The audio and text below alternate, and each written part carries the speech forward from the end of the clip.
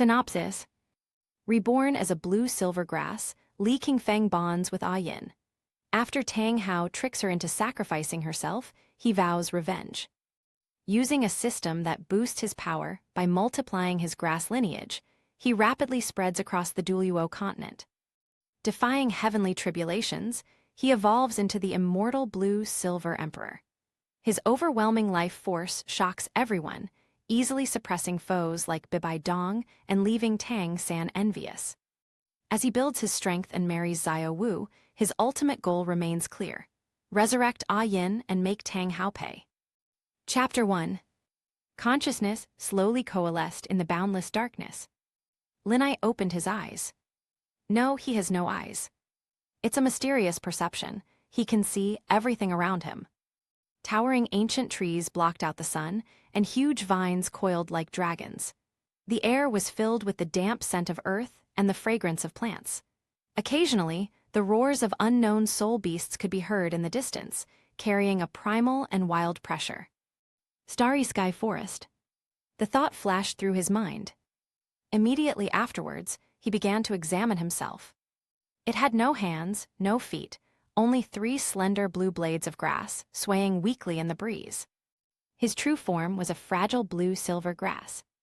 Forestry awareness fell into a long silence. What does that mean? He was once a towering figure in his past life, but now he's become a blade of grass, trampled on and swaying in the wind. What's this? A real vegetative state patient. Splash! The weather changed in an instant, and large raindrops began to fall, each drop like a heavy boulder, bending his grass blades over and making them cling tightly to the ground, looking utterly pathetic. The wind howled, and he felt as if his roots were about to be uprooted from the soil. A passing beetle, merely crawling by, nearly snapped him in half. The threat to survival is ever present. Lin Yi's heart was filled with despair. Just then, a series of light footsteps approached. A pink bunny hopped into his field of vision, with long ears and ruby-like eyes, looking innocent and naive. Soft-boned rabbit. Forestry awareness suddenly tightened. He remembered very clearly that this kind of spirit beast ate grass. Sure enough, the soft-boned rabbit quickly locked its gaze on him. Its little nose sniffed the air, and its ruby-like eyes instantly shone with a dazzling light. Bro, you smell amazing. This blue-silver grass seems to be more fragrant than any other in the forest, full of pure life force, and looks incredibly delicious. The soft-boned rabbit hopped merrily towards the forestry department, opening its adorable, yet deadly 3-lobed mouth. No! Lin Yi roared inwardly. He struggled desperately, trying to pull his roots out of the soil, even if it was just an inch. However, he was, after all, just a blue-silver grass that had just developed consciousness, and whose cultivation was fragile, its roots already integrated with the earth. He was completely unable to move. Just as the rabbit's mouth was about to bite his leaf, Lin Yi's consciousness almost plunged into darkness. I died right after transmigrating. I'm probably the most tragic transmigrator in history. At this critical moment, a gentle yet powerful force, like the warm spring sun, descended from the sky and instantly enveloped him. The once fierce, pliable rabbit, under the influence of this force, fled like a frightened pet, tumbling and scrambling into the depths of the jungle, never daring to look back. Lin Yi survived the ordeal and was still somewhat disoriented. He raised his head, and a stunningly beautiful figure came into his perception. It was a woman, wearing an elegant blue dress, with her long, flowing blue hair cascading down to her ankles. Her face was gentle and beautiful, and her temperament was noble and elegant. She seemed to be a spirit of this forest and a darling of nature. Especially her long, beautiful legs peeking out from under her skirt, with soft yet powerful lines, bare feet blending perfectly with the green grass and earth, exuding a breathtaking beauty. Blue-silver Emperor Ah Yin. Ah Yin slowly squatted down, curiously examining this unusual little grass. Huh, a sentient being has actually been born. Her voice was like a clear spring, carrying a hint of joy. Then she stretched out her slender finger and gently touched the grass blades of the forest. A surge of incredibly pure and vast life energy flowed continuously from her fingertips into Linai's body. "Little guy, your foundation is too weak. Let me give you a hand." Boom! Linyi felt a warm current instantly spread throughout his body. His parched roots frantically absorbed this power, his fragile stems became resilient, and the 3 blades of grass that originally grew out of the ground visibly sprouted a 4th, a 5th. His grass blades became even greener and more vibrant, with a blue halo flowing around them, full of vitality. So comfortable. This feeling of being reborn. Just then, a mechanical voice suddenly rang in his mind. Ding, host vital signs detected as stable, meeting system activation requirements. The many children, many blessings system is being activated. Activation successful. Linyi's consciousness was momentarily stunned. System. Many children and many blessings. His consciousness once again fell into a deathly silence. Are you kidding me? I am now a blade of grass rooted in the ground, unable to move. How can one have many children and enjoy many blessings? He quickly checked the system instructions. This system aims to help the host expand their family and grow their clan. The host can reproduce asexually, scattering seeds to create offspring. Each seed that successfully survives and grows will provide a reward to the host. Rewards are calculated based on the quantity and quality of offspring, with a settlement cycle of 1 year. I see. A raging fire instantly ignited in the forestry sector's consciousness. This system is practically tailor-made for him. Without further hesitation, he immediately mobilized the pure energy he had just acquired and activated his plant-like instincts. A faint blue glow emanated from the blades of grass, from which countless tiny specks of light, smaller than dust particles, drifted out and flew in all directions on the breeze. Sowing. Widespread sowing. He wanted his descendants to be scattered throughout the entire star-do great forest. 1 year. Once these grass seeds take root, sprout, and grow strong within a year, he will receive a reward from the system and reach the pinnacle of grass cultivation. The forestry department was filled with unprecedented excitement and anticipation. Only after he had done all this did he remember his benefactor. Although he couldn't speak, he still tried his best to sway his body, and the 5 leaves gently swayed towards Ah Yin, as if bowing in gratitude or flirting and showing affection. Ah Yin looked at his incredibly intelligent appearance, and her smile deepened. She reached out her delicate hand and gently stroked the leaves of the forest again. Her long, straight legs crossed slightly as she stood up, her figure swaying gracefully, exuding a mature and captivating charm. The little guy is so cute. Ah Yin nodded, feeling overjoyed to have met such a spiritual fellow human. I'm going to find Brother Hao now. I'll come see you later. As soon as she finished speaking, she turned around and transformed into a streak of blue light, disappearing into the depths of the forest. Brother Hao. Ah Yin's sweet and shy voice echoed in Linyi's mind. Tang Hao. The forestry worker was filled with terror. He knew better than anyone what kind of scheming and bloodshed lay hidden behind the seemingly earth-shattering love. For that 100,000-year-old blue-silver emperor soul bone and soul ring, Tang Hao resorted to any means necessary, even mobilizing the power of the spirit hall to relentlessly pressure them. In the end, Ah Yin sacrificed herself, and her life came to an end. Chapter 2.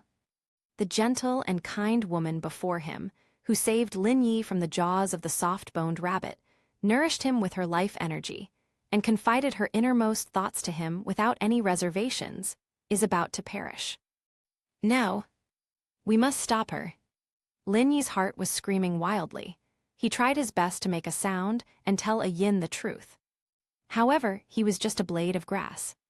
A blue-silver grass that has just gained consciousness and has not yet taken form. He couldn't make any sound or perform any complex movements.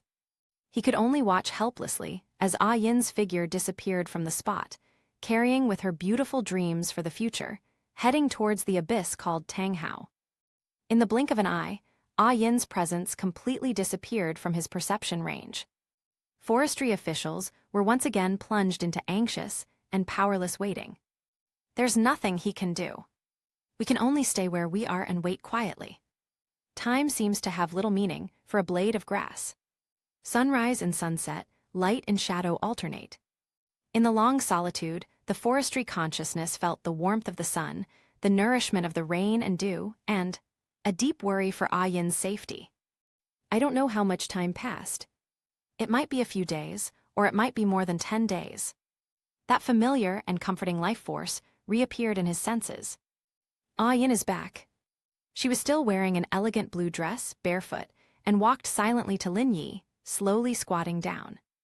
Those perfectly curved, long, beautiful legs stopped right in front of his field of vision, exuding a healthy and vibrant beauty, forming a stunning picture with the surrounding green grass and blue sky.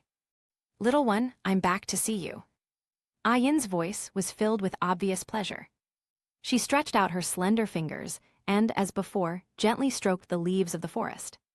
The warm life energy flowed through her fingertips, making Lin Yi feel comfortable, as if he were soaking in a hot spring, and his anxiety of the past few days was greatly relieved. A pure mind and body. He shook his leaves, gently rubbing them against Ah Yin's fingers, expressing his joy and affection. "Giggle." Ah Yin chuckled at his actions, her chest rippling with alluring waves. "You are becoming more and more insightful." She felt that this little blue-silver grass possessed extraordinary intelligence, even more so than many thousand-year-old soul beasts in the forest. From that day on, Ah Yin often came to visit him. She would sit next to Lin Yi and tell him about the interesting things that happened in the forest. There, centuries-old spirit beasts fight fiercely for territory. There, millennia-old fragrant immortal herbs are about to ripen. She will also bring the sweetest dew and the purest dawn, carefully watering his roots and helping him grow. Of course, what she talked about most was her innermost thoughts. Regarding that human soul master named Tang Hao. "Brother Hao came to see me again today and brought me some snacks from the human world. They taste very special. Brother Hao said he would always protect me and not let anyone hurt me." Ah Yin's words were filled with happiness and sweetness, and she radiated the glow of love. But the more she talked, the heavier Lin Yi's heart became. As a time traveler, he knew everything that would happen in the future. Furthermore, given Ah Yin's unwavering kindness and generosity, he couldn't bear to watch such a tragedy unfold before his very eyes. "No, I have to find a way to remind her." The forestry worker was extremely anxious. On this day, Ah Yin came again. Her face was filled with unprecedented excitement and joy, and even her steps became much lighter. As soon as she arrived at the forestry department, she couldn't wait to share. "Little one, I have some good news for you. Brother Hao, he proposed to me. He said he wants to marry me and take me back to his sect." Now, the forestry consciousness suddenly sharpened. He mobilized all his strength and concentrated all his energy. The next moment, his body, which originally had only 5 leaves, began to shake violently. Buzz! A powerful mental fluctuation suddenly spread outwards from him. "Danger! Don't go. That's a trap." The forestry department used all its resources to convey this message to Ah Yin.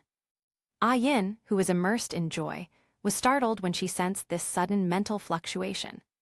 Her smile faded slightly as she looked at the violently shaking forest with some surprise. "Little one, what's wrong?" Then she seemed to understand something, and a gentle smile returned to her face. She reached out her delicate hand and soothingly stroked the trembling grass. Her beautiful legs were slightly pressed together, making her already graceful figure even more alluring. "Little one, are you worried about me?" "Don't worry, Brother Hao isn't that kind of person. He's very, very good to me." "You're being too suspicious." She thought that the little plant, which seemed to have a spirit, was simply reluctant to let her go, or perhaps it had a natural wariness of humans. At first, Ah Yin didn't really take the forestry department's warnings to heart. However, things took an unexpected turn. In the days that followed, every time she mentioned Tang Hao's name with great joy and talked about all the little things between them, she would do so.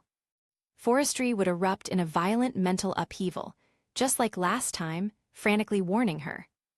It was by chance. Both times were coincidences. But this happened repeatedly, so Ah Yin couldn't help but take it seriously. The smile on her face gradually disappeared. She knew that Lin Yi was highly intelligent and would never speak without reason. This made her heart, which was enveloped in love, feel a little wary. That day, after the forest shook violently once again, Ah Yin remained silent for a long time. She slowly squatted down, her gaze level with the grass blades in the forest. Her long, beautiful legs, which could be described as works of art, gleamed like ivory against the backdrop of the green grass. She looked at him intently and solemnly made a promise. "Little one, I know you're doing this for my own good. Okay, I promise you, I'll be more careful in the future. Moreover, I usually come back to see you once a month. If there's really something wrong, I'll definitely come back to talk to you." Ah Yin's tone was incredibly sincere. After spending this time together, she had come to regard this silent blue-silver grass as her most special family member and friend. She liked him very much and trusted him. Lin Yi sensed the sincerity in Ah Yin's words and slowly stopped shaking. He knew that this was all he could do. The rest is up to Ah Yin's own fate. Ah Yin's promise finally eased the tension in the forestry department. He slowly stopped shaking, and the leaves returned to calm, quietly feeling the warmth from Ah Yin's fingertips. Very good. As long as she plants a seed of doubt in her heart, there is still a chance for things to turn around. Chapter 3. Lin Yi secretly breathed a sigh of relief. What he feared most was that Ah Yin would be blinded by love and ignore the warnings from her kindred spirits. It seems that I hold a more important place in her heart than I had imagined. But that's not enough. Having a sense of vigilance alone is far from enough. Backed by Tang Hao stood the entire Clear Sky sect, and the Spirit Hall was also secretly coveting him. Once the true intentions are revealed, Ah Yin, a 100,000-year-old soul beast, is utterly powerless to resist. Time. What I need most right now is time. We must seize every moment and complete the system's first task and the first reproduction as soon as possible. If I could gain enough power and the ability to communicate directly with Jintoki, everything would be different. Lin Yi knew perfectly well that Tang Hao's plan was full of flaws.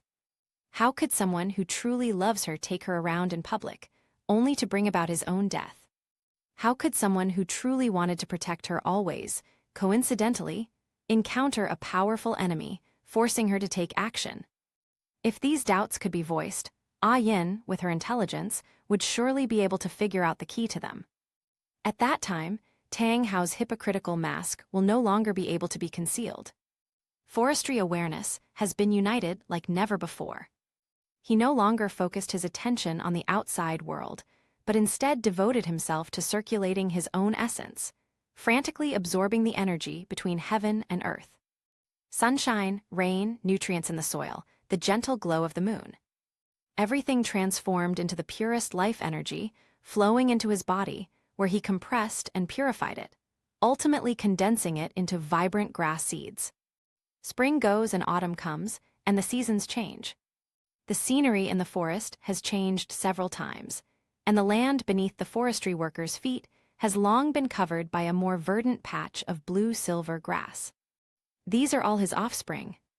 Each one is connected to him by blood and shares his consciousness. Finally, on an autumn morning, as the first rays of sunlight fell on his leaves, a series of crisp notification sounds rang in the forestry worker's mind. Ding, congratulations, host, on successfully completing your first reproduction.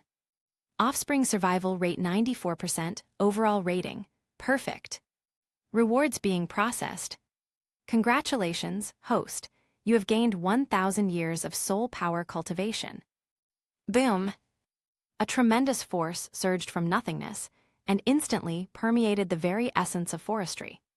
His consciousness roared as if it were about to explode. He could clearly feel that every leaf and every root of his was becoming more resilient and full of explosive power under the impact of this force. The system notification sound continued. Congratulations, host, you have obtained the permanent talent, everlasting life. Endless vitality. a unique talent of the blue-silver grass bloodline, permanently increasing the speed of absorbing the energy of heaven and earth by 300%. Even in the harshest environments, it can forcibly draw life force to sustain itself.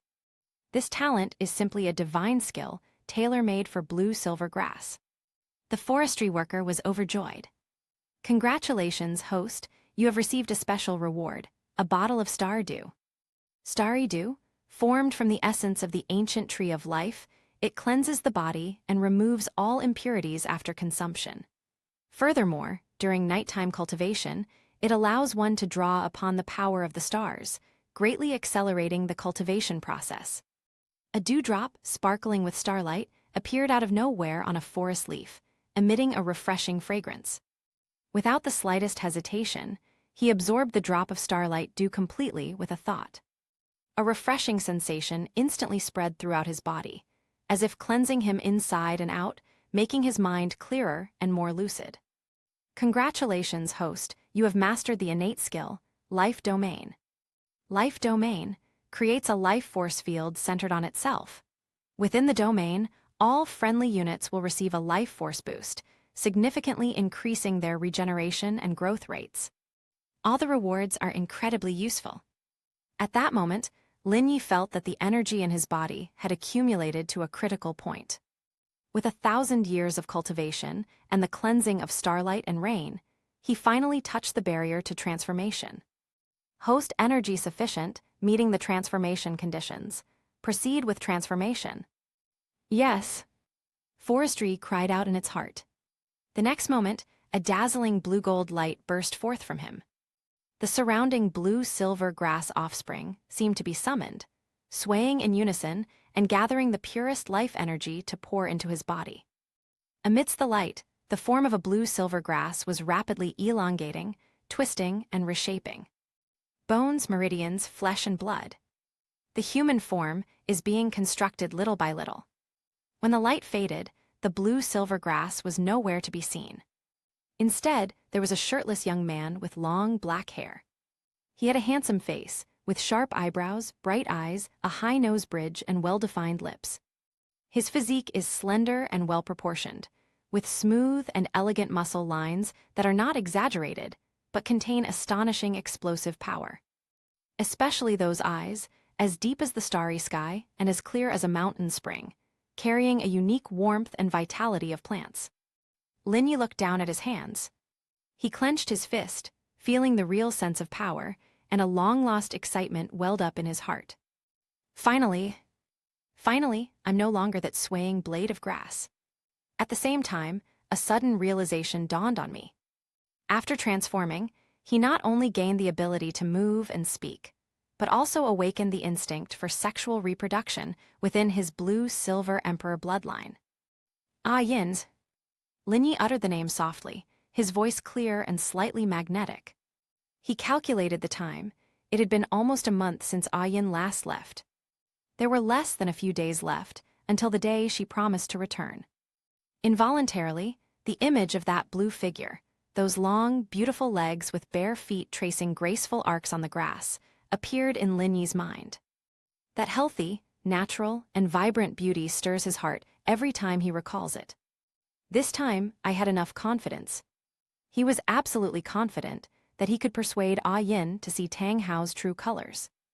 That man, in his pursuit of soul bones and soul rings, made countless small moves, revealing too many flaws in his defenses. At the same time, in a secluded valley on the outskirts of the starry sky forest, two figures were moving rapidly. The man at the head of the group was burly and had a resolute face. He was Tang Hao.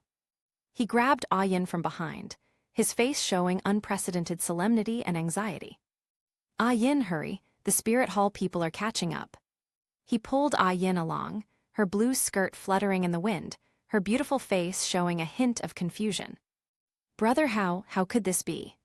She furrowed her beautiful brows and said softly, We were so well hidden, and this valley is extremely remote. How did they find us? Chapter 4. This is not the first time. Every time they thought they had found a safe haven, the spirit hall's pursuers would appear like ghosts. Once is a coincidence, twice is an accident. But after a while, Ah Yin couldn't help but think of that wildly swaying little blue-silver grass. Its warning still rings in our ears. Ah Yin paused slightly and broke free from Tang Hao's grasp. Brother Hao, I want to go back to the center of the forest. She looked at Tang Hao and said earnestly, I want to ask that little guy, maybe it knows something. Upon hearing this, Tang Hao's expression changed instantly. No. He blurted it out almost without thinking, his tone forceful. The situation is so critical right now, we could be caught every second. How can we go back? That would be like walking into a trap. Ah Yin looked at him quietly, without saying a word. But her gaze made Tang Hao's heart skip a beat. Yes, she remembered that damned weed again. Ah Yin's suspicion was like a needle pricking Tang Hao. He knew he couldn't delay any longer. If this continues, this perfect 100,000-year soul ring, this soul bone that was destined to belong to him, will probably fly away. Tang Hao took a deep breath, and the anxiety and love in his eyes slowly faded away. Instead, there is a deep, undisguised resolve. Looking at the woman he had been pursuing for so long, he made his final decision. Since she's already starting to have doubts, there's no need to keep acting. It's time to take everything that's rightfully mine. Tang Hao looked at Ah Yin. Looking at this 100,000-year-old soul beast that he had painstakingly obtained, the woman who was about to bring him his 9th soul ring and a powerful soul bone. The doubt in her eyes was like a sharp thorn, piercing his heart. That damned weed again. It must have been that strange blue-silver grass that planted these thoughts in her mind. A surge of violent energy welled up in Tang Hao's heart. The plan has reached its final stage, and no unexpected events can be tolerated. The anxiety and seriousness on his face slowly faded, replaced by a calmness that felt unfamiliar to Ah Yin. A deathly silence, as if the true nature of the matter had been revealed. Brother Hao. Ah Yin's heart sank suddenly, and an ominous premonition enveloped her. Tang Hao released her hand and gently stroked the baby in her arms. That's their child, Tang San. Ah Yin, you are very smart. Tang Hao's voice was soft, but every word struck Ah Yin's heart. That's right, I'm the one who brought the Spirit Hall people here. Boom. Ah Yin's mind went blank. She staggered back a step and looked at the man in front of her with the eyes of someone looking at a stranger. She remembered the way that little blade of grass swayed wildly. Danger. Trap. It turns out that what it said was true. Why? Ah Yin's voice trembled. She refused to believe that it was all a hoax. Why? Tang Hao laughed, a laugh tinged with self-mockery and madness. Because I need a 100,000-year spirit ring. I need a top-tier spirit bone. I need to become the youngest titled Douluo on this continent. Only in this way can I prove to the sect that I, Tang Hao, am stronger than my elder brother. He no longer concealed his ambition. That naked desire made Ah Yin's heart sink little by little. So, our relationship, everything we went through together, was all a lie. No, of course not. Tang Hao shook his head, a complex emotion flashing in his eyes. I loved you, Jintoki, but I love power more than I love you. And only in this way can you willingly sacrifice yourself for me, isn't that right? He spread his hands and said it as if it were the most natural thing in the world. If the Spirit Hall hadn't forced you, why would you have made that final sacrifice? Ah Yin was completely heartbroken. Looking at the man before her, she felt only endless sorrow. She hated herself for not heeding the warning of that little grass. Just then, several powerful auras swept in from all directions, completely sealing off the valley. Tang Hao, hand over the 100,000-year-old blue-silver emperor. A soft, feminine voice rang out. The Pope of the Spirit Hall, Qian Zunji, along with Chrysanthemum Douluo Yue Guan and Ghost Douluo Gui Mei, surrounded the two in a triangular formation. Tang Hao was not surprised but delighted and laughed loudly. Well done. He suddenly drew the clear sky hammer from his back, and 8 spirit rings instantly rose up. The red 9th spirit ring had not yet been attached, but the pressure of a titled Douluo was already fully revealed. Ah Yin, look closely. This is the stage I've prepared for you. Tang Hao roared and brandished his clear sky hammer, engaging Qian Zunji in battle. Ah Yin stood there, holding the child, her heart filled with despair. She watched Tang Hao's battle against the spirit hall experts and felt utterly ironic. This whole affair, from beginning to end, was a carefully orchestrated scam for her. The battle intensified. Although Tang Hao was strong, he gradually fell into a disadvantageous position when faced with the siege of 3 title Douluos. He was accidentally grazed on the arm by Chrysanthemum Douluo's Kyring Tongshan Chrysanthemum and spat out a mouthful of blood, his breath immediately weakening. Ah Yin's heart remained completely unmoved. She knew the real drama was about to begin. As expected, Tang Hao was forced to stagger backward during a violent collision. He spotted the direction from which Ghost Douluo was launching a strange attack, and a ruthless glint flashed in his eyes. Ah Yin! He shouted, seemingly wanting to throw the child in his arms to Ah Yin for protection. However, the trajectory traced by the swaddling clothes was at a fatal angle. It was right in front of Ghost Douluo's ghostly claws, which were powerful enough to tear everything apart. Save the child! Tang Hao's roar echoed through the valley, filled with anxiety and despair. For a moment, time seemed to stand still. Ah Yin's gaze passed over the child flying in the air and fixed intently on Tang Hao's eyes. She could no longer see a trace of love in those eyes. All that remained was scheming and the greed of impending success. Ah Yin suddenly smiled. The laughter was both poignant and exquisitely beautiful. I see. Even one's own flesh and blood can be used as a last resort to coerce oneself. Tang Hao, how cruel you are. She glared fiercely at Tang Hao, a glare that contained endless disappointment, utter desolation, and an eternal farewell. Little grass, you're right about everything. I was so stupid. Qian Zunji, Ju Douluo, and Gui Douluo all stopped their attacks and watched the scene with great interest. They were happy to see this infighting. But Ah Yin had no other choice. That was her child, flesh of her own flesh. She may not love Tang Hao, but she cannot fail to save her child. Haitian sect Tang Hao. Ah Yin murmured softly, her voice as gentle as a lover's whisper. I swear on my life and soul that I will never forgive you in this lifetime. Chapter 5. The moment the words fell, a dazzling red light burst forth from Ah Yin's body. That wasn't the light of a soul skill, but the light of a sacrifice that burned life and soul. A surge of life energy transformed into a crimson torrent, instantly enveloping Tang Hao's body. At the same time, a gentle force lifted the swaddling clothes in the air and sent Tang San back to Tang Hao's side. Bathed in the red light, Tang Hao felt his soul power rising steadily. At the position of his 9th soul ring, a dazzling 100,000-year red soul ring was slowly condensing.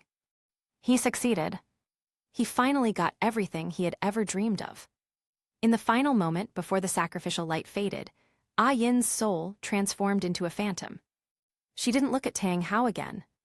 They didn't even look at their own children. She simply gazed intently towards the center of the Star du Great Forest. His gaze was filled with endless apology and regret. Little grass, I'm sorry. I failed to listen to you. My promise to go back to see you every month, I won't be able to keep it. When the red light faded, only a right leg bone shimmering with a ghostly blue light and a withered blue-silver grass seed remained on the spot. The starry sky forest at its center. The once clear sky had turned gloomy without me noticing. There was no wind, yet the air carried a bone-chilling cold. 1 drop, 2 drops. The cold rain began to fall, carrying an indescribable sorrow. The forest stands quietly in the blue-silver sea of grass it has cultivated. He had just taken human form and was still somewhat unfamiliar with this human body. Yet at this moment, he felt a sharp pain originating from the deepest part of his bloodline. It was a feeling of being torn apart. It felt as if the most important connection between myself and this world had been severed by human beings. Waya! A soft whimpering sound came from every blue-silver grass at his feet. Not just under his feet. Throughout the entire Star du Great Forest, whether on mountain peaks, in river valleys, on cliffs, or in swamps. At this moment, all the blue-silver grasses drooped their leaves and let out the deepest lament. An endless sorrow, like a tsunami, swept across the vast forest. Countless soul beasts raised their heads, gazing blankly at the sky. They didn't know what had happened, but they could feel the immense sorrow that permeated the heavens and earth. The emperor has fallen. Lin Yi's body began to tremble violently.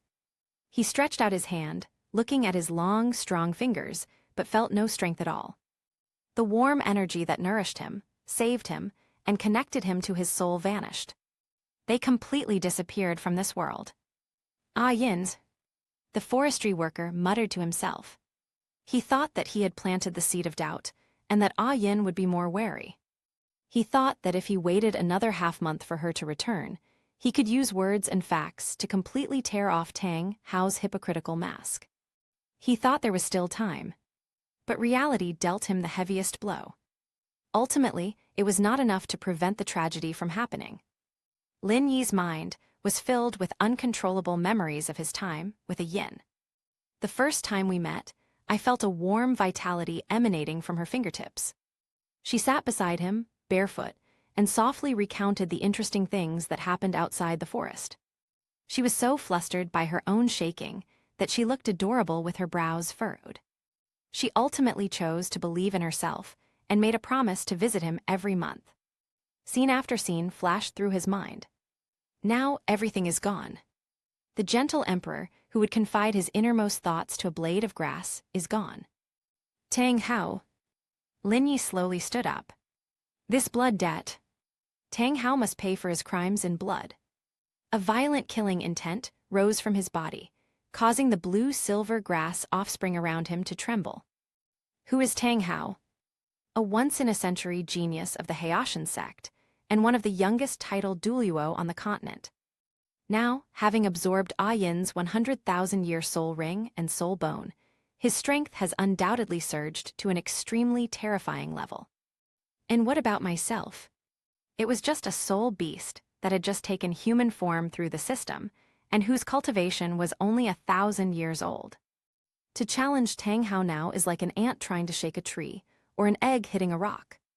Revenge cannot be achieved with mere passion. We need strength. It requires absolute power to crush everything. The madness and grief in Lin Yi's eyes gradually faded, turning into tranquility. He took a deep breath, the cool, rain-laden air filling his lungs and calming his racing mind. His gaze swept over the boundless sea of blue-silver grass at his feet. These are his offspring, the source of his power.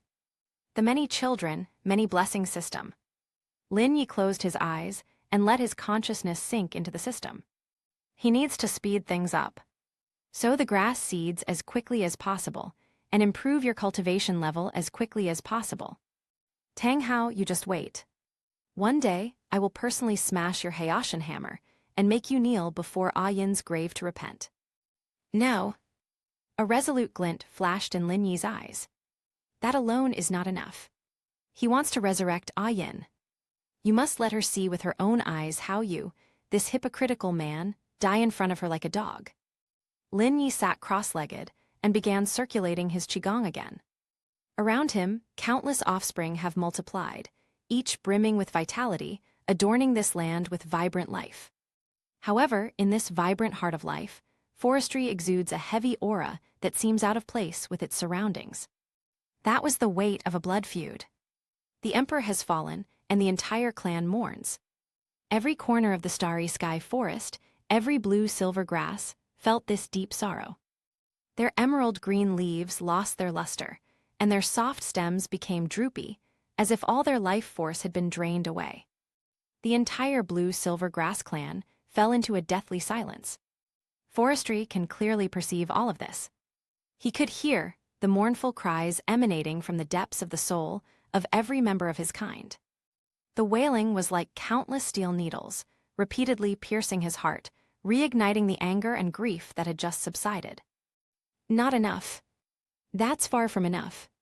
The forestry worker clenched his fists. To seek revenge and to resurrect Ah Yin, one must possess the power to crush everything. He must improve his strength as soon as possible. The millennia-old soul power within his body circulated wildly, transforming entirely into the most primal life energy. Go. With a thought, a dense, almost impenetrable green halo suddenly exploded out from the center of Lin Yi's seated body. Buzz! Countless grass seeds, shimmering with the light of life, shot out in all directions like a sky full of stars or a grand green meteor shower. These grass seeds contain his purest primal power. They flew over hills, crossed streams, and landed on every inch of the forest. Chapter 6. It takes root and sprouts. Their reproduction rate reached an extremely terrifying level. Centered on forestry, a green wave is expanding outward at a visible speed. The area is getting bigger and bigger. Wherever it goes, all other weeds are assimilated, and even some low shrubs are squeezed out of their living space by its powerful vitality. He wants to make this forest his kingdom of blue-silver grass. Spring goes and autumn comes, and the seasons change. As the first leaf fell in the forest, the system's cold notification finally rang in the forestry worker's mind. Ding, all second-generation offspring have reached maturity, with a survival rate of 92.51%. Congratulations, host, you have received the following rewards: 9,000 years of soul power cultivation, bloodline evolution, blue-silver emperor, blue-silver domain. Boom! A torrent of soul power, 100 times larger than before, appeared out of thin air within Lin Yi's body, frantically washing over his limbs and bones. In that instant, his cultivation level soared from 1,000 years to the level of a 10,000-year-old soul beast. At the same time, a transformation originating from the depths of one's bloodline began. Faint golden patterns began to appear on his skin, then quickly disappeared. An innate nobility and majesty emanated from the depths of his soul. The new blue-silver emperor. At the very moment he completed his evolution, the entire star Du Great Forest, and even all the blue-silver grass in the entire Douluo Continent seemed to have received some kind of divine summons. Their withered leaves straightened up again, their dull color turned bright green, and they radiated unprecedented vitality. The old emperor has fallen, a new king must rise. Lin Yi slowly opened his eyes, and an invisible wave emanated from him, quietly spreading outwards. Blue-silver realm. Blue-silver realm, a symbol of imperial authority. Additional ability 1, mental network. Within this domain, the vision and perception of all blue-silver grass are at the host's disposal. Second ability, life absorption. Within this domain, the host can rapidly absorb the essence of the sun and moon, the vital energy of the earth, and all other unclaimed energies, making them their own. A slight smile finally appeared on Lin Yi's lips. This is what gives him the right to seek revenge. With a thought, his mental network instantly activated. In an instant, everything within a radius of several hundred meters was clearly presented in his mind. The rustling of the wind through the treetops, the tactile sensation of a beetle crawling across a blade of grass, the trail of a dewdrop sliding from the tip of a leaf. Nothing escapes his perception. As the blue-silver domain unfolded, the land beneath his feet began to undergo astonishing changes. The once fertile black soil has become even more vibrant, with wisps of life emanating from it. Other plants in the area also seem to have taken a powerful tonic, growing wildly and becoming exceptionally lush. A century-old bellbird, its wing torn off during a hunt, dragged its mangled body and struggled to crawl into the area. It instinctively sensed the rich life force here. As soon as it entered, it was enveloped by that gentle energy. The pain in its wounds quickly subsided, and even its depleted strength was rapidly restored. This once barren land, grieving the fall of its emperor, is being transformed into a vibrant oasis by forestry workers. It stands in stark contrast to the desolation of other areas in the forest. Ding detected that the host has activated their domain for the first time. Bonus rewards are being distributed. Congratulations, host, you have obtained Transformation Pill 2, Heart of Life 1, and the skill All Plants Are Soldiers. Transformation Pill allows soul beasts under 100,000 years old to disregard cultivation limitations and directly transform into human form. Heart of Life, a wondrous object containing the immense essence of life, capable of reshaping the physical body and resurrecting living beings. All plants are soldiers. Activated with soul power, this ability transforms plants within the domain into soldiers, fighting for the host. Lin Yi's breath hitched slightly as he looked at the rewards on the system panel.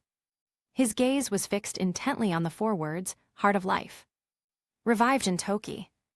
This is no longer an empty vow, but a real hope. Lin Yi carefully put away the emerald green heart, burying the murderous intent and hatred in his eyes even deeper. He lingered in the heart of this blue-silver kingdom, like an emperor lurking in the abyss, quietly accumulating power, waiting for the day he would soar to the heavens. Another year has passed. The seeds of the new generation of forestry grasses have already been sown and are fully mature. Today, his descendants have reached the 3rd generation. Their numbers have grown at a terrifying geometric rate, covering almost half of the central area of the Stardew Great Forest.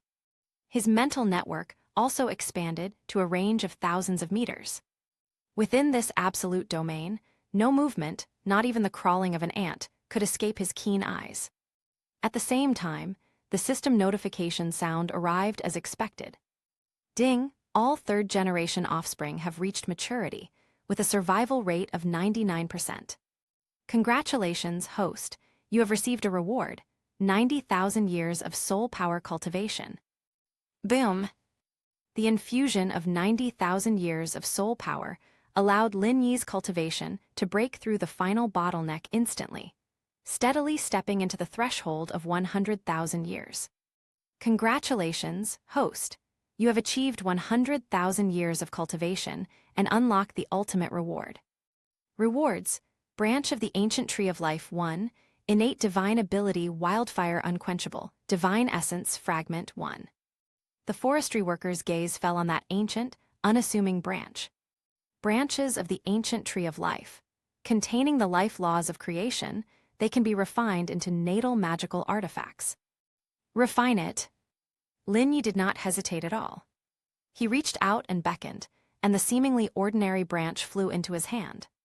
10,000 years of soul power surged into it, and the branches instantly burst forth with a dazzling green light. In the hands of the forestry workers, it stretched and transformed, eventually becoming a scepter that was entirely green and inlaid with a life crystal core at the top. Staff of Life. The moment he grasped the staff, Lin Yi felt a stronger connection between himself and the entire forest. Then he looked at the innate supernatural power. Wildfire cannot extinguish it. As long as one offspring remains, the host can borrow its body and be reborn through a drop of blood. This is practically immortal. Lin Yi was shocked. This innate divine ability was more practical than any defensive soul skill. The final reward, a fragment of divinity, stirred his heart and soul. It was a rhombus-shaped golden fragment, quietly floating in his sea of consciousness, emanating a supreme aura that transcended the mundane. However, it was precisely at the moment that this divine essence merged into his soul that... Boom! The sky over the entire Stardew Great Forest suddenly darkened. An indescribable, terrifying pressure crashed down from the heavens. A heavenly calamity is imminent. Lin Yi looked up at the sky, his face solemn. He knew that a 100,000-year-old soul beast needed to undergo tribulation, but he never expected that the tribulation he had triggered would be so terrifying. Chapter 7. The clouds gathering in the sky were not ordinary thunderclouds. It was a chaotic, churning cloud of tribulation, within which purple, black, gold, and red lightning intertwined, radiating a terrifying aura that could destroy all life. Each flickering arc of electricity seemed to contain the power of supreme laws. Chaos and annihilation clouds. Legend has it that under this tribulation of lightning, all things perish, and it can completely destroy all traces of life. Moreover, Lin Yi could clearly sense that this thundercloud was several times more powerful than an ordinary chaotic cataclysmic event. The will emanating from the core of the tribulation cloud did not seem like a test from the heavenly Tao, but rather more like a supreme judgment and punishment. It's that wisp of divinity. The beings of the lower realm dared to steal the authority of the gods. This is the wrath of the divine realm. This force clearly didn't want him to safely pass through this 100,000-year tribulation. Starry Sky Forest Core. Beside the Lake of Life. On a small island in the middle of the lake, a sleeping silver-haired woman slowly opened her purple eyes. She had a flawless face and a noble and elegant demeanor. Just sitting there quietly, she seemed to be the center of the world. A pair of long, slender, jade-white legs extended from beneath the elegant skirt, gently overlapping, their skin radiating an alluring glow in the hazy mist of life. It is the Silver Dragon King, Gu Yuina, who is sleeping here. She raised her head and looked in the direction of the forestry department. For the first time, shock and solemnity appeared in her purple eyes, which seemed to see through everything in the world. It's actually the chaos annihilation tribulation. Her voice was clear and melodious, yet carried a subtle, almost imperceptible heaviness. Under this calamity, there is no chance of survival. Beside her, a woman in a turquoise dress also stood up, her face full of worry. She had a graceful figure and beautiful curves, with her straight and slender legs peeking out from under her skirt, exuding a mature charm. Emerald Swan Bridget. My lord, this aura. Bridget said softly, her beautiful eyes filled with worry. A year ago, I sensed an exceptionally pure and immense life force in the forest, which must have come from this person. Just who is he to have attracted such a calamity? She paused, then asked tentatively, should we lend him a hand? Snort. A rough, cold snort interrupted Bridget's words. Not far away, a burly man with a towering build stood with his arms crossed, speaking disdainfully. Mr. Xing. A mere weed dares to claim it. Does it even deserve our help? He glanced in the direction of the calamity clouds, his eyes filled with schadenfreude. My lord, your grand plan is not yet complete. You must not act rashly because of an outsider. If he dies under this lightning tribulation, it will save us the trouble. It would be better if he died. By the lake, a man in black who had been resting with his eyes closed slowly opened his golden eyes. Emperor Tian. He merely glanced calmly at the cataclysmic clouds, remaining silent. Though somewhat reluctant, his silent demeanor clearly indicated his agreement with Xing Jun's statement. It's better to avoid trouble. The safety of our lord is of utmost importance. A plant-type soul beast of unknown origin is not worth the effort of these ferocious beasts. He wanted to see what this little grass, which dared to offend the gods, was capable of. Gu Yuina's judgment and Dai Tian's silence did not affect the forestry under the tribulation clouds. He simply looked up, gazing at the churning chaos. 100,000 years of lightning tribulation, is it really this terrifying? That judgmental will originating from the divine realm was even more domineering and unparalleled, clearly intending to completely annihilate him, this lower realm being who had stolen a fragment of divinity. Lin Yi was also taken aback. You want to kill me? You think you're worthy? Lin Yi tightened his grip on the staff of life. Boom! High above, seemingly sensing the forestry industry's provocation, the first tribulation lightning bolt was finally prepared. A purplish-black lightning dragon, as thick as a water bucket, roared and tore through the sky, carrying an aura of destruction as it crashed down. Lin Yi neither dodged nor avoided the attack, and didn't even raise the staff of life in his hand. His legs were slightly apart, and his body sank slightly. Come! He looked up to the sky and roared. The purplish-black lightning dragon slammed into his body. Sizzle! The violent power of lightning instantly swept over his body, its destructive force frantically destroying the life force within him. Lin Yi groaned, and a trickle of blood escaped from the corner of his mouth. However, at that moment, the ground beneath his feet lit up with a brilliant green light. Countless thick, dragon-like roots have long been deeply embedded hundreds of meters underground, closely connected to the earth's veins in this forest. A stream of rich, earthy energy flowed continuously into his body through his roots. His life force surged wildly, instantly repairing the injuries caused by the lightning. We'll just have to tough it out.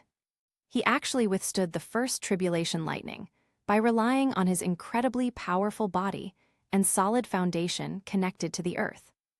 Boom, boom. the storm clouds in the sky churned violently, as if they had been thoroughly enraged. The second, the third, the fourth. A series of even more violent lightning bolts than before poured down on the forestry department as if they were free. Forestry has always stood strong. His body was an indestructible fortress, unmoved by any thunderous force. The roots, firmly anchored beneath the earth, act like the strongest anchors, firmly binding him to the lifeblood of the entire starry sky forest. After the sixth lightning strike, the tribulation clouds in the sky mysteriously paused for a moment. An even more chilling pressure was brewing within. The final 3 lightning tribulations. Lin Yi took a deep breath, his expression becoming slightly serious. He knew that the real test was only beginning. There was no earth-shattering thunder. The 7th tribulation lightning was a thin, dark golden ray of light, as fine as a hair. It silently pierced the sky, yet contained a power of law capable of destroying and disintegrating all matter. Wherever the light passed, the air, dust, and vital energy were all annihilated, leaving behind a pitch-black void rift. Lin Yi's pupils contracted.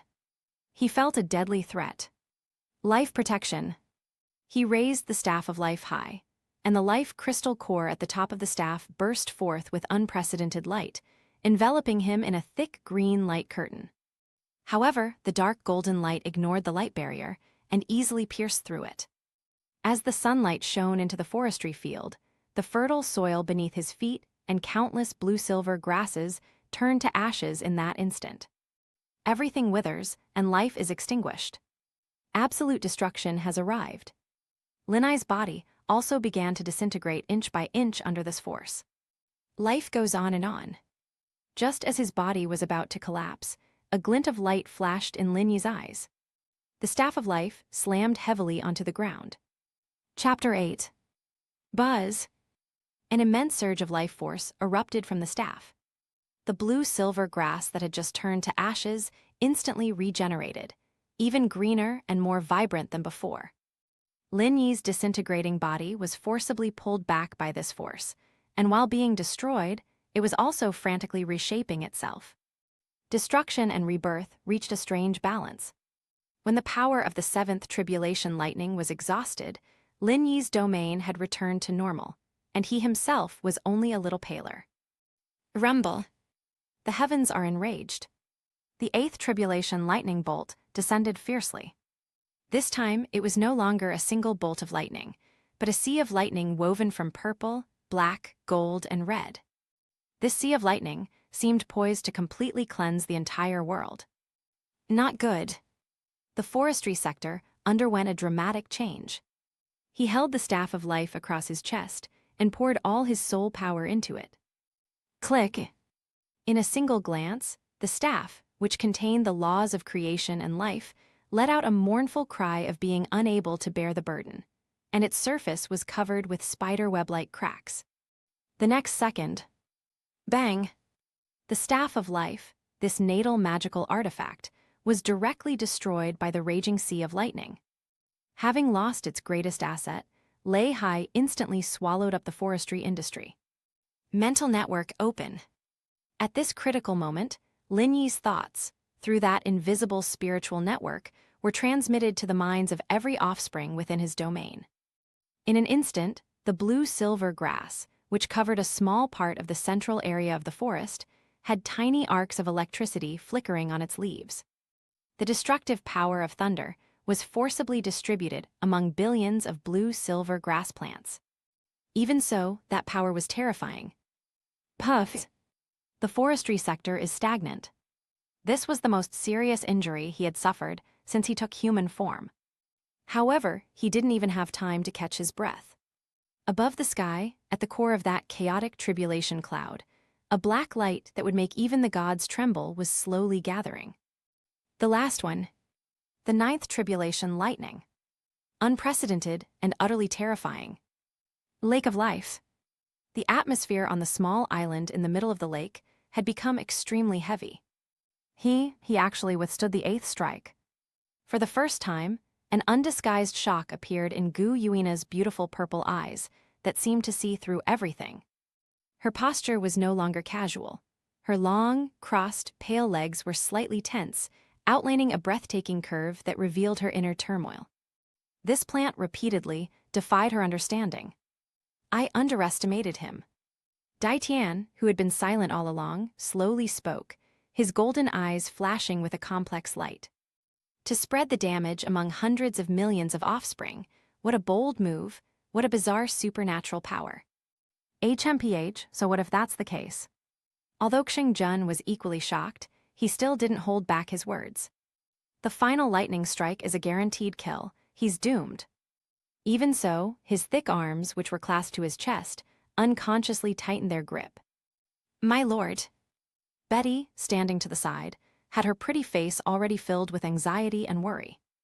Her figure was graceful, and her straight, jade-like legs, clad in a long emerald green dress, moved gently with each step, exuding the charm and anxiety of a mature woman. He's reached his limit. If we don't act now, he's really going to perish. She desperately wanted to help the forestry department, but she knew that in the face of a tribulation of this magnitude, her power was nothing but a drop in the ocean, and going there would only be a pointless death. Gu Yuina's gaze also fell upon the 9th tribulation lightning that was gathering, her brows furrowed. She also considered taking action. It would be such a pity if such a talented and brilliant junior were to perish. My lord, no. Dai Tian and Xingjun spoke in unison to dissuade them. Dai Tian said in a deep voice, My lord, your body has not fully recovered yet, you must not act rashly. This final tribulation lightning is extraordinary, containing the judgment laws of the divine realm. If you forcibly intervene, you will inevitably suffer a backlash, which will only worsen your injuries and may cause you to fall into a slumber for another 10,000 years. Xingjun also said in a muffled voice, My lord, your grand plan is of utmost importance. It's not worth it for a mere blade of grass. Gu Yuina's fingertips trembled slightly, but in the end, they slowly lowered. Dai Tian and the others are right. She can't take the risk. Well, she could only let out a helpless sigh in her heart. Boom! The 9th tribulation lightning has finally descended. It was a pure, colorless light of destruction. It has no form, no sound, yet it makes the whole world lose its color in its presence. Lin Yi struggled to his feet from the pit, raising his charred face, his eyes burning with an indomitable flame. Blue-silver domain, activate. Life goes on, keep burning. Blue-silver emperor bloodline, boiling. Life drawing, operating at the limit. My soul is rooted here. At this moment, Lin Yi used all his strength to completely merge himself with the blue-silver kingdom beneath his feet. He is the embodiment of this realm. That's the field, it's him. Then he raised his head and faced the chaotic, life-annihilating light that was powerful enough to obliterate everything. There was no earth-shattering collision. Wherever the light of destruction passed, it swept away everything in its path. The blue-silver realm is crumbling piece by piece. Billions of blue-silver grass instantly transformed into the most primitive particles. Lin Yi's body, too, began to dissipate little by little under the light. An indescribable, excruciating pain surged from the depths of his soul, as if trying to erase his very existence from this world. But he remained standing firm, his jaw clenched, his gaze unwavering. Never give up. The light swept across. Everything returns to nothingness. That once vibrant blue-silver kingdom has become a desolate, scorched wasteland. Lin Yi and all his descendants seemed to have been utterly destroyed and completely wiped out in that instant. The world was utterly silent. Lake of Life. It's over. A single, glistening tear slid down Bridget's cheek, her face filled with sorrow. Dai Tian and Xingjun simply shook their heads silently, their eyes filled with complex emotions. Although they were strangers, the indomitable will that the forestry workers ultimately displayed earned their respect. Unfortunately, it was ultimately futile, like a mantis trying to stop a chariot. Even Gu Yuina, with her stunning purple eyes, revealed a hint of regret. She sighed softly. Such a terrifying tribulation lightning is too powerful, even for a 400,000-year-old soul beast. It is almost an impossible task to make a soul beast that has just entered the 100,000-year period withstand it. She believed that forestry was doomed. However, just when everyone thought everything had settled down, in the heart of that scorched earth, thoroughly purified, in that absolute silence and nothingness, a faint, almost invisible green light suddenly appeared, like the first star in the night. Chapter 9. Gu Yuina's gaze froze instantly. What is that? On the scorched earth, Lin Yi's already vanished consciousness caught a glimmer of life in the endless darkness. Innate supernatural power, wildfire cannot burn it out. In the instant of utter destruction, he finally grasped the true essence of this talent. It is not a simple rebirth through bloodshed. Instead, ultimate destruction is accompanied by ultimate life. Without destruction, there can be no construction. To live in the face of death. This is the true meaning of wildfire cannot burn it out. This is the ultimate secret of life never ends. Rebirth from the ashes. I see. My awareness of forestry suddenly became clear. He no longer resisted the destructive lightning power that remained between heaven and earth, but instead actively absorbed it into his own soul origin. Life is the fire, destruction is the thunder. Boom! That tiny green light suddenly burst forth. An endless stream of life force burst forth from beneath that scorched earth, sweeping across the heavens and the earth. A tiny, sparkling blue-silver grass sprout broke through the scorched earth and grew strong. The tender shoot quickly transformed into a human shape. Lin Yi's body was instantly reshaped amidst the intertwining of the fire of life and the thunder of destruction. He slowly opened his eyes, and a wisp of purplish-black lightning and a wisp of emerald-green life flame flickered alternately in the depths of his eyes before finally settling into calm. He succeeded. The 10,000-year tribulation of lightning has been overcome. Lake of Life.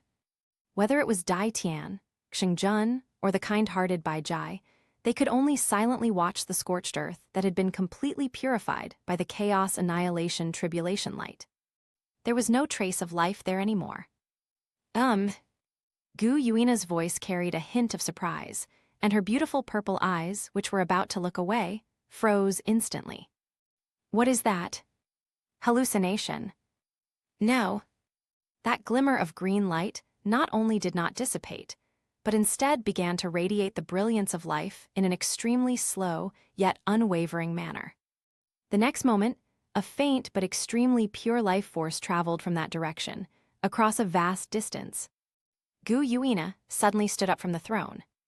Her long, pale legs, casually crossed, parted, revealing her perfect curves beneath her silver dress, and her tall figure exuded an imposing aura. How is this possible? For the first time, a complete shock appeared in her purple pupils.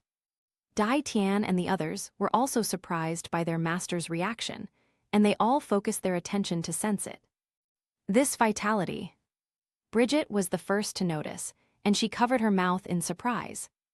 Gu Yuina no longer hesitated, and her vast and boundless divine sense swept out like a tide, instantly enveloping that scorched earth.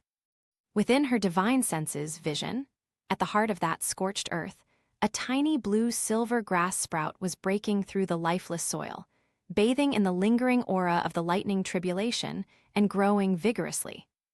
The tender shoot quickly transformed into a human shape. A handsome young man appeared. Although his aura was weak, the life force within him was not extinguished. Instead, it was growing wildly at an unbelievable speed. It was like dry wood meeting a raging fire. He's not dead. He's still getting stronger.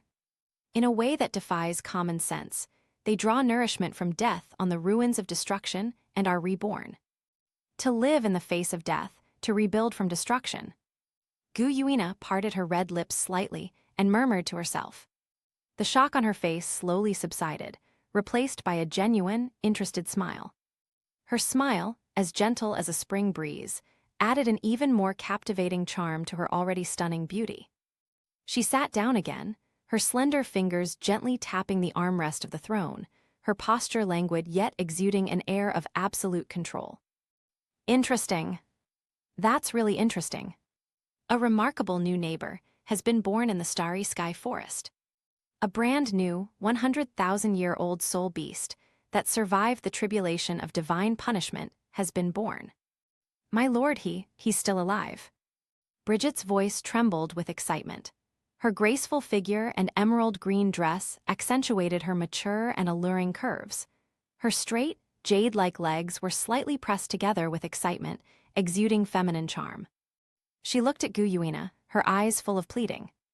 The calamity clouds have dissipated. He must be very weak now. I'll go help him. Dai Tian and Xingjun exchanged a glance but remained silent. The facts speak for themselves.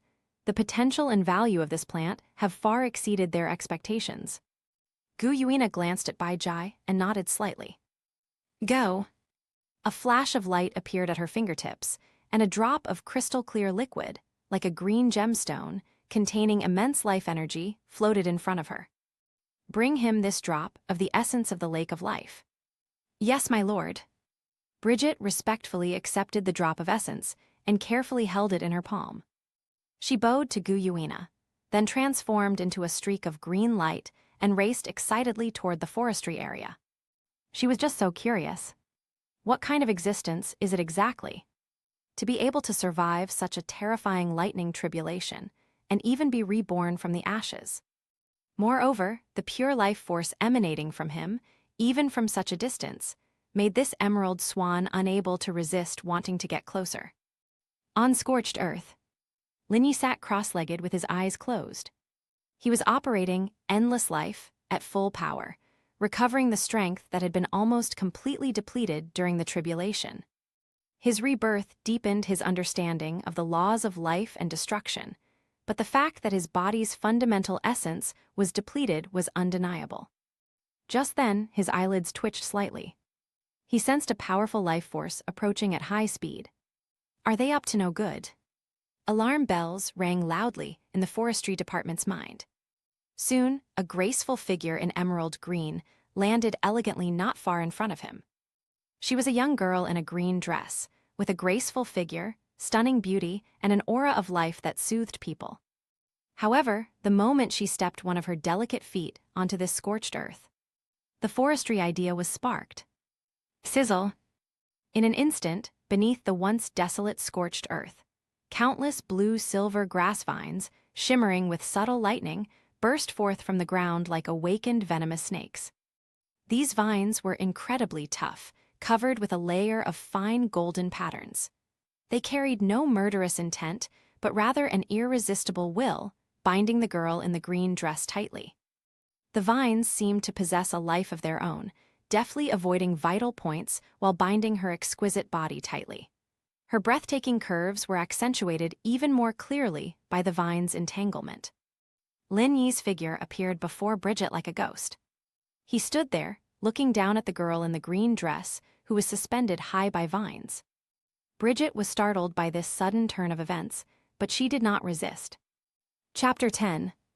Bridget could sense that although the vines bound her and prevented her from moving, they had no intention of harming her. She looked up and met Lin Yi's gaze.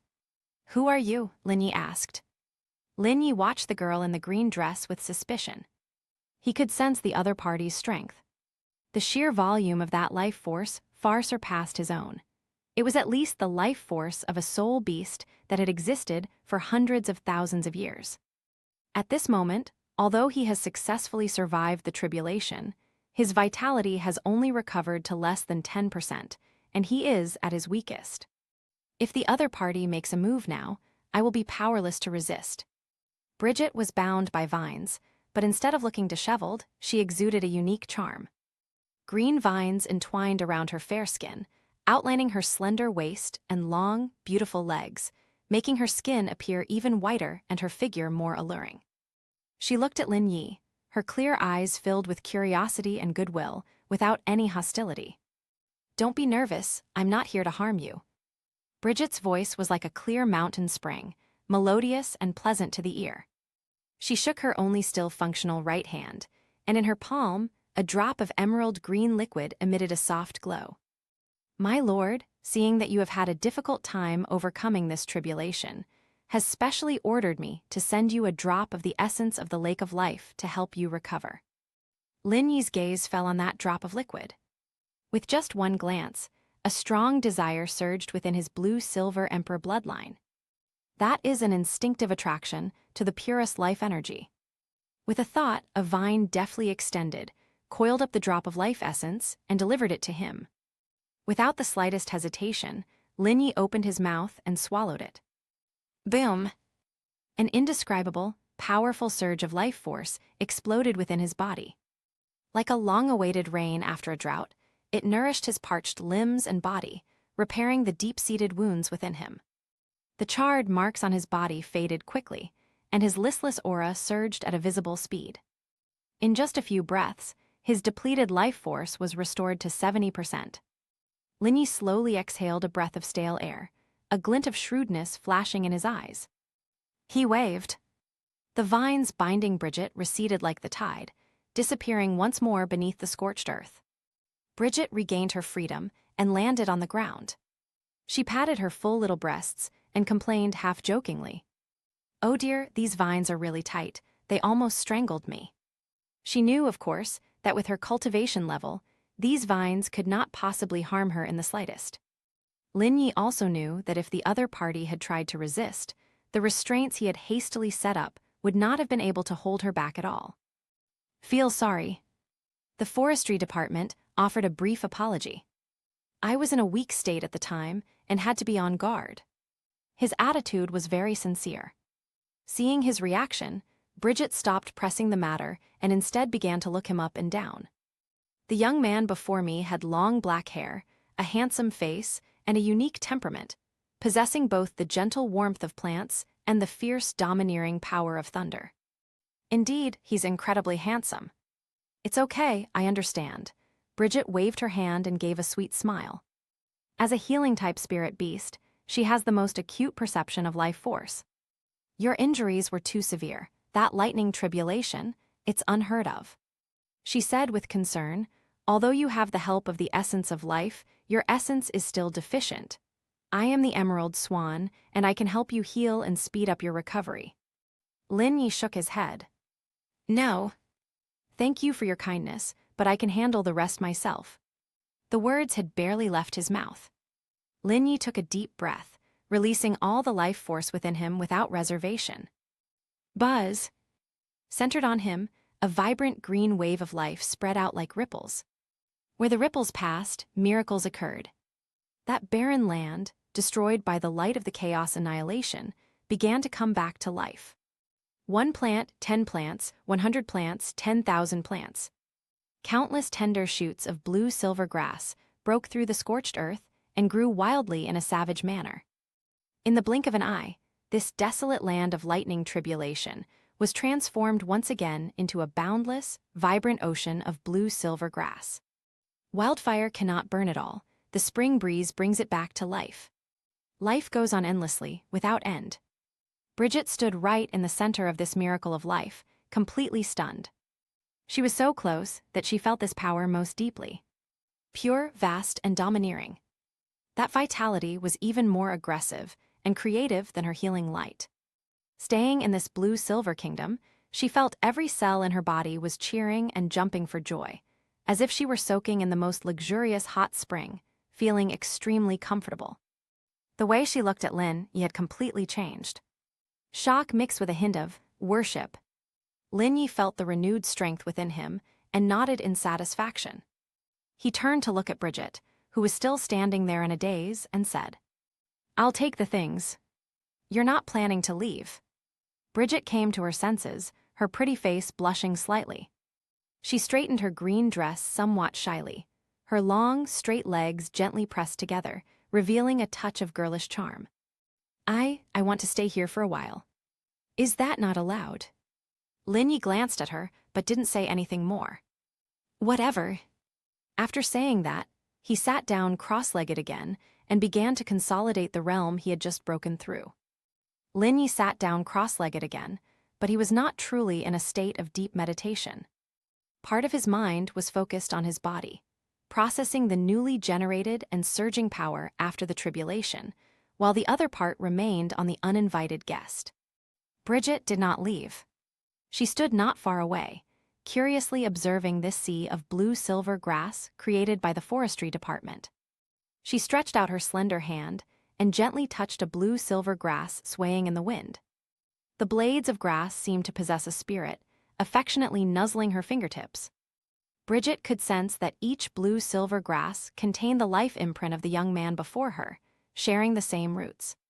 This sea of grass is his kingdom. Here, he is the only king. After a long while, Bridget finally couldn't suppress her curiosity any longer.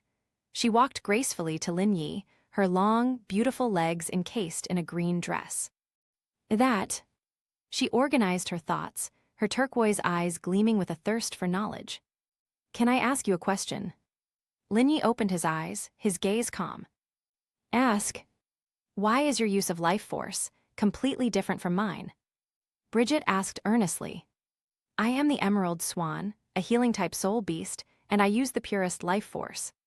My power is healing, comforting, and bringing life back to the withered. But your power... She paused, as if searching for a suitable word. It is creation, it is rebirth, with an unquestionable domineering force. It's as if you're not asking the earth to grow grass and trees, but commanding them to grow. Chapter 11. Lin Yi glanced at her upon hearing this. This jade swan has a keen sense of perception. He spoke calmly, drawing upon Blue-Silver Emperor's unique understanding of the origin of life. Because you see life differently. Different? Bridget asked, puzzled. Your treatment is like repairing an existing object, restoring it to its original state. You are following its original life trajectory. Lin Yi extended a finger, and a tiny blue-silver grass sprout hovered at his fingertip. And I, in a void, create something entirely new from nothing. I am the starting point of its life trajectory. One is maintaining, and the other is creating. These few words, however brief, were like a thunderclap, exploding in Bridget's mind. Maintain. A groundbreaking achievement. Yes. She has always used the power of life as a tool to heal wounds and make up for deficiencies. She never imagined that life itself is a pioneering force. This shift in thinking instantly opened a completely new door for her. Her bottleneck, which had not progressed for hundreds of thousands of years, seemed to loosen slightly at this moment. Bridget's gaze toward the forestry worker changed. It's no longer just curiosity and goodwill, but also a deep sense of respect and gratitude. She bowed deeply to the forestry department. Thank you for your guidance. This bow made her already stunning figure even more breathtaking. Her slender waist and pert curves created a striking contrast, exuding the charm of a mature woman. Lin Yi accepted the gift without hesitation. No need. Bridget straightened up, her pretty face beaming with a joyful smile, which made her look even more radiant. May I come to talk to you more often in the future? She looked at Lin Yi expectantly, her long, straight legs slightly together, showing a hint of girlishness. Don't worry, I will put in a good word for you before the Lord. Our Lord is very interested in you. As long as you do not do anything that harms the core interests of our soul beast race, the Star-Du Great Forest will always be your friend. These words were both a gesture of goodwill and a subtle attempt to win him over. Lin Yi nodded. Bridget was satisfied with the affirmative answer. She knew that the forestry industry needed rest and didn't disturb it further. Then I'll head back now. Just as she turned to leave, Lin Yi called out to her. Etc. Bridget turned around in confusion. In Lin Yi's palm, a crystal-clear blue-silver grass, as if carved from the finest jade and radiating a soft aura of life, slowly rose. This blue-silver grass is the essence of what he cultivated, using his original power after transcending his tribulation. Take this back and give it to your lord. With a flick of his finger, the special blue-silver grass floated lightly to Bridget's side. It has the effect of calming the mind and nourishing the soul. Bridget carefully took it and felt a refreshing fragrance waft over her, which invigorated her spirits. She knew how valuable the gift was. Okay, I will definitely bring it. After saying that, she smiled at Lin Yian, turned into a green light and disappeared into the horizon. Lin Yi watched her leave, his eyes deep in thought. Gu Yuina. The current attitude of this sovereign of soul beasts is probably just observation and curiosity. Being able to survive a 10,000-year lightning tribulation of that magnitude would indeed earn her a certain degree of recognition and attention. But that's far from enough. To revive Ah Yin and to take revenge on the spirit hall in Tang Hao, I must become stronger. He calmed himself down and communicated with the system. Their offspring, produced through asexual reproduction, are now scattered throughout the outer reaches of the Stardew Great Forest, numbering in the tens of thousands. However, as the base number increases, the growth rate of system rewards has become increasingly slower. To achieve a qualitative leap, perhaps, sexual reproduction can be considered. Involuntarily, the image of Bridget's mature, captivating, and vibrant figure appeared in his mind. Those straight and slender legs were indeed a feast for the eyes. However, the thought only flashed through his mind before he suppressed it. Bridget is one of Gu Yuina's people. Now is not the time. At the same time, Heavenly Dew Empire, Fasno Province, Holy Soul Village. The dilapidated blacksmith shop was filled with a strong smell of alcohol. A tall man with a stubble-covered face and a dejected expression was slumped in a chair, gulping down a bottle of cheap ale. It was Tang Hao. His gaze was fixed on a worn-out flowerpot on the windowsill. In the flowerpot, a withered, yellowed-blue silver grass seed stalk lay lifeless. Whenever the night is still and quiet, Ah Yin's resolute gaze during her sacrifice would haunt him like a nightmare. He could only numb himself with alcohol. He planted Ah Yin's grass seeds here, and at the same time used all his connections and power to frantically collect all kinds of rare and precious materials that could nourish the soul, sparing no expense, just to accelerate Ah Yin's resurrection. Ah Yin's, Tang Hao muttered to himself, a morbid obsession in his eyes. You'll understand me, won't you? Once I avenge you, once you're resurrected, the three of us can go back to the past. He firmly believed that everything he had done was right. However, on a level beyond his perception. Deep within that withered grass seed, a faint, almost extinguished, soul consciousness is slowly awakening. That's Ah Yin. She couldn't perceive the outside world, but she could clearly sense the nauseating smell of alcohol emanating from the man, as well as his obsessive and insane aura. An instinctive disgust and fear welled up from the depths of her soul. She remembered Lin Yi, who had always been by her side when she was still the blue-silver emperor, constantly reminding and warning her that human soul masters could not be trusted. It was me who didn't listen. It was I who mistakenly believed Tang Hao's sweet words. I regret it so much. Endless regret and pain overwhelmed her fragile soul. Those peaceful and tranquil moments spent with forestry have now become her warmest memories, making her miss them dearly. Little grass, are you all right? Time flows on. Starry Sky Forest, core area. A tall, elegant figure dressed in papal robes stood quietly atop the canopy of a towering ancient tree. Her face was stunningly beautiful, and her golden scepter gleamed in the sunlight.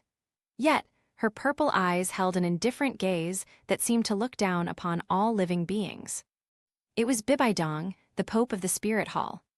Behind her, two ghostly figures quietly appeared. One was Chrysanthemum Douluo Guan, with a gentle temperament and delicate fingers, and the other was Ghost Douluo Guimei, shrouded in a black robe. Chapter 12. Your Holiness the Pope. Chrysanthemum Douluo's voice was high-pitched and respectful. It's been located. It's near that pool of water ahead. Bibi Dong nodded slightly, and with a gentle step, her long, beautiful legs encased in golden stockings appeared hundreds of meters away, as if by teleportation. Let's do it. Two cold words pronounced the prey's fate. Two pink rabbits were running away in a panic by the pond. The larger one had a powerful aura and was already a soul beast of the 100,000-year level. It was Xiao Wu and her mother, Aru. However, their movements seemed somewhat sluggish, and their bodies were tinged with an ominous purple hue. They were poisoned. Before they even stepped into this area, a meticulously laid trap, meticulously set up by a titled Douluo, had already been quietly unfurled. Life force is constantly slipping away. Ru shielded Xiao behind her eyes filled with despair. Xiao Wu, run. No, Mom, let's go together. Bibi Dong's figure descended before them like a deity, a confident smile playing on her lips. Run. Today, none of you can escape. She looked at Ru with burning eyes.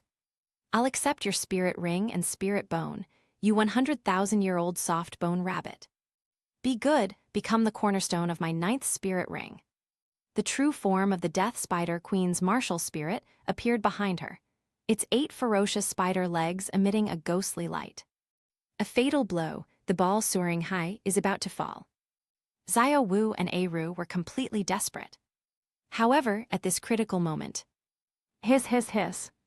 Without warning, countless blue-silver grass vines, shimmering with golden patterns, burst forth from beneath the ground. In an instant, these vines intertwined to form a huge, indestructible emerald green cage, firmly blocking Bibi Dong's determined attack. Boom! The massive energy surge spread outwards, yet the cage remained completely still. Bibi Dong's pupils suddenly contracted. Who goes there?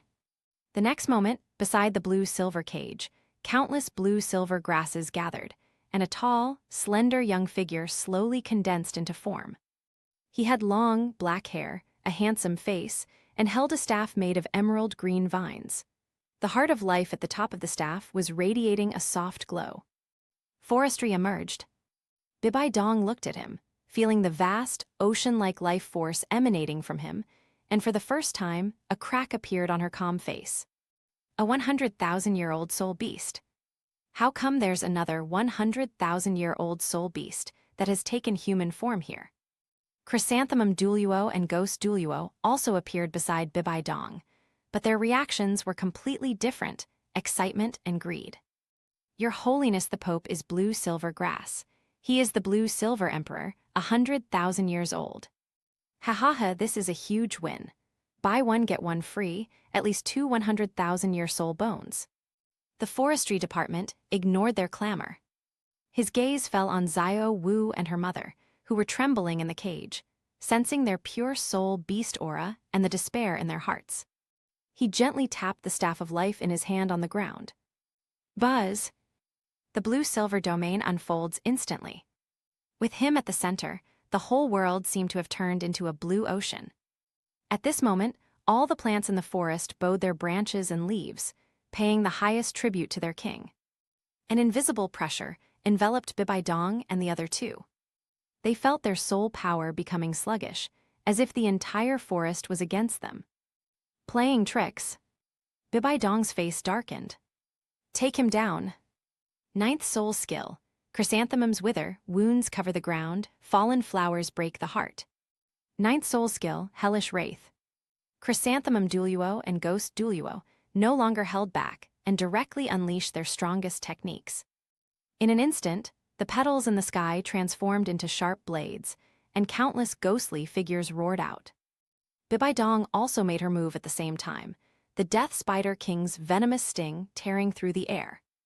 The combined attack of 3 top-tier experts is enough to destroy the heavens and the earth. Despite all this, Lin Yi's expression remained unchanged. He simply raised his right hand slowly. In his palm, a wisp of emerald green flame quietly rose. The flame of life. Wildfire. He uttered 2 words softly. The green flames, instantly following his will, surged into the entire blue-silver domain.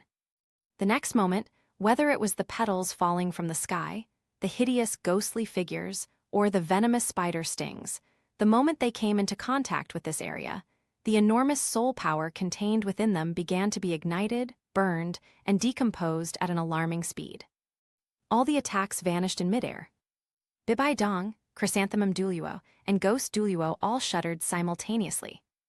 They were horrified to discover that not only their attacks, but even their own life force was being rapidly drained and burned away by this strange domain. What kind of power is this? For the first time, Chrysanthemum Douluo's voice carried a hint of terror. Bibi Dong's beautiful legs, encased in stockings, involuntarily tensed up. She stared intently at the young man who stood in the center of the blue-silver grass ocean, looking like a god. This man's strength is terrifying. Beneath this realm, everything about them was completely bound. Bibi Dong and the other two were deeply shaken. That emerald green area had now transformed into the most terrifying inferno in their eyes. The pain of having one's vitality and soul force forcibly stripped away and ignited is like a maggot clinging to the bone, penetrating deep into the soul. What kind of realm is this? Douluo Yueguan's face, which always carried a hint of bewitching charm, was filled with horror, and her voice became shrill. He could clearly feel that his martial soul, the Qiyang Tongshan chrysanthemum, was wailing in this area. As a plant-type martial soul, he should have thrived in such an environment, but now he felt like a flower thrown into a furnace, being burned to ashes from the root. Ghost Douluo's situation is also dire. His ethereal, shadowy form flickered under the burning wildfire, as if it might dissipate at any moment. This green flame not only burns his soul power, but also scorches the very essence of his soul. Bibi Dong's expression was more solemn than ever before. She gripped the Death Spider King's scepter tightly, her gaze fixed intently on Lin Yi.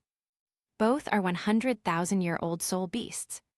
The blue-silver emperor before us is several times stronger than that soft-bone rabbit or roo. This is not even in the same league. Ordinary 100,000-year-old soul beasts would have no chance of survival under her combined attack with that of two titled Douluos.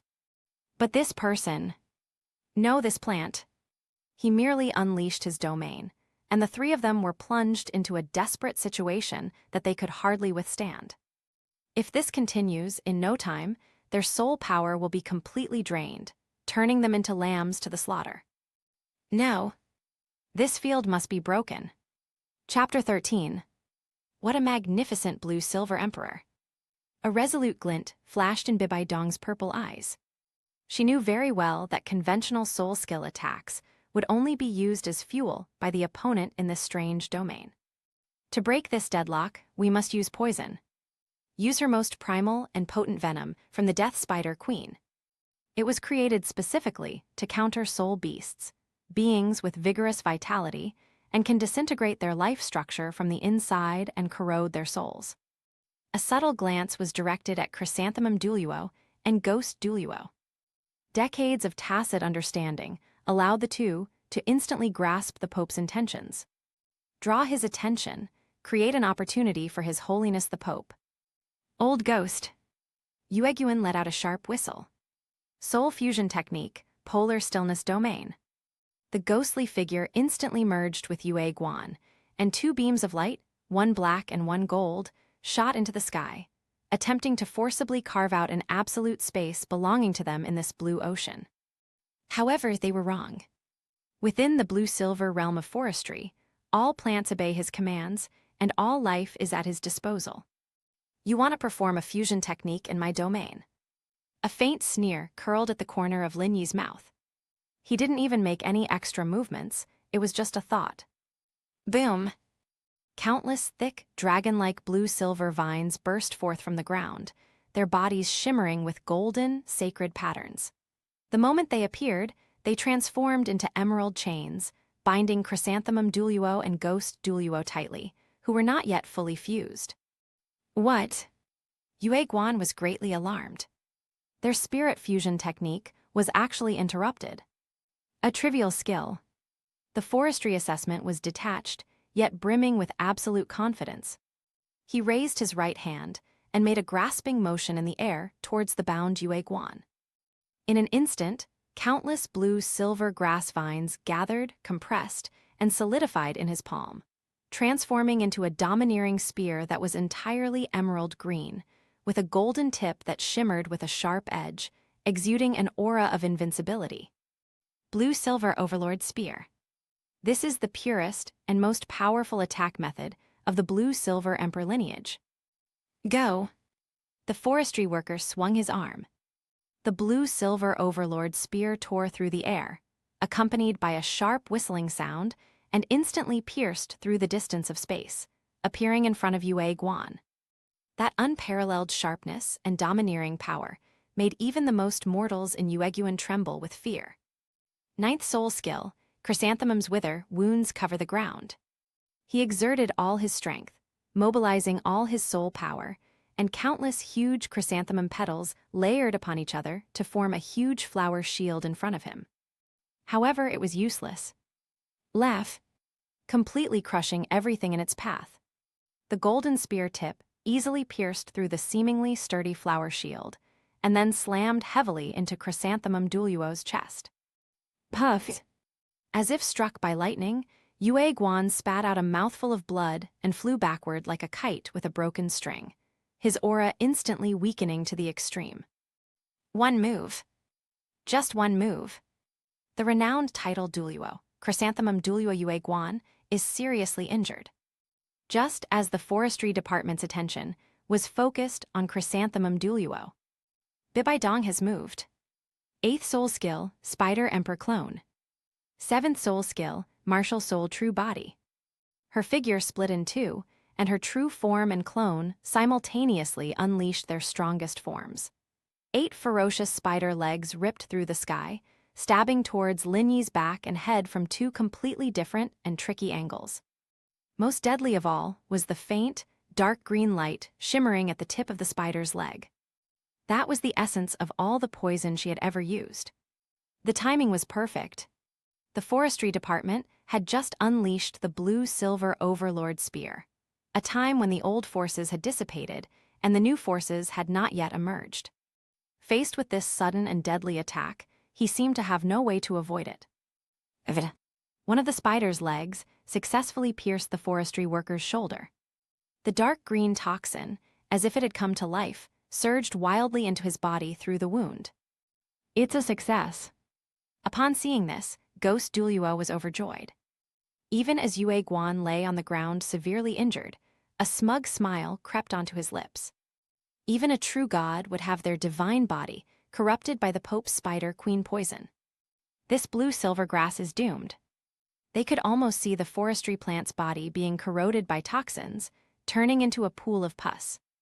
As long as they can hold him off and wait for the poison to take effect, victory will ultimately belong to their spirit hall. Eru and Xiao, protected by the blue-silver cage, felt their hearts leap into their throats. Gentlemen.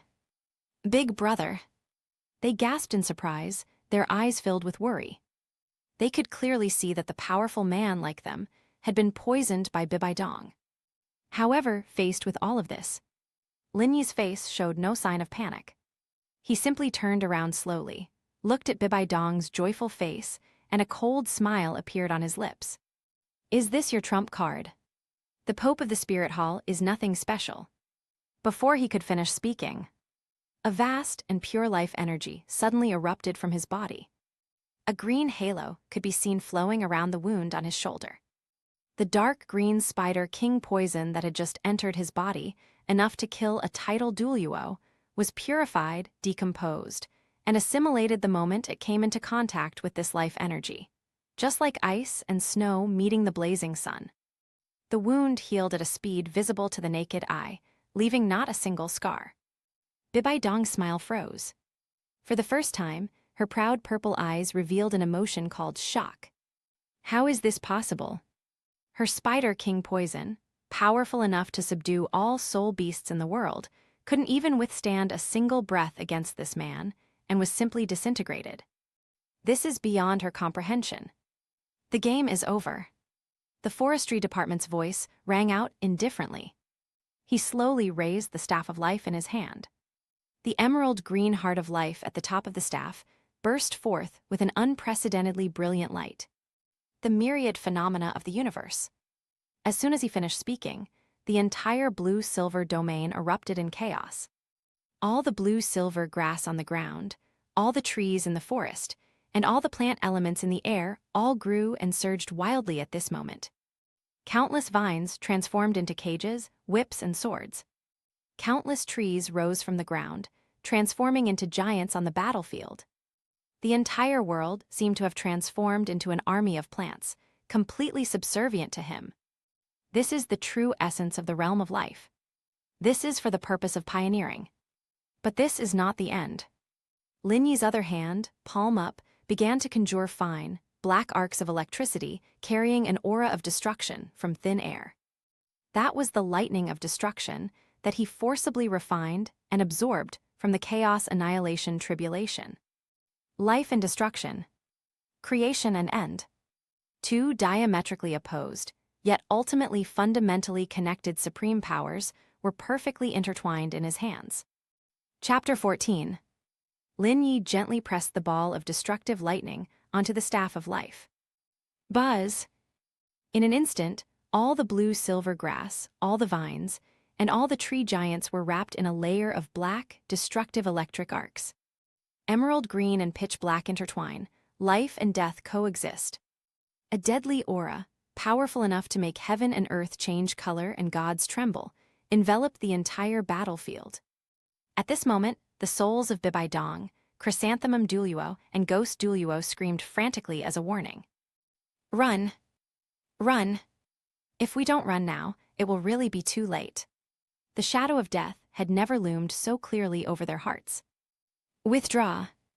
Bibi Dong acted decisively, no longer caring about saving face or the two rabbits. With a roar, she turned into a streak of purple light and fled for her life in the distance. Chrysanthemum Douluo and Ghost Douluo scrambled and stumbled, one transforming into a flower petal and the other merging into the shadows, using their fastest speed to escape in a sorry state. You want to leave now? Lin Yi lowered his staff. Divine punishment. Rumble, rumble, rumble. The entire blue-silver domain instantly transformed into a destructive ocean, interwoven with lightning and vines. Countless vines, wrapped with lightning of destruction, stretched out like tentacles from hell, blotting out the sky, and relentlessly pursued the three fleeing individuals. A piercing scream echoed through the sky. When everything calms down, the domain dissipated. All that remained was a scene of devastation, along with three deep, bone-revealing bloodstains that stretched into the distance into the forest. Bibi Dong and her two companions ultimately managed to escape with their lives, thanks to their powerful resources. But without a doubt, they all suffered unprecedented blows. The forestry department stood still. His gaze shifted to the mother and daughter rabbits, who were already staring in disbelief. At this moment, in Xiao Wu and Aru's eyes, Lin Yi's figure was no different from that of a god. This gentleman, that's way too powerful. He single-handedly defeated the combined forces of the Spirit Hall Pope and two titled Douluos. What a terrifying record. Only, looking at the purple tinge still emanating from herself and her daughter, and their life force slowly waning, Aru couldn't help but feel worried. Their poison has not yet been cured. Just then, Lin Yi slowly walked up to them. He extended his slender fingers and casually tapped the foreheads of the two soft-boned rabbits. Buzz! The soft green light flowed into their bodies through his fingertips. The incredibly stubborn spider king poison, upon contact with this power, was instantly purified and completely disintegrated, just as it had been before. In the blink of an eye, the shadow of death that had been looming over the mother and daughter vanished. Xiao Wu and Aru, survivors of the ordeal, stared blankly at Lin Yi, their hearts filled with boundless gratitude and awe as if gazing at the stars. Thank you so much for saving my life, sir. Aru was the first to revert to human form and solemnly bowed to Lin Yi. Her voice was filled with the relief of surviving a disaster and heartfelt respect. Xiao Wu followed suit, imitating her mother, and said in a clear, crisp voice, "Thank you, big brother." Lin Yi accepted their greetings with composure and said calmly, "It was just a small favor. Sir, your kindness is beyond repayment to us, your mother and I." Aru's face held a hint of pleading. "However, we are now severely weakened and have been targeted by the Spirit Hall. I'm afraid there is no place for us in this star-do-great forest. I wonder if we could trouble you for a while." They could sense that the area where the forestry was located was filled with a reassuring vitality. Here, their injuries can heal at the fastest speed. More importantly, with this unfathomable and powerful figure around, they felt an unprecedented sense of security. Lin Yi glanced at them. "It doesn't matter. If you want to stay here, you can stay as long as you want.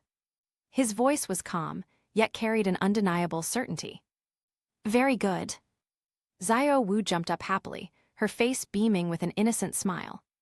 Ru breathed a sigh of relief, a gentle smile appearing on her face.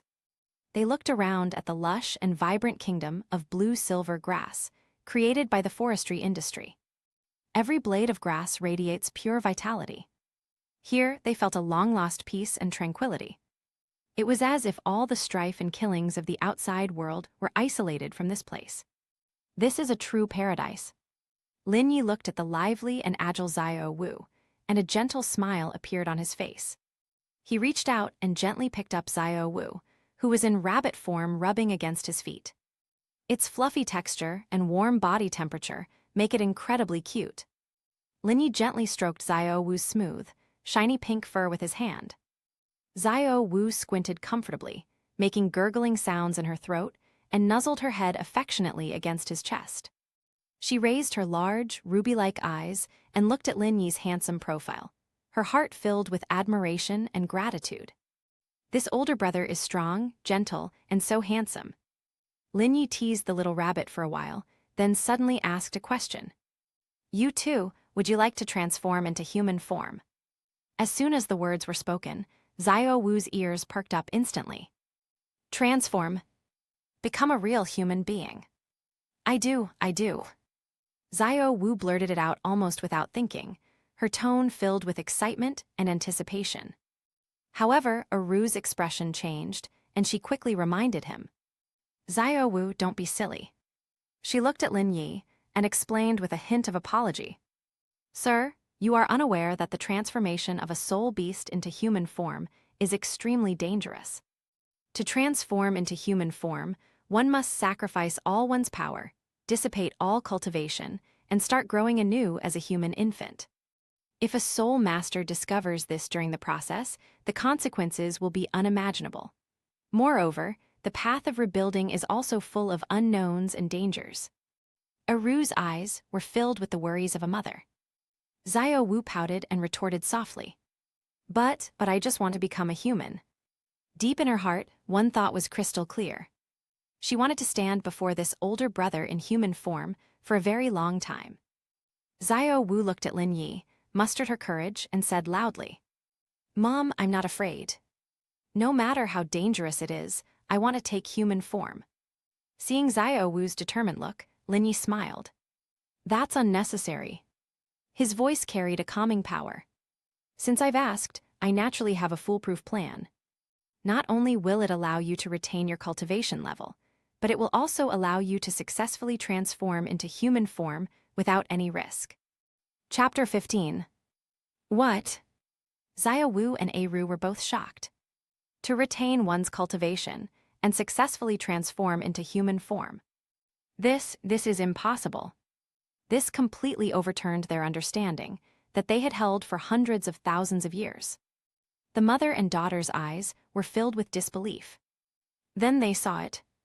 2 elixirs, entirely emerald green and radiating a rich life force, appeared out of thin air in Lin Yi's hands. The pill seemed to have countless life-giving runes flowing across it. Just looking at it was a delight to behold. This is the transformation pill. Lin Yi handed the pills to them. If you take it, you can transform into human form. There is no risk involved, and you can also fully preserve your soul beast's origin and future potential. Ru and Xiao exchanged a glance, and both mother and daughter saw the other's resolute determination in their eyes. They no longer hesitated in the slightest. He took the emerald green pill, which radiated endless vitality, and swallowed it in one gulp. Boom! The elixir melted upon entering their mouths, transforming into a powerful yet gentle torrent of life that instantly swept through their limbs and bones. A dazzling green light burst forth from their bodies, completely enveloping them. Within the light, the figures of the 2 soft-boned rabbits were undergoing a dramatic transformation. Bones are being reshaped, meridians are being widened, and flesh and blood are being generated. That is an evolution and transformation at the very source of life. Lin Yi watched quietly, without saying a word to disturb him. He could sense that the power of the transformation pill was perfectly guiding their energy, transforming their 100,000-year-old soul beast essence into the foundation of human form. This process is devoid of any pain or danger, only boundless good fortune. A moment later, the light gradually faded. Two stunningly beautiful figures appeared before the forestry worker. The person in the lead was tall and slender, with long, smooth pink hair cascading down to her waist, and skin as white as snow, delicate and flawless. She wore a pink and white short skirt, revealing a pair of straight, slender and shapely legs, full of youthful vitality and amazing elasticity. On that pretty face, a pair of large, watery ruby eyes curiously examined her new body, full of liveliness and charm.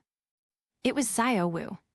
At this moment, she is lively and cute, yet carries a hint of naivety from her first human form. Her unique charm, a blend of innocence and allure, is enough to make any man's heart flutter. Beside her was her mother, Eru. Eru wore an elegant white dress that perfectly accentuated her mature and voluptuous figure. Her appearance was 7 parts similar to Xiao Wu's, but her brows had an added touch of gentleness and grace that came with the passage of time. She stood there quietly, like a white lotus blooming silently, pure and elegant, making one dare not feel any reverence. The mother and daughter, one lively and charming, the other gentle and dignified, are both exceptionally beautiful. Lin Yi's gaze swept over them. Even with his seasoned experience, he couldn't help but momentarily lose his composure. A thought quietly surfaced in his mind. If only I could marry both Xiao Wu and Eru. Not only can it reproduce offspring and propagate the blue-silver emperor clan, thus obtaining massive rewards from the system. Simply being able to hold these 2 stunning beauties in one's arms is a blessing in itself. However, this matter cannot be rushed. Lin Yi quickly regained his composure, and his face returned to its usual calm. "How are you feeling?" He asked the question. I really have become human." Xiao Wu looked down at her hands, then kicked her legs, her face full of curiosity and excitement. She could clearly feel that her 100,000 years of cultivation were perfectly preserved in her body, and even more refined than before. Eru bowed gracefully to Lin Yi again, her voice filled with gratitude. "Thank you so much for saving my life, sir. From this day forward, the lives of my daughter and I belong to you, sir." Lin Yi waved his hand. "There's no need for that. Come with me, I'll take you somewhere." Having said that, he turned and walked deeper into the forest. Xiao Wu and Eru quickly followed. The further they went, the more frightened they became. The starry sky forest, fraught with danger and filled with the aura of slaughter, seemed like another world here. The air was thick with life energy, almost solidifying into a thin mist. On the ground, exotic flowers and rare herbs were everywhere, many of which were rare treasures that had long been extinct in the outside world, but now they grew wildly like ordinary weeds. Some seemingly powerful spirit beasts were leisurely strolling around here. When they saw Lin Yi approaching, they showed no hostility whatsoever. Instead, they all lowered their heads to show their submission. This place is simply a paradise for soul beasts, a holy land of life. Xiao Wu looked around curiously, her long, beautiful legs moving lightly, full of curiosity about this new world. Eru quietly followed behind Lin Yi, feeling the peaceful and tranquil atmosphere of the area, and her whole body relaxed. Xiao Wu looked at Lin Yi's broad and reliable back, her large, ruby-like eyes sparkling with wonder. Gratitude, admiration, and a hint of adoration that she herself was unaware of were quietly growing in her heart. Soon, Lin Yi led them to a treehouse made of huge ancient trees. "This is the Blue-Silver Kingdom. From now on, you will live here." "It's forestry," said the forestry expert. "Thank you, sir." Aru thanked them again. Words could not express the gratitude in her heart. "The grace of saving my life, the grace of giving me a new form, the grace of taking me in. This kindness is too heavy. It was just a small favor." Lin Yi's tone remained indifferent. "You can stay here as long as you want." His gaze fell on Eru and lingered for a moment.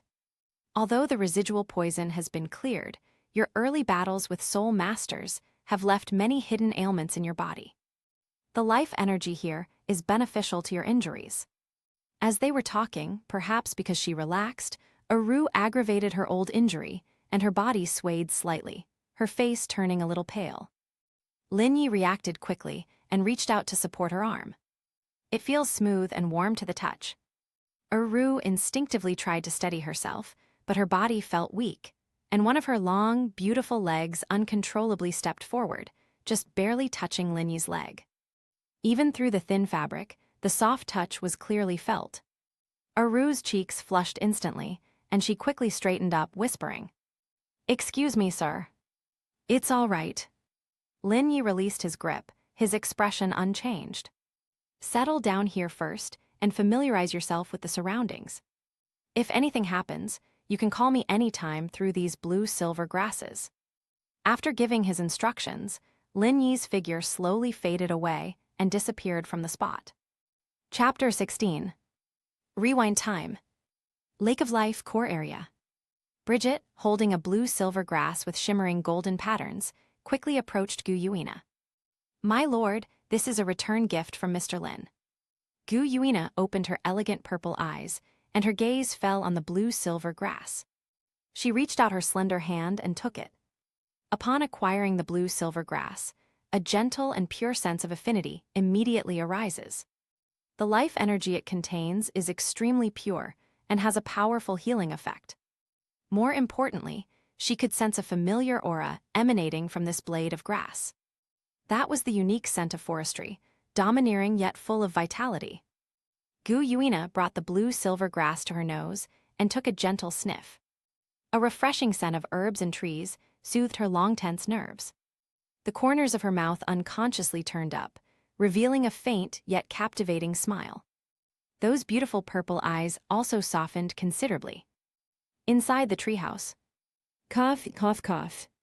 Suddenly, Aru clutched her chest and coughed violently, a trickle of bright red blood oozing from the corner of her mouth. "Mother!" Xiao Wu was shocked when she saw this and quickly stepped forward to support her. "How are you?" "Fine." Aru waved her hand, using her soul power to calm her surging blood and qi, but her face turned even paler. "It's just some old problems."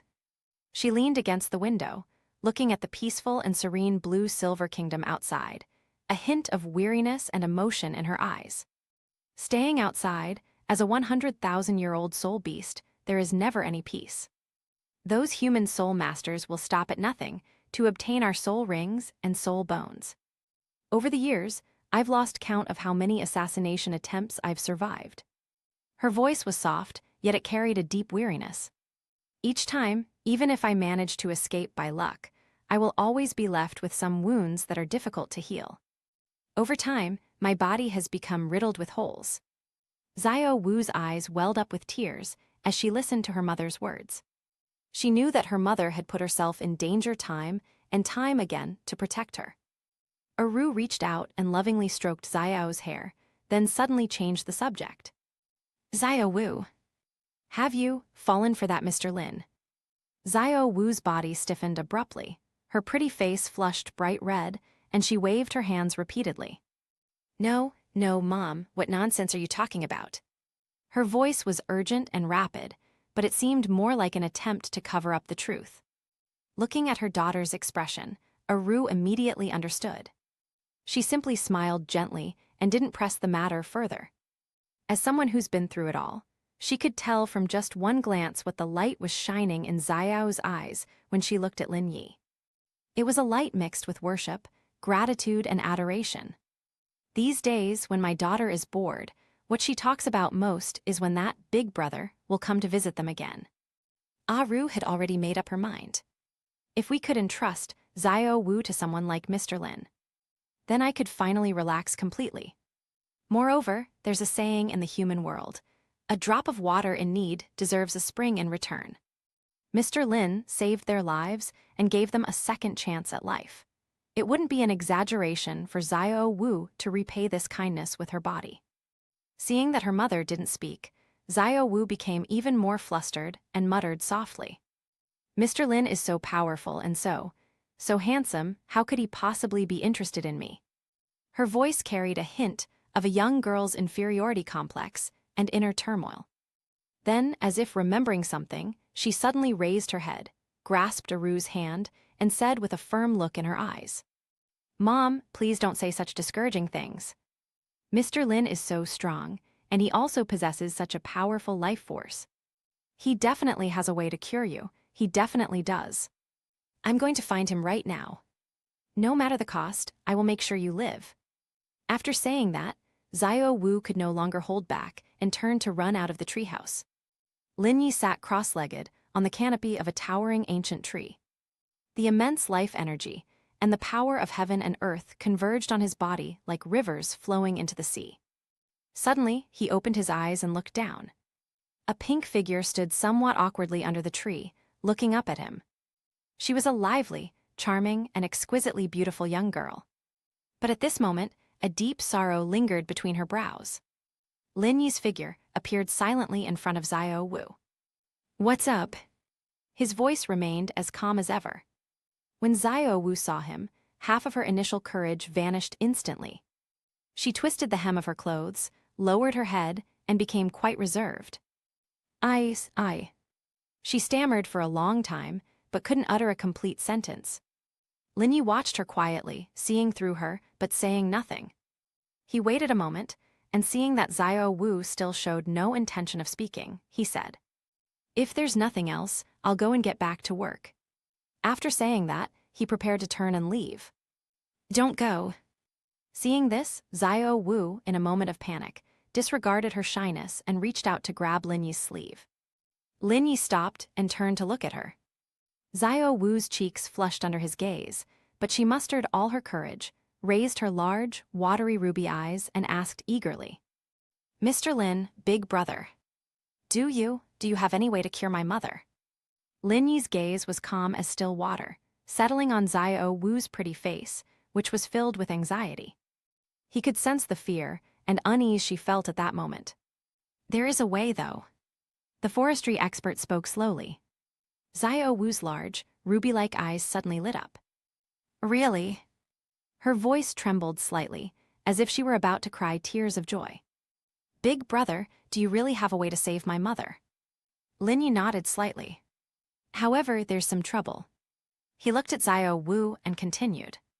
"The wounds on Aru's body are old wounds accumulated over many years of fighting with human soul masters, which have long penetrated into her bone marrow and soul. Eradicating this problem will not be accomplished overnight. You can't rush it." "No rush, no rush." Xiao Wu nodded repeatedly, afraid that Lin Yi would change his mind. "As long as it can be cured, we don't care how long it takes. We can wait." The flame of hope was rekindled in her heart. Overwhelmed with joy, she momentarily lost herself in the moment and completely relaxed. She then realized that she was still tightly holding onto Lin Yi's sleeve, and that the two of them were so close that she could almost feel each other's breath. Two captivating blushes instantly rose on her pretty face. She subconsciously let go of his hand, took half a step back, lowered her head, and didn't dare to look Lin Yi in the eye. Chapter 17. The girl's unique scent, a blend of fresh grass and the fragrance of youth, drifted faintly into Lin Yi's nostrils. He looked at the stunningly beautiful girl in front of him, dressed in a pink and white short skirt. Those straight, slender legs gleamed like ivory in the moonlight, brimming with amazing elasticity and vitality. Her knees, slightly pressed together out of shyness, outlined a captivating curve. Xiao Wu knew very well that Mr. Lin in front of her was the savior of her and her mother.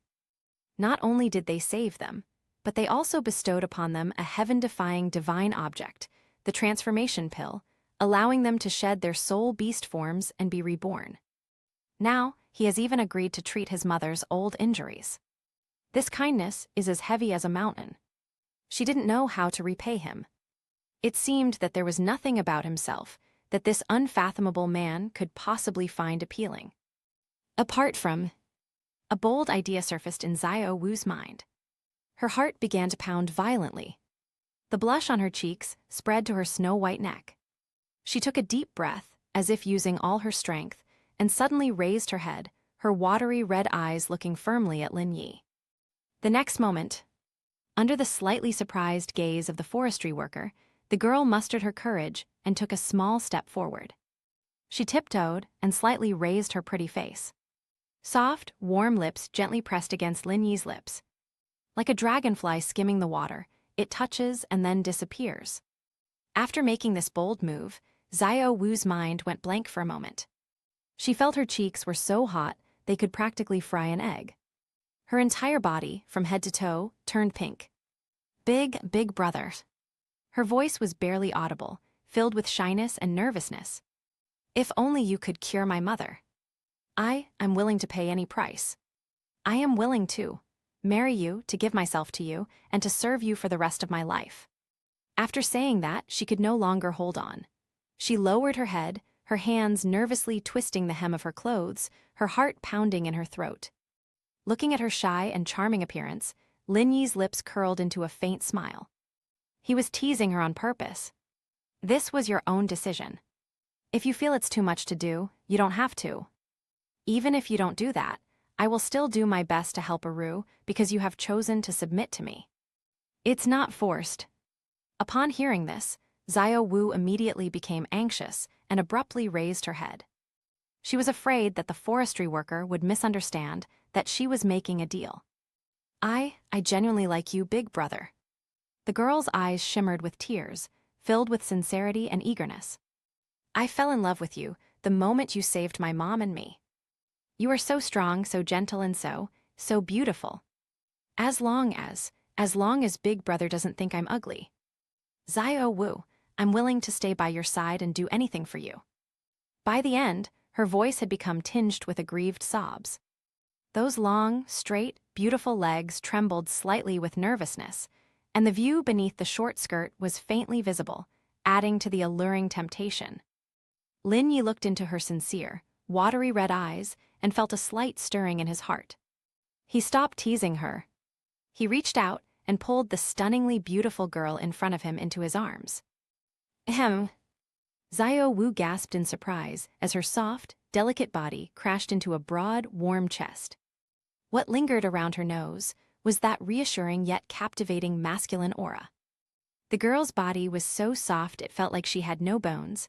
Holding her felt wonderful. The forestry worker bowed his head. Under Xiao Wu's astonished yet shy gaze, he kissed her soft, cherry-like lips fiercely. Xiao Wu's eyes widened instantly. Her mind went blank once again. This kiss was completely different from the previous fleeting touch. Domineering and full of aggression. The girl had never experienced anything like this before and was too awkward to know how to respond. She even forgot to breathe.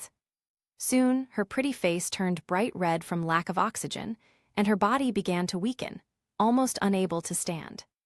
Lin Yi then released her. The girl in his arms was panting heavily, her budding breasts heaving violently. Her eyes were dreamy and glistening with tears. Her cheeks were so rosy they seemed to bleed, and her whole body exuded a captivating charm. Lin Yi felt even more affection for her when he saw her like this. He reached out and gently stroked the tip of her small nose. Silly girl.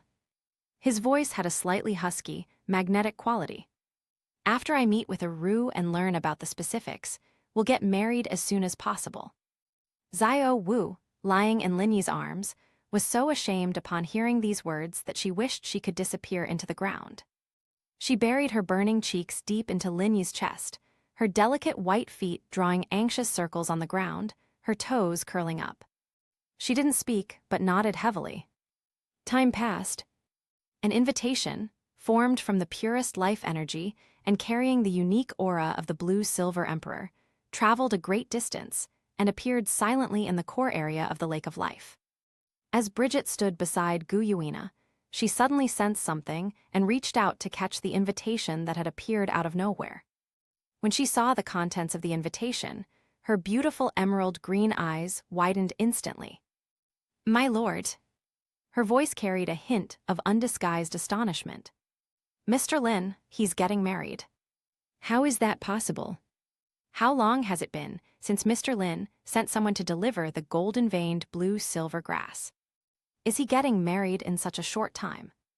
In Bridget's mind, the image of Lin Yi, Handsome, dashing, domineering, and full of vitality, couldn't help but appear. Such a powerful and unparalleled figure, with limitless potential. She admitted that she has a strong affinity for forestry. Unexpectedly, he was going to belong to someone else so soon. For a moment, Bridget felt a pang of jealousy. Gu Yuina opened her elegant and noble purple eyes, her expression calm. No. She gave a faint reply. My lord, then wait. Bridget asked. Gu Yuina said. I won't go. Could you go in my place? As she spoke, she flicked her finger, and a small, translucent, amber-like object emitting a strange fragrance flew to Bridget's front. Take this gift to him. This is ambergris. Bridget looked at the gift and was startled. This is no ordinary ambergris. It is a supreme treasure formed from the primordial dragon energy of the master, which has unimaginable benefits for any soul beast. The Lord is actually willing to give this away. Chapter 18. Go. Gu Yuina didn't explain further and closed her eyes again. Bridget respectfully put away the ambergris incense, bowed, and withdrew, her mind filled with a myriad of thoughts. The blue-silver kingdom is filled with jubilation today. Countless blue-silver grasses swayed in the wind, radiating a dazzling glow of life, turning the entire kingdom into a green ocean. The air was filled with a rich, almost boiling, life energy that transformed into specks of light that fell from the sky. Some normally gentle spirit beasts also came from all over the forest, quietly prostrating themselves in the distance to offer their most sincere blessings. Today is the wedding day of their king, the blue-silver emperor forestry. The wedding ceremony was held under the largest ancient tree of life, in the center of the kingdom. Xiao Wu wore a wedding dress woven from countless blue-silver grass leaves and life petals, and she was breathtakingly beautiful. Her long pink hair was piled high, revealing her snow-white and slender swan neck. Her delicate and beautiful face, lightly made up, appeared even more radiant and captivating. The wedding dress was extremely form-fitting, perfectly outlining her youthful and vibrant figure.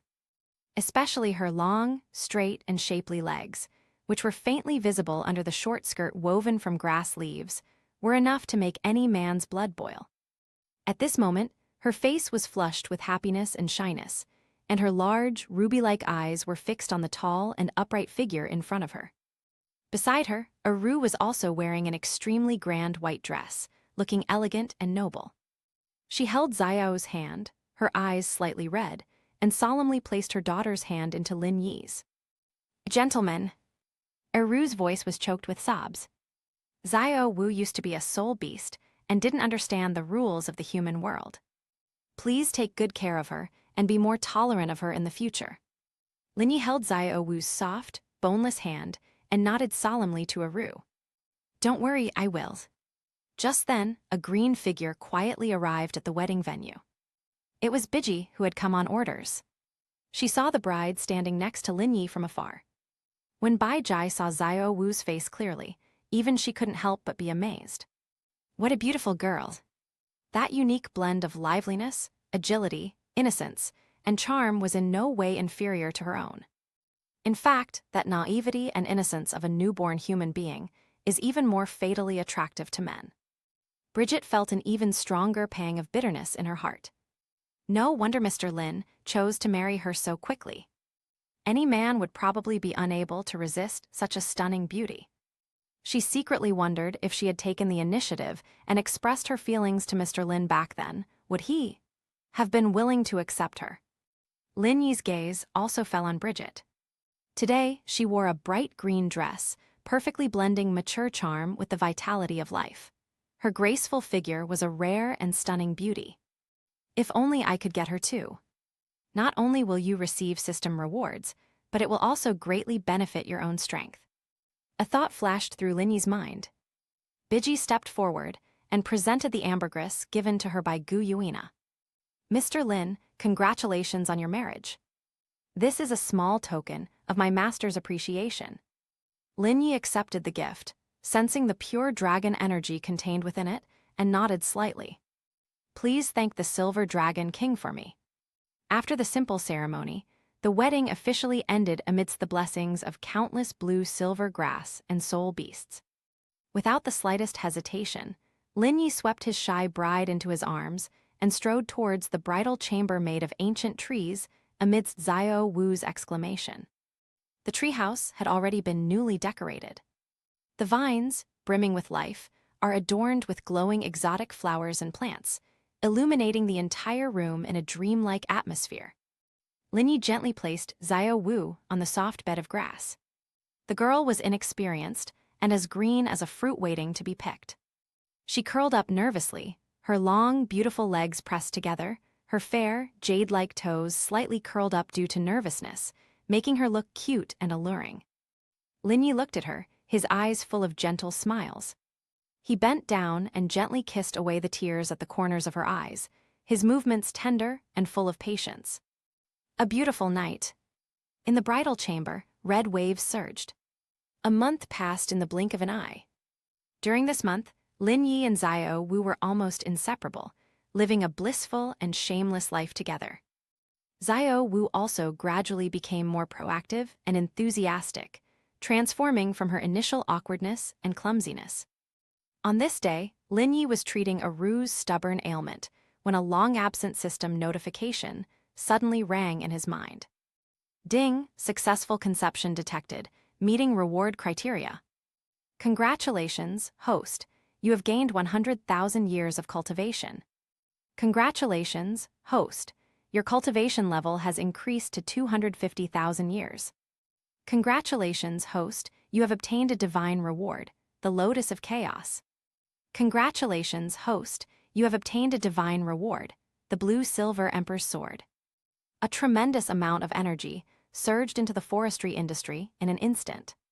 His aura began to rise steadily. Lin Yi slowly opened his eyes. A dazzling golden light flashed in his eyes and then disappeared. The aura emanating from him was more than twice as strong as it had been a month ago.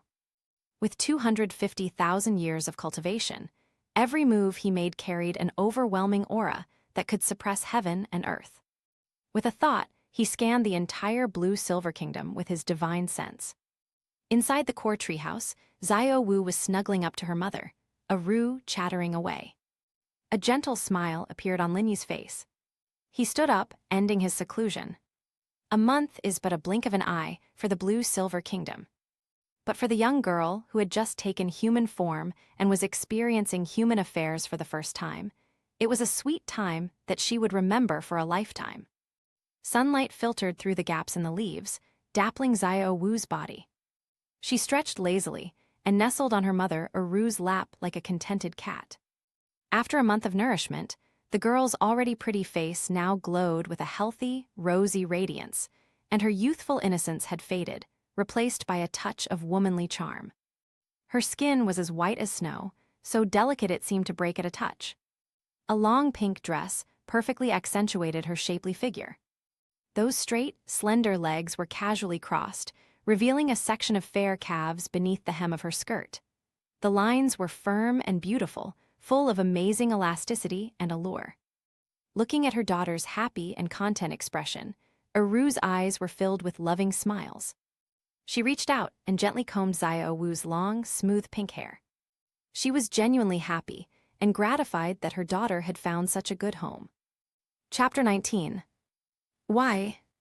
Xiao Wu suddenly sighed softly, her little mouth pouting slightly. What's wrong? Ru asked softly. Mom, do you think Mr. is a little too amazing?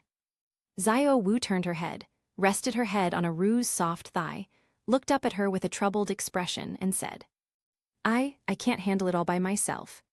Her voice carried a hint of coquetry, and 2 blushes appeared on her cheeks. Besides, I already have a baby in my belly. Xiao Wu touched her still flat stomach and continued earnestly. Sir must be feeling very uncomfortable. In my opinion, we should find a few more sisters for my husband to help share some of the pressure. The girl's thinking still carried a touch of the directness and simplicity of the world of soul beasts. In their world, it is perfectly normal for powerful males to have multiple partners. Hearing her daughter's bold remarks, even Ru was both amused and exasperated. Just as she was about to say something, an uncontrollable itch suddenly came from her throat. Cough, cough, cough. Aru coughed violently, her face turned pale instantly, and her originally gentle breathing became disordered. Mother! Xiao Wu was startled when she saw this. She quickly climbed off her lap and supported her with a worried expression. What's wrong? Has your old injury flared up again? The blush of happiness on her face vanished instantly, replaced by anxiety and panic. Just then, a calm and gentle voice sounded behind them. Don't worry. Lin Yi had appeared in the room without anyone noticing. He walked slowly, and the powerful life force emanating from him made the surrounding air feel fresher. With me here, nothing will happen to your mother. His voice was calm, yet it carried a reassuring power. When Xiao Wu saw Lin Yi, she felt like she had found her pillar of support. Her eyes reddened, and she quickly said, Big brother, please look at my mother. Lin Yi nodded, walked to Aru's side, and gently placed his finger on her wrist. A stream of pure life energy flowed slowly from his fingertips into Aru's body. A moment later, he withdrew his hand. Xiao Wu, go outside and wait. Lin Yi looked at Xiao Wu and said gently, Leave this to me. Your body is different now, so don't get emotional and upset, or you'll harm the baby. Xiao nodded without straining. She knew that staying here would only distract Lin Yi. She obediently left the room, glancing back worriedly before she left. Only Lin Yi and Aru remained in the room. Aru's breathing calmed down a little under the soothing influence of the forestry life energy. She looked at Lin Yi, a forced smile appearing on her pale face. Sir, please excuse my poor appearance. Actually, I'm fine. Her voice was somewhat weak. I am already content to see Xiao living such a happy life now. Even if I die now, I will have no regrets. Lin Yi's brows furrowed slightly. Don't say things like that. His tone wasn't harsh, but it carried an undeniable air of domineering authority. I told you I would cure you. You'll be all right. This powerful confidence and aura made Aru's heart tremble, and she dared not say another word. Lin Yi looked at her and continued. Your injuries are severe, more complicated than I anticipated. Many old injuries are now intertwined with your meridians, bones, and even the very essence of your soul. To eradicate it completely, I need to clearly see the location of each wound in order to treat the root cause. Aru was slightly taken aback, but then she understood what Lin Yi meant. What you mean, sir? Take off your clothes. The forestry department said calmly. The atmosphere in the room instantly became somewhat subtle. An unnatural blush rose on Aru's cheeks. She subconsciously thought of her daughter, Xiao. The gentleman is Xiao's husband. Now, however, he has to stand before him alone. But then I thought, the doctor was trying to heal my wounds, and if I hesitated, it would make me seem like I had ulterior motives. Moreover, the lives of the mother and daughter were saved by the gentleman, so what is this little thing? With that thought in mind, Aru took a deep breath and stopped hesitating.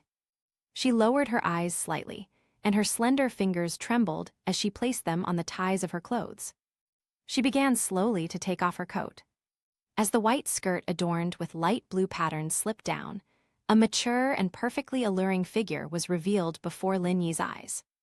Her skin, like the finest mutton fat jade, shone with an ivory-like luster under the soft light of the treehouse. It was snow-white and delicate, without the slightest blemish. Unlike her daughter Xiao's youthful and vibrant charm, Aru's figure is that of a mature woman, plump and graceful. With its exquisite curves and shapely contours, every inch of it exudes breathtaking charm. Although she is already a mother, time seems to have left no trace on her. Instead, it has added a unique charm to her gentle and elegant demeanor. It is a beauty that has been refined and matured, like a secluded orchid in a valley, blooming quietly, noble yet endearing. Her refined and elegant demeanor made one hesitant to harbor any disrespectful thoughts. Lin Yi's gaze calmly fell on several dark-colored scars on her back. Those are all traces left by old wounds. Turn around. Forestry Road. Aru did as he was told, turning her back to him and clenching her fists nervously. The next moment, she felt a warm finger gently touch the skin on her back. The touch from my fingertips is cool and delicate. Aru's body trembled violently, as if she had been electrocuted. A strange sensation instantly spread throughout my body from the point of contact. Lin Yi ignored her reaction, and a rich life force began to surge at his fingertips. Emerald green light condensed at his fingertips, transforming into gentle warm currents that slowly seeped into Aru's skin, beginning to soothe the damaged meridians and repair the stubborn ailments. A warm and comfortable feeling spread throughout Aru's body. The stinging pain that usually tormented her like a leech began to lessen under the cleansing force of this pure life energy. Her body had never felt so relaxed. Time passed slowly in the tranquil treatment. A while later, Lin Yi slowly withdrew his hand. "All right. This concludes the first treatment session." His voice broke the silence in the room. Chapter 20. Ru suddenly realized what was happening and quickly pulled up her slipped clothes to cover her alluring figure. Her cheeks were so red they looked like they were about to bleed, her heart was pounding, and she didn't dare turn her head back, much less look into Lin Yi's eyes.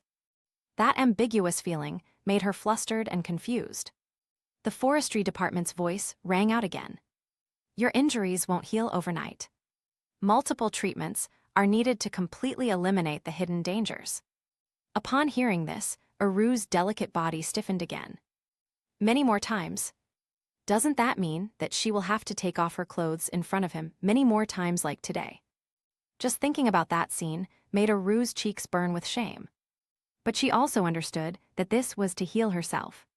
She could only lower her head and softly hum in a voice barely audible. "You should rest first." After Lin Yi finished speaking, he turned and left the room. Watching Lin Yi's departing figure, Aru couldn't help but reach out and touch her chest. That heart was still pounding violently, showing no signs of calming down. She couldn't help but start to overthink. Mr. He. As the king of this blue-silver kingdom, every move he made exuded an innate domineering aura and majesty. That kind of composure and power that belongs to those in a superior position is something that any woman would find hard to resist. Everyone will find themselves irresistibly drawn to and attracted to it. In the world of spirit beasts, the strong can possess all that is beautiful. But Aru's eyes instantly became complicated. "However, I have now transformed into a human. How could I have such filthy thoughts about him?" A strong sense of shame welled up in Aru's heart. Since that day of treatment, Aru has deliberately avoided any opportunity to be alone with Lin Yi.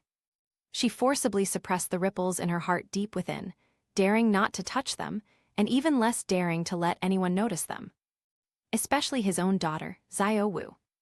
Lin Yi seemed to have noticed her predicament and did not mention further treatment. Instead, he used his pure life energy to nurture her body remotely every day. This made Aru secretly breathe a sigh of relief. Time flies, and several more months have passed. The ancient tree of life in the blue-silver kingdom grew ever more lush, and Xiao Wu's belly swelled up day by day. On this day, the atmosphere inside the core treehouse was exceptionally solemn. Xiao Wu lay on the soft bed woven from blue-silver grass, her delicate brows furrowed and her forehead covered with fine beads of sweat. Her breathing was rapid, and her small face was pale from the pain, but her big eyes revealed an amazing tenacity. This is the first major hurdle a soul beast faces after transforming into human form and giving birth to offspring. Their physical condition far surpasses that of ordinary people, but the fetus in their womb also contains immense life energy, making the birthing process naturally 100 times more difficult than for ordinary people. Xiao Wu, hang in there. Aru sat to the side, holding her daughter's hand tightly, her palms sweating with nervousness. Seeing her daughter's pained expression, she felt an overwhelming pang of heartache, and her eyes were already red with tears. "It's okay, Mom, I can do it." Xiao Wu gritted her teeth and squeezed out a sentence, even trying to force a reassuring smile onto her face to reassure her mother. The intense pain made her smile look even more like a cry. "Don't speak, save your energy." A steady voice rang out. Lin Yi sat on the other side of the bed, gently placing one hand on Xiao Wu's high, protruding belly. A powerful yet gentle life energy flowed continuously into her body, protecting her heart and calming the little life that was about to be born. With the support of forestry, Xiao Wu felt her physical burden lighten considerably. She looked at Lin Yi gratefully, her eyes overflowing with dependence and love. The production process is long and arduous. From dawn to dusk, and then to a sky full of stars. The atmosphere inside the treehouse gradually shifted from tense to anxious. Even with the support of the forestry department, Xiao Wu was already on the verge of exhaustion. Her consciousness began to blur, and she murmured unconsciously, "Big brother, am I not going to make it?" "Nonsense." Lin Yi bent down, his voice carrying an undeniable air of authority. "With me here, you and the child will be fine." A flash of light appeared at his fingertips, and a drop of emerald green liquid containing his primordial life force appeared out of thin air and dripped into Xiao Wu's mouth. That is the core essence of the ancient tree of life. The liquid droplets melted upon entering her mouth, transforming into a powerful surge of life force that instantly swept through Xiao Wu's limbs and bones. Her previously waning energy returned to its former fullness. "Wow!" At that very moment, a clear and loud cry echoed throughout the treehouse. The sound seemed to possess some kind of peculiar magic, causing the blue-silver grasses waiting anxiously outside to unfurl their leaves and sway joyfully. It was a success. Overjoyed, Aru burst into tears and rushed to the bedside. A small figure appeared beside Xiao Wu. It was a baby girl, as delicate as a porcelain doll, with skin as white as the first snow and a head of soft pink baby hair, inheriting her mother's features. Her little hands were clenched tightly, her little feet were kicking powerfully, and her newly opened eyes, as black and bright as the purest gemstones, were curiously looking at this brand new world. Xiao Wu's face was already soaked with sweat and tears, but her smile was more radiant and happy than ever before. She turned her head, using the last of her strength, to look at the man beside her. "Big brother." Her voice was weak, but full of satisfaction. Lin Yi reached out and gently wiped the sweat from her forehead, his fingertips lightly tracing her smooth brow. A gentle smile also graced his face. "Thank you for your hard work, Xiao Wu." Xiao Wu looked at him, her eyes sparkling with happiness.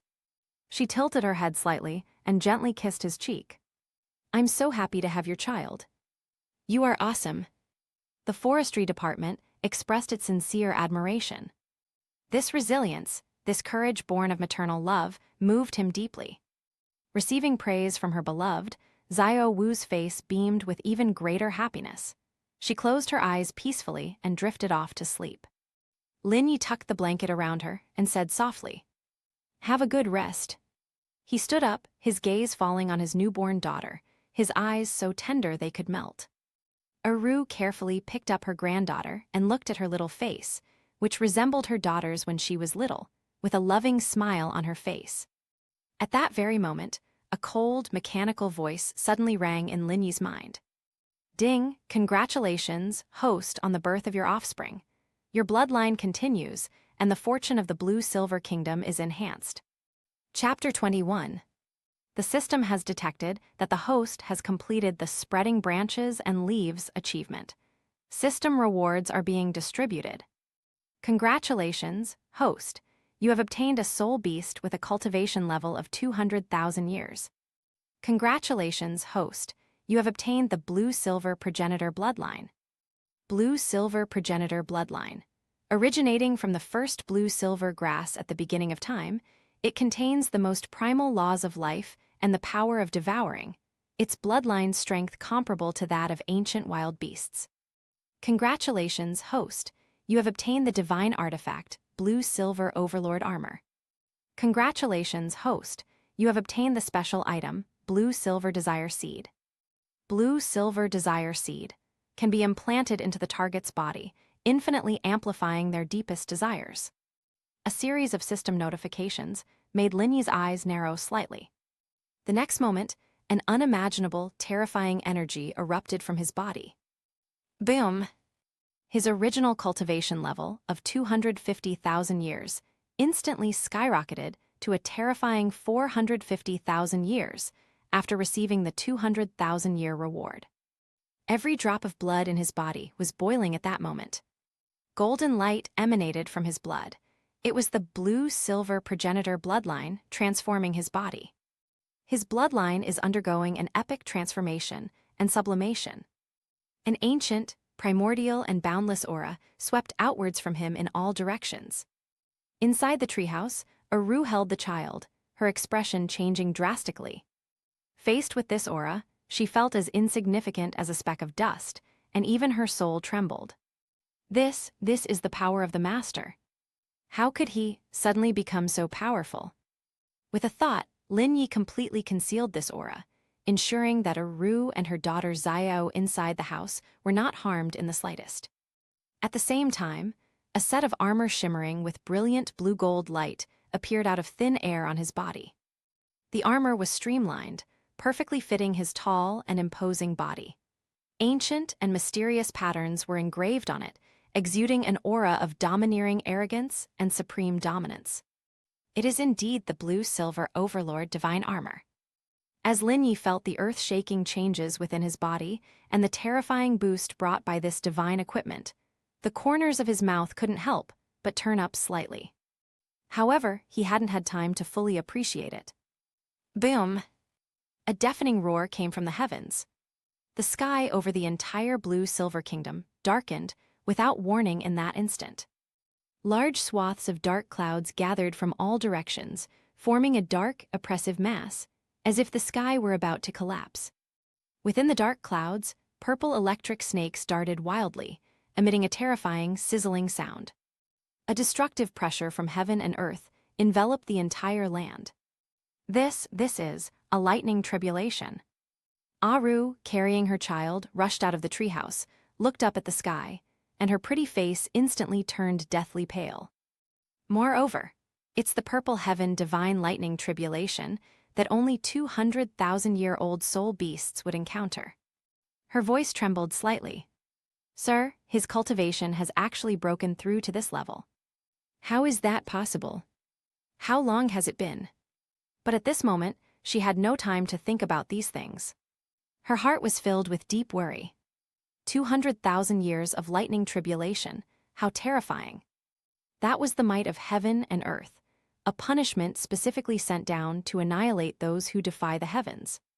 In the world of soul beasts, countless exceptionally talented and powerful individuals perished under this tribulation of lightning, turning into ashes. The slightest mistake could result in complete annihilation. Just as she was getting anxious, Lin Yi's figure calmly appeared beside her. Eru. He began to speak. Don't worry. His voice remained calm, as if the earth-shattering lightning above his head was nothing more than ordinary wind and rain. Take good care of Xiao and our daughter. After saying that, he glanced at the baby girl in Aru's arms, a hint of tenderness flashing in his eyes. Aru looked at him, her lips moved as if she wanted to say something, but she found that her throat was blocked and she couldn't say a word. She could only nod forcefully and hug the child even tighter. I won't say more about forestry. He slowly raised his head and looked at the churning thunderclouds in the sky. There was no fear in his eyes. Instead, a boundless fighting spirit burned within him. He took a step forward, and his figure shot into the sky like a streak of light, actively facing the sea of lightning. Boom! Seemingly enraged by his actions, a bolt of purple divine lightning as thick as a bucket tore through the sky, carrying the momentum to destroy everything, and struck down directly at Lin Yi. Aru was below, her heart pounding so hard it felt like it was going to jump out of her chest. However, the forestry department in the sky remained unmoved. He stood in the void, his blue-silver overlord divine armor radiating boundless light. Sword come. He reached out and gently shook hands. A 3-foot-long sword, entirely formed from the essence of blue-silver emperor, appeared in his hand. The sword emanated an aura of royalty, making it his natal divine weapon, the blue-silver emperor sword. Faced with the terrifying lightning that could shatter a mountain into dust, Lin Yi simply raised his hand and swung his sword. A seemingly ordinary blue-gold sword, light rose against the current. There was no earth-shattering noise. There was no dazzling brilliance. The domineering purple divine lightning, upon contact with the sword light, melted and disintegrated silently, like ice and snow meeting the blazing sun, transforming into the purest essence of lightning, which dissipated into the air. The power of a single sword strike is truly astounding. Ah Yin below was completely stunned. Her mouth dropped open, her beautiful eyes filled with shock. Is this Sir's true strength? That was the purple heaven divine lightning that had been burning for 200,000 years. It was actually cleaved in two with a single, seemingly effortless sword strike. Above the sky, Lin Yi stood holding a sword, his black hair flying in the wind. His aura was domineering and majestic, like a supreme emperor who had walked out of ancient times, looking down on the entire world. Boom! The heavens were enraged, and the thunderclouds churned even more violently. It was as if he was venting his dissatisfaction. Then came the second, the third, the fourth. Dozens of thicker and more violent purple, divine lightning bolts descended from the sky at the same time, weaving together a net to completely destroy the forestry industry. Faced with this apocalyptic scene, Lin Yi finally managed a smile. That smile carried a hint of disdain and arrogance. Good timing. He let out a long roar, no longer passively defending himself. With a swift movement, he actually charged into the net of lightning. Swish, swish, swish. The sword flashed, moving with incredible speed. With each swing of the sword, a bolt of purple divine lightning was severed. He traversed the sea of lightning as if it were his own backyard, strolling leisurely. The violent lightning power couldn't even budge his blue-silver overlord armor. Chapter 22. At this moment, the forestry department perfectly embodied the word, domineering. He is not undergoing a tribulation. He's toying with the lightning tribulation. The heavens seemed to have run out of ideas. All the thunderclouds began to shrink and condense, eventually transforming into an unprecedentedly enormous thunder dragon. Lei long opened his eyes, which were two eyes made of lightning, devoid of any emotion, containing only pure destructive will. It let out a silent roar, opened its huge mouth, and devoured the forestry. This is the final and strongest strike of the lightning tribulation. Lin Yi watched the roaring thunder dragon approach with a calm expression. He slowly raised the blue-silver emperor sword in his hand. He poured his hundreds of thousands of years of cultivation into it without reservation. Buzz! The sword emitted a clear, melodious hum, and its blue-gold light shone brilliantly, as if it were about to completely illuminate this dim world. Break! He uttered a single word softly. A sword strikes down from the sky. That blue-gold sword light, imbued with hundreds of thousands of years of forestry cultivation, met the earth-shattering thunder dragon. The moment the sword light made contact with the thunder dragon, time seemed to stand still for a split second. Immediately afterwards, the ferocious, roaring purple lightning dragon melted away inch by inch from head to tail. It's like a painting being silently erased from the middle by an invisible hand. The purple lightning essence transformed into the purest energy particles and dissipated. The ominous clouds in the sky also dissipated. The dark clouds dispersed, and the long-awaited sunlight once again shone on the earth, casting dappled light and shadows on the ground through the lush branches of the ancient tree of life. The sky was a clear, deep blue, as if the apocalyptic scene from just moments ago had never existed. Lin Yi stood in the void, sword in hand, as his blue-silver overlord divine armor slowly faded away, revealing a green robe. He closed his eyes and carefully felt it. After surviving the tribulation of lightning that lasted for 200,000 years, the baptism of the laws of heaven and earth allowed his cultivation to advance once again, completely stabilizing at the peak of 450,000 years. A powerful life force emanated from him and spread throughout the entire blue-silver kingdom. Splash!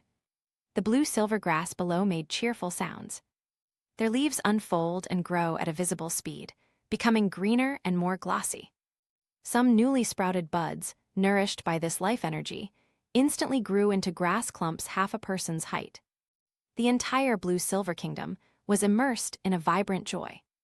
Everything is reviving and thriving.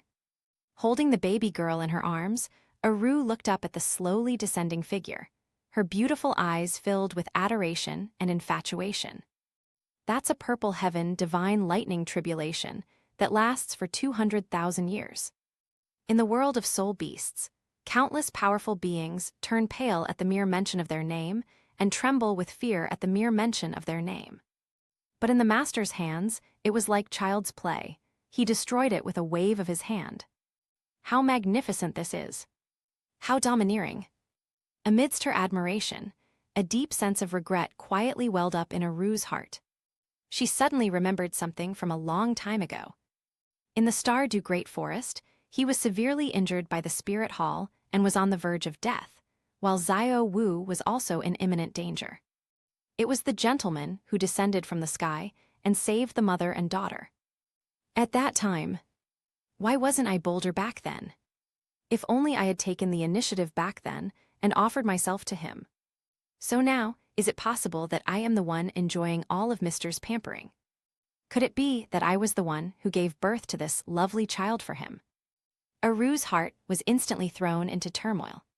She glanced at her sleeping granddaughter in her arms, then at Lin Yi who had walked up to her, her heart filled with conflicting emotions. But now, everything is already set in stone. He is Xiao's husband and also her son-in-law.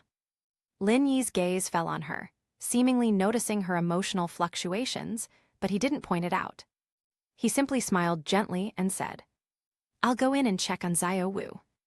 After saying that, he walked into the core treehouse.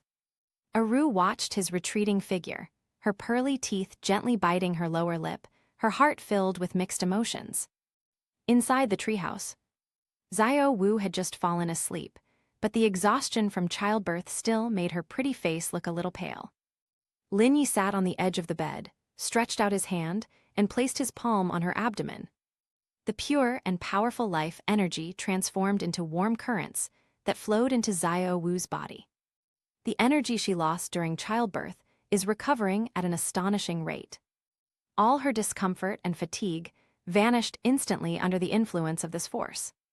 In her sleep, Xiao Wu's brows gradually relaxed, and the corners of her mouth even turned up slightly, as if she were having a sweet dream. Lin Yi tucked the blanket around her and said softly, "Take a few more days of rest." He stood up, preparing to leave, but his gaze inadvertently fell upon the still somewhat lost and dejected figure outside the door. A thought stirred within Lin Yi.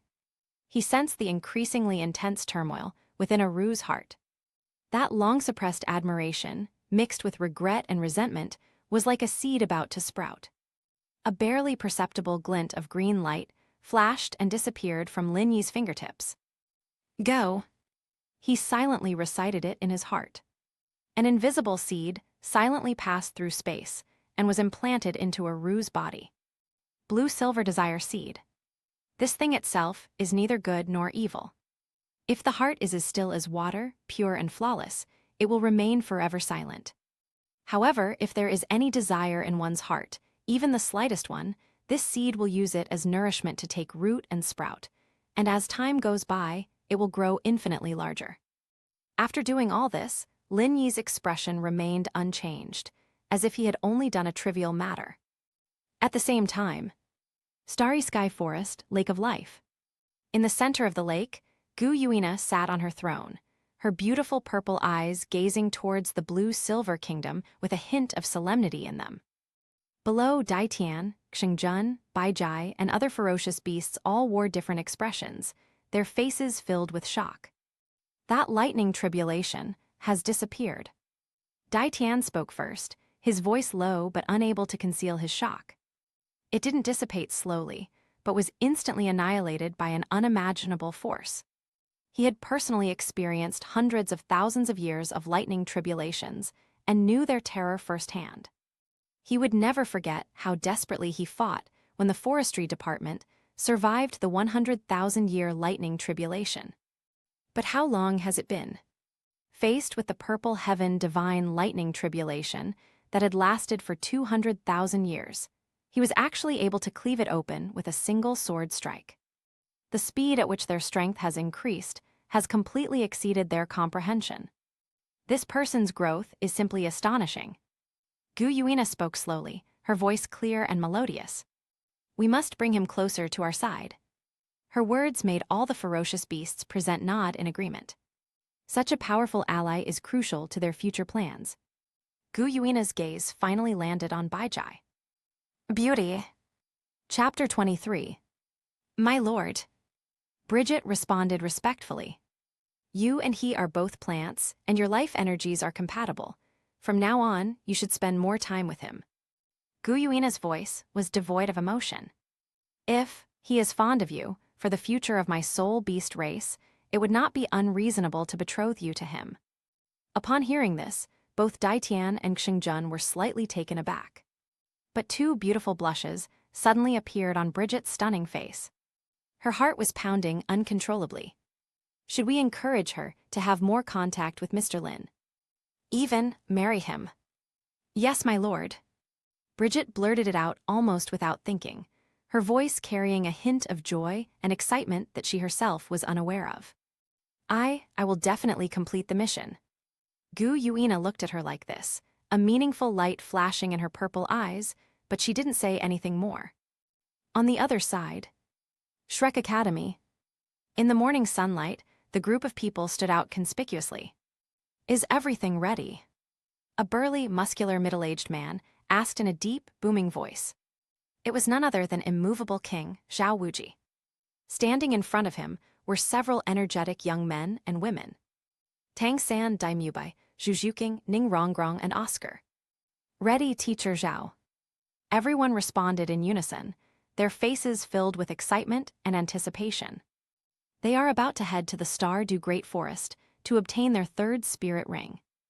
Xiao Wuji nodded in satisfaction, patted his chest, and said with utmost confidence, Don't worry, I'll be leading the team myself this time, and I guarantee you'll all be safe and sound. No matter what kind of spirit ring you want to hunt, I can help you get it. There will be no danger on the outskirts of the Stardew Great Forest. Hearing Xiao Wuji's bold words, the Shrek Academy members were even more excited and full of confidence for their upcoming soul hunting expedition. Set off. Xiao Wuji waved his hand and led the group on a grand march towards the Stardew Great Forest. Blue Silver Kingdom.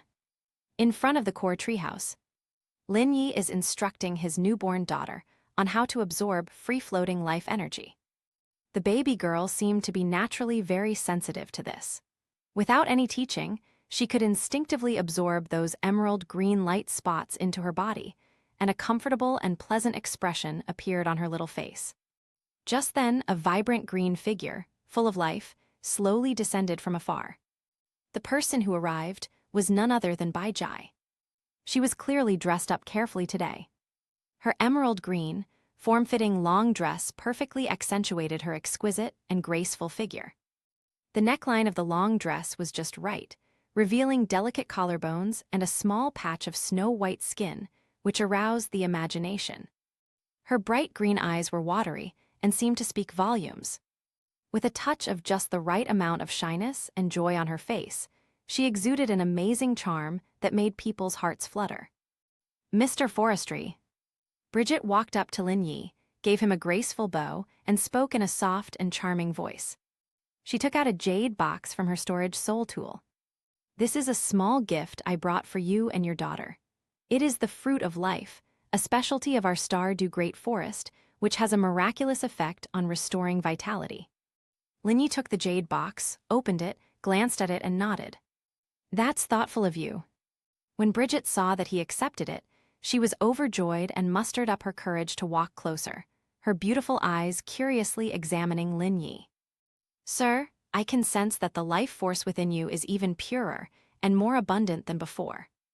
I have some questions about the use of life force that I would like to ask you.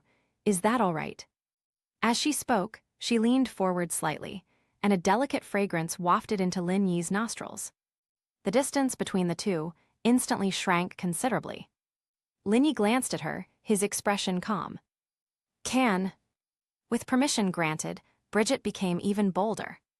She began to seriously raise some of the questions she had encountered in her spiritual practice, and Lin Yi answered them one by one. When the discussion gets lively, Bridget will even casually reach out her hand and gently touch Lin Yi's arm to demonstrate the flow of energy. Their behavior suggested a very close relationship. Just then, a slightly lazy voice came from inside the treehouse. "Big brother, who's here?" Before the words were even finished, Xiao Wu, wearing a pink nightgown, came out rubbing her eyes. She spotted Bridget at a glance, who was having an intimate discussion with the forestry department. Like a startled fawn, Bridget quickly took a step back, distancing herself from Lin Yi. Her pretty face flushed slightly as she nervously explained. "Xiao Wu, you don't misunderstand, I was just asking Mr. Lin Yi a question." She was afraid that the legitimate wife might have some bad ideas. However, Xiao Wu's reaction was completely unexpected. Instead of being angry, Xiao Wu smiled brightly, walked up to Bai Jai affectionately and took her hand. "I didn't misunderstand." Then she pulled the bewildered Bridget aside, lowered her voice, and said with a grin, "Sister Bridget, I can tell you like big brother, right?" Boom! Bridget's mind went completely blank for a moment, and her pretty face turned so red it looked like it was about to bleed. Was she that obvious? Seeing Bridget's adorable, flustered expression, Xiao Wu's smile deepened. "Since you like him, then you should marry him." Bridget was completely stunned. Her mouth was agape, and she had no idea how to react. Xiao Wu continued speaking. "Sister Biji, we are all transformed soul beasts, and we admire the strong in our bones. It's our nature. A man as upright and honorable as my older brother should have everything." At this point, a charming blush appeared on Xiao Wu's face. She leaned close to Bai Jai's ear and said shyly, in a voice that only the two of them could hear. "Besides, my older brother is too strong. Sometimes I really can't handle it on my own. If any of my sisters could help me share the burden, I'm sure my older brother would be very happy." After hearing these words, Bridget felt a surge of heat rush from the soles of her feet to the top of her head. She felt completely dizzy. Happiness, didn't it come too suddenly? She looked at Xiao Wu, who had a sincere expression on her face, and then secretly glanced at Lin Yi, who was watching them with a smile not far away. For a moment, I was in a state of utter confusion and didn't know what to do. The outer edge of the starry sky forest. As dawn broke through the layers of tree canopy, it cast dappled golden light onto the ground covered with withered branches and leaves. Roar! With a roar of resentment, a massive, jet-black, century-old ghost tiger crashed to the ground, kicking up a cloud of dust. Chapter 24. Dai Mubai slowly retracted his outstretched tiger claws, and the light of the two soul rings surrounding his body gradually faded. He glanced at the deep, bone-revealing claw mark on Ghost Tiger's body, his face revealing undisguised disgust. "Tisk, another 100-year-old soul beast, how boring." Oscar, who was standing nearby, handed over a recovery sausage and joked with a smile. "Mubai, be content. This is the 5th one we've encountered this morning.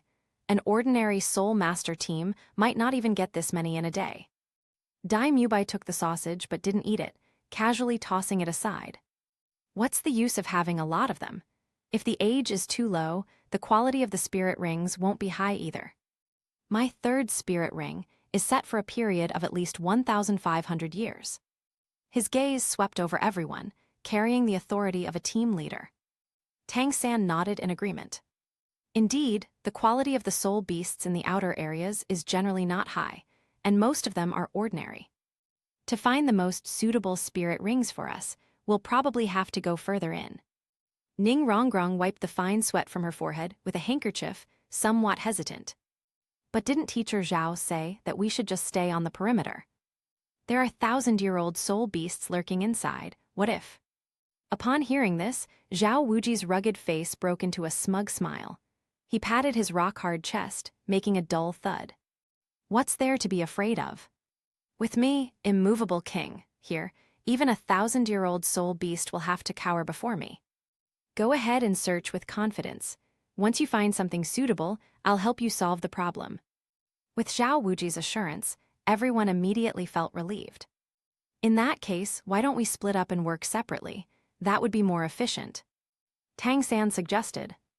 Once a suitable target is found, a signal flare will be used to notify everyone. The proposal was quickly accepted by everyone. Xiao Wuji pondered for a moment and then nodded. All right. But remember, don't go too far, stay within each other's range. Send a signal immediately if you encounter a danger that you cannot resolve. Clear. The crowd responded in unison. Afterwards, the group dispersed in different directions, using this place as a base. Tang San wandered alone through the forest. Unlike Daimubai, he didn't frantically search for traces of soul beasts. Instead, he closed his eyes and connected his spiritual power with the surrounding blue-silver grass. This is a talent he was born with. Each blue-silver grass is his eye and his ear. However, as he delved deeper, a strange feeling began to linger in his mind. That was a calling, a sense of intimacy and longing that comes from the depths of one's blood. It was as if something in some direction of the forest was calling to him silently. Tang San's mind stirred, and following that feeling, he quickened his pace. He didn't know how long he had walked, nor how many thorns and dense forests he had crossed. The surrounding light began to grow brighter and brighter. A refreshing fragrance filled the air.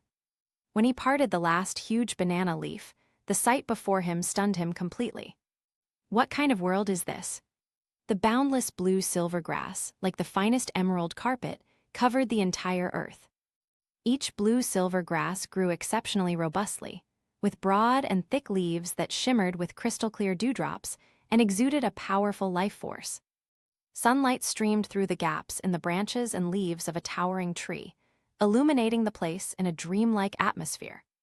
Tang San simply stood there, took a deep breath, and felt the soul power within his body begin to circulate at an unprecedented speed.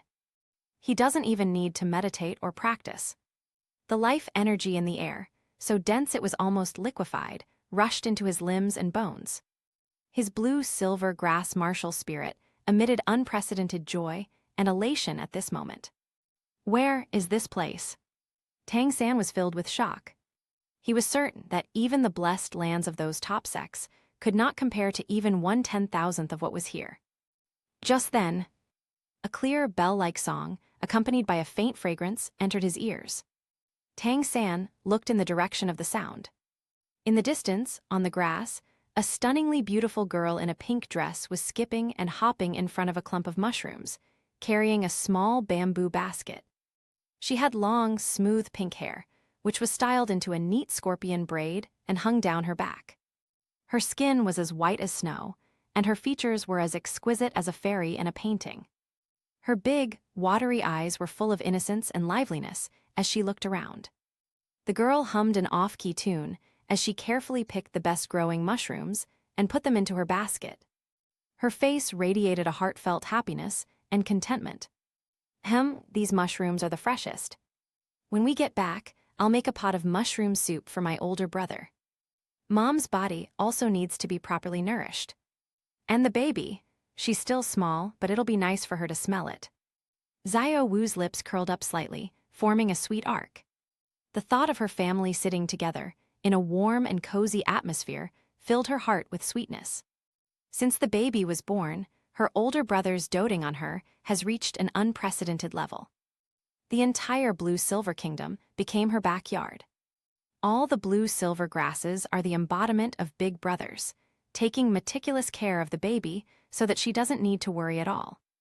All she has to do every day is play happily like this, and then get ready to welcome her older brother home. Tang San stared blankly at the beautiful figure, feeling his heart skip a beat. He had never seen such a pure and lovely girl. Every smile and frown of hers was like the most precise arrow, piercing deeply into his heart. Almost instinctively, he took a step and walked towards the girl. Wrestle! The soft footsteps startled Xiao Wu, who was picking mushrooms. She turned around warily, and when she saw that it was a strange human man, a hint of vigilance flashed in her eyes. Who are you? Upon seeing this, Tang San immediately stopped, raised his hands, and forced out what he considered to be the most benevolent smile. "Girl, don't be afraid, I mean no harm. My name is Tang San. I am a soul master. I came to the Stardew Great Forest with my companions to hunt for soul rings. We got lost by accident and ended up here." He tried his best to make his voice sound gentle and harmless. Xiao Wu glanced at him a few times, and, seeing that there was indeed no hostility in his eyes, her guard was slightly lowered. She grew up in this blue-silver kingdom, sheltered by the forestry industry, and had almost no contact with the dangers of the outside world. She has an instinctive wariness towards strangers, but she doesn't feel much malice towards them. Chapter 25. Oh, I see. Xiao Wu nodded, accepting his statement. Tang San was delighted to see her relax and continued to chat. "This place is so beautiful. I have never seen a place so full of life. Young lady, have you always lived here?" "Yes." Xiao Wu picked up her little bamboo basket, a hint of pride on her face. "This is my home. My older brother protected me very well." Looking at her pure and innocent smile, Tang San felt an even stronger possessiveness surge within him. Such a wonderful girl should be cherished and protected from any harm. He felt that he was the one who could protect her for the rest of her life. Did you pick these mushrooms? They're so beautiful." Tang San tried to start a conversation. Xiao Wu looked down at the mushrooms in the basket and smiled happily.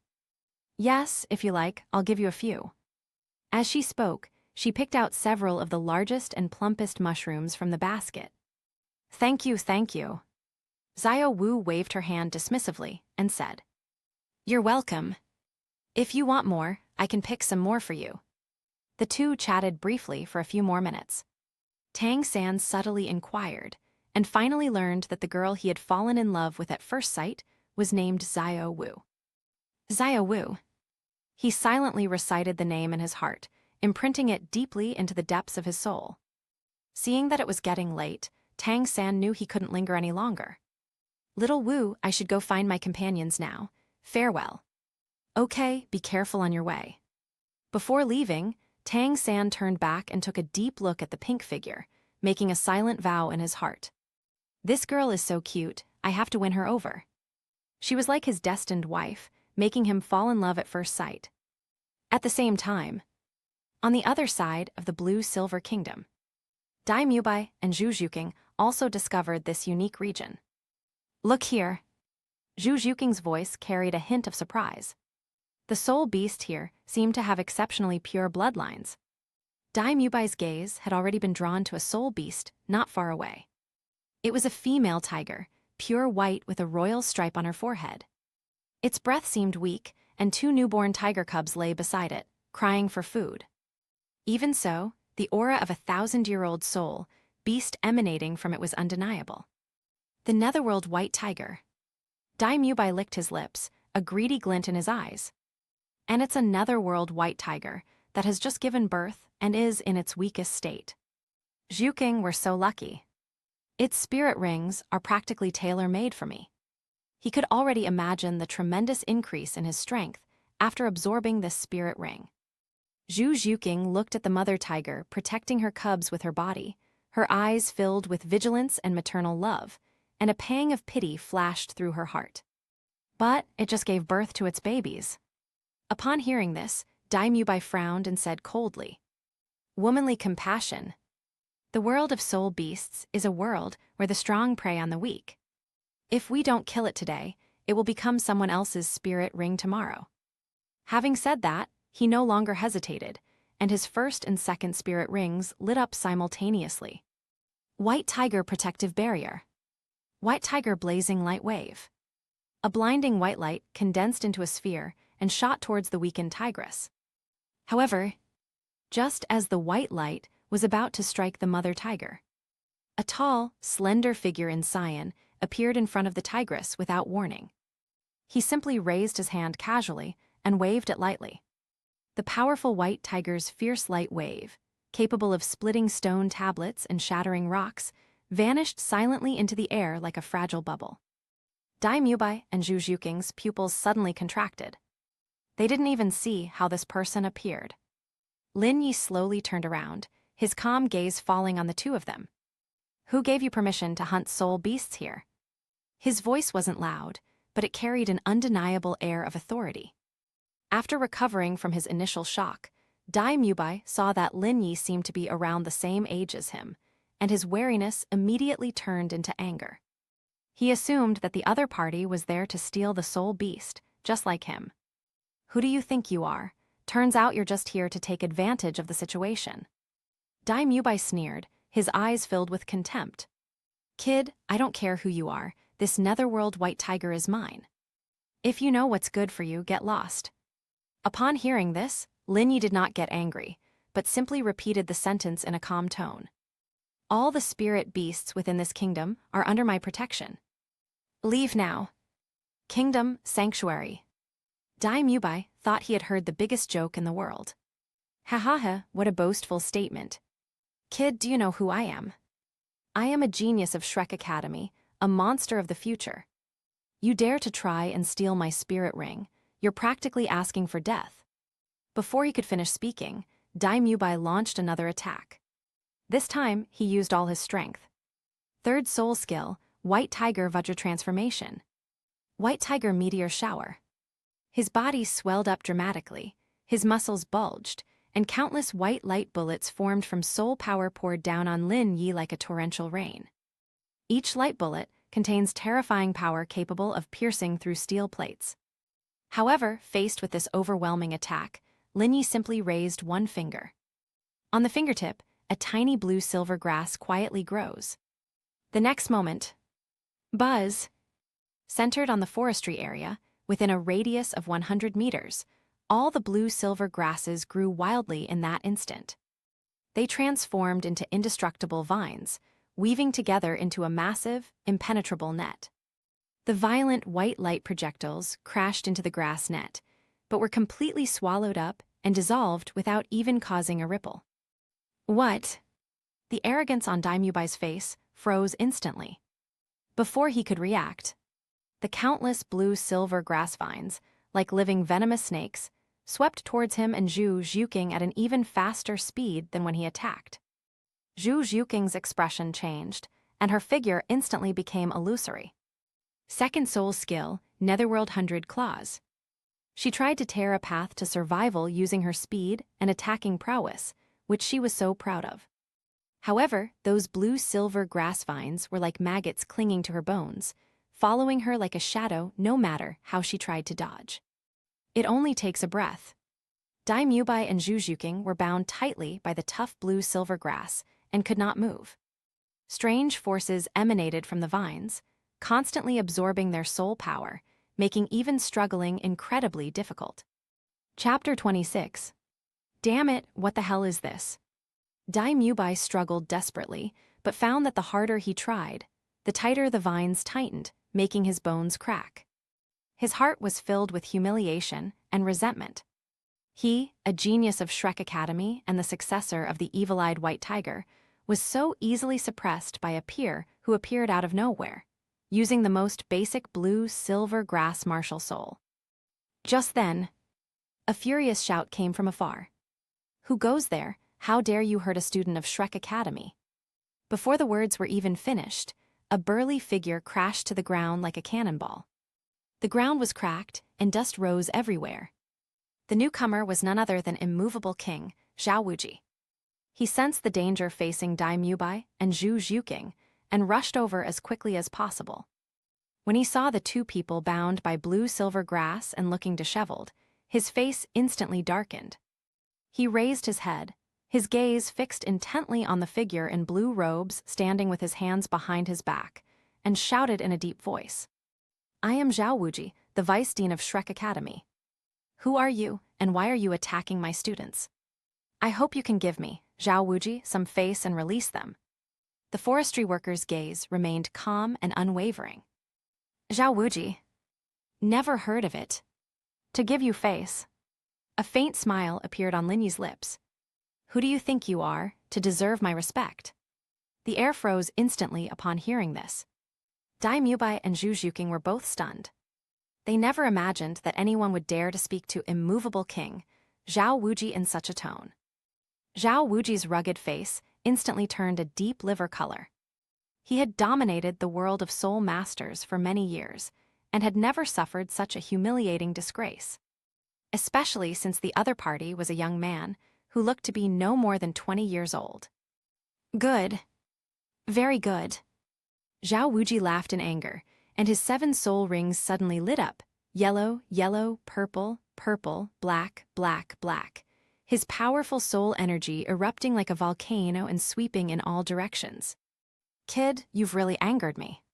Today, I'll show you what it means to be arrogant and domineering. 7th soul skill, martial soul true body. Xiao Wuji's body rapidly expanded under the influence of soul power, transforming in an instant into a giant bear over 3 meters tall, covered in a layer of black fur harder than steel. Mighty King Kong Bear. He roared, and his enormous bear paw, carrying immense force, slammed down towards Lin Yi. This palm strike is enough to level a small mountain. However, Lin Yi didn't even lift an eyelid in the face of this devastating blow. He simply extended his right hand. Buzz! A clear, resonant sword cry echoed throughout the heavens and earth. A longsword, entirely formed from blue-silver grass, quietly appeared in his hand. The sword's blade was crystal clear, resembling the finest Lancian jade, with incomparably noble golden patterns entwined around it, exuding an aura of imperial majesty that ruled the world and held the power of life and death. Blue-silver Emperor Sword. Lin Yi held a long sword and casually slashed upwards at the bear's paw that blotted out the sky. There was no earth-shattering noise. There was no dazzling brilliance. Only a faint, almost invisible, cyan gold sword light flashed and disappeared. Time seemed to stand still at that moment. Xiao Wuji's massive martial spirit form froze in midair. He looked down at his chest. A thin line of blood ran from his forehead down to his groin. How? He wanted to say something, but his vitality had already receded like the tide. The next moment, the massive body of the mighty King Kong bear was neatly split in two, and blood and entrails poured down like a torrential rain, staining the lush green grass red. Xiao Wuji, the immovable king. A level 76 soul saint was instantly killed by a single sword strike. There was not even a sliver of room for resistance. The fear in Daimyubai's eyes had reached its peak. His body trembled violently, and a foul-smelling liquid flowed from his trouser leg. He was so scared he peed himself. Taking advantage of the brief moment when Lin Yi was killing Xiao Wuji, he unleashed his strongest will to survive, and his soul power surged wildly. He didn't even have time to think. His body instinctively moved towards the depths of the forest, fleeing for his life. Zhu Zhuqing also broke free and followed closely behind. Lin Yi glanced at the two figures fleeing in a disheveled state, a contemptuous smile curling at the corner of his lips. Trying to run. He flicked his finger. Swish, swish. Dozens of blue-silver grass vines shot through the air like arrows released from a bow.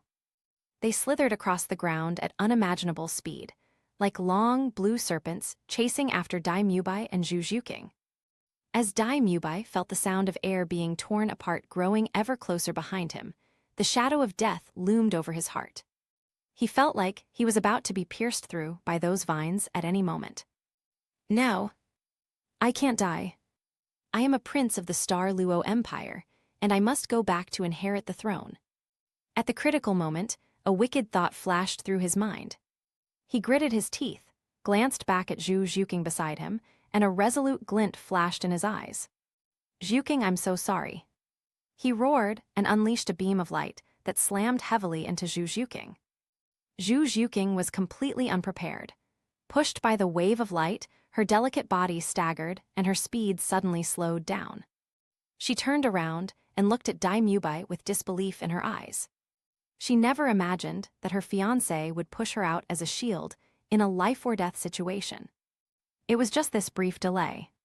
The dozens of green vines had caught up with them.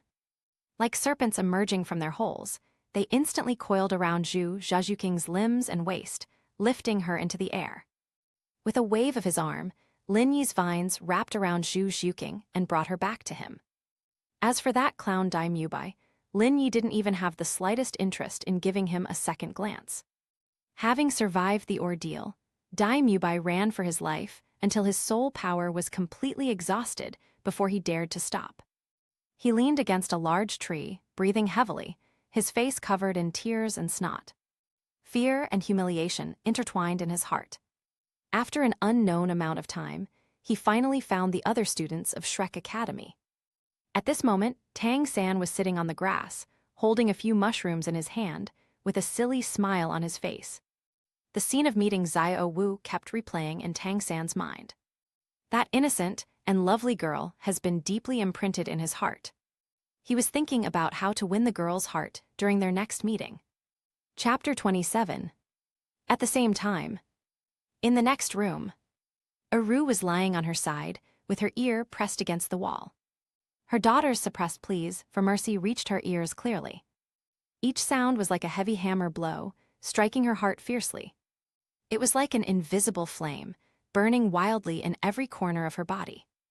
Aru's cheeks were already so red they looked like they could bleed. Her breathing became rapid, and a feeling of heat and emptiness she had never experienced before surged through her body. Deep inside, it seemed as if a voice was roaring and shouting. But reason held this insane desire firmly in check. Aru bit her lip hard, her nails digging deep into the tender flesh of her palm, trying to use the pain to keep herself awake. But those seductive sounds, like a curse, kept seeping into her mind, causing her already fragile defenses to completely collapse. Her body curled up uncontrollably, and a faint whimper escaped her throat. Once the seed of desire is planted, it will take root and sprout wildly. Shrek Academy.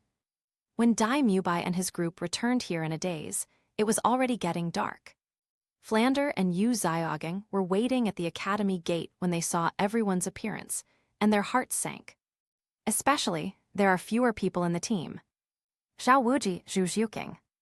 What happened? Flander's voice trembled slightly. Where is Xiao Wuji? Where is Zhu Cheng? Dai Mubai knelt down with a thud. This once arrogant prince of Xingluo was now in tears, looking like a madman. Dead. Teacher Zhao is dead. Oscar and Ma Hongzhen were also deathly pale, their bodies trembling like leaves in the autumn wind. Dean, we've encountered a monster. A monster of unimaginable power. Flander and Yu Xiaogang's expressions instantly became extremely solemn.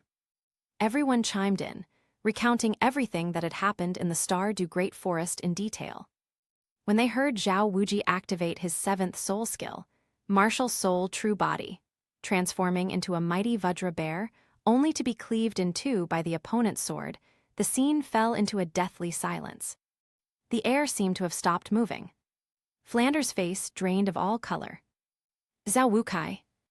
Level 76 Power Attack Type Battle Soul Saint. Fudo Maiwo. That was the pillar of Shrek Academy, one of the reasons he stood firm in the world of soul masters. He just died like that. He was instantly killed by a young man in his early 20s with a single sword strike. Soul Douluo, or Title Douluo. Flander's voice was extremely dry, and every word seemed to be squeezed out from between his teeth. Yu Xiaogang's expression was equally grim. He pushed up his glasses, and his eyes behind the lenses flashed with horror. One sword slays a soul saint in his martial soul true body state. This can no longer be simply measured by soul power level. The opponent's use of power and grasp of timing have reached an unbelievable level. His strength is probably far beyond that of ordinary title Douluos. Yu Xiaogang's conclusion sent a chill down everyone's spine. Far surpassing title Douluo. What kind of existence is that? Is he the legendary limit Douluo? Then, what about Zhu Cheng? Ning Rongrong asked softly, her face full of worry. Upon hearing this, Dai Mubai trembled violently, his face filled with pain and shame. He didn't dare tell anyone that he had pushed Zhu Zhuking out as a shield. But he knew that if Zhu Zhuking fell into the hands of that kind of demon king, her fate would be absolutely miserable. Tang San remained silent throughout. His fists were already clenched so tightly they turned white, and his knuckles had lost their color from excessive force. There was only one thought in his mind. Xiao Wu. Xiao Wu is still in that place. That man, that devil, is near the blue-silver grassland where Xiao Wu was picking mushrooms. A violent killing intent and burning anxiety surged wildly within his chest. I must go back. Tang San suddenly looked up, his eyes bloodshot. Xiao Wu is in danger. Xiao Wu, who's that?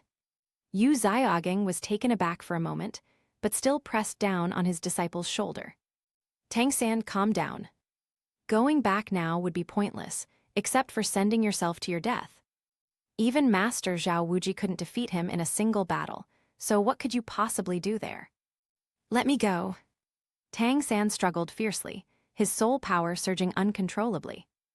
Xiao Wu, she's so innocent and lovely. If she falls into the hands of that kind of person, she'll be. He dared not think any further. The thought of the torment Xiao Wu might suffer made his heart feel like it was being pierced by countless steel needles, causing him unbearable pain. The teacher is right, it's a mistress. Dai Mubai also got up and held him tightly. What we need to do now is not to go and die, but to become stronger. Only by becoming strong enough will we be qualified to take revenge and qualified to bring people back. Dai Mubai's words were like a bucket of cold water poured on Tang San's burning rationality. Yes. Get stronger. I'm too weak right now. They're so weak, they don't even have the right to protect a girl. Tang San felt as if all his strength had been drained, and he slumped to his knees on the ground in despair. He opened his palm. Those tender mushrooms were soaked with his sweaty hands and had deep marks left by his fingernails. Xiao Wu. 2 streams of hot tears slid down Tang San's cheeks. Wait for me. I swear, I will definitely come to save you. No matter the cost. That night, everyone at Shrek Academy felt unprecedented pressure and motivation. A wave of frenzied cultivation was thus unleashed. Blue Silver Kingdom, Core Treehouse. In the blink of an eye, several days have passed. With Xiao Wu's meticulous care and companionship, Zhu Zhuqing's initial fear and wariness have gradually dissipated. She discovered that this place was completely different from the hellish place she had imagined. This place is filled with an intense, pervasive sense of life. Even breathing here is a delightful experience. The man named Lin Yi, though incredibly powerful, did not seem to be a vicious person. Apart from keeping her under house arrest, they did not do anything out of line to her. Xiao Wu, this innocent and carefree girl, was like a ray of sunshine, shining into her dark world. Sister Zhuqing, try this. It's a fruit from the ancient tree of life, and it's so sweet. Xiao Wu held a bright green fruit to Zhu Zhuqing's lips. Looking into Xiao Wu's clear, unadulterated eyes, Zhu Zhuqing felt a warmth in her heart and gently took a bite. The sweet juice burst in her mouth, transforming into a pure energy that nourished her entire body. Thank you, Xiao Wu. Chapter 28. We're best friends, no need to be so polite. Xiao Wu sat down next to her, her 2 fair legs dangling in the air. After spending a few days together, Zhu Zhuqing opened up to Xiao Wu and told her about her background. The brutal power struggle within the Star Luo Empire's royal family, the engagement with Dai Mubai, and the life-or-death martial soul fusion technique. So, you came to Shrek Academy to find Dai Mubai, cultivate with him, and avoid being killed by your sister. After listening, Xiao Wu tilted her head and summarized. Zhu Zhuqing nodded sadly.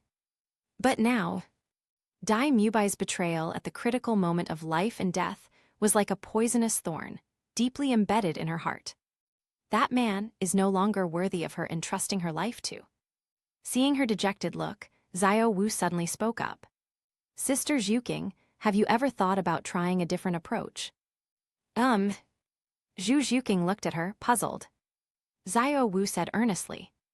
You just want to survive, you want to become stronger, right?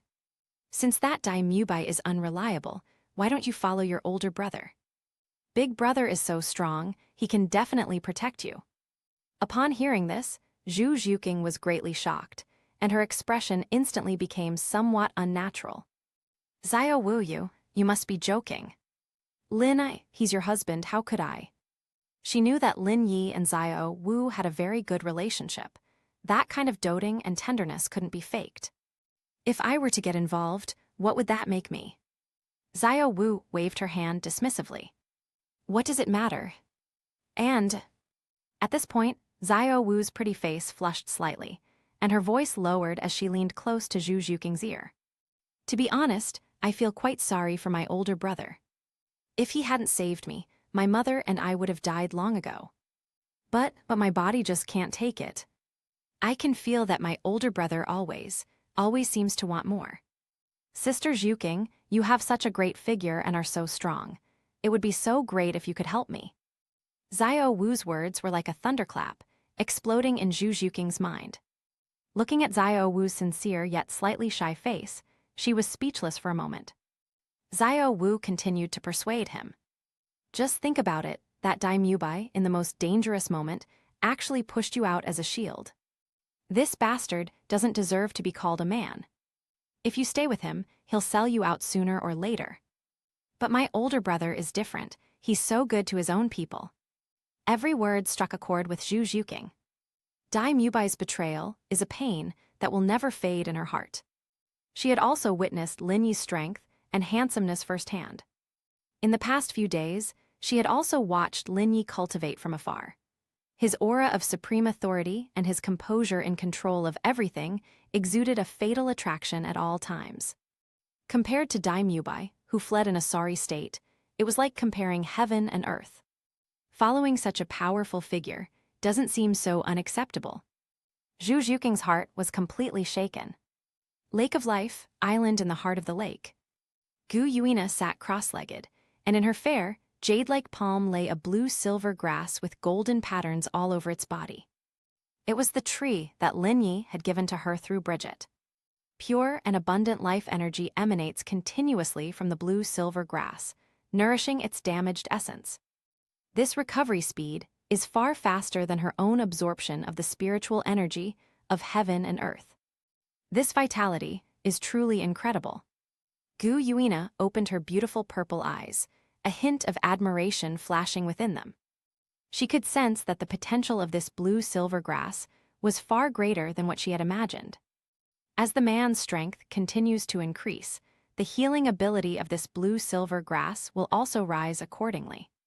Perhaps it will really play a decisive role in the future regarding my injuries.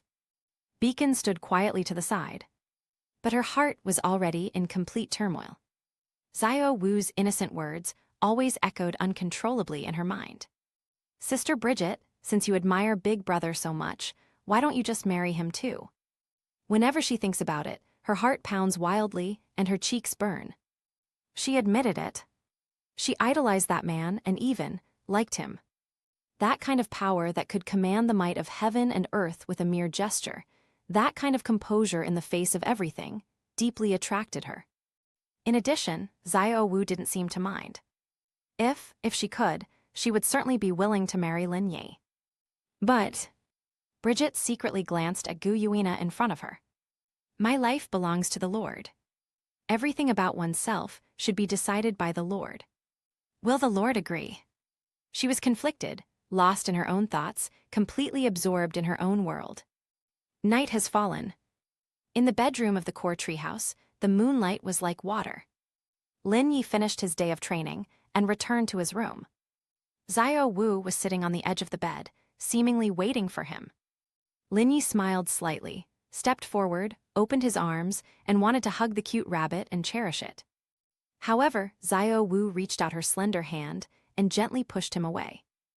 The forestry department was somewhat surprised. Xiao Wu's pretty face flushed slightly, with a hint of shyness and joy, as she gently touched her still flat stomach. Big brother, it might not be possible for me to make it during this time. Lin Yi was taken aback at first, then his eyes lit up with immense joy. He crouched down and carefully pressed his ear against Xiao Wu's stomach, his voice trembling slightly. You are pregnant again. Xiao Wu nodded earnestly, her face radiating maternal glow.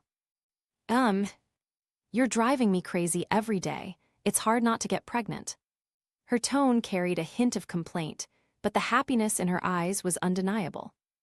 Very good. Lin Yi happily picked her up around the waist and spun her around a few times. Then you should rest well, I won't bully you anymore. He gently placed Xiao on the bed, his movements incredibly tender. Xiao Wu grabbed his hand, looking at him with her big, watery eyes, a hint of apology in them.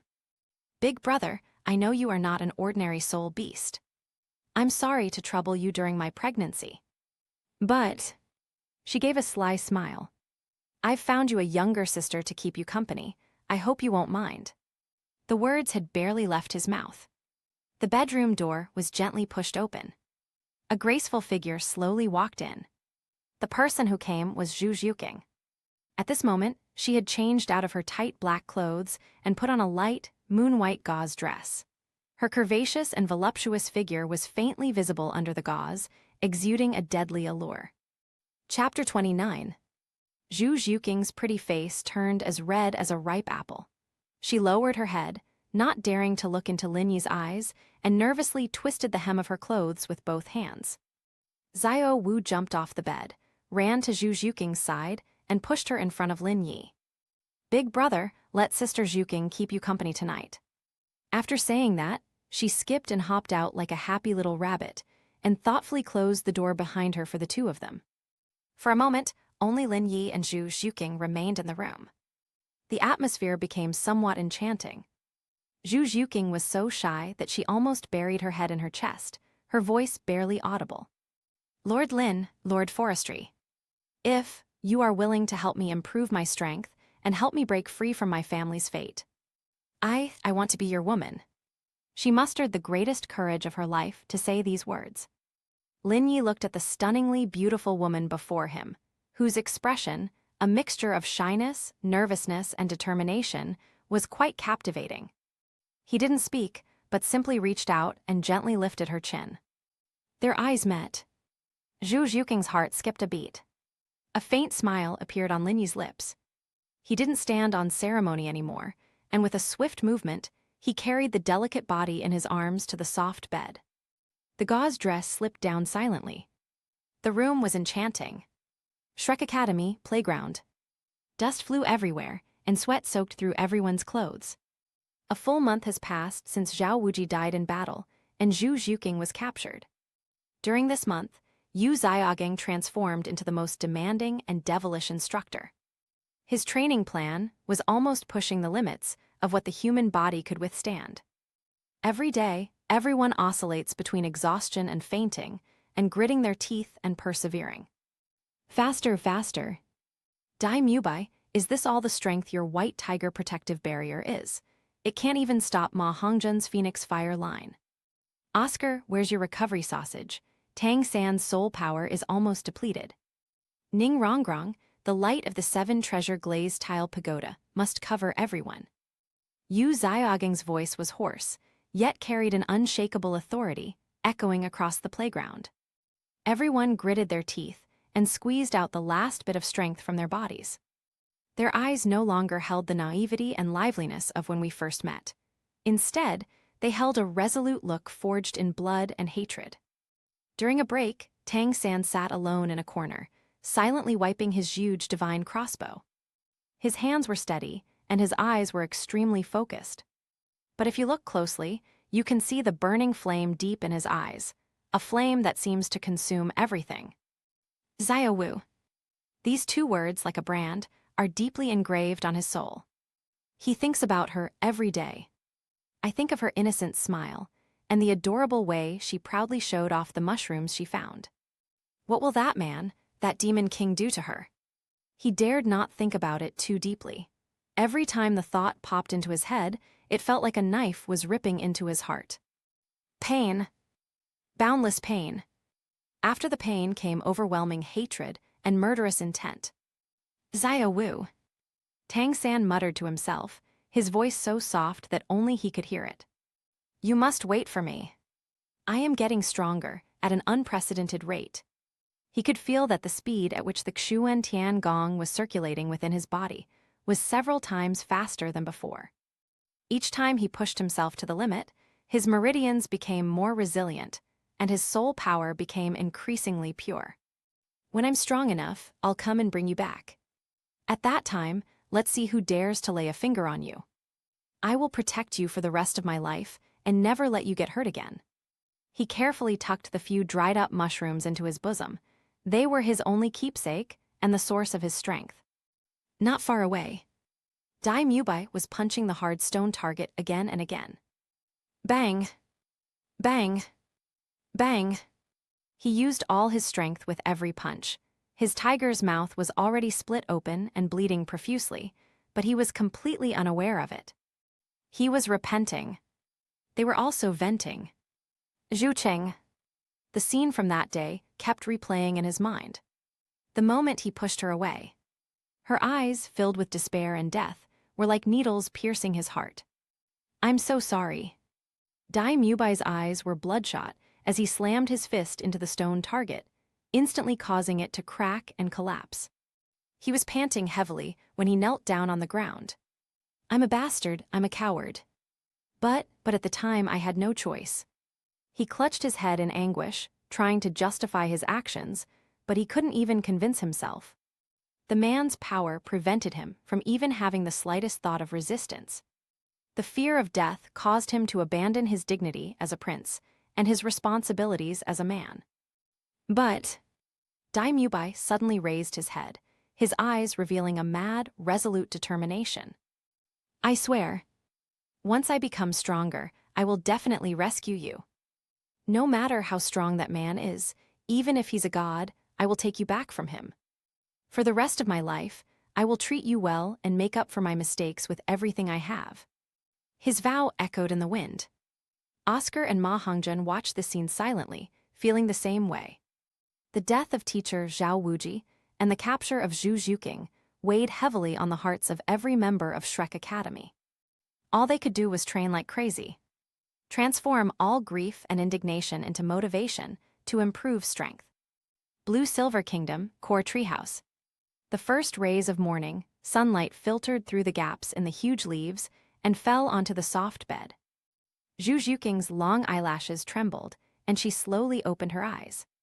Before her eyes was an unfamiliar, magnificent ceiling, and the air was filled with a special aura that made her blush and her heart race, mixed with rich life energy. She moved her body, and an extreme soreness and exhaustion instantly swept over her. "It's like my body was taken apart and reassembled." The crazy scenes from last night kept flooding into my mind. That man, his strength is not only reflected in his physical power. Zhu Zhuqing's pretty face instantly turned as red as the morning glow on the horizon, the color spreading all the way down to her snow-white neck. Although my body was exhausted and almost fell apart. But strangely, instead of feeling humiliated and pained, she felt. Instead, it gave rise to an unprecedented sense of satisfaction and happiness. Yes, happiness. She could feel it clearly. Just one night, she felt that her soul power had made great progress. The bottleneck seemed to have loosened. This was even more effective than the results of her months of arduous practice. She turned her head, and the seat next to her was empty, with only a faint warmth remaining. Chapter 30. Zhu Zhuqing's movements were respectful and docile, a far cry from the aloofness and stubbornness she displayed when they first met. In the face of absolute power, all sharp edges will be smoothed out. What's more, this man gave her an opportunity she never dared to dream of before. After finishing her work in the forest, she would seize every minute to go to the core area of the Blue Silver Kingdom to cultivate. There, the life energy was so dense that it almost materialized into mist. With each breath, one can feel pure energy flowing into the body, cleansing the meridians and strengthening the soul power. A 50-fold increase in cultivation speed is no exaggeration. Zhu Zhuqing sat cross-legged on a giant blue-silver grass leaf, her eyes closed, with the netherworld cat martial soul faintly visible behind her. She could clearly feel that the soul power within her body was surging and growing at an unprecedented speed. That feeling captivated her and made her obsessed. The bottleneck that had troubled her for so long was now as easy to break through as a piece of paper. In less than a month, her soul power then surged forward from level 32. Level 33. Level 35. Level 38. Even today. Buzz. A powerful surge of soul energy suddenly spread outwards from her center. Zhu Zhuqing suddenly opened her eyes, a sharp glint flashing in them. She felt the immense power surging within her, and an excited expression appeared on her face. Level 39. She murmured to herself, her voice trembling slightly. She was just one step away from reaching the soul sect realm. Become a true fourth-ring powerhouse. In the past, this was a goal that she would have needed to spend at least several years of hard work to achieve. And now, it has only taken 1 month. Is this the world of the strong? Zhu Zhuqing raised her head, her gaze piercing through the layers of branches and leaves, looking at the core treehouse standing atop the kingdom. The image of that man resurfaced in her mind. It was he who gave me a new life. She didn't know how to repay this kindness. Perhaps I could never repay it, even if I spent my whole life. Just as Zhu Zhuqing's heart was in turmoil, a sudden change occurred. Boom! The entire blue-silver kingdom trembled violently without warning. Countless blue-silver grasses seemed to be startled, their leaves swaying wildly, conveying a signal of extreme unease and vigilance. An immense, suffocating pressure swept in from outside the kingdom. That oppressive aura carried a primal, untamed energy, clearly divided on the left and right, yet equally domineering. Zhu Zhuqing's face turned pale. Under this oppressive force, she felt her very soul trembling. That's incredible. This was absolutely the most terrifying existence she had ever seen in her life. I'm afraid even the man who killed Xiao Wuji's teacher back then, in terms of aura, was. No, that's not right. She immediately shook her head. That man's strength was understated and unfathomable. The two auras before us were flamboyant and unrestrained. Who goes there? How dare you trespass into the blue-silver kingdom? A delicate shout rang out, and Bai Jai's figure appeared in midair, her dark green hair moving without wind, her eyes calm. She could sense that the newcomer was a soul beast. Get out of my way. A deep, thunderous voice boomed out, filled with an irresistible majesty. We didn't come here to see you. We're looking for Xiao Wu. Another voice followed, equally powerful but with a hint of anxiety. Before he could finish speaking, two enormous figures, obscuring the sky, forcefully tore through the blue-silver kingdom's domain barrier and appeared before everyone's eyes. On the left is a giant ape, entirely black, standing 100 meters tall with bulging muscles, resembling a moving mountain. It is none other than the king of the forest, the titan ape, Erming. On the right is a colossal beast with the head of a bull and the body of a snake. Its enormous head is larger than a house, and its dark blue scales shimmer with an eerie light in the sunlight. It was none other than the forest emperor, the azure bull python, the Great Ming. The two overlords of the Stardew Great Forest have arrived at the same time. Their enormous eyes swept across the entire blue swallow kingdom, and finally, their gaze settled on the ancient tree of life. They could sense Xiao Wu and Aru's presence there. Humans! Daming's enormous eyes, like lanterns, fixed on Lin Yi, who stood calmly beneath the ancient tree of life. Did you kidnap Sister Xiao and Senior Aru? Its sound caused the space to buzz. Erming was even more direct. Hand over Sister Xiao and Senior Aru right now. Otherwise, we'll raze this lousy grassland of yours to the ground today. Its roar transformed into tangible sound waves, sweeping outwards.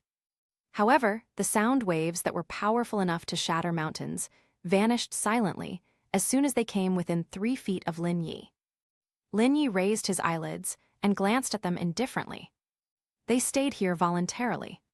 His voice was soft, yet it reached Ming and Erming's ears clearly. Voluntary. Erming's huge bull eyes were filled with anger and disdain. Nonsense. How could Sister Xiao willingly choose to be with a human? You must have used some despicable means. Big brother, stop wasting time talking to him. Cripple him first, then force him to reveal Xiao Wu's whereabouts. Erming has a fiery temper and doesn't believe the forestry department's explanation at all. Ming swung his sword violently, creating a fierce gust of wind that tore through the air and slammed it down hard towards the forestry department. This strike contained the terrifying power of the azure bull python, enough to turn a small mountain into dust. However, the forestry department simply stood still, without making a move. His eyes showed not a single flicker of emotion. Just as the devastating serpent tail was about to strike his head, time seemed to stand still. Space itself seemed to freeze. An indescribable, terrifying pressure suddenly descended, centered on the forestry department. That wasn't just a simple suppression of soul power, but an absolute crushing force originating from the level of life and the source of bloodline. At this moment, all the blue-silver grass in the entire blue-silver kingdom shone with a dazzling blue-gold light, as if paying homage to their king. The serpent's tail, powerful enough to split mountains and shatter rocks, was suspended in midair, unable to advance even an inch further. A fear originating from the depths of its soul caused its massive body to tremble uncontrollably. What kind of power is this? Erming also felt this pressure. Its mountain-like body was pressed down inch by inch, its knees buckled, and with a boom, it knelt heavily on the ground. The earth cracked, and smoke and dust rose everywhere. Thump! Erming could no longer hold on, and his massive body crashed to the ground, making it impossible for him to even lift his head. They felt that they were not facing a single person. It is not a sky, but a world. It is this entire blue-silver kingdom. It is this boundless will to live. Chapter 31. Zhu Zhuqing's movements were respectful and docile, a far cry from the aloofness and stubbornness she displayed when they first met. In the face of absolute power, all sharp edges will be smoothed out. What's more, this man gave her an opportunity she never dared to dream of before. After finishing her work in the forest, she would seize every minute to go to the core area of the blue-silver kingdom to cultivate. There, the life energy was so dense that it almost materialized into mist. With each breath, one can feel pure energy flowing into the body, cleansing the meridians and strengthening the soul power. A 50-fold increase in cultivation speed is no exaggeration. Zhu Zhuqing sat cross-legged on a giant blue-silver grass leaf, her eyes closed, with the netherworld cat martial soul faintly visible behind her. She could clearly feel that the soul power within her body was surging and growing at an unprecedented speed. That feeling captivated her and made her obsessed. The bottleneck that had troubled her for so long was now as easy to break through as a piece of paper.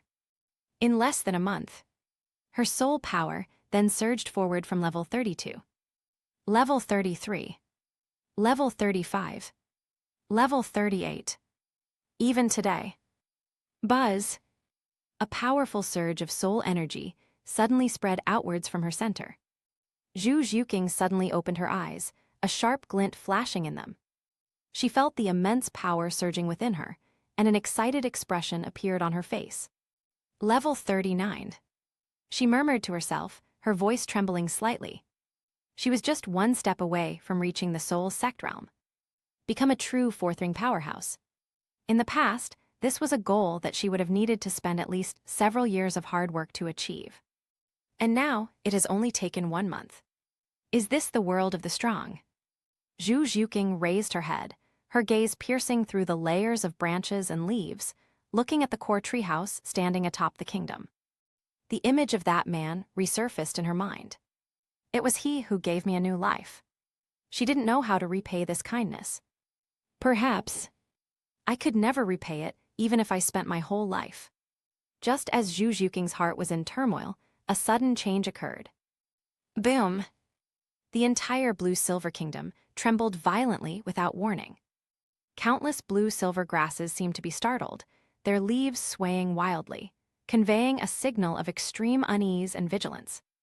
An immense, suffocating pressure swept in from outside the kingdom. That oppressive aura carried a primal, untamed energy, clearly divided on the left and right, yet equally domineering. Zhu Zhuqing's face turned pale. Under this oppressive force, she felt her very soul trembling. That's incredible. This was absolutely the most terrifying existence she had ever seen in her life. I'm afraid even the man who killed Xiao Wuji's teacher back then, in terms of aura, was. No, that's not right. She immediately shook her head. That man's strength was understated and unfathomable. The two auras before us were flamboyant and unrestrained. Who goes there? How dare you trespass into the blue-silver kingdom? A delicate shout rang out, and Bai Jai's figure appeared in midair, her dark green hair moving without wind, her eyes calm. She could sense that the newcomer was a soul beast. Get out of my way. A deep, thunderous voice boomed out, filled with an irresistible majesty. We didn't come here to see you. We're looking for Xiao Wu. Another voice followed, equally powerful but with a hint of anxiety. Before he could finish speaking, two enormous figures, obscuring the sky, forcefully tore through the blue-silver kingdom's domain barrier and appeared before everyone's eyes. On the left is a giant ape, entirely black, standing 100 meters tall with bulging muscles, resembling a moving mountain. It is none other than the king of the forest, the titan ape, Erming. On the right is a colossal beast with the head of a bull and the body of a snake. Its enormous head is larger than a house, and its dark blue scales shimmer with an eerie light in the sunlight. It was none other than the forest emperor, the azure bull python, the Great Ming. The two overlords of the Stardew Great Forest have arrived at the same time. Their enormous eyes swept across the entire blue swallow kingdom, and finally, their gaze settled on the ancient tree of life. They could sense Xiao Wu and Aru's presence there. Humans! Daming's enormous eyes, like lanterns, fixed on Lin Yi, who stood calmly beneath the ancient tree of life. Did you kidnap Sister Xiao and Senior Aru? Its sound caused the space to buzz. Erming was even more direct. Hand over Sister Xiao and Senior Aru right now. Otherwise, we'll raze this lousy grassland of yours to the ground today. Its roar transformed into tangible sound waves, sweeping outwards. However, the sound waves that were powerful enough to shatter mountains vanished silently as soon as they came within 3 feet of Lin Yi. Lin Yi raised his eyelids and glanced at them indifferently. They stayed here voluntarily. His voice was soft, yet it reached Ming and Erming's ears clearly. Voluntary. Erming's huge bull eyes were filled with anger and disdain. Nonsense. How could Sister Xiao willingly choose to be with a human? You must have used some despicable means. Big brother, stop wasting time talking to him. Cripple him first, then force him to reveal Xiao Wu's whereabouts. Erming has a fiery temper and doesn't believe the forestry department's explanation at all. Ming swung his sword violently, creating a fierce gust of wind that tore through the air, and slammed it down hard towards the forestry department. This strike contained the terrifying power of the azure bull python, enough to turn a small mountain into dust. However, the forestry department simply stood still, without making a move. His eyes showed not a single flicker of emotion. Just as the devastating serpent tail was about to strike his head. Time seemed to stand still. Space itself seemed to freeze. An indescribable, terrifying pressure suddenly descended, centered on the forestry department. That wasn't just a simple suppression of soul power, but an absolute crushing force originating from the level of life and the source of bloodline. At this moment, all the blue-silver grass in the entire blue-silver kingdom shone with a dazzling blue-gold light, as if paying homage to their king. The serpent's tail, powerful enough to split mountains and shatter rocks, was suspended in midair, unable to advance even an inch further. A fear originating from the depths of its soul caused its massive body to tremble uncontrollably. What kind of power is this? Erming also felt this pressure. Its mountain-like body was pressed down inch by inch, its knees buckled, and with a boom, it knelt heavily on the ground. The earth cracked, and smoke and dust rose everywhere. Thump! Erming could no longer hold on, and his massive body crashed to the ground, making it impossible for him to even lift his head. They felt that they were not facing a single person. It is not a sky, but a world. It is this entire blue-silver kingdom. It is this boundless will to live. Chapter 32. Lin Yi slowly stepped forward, looking down at the two giant beasts that were being suppressed on the ground. His voice was indifferent yet authoritative, like a divine decree. In my blue-silver kingdom, no one can be disrespectful to me. Ming and Ming, these two invincible overlords who roamed the starry sky forest. At this moment, however, they were like ants, pinned to the ground, unable to move. Their proud 100,000 years of cultivation, and the terrifying power that even titled Douluo would fear, were utterly insignificant in the face of Lin Yi. However, their pride as forest emperors would not allow them to submit. Ming gritted his teeth, used all his strength, and struggled to raise his head, his golden eyes burning with an indomitable flame. Even if you kill us, we will never let you hurt Sister Xiao. Ming roared even louder. Kill us if you dare. As long as we have a breath left, we will never let you, you despicable human, go. They concluded that the forestry department had imprisoned Xiao and Ru through some means. Even if it costs them their lives, they will fight for justice for them. Lin Yi looked at their unyielding appearance, his eyes remaining unchanged. Kill them. It's just a matter of a snap of the fingers. But he knew that these two big guys were Xiao Wu's family. He was about to say something. An anxious yet familiar voice came from the ancient tree of life. Stop. Big brother, don't hurt them. Xiao Wu, with her pregnant belly, ran quickly out of the treehouse with Ru's help. Her face was full of anxiety and worry. Ming, Ming. Xiao Wu shouted at the two giant beasts that were pinned to the ground. Upon hearing this voice, Ming and Ming's massive bodies trembled violently. They struggled to turn their eyes, and when they saw that familiar figure, they were overjoyed. Sister Xiao. It really is you, are you all right? Upon seeing this, Lin Yi had a thought, and the terrifying pressure that had enveloped the heavens and earth instantly vanished. With their restraints removed, Ming and Ming immediately leaped to their feet. Sister Xiao, are you really all right? That's great. Ming looked at Xiao with excitement, his eyes even turning a little red. This human didn't do anything to you, did he? Ming stared at Lin Yi warily, afraid that he might make another move.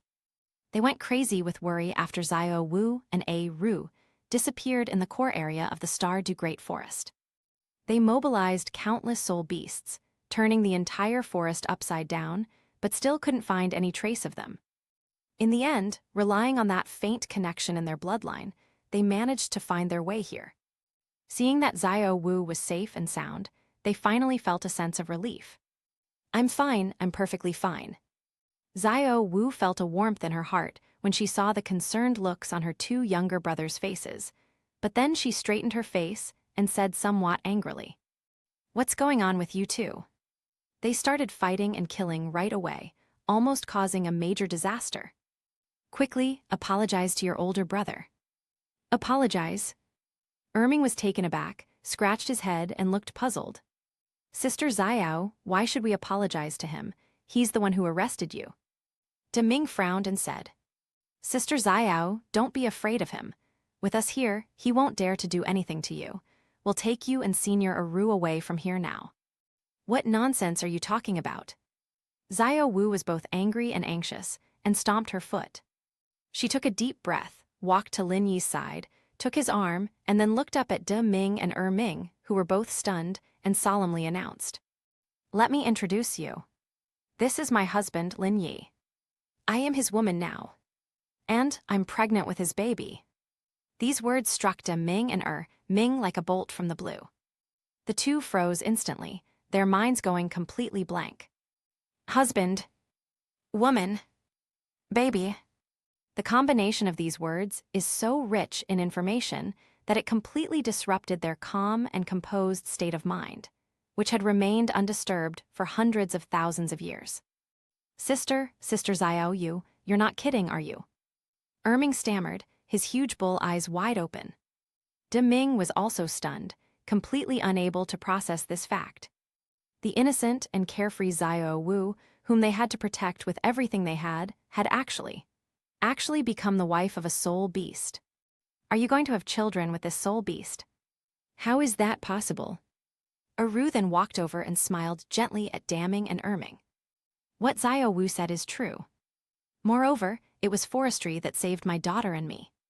As she spoke, Uru recounted in detail how she was hunted down by the spirit hall, how she sacrificed herself and fell into a deep sleep, and how she was later resurrected and reshaped by Lin Yi with his supreme life energy.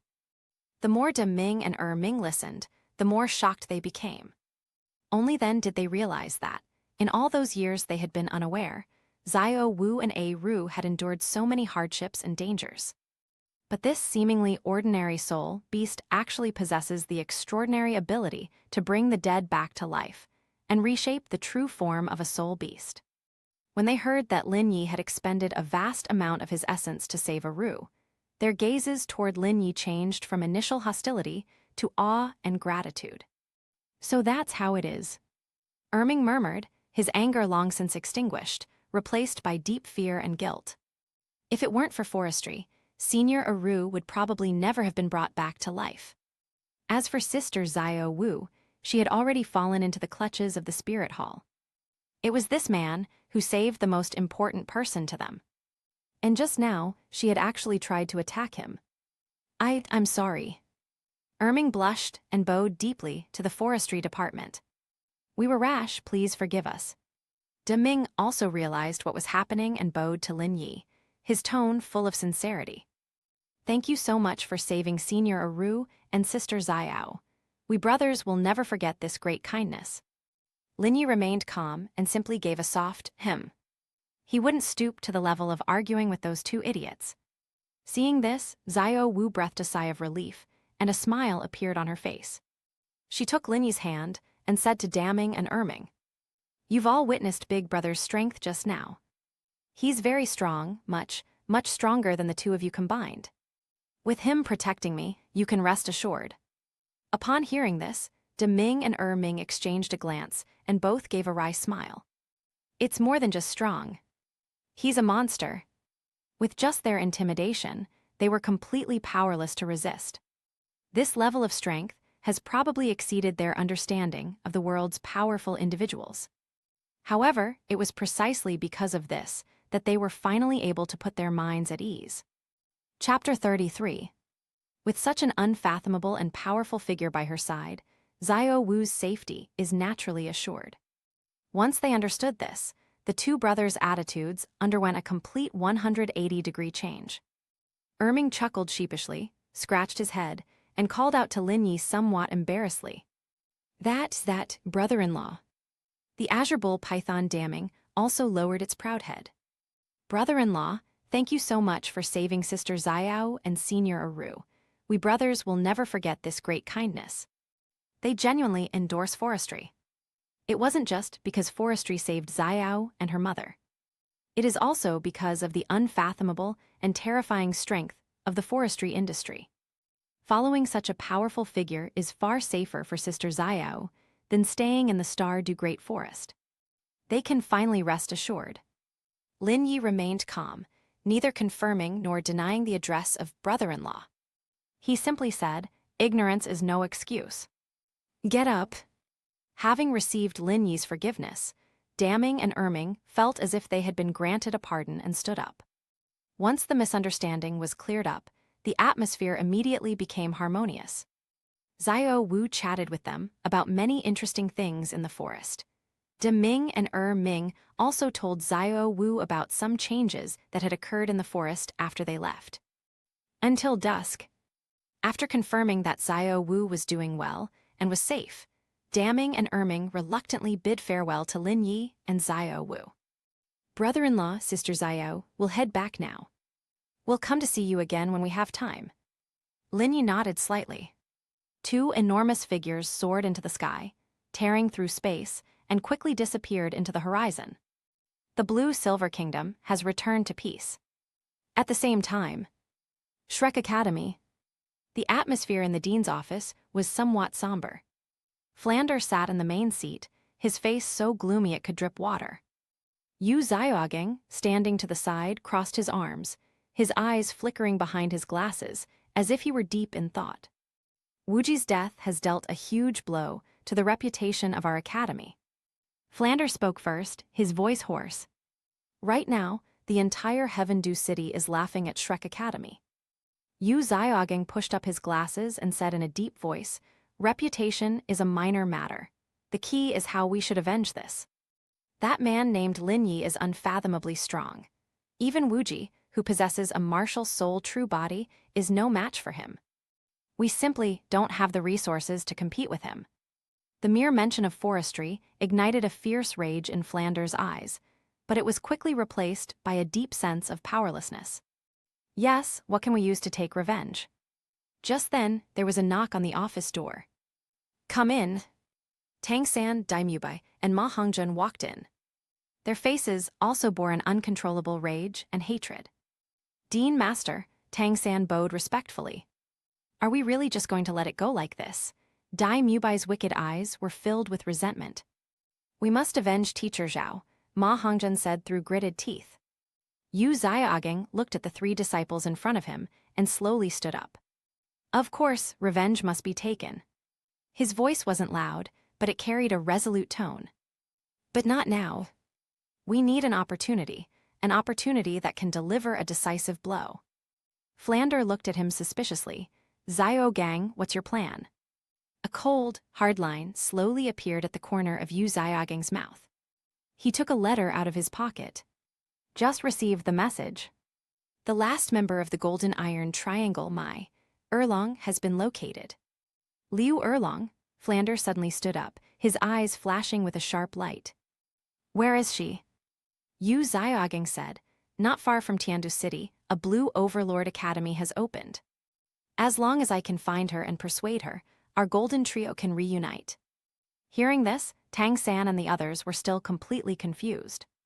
Daimyobai couldn't help but ask, "Master, even if the 3 of you seniors reunite, what about that forestry?" Yu Xiaogeng interrupted him. "You don't understand.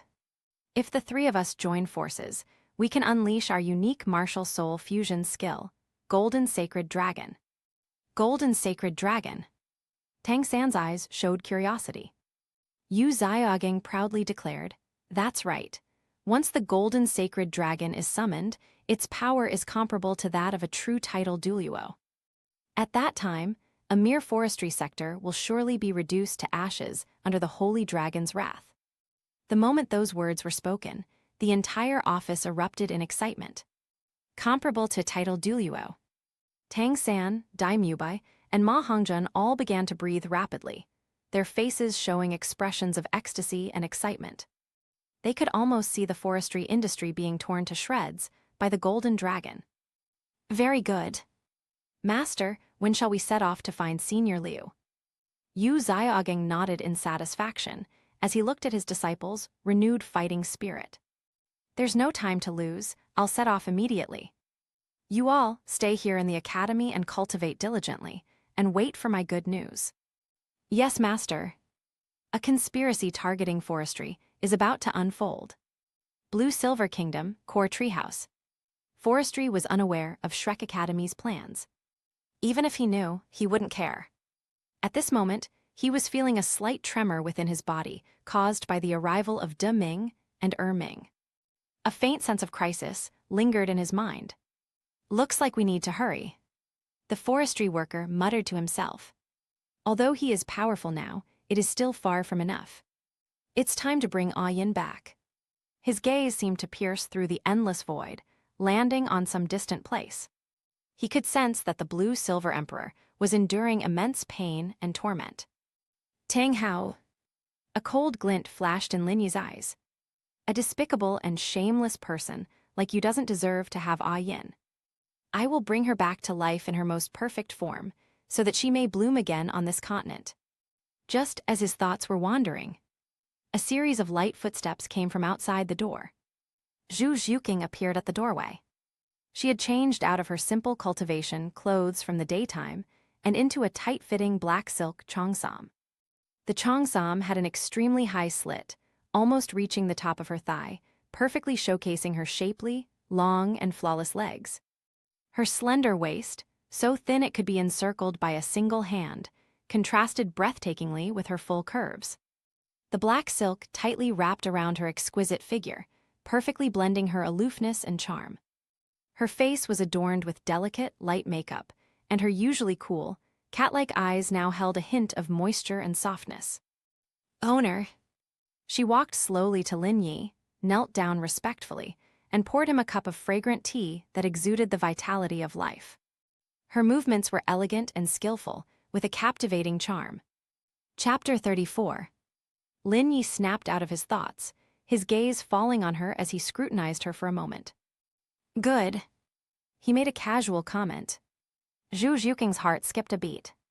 She could feel that the soul power within her body had reached the critical point of level 40. With just one more step, she could become a soul master. But she needs a spirit ring. A powerful spirit ring, one that matches her current talent. She hesitated for a moment, then finally mustered her courage and spoke softly. "Master, my soul power has reached level 40. She raised her head, her beautiful eyes filled with a mixture of anticipation and trepidation. "I need a fourth spirit ring." Lin Yi picked up his teacup, took a small sip, and moved slowly and deliberately.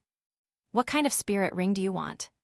Upon hearing this, Zhu Zhuqing was overjoyed and quickly replied, "Zhuqing dares not ask for anything more, everything is up to master." She knew very well that the soul ring bestowed upon her by the forestry industry was absolutely extraordinary. Lin Yi put down his teacup with a soft sound. He looked at the stunningly beautiful face before him and spoke calmly. "I can grant you a divinely bestowed soul ring. Lifetime limit, 10,000 years. Boom! A thunderclap seemed to explode in Zhu Zhuqing's mind. She froze, her beautiful eyes wide with shock and disbelief. God bestows a soul ring. Or is it for 10,000 years?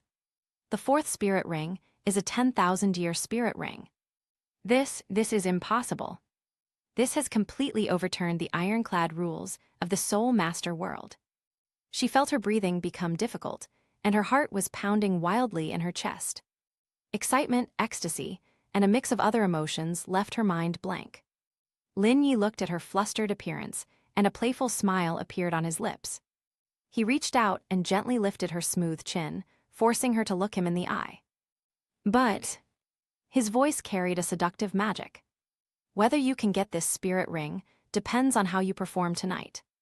Zhu Zhuqing's cheeks flushed red instantly, all the way to her ears. She instantly understood the meaning behind the forestry terminology. A shimmering light appeared in those cool, cat-like eyes, shy yet carrying an undisguised longing and determination. She bit her red lips, her voice as soft as a mosquito's buzz, yet incredibly clear. "Zhu Qing will definitely serve her master well. The night is still long." The night was as dark as ink, staining every vein of the leaves in the core treehouse. Inside the room, the scent of life mingled with an ambiguous fragrance, lingering for a long time. Zhu Zhuqing lay lazily in Lin Yi's arms, like a satiated cat. Her black cheongsam was nowhere to be seen. In its place was a faint blush on her delicate skin. Those once cool, cat-like eyes were now shimmering with moisture, both alluring and enchanting. The icy demeanor of the past had vanished, replaced by an endless longing for the man beside her. Within her body, a vast and pure soul power was slowly flowing, impacting the level 40 barrier. It was a spirit ring that was completely black, yet shimmered with specks of golden light, and it was quietly floating in her sea of consciousness. A divinely bestowed soul ring for 10,000 years. Master, you have truly bestowed this upon her. This process didn't even require her to hunt soul beasts, nor did it require her to endure any pain. In that moment of extreme pleasure and debauchery, the soul ring, which was enough to drive every soul master on the entire continent mad, quietly merged into her body. These unpredictable and mysterious methods raised her awe of forestry to a new level.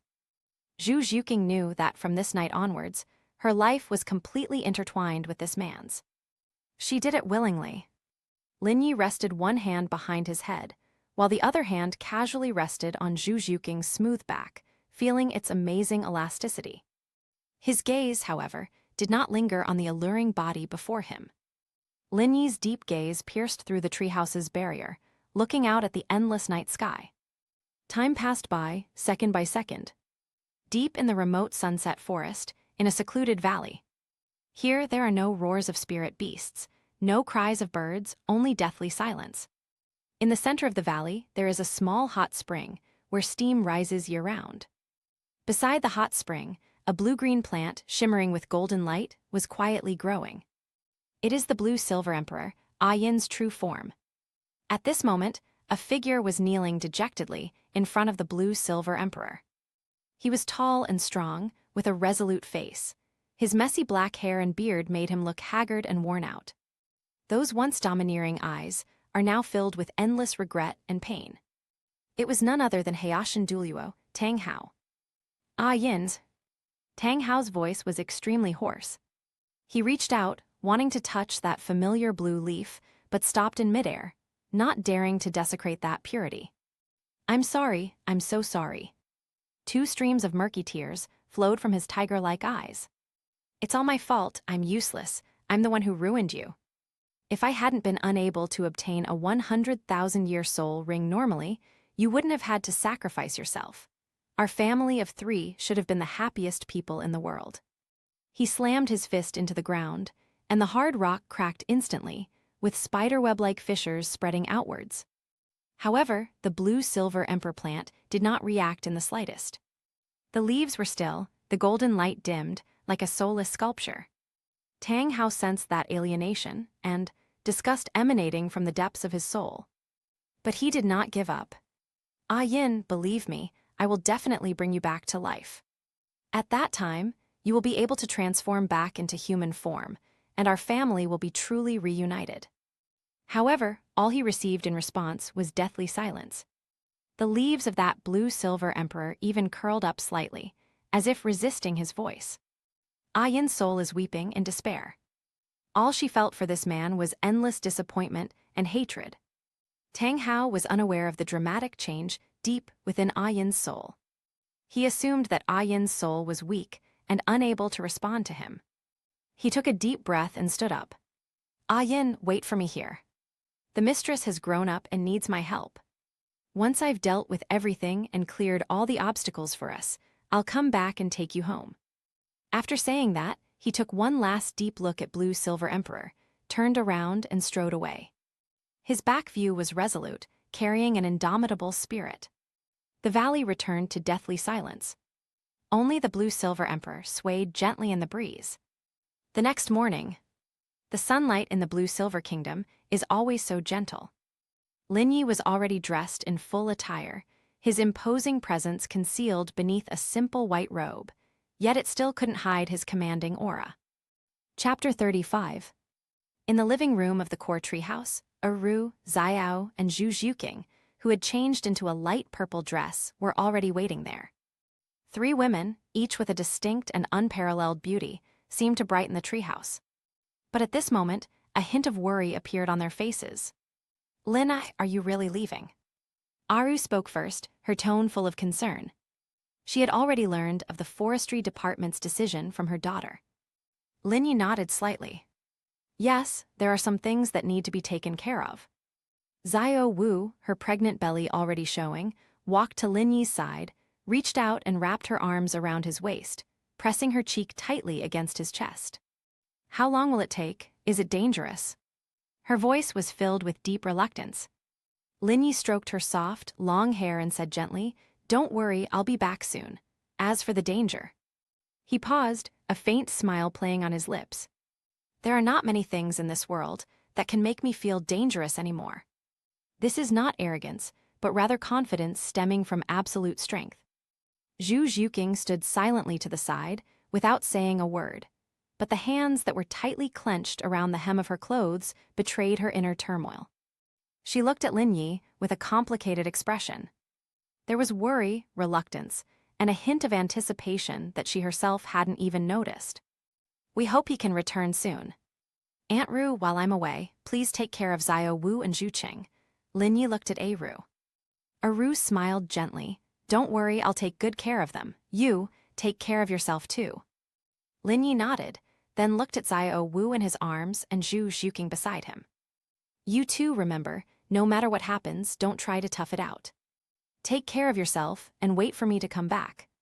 His voice was soft, yet it carried an undeniable power. Xiao Wu raised her head, stood on tiptoe and gently kissed his lips. "We're waiting for you to come back." Zhu Zhuqing hesitated for a moment, then, under everyone's gaze, mustered her courage, stepped forward, and left a gentle kiss on his cheek. "Master, please be careful." Her cheeks were flushed, and her voice was weak. Lin Yi felt a warmth in his heart and kissed each of the two women on the forehead. No further words were spoken. He released Xiao Wu, and with a sway of his body, he transformed into a streak of light, soaring into the sky and disappearing into the horizon in an instant. The movements were swift and decisive, without the slightest hesitation. The three women stood in front of the treehouse, gazing up in the direction he had disappeared, their eyes fixed on him for a long time.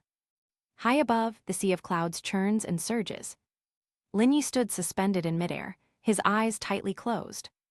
The blue-silver emperor ancestral bloodline within him began to circulate at an unprecedented speed. His terrifying cultivation of 450,000 years transformed into the purest life energy, which flowed into his bloodline, elevating his perception to an unbelievable level. In an instant, the entire map of Douluo Continent seemed to unfold in his mind. Billions upon billions of blue-silver grasses were paying homage to him and conveying messages to him. He could sense the joys and sorrows of every blue-silver grass and hear the breath of every leaf. In this vast sea of information, he began to search carefully. Search for that soul aura, which shares the same origin yet remains independent. Previously, although he could sense his strength, the feeling was too vague, like looking at flowers through fog. And now, as his strength increased dramatically, that feeling became much clearer. Although he still couldn't pinpoint the exact location, a general direction had already formed in his mind. The southeast. Lin Yi opened his eyes, a glint of shrewdness flashing in them. "Tang Hao, I hope you won't disappoint me." Before he finished speaking, his figure had already transformed into a green rainbow, tearing through the clouds and speeding away in the direction he sensed. Its speed was so great that it left a long, lingering emerald green trail in the air. He had only one goal, to find Ah Yin. Starry Sky Forest, Mixed Zone. The sunlight in the forest is cut into dappled spots by the dense branches and leaves, falling on the ground. A golden figure was moving silently through the forest. She wore a gold outfit that allowed for easy movement, which perfectly accentuated her already stunning figure.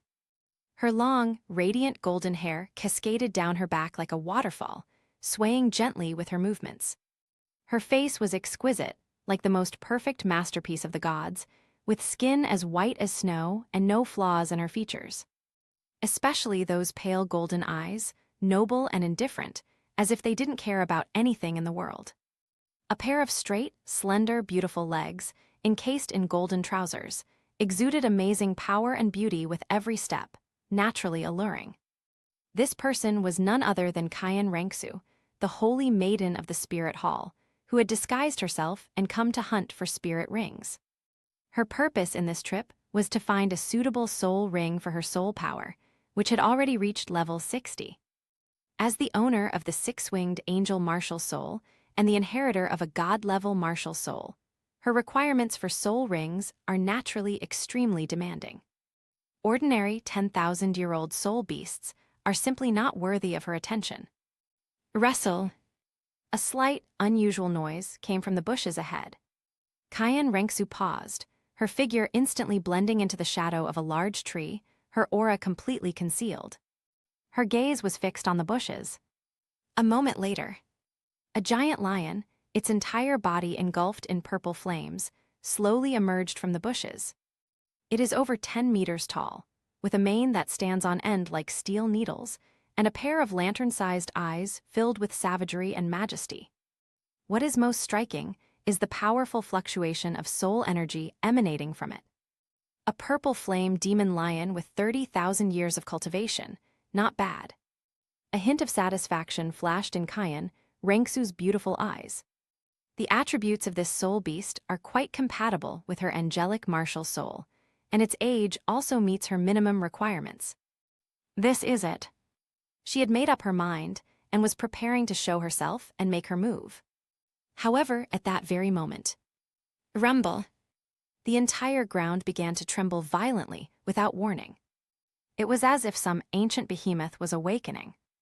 A terrifying, suffocating pressure swept in from the direction of the core area of the forest like a tidal wave. The once majestic purple fire demon lion, under this oppressive aura, let out a mournful cry, its massive body prostrate on the ground, trembling without even the courage to flee. Qian Rengsu's expression also instantly turned serious. She suddenly looked up, gazing in the direction of the core area. This is the oppressive aura of a 100,000-year-old soul beast. Moreover, there are two streams. The owners of the two oppressive forces were rushing towards her at an extremely fast speed. We've been discovered. Qian Rengsu's heart sank. Although she hid it very well, she was the holy maiden of the spirit hall. The aura emanating from the angel god emanating from him was like a firefly in the dark night to the top overlords of the Stardew Great Forest, incredibly conspicuous. Chapter 36. Without the slightest hesitation, Qian Rengsu immediately abandoned the idea of hunting the purple flame demon lion and turned to leave. Facing two 100,000-year-old soul beasts at the same time, even she had no chance of winning. However, it was too late for her to leave. Roar! A deafening cry from a monkey seemed to tear the sky apart. Immediately afterwards, a mountain-like black shadow descended from the sky and crashed onto the open ground in front of her. Boom! The earth cracked open, and smoke and dust rose everywhere. As the smoke and dust cleared, a terrifying giant ape over 10 meters tall appeared in Qian Rengsu's sight. Its body is covered in bulging muscles, brimming with explosive power, and its two mountain-sized fists are enough to smash any enemy. It is none other than the king of the forest, the titan ape, Erming. A lackey of the spirit hall. Erming's large, lantern-like eyes were fixed on Qian Rengsu, filled with undisguised rage and murderous intent. How dare you step into the Stardew Great Forest? You're courting death. As it roared, a huge bull's head slowly emerged from the lake on the other side. It was a colossal python beyond description, its body as blue as the sky, with a bull's head and dragon horns and a pair of enormous eyes like two blood-red suns. Azurok's python, Great Ming Dynasty. Erming, don't waste your breath on her. De Ming spoke in human language, his voice like rolling thunder. Kill her. Their hatred for the spirit hall had long since penetrated to the bone. If it weren't for the spirit hall's coercion, how could Xiao Wu's mother have fallen into crisis? How could Sister Xiao have almost lost her life? Although the brother-in-law has saved Sister Xiao and Senior Aru, they have never forgotten this deep-seated hatred. Anyone associated with the spirit hall is their enemy. Before he finished speaking, Erming's mountain-like fist, carrying a terrifying force that could tear the air apart, slammed down towards Qian Rengsu. Qian Rengsu's expression changed drastically. Divine protection. She let out a delicate shout, and 6 pure white wings instantly unfurled behind her, sending a burst of dazzling golden light soaring into the sky and forming a massive golden shield of light in front of her. Clang! Fist and shield clashed with a deafening roar. The golden light shield lasted only a second before it became cracked and shattered with a crash. Qian Rengsu was struck as if by a heavy blow and was sent flying backward, crashing into more than a dozen towering trees before she could barely regain her balance. She felt a sweet taste in her throat, and a trickle of golden blood spilled from the corner of her mouth. Such incredible power. With just one punch, he broke through her defenses and even caused her internal injuries. You've got some skill, Erming grinned, his smile menacing. Again. With a powerful push of its legs, its massive body shot towards Qian Rengsu once again, like a cannonball. Gravity control domain activated instantly. Qian Rengsu felt a sudden heaviness on her body, as if she were carrying a mountain on her back, and her speed decreased significantly. At the same time, the Ming dynasty on the other side also made a move. It opened its blood-red maw, and a thick cyan beam of light tore through space, shooting towards Qian Rengsu. Slow-moving domain. The two great forest emperors join forces for a single attack. A hint of horror finally flashed in Qian Rengsu's golden eyes. She knew she was no match for him. If we continue fighting, we'll surely die. Angel assault. She stopped resisting and suddenly flapped her 6 wings, transforming herself into a golden streak of light, advancing instead of retreating. They narrowly avoided the Titan ape's fist and the azure bull python's beam of light, and fled frantically towards the edge of the forest. Trying to run, not so easy. De Ming and Ming roared and chased after them relentlessly. A thrilling chase unfolds in the starry sky forest. Qian Rengsu pushed her speed to the limit, her golden figure flashing through the forest, leaving behind afterimages. But De Ming and Ming, as the emperors of the forest, are the absolute rulers here. Countless vines rose from the ground, transforming into giant pythons that attempted to entangle Qian Rengsu's body. The ground kept collapsing, forming huge pits that blocked her way. Qian Rengsu could only dodge continuously, unleashing the angelic holy sword to sever those annoying vines. Her soul power was being consumed rapidly. His injuries were getting worse and worse. Her gorgeous gold outfit was torn in several places, revealing her snow-white skin stained with blood, making her look both disheveled and tragically beautiful. Even so, a proud and unyielding flame still burned in her golden eyes.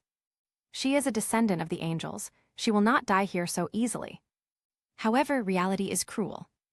After chasing for half an hour, her soul power was finally nearly exhausted. Boom!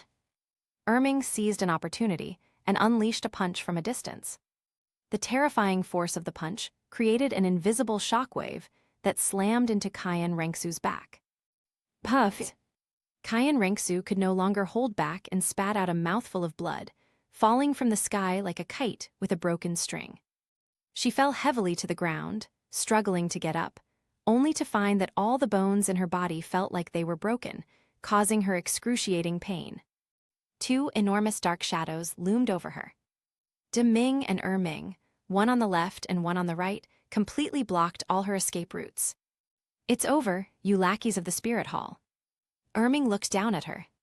It slowly raised its enormous foot, preparing to crush this despicable human into a pulp. Qian Rengsu lay on the ground, gazing up at the sky obscured by the giant foot. A hint of despair flashed in her golden eyes, but more than that, there was resentment. Am I going to die here? No. I haven't fulfilled my grandfather's wishes, yet I haven't. Just as the giant foot was about to fall, at the critical moment, a sudden change has occurred. A voice, seemingly coming from beyond the heavens, was indifferent yet carried an irresistible majesty. Stop! Before he could finish speaking. On the ground, countless golden-patterned blue-silver grasses burst forth from the earth as if they had gone mad. They intertwined rapidly in the air, coalescing into a gigantic hand that blotted out the sky, arriving first and gently catching the Titan ape's descending giant foot. Ming felt as if his feet were being blocked by a gentle yet unshakable force, unable to move forward even an inch. Both he and De Ming's expressions changed drastically, and they looked up sharply in the direction of the sound. Not far away in midair, a white figure appeared, seemingly out of nowhere. That was a man. With black hair and black eyes, his face was so handsome it seemed otherworldly. He simply hovered there quietly, without making any movement, yet he possessed an aura of supreme authority, as if he were the center of this world. Sister, brother-in-law.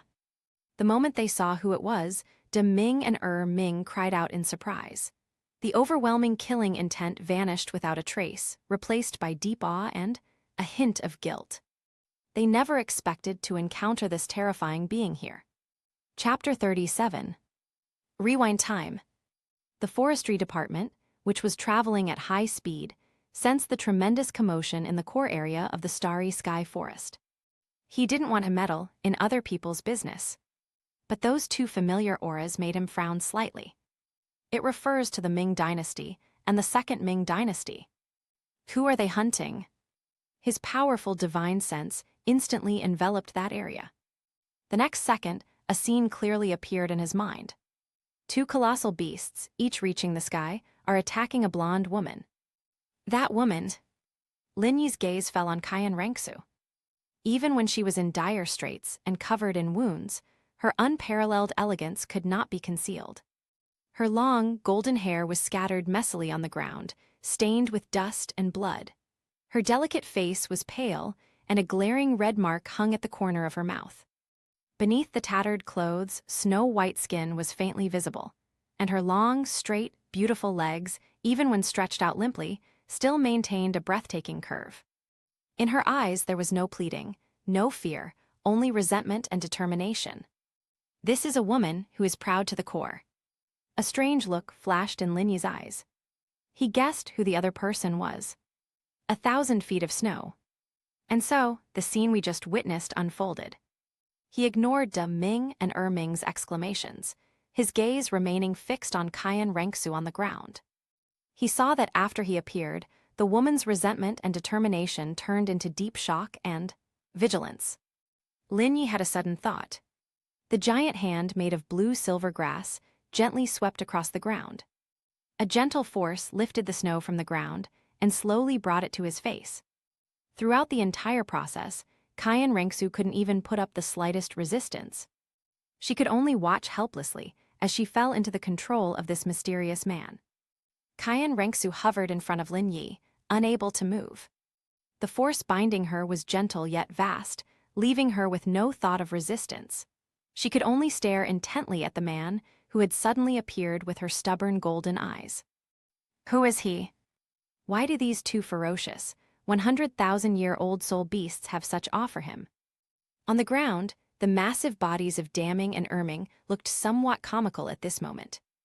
Ming's giant foot, which had just been about to crush Qian Rengsu into mincemeat, froze in midair, unsure whether to retract it or not. The massive bull's head of the Ming dynasty also lowered its head, its two blood-red eyes filled with unease. They couldn't understand why their brother-in-law would suddenly appear here and even save someone from the spirit hall. Sister, brother-in-law. Ming spoke in a muffled voice, with a hint of grievance in his tone. This person is a lackey of the spirit hall. I have no doubt that I recognize the aura emanating from her. Their hatred for the spirit hall is ingrained in their very bones. Lin Yi finally shifted his gaze from Qian Rengsu and glanced indifferently at Ming. Just one glance. Ming felt a chill run down his spine, and the words he was about to say were stuck in his throat. It was an absolute suppression on a life level, 100 times more terrifying than what I felt in the core of the Blue-Silver Kingdom last time. Seeing this, Daming quickly nudged Ming with its tail, signaling it to stop talking. It sees things more clearly than the simple-minded Ming. This brother-in-law's abilities seem to have improved again. What he does is none of their business. Brother-in-law, Ming didn't mean that. De Ming's voice was much calmer, filled with utmost respect. It's just that we have a deep-seated hatred for the spirit hall, and when we saw their people, we couldn't control our emotions. Since you've made your move, we won't touch this person. Lin Yi's expression remained unchanged upon hearing this. Looking at the woman in front of him, who was being chased by two powerful soul beasts but had not broken down and whose eyes were filled with arrogance, he suddenly found her somewhat interesting. I'm taking this person with me. This is not a discussion, but a notification. Yes, yes, yes. Upon hearing this, De Ming and Xiao Ming felt as if they had been granted a pardon, nodding their huge heads vigorously as if they were pounding garlic. Please do as you please, do as you please. Let alone taking away a holy maiden of the spirit hall. Even if Lin Yi were to demolish the Stardew Great Forest now, they wouldn't dare utter a single complaint. Last time, the two brothers joined forces and used all their trump cards, but they couldn't even shake the imposing aura of the forestry department. They never want to experience that deep-seated sense of powerlessness again in their lives. The forestry sector no longer pays attention to them. His gaze returned to Qian Rengsu. At this moment, her injuries were extremely severe. After being struck in the back of the heart by Ming's punch from a distance, his internal organs were displaced, many bones were broken, his meridians were severed, and his soul power was completely exhausted. If it weren't for the powerful regenerative abilities inherent in her six-winged angel martial soul, which kept her alive, she would be dead by now. Lin Yi extended his right hand and gently tapped Qian Rengsu with his index finger. Life healing. A vibrant, emerald green light flew from his fingertips and gently merged into Qian Rengsu's brow. In an instant, an intense, overwhelming life force, like a river bursting its banks, instantly engulfed Qian Rengsu's entire body. Qian Rengsu felt an extremely warm and comfortable energy surge into her broken body. She could clearly hear the broken bones in her body reconnecting at an incredible speed, making a crackling sound. Those damaged internal organs are being rapidly repaired and put back into place by a gentle force. The dried-up meridians were refilled with pure energy, becoming even stronger and wider than before. Her wounds, whether scratched by tree branches or ripped open by the force of a punch, healed visibly without leaving a single scar. Her pale face quickly regained its rosy hue. The golden bloodstains at the corner of his mouth also disappeared. In just a few breaths, her potentially fatal injury had healed. Not only that, she even felt that her soul power had returned to its peak state, and her spirit was more vigorous than ever before. What a miracle! Qian Rengsu's golden eyes were filled with shock. She knew how serious her injuries were. Even with the best pills from the Spirit Hall and the help of the top healing-type title Douluo, it would be impossible for her to recover without 10 days to half a month of rest. But the man in front of them merely moved a finger. This approach goes beyond her understanding of the word treatment. God. Only God possesses such power.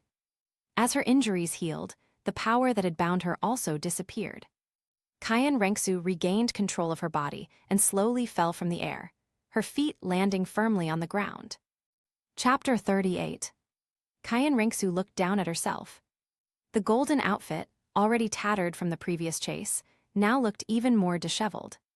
Large swathes of her fair skin were exposed to the air, especially her straight, shapely legs, which were almost completely on display. Bathed in dappled sunlight through the woods, it gleams with an ivory-like sheen, an allure born of nature. She frowned slightly, her soul power stirred, and a brand-new golden dress covered her entire body, concealing her alluring spring scenery and restoring the nobility and elegance that belonged to the holy maiden of the Spirit Hall. After doing all this, she finally raised her head and looked at the forestry department again. She bowed slightly to Lin Yi. "Thank you for saving my life." Her voice was clear and melodious, carrying a hint of innate arrogance, but her tone was sincere. Regardless of the other person's identity, they did save her life after all. Lin Yi stood with his hands behind his back, looking down at her with a faint smile on his lips. "How are you going to thank me?" Qian Rengsu was taken aback upon hearing this and raised her head. "How should I express my gratitude?" For a moment, she didn't know how to answer. She knew very well that what she had just suffered was a fatal injury. The price to pay for completely healing such an injury in just a few breaths would be astronomical. The purity and grandeur of that life energy were unlike anything she had ever witnessed in her life. This kindness is too heavy. So much so that she didn't know what she had that she could give in return. Money, soul bone, divine artifact. She felt that the man in front of her seemed to lack nothing. For a moment, she fell silent, looking at the man's incredibly handsome face and his deep, star-like eyes. A thought uncontrollably welled up in Qian Rengsu's heart. Could it be that he wants me to marry him? The moment the thought crossed her mind, her heart started beating faster for no apparent reason. With her looks, talent, and status, countless young talents across the continent would love to win her heart. But she never fell in love with any man. Her goal is to inherit the divine position of the angel god and to fulfill her grandfather's entrustment. But if the other person really is this man in front of me? Mysterious, powerful, and handsome, he can suppress 2 100,000-year-old soul beasts with a mere gesture, and he also possesses godlike healing abilities. Such a man seems not so unacceptable. Just as Qian Rengsu was in a state of turmoil and her pretty face was slightly flushed, Lin Yi's voice rang out again. "Since you can't think of anything, then I'll decide." Lin Yi looked at Qian Rengsu's stunningly beautiful face and slender figure, and slowly spoke. "From today onwards, you will follow me. Take responsibility for my food, clothing, and shelter until I let you leave. Consider this your way of repaying me." "What?" Kayan Rengsu suddenly raised her head, her beautiful golden eyes filled with astonishment. She considered countless possibilities, even the idea of offering herself to him. But what she never expected was that the other party's request was for her to become a maid. Why should she, the holy maiden of the spirit hall and the future successor of the angel god, be asked to take care of a man's daily needs? This is simply absurd. A wave of embarrassment and anger washed over her, and she almost blurted out a refusal. But when she looked into Lin Yi's calm and indifferent eyes, she swallowed the words back. She knew very well that she had no right to refuse. Her life was saved by the other party. Moreover, in front of this man, her status and her pride seemed to be worthless. There was a long silence. Kayan Rengsu finally nodded slowly, squeezing out a single word through gritted teeth. "A good." She agreed. On the one hand, she was forced by circumstances, and on the other hand, she did have a bit of curiosity in her heart. She wanted to see who this man really was. Seeing that Kayan Rengsu agreed, Lin Yi nodded in satisfaction. He turned around, no longer looking at Daming and Erming behind him, and walked towards the outer edge of the Star du Great Forest.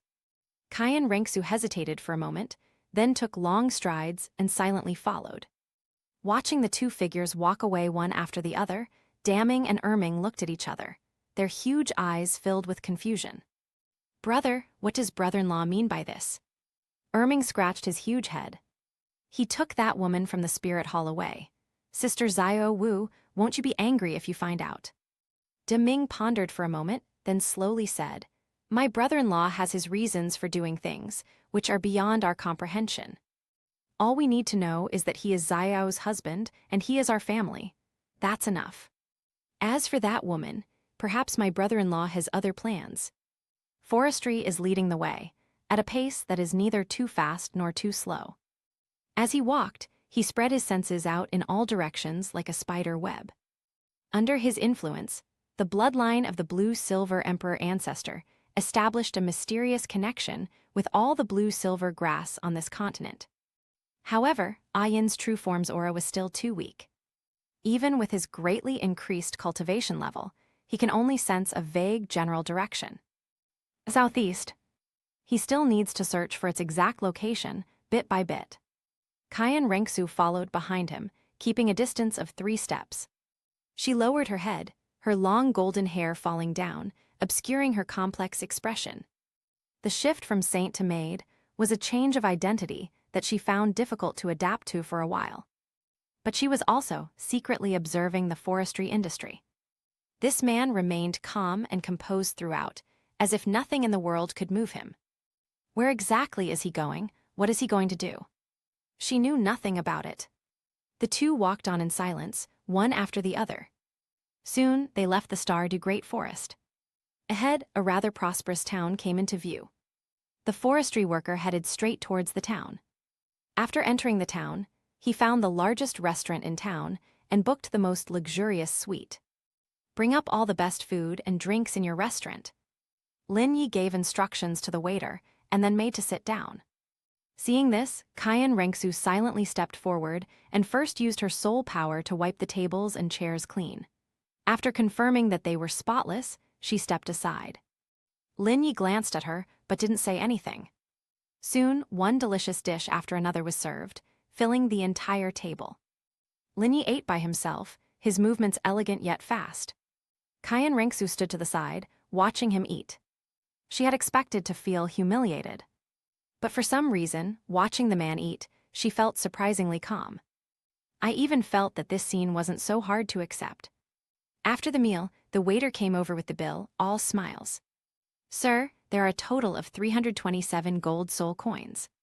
Lin Yi seemed not to hear, and continued to sip his tea.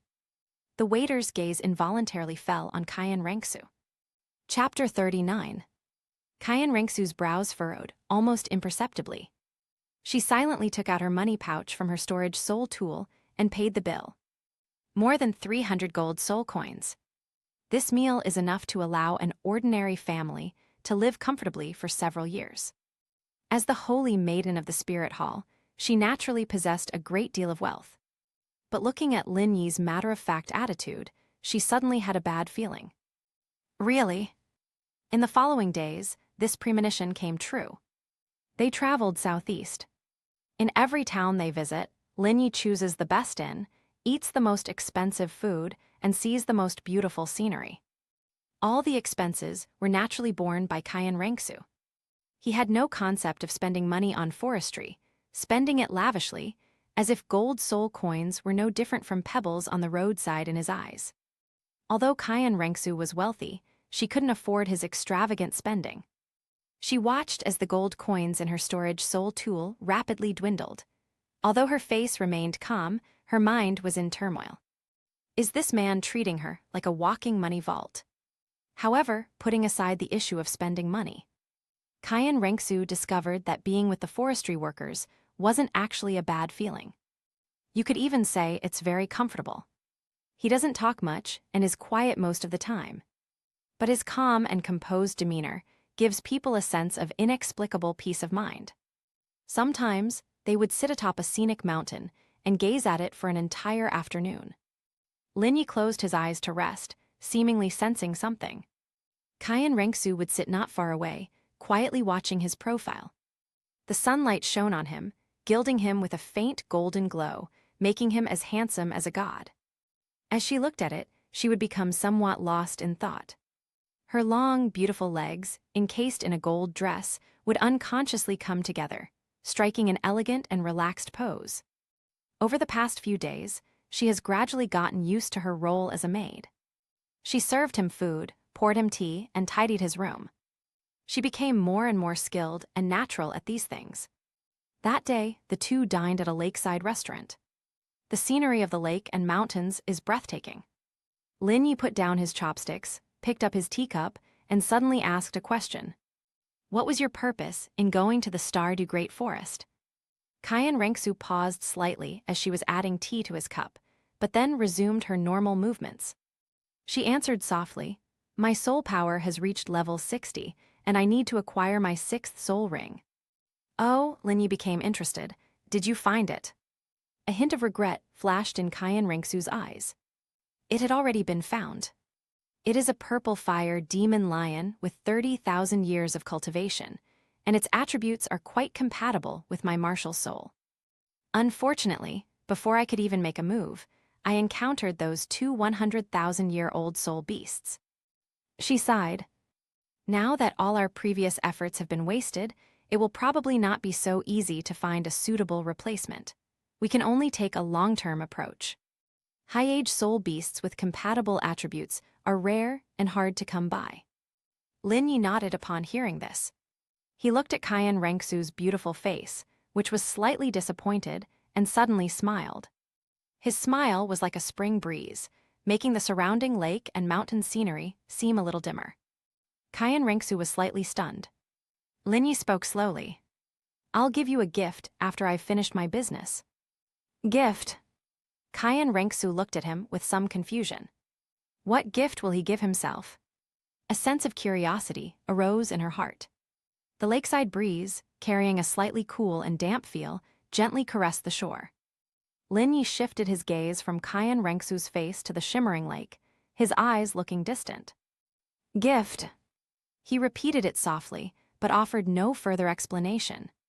Cayenne Rengsu's curiosity grew stronger, but she did not press the matter.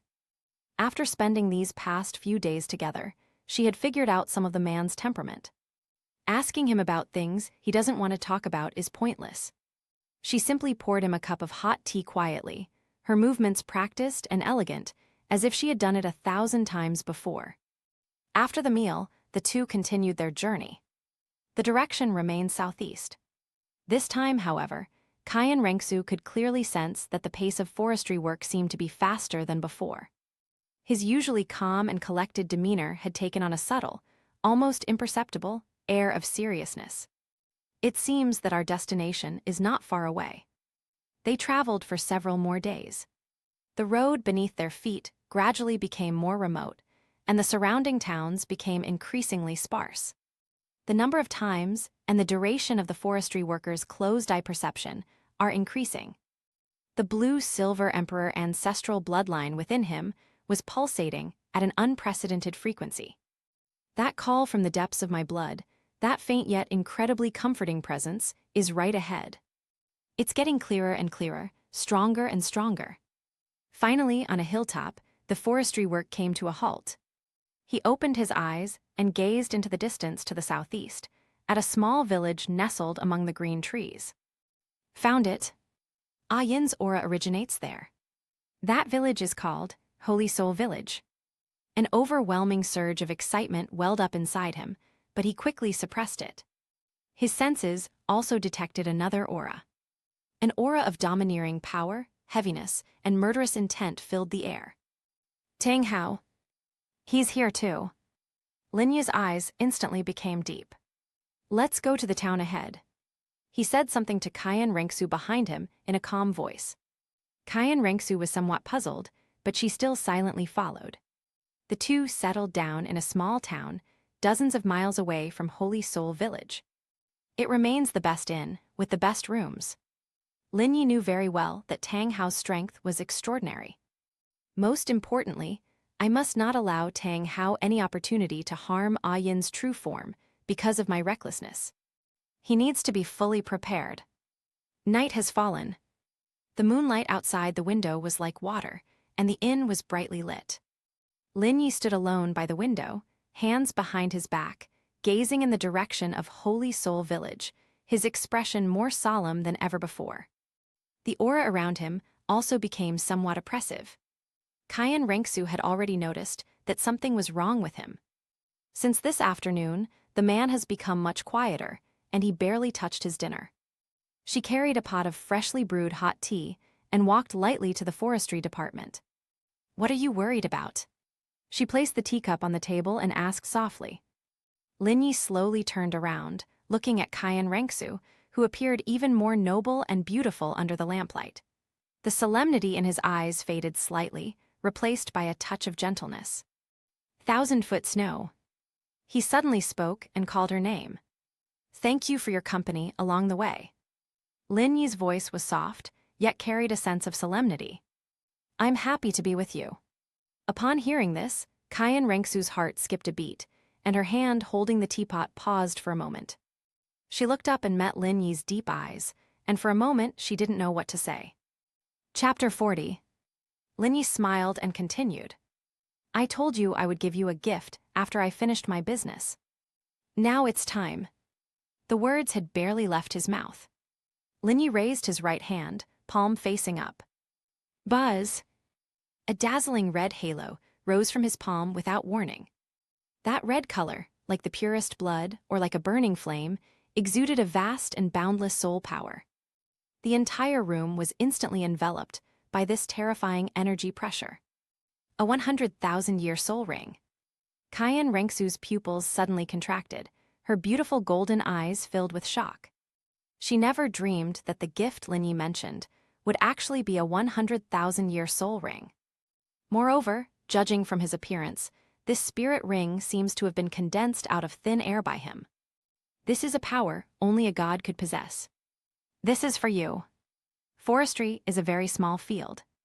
The crimson, blood-red, 100,000-year-old soul ring transformed into a streak of light, drifting lightly towards Qian Rengsu and hovering in front of her. It was absorbed. Qian Rengsu stared blankly at the red halo before her, feeling the extremely pure energy within it, and was momentarily lost in thought. This is too valuable. She said it instinctively. A 100,000-year soul ring is a treasure that countless titled Douluo dream of. He actually gave it to me so easily. It's nothing to me. The forestry worker's tone was as calm as still water. Your sixth spirit ring is perfect for this. Qian Rengsu lightly bit her red lips with her pearly teeth, her heart torn between heaven and man. In the end, she stopped being pretentious. She gave Linyi a deep look, sat down cross-legged, and began to guide the 100,000-year soul ring. As the spirit ring entered her body, A surge of violent energy exploded through her meridians. Surprisingly, this energy, though vast, was exceptionally gentle, without the slightest hint of violence. Under her guidance, it obediently flowed towards her martial spirit.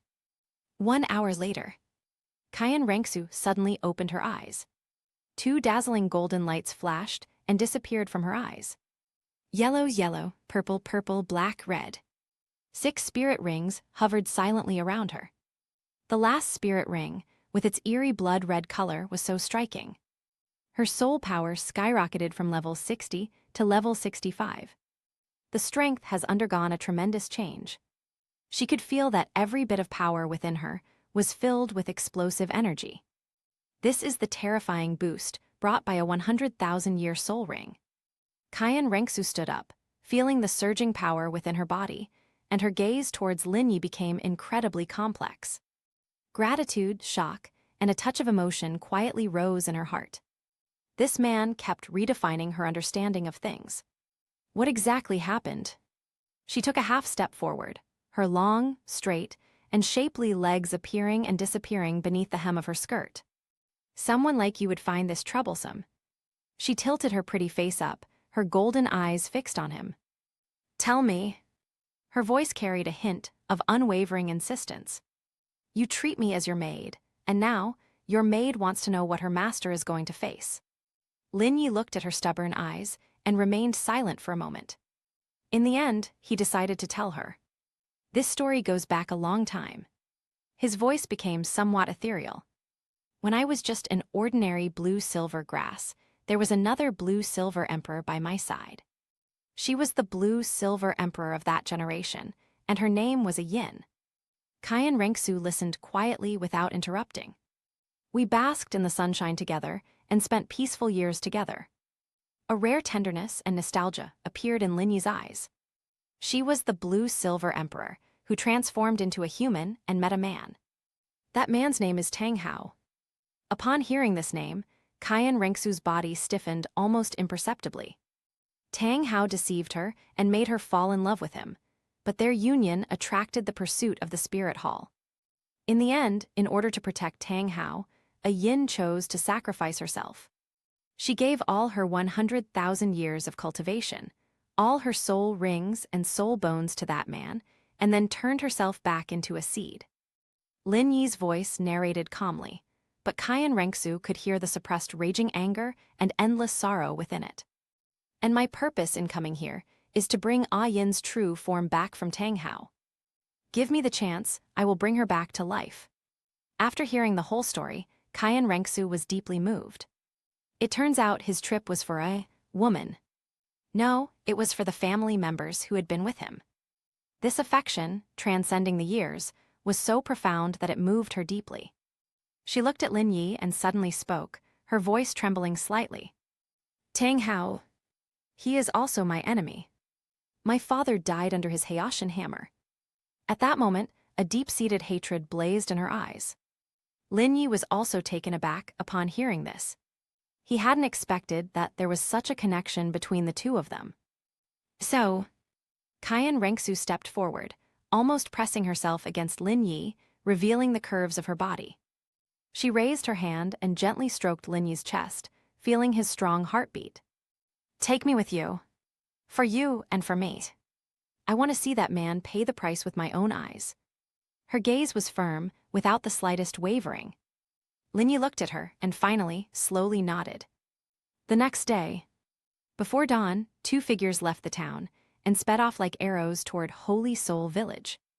Kayan Rengsu followed behind Lin Yi, her fighting spirit already ignited. She originally thought that what followed would be an earth-shattering battle.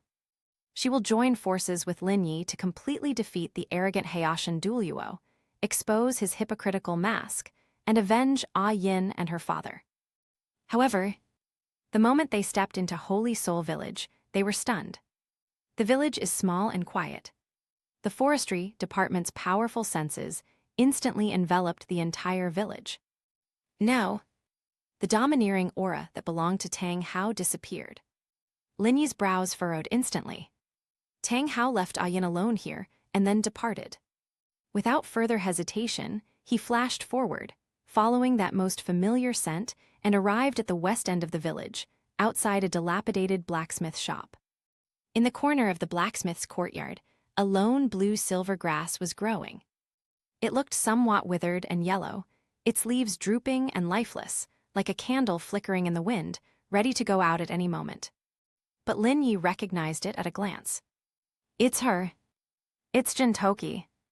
This feeling has been etched into my heart since I was a blade of grass. To this day, it has grown into a ferocious beast. Still unforgettable. Chapter 41. Lin Yi walked forward step by step, squatted down, reached out his hand, and gently, tremblingly, touched the withered yellow leaf. Ah Yin, I'm late. The next moment, endless life energy surged forth from his body. Life healing. The emerald green light, so dense it was almost tangible, transformed into a pillar of light that completely enveloped the withered blue-silver grass. Nourished by the immense vitality, the blue-silver grass is visibly rejuvenated. The withered yellow leaves turned lush and green, and the slender stems became thick and strong. Tiny specks of light rose from the blades of grass, slowly coalescing in midair to form a blurry, translucent figure of a woman. Lin Yi then took out a seed that exuded an ancient aura. Seed of the ancient tree of life. He gently pressed the seed into the ground, close to Ah Yin's root system. The power of the seed instantly connected with Ah Yin's soul, firmly stabilizing her fading consciousness. Is it you, little grass? A faint thought, filled with joy and excitement, echoed in Lin Yi's mind. The semi-transparent figure slowly opened its eyes, looking at the forestry scene before it, its eyes glistening with tears. It's you. It really is you. Countless memories flooded my mind like a tide. Watching sunrises and sunsets together, sharing our innermost thoughts and feelings, these are some of the indelible marks on her life. She was so happy and excited. But the next second, that joy was replaced by immense panic. Run! Ah Lin, you have to go. Tang Hao could be back any time. Ah Yin's mind was filled with anxiety. He's already a titled Douluo. He has 9 spirit rings and his strength is terrifying. You're no match for him. Seeing her anxious expression, Lin Yi felt a warmth in his heart, but a gentle smile appeared on his face. He slowly stood up, his tall figure completely enveloping Ah Yin's body in his shadow. Ah Yin, I am no longer that little blue-silver grass that needs your protection. He raised his head, and a flash of blue-gold light appeared around him, exuding an aura of imperial majesty that soared into the sky. I am now the blue-silver emperor. He lowered his head, his gaze fixed intently on Ah Yin's illusory soul. You used to protect me. This time, it's my turn to protect you. Ah Yin's illusory image was completely stunned. She felt the vast, ocean-like aura emanating from Lin Yi, the imperial pressure originating from his bloodline, which made her soul tremble. Tears streamed down my face uncontrollably. Once he was an inconspicuous blade of grass beside her, ignorant and weak, needing her protection, the blue-silver queen, to grow safely in the perilous forest. She watched him gradually develop his intelligence, watched him diligently absorb nutrients, watched him extend his roots deeper into the earth, and she reminded herself to be wary of Tang Hao. Those years were peaceful and warm. She never imagined that one day, this little grass that needed her protection would grow into such a towering and upright existence. I never imagined that he would descend upon me like a god in my moment of despair. Little grass. Ah Yin's thoughts were choked with sobs. Lin Yi's smile was gentle. He reached out as if to wipe away the tear stains on her illusory image, but his fingers passed right through her. He paused, then withdrew his hand. In his palm, a ball of emerald green life essence slowly condensed, transforming into a delicate and exquisite jade flower pot. The flower pot is engraved with countless mysterious life runes, exuding a reassuring aura.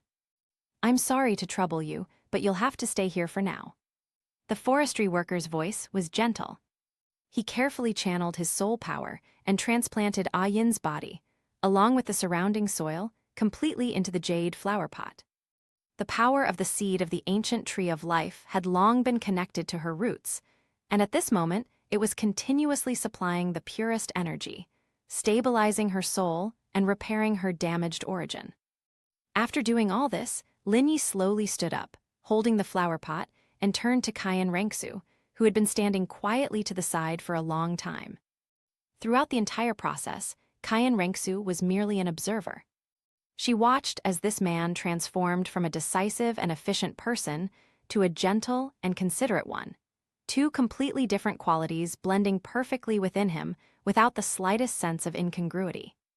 Especially when he looked at that blue-silver grass, the tenderness and longing in his eyes were something she had never seen before. That protective spirit touched her heartstrings and even stirred a hint of envy. At this moment, Lin Yi's gaze turned over, regaining its former calm and depth. "I want to take her back to the Stardew Great Forest." The forestry worker spoke, his tone declaring rather than discussing. "Our journey ends here." Upon hearing this, Qian Rengsu felt a sudden tightness in her chest. The moment of parting finally arrived. She remained silent, not uttering a word, but her beautiful golden eyes were fixed on him without blinking. The moonlight had quietly fallen, bathing her in a layer of holy silver glow. She stood there quietly, her magnificent palace dress outlining her slender and captivating curves. Beneath the hem of her skirt, her long, straight, and shapely legs were faintly visible, her skin as white and lustrous as jade in the moonlight, exuding a fatal attraction. The wind blew, her skirt fluttered, further accentuating her graceful figure, making her look like a goddess under the moon, noble and exquisitely beautiful. Although she was reluctant to leave, she had already made up her mind. She knew she couldn't stay with him anymore. The place he was going to was the core of the Stardew Great Forest, a forbidden zone for humans. And she is the young master of the Spirit Hall. Their identities destined them to not always walk the same path. "I see." After a long while, Qian Rengsu finally spoke softly, her voice carrying a barely perceptible hoarseness. She took a step forward, raised her flawless face, and looked at Lin Yi. "Once I've finished dealing with my own affairs and have some free time, I'll definitely come to see you again." Her tone carried a hint of inquiry, as if she were seeking a promise. Lin Yi looked at the expectation in her eyes and nodded. "Good." He paused, then added, "Make sure you take good care of yourself when you get back." The interior of the Spirit Hall is not as peaceful as it appears on the surface. Qian Rengsu felt a warmth in her heart. Is he concerned about himself? If you encounter any problems that you can't solve, you can come to the Stardew Great Forest or the Blue Silver Kingdom to find me anytime. The voice of forestry is calm and powerful. With me here, no one can bully you. A warm current instantly flowed through Qian Rengsu's limbs and bones, making her eyes feel hot. From childhood to adulthood, everyone held her in awe and regarded her as a high and mighty goddess. Chapter 42. Only Qian Rengsu's grandfather truly cares for her. But that kind of care is more about the elders' expectations and cultivation of the younger generation. No one has ever made such a domineering, yet reassuring promise to her with such an equal attitude as Lin Yi. Qian Rengsu nodded heavily, forcibly suppressing the emotion in her heart. She suddenly took another step forward, and the distance between them was so close that they could almost feel each other's breath. A faint, pleasant fragrance emanated from her, lingering around Lin Yi's nose. "Then, take care of yourself too." She spoke softly, her voice barely audible. After saying that, she seemed to have mustered up a lot of courage, and stretched out her delicate hand to quickly straighten Lin Yi's slightly disheveled collar. My fingertips accidentally touched his warm neck. Qian Rengsu's body trembled almost imperceptibly, her cheeks flushed instantly, and even her ears became burning hot. She dared not look Lin Yi in the eye again. After making this movement, she immediately took 2 steps back, putting distance between them. "I'm leaving." After saying those words, she turned around abruptly, her figure transforming into a golden streak of light, and sped away into the distant horizon without looking back. She was afraid that if she stayed even a second longer, she would never want to leave. Lin Yi watched her disappearing figure into the night, his gaze lingering for a moment before slowly withdrawing. He looked down at his perfectly straightened collar, a faint smile playing on his lips. Let's go, Ah Yin. We's go home. He held the flower pot, turned around, took a step, and his figure disappeared into the night of Holy Soul Village. At the same time, Wuhan City, Elder Hall. This hall, symbolizing the highest power of the Spirit Hall, was brightly lit at this moment, but the atmosphere was so oppressive that it was hard to breathe. In the center of the hall, a figure dressed in black robes and exuding a gloomy aura knelt on one knee. This was none other than the ghost Douluo, whose title was Ghost. Before him stood 6 imposing figures. They are all enshrined elders of the Hall of Elders, each of them a super Douluo of level 95 or above, and the true pillars of the Spirit Hall. Sitting on the highest golden throne was an old man with white hair and beard, thin body, but with piercing eyes like a hawk. The second offering is the golden crocodile Douluo. Ghost, what did you say? Young master is missing. Golden crocodile Douluo's voice was hoarse and deep, and every word was like a heavy hammer striking everyone's heart. Return to the second offering. Ghost Douluo lowered his head even further. Your subordinate and Yue Guan were ordered by His Holiness the Pope to go to Sunset Forest to meet the young master, but we did not see him. We followed the last traces left by the young master all the way, and finally lost all clues near a small town on the outskirts of the Stardew Great Forest. What? Another burly retainer roared angrily. With the young master's talent and strength, and the protection of the angelic armor, who on the continent could make her disappear without a trace? Could it be those 2 beasts from the Stardew Great Forest? Ghost Douluo shook his head. It doesn't look like it. We carefully examined the site, and found no trace of the azure bull python or the titan ape. The aura of those 2 100,000-year-old soul beasts is extremely domineering. Once they make a move, it is impossible for them not to leave a trace. As he spoke, he took something out of his soul tool and respectfully presented it to him. It was a leaf. A blue-gold leaf, resembling a blue-silver grass sculpted from crystal. A faint yet incredibly noble aura lingered on the leaves. This is what we found at the scene. According to our investigation, the young master's last disappearance seems to be related to this special blue-silver grass. Golden crocodile Douluo narrowed his eyes, a glint of light flashing in his turbid pupils. He raised his hand, and the blue-silver grass leaf flew into his hand. He examined it carefully, sensing the hint of imperial aura it contained, and his brows gradually furrowed. Blue-silver grass. This aura is so domineering, it even shows signs of suppressing my soul power. This is definitely not an ordinary blue-silver grass. It is a respectful person, a priest said in a deep voice. Another worshipper seemed to realize something, and his expression changed drastically. I remember now. According to reports from our spies planted in the Stardew Great Forest, several months ago, strange phenomena occurred deep within the Stardew Great Forest. Thousands of plants paid homage, and hundreds of birds sang in unison, as if some plant-based emperor or monarch had been born. At the time, we all thought it was a powerful plant-type soul beast breaking through a bottleneck, so we didn't pay much attention to it. Looking back now, all eyes were drawn to the blue-gold leaf. A conjecture that seemed absurd, yet highly probable surfaced in everyone's minds. Blue-silver emperor. As golden crocodile Douluo uttered those 3 words, one word at a time, the temperature inside the hall seemed to drop several degrees. Wasn't the previous blue-silver emperor forced to sacrifice himself by that little beast Tang Hao? How come a new blue-silver emperor has suddenly appeared? Could it be that the newly appointed blue-silver emperor, who suddenly appeared in the Stardew Great Forest, kidnapped the young master? The moment this speculation was made, the entire Elder Hall fell into a deathly silence. A newly crowned emperor, and a plant-based emperor at that, whose strength is unfathomable. Most importantly, the other party's appearance was too sudden and too mysterious. The Spirit Hall had almost no information about him. The consequences of the young master falling into the hands of such a person are unimaginable. This is outrageous. Golden crocodile Douluo slammed his hand on the armrest, and the golden throne groaned under the weight. How dare a mere weed touch the young master of my spirit hall? Does the Elders' Hall really think there's no one left? He suddenly stood up, and a terrifying aura erupted from his withered body, sweeping across the entire hall. The pressure of the level 98 soul power made even a titled Douluo like Ghost Douluo feel a chill.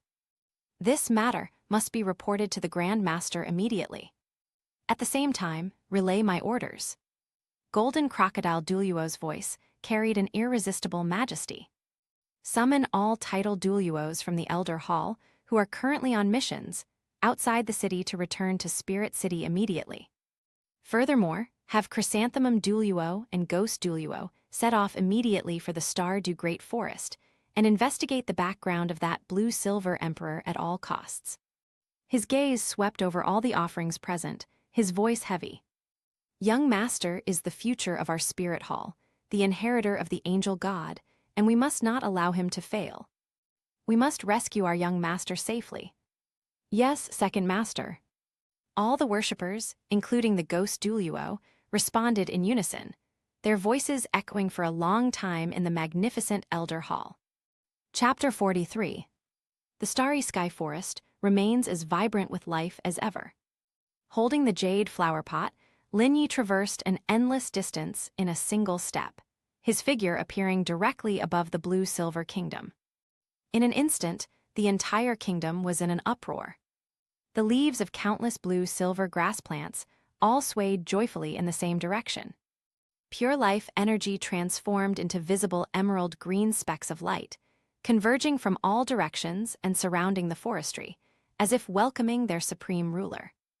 Within the flower pot, Ah Yin's consciousness, for the first time, clearly, saw this miraculous country created by forestry. Her soul trembled. This is. With her perception, she could clearly see that in this vast forest, the life imprint of every blue-silver grass was closely connected with forestry. He is the core of this kingdom, the faith and source of all blue-silver grass. Sister Yin, welcome home. The voice of forestry gently resonated deep within her soul. The next moment, a thought struck him. Buzz! An invisible wave suddenly spread out from him. Blue-silver realm. No. Ah Yin's thoughts stirred up a monstrous wave. This is no longer the blue-silver realm she knew. In her perception, within the realm of forestry, the boundaries of time and space seemed to become blurred. Each blue-silver grass transformed into his eyes and his ears. What's even more terrifying is that wherever his domain extends, all life energy is under his control and can be mobilized, deprived, or bestowed at will. This has transcended the scope of a domain and is more like divine kingdom. It is a divine kingdom of life that belongs exclusively to him, the Emperor of Plants. Her performance has long surpassed the limits she could reach when she was the blue-silver emperor. It's a completely different dimension. Just how terrifying had this little grass, which once needed her protection, grown to? Ah Yin's heart was filled with shock. Lin Yi didn't explain much. He held the flower pot and slowly descended. Below, the earth parted automatically, revealing a deep passage. On both sides of the passage are countless thick, intertwined roots, all glowing with a shimmering green light and radiating a powerful life force. At the end of the passage was a huge underground space. In the center of the space is a turquoise lake. The lake water is not real water, but liquid energy condensed from the purest source of life, so concentrated that it cannot be dissolved. This is the core of the blue-silver kingdom, the lake of life. Lin Yi walked to the lakeside and gently placed the jade flower pot in his hand on a jade lotus platform formed from the crystallization of life energy in the center of the lake. Buzz! The moment the flower pot fell, the entire lake of life boiled. An endless stream of life force surged wildly into Ah Yin's body through the roots at the bottom of the flower pot. Ahem. Ah Yin's soul let out an extremely comfortable groan. An unprecedented sense of comfort enveloped her entire consciousness. The feeling was like a traveler who had wandered for thousands of years, finally returning to his mother's embrace. Warm, peaceful, and harmonious. The damaged source is being repaired at an unimaginable speed, and the withered roots are regaining their vitality.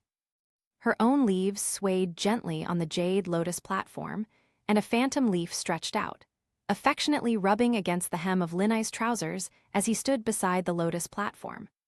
A long-lost sense of peace. As long as I can stay by this person's side, I have nothing to fear, even if the sky falls. Lin Yi reached out and gently touched Ah Yin's leaves with his fingertips. Sister Yin, don't worry. I will definitely find a way to bring you back to human form and truly revive you. His voice carried an unwavering promise. Ah Yin's leaves trembled slightly. A gentle thought was conveyed to the heart of the forestry worker. Little grass, I'm already very content to be able to be with you again like this. This is a happiness I never dared to ask for. As for resurrection, just let nature take its course. Even if I can never be resurrected, I will have no regrets. Lin Yi felt a warmth in his heart upon hearing this, but said nothing more. He knew Ah Yin's feelings, but he would definitely keep the promise he made. The news of the return of forestry spread like a spring breeze, instantly reaching the core palace of the entire blue-silver kingdom. When he emerged from the Lake of Life, 3 beautiful figures were already waiting there. Forestry! A soft cry rang out, filled with longing and joy. Xiao Wu, like a happy rabbit, jumped straight into his arms. However, she is now much more careful than before, and dares not jump around recklessly like she used to. Her lower abdomen was already slightly protruding. Following behind her was Zhu, who had a cool and aloof demeanor. Her steps were steady, but her eyes, which were usually calm and still, were now shimmering with a captivating light. Her abdomen also showed a noticeable curve. The two stood close to Lin Yi, one on each side, feeling the familiar and reassuring aura emanating from him. It's good that you're back. Zhu didn't say much, but the affection in her words was no less than that of Xiao Wu. Standing behind the two was the mature and charming Aru. She didn't pounce on him like Xiao Wu did. She just stood there quietly, her peach blossom eyes filled with tenderness and joy. Today she wore a light purple, tight-fitting long dress that perfectly accentuated her voluptuous and curvaceous figure. Especially beneath the skirt, her straight, long, shapely legs, wrapped in a thin layer of flesh-colored stockings, exuded allure. Xiao Yi, you're back. Aru's voice was so gentle it could melt your heart. Lin Yi nodded, his gaze sweeping over the 3 of them before finally settling on Xiao Wu and Zhu's bellies, his eyes filled with the joy and tenderness of fatherhood. Thank you for your hard work. After a period of intimacy, everyone returned to their sleeping quarters. It was late at night. Lin Yi lay on the large bed, feeling somewhat helpless. Although Xiao Wu and Zhu were both by his side, they were both pregnant and their health was precious, so they were naturally unable to serve him. They simply nestled in his arms, talking about the interesting things that had happened recently, and soon fell into a deep sleep with satisfied smiles. Looking at the 2 beautiful sleeping faces, Lin Yi felt a sense of peace. However, his night seemed to have only just begun. The door to the sleeping quarters was quietly pushed open a crack. A slender figure, carrying a tray, tiptoed in. It's Aru. She changed out of her gorgeous dress and into a more form-fitting silk nightgown. Her mature and alluring curves were faintly visible in the moonlight, adding to her hazy beauty. Chapter 44. Aru walked to the bedside, looked at her sleeping daughter and Zhu, a hint of affection flashing in her eyes, and then turned her gaze to Lin Yi. Their eyes met. 2 intoxicating blushes instantly appeared on Aru's cheeks. Her heart was pounding like a deer. Xiao Wu and Zhu can't right now. Xiao Yi is at the prime of his life. He must be feeling very uncomfortable, right? As Xiao's father and an elder in this family, shouldn't I help him? Once the thought arose, it could no longer be suppressed. Aru carried the tray to the table by the bed, put it down, and spoke in a voice barely audible. Xiaoi, I noticed you didn't eat much for dinner, so I made you some calming soup. You should drink it while it's hot. She didn't dare look Lin Yi in the eye, but kept her head down, tidying the bed and pulling the blankets straight, her movements appearing somewhat awkward. A faint, pleasant fragrance emanated from her, lingering around Lin Yi's nose. Lin Yi sat up and picked up the bowl of soup. The soup was warm and sweet, and a warm current slid down my throat into my stomach, making me feel incredibly comfortable. It tastes great. The forestry department expressed its sincere admiration. Aunt Ru's cooking is really good. He looked at the stunningly beautiful woman before him, a slight smile playing on his lips, and said, half-jokingly, "Whoever marries Aunt Ru is truly blessed in their past life." Boom! These words struck Ru like a thunderbolt. Her cheeks instantly turned as red as if they were about to bleed, and even her fair neck and earlobes were tinged with a captivating pink. What does he mean by that? Is this a hint to me? Or was it just something said offhand? Ru's heart was in turmoil. She twisted the hem of her clothes, her fingers turning white with nervousness. She mustered her courage and looked up, but when she met Lin Yi's deep and calm gaze, she hurriedly looked away. She walked to the bedside, and under the guise of tidying Lin Yi's pillow, her fingers lightly brushed against his arm. The warm touch made her body feel weak. The shameful words were stuck in his throat, and he couldn't bring himself to say them. She could only look at Lin Yi with her watery, peach blossom eyes, a hint of sorrow, a hint of expectation, and a hint of pleading. The implication is that it has reached its peak. Lin Yi smiled to himself. He naturally understood Ru's feelings. However, seeing her looking so shy and hesitant, he found it particularly amusing. Some things require her to truly let go of her psychological barriers herself, rather than relying on his guidance. He pretended not to understand the myriad emotions in her eyes and placed the empty bowl on the table. "The soup is delicious, thank you, Aunt Ru. It's getting late. If there's nothing else, I'll go to rest." Ru's body stiffened almost imperceptibly. He didn't understand. Or did he refuse? A huge sense of loss and grievance welled up in my heart instantly. She forced a smile that was more like a grimace than a cry, suppressing her inner desires and resentment. Okay, then you should get some rest." After saying that, she turned around dejectedly and fled the room as if she were escaping. The door was closed gently. As soon as she left the room, Ru leaned against the cold wall and covered her face in frustration. Aru, you're such a useless thing. How can you be so timid? Xiao Wu and Zhu Qing aren't around, so why don't you take the initiative and help him? What's there to be afraid of? She was filled with regret and self-reproach. These complex emotions kept her tossing and turning all night. At the same time, in an inconspicuous corner of the academy, in the heavenly Dew Imperial City. This place has long been abandoned and overgrown with weeds. A figure sat dejectedly on the stone steps, holding a wine jug in his hand, staring blankly at the waning moon in the sky. It was Yu Xiaogeng. Without theory, without the halo, he is nothing. Just then, footsteps approached from afar. Yu Xiaogeng raised his head, and in his cloudy eyes, he saw a fiery red figure. Liu Erlang. She didn't seem to be having a good time either. The domineering dragon aura around her had subsided considerably, and her face showed signs of weariness, but her voluptuous figure was still eye-catching.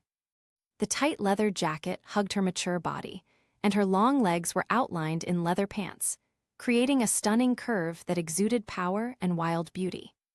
She looked at Yu Xiaogeng in front of her with a complicated expression. "Xiaogeng, you." However, before she could finish speaking, Yu Xiaogeng interrupted her. Yu Xiaogeng looked at her, and a strange light suddenly shone in his originally lifeless eyes. That wasn't love, nor was it old feelings. It's like looking at a tool that can be used. His gaze swept over Liu Erlang's explosive body, finally settling on her face. The blue lightning Tyrannosaurus Rex family, the golden trio. Perhaps we can utilize Liu Erlang. Yu Xiaogeng looked at Liu Erlang. His gaze fell on the mature body, encased in a tight-fitting, fiery red leather outfit. Those long legs, outlined by leather pants, exuded an explosive sense of power, just like her, domineering and direct.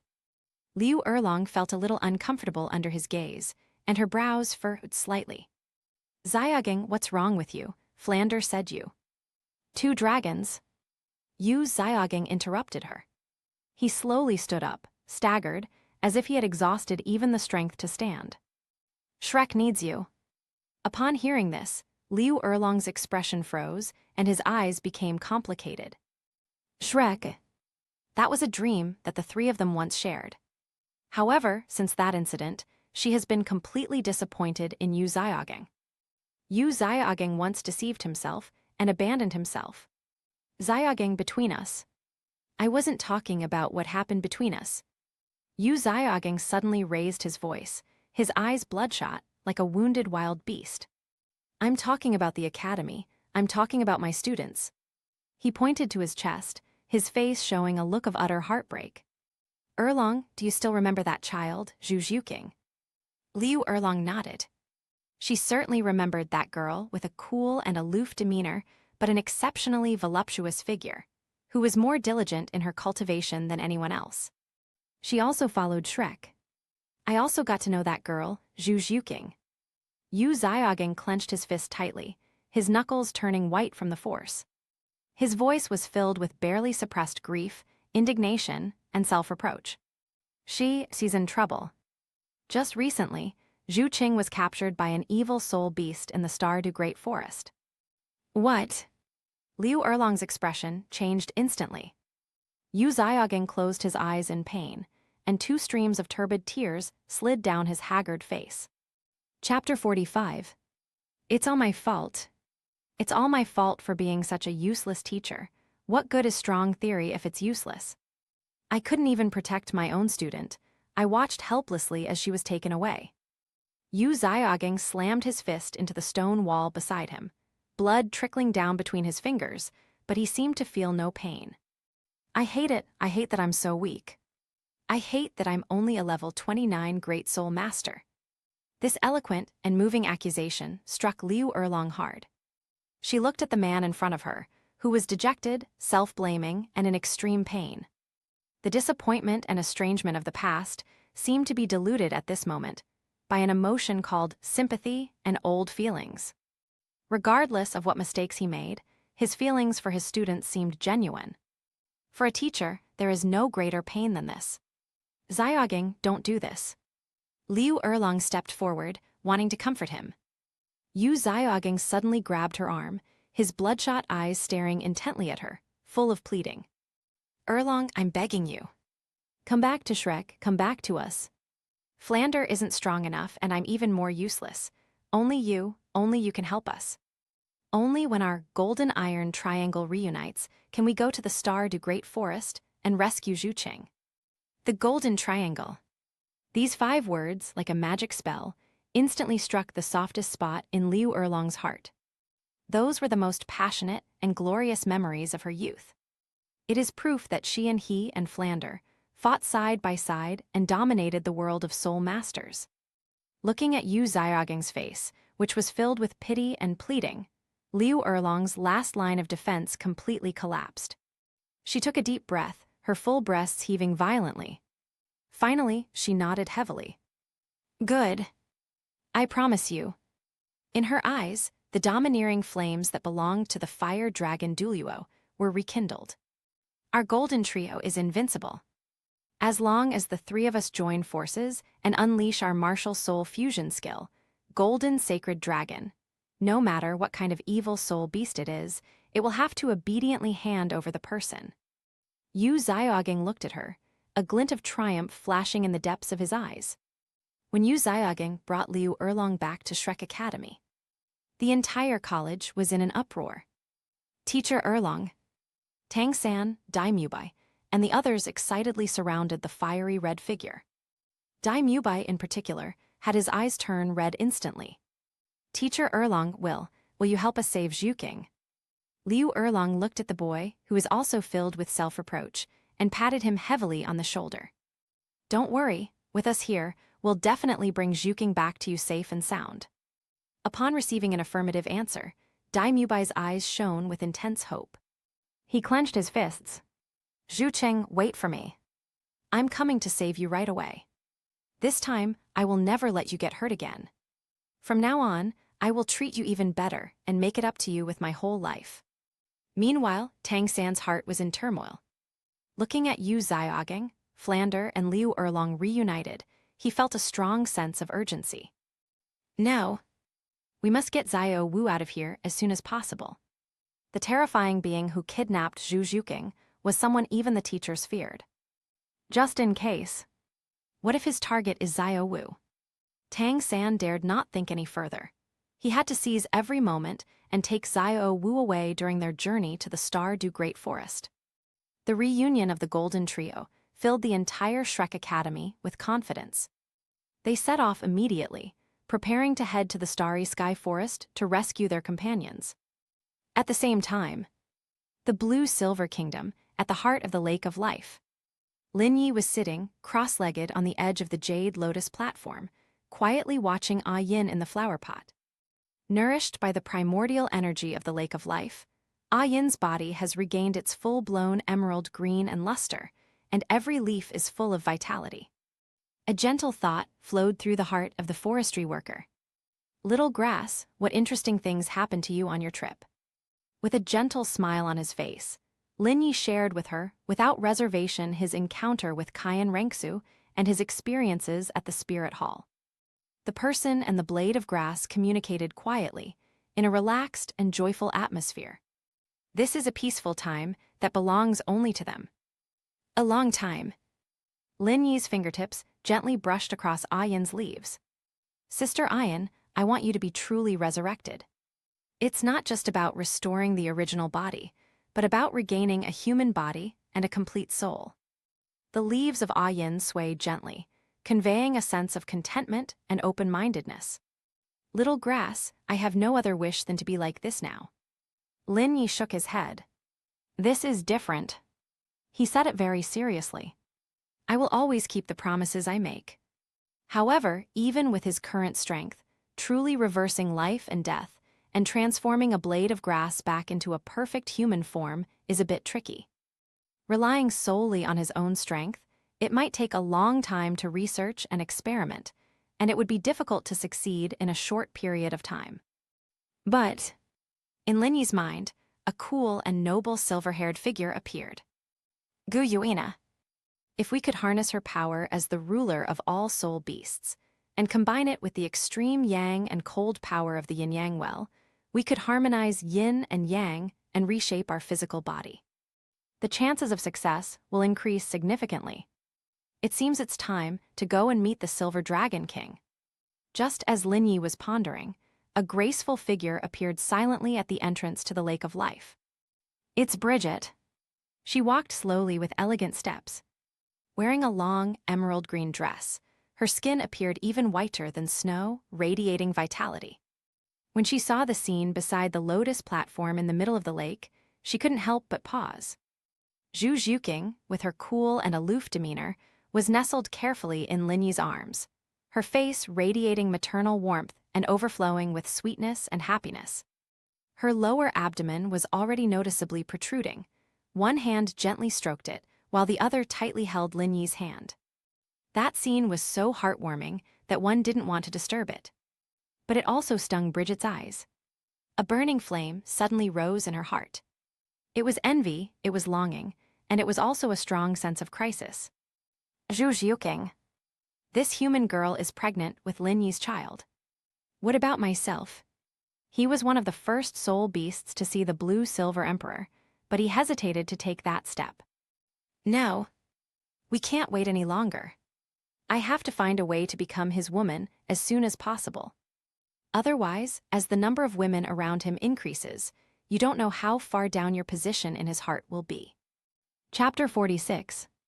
Bridget clenched her hands, making up her mind. Lin Yi also noticed her arrival. He comforted Zhu Zhuqing and stood up. Bridget, is something the matter? Bridget quickly composed herself and respectfully bowed. I'm here to report on some recent matters. After giving a brief report, Lin Yi looked at her and spoke. Perfect timing, I also have something I need your help with. Please give your instructions. After you return, please convey a message to your lord, Gu Yuina. Lin Yi's tone was calm. Just say that I have time and would like to visit you in person, as I have something important to ask of you. Boom. These words struck Bridget like a thunderbolt. Her cheeks flushed red instantly, all the way down to her ears. My heart started pounding uncontrollably. Is the forestry worker going to see the Lord? Do I still need to ask you for something? Could it be that the forestry department wants to use the Lord to take me away? Once the thought popped into my head, I couldn't stop it.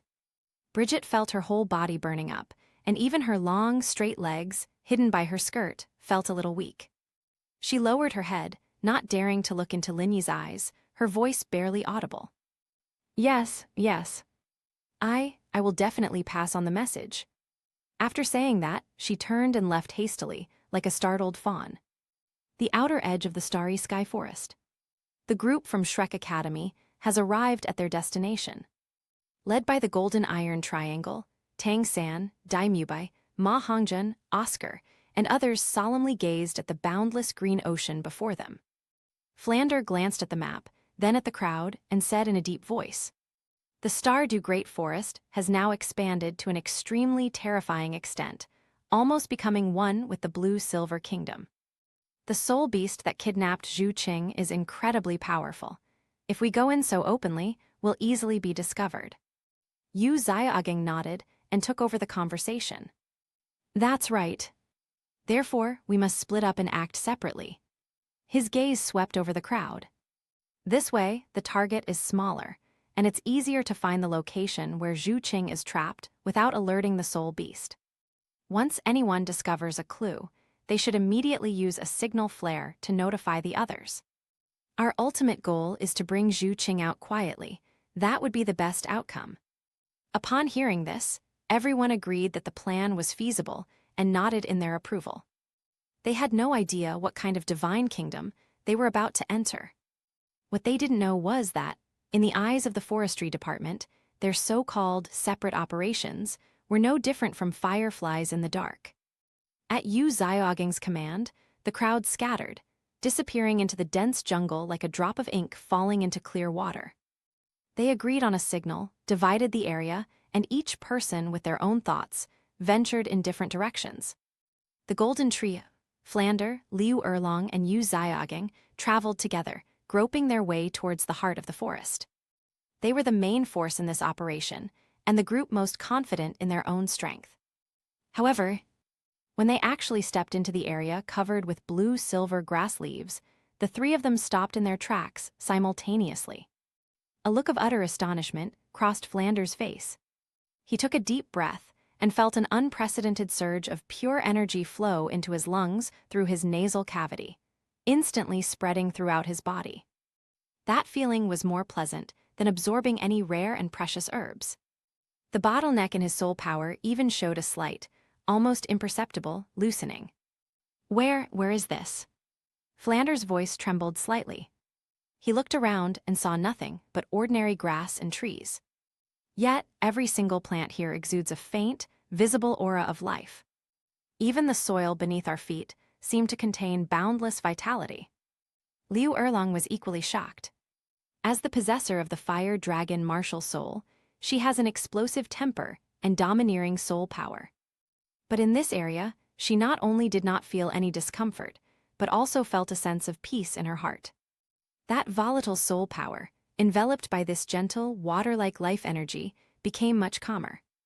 So rich in life force. Liu Erlong muttered to himself. This place is countless times more advanced than the simulated training grounds of the Heaven Dew Royal Academy. Yu Xiaogang remained silent. His body remained frozen in place. A pair of eyes fixed intently on what lies ahead. At that moment, his pupils shrank to the size of dangerous needles. Shocking. No. That wasn't shocking. That's greed. It's longing. It's the madness that comes when you finally see a glimmer of hope after suppressing your emotions for half your life. His body trembled with excitement. His level 29 soul power, which had stagnated for decades and was considered waste, was now surging wildly within his body, clamoring and yearning. Xiaogang. Liu Erlong noticed his unusual behavior and asked him with concern. Yu Xiaogang slowly raised his head. The previous dejection and self-blame were gone from his face. In their place was an almost twisted fanaticism. Erlong Flander. His voice was hoarse, as if it were being squeezed out from deep in his throat. Did you feel it? The energy here. Flanders nodded heavily, his expression solemn. I felt it was terrifying. This level of life energy is completely beyond our comprehension. I'm afraid only the legendary realm of gods could have such a sight. The divine realm. These two words were like a key, instantly unlocking the door to the deepest desires in Yu Xiaogeng's heart. He clenched his fists so tightly that his nails dug deep into his palms, causing a sharp pain that only made him more alert. Right. This is it. This is the place. What he pursued throughout his life was nothing more than breaking the shackles of martial spirits and proving that his theory was correct. It's laughable that he had a wealth of knowledge, but was trapped by his level 29 soul power, and was ridiculed by the entire soul master world for half his life. He hates it. He hated this damn talent. But now, the opportunity has arrived. Yu Xiaogeng's breathing became heavy. If we could take this place for ourselves, if I could cultivate here, let alone level 30, even level 40, 50, or even a titled Douluo might not be impossible. Once this thought arises, it's like a wildfire that can never be extinguished. As for Zhu Zhuqing, he's just a student. What does it matter compared to one's lifelong dream? No. In fact, we should thank her. If she hadn't been arrested, how could I have discovered such a treasure trove? Chapter 47. Yu Xiaogeng's eyes gleamed with an excited yet sinister light in the dark jungle. At this moment, the scales in his heart had completely tipped. The so-called rescue and the so-called teacher-student relationship had long been replaced by his extreme desire for power. Now, his only thought is to find out who owns this place. Then, at all costs, make this place our own. On the other side of the jungle, Tang San's figure moved swiftly through the forest like a ghost. His blue-silver domain had already been quietly unleashed.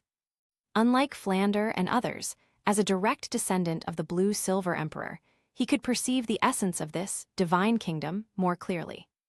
Each blue-silver grass here is like a loyal guard, radiating a sense of submission and awe. And all these thoughts point to the same source. A will as vast as the sea, unfathomable. That will, filled with majesty and vitality, seemed to be the sole ruler of this world. Tang San's heart sank to the bottom. He was certain that the one who had kidnapped Zhu Zhuqing was this terrifying being. Their group, by rashly trespassing into the other party's territory, was tantamount to walking into a trap. No. We must find Xiao Wu as soon as possible. That target is very likely Xiao Wu. Tang San was burning with anxiety. He couldn't imagine what would happen to Xiao Wu if she fell into the other party's hands. He used the blue-silver grass to sense everything around him while frantically calling out in his mind. Xiao Wu, where are you? You must wait for me. Dai Mubai, on the other hand, was like a raging tiger.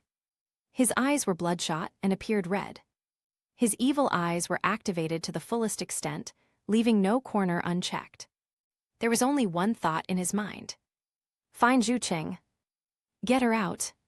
Then I will spend my whole life making it up to her. He was filled with regret and self-blame.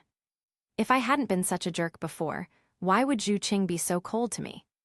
If I had made her feel safer earlier, why would she have run off to the Star du Great Forest? It's all my fault. It's all my fault. Dai Mubai's speed increased, his soul power surging within him. He was like a maddened beast, wanting only to find the figure that haunted his dreams as quickly as possible. The core area of the Kingdom of Life.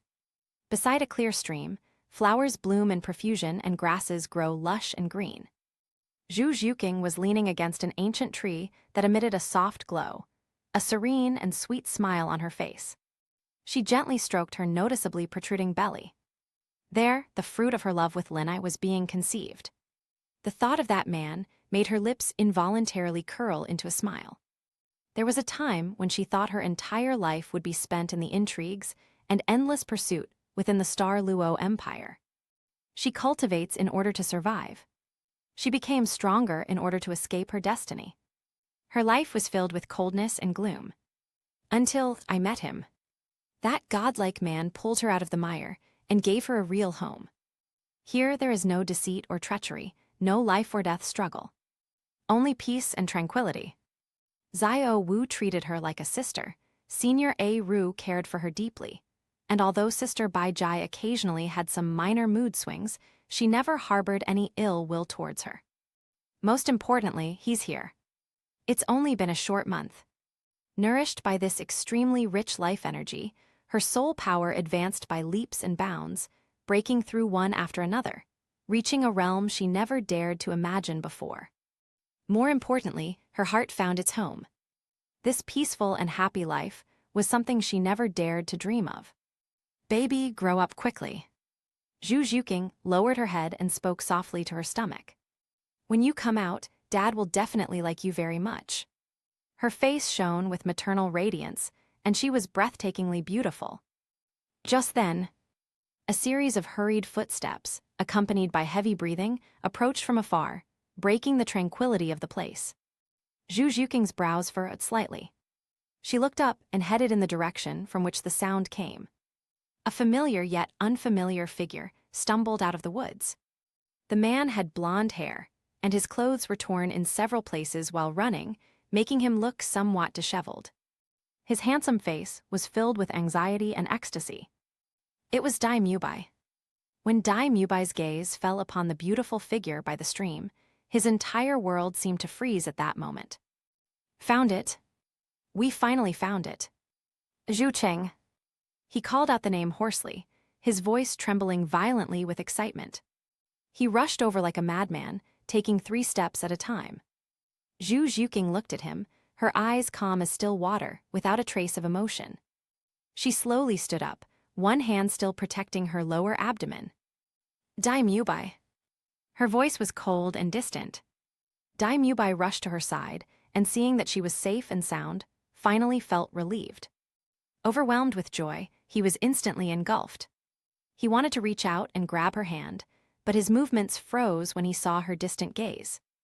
Zhuqing, thank goodness you're all right. Dai Mubai was incoherent, and tears welled up in his eyes. We're here to save you. Don't worry, with me here, no one can hurt you anymore.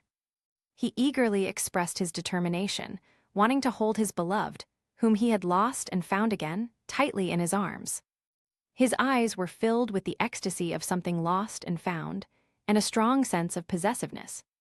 However, when his gaze inadvertently drifted over Zhu Zhuqing's protruding belly, the expression on his face froze instantly. The ecstasy, the excitement, the deep affection. At this moment, everything turned into astonishment and blankness. His mind was blank. Your stomach. Dai Mubai's voice was dry and hoarse, as if something was choking him. He stared intently at that spot, as if trying to see right through it. Zhu Zhuqing did not flinch at all. She met Dai Mubai's gaze, and even a faint smile appeared on her face. That smile carried a hint of maternal pride and a sense of acceptance of the past. She gently lowered her hand that was protecting her lower abdomen, allowing the bulging curve to be displayed more clearly in Dai Mubai's eyes. Then she spoke in a calm, almost indifferent tone. As you can see, I am pregnant. Boom. These few simple words were like thunderbolts from the heavens to Dai Mubai, exploding in his mind. He was struck dumb and staggered back 2 steps. His face instantly turned ashen white.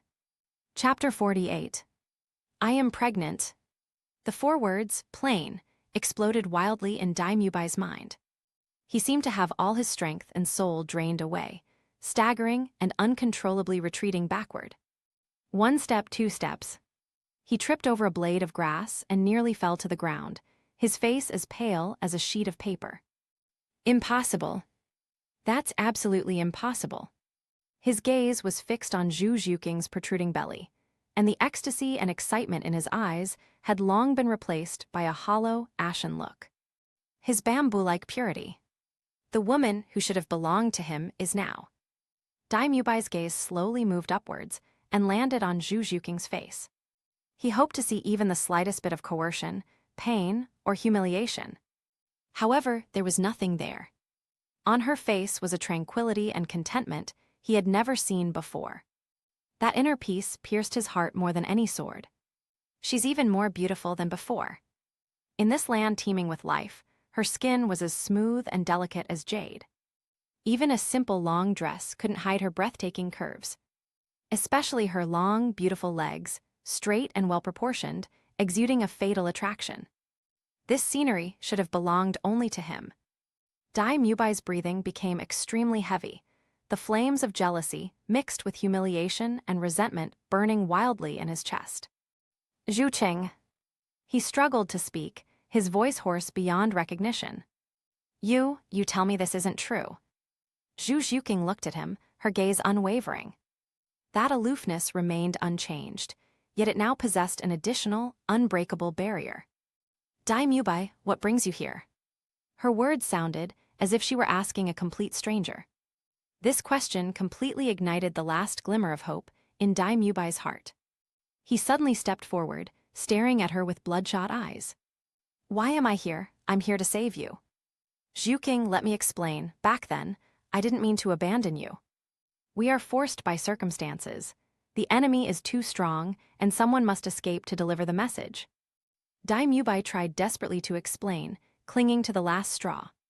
Think about it, my talent is better than yours, and my identity is the Star Luo Prince. If I escape, whether I focus on my cultivation or seek help, I have a better chance than you. If only one person can escape, then me going out is the best option. He spoke with such sincerity that he seemed to be the hero who endured humiliation and sacrificed for the greater good. And I've never forgotten you since I left. I've been cultivating day and night so I can come back and save you as soon as possible. Look. To increase the persuasiveness of his words, Dai Mubai suddenly activated his soul power. Yellow, yellow, purple. 3 spirit rings suddenly rose from beneath his feet. A powerful aura belonging to a soul master instantly spread out. I'm already level 37, Zhu Qing. Dai Mubai's voice carried a hint of pride as he puffed out his chest, hoping to see shock and admiration in Zhu Zhuqing's eyes. Level 37. A level 37 soul master at this age is considered a top genius across the entire continent. He believed that this was enough to prove his efforts and sincerity. However, Zhu Zhuqing simply looked at him quietly. That look was like looking at a child showing off candy in front of an adult. She suddenly smiled. The smile was faint, yet it sent a shiver down Dai Mubai's spine. Level 37. Zhu Zhuqing repeated it softly, her tone devoid of any emotion. Is it that impressive? Before he could finish speaking, an aura far more powerful and refined than Dai Mubai's erupted from her delicate body. Yellow, yellow, purple, black.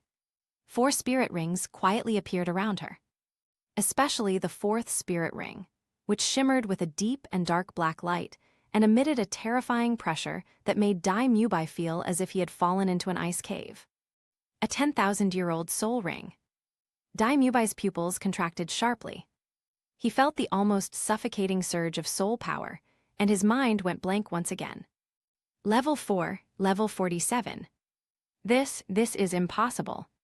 He muttered to himself, completely lost in thought. A month ago, Zhu Zhuqing's soul power was far inferior to his. But now, she not only became a soul master, but also possessed a 10,000-year soul ring that even he had never had. What exactly happened in the past month? Zhu Zhuqing slowly withdrew her soul ring and aura, as if she had only done a trivial matter. She looked at the distraught Dai Muzheng, her tone remaining calm. Now, are you still going to take me away? Dai Mubai suddenly woke up with a start.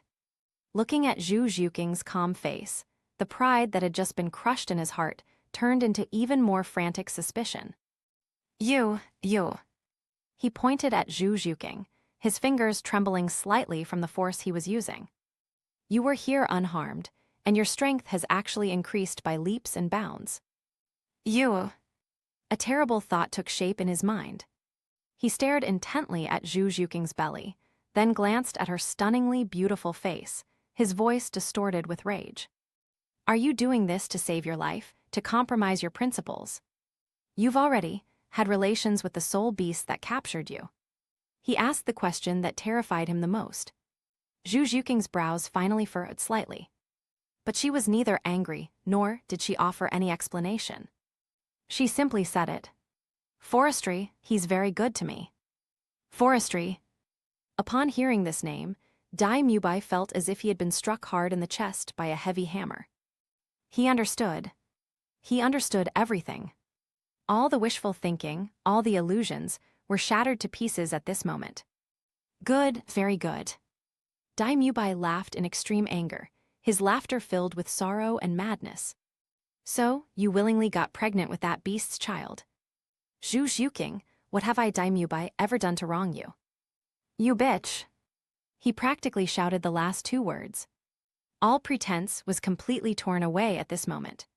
His handsome face became grotesque with jealousy and anger.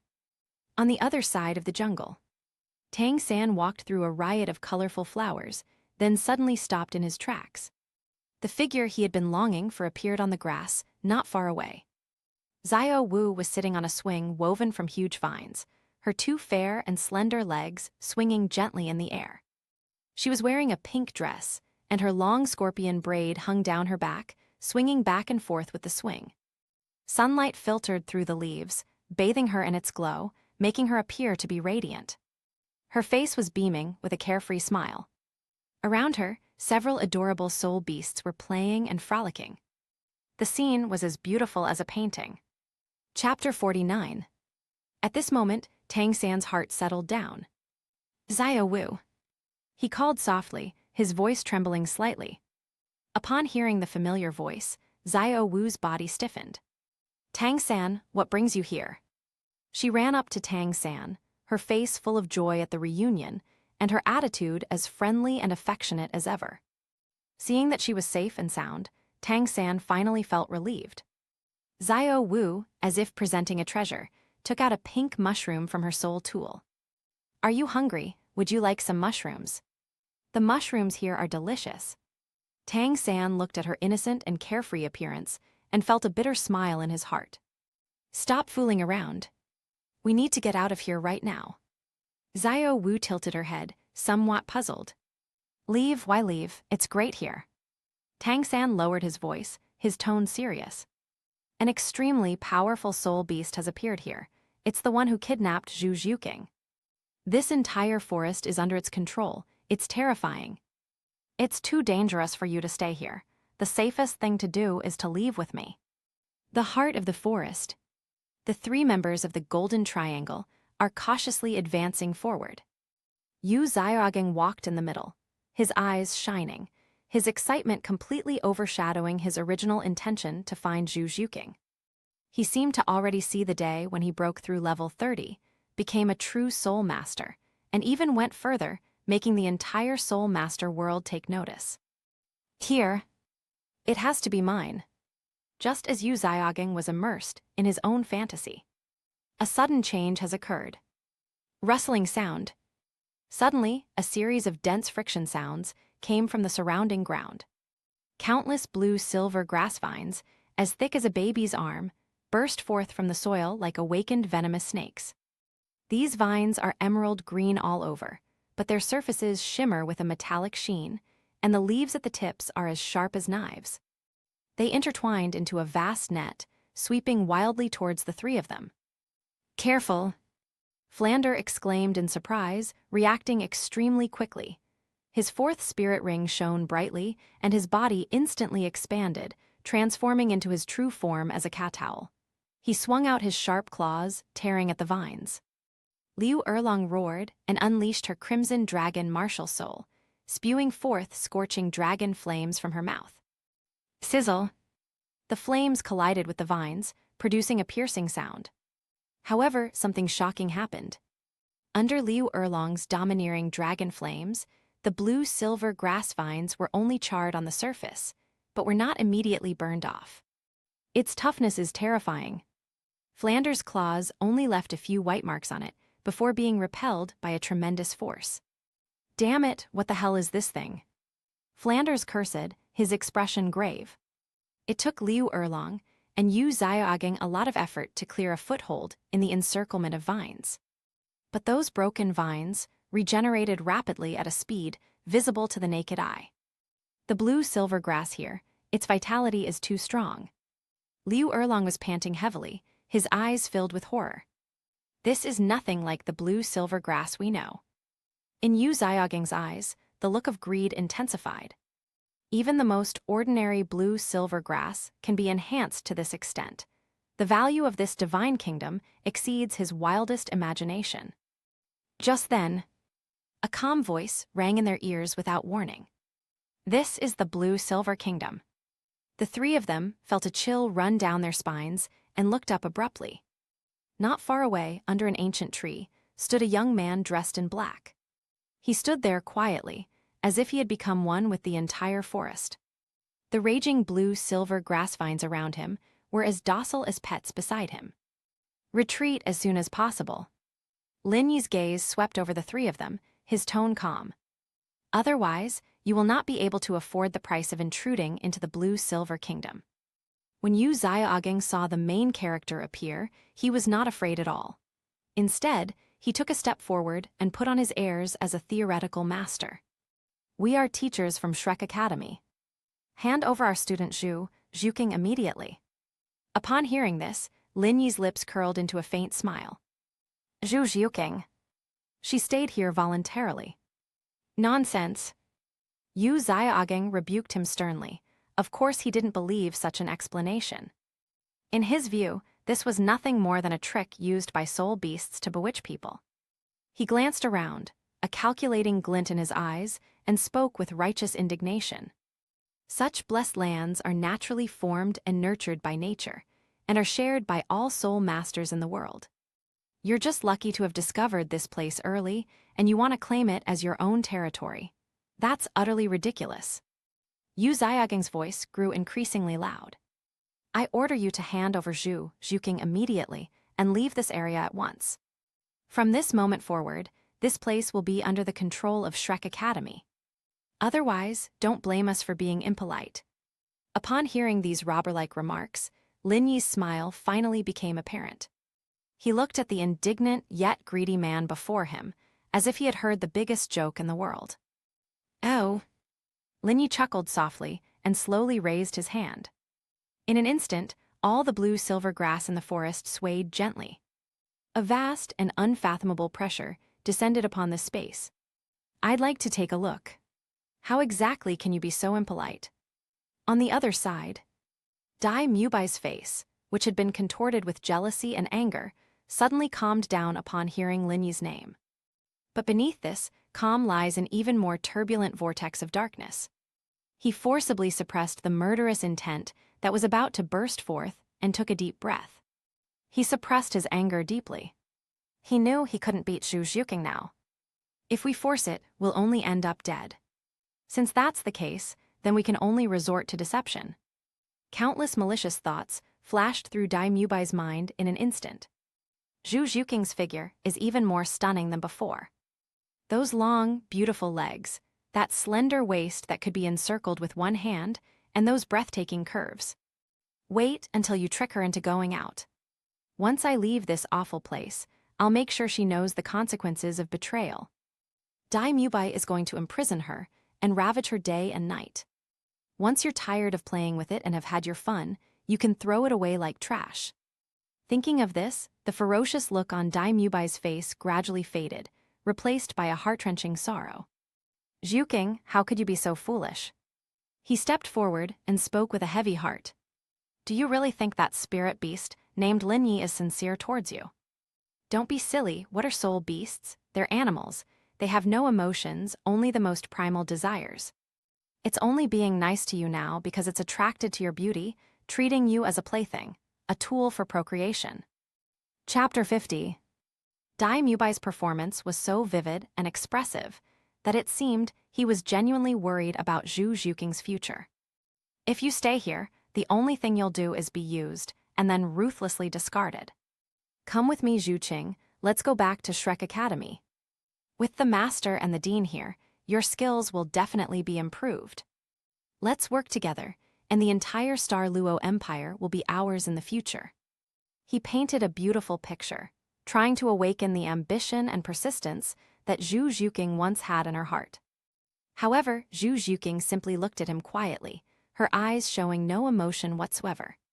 She gently stroked her lower abdomen, a tender smile on her face. "Dai Mubai, I won't go with you.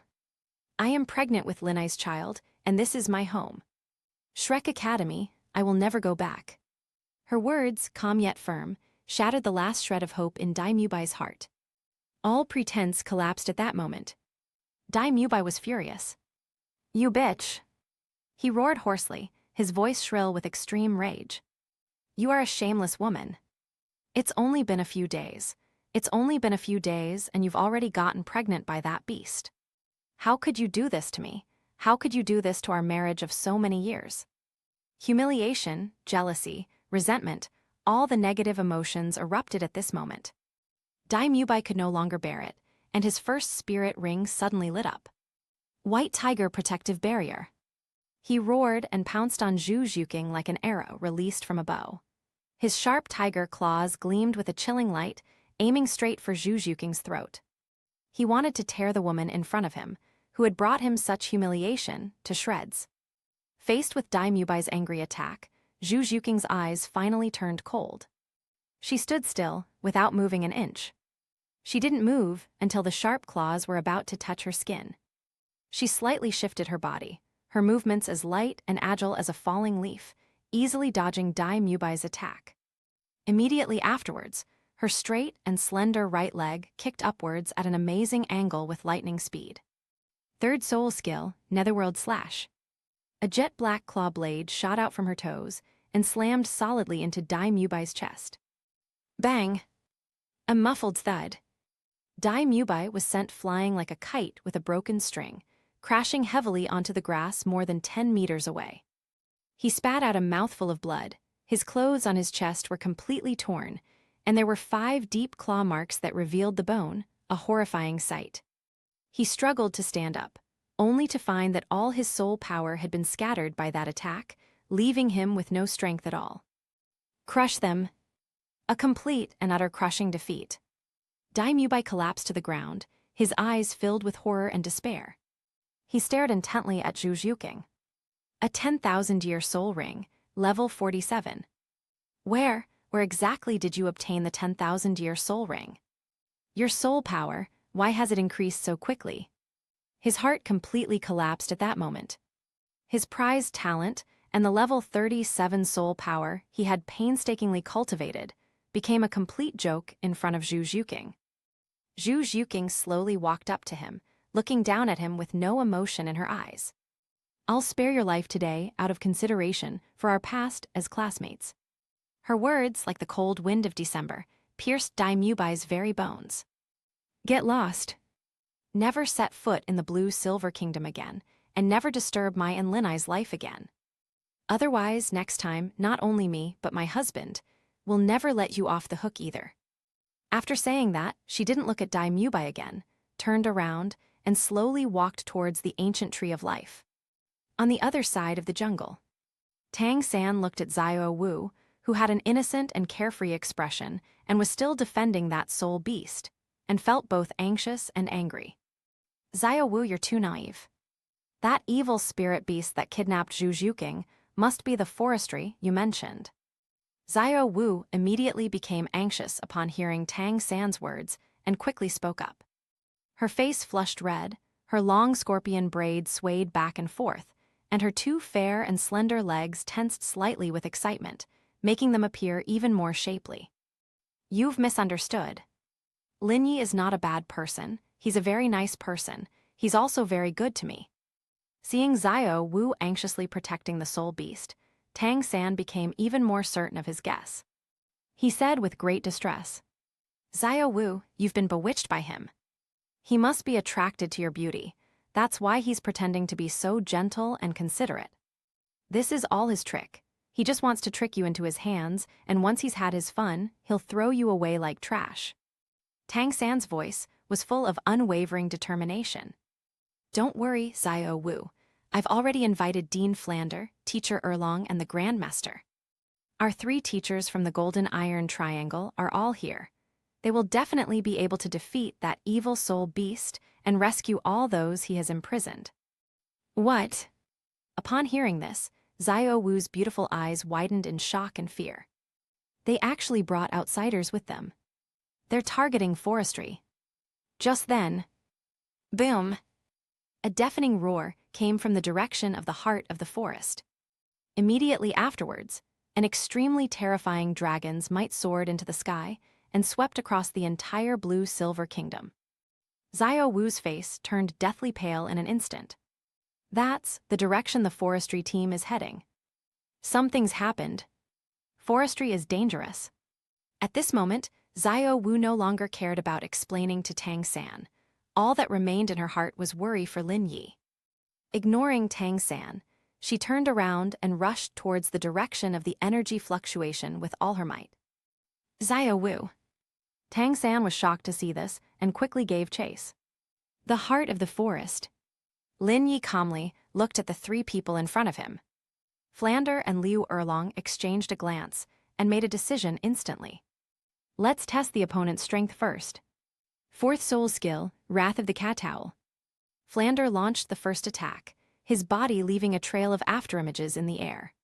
Soul power condensed on his claws, transforming into 2 enormous energy claw marks that tore through the air and grabbed at Lin Yi.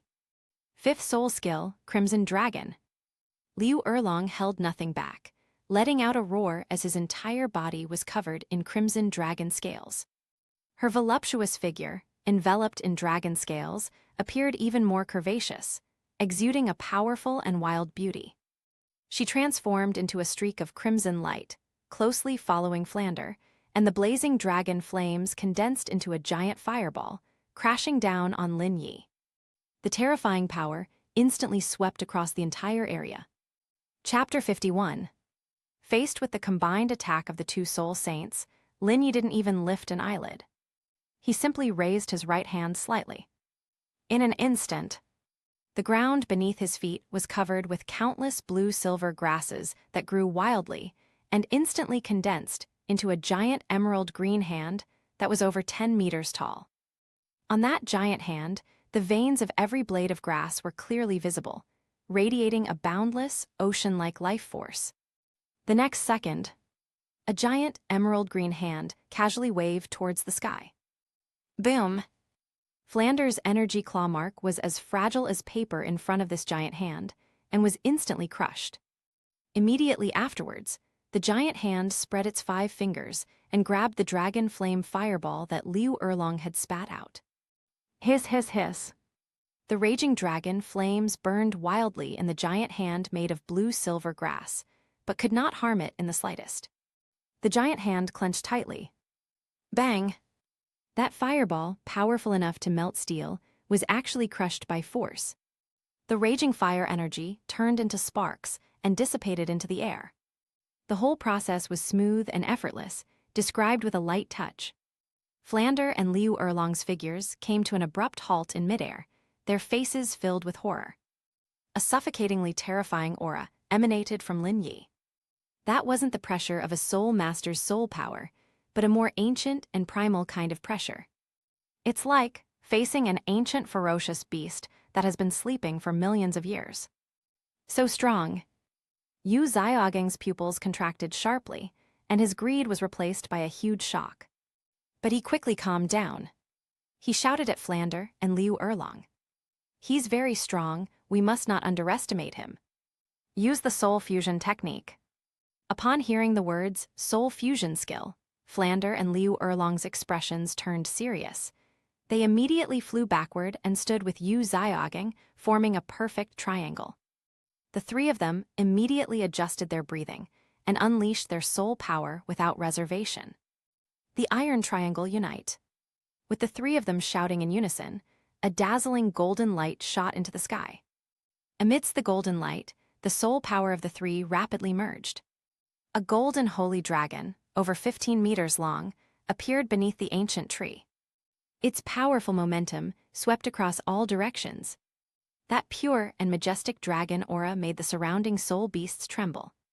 Having transformed into the core of the golden sacred dragon, Yu Xiaogang felt an unprecedented surge of power within his body, and his confidence instantly soared. His small and self-conscious heart found immense satisfaction at that moment. He immediately changed his tune, looking down at the forestry department with a condescending air, his voice booming like thunder. Now you know how amazing our golden trio is. His voice was full of arrogance and hypocrisy. Presumably, you have already explored this area of the divine kingdom. Now I'm giving you a chance to live.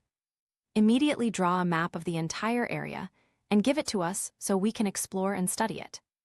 If you do as we say, we may have the mercy to spare your life. Otherwise, under the power of this golden holy dragon, you will surely be torn to pieces. Lin Yi looked at the swaggering golden dragon and the man hiding behind its head, his face full of greed and arrogance, and finally smiled. There was a hint of pity in that smile. Blue-silver, undying array. He uttered 4 words softly. The moment the words fell, buzz, the entire blue-silver kingdom emitted a soft hum. The earth began to tremble violently. Whoosh, whoosh, whoosh, whoosh, whoosh. The next moment, tens of thousands of blue-silver grass sprouted from the ground. They were no longer soft vines, but had turned into long, emerald-green spears that shimmered with a metallic luster. Each spear is 3 meters long, with an extreme sharpness concentrated at its tip, exuding an aura that can pierce through everything. 1, 10, 100, 1,000, 10,000. Endless blue-silver spears rose from the ground, forming a verdant forest of spear tips. They have only one goal: the golden holy dragon in the sky. Kill. The forestry department uttered a single word. Thousands of spears transformed into streaks of green light, shooting towards the golden holy dragon like waterfalls flowing upstream. A brutal and devastating massacre was about to unfold. The golden dragon roared, spewing out golden dragon breath and wielding its enormous claws to smash the incoming spears. But there were just too many spears. Endless and fearless. One is smashed, and 10 more are immediately made to replace it. Jingle bells. The sounds of frequent collisions were incessant. White marks soon appeared on the seemingly indestructible golden scales of the golden sacred dragon.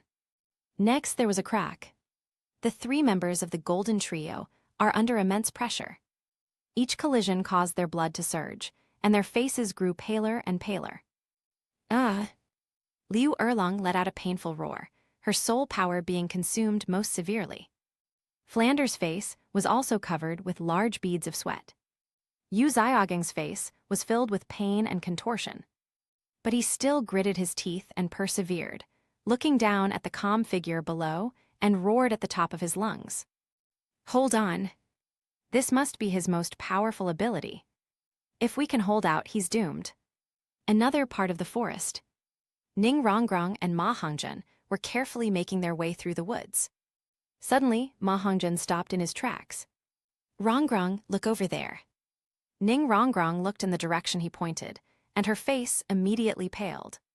On the grass not far away, Dai Mubai was lying there, covered in blood, barely breathing, looking like he was on the verge of death.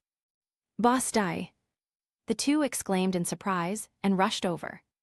Brother Dai, what happened to you? Who beat you up like this? Ma Hongzhen asked anxiously.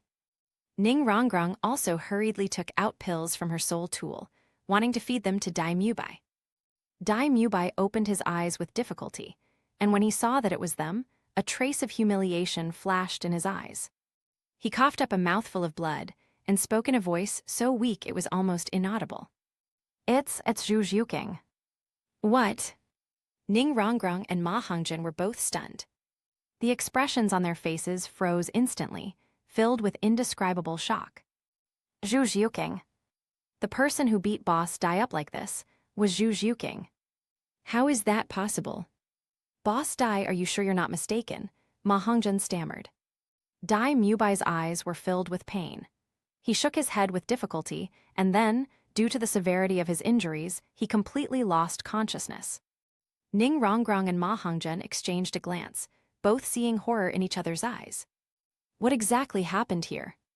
Zhu Zhuking injured Dai Mubai. This is insane. Chapter 52.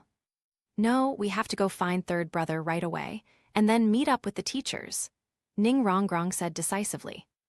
Boss Dai, are you sure you're not mistaken? Ma Hongzhen's voice was trembling.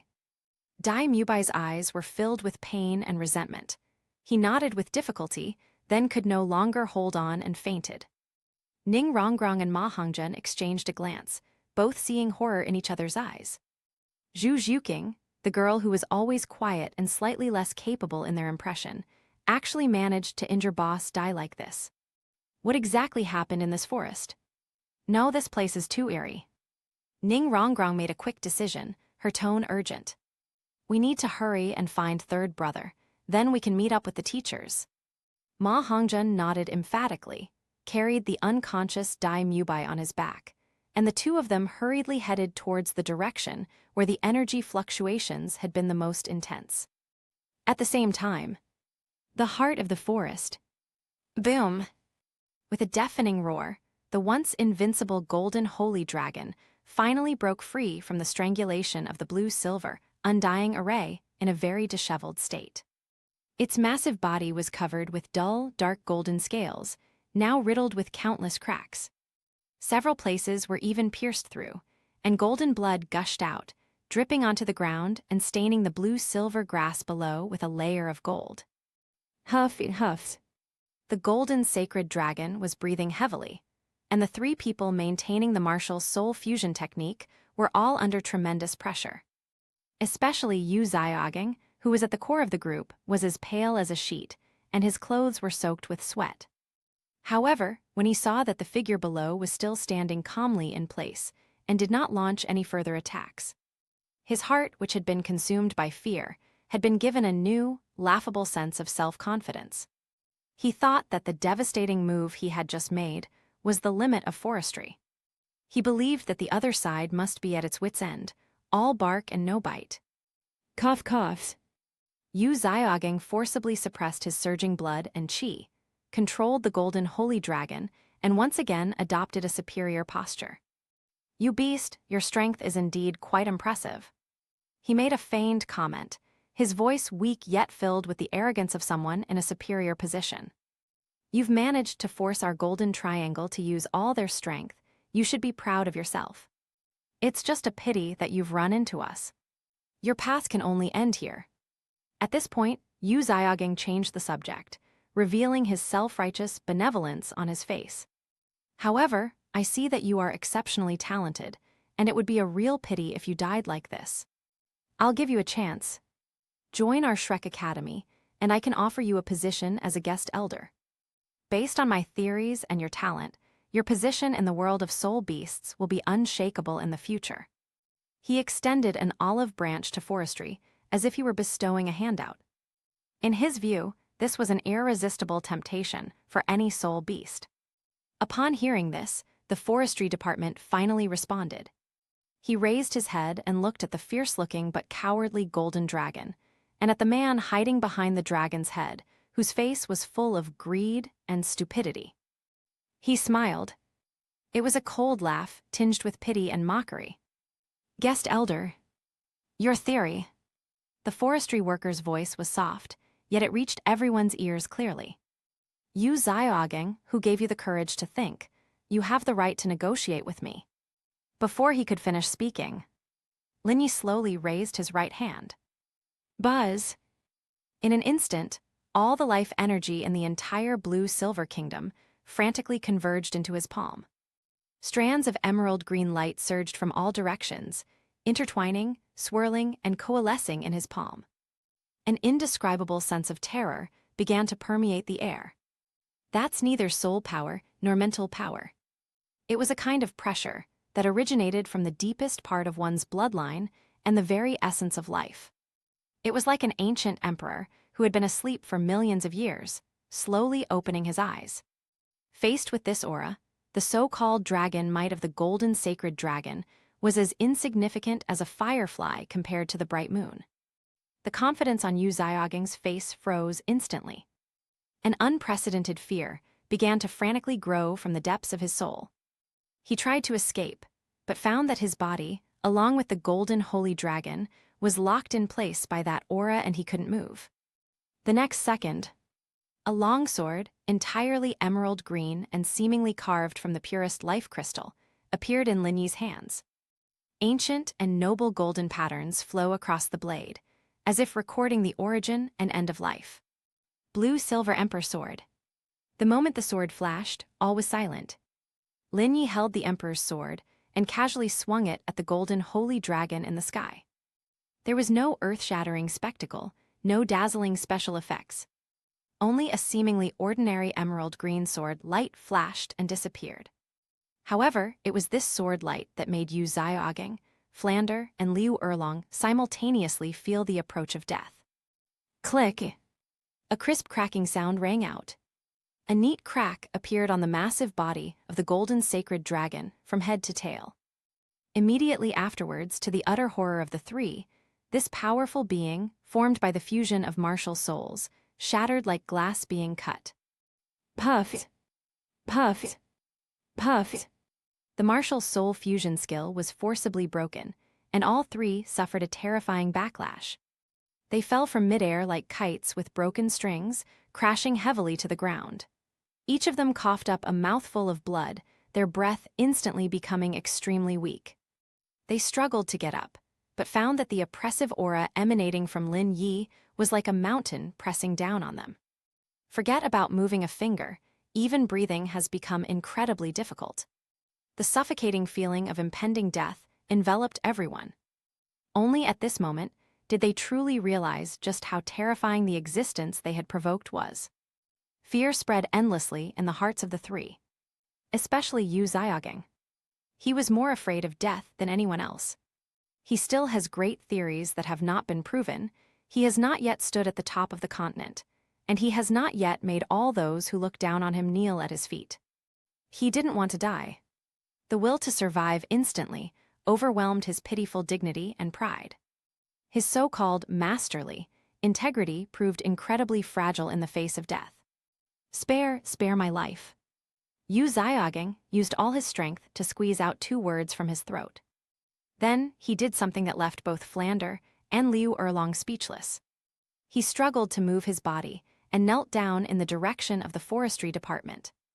Then he kowtowed forcefully, again and again. Chapter 53. Bangs, bangs, bang. His forehead hit the ground with a dull thud. Senior, spare my life.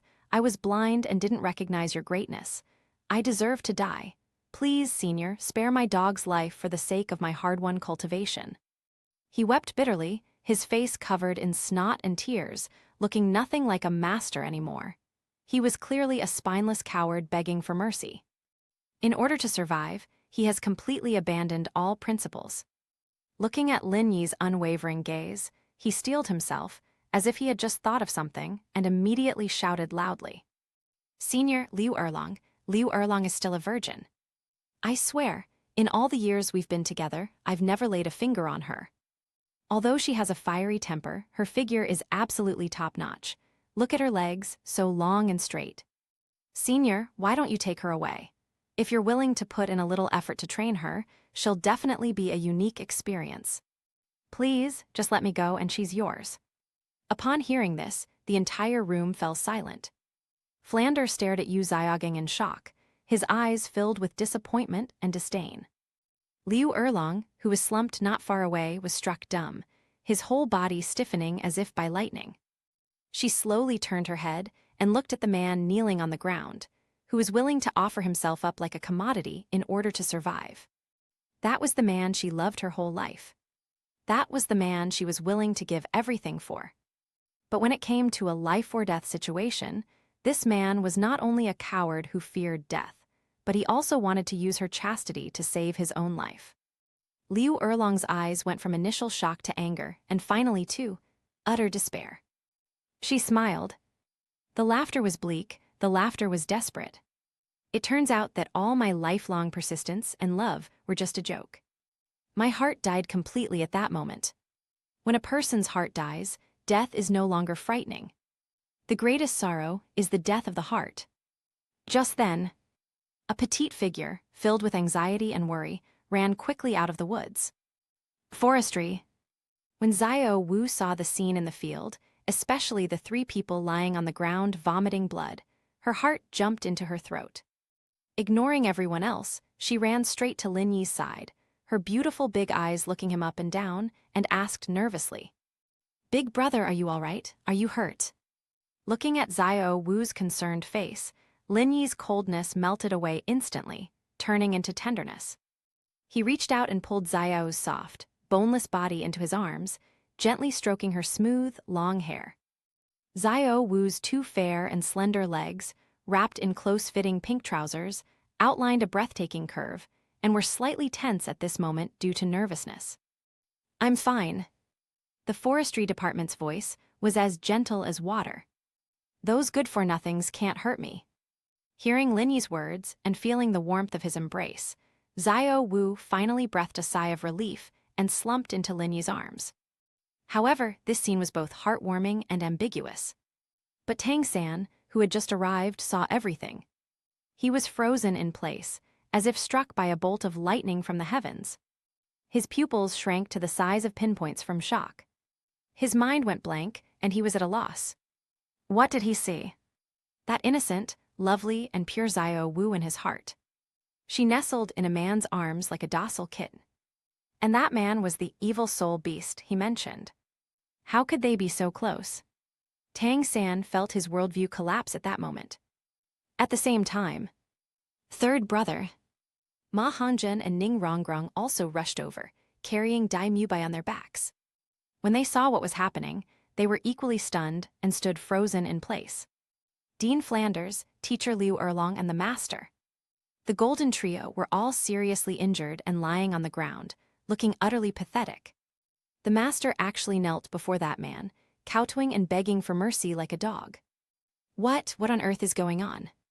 Yu Xiaogeng, kneeling on the ground, saw Tang San and the others arrive, and a glimmer of hope flashed in his eyes. But he immediately realized that if even the three of them had been defeated so thoroughly, what use would Tang San and the others be? Escape. We must escape immediately. That was the only thought in his mind. Mistress, run. Yu Xiaogeng shouted hoarsely. Tang San was still deeply moved by the intimacy between Xiao Wu and Lin Yi, and was unwilling to leave. Xiao Wu, he murmured, wanting to step forward. Let's go, third brother. It'll be too late if we don't leave now. Ma Hongzhen, however, was much more clear-headed. He grabbed Tang San's arm and with all his might dragged him around and ran. Upon seeing this, Yu Xiaogeng and Flander immediately struggled to their feet, wanting to escape as well. Flander glanced back at Liu Erlong, who was still slumped on the ground, looking utterly dejected. Erlong, run.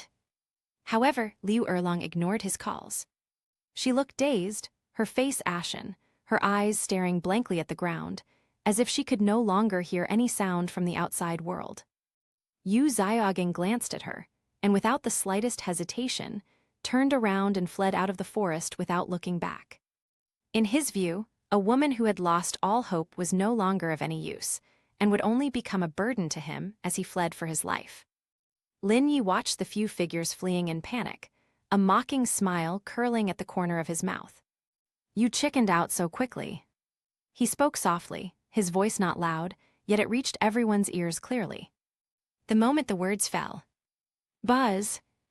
A verdant barrier, woven from countless blue-silver grasses, rose from the ground and instantly enveloped the space within a radius of several miles. Above that barrier, life energy flowed, radiating an aura of indestructibility. Not good.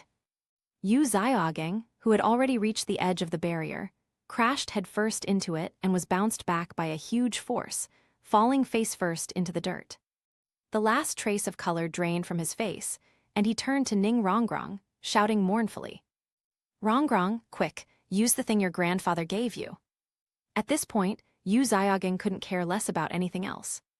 Upon hearing this, Ning Rongrong stopped hiding it.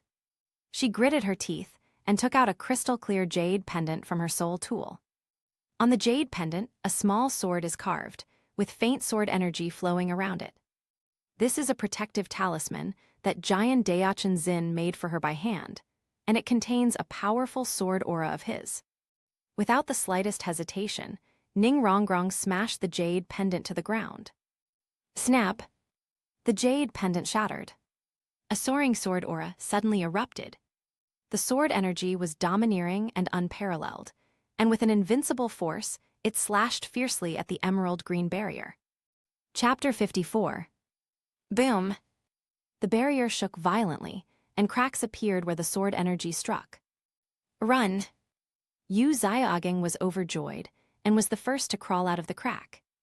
Ma Hongjun dragged Tang San, Ning Rongrong supported Dai Mubai, and they followed closely behind. The group scrambled out of the restriction. Lin Yi watched the disappearing figures of those clowns, his eyes unwavering, showing no concern for them whatsoever. His gaze fell on the woman who hadn't moved an inch from beginning to end. Liu Erlang. She sat there quietly on the ground, her long dress covered in mud, outlining her mature and voluptuous curves. But her beautiful face was now deathly still, devoid of any life. Her fiery red, tight-fitting long dress was now covered in dust, but it still couldn't hide her incredibly mature and voluptuous curves. Her full breasts rose and fell with her soft breaths, and her long, beautiful legs, encased in black silk trousers, were limply curled, outlining an alluring curve. But that face, which should have been bright and beautiful, was now deathly still, devoid of any of the ferocity and brilliance of the former Horn of Slaughter. This woman, although she is not young, but it must be admitted that time has not left many marks on her. Instead, it has given her a unique and captivating charm that belongs to mature women. Seemingly noticing Lin Yi's gaze, Liu Erlang slowly raised his empty eyes to meet his gaze. There was no fear, no anger, and not even pleading in her eyes. There was only an unyielding despair. Kill me. Anyway, I don't want to live anymore. The love of a lifetime, the obsession of an eternity, was torn to shreds by that man's own hands just now. When the heart is dead, living is nothing but suffering. Lin Yi looked at her, his expression indifferent and unmoved. Just then, a cool and aloof figure emerged from the woods and silently entered the arena. The person who came was Zhu Zhuqing. She had a slightly protruding belly, but her figure remained agile and light, without any of the bloating of a pregnant woman. A black, tight-fitting leather outfit accentuated her already exaggerated figure, especially her incredibly long legs, which moved with astonishing rhythm with every step. Her gaze swept quickly across the scene, finally settling on Liu Erlang, a hint of surprise flashing in her cool eyes. What happened? Zhu Zhuqing walked to Lin Yi's side and asked softly. Nestled in Lin Yi's arms, Xiao Wu looked up and succinctly recounted what had just happened, especially Yu Xiaoging's shameless remarks. After listening to Xiao Wu's story, Zhu Zhuqing's body trembled almost imperceptibly. The way she looked at Liu Erlang changed instantly. What began as scrutiny and vigilance transformed into a complex and difficult-to-understand emotion. There was pity, there was sympathy, but more than anything, there was a stinging pain of empathy. Betrayed by loved ones. For the sake of profit, they were treated as goods that could be discarded at will. This feeling, Zhu Zhuqing, too, had experienced this deeply.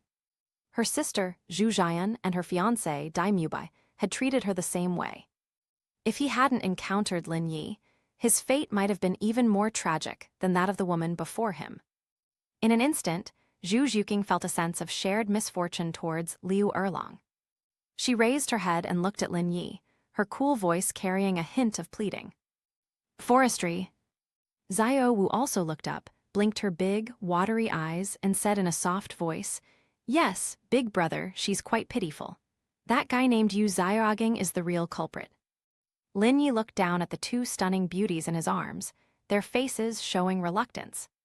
He never intended to take Liu Erlang's life, and now he simply nodded in agreement. Good. He agreed readily. Then his gaze fell on Liu Erlang again, his voice calm, yet carrying a deep-seated authority. You can live. But you must remember this. Lin Yi pointed to Zhu Zhuqing and Xiao Wu beside him. If you dare to hurt a single hair on either of their heads, I will make you regret being born. Liu Erlang's body trembled violently, and a flicker of emotion finally appeared in his deathly gray eyes. She looked at Lin Yi, then at Zhu Zhuqing and Xiao Wu who were pleading for her. Her lips moved, but she couldn't utter a single word. Lin Yi ignored her, explaining such things once was enough. He put his arm around Xiao Wu, took Zhu Zhuqing's hand, and said softly, "Let's go, we should go see Ah Yin." At the same time, Starry Sky Forest, Core Circle, Lake of Life. The lake water is as green as jade, exuding a rich and pervasive vitality. In the center of the lake, perched atop the branches of a towering tree, sat an exquisitely beautiful figure. She had long, silver hair that cascaded down to her waist, and her amethyst eyes were deep and noble, as if they contained the stars and the sea. Her skin was as white as snow, and her features were so exquisite that they seemed otherworldly. A silver dress wrapped around her flawless body, and beneath the hem, a pair of jade-like feet, as white as snow, were faintly visible, long, straight, and breathtakingly curved. She is none other than the current ruler of all soul beasts, the Silver Dragon King, Gu Yuina. Before her, Bridget stood respectfully bowing and reported the news about the forestry. "My lord, the Blue Silver Emperor has sent a message. He wishes to see you." After finishing her business, a rare blush appeared on Bridget's pretty face. She hesitated for a moment, then mustered her courage and spoke softly.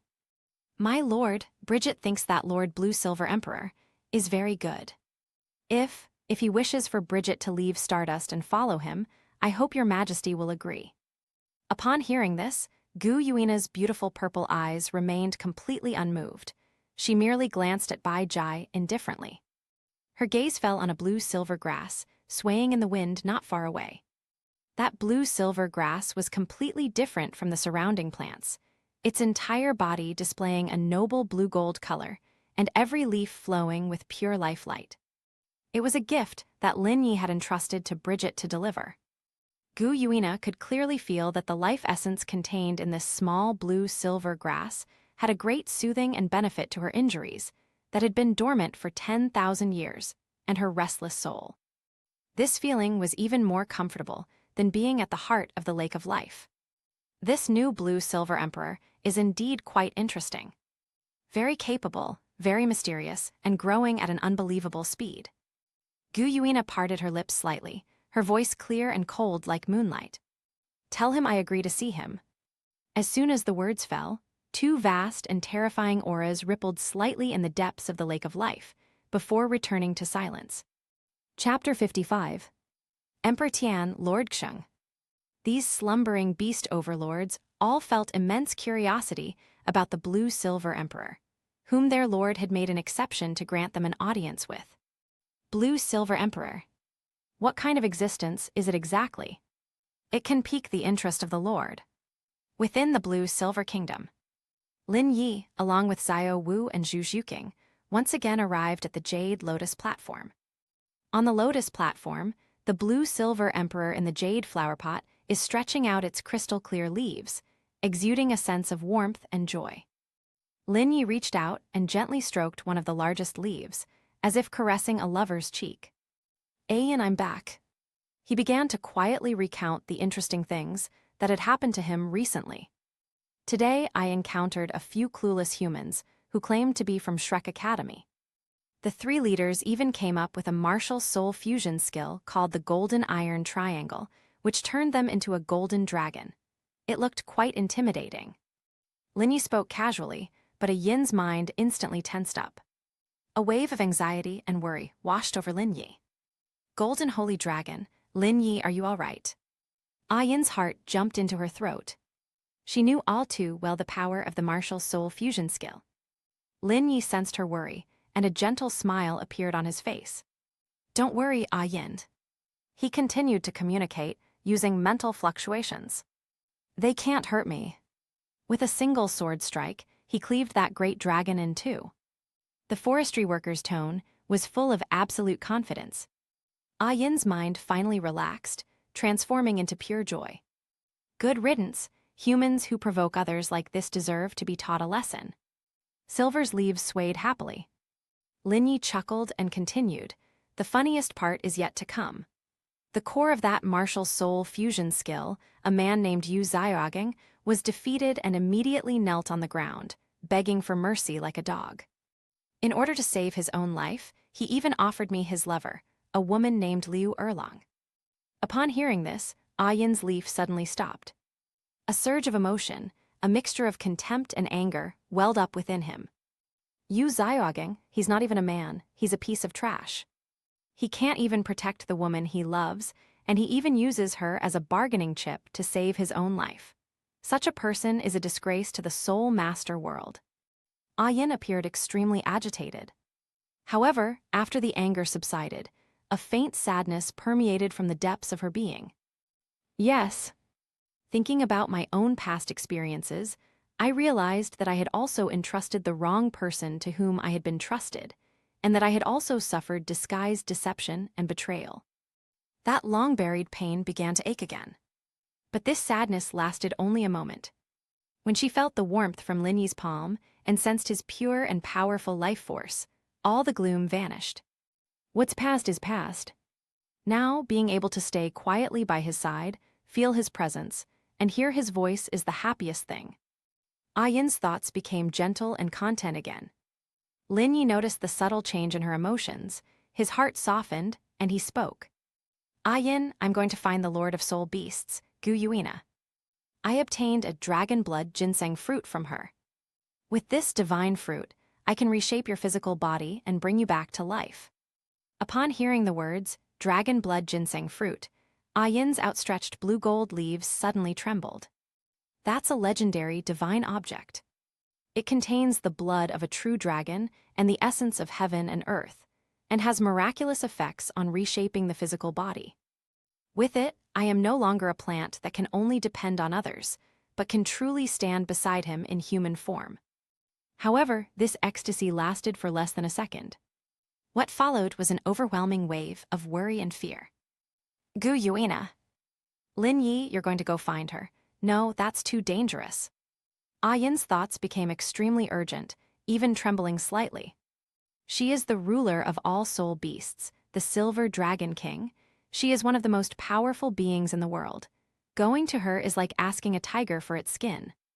She knew all too well what supreme authority the name Gu Yuina represented in the world of soul beasts. It also represents a destructive force. I'd rather stay the way things are forever than let you take this risk. Ah Yin's mind was filled with determination. Lin Yi felt her heartfelt concern, and his movements became even gentler, a warm smile appearing on his face. He replied gently, "Don't worry, Ah Yin. Although she is the ruler of all soul beasts, I am also the blue-silver emperor.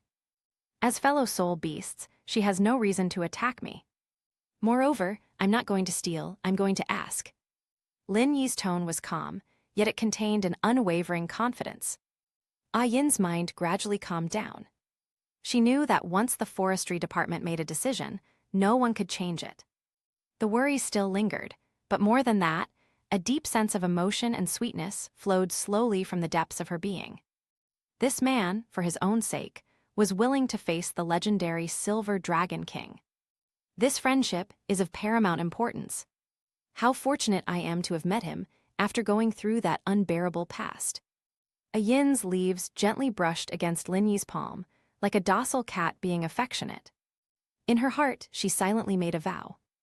Once I reconstruct my physical body, forestry, I will repay you 1,000-fold, 10,000-fold, with tenderness and love for everything you have done for me today. Through lifetimes to come, we will never let each other down. After saying goodbye to Ah Yin, Lin Yi prepared to set off for the depths of the Star-Du Great Forest. Before leaving, he decided to visit them first. Passing through an archway made of blue-silver grass, you come to a delicate wooden house. Outside, a stream babbles and flowers bloom. This is the temporary dwelling that the forestry workers have built for them with the power of life. As soon as I got closer, I heard laughter coming from inside the house. Lin Yi pushed open the door and entered. Xiao Wu was sitting at the table with a plate of fresh carrots in front of her. Her little mouth was bulging like a cute little hamster, and she was eating with great relish. Seeing Lin Yi enter, her big eyes lit up instantly. She waved happily and called out, though her words were somewhat indistinct. "Big brother, you're here. Come and try this, it's so sweet." She was wearing a pink short skirt, and because of her sitting posture, beneath the hem of her skirt, her straight and shapely legs were exposed without any concealment. Her skin was fair and delicate, gleaming like ivory in the sunlight, and she was full of youthful vitality. Chapter 56. Not far away, Zhu Juqing stood quietly by the window, gazing into the distance. She changed out of her tight leather jacket and into a loose black dress, but it still couldn't hide her breathtaking figure. The skirt had a high slit, and as the breeze blew, an incredibly long leg encased in black stockings was faintly visible. The flowing lines, extending from the slender ankles to the mysterious depths hidden by the skirt, are full of ultimate allure. Hearing the noise, she turned around, her beautiful face still expressionless. But a gentle glint was clearly visible in those clear cat eyes. "Are you going out?" Zhu Juqing asked, her voice clear and melodious. Lin Yi walked to her side, naturally reached out, and tucked a stray strand of hair that had been ruffled by the wind behind her ear, nodding as he said, "Yes, I need to go to the core area of the Stardew Great Forest to take care of some business." His fingertips inadvertently touched Zhu Juqing's soft earlobe, causing her body to tremble slightly and a faint blush to rise on her cheeks. "Then you must be careful," Zhu Juqing whispered. "Don't worry."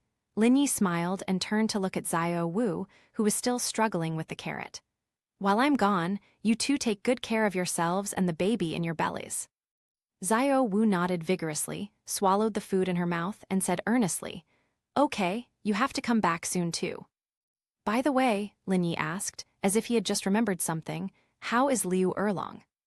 The atmosphere in the room paused slightly upon hearing this name. Zhu Juqing sighed softly and said, "We just brought her some food in the next room, but she didn't eat much of it." Xiao Wu puffed out her cheeks and whispered, "She just sat there in a daze, not saying a word or responding to anyone. She looks so pitiful." Lin Yi nodded and said, "I'll go take a look." He pushed open the door to the next room. Inside the room, Liu Erlong was curled up in a chair in the corner. She had changed out of her fiery red dress and into a clean, plain-colored outfit, which must have been prepared for her by Xiao Wu or Zhu Juqing. Her bright face had been washed, and although it was still pale, it looked much better than her previous disheveled appearance covered in dust. But her eyes remained empty and unfocused, staring blankly at the ground, like a puppet that had lost its soul. She curled up, her long legs together, her hands wrapped around her knees. That posture, filled with helplessness and vulnerability, made it hard to associate her with the once-renowned Horn of Slaughter. The sound of Lin Yi's footsteps seemed to have startled her. Her body trembled slightly, and she slowly raised her head, seeing Lin Yi at the door. In those lifeless eyes, a flicker of emotion finally appeared, a complex light mixed with fear, humiliation, and a hint of bewilderment. Lin Yi didn't go inside, he just stood at the door and spoke calmly. "Yu Xiaogang has already escaped. That world is vast. If you want to die, no one will stop you. But if you want to live, stop looking like you're half dead. They're both still going to great lengths for you, so don't let their good intentions go to waste." After saying that, Lin Yi didn't look at her again and turned to leave. Having suffered such a huge emotional blow, it will ultimately be up to her to emerge from the shadows. There's only so much that outsiders can do. Just as he was about to close the door, a faint, almost inaudible voice came from behind him. Thanks." Lin Yi paused, but without turning around, gently closed the door. After explaining everything, Lin Yi's figure transformed into a streak of light, soaring into the sky and disappearing into the horizon. His destination was the starry sky forest and the Lake of Life. At the same time, Lake of Life atop an ancient tree in its heart. Gu Yuina remained seated there, her silver hair cascading down her back, her purple eyes like stars. Before her stood Dai Tian and Xingjun, the two ferocious beast overlords, their heads bowed respectfully. "My lord, do you really want to see that new blue-silver emperor?" Dai Tian's voice was low and questioning. Gu Yuina's gaze fell on the blue-gold grass given to her by the forestry department, feeling the pure life force flowing within it, and her lips parted slightly. If you want to see me, why don't you want to see me? Her voice was cool and clear, yet carried an undeniable authority. This blue-silver emperor is no ordinary person. I can sense that the purity of the life essence contained within him has even surpassed that of this lake of life. Upon hearing this, both Daitian and Xingjun's pupils contracted sharply. Beyond the lake of life. How is that possible? The lake of life is the life source of the entire forest. Ignoring their shock, Gu Yuina continued, moreover, he is very young, excessively young. At such a young age, he possesses such strength and has awakened the bloodline of the Blue-Silver Emperor, unifying the Blue-Silver Grass clan. This person's future prospects are limitless. Gu Yuina paused, a hint of approval flashing in her beautiful purple eyes. More importantly, I learned from the message that Bridget brought back that he shattered the human soul master's martial soul fusion skill, Golden Sacred Dragon, with a single sword strike. That kind of strength is quite terrifying. Daitian and Xingjun exchanged a glance, both seeing intense curiosity in each other's eyes. One sword shatters the Golden Holy Dragon. Although it may not seem like much to them, it is already top-tier combat power for human soul masters. Just how powerful is this new Blue-Silver Emperor? Is he a limit Douluo, or has he already touched the threshold of godhood? A golden light flashed deep within Daitian's eyes. He glanced at Xingjun, a burly man with a relatively simple mind, and suddenly spoke. Mr. Bear.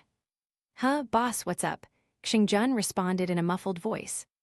Daitian smiled meaningfully and said, since our distinguished guest is about to arrive, our Stardew Great Forest should certainly have a grand welcome. It's a bit insignificant for Bridget, a young girl, to go and greet him. How about you go and welcome this Blue-Silver Emperor on our behalf? Daitian deliberately emphasized the pronunciation of the word, welcome. Xingjun was taken aback at first, but then immediately realized what was happening. The boss's idea is to let him test that kid's strength. This suggestion was exactly what Xingjun wanted to hear. He had long been itching with curiosity about the Blue-Silver Emperor, who had received such praise from his lord. This is a good opportunity to personally assess the other party's capabilities. Hee, great idea. Xingjun grinned, revealing a set of gleaming white teeth, and excitedly pounded his muscular chest, making a dull thud. Chapter 57. Just you wait and see, boss. I'm going to go and meet him. After saying that, Xingjun's massive body transformed into a streak of black light and vanished from the spot in an instant. On the other side, forestry personnel have already appeared in the outer area of the Lake of Life. The closer you get, the more concentrated the life energy in the air becomes, almost turning into tangible green specks of light. The surrounding vegetation has become exceptionally tall and lush, and each ancient tree seems to possess life, exuding a peaceful and welcoming atmosphere. The forestry workers stopped and hovered in midair. According to the message from Bridget, she should be waiting here to guide him into the inner circle. However, he looked around, but did not see Bridget's gentle figure. Lin Yi raised an eyebrow slightly, but he wasn't in a hurry and just waited quietly. Just then, a terrifying aura, violent, fierce, and full of primal power, suddenly shot up from the dense forest below and instantly locked onto his location. Lin Yi's gaze sharpened as he looked down. A giant bear, over 10 meters tall, strode out of the forest. Its entire body was covered with a layer of dark golden fur, as hard as steel needles, and its eyes were a strange dark red, full of violence and fighting spirit. What is most striking are its enormous bear paws, with 5 sharp claws, each half a meter long, sprang from the tips of its fingers, gleaming with a sinister metallic luster. Dark Gold Terraclaw Bear, Lord Bear. Lin Yi recognized the newcomer immediately. He remained calm and gave a brief greeting to the massive figure below. Mr. Xing. The bear raised its massive head, its ferocious bear eyes fixed on the forestry in midair. It looked the human-shaped figure up and down. He was tall and slender, with a handsome face, and dressed in pure white, spotless. He didn't exude any of the aura of a powerful figure. Instead, he seemed like a weak and powerless human nobleman. Thin and frail, The thought instantly popped into Xingjun's mind. With such a small frame, I felt like I could turn him into mincemeat with just one punch. Is this the new blue-silver emperor that the Lord spoke of, with unlimited potential and terrifying strength? Xingjun grinned widely, his dark red pupils filled with contempt. The Lord said he was incredibly powerful. The boss of Dai Tian sent him to greet him. This fair-skinned kid in front of me looks like he could be blown away by a gust of wind. There must be some mistake. It even suspected that if it used just a little force, its seemingly slender neck would be easily snapped. Lin Yi remained suspended in midair, his expression unchanged. He spoke calmly, his voice clearly reaching Xingjun's ears. I have a prior agreement with Gu Yuina, so please lead the way. His tone was less like a request and more like a matter of course. An appointment. Upon hearing this, Xingjun burst into a deep, resonant laugh, the sound so loud it shook the surrounding trees. Boy, do you think our Lord can meet just anyone? Its enormous bear paw slammed into the ground, causing the earth to tremble and cracks to spread out like a spider web. Want to see the Lord? Xingjun raised his head, his huge bear face full of provocation. Can. Let Grandpa Bear see just how much you weigh. Lin Yi's brow furrowed, almost imperceptibly. He came here to ask for medicine for Ah Yin, and his original intention was to discuss the matter politely. After all, the other party is the supreme ruler of the soul beasts, representing the face of the entire soul beast race. Both morally and logically, they should be given sufficient respect. He spoke again, his tone still calm. My meeting with Gu Yuina was amicable, and I had no intention of having any conflict with you. You talk too much nonsense. Before Lin Yi could finish speaking, Xingjun rudely interrupted him. This ferocious beast had clearly lost all patience. Seeing the forestry department's dawdling, it assumed it was a sign of weakness and cowardice on the other end. Since you don't dare to make a move, then I'll go first. Before he finished speaking, Xingjun's massive, mountain-like body suddenly unleashed an astonishing speed that was completely disproportionate to its size. Boom! The ground beneath its feet suddenly shattered, and its form transformed into a dark golden streak of light, accompanied by a piercing shriek that tore through the air, hurtling straight towards the forestry in midair. The enormous claw covered in dark gold fur suddenly shot out. 5 claw blades, each half a meter long, shot out, shimmering with a chilling, eerie light. The space itself seemed to distort in front of these claw blades. Dark gold terror claw. This strike was swift, accurate, and ruthless. Without holding back at all, he was determined to tear this seemingly frail boy to shreds in one blow. Faced with this fierce and unparalleled offensive, Lin Yi remained motionless in place. Just as those menacing claws were about to touch his body. Swish, swish, swish. Countless blue-gold vines emerged from the void without warning, like living serpents, winding, pulling, and deflecting in a mysterious trajectory. Lin Yi's figure, like a willow catkin in the wind, drifted lightly to the side for several meters. Sizzle! The bear's claws, carrying destructive power, grazed his clothes, tearing apart the afterimage of where he had been standing, along with that space.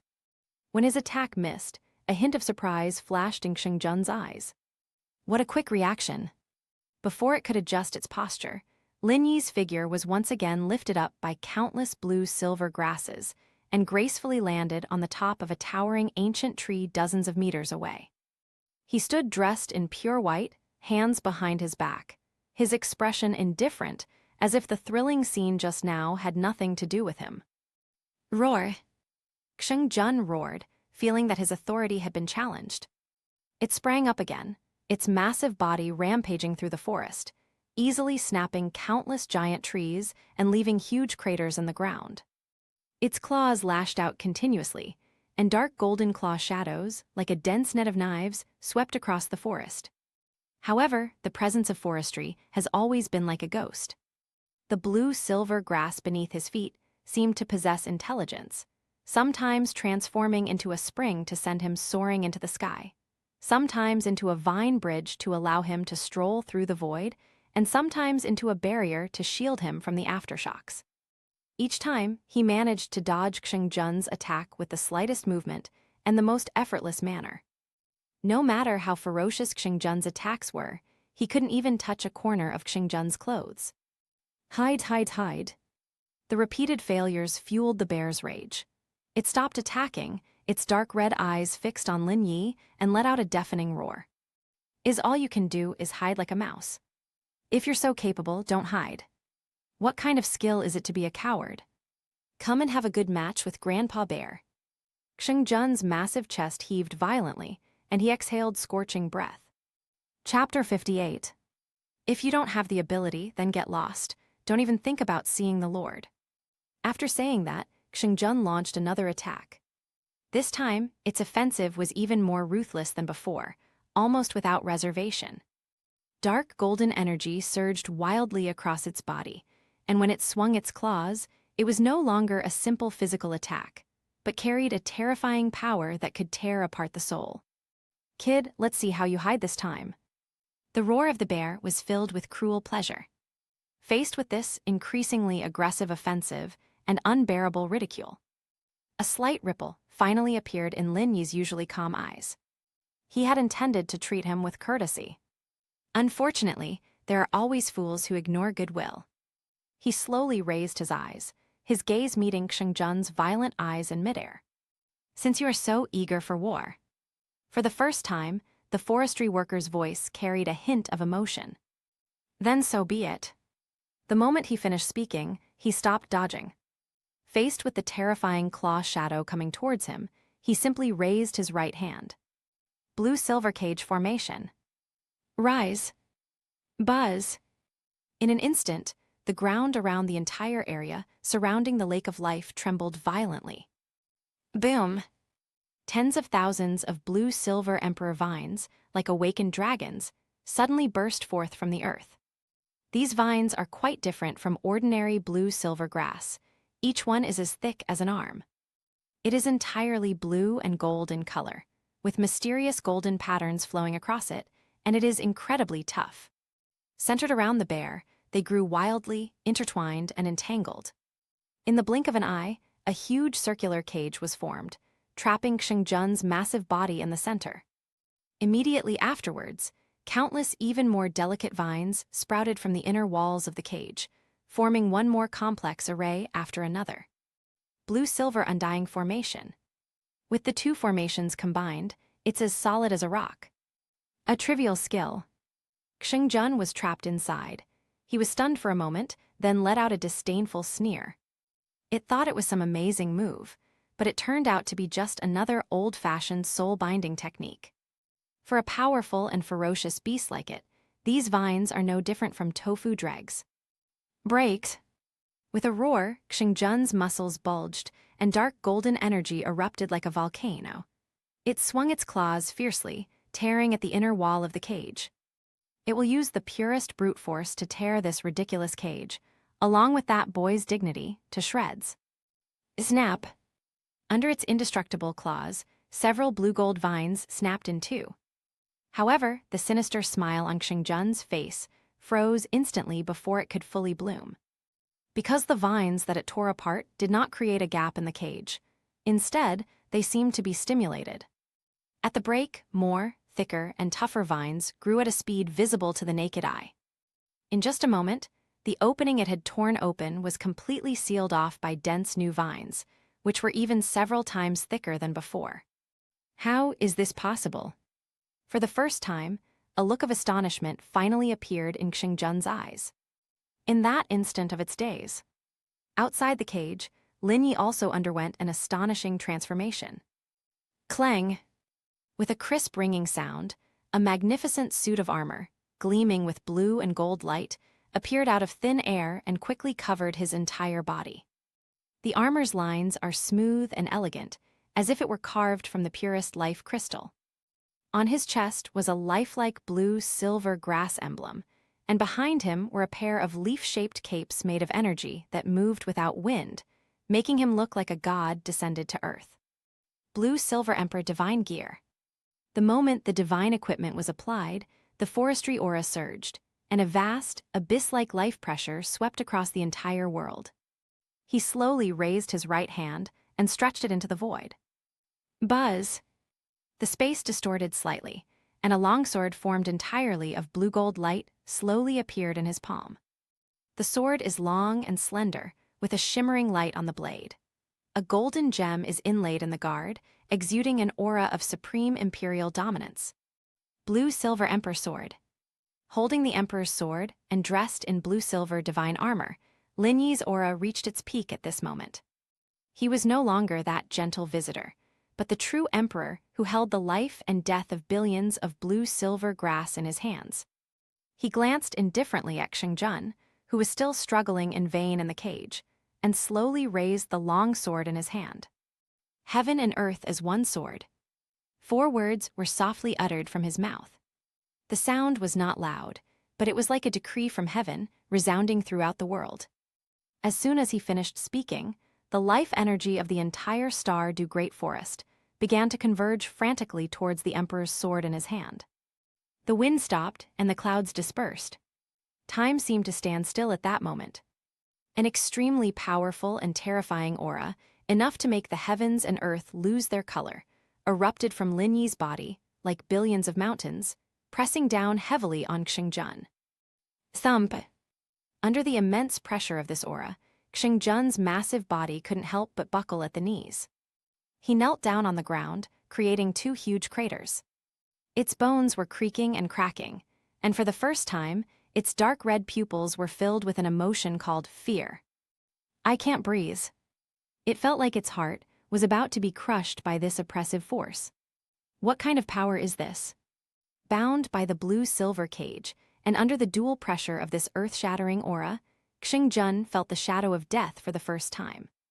It was an extremely deadly sense of crisis that made every single hair on its body stand on end.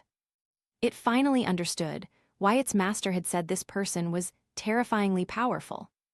I was too naive. My previous probing was probably as laughable as a child's game in front of the other party. Roar!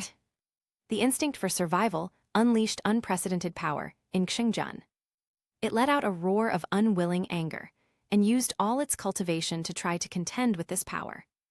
It wanted to see just how much power it could withstand from this man. The dark golden energy, so dense it was almost tangible, gathered on its claws, forming a massive energy shield. However, the sword of forestry has already fallen. There was no earth-shattering sound, only an extremely dazzling blue-gold sword light that flashed by in an instant. The energy shield that Xingjun had just condensed, powerful enough to withstand the full force of a limit Douluo's attack, was destroyed the moment it touched the sword light.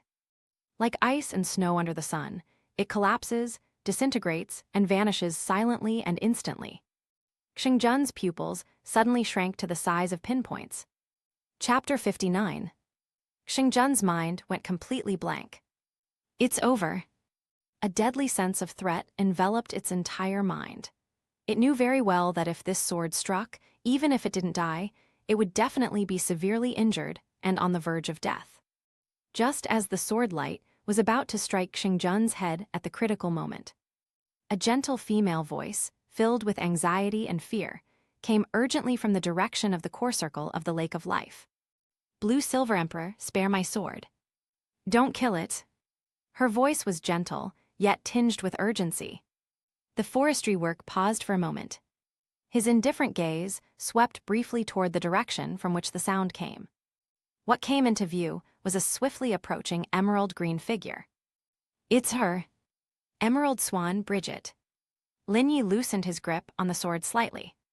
The dazzling blue-gold light on the heaven and earth sword, which gathered the life energy of the entire outer perimeter of the Star-Du Great Forest, dimmed for a moment. However, the sword was already drawn, and its momentum was unstoppable.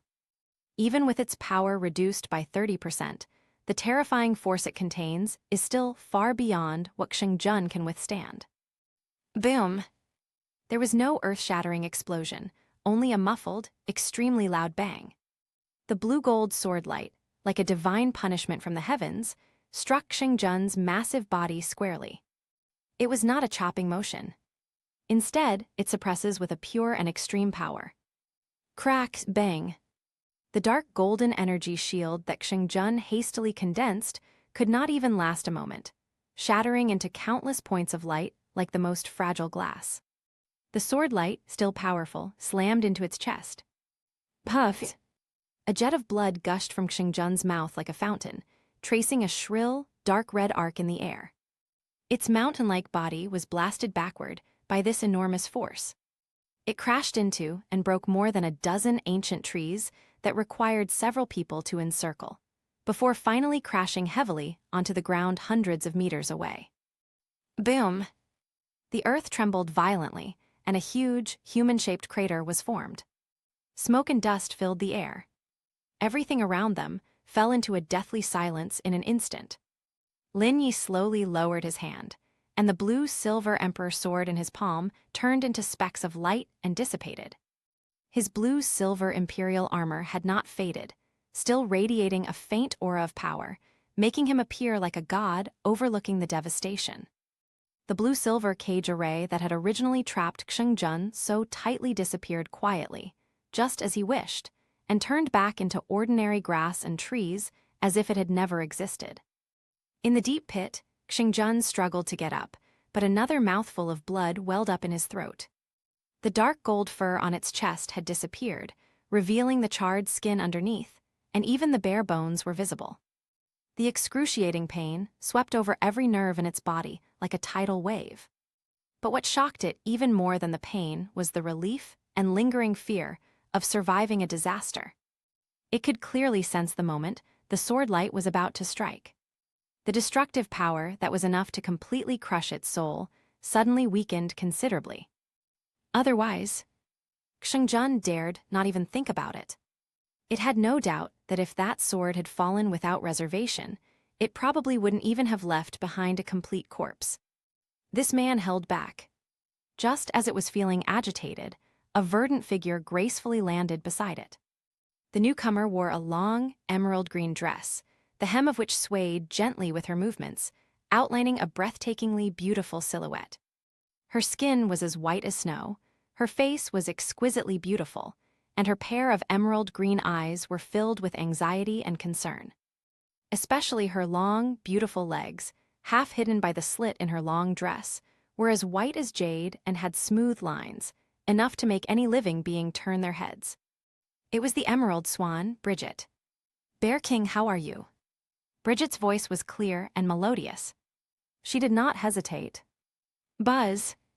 A pure and gentle life energy flowed continuously from her palm, transforming into a soft green halo that enveloped Xingjun's wounds.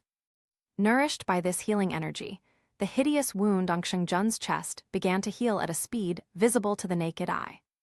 The broken bones snapped back together with a crackling sound, the charred flesh fell off, and pink new flesh grew rapidly. The excruciating pain subsided quickly, as if it had been gently washed with warm water. Xingjun let out a long sigh of relief, feeling as if he had just escaped death. "Bridget, thank you." Its voice was still weak, but it was no longer in danger of dying. Seeing that its injuries had temporarily stabilized, Bridget withdrew her hand. The worry on her pretty face vanished, replaced by undisguised anger. She suddenly stood up, glaring down at Xingjun, her voice rising several decibels. "How dare you?" Bridget's chest heaved slightly with anger. "You dare to lay a hand on a distinguished guest, personally invited by the Lord. Do you have a death wish?" Faced with Bridget's scathing rebuke, the previously arrogant bear king now resembled a child who had done something wrong, his massive bare head drooping, not daring to even breathe. It argued in a muffled voice. I didn't mean to. I was just curious about the blue-silver emperor's strength and wanted to test him out. How was I supposed to know he was so strong?" By the end, its voice had become barely audible, like a mosquito's buzz. Bridget was also filled with lingering fear. She had also realized that if Lin Yi hadn't held back at the last moment, Xingjun would definitely be a corpse by now. She glared at Xingjun fiercely, then took a deep breath, composed herself, and turned to face the forestry department not far away. She bowed gracefully to Lin Yi, her posture elegant and her voice gentle. "Your Excellency Blue-Silver Emperor," Xingjun is impetuous and has offended us in many ways. We hope you will forgive him." Lin Yi remained calm, his gaze falling on Baizhai, and he nodded slightly. Seeing this, Xingjun also struggled to climb out of the deep pit. Ignoring his injuries and disheveled appearance, he lowered his proud head in front of Lin Yi. "Blue Silver Emperor, I was blind to your greatness and offended you. I, Xingjun, have no hostility toward you whatsoever. Please do not take offense. Its attitude is completely different from before. That's how the world of soul beasts is. The strong are always worthy of respect." Lin Yi casually waved his hand, and the blue-silver imperial armor on his body turned into light spots and dissipated, restoring him to his spotless white clothes. His voice betrayed no emotion. "If you really want to compete, you can say so next time. Let's leave it at that for now." Chapter 60. Upon hearing this, Xingjun revealed a hint of embarrassment and a forced smile on his enormous bare face. "Still want to compete? Even if you gave it 10 times the courage, it wouldn't dare to do it now." Seeing that Lin Yi had no intention of pursuing the matter, Baizhai breathed a sigh of relief. She bowed to the forestry official again, turned to the side, and made a pleased gesture. "Blue Silver Emperor, the Lord is already waiting for you. Please follow me." "Thank you for your trouble." Lin Yi nodded slightly, then started walking, following behind Baizhai, towards the core area of the Lake of Life. Xingjun stood there, watching the two figures disappear into the distance. He touched his chest, which was still aching slightly. His eyes held nothing but awe, with no trace of resentment. The path leading to the heart of the Lake of Life is a trail paved with countless exotic flowers and plants. The air was filled with a refreshing fragrance, and the vitality around us was so strong that it was almost tangible. Lin Yi walked along the path, his expression calm. Bridget walked beside him, slightly ahead to lead the way. She moved with light steps and swaying figure, her emerald green dress resembling a blooming lotus flower. The slit design of the skirt made her long, straight legs appear and disappear, dazzling the eyes in the dappled light and shadow around her. The journey was silent, and the atmosphere was somewhat awkward. Bridget tried to speak several times, but didn't know what to say.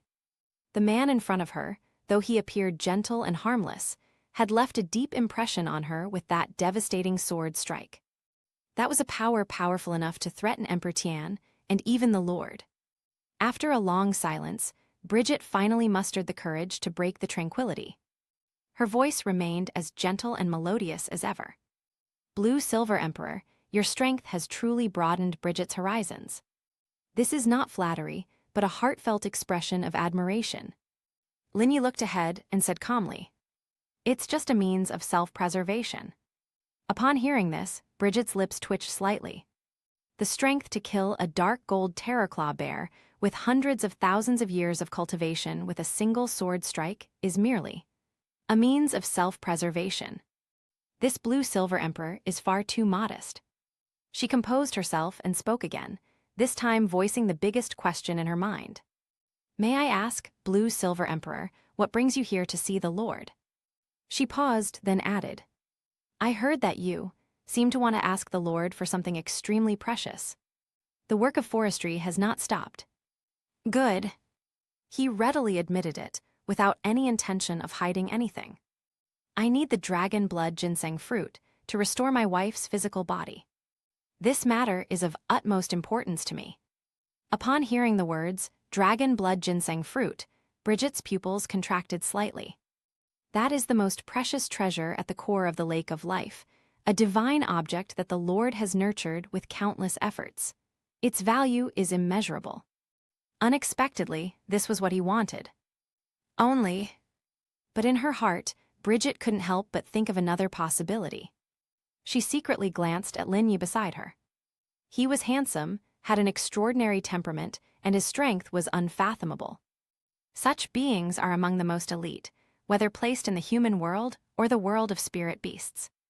As for herself, the Emerald Swan, she possesses unparalleled healing abilities, hundreds of thousands of years of cultivation, and is widely recognized as a beauty in the Stardew Great Forest. Many soul beasts consider themselves to be an extremely precious thing. Lord Blue Silver Emperor, always prefers to leave things unsaid. Could the precious thing he mentioned be referring to himself? Once the thought pops into your head, you can't stop it. Bridget's heart started beating faster for no apparent reason. She felt her cheeks getting hot.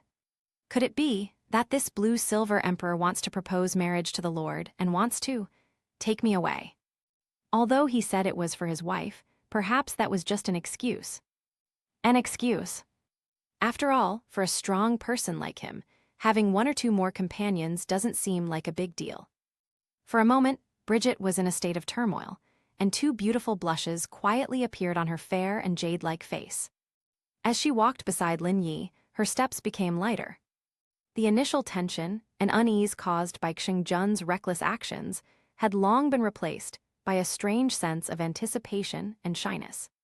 She even began to mentally rehearse what she would do if the blue-silver emperor really spoke to the Lord. Should I lower my head demurely, or? Just as Bridget was wavering and lost in thought, the view in front of her suddenly opened up. They had reached the end of the path. Before us lies the core of the entire Douluo Great Forest, the source of the Lake of Life. It was a sacred place that defies description. The lake water is not crystal clear, but rather has a dreamlike milky white color, as if it were formed from the purest life energy. A faint, seven-colored mist swirled on the lake's surface, each wisp containing the life essence that would drive even a titled Douluo mad. In the very center of the lake, a towering ancient tree, its entire body emerald green, as if carved from the finest jade, stands quietly. It is the ancient tree of life. Beneath the ancient tree, near the lake shore, a figure sat quietly cross-legged. Lin Yi's gaze was immediately drawn to that figure. Bridget stopped in her tracks, bowed her head respectfully, and dared not go any further. It was a woman whose beauty defies description. She had a cascade of long, silver hair that cascaded down her back, its strands shimmering with a sacred and noble luster against the backdrop of the iridescent mist. Her skin was more radiant than the waters of the Lake of Life, so fair it was almost transparent, as if it could be broken with a touch. Her eyes were closed, and her long eyelashes cast faint shadows under her eyelids. Her features were so exquisite that they resembled the most perfect creation of a god, without the slightest flaw. Absolutely stunning. Extraordinary and refined. Just sitting there, she exuded a regal aura that transcended all living beings, as if she were the sole ruler of this world and this forest. She wore a similar silver dress, simple in style, yet it perfectly accentuated her stunning figure. Especially those legs crossed in a seated position. Even though most of her figure was hidden by her skirt, her breathtakingly long and slender silhouette was still clearly visible. The calves have smooth and elegant lines, the exposed ankles are rounded like jade, and the toes are crystal clear, as if they were the finest works of art in the world. Just the sitting posture exudes endless allure. It was an attraction that originated from the very source of life, from the pinnacle of one's bloodline, unrelated to worldly desires, yet more deadly than any other kind of lust. She is none other than the ruler of all soul beasts, the Silver Dragon King, Gu Yuina. Chapter 61. As if sensing Lin Yi's arrival, Gu Yuina's long eyelashes trembled slightly. The next moment, she slowly opened her eyes. Those were purple eyes. Profound and mysterious, it seems to contain a vast starry sky. When her gaze fell upon Lin Yi, a soft light seemed to illuminate the starry sky. The corners of her lips turned up slightly, a faint smile blooming on her face. "You've arrived." Her voice was clear and cool, yet carried a strange gentleness, like celestial music, gently rippling in the heart of the forestry worker. Dai Tian and Xingjun had appeared not far away at some point, and were kneeling respectfully on one knee in Gu Yuina's direction. Bridget also bowed deeply to Gu Yuina. "My lord." Gu Yuina's gaze, however, did not look at them, but remained fixed on Lin Yi. She looked at Lin Yi, a hint of obvious appreciation in her beautiful purple eyes. "I really like the little guys you sent." Gu Yuina spoke, referring to the blue-silver grass seeds that Lin Yi had previously sent into the Douluo Great Forest, which contained his original aura. Those seeds are of extraordinary significance in improving the ecology of the starry sky forest. Lin Yi nodded slightly in response. He took a few steps forward and calmly looked at Gu Yuina from a distance of several meters. If you like it, that's fine. Simple, polite greetings.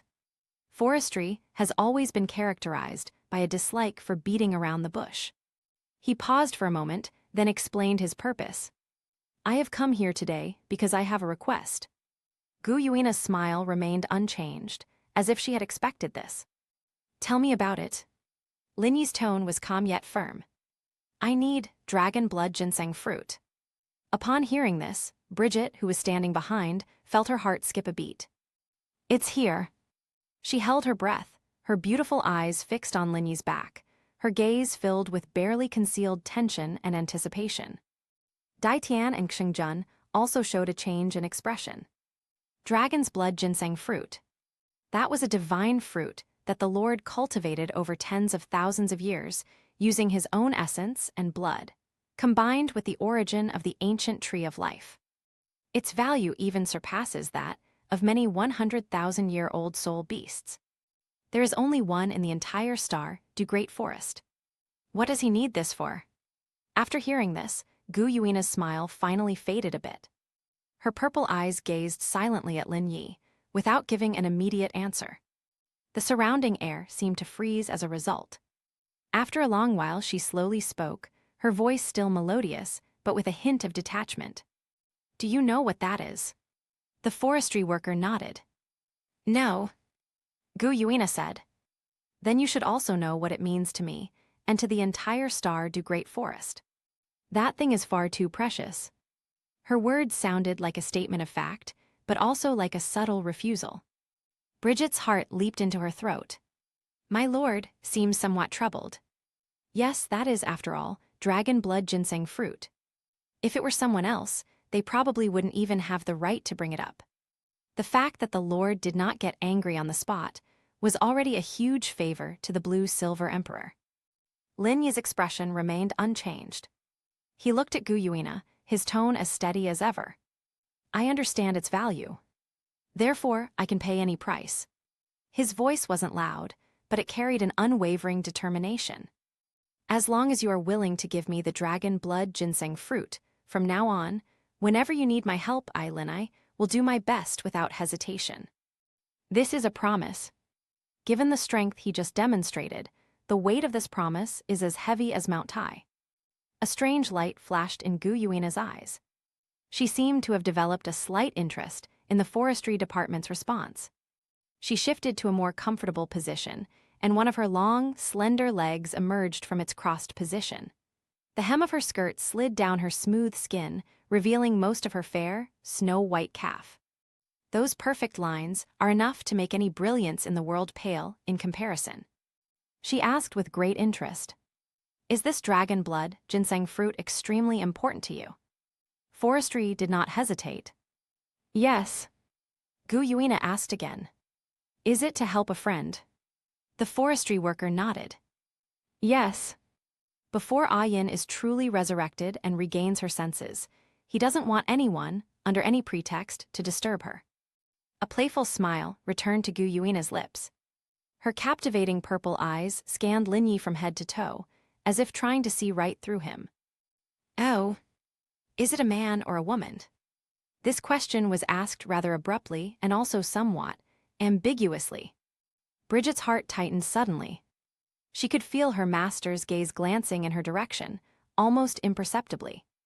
Is this a test for me to see if I am the one doing it? In an instant, fine beads of sweat appeared on Bridget's palms. The forestry department's answer remained simple and clear. A woman. 2 words made Bridget's breath catch in her throat. Gu Yuina slowly stood up. At this moment, her perfect figure was fully displayed before Lin Yi. The silver dress clung to her body, outlining her breathtaking curves, and beneath the high slit, a pair of straight, slender legs were exposed to the air without reservation. Barefoot, she stepped onto the lush green grass and slowly walked towards the forestry department. Every step she took was graceful and charming. She stopped in front of Lin Yi, the distance between them less than an arm's length. A delicate and elegant fragrance lingers in the air near the forest. Gu Yuina looked at Lin Yi, her purple eyes shimmering. She asked softly, her voice carrying a hint of seduction. Besides this fruit you don't have, anything else you want to take from me? Her voice was very soft. But every word was like a heavy hammer blow, striking Bridget's heart hard. Bridget's face flushed red instantly, down to her ears. My lord, that's way too direct. This is practically an explicit statement. She nervously twisted the hem of her clothes, lowered her head, and didn't dare to look in that direction even once. Her heart was pounding wildly, as if it were about to jump out of her chest. She awaited the forestry department's response. She longed for that answer that would put her mind at ease and give her the answer she desired. However, the forestry department's response, was unexpected. He gazed at the stunning beauty so close to him, inhaling the intoxicating fragrance, yet his expression remained completely unchanged. His eyes were clear and resolute. No. He slowly shook his head. I came here today for the dragon blood ginseng fruit. In short, it was concise and to the point, without the slightest hesitation or doubt. The air seemed to freeze completely at that moment. Chapter 62. Gu Yuina's smile froze slightly. Bridget's wildly beating heart seemed to stop beating at that moment. She suddenly raised her head and looked at Lin Yi's back. The light in her eyes dimmed rapidly at a visible speed. No. He had no other desires. So everything before was just wishful thinking on my part. A tremendous sense of loss and sorrow, like a tidal wave, instantly overwhelmed her heart. Gu Yuina stared at Lin Yi for several seconds. A hint of surprise, a hint of amusement, and a hint of barely perceptible approval flashed in her purple eyes. She sighed softly to herself. What a blockhead. It's all for nothing that girl, Bridget, was so devoted to him. Even though I've said all that and hinted so clearly, he remains unmoved. I thought a strong person who knew how to appreciate things had arrived, but it turned out to be a single-minded, obsessed person focused solely on their goal. So be it. Such a person is interesting. Gu Yuina's mind raced. The expression on her face returned to calm. She took a step back, creating distance between herself and the forestry worker. That ambiguous and alluring atmosphere vanished without a trace. She looked at Lin Yi, her expression becoming serious. Good. She uttered a single word. A glimmer of hope rekindled in Bridget's dim eyes. My lord, has he agreed? Sure enough, Gu Yuina's next words confirmed her guess. Dragon blood ginseng fruit, I can give it to you. Lin Yi's gaze finally showed a slight change. Thank you. Gu Yuina gently raised her hand, interrupting him. Don't thank me yet. Her deep purple eyes gazed at Lin Yi as she spoke, word by word. However, you need to fulfill one condition for me. Gu Yuina's voice echoed above the lake of life. Lin Yi remained calm, showing no surprise. Such a divine object would be strange if it came without any price. He looked at Gu Yuina and said in a deep voice. Speaking. Gu Yuina's beautiful purple eyes glanced lightly at the figure not far away, whose head was always lowered and whose body was trembling slightly with nervousness. A captivating smile returned to the corners of her lips. My conditions are very simple. She withdrew her gaze, looked at Lin Yi again and spoke clearly, word by word. Take Bridget away. These words stunned not only Lin Yi, but also Dai Tian and Xingjun, who were standing nearby. Bridget, the person involved, suddenly raised her head, her fair and pretty face filled with astonishment and confusion. What is my lord saying? Take her away. Gu Yuina ignored the reactions of others and focused intently on Lin Yi as she continued speaking. Marry her. From now on, treat her well. Boom. These words, like a thunderclap from the heavens, exploded in Bridget's mind. Her mind went blank for a moment, with only a buzzing sound remaining. Marry her as my wife. Treat her well. This. Bridget felt as if her heart was about to jump out of her throat, and a surge of hot blood rushed to her head, making her feel dizzy. Happiness came too suddenly. For a moment, she couldn't tell whether this was reality or a hallucination born from her sense of loss. For the first time, Lin Yi's brow furrowed almost imperceptibly. He fell silent. This condition was completely beyond his expectations. He was not unmoved. He naturally saw Bridget's gentleness, kindness, and beauty. Only, seeing Lin Yi's hesitation, a faint hint of displeasure flashed in Gu Yuina's eyes. Her cool yet alluring voice also cooled down a bit. How? Could it be that, with Bridget's status and appearance, she is not worthy of you, the blue-silver emperor?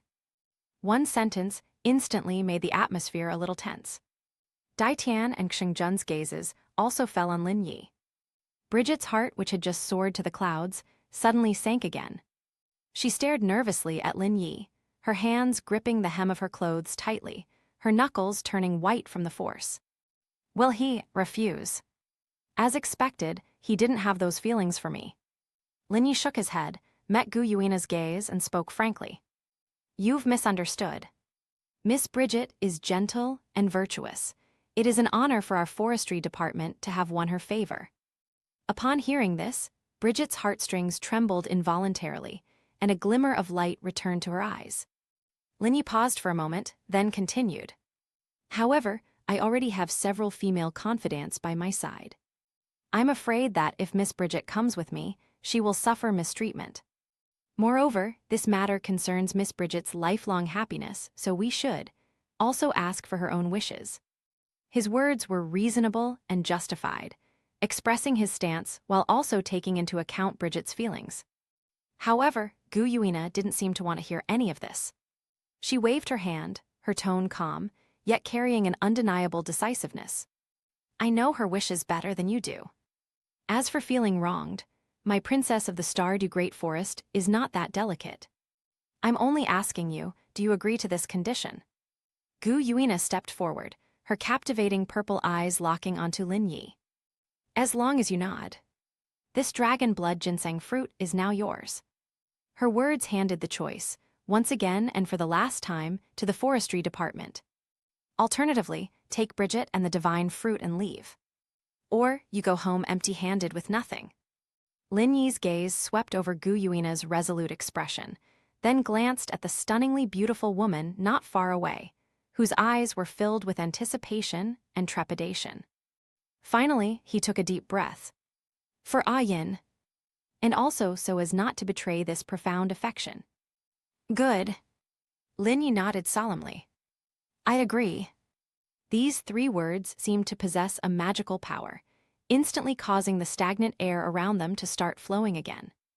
Bridget felt a sudden burst of joy, like a torrent, that overwhelmed all her defenses, and tears streamed uncontrollably down her cheeks. He agreed. He actually agreed. A truly beautiful and heartfelt smile finally blossomed on Gu Yuina's face. That smile enhanced the beauty of the Lake of Life and captivated all things. Very good. She nodded in satisfaction, then spoke to Lin Yi with a hint of warning. Remember what you said today. From now on, you must not show favoritism or neglect our Stardew Great Forest princess.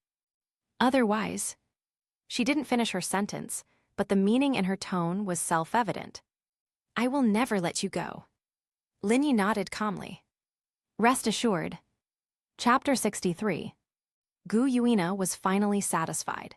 She flipped her jade hand, and a fruit that was entirely crimson, shaped like a ginseng, and exuded a faint dragon's might appeared out of thin air in her palm. The surface of the fruit shimmers with iridescent light, emanating an intense, irresistible aura of life and vitality. Just one sniff made Lin Yi feel his soul power become more active. This is the dragon blood ginseng fruit. Gu Yuina flicked her finger, and the divine fruit transformed into a streak of red light, flying steadily to Lin Yi's side. The forestry worker reached out and caught it steadily. It feels warm and smooth to the touch, and a powerful energy surges in your palm. Ah Jin, there's hope. A surge of excitement welled up in Lin Yi's heart. He carefully stored the dragon blood ginseng fruit in his storage soul tool and solemnly bowed to Gu Yuina. Thank you for your understanding. Looking at the divine fruit in his hand and thinking of Bai Jai who would soon follow him, Lin Yi suddenly had a thought. This trip not only didn't result in a loss, but actually, I made a huge profit. As the forestry worker emerged from the heart of the Lake of Life, Bridget was waiting demurely at the entrance to the path. She had wiped away her tears, but her beautiful emerald green eyes were still watery and shimmering with a captivating light. The blush on her cheeks lingered for a long time. Seeing Lin Yi approach, her heart began to pound faster again. She twisted the hem of her clothes, somewhat afraid to look Lin Yi in the eye, yet unable to resist stealing glances. That shy yet expectant look was truly endearing. Blue Silver Emperor. She spoke softly, her voice barely audible. How's it going? Lin Yi walked up to her and felt a pang of tenderness in his heart when he saw how nervous she looked. He did not answer directly, but stated it calmly. From now on, you will be with me. In short, the dust has settled. Bridget's face flushed bright red, like a ripe apple. Her body, clad in a long emerald green dress, swayed slightly, her long legs instinctively coming together as if she were somewhat at a loss. The shyness and charm emanating from within seemed to bring life to the surrounding plants and trees. She didn't speak, but just lowered her head and hummed in a barely audible voice. That soft sound was an admission. Bridget's gaze towards Lin Yi instantly softened, filled with adoration and love. From this day forward, I belong to him. For the rest of my life, I will serve him well and use everything I have to make up for what I have owed him. Upon thinking of this, Bridget's lips involuntarily curved upwards, revealing a sweet smile that could melt ice and snow. At the same time, Shrek Academy. The atmosphere in the square was oppressive and heavy. Yu Xiaogang stood on the high platform, his face filled with grief and self-blame, his eyes red, and his voice choked with sobs. It's all my fault. It's all my fault for not being skilled enough and for misjudging the strength of the forestry industry. He beat his chest and stamped his feet, weeping bitterly. At that time, it wasn't that I didn't want to save Erlong. But in that situation, if we had fought head-on, we would have been wiped out. I can only bear the pain and choose to protect myself in order to find a better opportunity, so that in the future I can rescue Erlong from that demon's clutches. His words were spoken with tears streaming down his face, and those who heard them were heartbroken. He originally thought that his golden iron triangle martial soul fusion technique would be enough to annihilate Lin Yi. Who would have thought that the opponent's strength would be so terrifying? He addressed all the trainees in the audience with a loud warning. Children, we must remember this shame we have suffered today. From today onwards, all of you must redouble your efforts in cultivation. While improving ourselves, we also need to seek alliances with other powerful forces. I, Yu Xiaogang, hereby swear that one day I will raise the Blue Silver Kingdom to the ground and rescue Liu Erlong. His impassioned speech inspired many trainees. But from an angle unseen by the others, a hint of relief flashed deep in Yu Xiaogang's eyes. That was close. At least the dog's life was saved. As long as you are alive, there is still hope. As for Erlong, her sacrifice was worthwhile. Another corner of the college. Dai Mubai slammed his fist against the wall, his hand bleeding profusely, but he was completely unaware of it. His eyes were bloodshot, and he was in a state of madness, questioning the meaning of life. Zhu Xiuqing, the woman he was betrothed to since childhood and had been pursuing relentlessly ever since. The woman with the stunning figure who haunted his dreams. In such a short time, she has become someone else's woman. And she was pregnant with that man's child. A tremendous sense of humiliation and pain gnawed at his heart like a venomous snake. He could picture Zhu Xiuqing's graceful figure and her ultimate allure. I've been pursuing him for so long, and we haven't even touched hands yet. Another man beat her to it. No. Jealousy and resentment ultimately transformed into a ferocious possessiveness. Zhu Xiuqing, you bitch. I'm going to get you. I'll show you what the price you'll pay for making such a stupid decision. I'll make you regret this. Tang San's face was equally gloomy, as if it could drip water. The thought of Xiao Wu by Lin Yi's side, with her complete trust and even affection, made his heart feel as if it were being cut by a knife. In his view, Xiao Wu must have been deceived by the forestry workers' sweet talk. That man must have used some despicable means to control Xiao Wu. Forestry. Tang San clenched his fists, his nails digging deep into his palms. I must work hard to improve my abilities. One day, I will expose your lies in front of everyone. By then, I will definitely win Xiao Wu back. He knew that his current strength was far from enough. His gaze fell on Ning Rongrong, who was not far away. He walked over and spoke in a deep voice. Rongrong, I need your help. Ning Rongrong's pretty face was frosty at this moment. As the little princess of the 7-treasure glazed tile school, she had never suffered such grievances. The abduction of her companion was a direct slap in the face to her, and to the 7-treasure glazed tile school. She was wearing a pink short skirt, revealing a pair of shapely and straight calves. Her skin was fair and her features were graceful, but at this moment, her beautiful eyes were filled with determination. Hearing Tang San's words, she nodded. Tang San, you don't need to say it, I know it. I have just used the sect's secret technique to send a message back to the 7-treasure glazed tile sect about everything that happened here. She looked at Tang San and Dai Mubai and said firmly, Don't worry, Zhuking is our classmate and our partner. I, Ning Rongrong, and the 7-treasure glazed tile school behind me will definitely help you rescue Zhuking. Sorry for late update. Chapter 64. Lin Yi led Bridget out slowly from the core area of the Lake of Life. The moonlight in the starry sky forest filtered through the dense canopy, casting dappled shadows that fell upon the two of them. Bridget followed closely beside Lin Yi, her heart pounding with joy and sweetness, making her feel slightly dizzy. Her figure, clad in a long emerald green dress, appeared exceptionally graceful in the moonlight. Her skirt swayed gently with her steps, revealing a section of her fair and delicate calves, with beautiful lines that sparked the imagination. She secretly glanced up and looked at the profile of the man beside her. His features were sharp and angular, his expression calm, yet he exuded a reassuring composure. She secretly resolved that from now on, she would dedicate everything she had to serve him. Lin Yi naturally noticed the intense, yet shy gaze of the beauty beside him. He paused slightly and turned to look at her.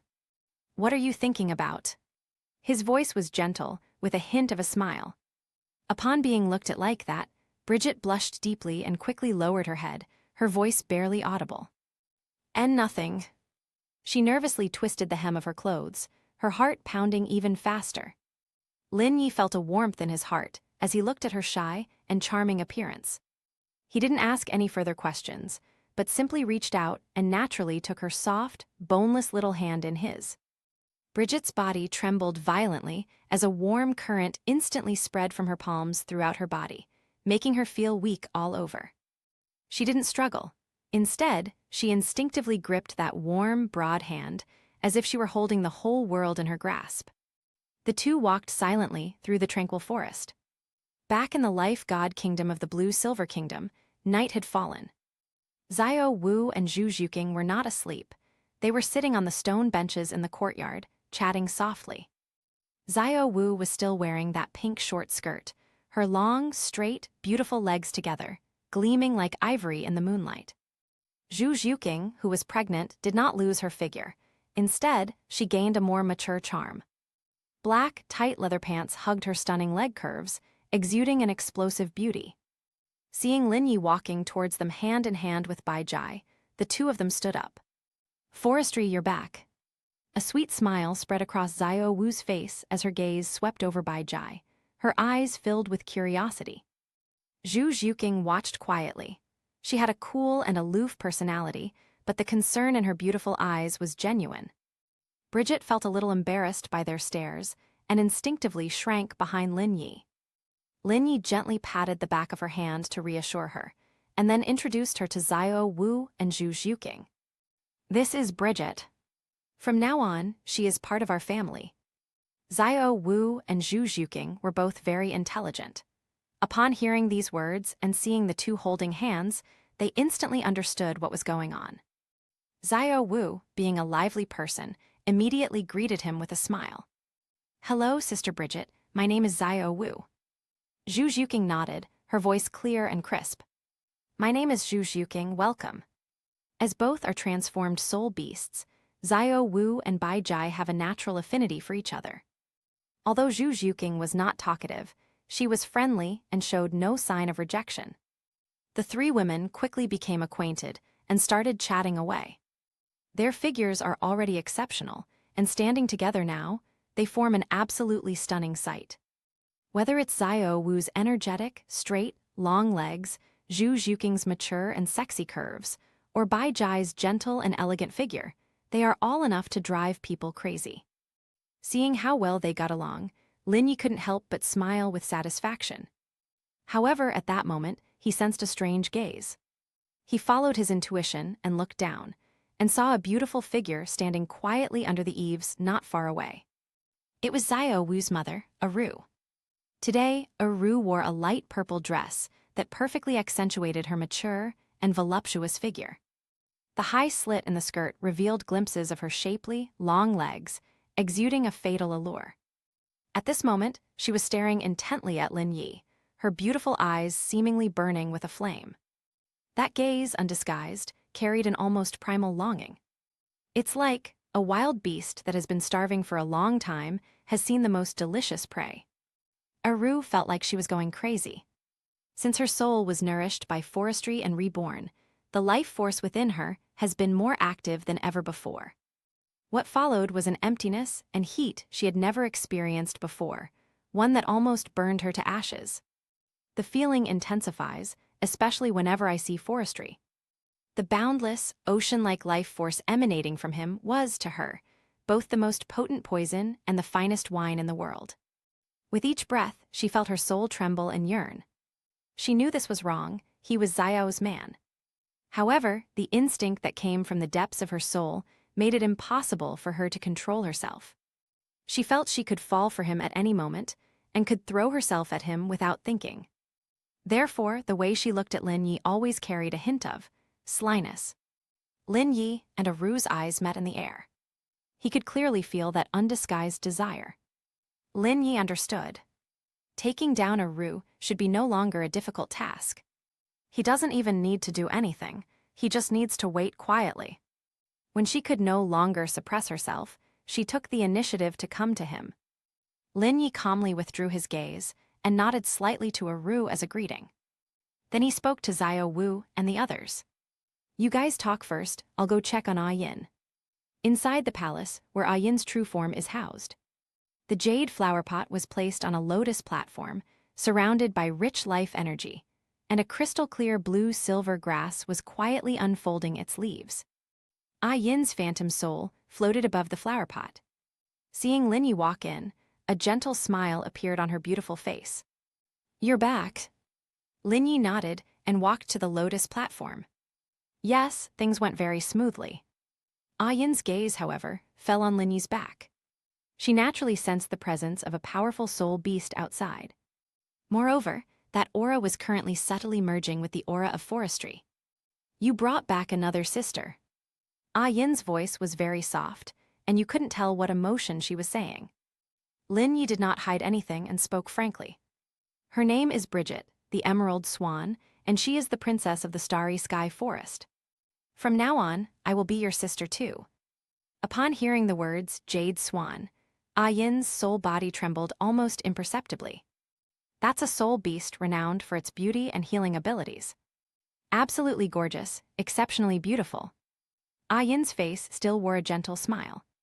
Then congratulations. Chapter 65. Ah Yin's tone sounded like a sincere blessing. However, a slight pang of sadness still welled up inside her. Another person has joined him to share his love. Immediately afterwards, a deeper sense of shame and self-reproach welled up in her heart. What right do I have to be jealous? If I hadn't insisted on leaving him back then, how could I have ended up in this state? If it weren't for him, he might not have had to go through all this trouble. It was I who let him down. The number of female confidants he has now is entirely due to his own abilities. And now, he doesn't even have a complete body. He can only be a burden, dragging him down and making him run around trying to resurrect himself. Thinking of this, Ah Yin's jealousy vanished instantly, leaving only a deep sense of guilt. She made a silent vow. When I am resurrected, I will definitely repay him properly. No matter how many women are around him, You must do your best to take care of him and serve him well along with the others. Lin Yi observed the changing expressions on Ah Yin's face and roughly guessed what she was thinking. He reached out and gently passed through her ethereal soul, speaking softly. Stop overthinking. My biggest gain from this trip to the Stardew Great Forest is that I found the key to your resurrection. Ah Yin was taken aback upon hearing this and looked up. The key item. Lin Yi smiled slightly and flipped his palm over. The next moment, a fruit that was entirely crimson, shaped like a ginseng, and exuded a faint dragon's might and a powerful life force appeared in his palm. This is dragon blood ginseng fruit. Ah Yin's eyes were instantly filled with shock. As a blue-silver emperor who had lived for 100,000 years, she had naturally heard the legends of such a divine object. This is a treasure that can bring the dead back to life, heal flesh and bones, and reshape the body. Seeing her shocked expression, Lin Yi continued. That's right. I have already obtained this divine fruit from Gu Yuina. With it, I can sculpt a perfect physical prototype for you.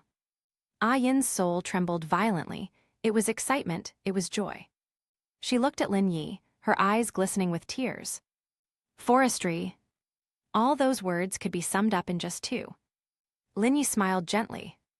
Okay, calm down. I'll start now. After saying that, Lin Yi's expression became serious. He activated the power of the blue-silver emperor within his body, and that vast life energy surged out like a tide, enveloping the dragon blood ginseng fruit suspended in midair. Buzz! The dragon blood ginseng fruit emitted a soft chime, and its crimson light shone brightly.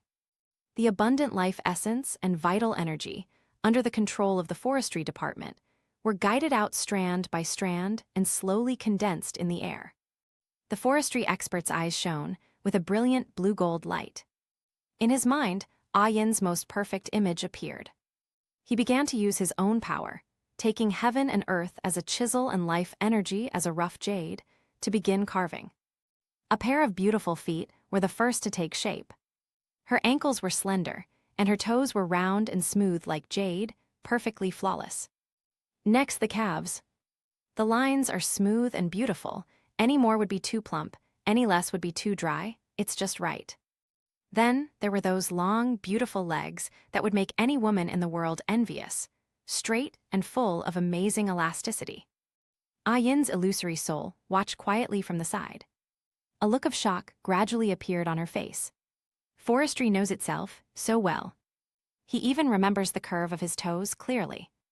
As the energy continued to gather, the outline of that body became clearer and clearer. A slender waist, a flat stomach, and rounded shoulders. Every detail is carved with exquisite skill. It looks exactly like the real thing. No, it's even more perfect than the real person. Because when carving, the forestry worker also added his own interpretation. He deliberately sculpted his already full and perky breasts to make them even more magnificent, with a breathtaking curve. It further sculpted her already round and beautiful buttocks, making them even more perky and alluring. This body is simply God's most perfect masterpiece, embodying all the virtues of women. Upon seeing Lin Yi's little tricks, Ah Yin's phantom soul blushed instantly. She felt both ashamed and angry. I'm definitely not like this. While she is indeed quite voluptuous, but definitely not that exaggerated. That scoundrel. At the same time, with the final infusion of energy, the human form transformed from the dragon blood ginseng fruit was fully formed. It was a body that was so perfect it was beyond reproach. She was not wearing any clothes. It just floated quietly in midair. Her skin was as white as snow, so delicate it seemed to break at a touch, and she was surrounded by a faint aura of life, pure yet exuding ultimate allure. Her long, deep blue hair cascaded down like a waterfall, partially obscuring the spring scenery, yet adding to her hazy, ethereal beauty. Lin Yi looked at his masterpiece and nodded in satisfaction. This body was sculpted to a perfect one scale based on Ah Yin and further optimized. The pure ketone body thus appeared before the forestry department without reservation. Even with his calm and composed nature, Lin Yi was momentarily stunned for a few seconds upon seeing this perfect body. Although Ah Yin's soul has not yet entered this body, it is, after all, a body prepared for her. Being stared at so blatantly by the forestry department, Ah Yin felt her very soul burning. It felt as if he had really seen me naked. The feeling of shame overwhelmed me instantly. She quickly gave a coquettish laugh and called out to Lin Yi. "Stop looking." Upon hearing this, Lin Yi snapped out of his daze, a hint of embarrassment flashing across his face. He coughed lightly and looked away. With a wave of his hand, a long dress woven from the leaves of blue-silver grass appeared out of thin air, wrapping around that perfect body. "All right." Lin Yi looked at Ah Yin and said seriously, "Now, the physical body is ready for you. However, although your soul has been nourished and recovered considerably in the blue-silver kingdom, it is still too weak compared to this powerful body formed by the dragon blood ginseng fruit. If you force the fusion, your soul will be overwhelmed by the immense power of this body's blood and qi." Upon hearing this, Ah Yin calmed down. She knew that what Lin Yi said was true. "Then, what should we do?" she asked somewhat anxiously. Having finally seen a glimmer of hope for resurrection, she didn't want to wait any longer. A confident smile appeared on Lin Yi's face. "I have my own way." He looked at Ah Yin and slowly revealed a groundbreaking plan. "I plan to go to Sunset Forest. Let's move the ice and fire yin-yang wells there back to our blue-silver kingdom." Chapter 66. Ah Yin's eyes widened once again. Move away the yin-yang well of ice and fire. That's a wondrous place created by heaven and earth. How could it possibly be moved?" Lin Yi seemed to see through her confusion and continued to explain. "Just because others can't do it doesn't mean I can't. As long as the yin-yang well of ice and fire is brought back and tempered and nourished by its extreme power of ice and fire, your soul can be quickly restored to its peak state in the shortest possible time. At that time, you will be able to successfully take over this body and be completely resurrected." Hearing Lin Yi's calm yet domineering declaration, Ah Yin's heart was deeply touched. For his own sake, he was willing to make a deal with the Lord of Soul Beasts and even undertake such a monumental feat as moving mountains and filling seas. This affection, this love, is as heavy as Mount Tai. Looking at the man before her, Ah Yin could no longer hold back her tears, which streamed down her face. In her heart, she made the most steadfast vow of her life. "Forestry, no matter how many women will be by your side in the future, I, Ah Yin, will never leave you again, not even for a moment in this life or for all eternity." Lin Yi walked out of the palace where Ah Yin was, feeling a sense of peace. Reconstructing Ah Yin's physical body is only the first step, but also the most crucial one. As long as the ice and fire yin-yang well is brought back, Ah Yin's resurrection will be just around the corner.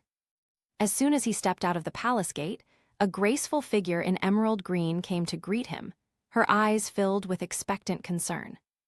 It was Bridget, Blue-Silver Emperor. Her voice was soft and melodious, carrying a hint of shyness as she became his woman. Lin Yi looked at her, a gentle smile on his face, and naturally reached out to pull her into his arms. "From now on, call me Forestry." Bridget's delicate body trembled slightly as she leaned obediently against his chest, feeling his strong and powerful heartbeat, and nodded. Forestry." Lin Yi embraced her and slowly walked towards their bedroom. From that day on, the people in the Kingdom of Life often witnessed a scene that made others envious. Wherever Lin Yi went, Bridget was almost always by his side. The two would sit side by the Lake of Life, enjoy tea and play chess in the courtyard, or study ancient books together in the study. They didn't exchange many words, but a glance or a subtle gesture conveyed a tacit understanding and sweetness that no one else could understand. Bridget's attachment to Forestry was almost ingrained in her very being. Her gentle eyes always followed him. Her emerald green dress accentuated her graceful and charming figure perfectly. Beneath the hem of her skirt, her long, slender, fair legs created a stunningly beautiful sight, whether she was walking or sitting, graceful and alluring. Whenever they have free time, the two of them will be inseparable, like glue. Under the pavilion in the courtyard, Xiao Wu and Zhu Zhuqing were sitting together, chatting casually. Why? Xiao Wu rested her chin on her hand, looking at Bai Jai, who was taking a walk with Lin Yi not far away, and couldn't help but sigh. Look at those two, they're so sweet. It's almost sickeningly sweet. Zhu Zhuqing followed her gaze and nodded. Bridget looks very happy. Her voice was still clear and crisp, but there was a hint of envy in her tone. Xiao Wu suddenly leaned close to Zhu Zhuqing's ear, lowered her voice, and a mischievous smile appeared on her pretty face. Zhuqing, can you hear that every night? Zhu Zhuqing's cheeks flushed red instantly. She naturally knew what Xiao Wu was talking about.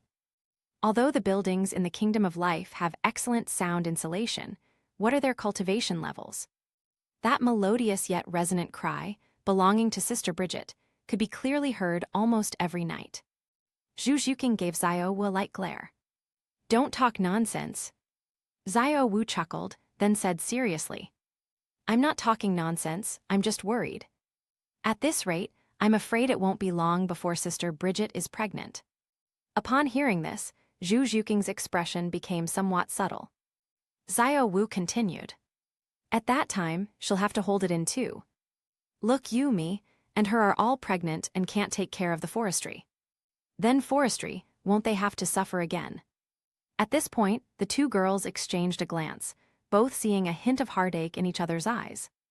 Just then, their gazes fell simultaneously on Liu Erlong, who was sitting alone on a stone bench not far away, staring blankly at the lake. Recently, with the deliberate companionship of Xiao Wu and Zhu Zhuqing, Liu Erlong has finally emerged from the shadow of being betrayed by Yu Xiaogeng. The sorrowful aura around her had faded considerably, replaced by the heroic spirit of the killing corner of her golden trio. Today she was dressed in a fiery red outfit that accentuated her mature and voluptuous figure in a breathtaking way. Especially her beautiful legs encased in trousers, full of power and amazing elasticity, completely different from Xiao Wu's lively and straight legs and Zhu Zhuqing's sexy curves, representing a kind of healthy and wild beauty belonging to mature women. Xiao Wu and Zhu Zhuqing exchanged a glance, and an idea immediately formed in their minds. The two got up and sat down next to Liu Erlong. Second sister, what are you thinking about? Xiao Wu asked with a smile. Liu Erlong snapped out of her daze and forced a smile. It's nothing, it's just, I'm a little unsure what to do next. There was a hint of confusion in her words.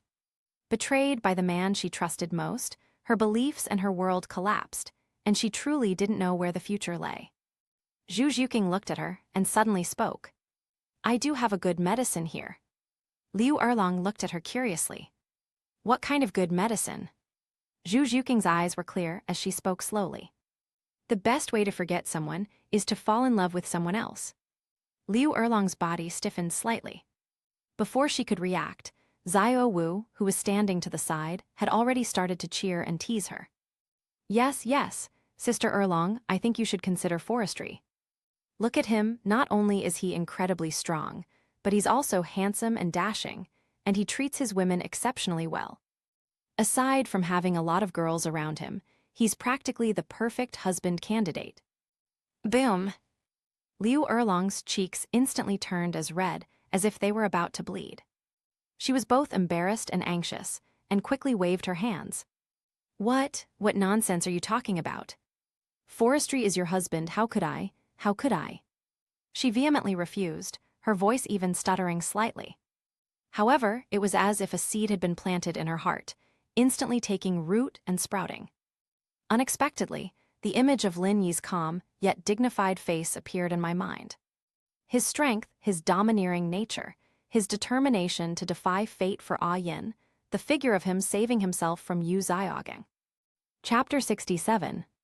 Each scene presents a stark and jarring contrast to Yu Xiaogeng's cowardly, incompetent, and hypocritical demeanor. Liu Erlong's heart skipped a beat. A thought sprouted wildly. If I were a woman working in forestry. Given his personality, even if he were to die, he would probably never do what Yu Xiaogeng did and push himself out as a shield. 1 month later. Inside the palace, Lin Yi looked at Bai Jai, who had a happy and shy expression, and a satisfied smile appeared on his face. Just now, he confirmed that after a month of hard work, a new life had successfully grown inside Bridget's body. Ding, congratulations, host. Emerald Swan Bridget has successfully conceived. Rewards are being distributed. Congratulations, host. You have acquired the supernatural power, moving mountains and filling seas. Congratulations, host. You have acquired the divine skill, Blue-Silver Requiem. Congratulations, host. You have obtained the divine artifact, Blue-Silver Nine Heavens Flute. Lin Yi's eyes lit up as he absorbed the new information in his mind. The moving mountains and filling seas, supernatural power, was the key ability he needed to remove the yin-yang eye of ice and fire.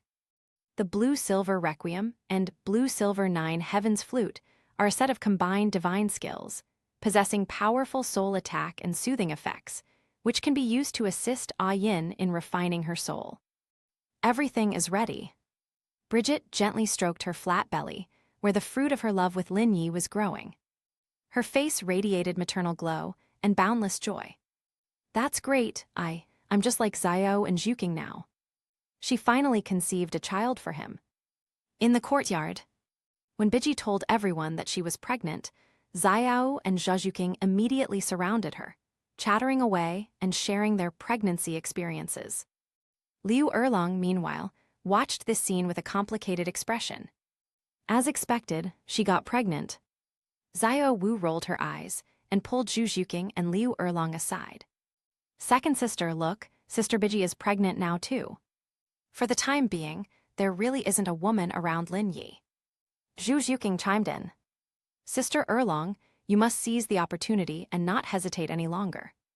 Otherwise, if Lin Yi goes out again and meets some new woman, it won't be so easy for you to get back together with him.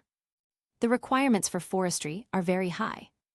The two of them, singing in unison, completely threw Liu Erlong's heart into turmoil. She blushed deeply and stomped her foot in embarrassment. Oh dear, please stop talking.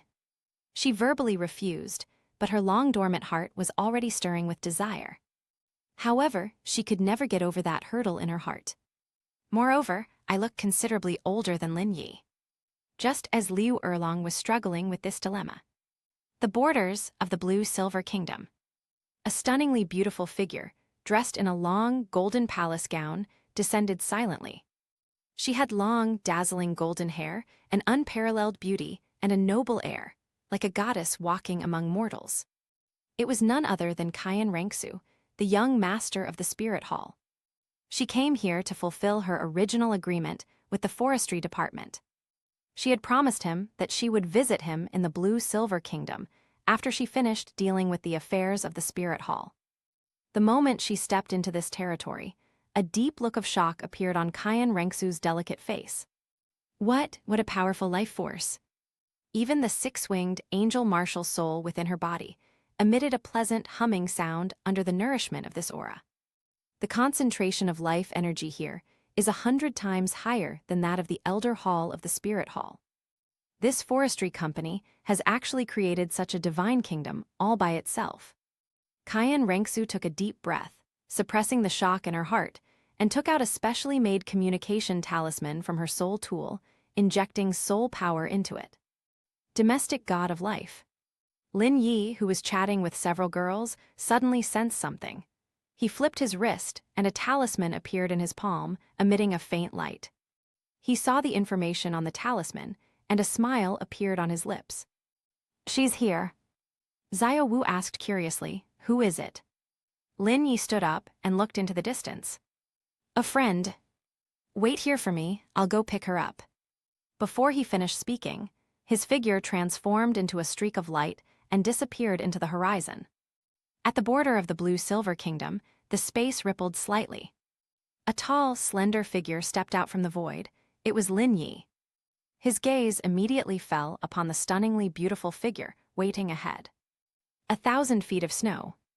Today she wore a magnificent golden palace dress, the hem of which was embroidered with intricate and holy angel patterns, swaying gently in the breeze. Her long, dazzling golden hair cascaded down her back like a waterfall, making her already flawless face even more noble and captivating. She had a tall and well-proportioned figure with perfectly undulating curves, especially her long, beautiful legs, which were partially hidden by the gold skirt. The lines are tight and elegant. Each step carries a sacred and inviolable charm, yet it also evokes a sense of wonder. The moment she saw the forestry department appear, an irrepressible gleam of joy instantly shone in Qian Rengsu's golden eyes, which were usually filled with aloofness and majesty. Familiar. A strange sense of familiarity and warmth welled up in my heart. Ever since their parting in the starry sky forest, that calm yet domineering face has frequently appeared in her mind. Especially in the dead of night, after dealing with the complicated affairs of the spirit hall, that feeling becomes even clearer. The moment he came to her rescue was like planting a strange seed in her heart. As time went by, the seed did not wither. Instead, nourished by longing, it quietly took root and slowly sprouted. "You've arrived." Lin Yi looked at her, a gentle smile on his face, his voice calm yet seemingly carrying a comforting power. Qian Rengsu nodded slightly, her voice clear and sharp like jade striking each other. "I will keep my promise." Lin Yi nodded. "Come with me." After saying that, he turned and walked towards the barrier of the Blue-Silver Kingdom without exchanging any more pleasantries. Qian Rengsu followed closely behind him, her gaze never leaving his broad back. Lin Yi raised his hand and waved it gently at the air in front of him. An invisible barrier rippled outwards like water, revealing a portal large enough for one person to pass through. Lin Yi went in first. Qian Rengsu followed without hesitation. Boom! The moment she stepped into the barrier, Qian Rengsu's delicate body trembled violently, and an undisguised look of shock flashed in her beautiful eyes. A life force many times stronger than that of the outside world surged in like a tidal wave, instantly enveloping her. This life energy is extremely pure, gentle yet powerful. Chapter 68. Qian Rengsu could even clearly feel that the six-winged angel martial soul within her body, nourished by this aura, emitted a joyful hum, and the speed of her soul power circulation increased by 3 points out of nowhere. A look of shock appeared in her beautiful eyes. What is this place?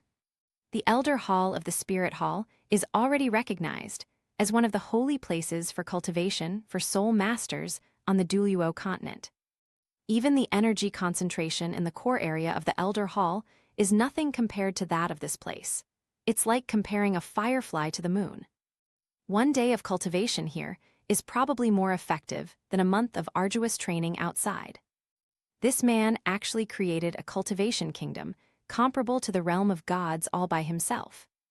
Lin Yi seemed to have anticipated her reaction. He turned to the side and pointed into the distance. "Welcome to my kingdom." Qian Rengsu looked in the direction he was pointing. In the distance, an ancient tree, beyond description, pierced the sky, its enormous canopy covering almost half the heavens, radiating boundless vitality. Beneath the ancient tree lies a vast lake, its waters of vibrant emerald green, crystal clear, with a faint mist of life rising from its surface. Pavilions and towers, rare herbs and exotic flowers dot the landscape, creating a scene resembling a painting. Lin Yi led her along the jade paths of the kingdom, introducing her to the various scenic spots. That is the Lake of Life, the heart of the kingdom. That is the ancient Jianmu tree, the source of energy for the entire divine kingdom.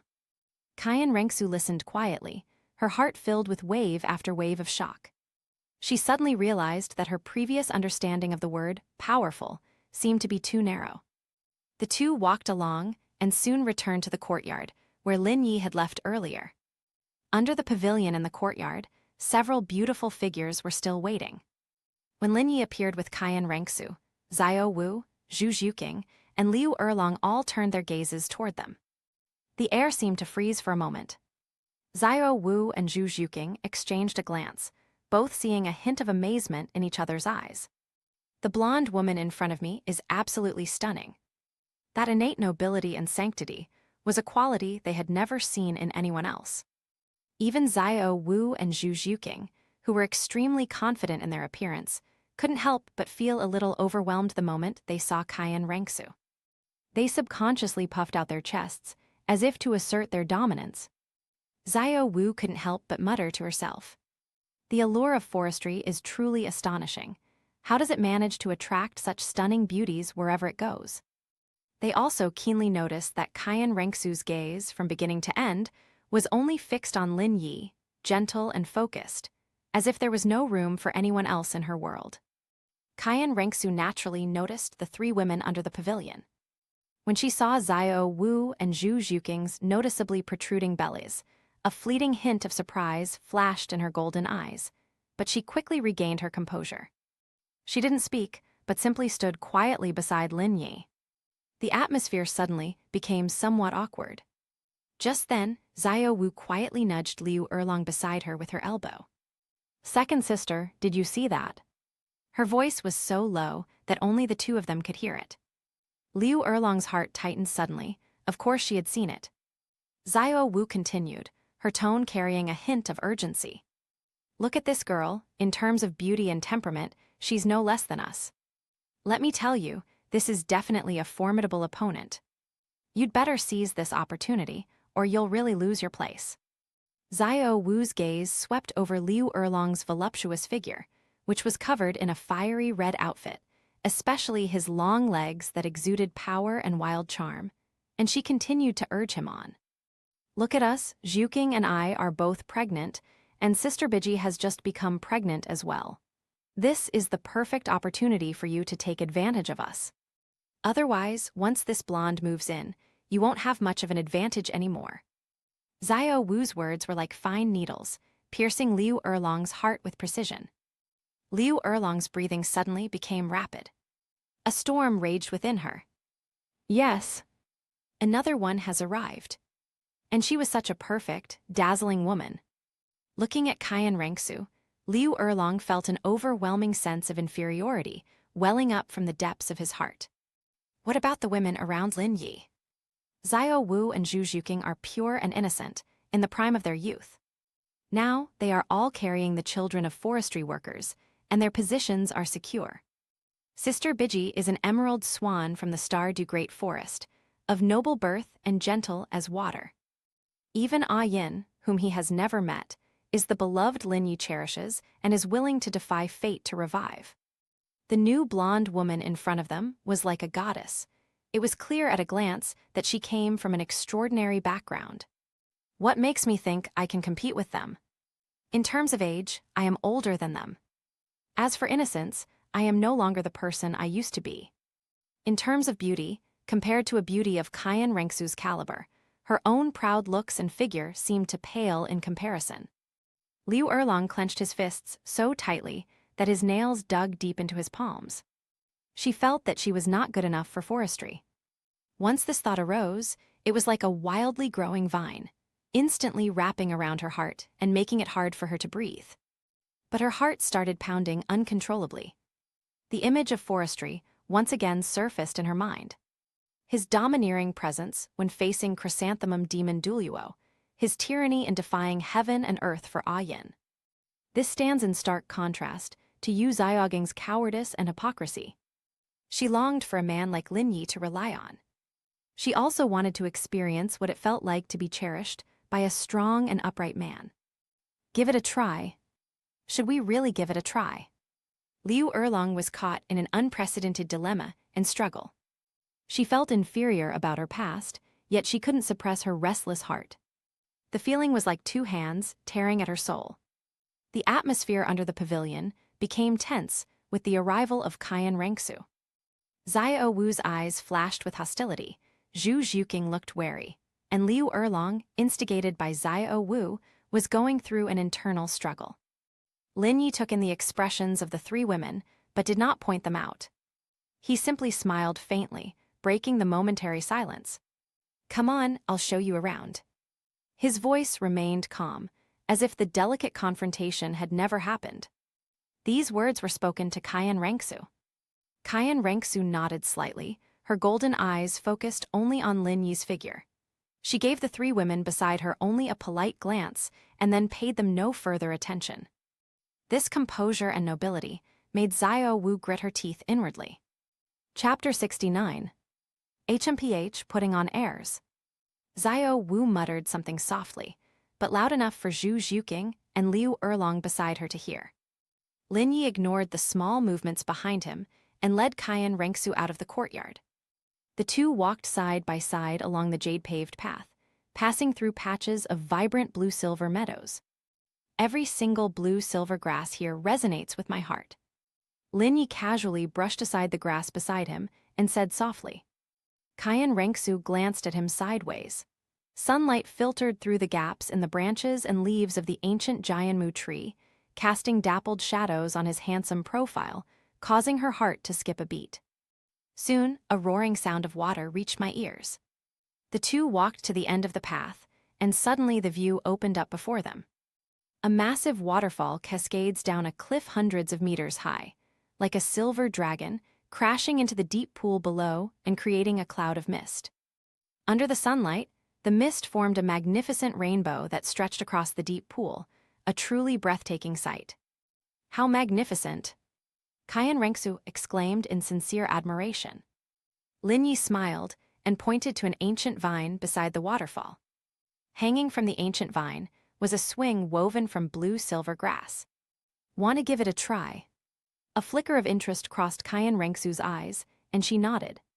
She walked to the swing, lifted the hem of her magnificent gold skirt, and gracefully sat down. Lin Yi walked behind her and gently held the swing ropes with both hands. Hold on tight. After saying that, he exerted a little force with his arm and pushed the swing forward. Ah!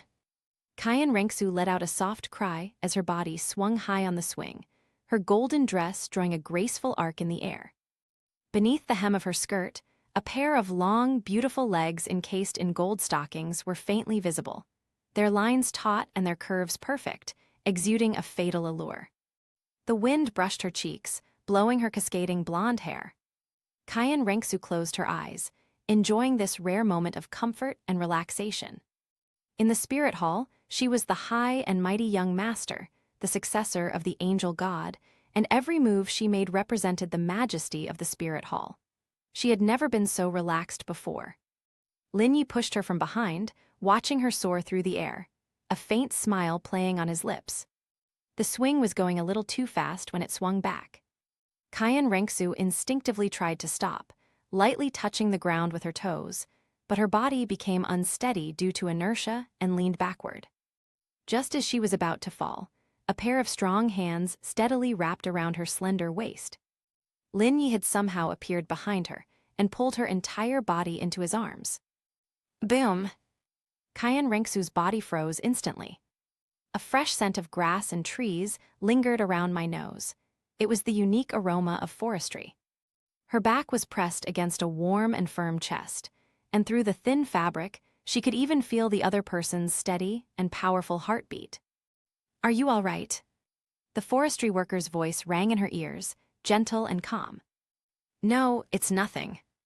Qian Rengsu's voice trembled slightly. Her cheeks instantly flushed with a beautiful blush. Lin Yi seemed to realize something was wrong, and immediately let go of her hand, took a step back, and maintained a safe distance. Be careful.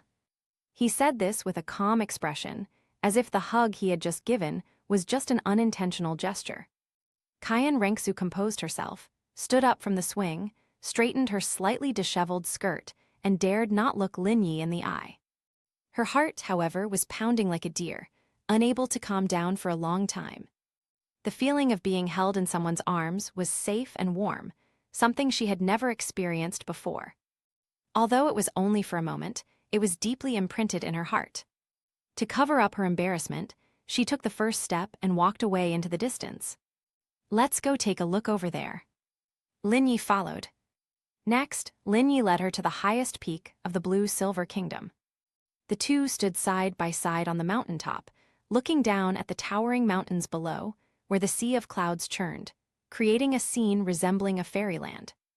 As Qian Rengsu gazed at the magnificent scenery, the excitement in her heart gradually subsided. She never imagined that one day she would be enjoying the scenery so pleasantly with a man. After seeing most of the wonders and sights, the two sat down in a pavilion by a cliff.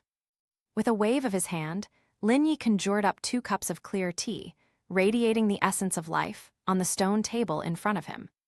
Kayan Rengsu picked up her teacup, took a small sip, and felt a warm current flow through her body, sweeping away the fatigue of the past few days.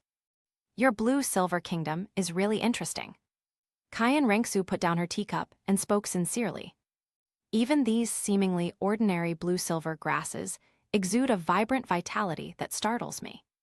Her gaze swept over the blue-silver grass that could be seen everywhere in the mountains and fields, her eyes filled with admiration. Upon hearing this, Linyi smiled slightly. If you like it, that's wonderful. He paused, gazing at the distant horizon.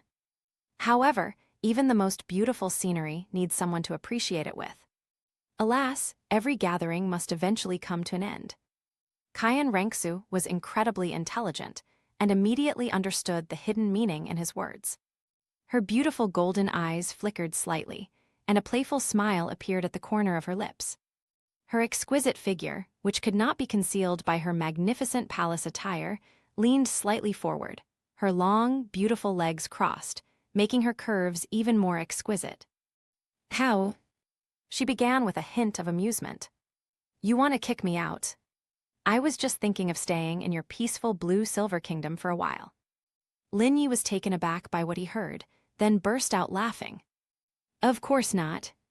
He looked at Kayan Rengsu's exquisitely beautiful face, which held a hint of cunning, and said earnestly, You can stay as long as you want. After saying that, he stood up and walked to the edge of the cliff. He stretched out his right hand, facing an open space in front of him, and a blue-gold light suddenly shone in his palm. Buzz! The entire mountain peak began to tremble slightly. Before Kayan Rengsu's astonished eyes, countless thick blue-silver grass vines broke through the soil, like living spirit snakes, and began to intertwine, coil, and build rapidly. The rocks were easily separated, and the ground was automatically leveled. In just a few breaths, a cave dwelling made entirely of blue and silver vines and emerald green leaves rose from the ground, perfectly blending into the mountain. At the entrance of the cave, flowers even bloomed instantly, emitting a refreshing fragrance. Linyi withdrew his hand and gestured please to Kayan Rengsu. Your place of residence. Kayan Rengsu walked to the front of the cave dwelling, looking at this ingenious natural abode, her beautiful eyes sparkling with admiration. She could sense that the life energy contained within this cave was even more concentrated than that outside. I love so much. Chapter 70. Kayan Rengsu turned around, looked at Linyi, and smiled sincerely. Thank you. Perfect, I can use your blue-silver kingdom to make the most of my cultivation time. She continued, a hint of anticipation flashing in her golden eyes. After I get out of quarantine, I'll take you to see the scenery together. Linyi nodded and readily agreed. Okay, I'll wait for you. Kayan Rengsu gave him a deep look, then turned to enter the cave. Just as she was about to step into the cave, Linyi stepped forward and gently hugged her. This is a hug between friends, a hug filled with blessings. Relax and go into seclusion with peace of mind. After saying that, Linyi let go of her hand. Kayan Rengsu's heart began to pound uncontrollably once again. She didn't turn around, but simply hummed softly before quickly entering the cave, where the vine-woven door closed automatically. Inside the cave, Kayan Rengsu leaned against the door, raising her hand to touch her burning cheeks. An idea popped into her mind uncontrollably. He looks so young, yet his strength is so unfathomable. Although he has several women around him, it seems that he hasn't established a real relationship with any of them yet. By living here, aren't I taking advantage of my proximity to the water? We must seize this opportunity. Shrek Academy. The atmosphere in the dilapidated campus was deathly silent. Since his defeat in the Blue-Silver Kingdom, Yu Xiaogang has been in a state of extreme self-blame and resentment. Today, he finally received a reply from Hayashin. His hands trembled as he opened the envelope, read it quickly, and a look of ecstatic joy instantly spread across his face. Haha, Tahase. Yu Xiaogang burst into laughter, looking like a madman. There's hope Tang San is saved, we can avenge him. Tang San, Dai Mubai, and Ma Hongjun rushed over upon hearing the commotion. When they saw the letter in Yu Xiaoging's hand, their faces lit up with excitement. "Teacher, is this a reply from Haoshan Douluo?" Tang San asked anxiously. "That's right." Yu Xiaoging slammed the letter on the table, his voice sharp with excitement.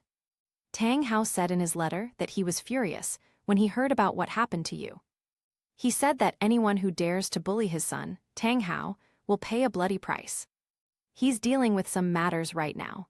Once he's finished, he'll come to Shrek Academy as soon as possible to avenge us.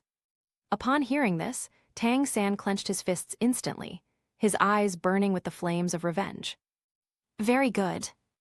Dai Mubai also said through gritted teeth. "That bastard Lin Yi and that bitch Zhu Zhuqing, I'll make sure they die a horrible death." The thought that not only had he been defeated, but his fiancée was also pregnant with another man's child caused Dai Mubai's hatred to erupt like a volcano. Ma Hongzhen also looked excited. "That's Haoshan Douluo, the youngest titled Douluo on the Douluo Continent, the strongest in terms of attack power. If he arrives, the Blue-Silver Kingdom will be reduced to ashes in an instant." Yu Xiaoging looked at his 3 disciples, their fighting spirit rekindled, and a sinister smile appeared on his face. "Forestry, no matter how strong you are, in front of a true peak Douluo, you are nothing but an ant. Just wait, your death is not far off." At the same time, the Spirit Hall, the Elder Hall. A figure covered in purple armor, and with spikes growing on its back knelt on one knee before Pope Bibi Dong. This person is none other than one of the title Douluos of the Spirit Hall, a level 95 power attack type title Douluo, the Porcupine Douluo. "Your Holiness, your subordinate has found the last trace of the young prince before his disappearance." The voice of the Porcupine Douluo was hoarse and deep. Bibi Dong sat on the papal throne, gently tapping her scepter. "Explain." "Following the traces left by the young master, I discovered that her last known location was on the outskirts of the Star-Du Great Forest," Porcupine Douluo reported. "Moreover, judging from the traces at the scene, the young master's whereabouts are somewhat strange. It doesn't seem like she was forcibly taken away. On the contrary, it seems like she voluntarily followed someone into the depths of the forest." Bibi Dong frowned slightly. "Proactives?" "Yes." The Porcupine Douluo answered affirmatively. Ultimately, all the clues pointed to the core area of the Star-Du Great Forest. "Star-Du Great Forest?" A hint of seriousness flashed in Bibi Dong's eyes. "Is there anything unusual there?" "Your Majesty, according to our intelligence, there are 2 particularly unique places in the Star-Du Great Forest today. One is the traditional Lake of Life, which is the true core forbidden area for soul beasts. And the other one is a mysterious area that has suddenly appeared recently. It is said to be a domain called the Blue-Silver Kingdom, which is controlled by a powerful Blue-Silver Emperor." The Porcupine Douluo reported on the findings of his investigation. "The Blue-Silver Kingdom, the Blue-Silver Emperor." Bibi Dong repeated this unfamiliar name. "I believe that His Highness's disappearance is very likely related to this suddenly appearing Blue-Silver Emperor." Porcupine Douluo said in a deep voice. "Whoever dares to harm the young master of the Spirit Hall must be thoroughly investigated. I need to go there myself and thoroughly investigate the situation of that Blue-Silver Emperor." Deep within the Blue-Silver Palace, the life force was incredibly abundant. The atmosphere was somewhat tense inside the 2 adjacent palaces. Lin Yi stood in the courtyard outside the hall, his gaze calmly fixed on the hall gate, with Bai Jai and Liu Erlong beside him, both of whom looked equally concerned. Squeak! With 2 doors opening almost simultaneously, 2 midwives ran out, their faces beaming with joy. "Congratulations, Blue-Silver Emperor. Congratulations, Blue-Silver Emperor. Both queens have given birth safely, and both mothers and babies are well." One of the midwives shouted, "Queen Xiao has given birth to a little princess." Another person quickly followed with good news. "Queen Zhuqing has also given birth to a little princess." Upon hearing this, Lin Yi smiled sincerely, and in a flash he entered the hall. He first went to Xiao Wu's room. At this moment, Xiao Wu's face was a little pale, but her brows were filled with maternal radiance. She was holding a swaddled baby in her arms. Forestry look. Xiao Wu's voice was weak, but full of joy. Lin Yi stepped forward and carefully took the swaddling clothes from the baby. The little one inside had fair skin and a round, chubby face, like a porcelain doll carved from jade, and was sleeping peacefully with its eyes closed. Its chubby white appearance was extremely cute. Thanks a lot. Lin Yi bent down and gently kissed Xiao Wu's forehead. He then turned and went to Zhu Zhuqing's room next door. Zhu Zhuqing's situation is similar to Xiao Wu's. Both are the happy faces of becoming mothers for the first time. The child in her arms was also a chubby, fair-skinned baby, with a resemblance to Lin Yi in his features. Chapter 71. A warm feeling welled up in Lin Yi's heart. It was a feeling of being connected by blood. He also gently comforted Zhu Zhuqing. Just then, a voice that only he could hear rang in his mind. Ding, detection of the birth of a host's offspring, continuation of bloodline, and a significant increase in fortune. Congratulations, host, you have received a reward. Your cultivation years have increased. Congratulations, host, you have received the reward. God-level physique, blue-silver invincible body. Congratulations, host, you have received the reward. God-level domain, instant kill domain, 10,000 vine strangulation. Congratulations, host. Some branches of your blue-silver emperor form have mutated and evolved into vampire vine. Boom! An immense, indescribable surge of energy instantly flooded into every part of Lin Yi's body. His original cultivation level began to surge wildly at this moment. 500,000 years. In just a few breaths, Lin Yi's cultivation level broke through the 500,000-year mark. The strength has undergone a tremendous change. A terrifying aura emanated uncontrollably from his body, causing the entire blue-silver palace to tremble. At that very moment, the once clear sky was instantly covered with dark clouds. Dark, heavy thunderclouds gathered from all directions, enveloping the entire blue-silver kingdom. Within the clouds, purple lightning bolts darted wildly, emitting deafening roars. A devastating divine force suddenly descended. This is a heavenly tribulation. The expressions of everyone inside the palace changed drastically. It's the tribulation of a 500,000-year-old soul beast. Bridget's face was filled with shock. How could Lin Yi's cultivation level have broken through to 500,000 years in such a short period of time?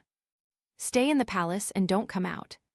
Lin Yi left behind a sentence, and with a flicker of his figure, he appeared high in the sky outside the palace. He looked up at the rolling thunderclouds, his expression calm and without the slightest fear. Boom! A bolt of purple lightning, as thick as a bucket, tore through the sky, carrying an aura of annihilation and struck down directly at Lin Yi. The forestry department simply watched quietly. He slowly raised his right hand and pointed it into the shape of a sword. In an instant, endless blue-gold light gathered at his fingertips, condensing into a giant energy sword 100 feet long. On the giant sword, mysterious patterns flowed, radiating a sharpness capable of cleaving through the heavens. Break! Lin Yi uttered a single word softly. He swung his arm and slashed the sky with his sword. Whoosh! A blue-gold sword beam shot upwards against the heavens, so fast that it seemed to slice through space itself. The massive purple lightning bolt, upon contact with the sword light, was as fragile as paper, split in two and vanished silently. The sword's momentum remained undiminished, plunging directly into the thick thunderclouds. Sizzle! A deafening sound, like tearing silk, rang out. Amidst countless horrified gazes below, the terrifying thundercloud that covered an area of 100 miles was actually cleaved in two by this sword, creating a huge gap. Sunlight began to stream in again through the gap. Immediately afterwards, the entire thundercloud began to dissipate at a speed visible to the naked eye. In just a few seconds, the heavenly tribulation dissipated. The sky returned to its clear, cloudless state. Lin Yi withdrew his hand, stood with his hands behind his back in the air, his clothes fluttering like a god. Starry Sky Forest, Lake of Life. On the island in the middle of the lake, a stunningly beautiful figure stood quietly. She wore a long silver dress that accentuated her breathtakingly perfect curves, and her long, straight legs were faintly visible beneath the hem, exuding ultimate allure. It was none other than the ruler of all soul beasts, the Silver Dragon King, Gu Yuina. Her beautiful purple eyes were gazing into the distance, in the direction of the blue Silver Kingdom, filled with undisguised shock. This is it. Even she felt a slight tremor in her heart from the power of that heavenly tribulation just now. That was a terrifying heavenly might that would make any level 99 limit Douluo tremble with fear. But that forestry worker actually shattered the heavenly tribulation with just one sword strike. What terrifying power this is. He's only just surpassed 500,000 years old. A tremendous storm raged in Gu Yuina's heart. Before, I was wondering if it was a bad deal to marry Bridget to him. Looking back now, I think I made a killing on this deal. She murmured to herself, her purple eyes gleaming with an unusual light. With his terrifying rate of growth, it might not be long before he can truly help me. An idea that even she found somewhat audacious came to mind. Beside her, the beast god Daitian was equally horrified. My lord, this child's growth rate is truly astonishing. Daitian's voice carried a hint of awe that even he himself was unaware of. What is his background? Why is he so extraordinary? Gu Yuina did not answer, but simply gazed into the distance, her curiosity about forestry reaching its peak. When Lin Yi returned to the palace, the terrifying aura emanating from him had completely dissipated, and he had returned to his usual gentle demeanor. He arrived at the lotus platform, where Ah Yin's true form was enshrined. Inside the jade flower pot, Ah Yin's true form, the blue-silver grass, swayed gently, and a phantom figure materialized above the flower pot. She was a stunningly beautiful woman in a long blue dress, with gentle eyes and an elegant demeanor. The long skirt had a slit at the hem, revealing a pair of shapely and slender legs with skin as smooth and delicate as jade, making it impossible to look away. Congratulations, forestry. Ah Yin's voice was filled with genuine joy. Not only did he have a son, but his cultivation also broke through again, and his strength increased greatly. Lin Yi smiled slightly and spoke. Ah Yin, I'm planning to go out for a bit. Where to? Ah Yin asked. Sunset Forest. A glint of light flashed in Lin Yi's eyes. I'm going there to bring back the entire yin-yang well of ice and fire for you. Upon hearing this, Ah Yin's illusory figure trembled violently, his face filled with astonishment. You want to bring the yin-yang well of ice and fire back? How is this possible? She said urgently. The yin-yang eye of ice and fire is a creation of heaven and earth, connected to the earth's veins of the entire mountain range with unfathomable roots. How could it possibly be moved? Lin Yi knew she didn't believe him, but he calmly explained. I have my own way. With the yin-yang well of ice and fire, you can use the power of ice and fire there to quickly restore your soul and rebuild your physical body as soon as possible. Looking at Lin Yi's confident expression, Ah Yin was deeply shocked. A mobile yin-yang dual eye. What incredible power this is, capable of moving mountains and filling seas. She knew very well that even in her prime, she would never have been able to do something like this. Just how many secrets is this young blue-silver emperor hiding? You must be careful. In the end, all the words he wanted to say were reduced to a single, concerned admonition. Lin Yi nodded and turned to leave. He arrived at Bridget's palace. Chapter 72. Bridget was leaning back on the soft couch, gently stroking her slightly protruding belly, a happy smile on her face. She wore a long, emerald green dress, which made her skin appear even whiter than snow. Her plump, shapely legs were crossed, creating an alluring curve. Blue-silver emperor. Upon seeing Lin Yi enter, Bridget quickly tried to get up. Lie down, don't move. Lin Yi walked over and sat down next to her. Bridget looked at Lin Yi, a hint of guilt suddenly appearing on her face. Blue-silver emperor, there's something I need to tell you. Since I married you, I haven't been able to visit the Lord at the Lake of Life for a long time. She said somewhat shyly. I used to always be by the Lord's side, but now my heart and eyes are full of you and the children, and I've forgotten such an important thing. I am currently pregnant, and I want to go back to visit the Lord and tell her the good news." Upon hearing this, Lin Yi smiled gently. "That's how it should be." He asked the question, "Do you want me to come with you?" Bridget shook her head, her face full of tenderness. "No need, I know you have your own things to take care of. I can go back by myself." "Good." Forestry is no longer being pursued. After spending a short while with Biji, Lin Yi went to Xiao and Zhu Zhuqing's room. He briefly explained that he was going out for a while and told them to rest and take good care of the children. Having done all this, Lin Yi didn't delay any longer. His figure transformed into a streak of light, soaring into the sky and disappearing into the horizon. At the palace gate, Xiao Wu and Zhu Zhuqing stood side by side, gazing in the direction Lin Yi had left, their eyes fixed on each other for a long time. A hint of disappointment was visible in both women's eyes. He had to leave again right after giving birth. Not far behind them, a mature and alluring figure was also silently watching. It was Xiao Wu's mother, Aru. The disappointment in her peach blossom eyes was even stronger than that in Xiao Wu and Zhu Zhuqing. Aru wore a pink palace dress that perfectly accentuated her voluptuous figure, and her long, straight legs exuded the unique charm of a mature woman. She was more heartbroken than anyone else. Next time, Aru looked at the sky and secretly made up her mind. "Next time you come back, I will never want to stick to the old ways again." In another palace, Liu Erlong also saw Lin Yi's departing figure from the window. A feeling of indescribable regret welled up in her heart. "I don't know when he will come back." During her time living and working in the Blue-Silver Kingdom, Lin Yi's strength, gentleness, and composure had left a deep impression on her. She even felt that she had completely lost all feelings for the man named Yu Xiaogang. But Liu Erlong sighed, his heart filled with uncertainty. What if Lin Yi meets some other pretty girl outside? He's so outstanding, he's never short of women around him. Will the chances between him and me become even slimmer? At the same time, Douluo Continent, a hidden valley unknown to most. Deep in the valley, the waterfall hangs like an inverted Milky Way, its roar echoing through the air. On a boulder beneath the waterfall, a burly, resolute-faced middle-aged man slowly opened his eyes. He is none other than Hayashin Douluo, Tang Hao. Tang Hao opened his palm, and in the center lay a small white jade bottle.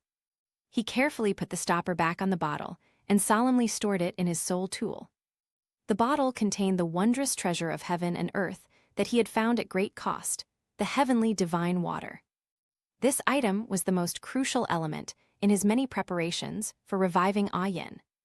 After carefully putting away the divine water, Tang Hao took out a letter from his pocket.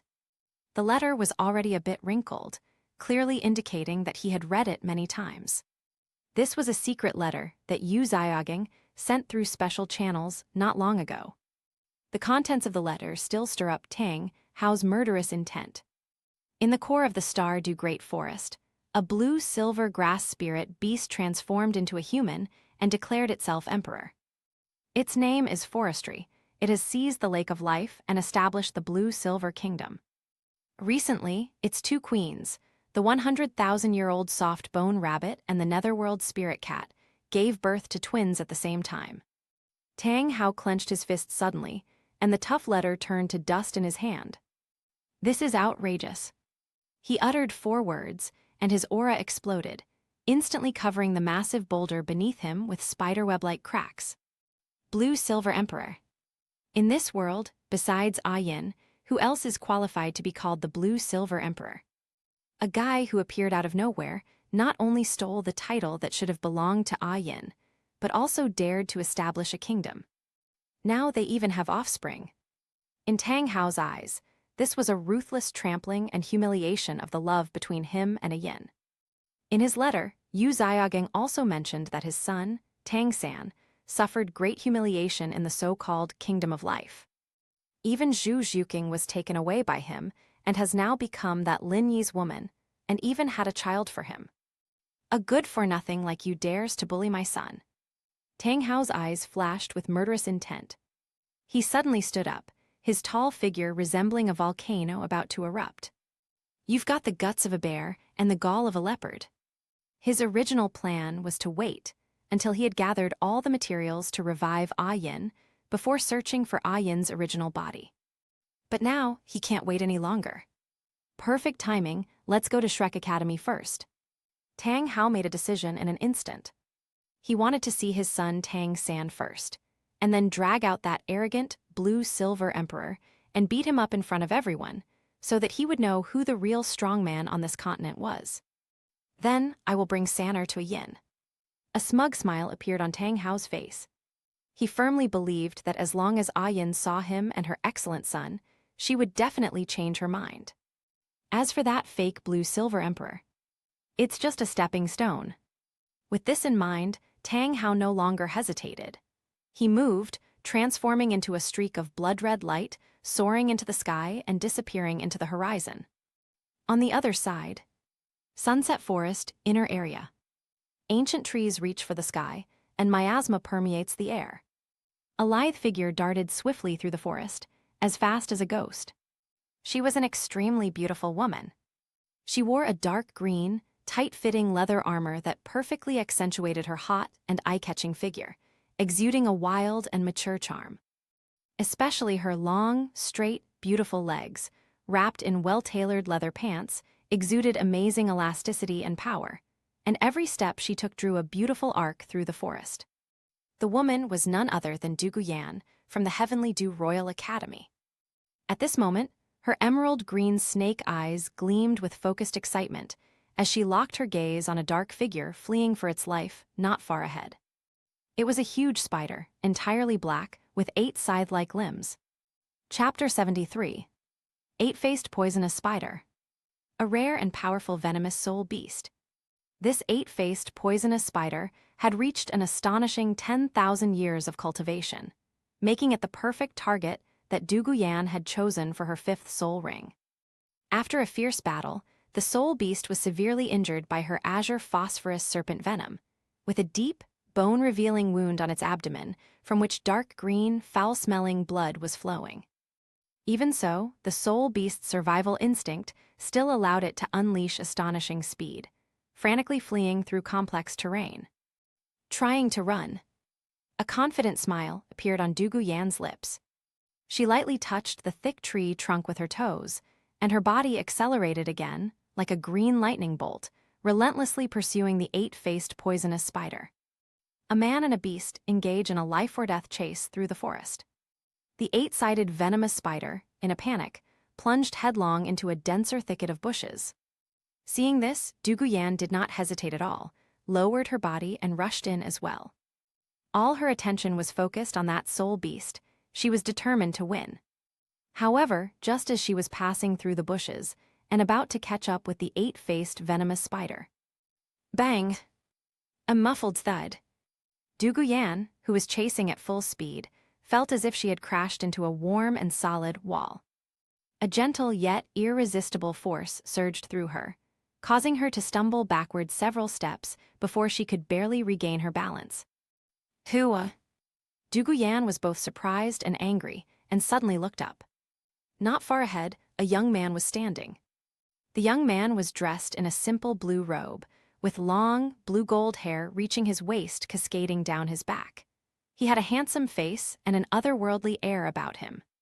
He simply stood there quietly, as if he had become one with the entire forest, giving people a sense of calm and composure like a deep pool and a towering mountain.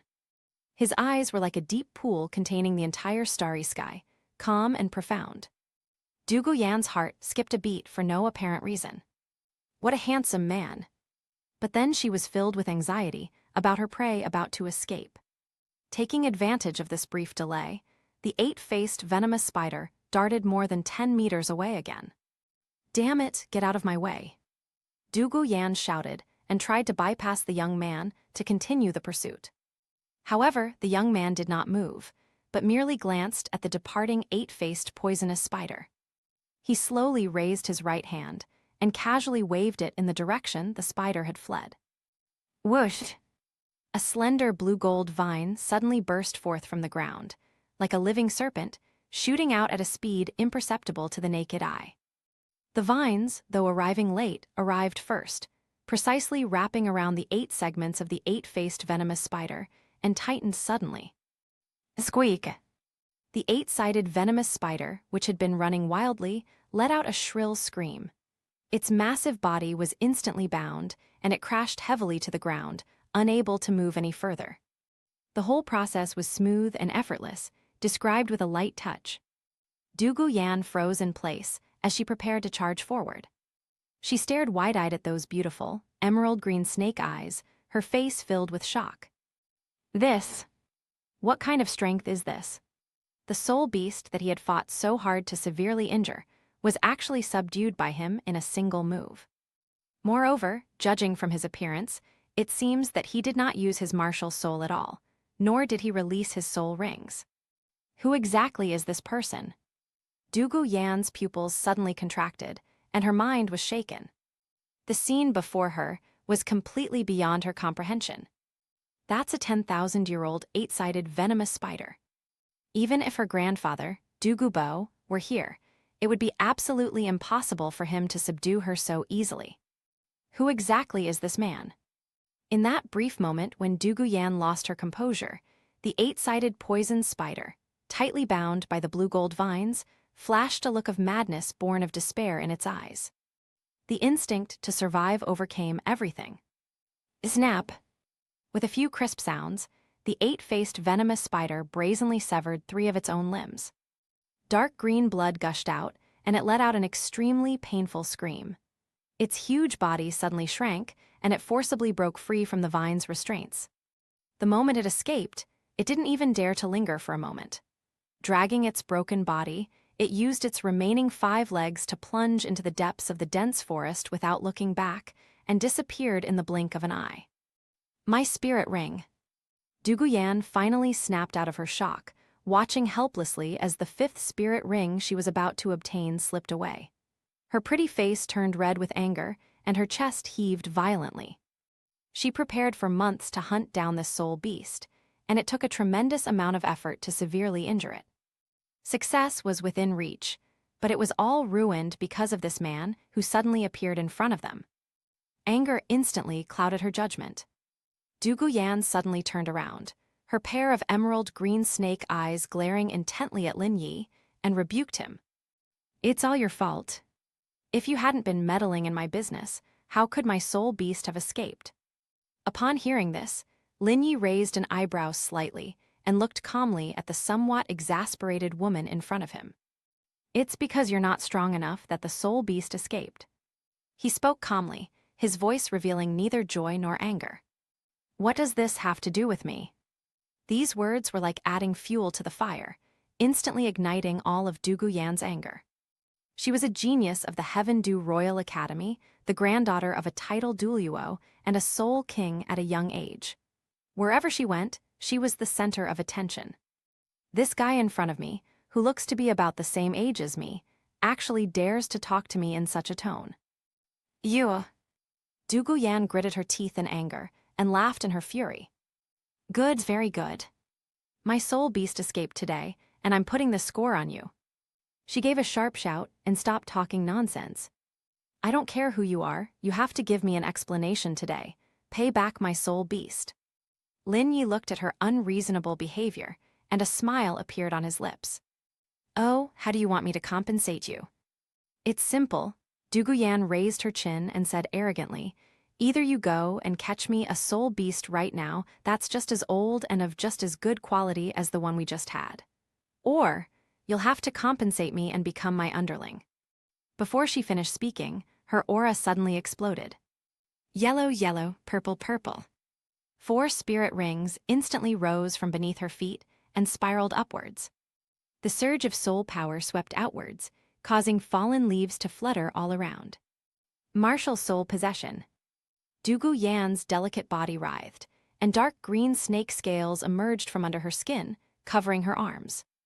Her beautiful hair transformed into countless writhing snakes, and her pupils turned into vertical emerald green pupils, radiating a faint glow.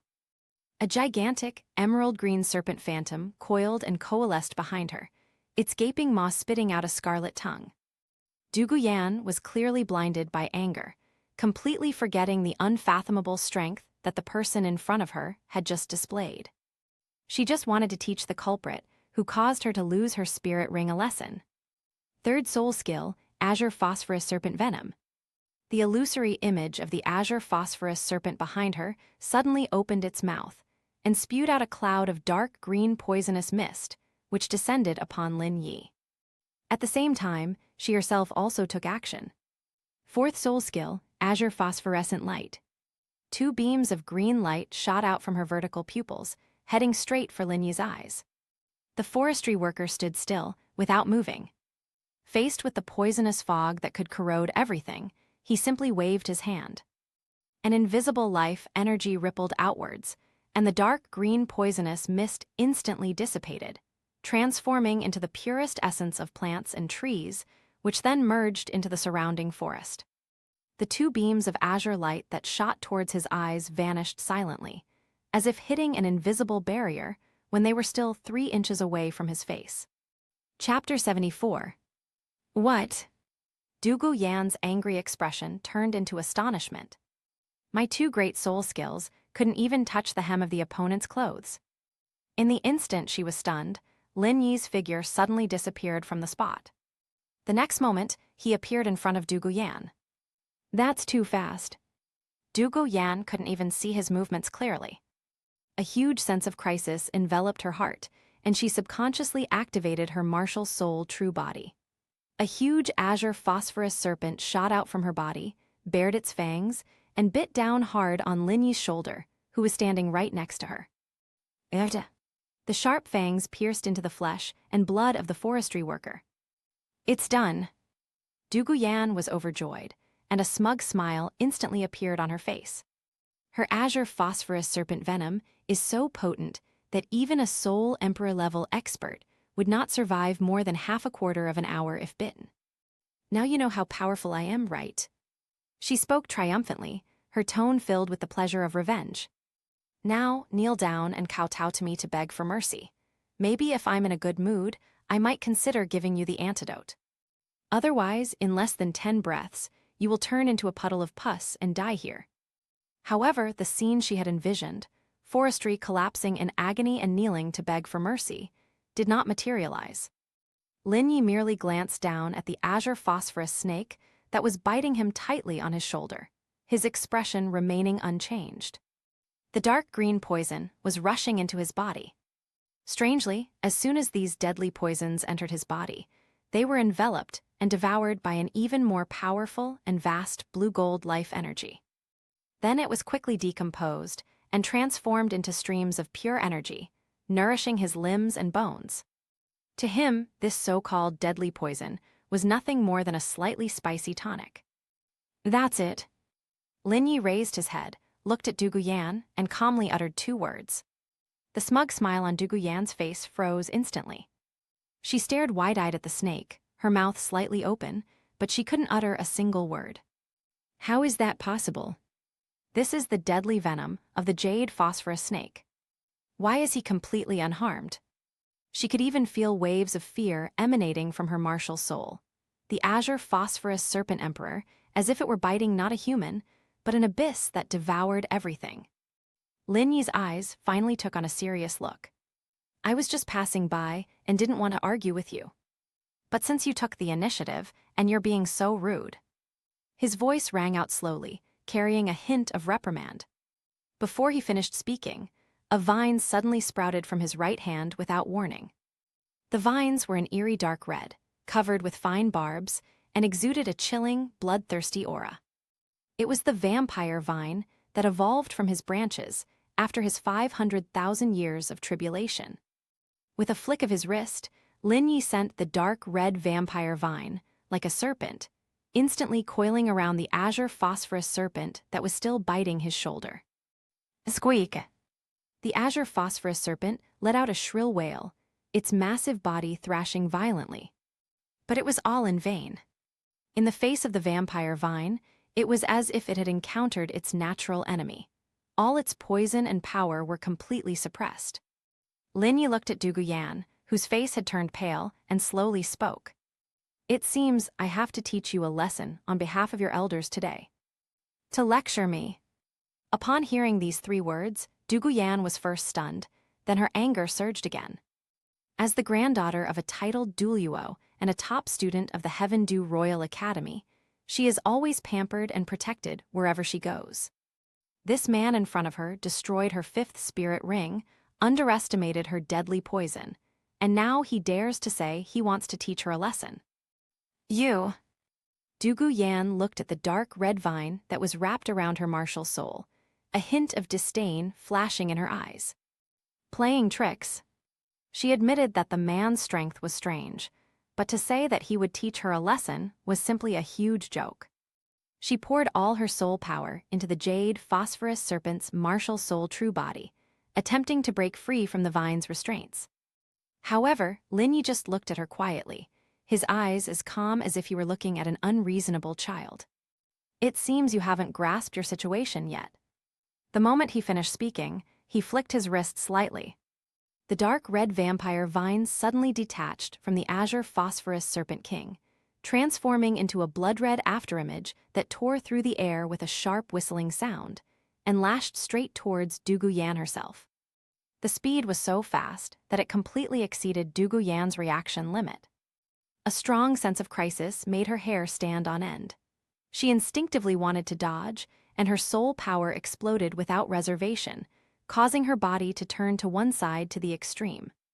She already had an excellent figure, and years of training had made her body flexible and explosive. This dodge stretched her long, beautiful legs, which were covered by her tight-fitting clothes, straight and outlined a breathtaking line. However, all of this was in vain. Smack! A crisp, loud explosion rang out in the silent forest. The blood-red vine whip struck Dugu Yan squarely on the back. "Ah!"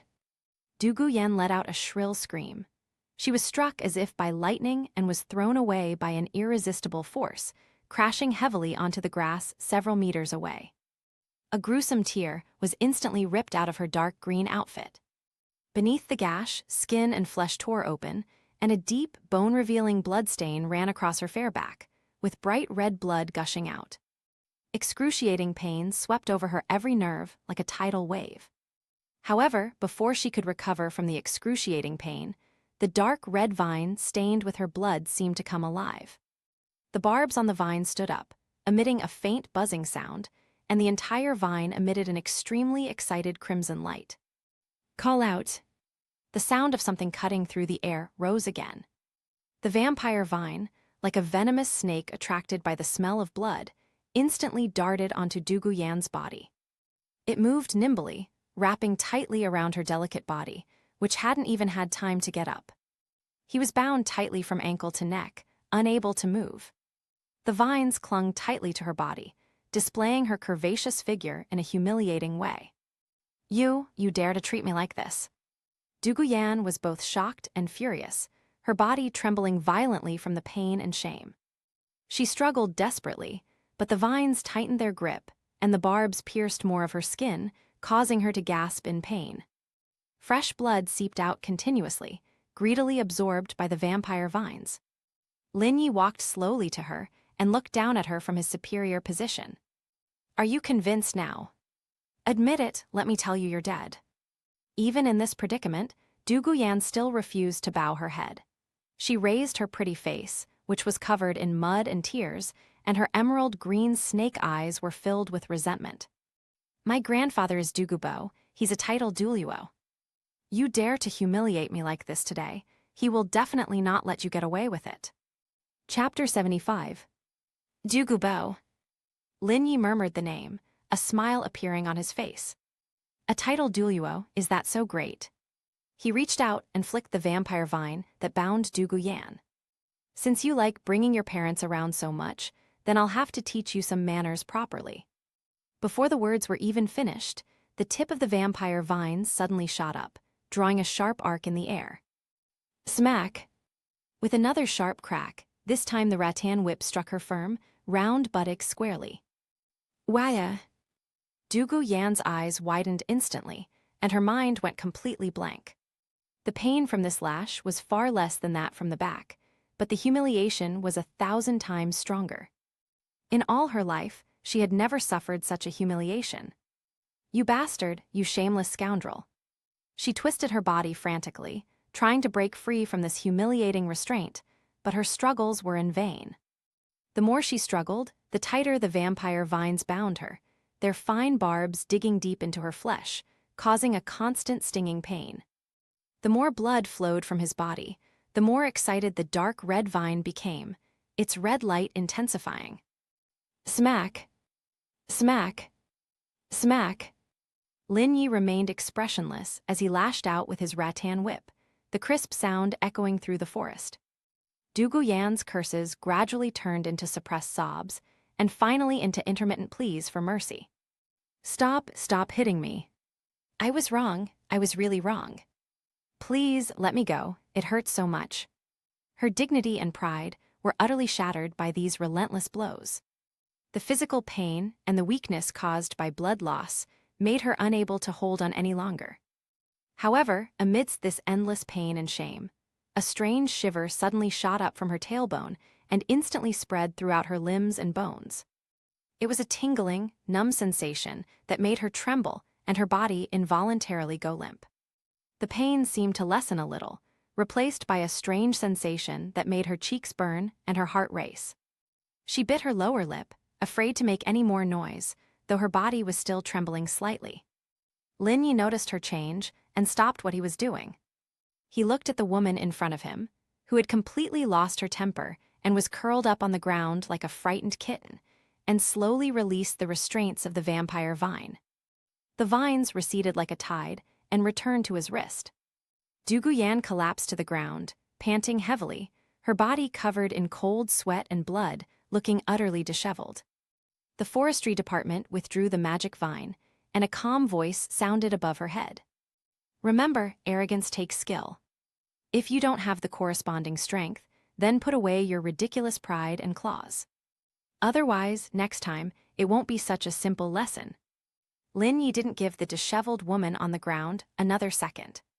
To him, Dugu Yan was nothing more than a roadside weed that got in his way, which he could easily brush aside.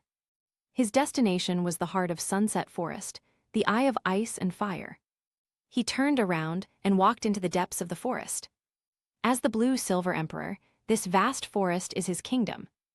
Countless blue-silver grasses swayed gently at his feet, conveying the most respectful submission and greetings. The wind in the forest softened, brushing against the hem of his clothes and carrying the fragrance of grass and trees. The further in you go, the stronger the aura of the spirit beasts in the forest becomes. 1,000 years, 10,000 years. There was even an aura that faintly reached the level of 100,000 years. However, when these powerful soul beasts sensed the kingly aura emanating from Lin Yi, which originated from the very essence of life, they all restrained their aura, prostrated themselves on the ground, and dared not offend him in the slightest. Forestry has made steady progress without any obstacles. Soon, the scenery ahead began to change. A faint mist, carrying a sweet fishy smell, filled the air. The surrounding plants gradually turned from a vibrant emerald green to a sickly dark green, and some tree branches even showed signs of decay. The forestry team paused slightly. He raised his eyes and looked at the area shrouded in a thin mist in front of him. Through his connection with the blue-silver grass in this area, he clearly sensed that the vitality of this region was being constantly eroded and assimilated by an external force. A trap, a highly poisonous magic circle that had been set up here beforehand. A playful smile appeared on Lin Yi's lips. "That's interesting." Instead of taking a detour, he stepped confidently into the thin mist. Right from the first step he took. Buzz! A muffled hum resounded, and countless eerie dark green patterns instantly lit up on the ground beneath their feet. These runes intertwined to form a giant spider web, covering an area of several hundred meters in radius. In an instant, the surrounding mist surged violently, transforming into a dense, almost impenetrable, emerald-green poisonous miasma. Within the poisonous miasma, it seemed as if thousands of snake shadows were hissing and roaring. A chilling, malevolent, and highly corrosive aura surged towards Lin Yi from all directions, threatening to melt him into this sea of poison. The venom of the jade phosphorus serpent king. This toxin is extremely potent. For human soul masters, unless their cultivation reaches the level of a title Douluo, they can isolate all laws with their own domain. Otherwise, once you step into this carefully arranged poison array, your soul power will be instantly eroded, and your flesh and blood will turn into a puddle of pus within a few breaths, and you will surely die. However, the forestry worker simply stood there quietly, letting the surging poisonous miasma completely engulf him. His expression remained completely unchanged. Too young, he murmured to himself. The essence of toxins is nothing more than destruction and plunder. It destroys the bodies of living beings and plunders their original vitality. The venom of the azure phosphorus serpent king is indeed a rare and extraordinary poison, extremely efficient at robbing people of their life force. Unfortunately, it chose the wrong opponent. The forestry department had a sudden thought. Boom! Centered on him, a vast and boundless life force suddenly erupted. This aura doesn't just belong to him personally, it connects the entire sunset forest. Every blade of grass, every tree, every flower, every leaf, the vitality of all plants flows into his body through the veins of the earth at this moment. If the jade phosphorus serpent king's venom is a greedy serpent, what forestry possesses at this moment is an endless ocean of life. No matter how fierce a venomous snake is, how big of a wave can it create if it jumps into the ocean? The emerald green poisonous miasma frantically eroded the forestry plantation, but like a stream flowing into the sea, it was instantly washed away, diluted and assimilated by the immense life energy, disappearing without a trace. Its inexhaustible vitality is enough to consume any deadly poison in the world. It's time to end this. Chapter 76. Forestry has lost some of its appeal. He raised his right arm, his mind sinking into his body. Blue-silver body. In an instant, a dazzling golden light burst forth from his body. Countless mysterious blue-silver grass patterns appeared on his skin, each pattern shimmering with immortal golden divine light. An indestructible and domineering aura soared into the sky, even tearing a huge hole in the poisonous miasma surrounding him. He clenched his right fist, his muscles bulging, and golden light shimmered around it. No soul skills were used, nor was any excess energy mobilized. Yes, it exists, but it is pure to the extreme, and the power and life energy have been amplified by the god-level physique, blue-silver overlord body. Facing the core of the poison array beneath his feet, which was shimmering with a dark green light. A punch was thrown. Boom! A deafening roar, like a thunderclap from a clear sky. The entire area of the poison array trembled and collapsed violently under the impact of this punch. The golden fist force, composed of pure power and life energy, smashed into the poison array like a blazing sun, utterly destroying everything in its path. Click, click, click. The crisp cracking sounds rang out in rapid succession, like popping beans. The emerald green spider web, composed of countless runes, couldn't withstand the golden light for even a moment.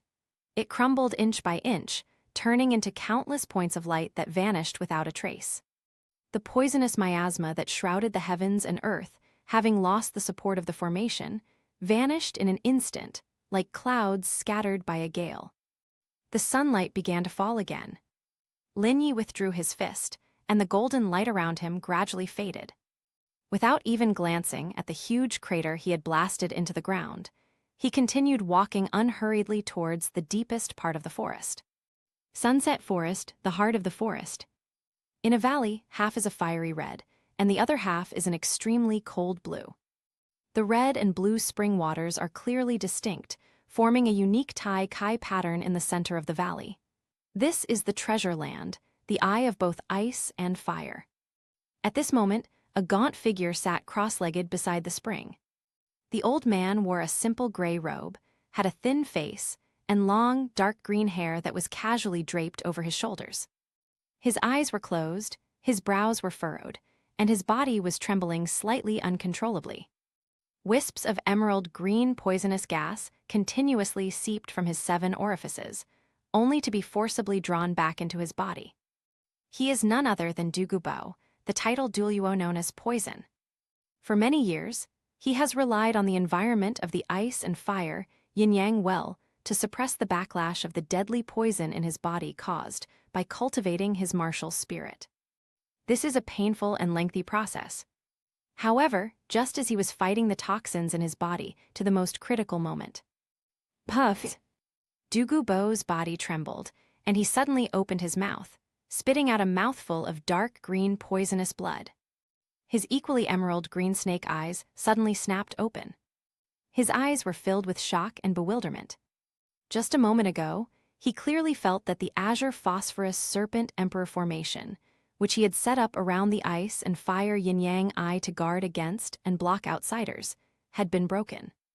It was neither cleverly bypassed nor slowly cracked. Instead, it was shattered head-on by a domineering and incomprehensible force. The moment the formation was destroyed, the trace of the poison source that was connected to his mind was also completely annihilated, causing him to suffer a severe backlash. How is this possible? Dugubo wiped the blood from the corner of his mouth, stood up abruptly, and looked in the direction where the formation had been broken. My azure phosphorus serpent emperor formation would require even an ordinary title Douluo to struggle to escape if trapped within it. Who on earth could be so ruthless as to completely destroy it in one blow? Dugubo was utterly horrified. That domineering and devastating power made even this titled Douluo feel a chill run down his spine. In all his years of life, he had never seen such a brutal way of breaking through the formation. The newcomer is definitely a top-tier expert. He dared not be negligent in the slightest. With a swift movement, he transformed into a streak of dark green light and sped away towards the outside of the valley. At the same time, Lin Yi had already passed through the poison array area that he had shattered with a single punch. The view ahead suddenly opened up. The fishy, sweet-smelling, poisonous fumes in the air had completely disappeared, replaced by a refreshing, herbal fragrance. This fragrance is not a single scent, but a blend of hundreds and thousands of different plant aromas, so rich that it almost becomes tangible. Just by taking a deep breath, Lin Yi felt the life energy within his body become more active. His gaze fell upon the land in front of him, surrounded by red and blue spring water. There, all sorts of exotic flowers and rare herbs grow, each one radiating a shimmering, precious light, clearly extraordinary at a glance. A divine item. Lin Yi stopped in his tracks, a hint of admiration in his eyes. The yin-yang eye of ice and fire is indeed a blessed land. His gaze swept across.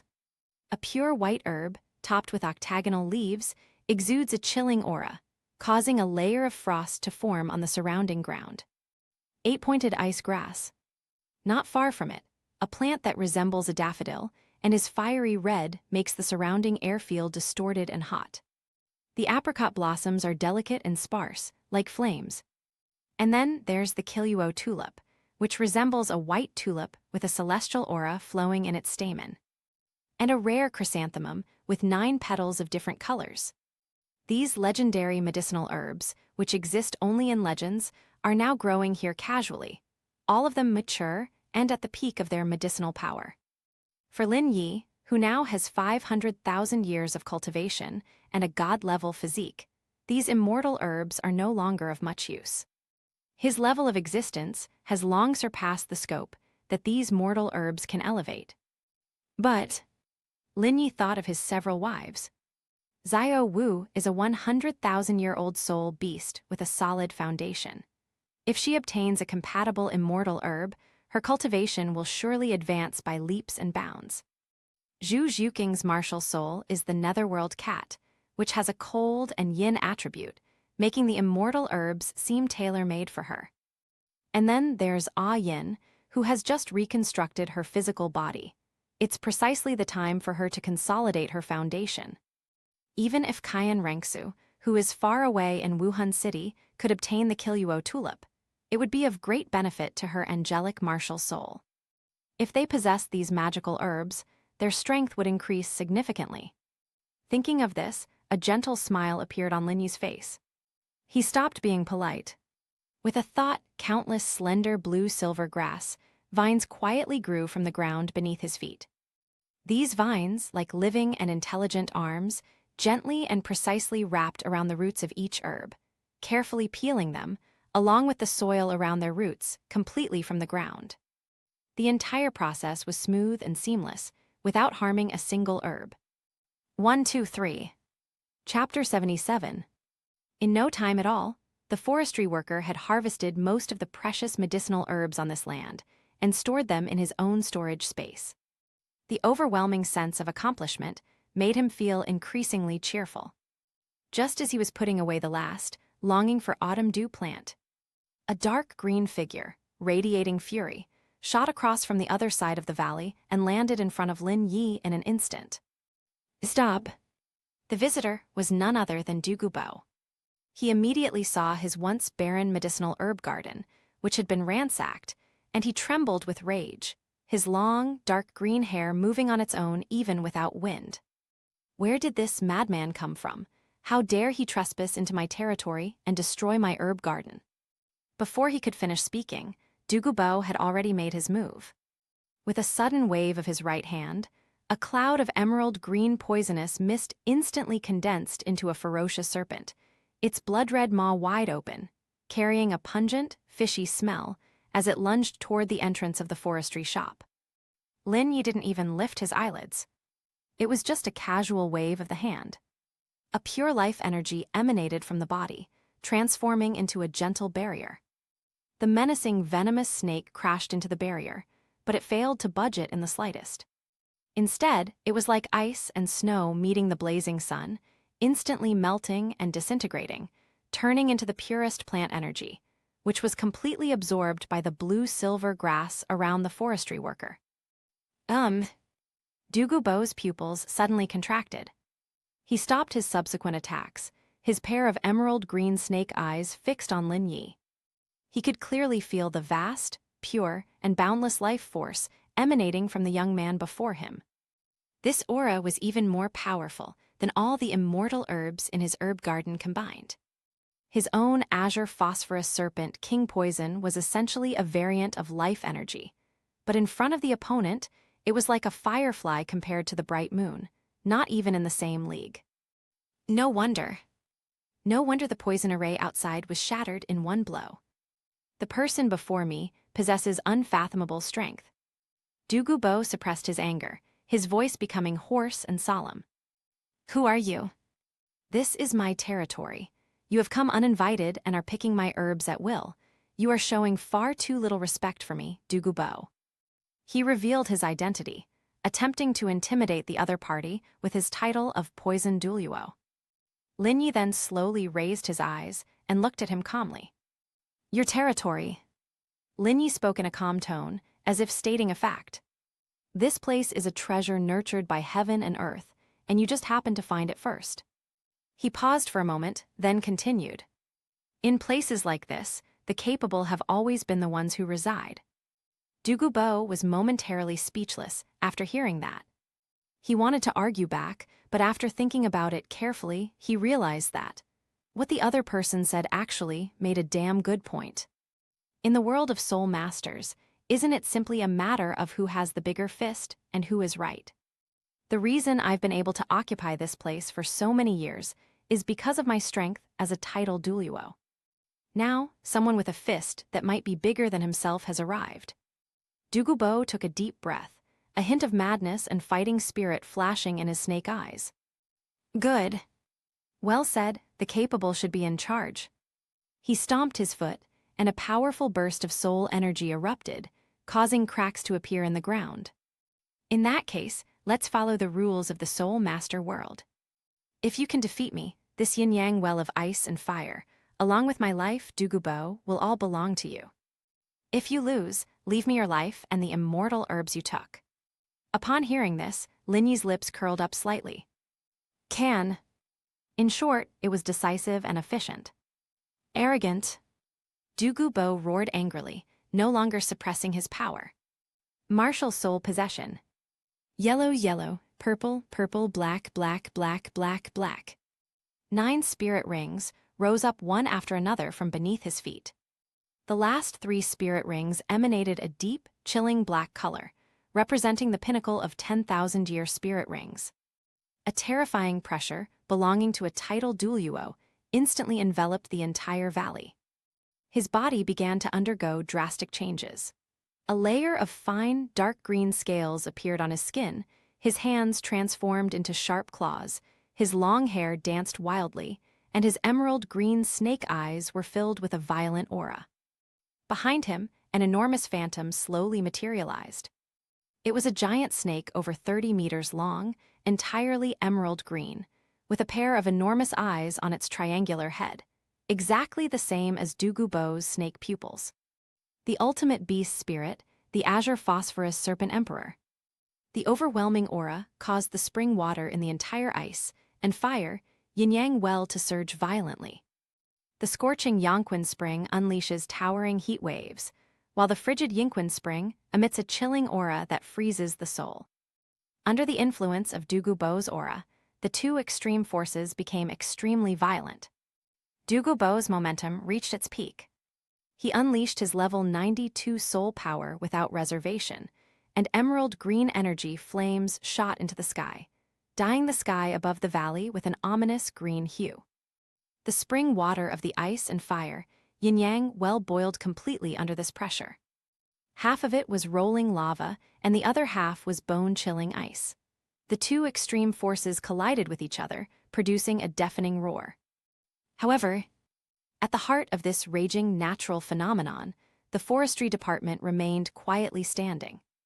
He didn't even release his martial spirit. He stood there motionless, his expression indifferent, as if the titled Douluo who was giving his all was nothing more than ordinary grass and trees by the roadside. Upon seeing this, Douluo's serpentine eyes burned even brighter with rage. What utter contempt! He thought the young man was intimidated by his aura as a titled Douluo. Since you're courting death, don't blame me. Douluo no longer hesitated, and his 3rd spirit ring suddenly lit up. 3rd soul skill, Azure Phosphorus Serpent King's Venom. He suddenly opened his mouth and spewed out a thick, almost liquid, dark green poisonous mist. This poisonous fog did not simply spread. Instead, it condensed in the air into a ferocious snake head, bearing its fangs and carrying an aura that corroded everything, descending upon the forestry industry. This is his most prized poison, one that even a titled Douluo of the same level would never dare to touch lightly. The snake's head roared in, about to devour the forestry. At that very moment, a sudden change has occurred. At the foot of the forest, on the ground, countless vines, shimmering with brilliant blue-gold light, burst forth from the soil. They appeared without warning, yet it was as if they were always meant to be there. These vines do not grow haphazardly, but in an instant, they intertwine and entwine in a mysterious and perfect trajectory, forming a huge, airtight blue-gold vine ball that completely envelops the forestry industry. The surface of the rattan ball shimmers with iridescent light, and every leaf and every vine contains a vast, ocean-like life force. Boom! The azure phosphorus serpent's head slammed violently into the rattan ball. There was no earth-shattering explosion, nor any intense clash of energy. The potent poison, strong enough to melt metal and stone, was purified, decomposed, and absorbed silently the moment it came into contact with the blue-gold vines, just like ice and snow thrown into a furnace. In the blink of an eye, the hideous snake head vanished without a trace, as if it had never existed. The blue-gold vines slowly unfurled and disappeared back into the ground. Forestry has reappeared. He remained standing in the same spot, his clothes not even fluttering. He raised his eyes and looked at Douluo, whose face was full of astonishment, his tone calm. An attack like that? Lin Yi shook his head slightly. Too weak. You. Douluo's chest heaved violently with anger. His composure as a titled Douluo seemed utterly laughable in the face of such an absolute disparity in strength. The opponent neutralized his soul skill without even lifting a finger. Chapter 78. Good, good, good. Douluo laughed in extreme anger, a hint of madness flashing in his eyes. Then try this trick again. He no longer showed any politeness or probing. The fifth and sixth spirit rings simultaneously erupted with dazzling light. Fifth soul skill, Serpent King's body. Sixth soul skill, Azure Phosphorus Serpent King's bite.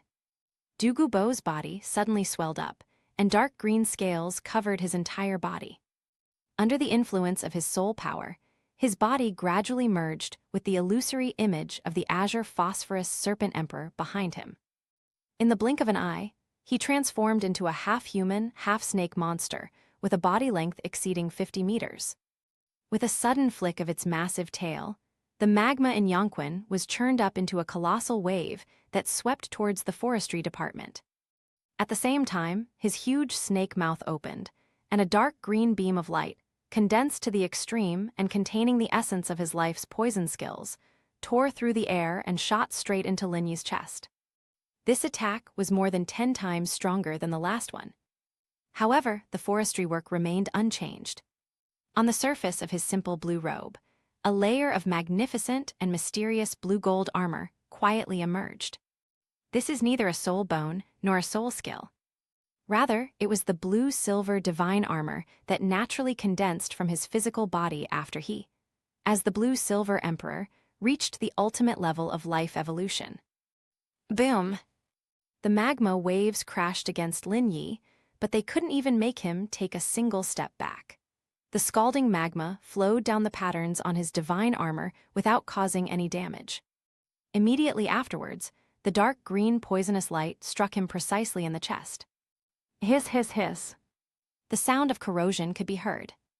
The brilliance of the blue-silver divine armor dimmed slightly under the corrosive effect of the poisonous light.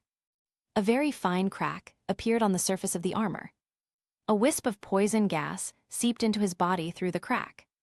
Upon seeing this, a hint of joy flashed in Douluo's snake-like eyes. They've broken through. As long as one's poison can enter the other person's body, even a god would be helpless. His thoughts hadn't fully formed yet. The joy on his face froze completely the next moment. Under the flow of blue-gold light, the tiny crack on Lin Yi's chest healed instantly at a speed visible to the naked eye, leaving it completely intact. Lin Yi's face didn't even show the slightest discomfort. The deadly poison that invaded his body was like a gentle breeze to him. His god-level blue-silver body contained terrifying life energy. This bit of poison was completely assimilated and transformed into his own nourishment in just a few breaths. This is impossible. Douluo's voice was trembling. Standing still, he took the full force of the attack head-on and was completely unharmed. What terrifying defensive and regenerative capabilities. The forestry sector's patience seems to have run out. He slowly raised his right hand. A dark red vine, covered with fine barbs, quietly emerged from his palm. Vampire vine. As soon as the vine appeared, it exuded a bloodthirsty and greedy aura. It trembled slightly in the air, its tip forked like a snake's tongue, pointing towards Douluo. A sense of excitement, originating from the depths of one's blood, emanated from the vines. Not long ago, it had just tasted the blood of the lone goose. At this moment, it felt a blood energy from Douluo that was of the same lineage and origin, yet 1,000 times stronger. That was the essence blood of a top-tier soul master, an unparalleled delicacy to it. Go. Forestry was described in a low voice. Call out. The vampire vine transformed into a dark red lightning bolt and shot through the air. A sense of foreboding arose in Douluo's heart. He lashed out wildly with his enormous snake tail, stirring up a cloud of poisonous mist and rubble in an attempt to stop it. However, the vampire vine displayed a liveliness that belied its appearance. It's like the most cunning snake. They moved with ease through the gaps in the barrage of attacks. Sometimes it moved close to the ground, sometimes it hovered in the air. Every turn was exquisite, and it easily dodged all of Douluo's attacks. Douluo was utterly shocked. His heart sank to the bottom. The opponent's strength is terrifyingly high. Throughout the entire process, the other party simply stood there, without even moving a single step. First, there's the blue-silver grass that automatically protects you. Then there's the indestructible blue-silver divine armor and the abnormal physique that can heal instantly. Only now have they finally made their move. But it only released a strange vine. Douluo had a strong intuition. The man in front of me hasn't even used half of his strength, let alone half. The poison he was so proud of was like a joke in front of him. Escape. The thought had barely crossed his mind when he extinguished it. In the face of such a powerful opponent, turning and running away will only hasten your death. Humiliation, anger, resentment, all sorts of emotions welled up in my heart. Ultimately, it all transformed into a resolute and ruthless determination. Roar! Douluo looked up at the sky and let out a roar that sounded inhuman. He knew he had no way out. Since that's the case, let's go all out one last time. His emerald green snake eyes blazed with a final light, locking onto the approaching dark red vine, and behind it, the man whose expression remained indifferent. He's preparing to use his last trump card. His resolute ruthlessness transformed into Douluo's final soul power. On his enormous half-human, half-snake body, 9 spirit rings spun wildly at an unprecedented speed. Finally, all the light converged on the 9th soul ring, which represented 90,000 years of cultivation. Buzz! The energy of heaven and earth seemed to freeze at that moment. The spring water of the ice and fire yin-yang well stopped boiling, and the wind in the valley also stopped blowing. All was silent. Lin Yi's figure was reflected in Douluo's snake-like eyes, and every word he uttered seemed to be squeezed out from between his teeth. Kid, if you can withstand my final blow, my life, this ice and fire yin-yang well, and the entire sunset forest will be yours to deal with. The moment he finished speaking, his enormous snake mouth suddenly opened wide. A beam of emerald green light, condensed to its extreme and seemingly capable of piercing through time and space, burst forth from his mouth. 9th soul skill, Azure Phosphorus Divine Light. This strike concentrated all of his soul power and spiritual power as a level 92 title Douluo. Wherever the beam of light passed, space itself was subtly distorted. Whether it was the flames of Yongqun or the chill of Yingqun, they were completely annihilated and turned into nothingness the moment they touched this divine light. This is an attack that's risked everything. Faced with this devastating blow, the forestry sector has finally taken new steps. He neither summoned vines nor enhanced his blue-silver divine armor. He simply stood there quietly, a faint, almost imperceptible blue-gold halo emanating from his body. God-level physique, blue-silver invincible body. The halo was so faint that compared to the magnificent azure phosphorescent light, it was like a candle flame in a storm. It felt as if it would be completely swallowed up in the next second. Chapter 79. Boom! The azure light slammed solidly into the chest of the forestry department. In an instant, the entire valley was enveloped in a dazzling emerald green light. A terrifying energy storm spread wildly outwards from the point of impact. The valley walls were torn apart inch by inch, and the spring water of the ice and fire yin-yang eye was churned into giant waves hundreds of meters high. Countless rare medicinal herbs were reduced to dust in the aftershocks. The whole world seemed to consist only of that blinding green light and the deafening roar. After unleashing this attack, Douluo's body quickly shrank and returned to human form. His face was as pale as paper, his soul power was completely exhausted, and he staggered to his knees, panting heavily. He raised his head and stared intently at the center of the energy storm. Smoke and dust filled the air, and the green light lingered for a long time. A glimmer of hope rose in his heart. This strike exhausted all his strength. He didn't expect to kill the other party. That was too unrealistic. But at the very least, shouldn't the other party get hurt a little? As long as I can break through that tortoise-shell-like defense, as long as I can make him take a step back, I won't lose too badly. For a long time, the dust and light that filled the sky finally dissipated slowly. Douluo's pupils shrank to the size of pinpoints in an instant. The last glimmer of hope on his face froze completely, then turned into utter despair and hopelessness. in the center of that enormous crater created by the bombardment. Forestry remains unchanged, standing in the same place. He wasn't injured at all. He hadn't even moved an inch from where he was standing. His blue robe remained neat, and his hair was not disheveled at all. The azure light, powerful enough to annihilate everything, struck him like a spring breeze brushing across a hillside, leaving no trace. All destructive attacks were completely assimilated, decomposed, and vanished without a trace upon contact, with the faint aura of blue-silver dominance on his body. Douluo Bo's throat bobbed, but he couldn't utter a single word. Just then, he suddenly felt a tightness under his feet. He subconsciously looked down. Suddenly, several intricate and mysterious array patterns appeared on the ground where he was kneeling. These formations are composed of countless blue-gold rays of light, interconnected, radiating a vast life force and an unbreakable binding power. Blue-silver cage formation. Blue-silver undying formation. Douluo Bo's heart sank to the bottom. It turned out that while he was giving it his all and preparing to launch his final attack, his opponent had already calmly laid a trap at his feet. These formations can instantly kill or permanently imprison someone with just a single thought. From beginning to end, I felt like a complete clown.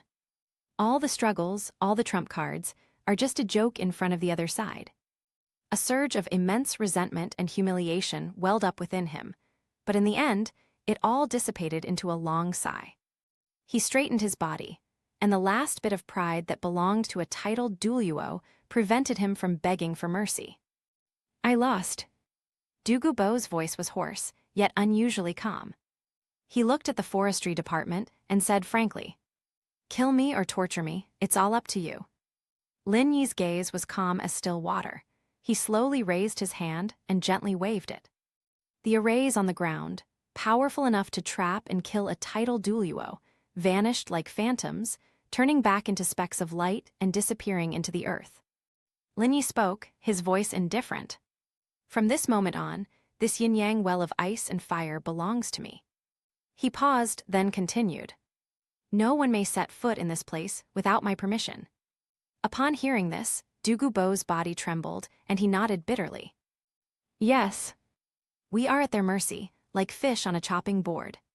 His life and death were entirely in the other party's hands.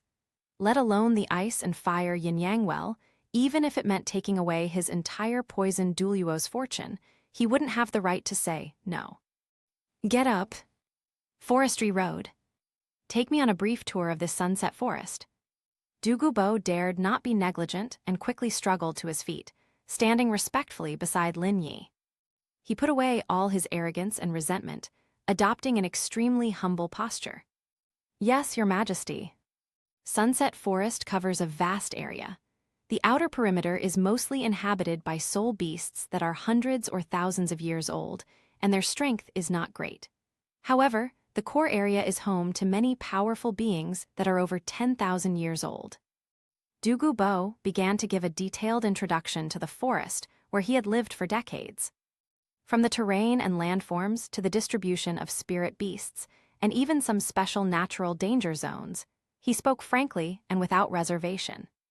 Lin listened quietly, nodding occasionally. The two walked slowly along the valley, one in front of the other. Finally, Douluo Bo pointed to the magical spring. "Your Majesty, this is a treasure land that can be called a miracle in the entire forest and even the entire continent, the Eye of Ice and Fire. This place gathers the spiritual energy of heaven and earth, which can nurture countless celestial herbs. It is a sacred cultivation ground for all plant-type martial soul masters." He was introducing himself. Just then, a clear, angry female voice came from afar outside the valley. "Grandpa, Grandpa, where are you?" The sound grew louder as it approached, and soon a slender figure appeared at the entrance of the valley. The visitor was none other than Douluo Yan. She wore a tight-fitting purple outfit that perfectly accentuated her stunning figure, especially her pair of straight and slender legs, which were incredibly elastic and alluring as she ran and jumped through the mountains. But at this moment, her pretty face was filled with grievance and resentment. She spotted her grandfather immediately and ran over quickly. Grandpa, you have to stand up for me.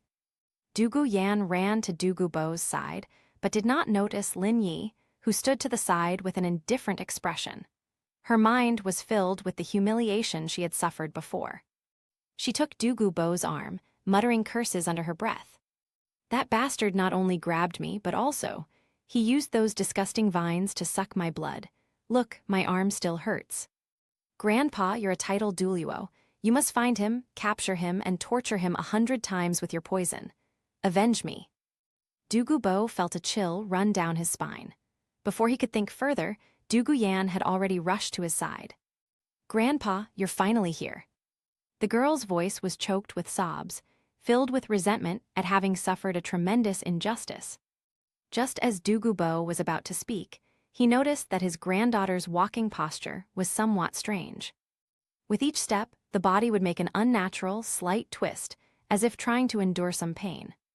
Yan, what happened to your leg? Dugu Bo frowned and asked with concern. It's not a leg. Dugu Yan blushed and quickly shook her head, changing the subject. She pointed to the whip mark on her arm that had almost healed and complained. Grandpa, look, I went hunting spirit beasts today and ran into a monster. That guy is inhuman. Without a word, they attacked me, not only stealing the 8-faced poisonous spider I had my eye on, but also, they whipped me with their vines and sucked my blood. Chapter 80. Dugu Yan became increasingly angry as she spoke, and her eyes even reddened. He bullied me from head to toe. I've never suffered such injustice in my entire life. Dugu Yan would never say that her most serious injury was actually in that pert spot, covered by her tight leather pants. Her skin was already raw and bleeding from the beating, and the burning pain made her restless and forced her to walk very carefully. How could she possibly talk about this shameful wound in front of her grandfather? As Dugu Bo listened to his granddaughter's tearful account and looked at the marks on her arm, a surge of anger suddenly ignited within him. He had just suffered humiliation at Lin Yi's hands and was seething with anger.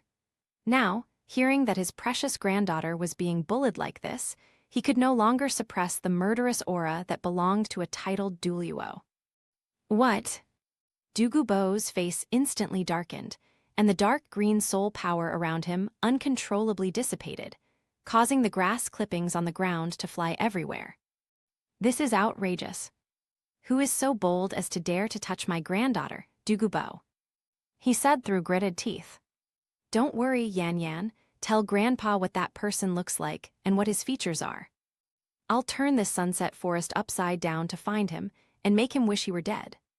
Seeing that her grandfather was angry for her sake, Dugu Yan was overjoyed. She could almost see that despicable man kneeling before her, being tortured to the point of death by her grandfather's deadly poison. That's wonderful, Grandpa. Dugu Yan excitedly shook Dugu Bo's arm, a joyful smile spreading across her face. That guy was young, wearing a long blue robe, and his strength was quite strange. He specialized in using disgusting vines.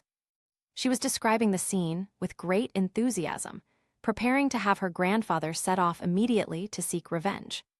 Just then, a detached voice sounded faintly from behind Dugu Bo. Keep the change, please. The sound wasn't loud, but it clearly reached the ears of the grandfather and grandson. Dugu Yan's words came to an abrupt halt. She subconsciously looked towards the source of the sound and noticed that there was someone standing next to her grandfather. A young man with a handsome face and a calm expression, dressed in a blue robe. The moment she saw that face, the excitement and pleasure on Dugu Yan's face froze, replaced by a fear that came from the depths of her soul. Ah! She let out a short scream, her body jolted as if electrocuted, and instinctively took several steps back, hiding directly behind Dugu Bo, peeking out only her head and looking at Lin Yi with fear in her eyes. It's him. This is the devil. What's he doing here, and standing with Grandpa? Lin Yi glanced at her calmly, then spoke slowly. I was the one who hit him. A simple sentence, devoid of any emotion, yet it struck Dugu Bo like a thunderclap from the heavens. Before Dugu Yan could fully recover from the shock, emboldened by her grandfather's support, she pointed at Lin Yi and shouted at Dugu Bo. Grandpa, it's him. This bastard hit me. Quick, get revenge for me. Use your azure phosphorus serpent king venom to poison him to death. However, the scene she had envisioned, where her grandfather would fly into a rage and subdue the other party, did not occur. All she saw was that her grandfather, a titled Douluo who was always fearless, suddenly stiffened upon hearing those words. Douluo's face, at a speed visible to the naked eye, changed from its previous gloomy and furious expression to deathly pale, and then from deathly pale to ashen. He slowly, inch by inch, turned his head to look at Lin Yi beside him. There was no trace of ferocity left in his eyes, only an overwhelming sense of fear and despair. Revenge. How can we take revenge? Are you willing to risk your old life? He couldn't even scratch a hair on the opponent's head. His ninth soul skill, which he had used with all his might, was nothing more than a tickle in front of the opponent. Now, his good-for-nothing granddaughter is actually pointing her finger at him in front of him and asking him to poison him. At that moment, Douluo felt dizzy, and a chill ran from the soles of his feet straight to the top of his head. It's over. That's it, everything's over. This man's strength is unfathomable, and his temperament is as cold as ice. If he gets displeased, forget about revenge, neither he nor his grandson will be able to leave this valley alive today. Smack. A crisp sound. Douluo suddenly turned his head and slapped Douluo, who was still shouting, across the face. He didn't use his soul power in that slap, but the force was definitely not light. Douluo was completely stunned by the blow. She covered her reddened cheek and stared blankly at her grandfather. Grandpa, you hit me. I'm going to beat you up, you unfilial grandson. Douluo was trembling with anger. He pointed at Douluo's nose and scolded her in a low voice. This esteemed one is a soul beast, a humble and kind-hearted person. How could he possibly attack a junior like you without any reason? Douluo was completely dumbfounded. Your Majesty, soul beast. Is he humble, kind-hearted? What nonsense is Grandpa talking about? Does this pervert who beat himself so badly have anything to do with these words? The sudden change in wind direction left her mind blank. Explain. Douluo questioned sharply. Are you hiding something? Did you provoke His Majesty first? Douluo was frightened by her grandfather's fierce appearance, and she protested, feeling wronged. I didn't, it was him, he stole my soul beast. You stole your soul beast. Douluo sneered. He knew his granddaughter's temper all too well. She was spoiled and arrogant, so it must have been her who started it. Did you take a fancy to your Majesty's soul beast and try to steal it, only to get taught a lesson instead? I don't. Douluo was so anxious she almost cried. Where did His Majesty hit you? Douluo pressed for answers. He needed to get to the bottom of things and give Lin Yi an explanation. He hit me. Douluo's face flushed red instantly. How could she possibly say such a thing? Does she have to tell her grandfather, in front of this devil, that she was beaten on the ground? How will she ever face anyone again?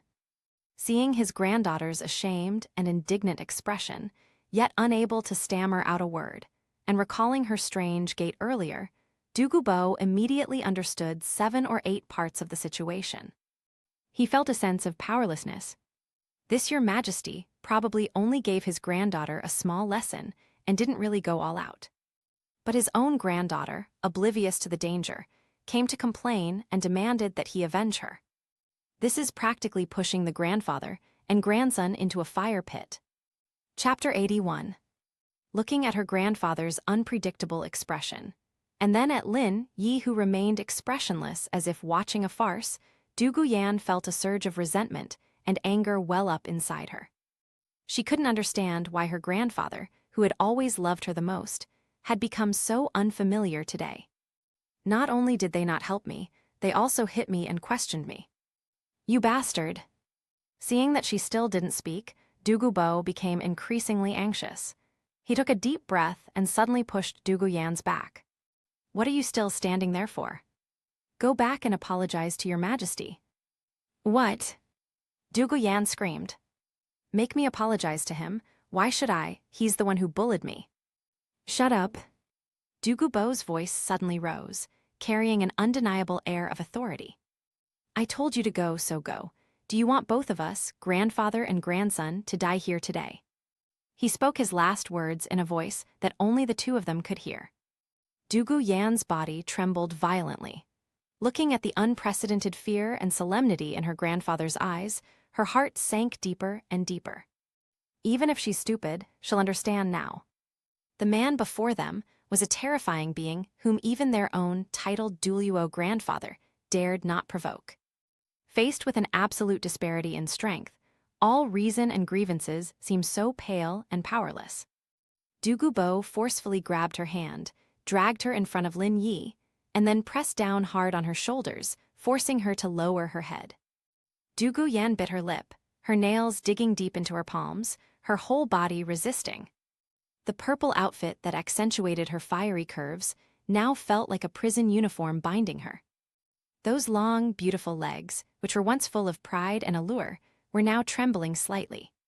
Tears of humiliation welled up in her eyes, but she forced them back.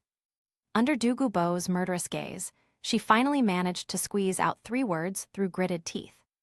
The sound was as soft as a mosquito's buzz. Sorry. The 3 words Douluo Yan seemed light and airy, as if they could be blown away by the wind at any moment, yet they struck the hearts of the grandfather and granddaughter heavily. The atmosphere became somewhat tense for a moment. Douluo stiffly released his hand from his granddaughter, turned around, and forced a smile at Lin Yi that looked more like a grimace. Your Majesty, look. He rubbed his hands together, adopting an extremely humble posture, his old face full of flattery and fear. The child is just a kid and doesn't know any better. He offended you and caused a little friction. It's all my fault as your grandfather for not disciplining them properly. If you want to punish someone, punish this old man. You're so magnanimous, please don't take it to heart. Douluo carefully chose his words, downplaying the lesson that the forestry department had given Douluo Yan as a minor friction. He was giving the forestry industry a way out and also saving face for his granddaughter. Lin Yi shifted his gaze from Douluo Yan's pretty face, which was filled with humiliation and resentment, and glanced indifferently at Douluo. I didn't take it seriously. He really didn't take it seriously. To him, teaching Douluo Yan a lesson was nothing more than casually swatting a buzzing mosquito, and he would forget about it afterward. If she hadn't bumped into him, he wouldn't have even bothered to look at her again. Hearing this, Douluo's heart, which had been hanging in midair, finally felt half relieved. He let out a long sigh of relief, and his tense body relaxed. But in that very instant... Well, Douluo's expression suddenly changed, and he let out a suppressed groan. His body swayed suddenly, his feet stumbled, and he lost control and fell forward, almost falling headfirst to the ground. Grandfather! Douluo Yan exclaimed in surprise, forgetting all her grievances, and rushed forward to firmly support Douluo's swaying body. The first thing I touched was my grandfather's arm, which was trembling violently. Douluo's face was now completely devoid of color, replaced by an eerie dark green hue. Veins bulged on his forehead, large beads of sweat rolled down his face, his jaw was clenched, and his body convulsed uncontrollably from the intense pain. That usually imposing face was now completely distorted and deformed, looking as if he was in extreme pain. Grandpa, what's wrong? Douluo Yan's voice was choked with sobs, and she was so anxious that tears were about to fall. She had never seen her grandfather look so pained. My old problem, it's flared up again. Douluo squeezed out a few words through gritted teeth, each breath like pulling a broken bellows, filled with hardship and pain. Just now when I fought with your Majesty, I overused my soul power and the toxins in my body. I couldn't suppress them anymore. He spoke haltingly, clearly enduring immense torment. This is what our azure phosphorus serpent Emperor Martial soul is like. It hurts others, and it hurts yourself. I was fine when I was young, but now, my health is not what it used to be. Every backlash feels like it's going to kill me. Douluo leaned against his granddaughter, breathing heavily, his eyes beginning to glaze over. I'm afraid we won't be able to hold on for much longer. No way, Grandpa, you're talking nonsense. Douluo Yan's tears finally broke free, She hugged her grandfather tightly and cried out. "You're a titled Douluo. How could you die? You can't die." Seeing his granddaughter's tearful face, Douluo felt a pang of heartache and reluctance. He struggled to raise his hand, wanting to wipe away her tears, but he couldn't even manage such a simple gesture. His gaze passed over his granddaughter's shoulder and landed on the young man who remained indifferent not far away. A resolute glint flashed in those cloudy old eyes. He knew his days were numbered. It doesn't matter if he dies, but what about Yan Yan? Throughout his life, he has been eccentric and has made countless enemies. Those enemies, restrained by his strength as a titled Douluo, dared not retaliate openly, but their underhanded tactics never ceased. Once he falls, those jackals and tigers will pounce on him without hesitation and tear his only granddaughter to pieces. No. Absolutely not. He had to find a powerful enough backer for Yan Yan before he died. And the unfathomable soul beast before them was undoubtedly the best and only choice. "Your Majesty." Douluo pushed Dugu Yan away and forced himself to stand up straight, even though the excruciating pain made him almost faint. He bowed deeply and solemnly to the forestry department. "I have a request."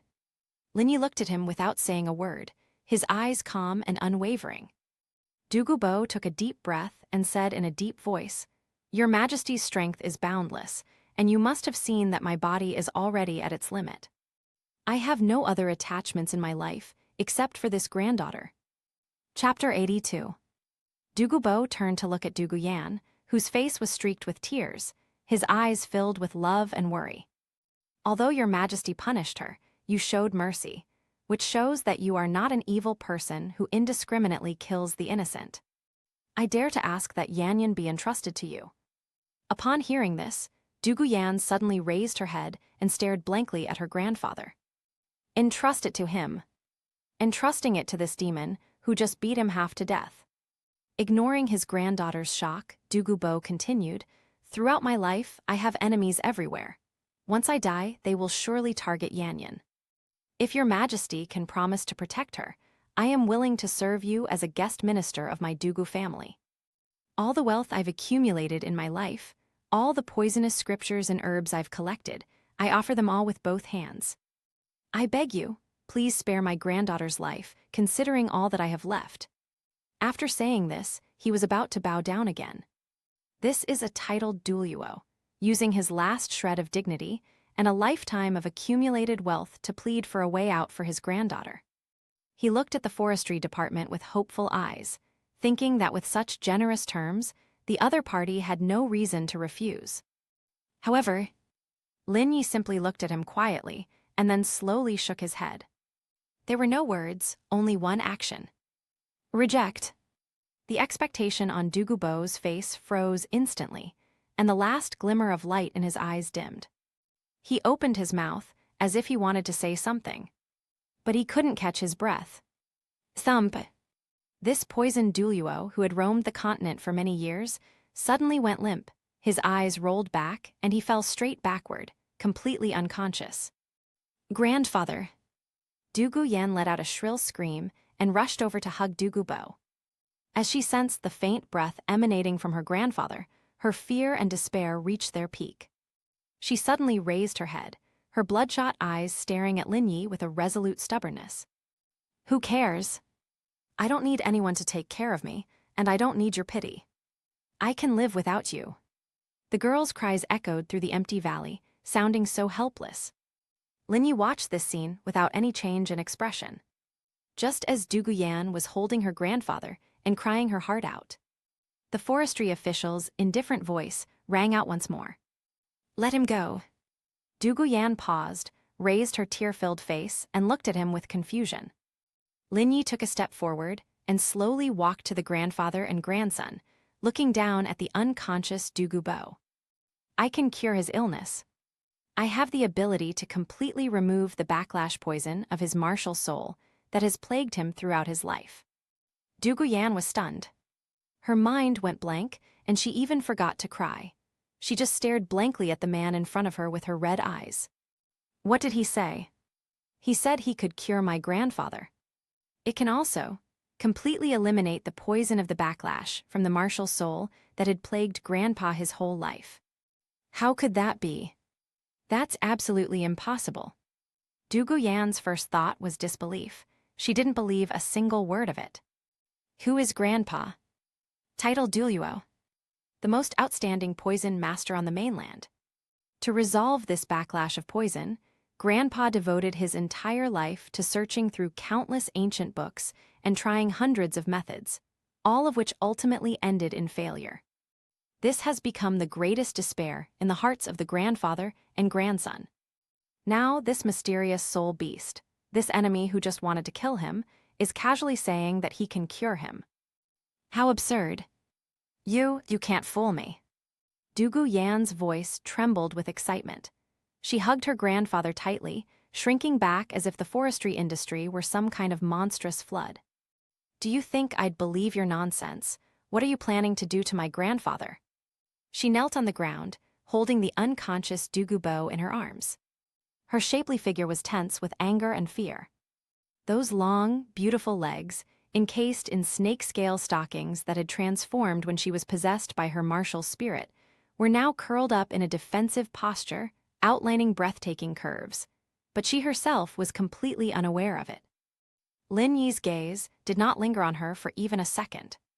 He simply looked at her calmly, his eyes devoid of any emotion, as if he were looking at an unyielding stone. Whether you believe it or not is your business. Whether I save her or not is my business. Now move aside. Dugu Yan's heart skipped a beat. Reason told her that she couldn't trust the man in front of her. But looking at her grandfather in her arms, whose breath was growing weaker and weaker, and his face that had turned dark green and swollen from the poison, her defenses began to crumble violently. Just in case. What if he's telling the truth? Even if there's only a 1 in 10,000 chance, she has to seize it. This is Grandpa's only chance of survival. Thinking of this, Dugu Yan bit her lower lip tightly, her nails digging deeply into her palm. The excruciating pain cleared her confused mind somewhat.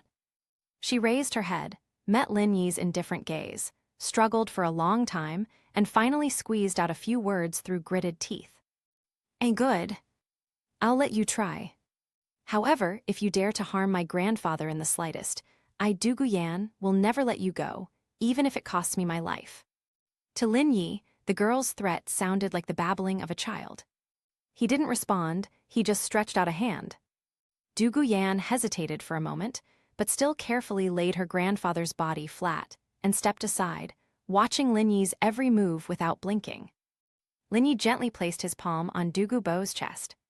The next moment, buzz! A dazzling pale blue halo suddenly bloomed from his palm. The light was not dazzling, but rather full of gentleness and vitality. Immediately afterwards, endless life energy, like a river bursting its banks, surged into Dugu Bo's body. Dugu Yan's eyes widened. She could clearly see that, as the blue light was injected, the terrifying dark green color on her grandfather's face was fading at a speed visible to the naked eye. The bulging veins that had twisted and throbbed from the pain gradually subsided. The breath, which had been so faint it was almost gone, began to become steady and strong.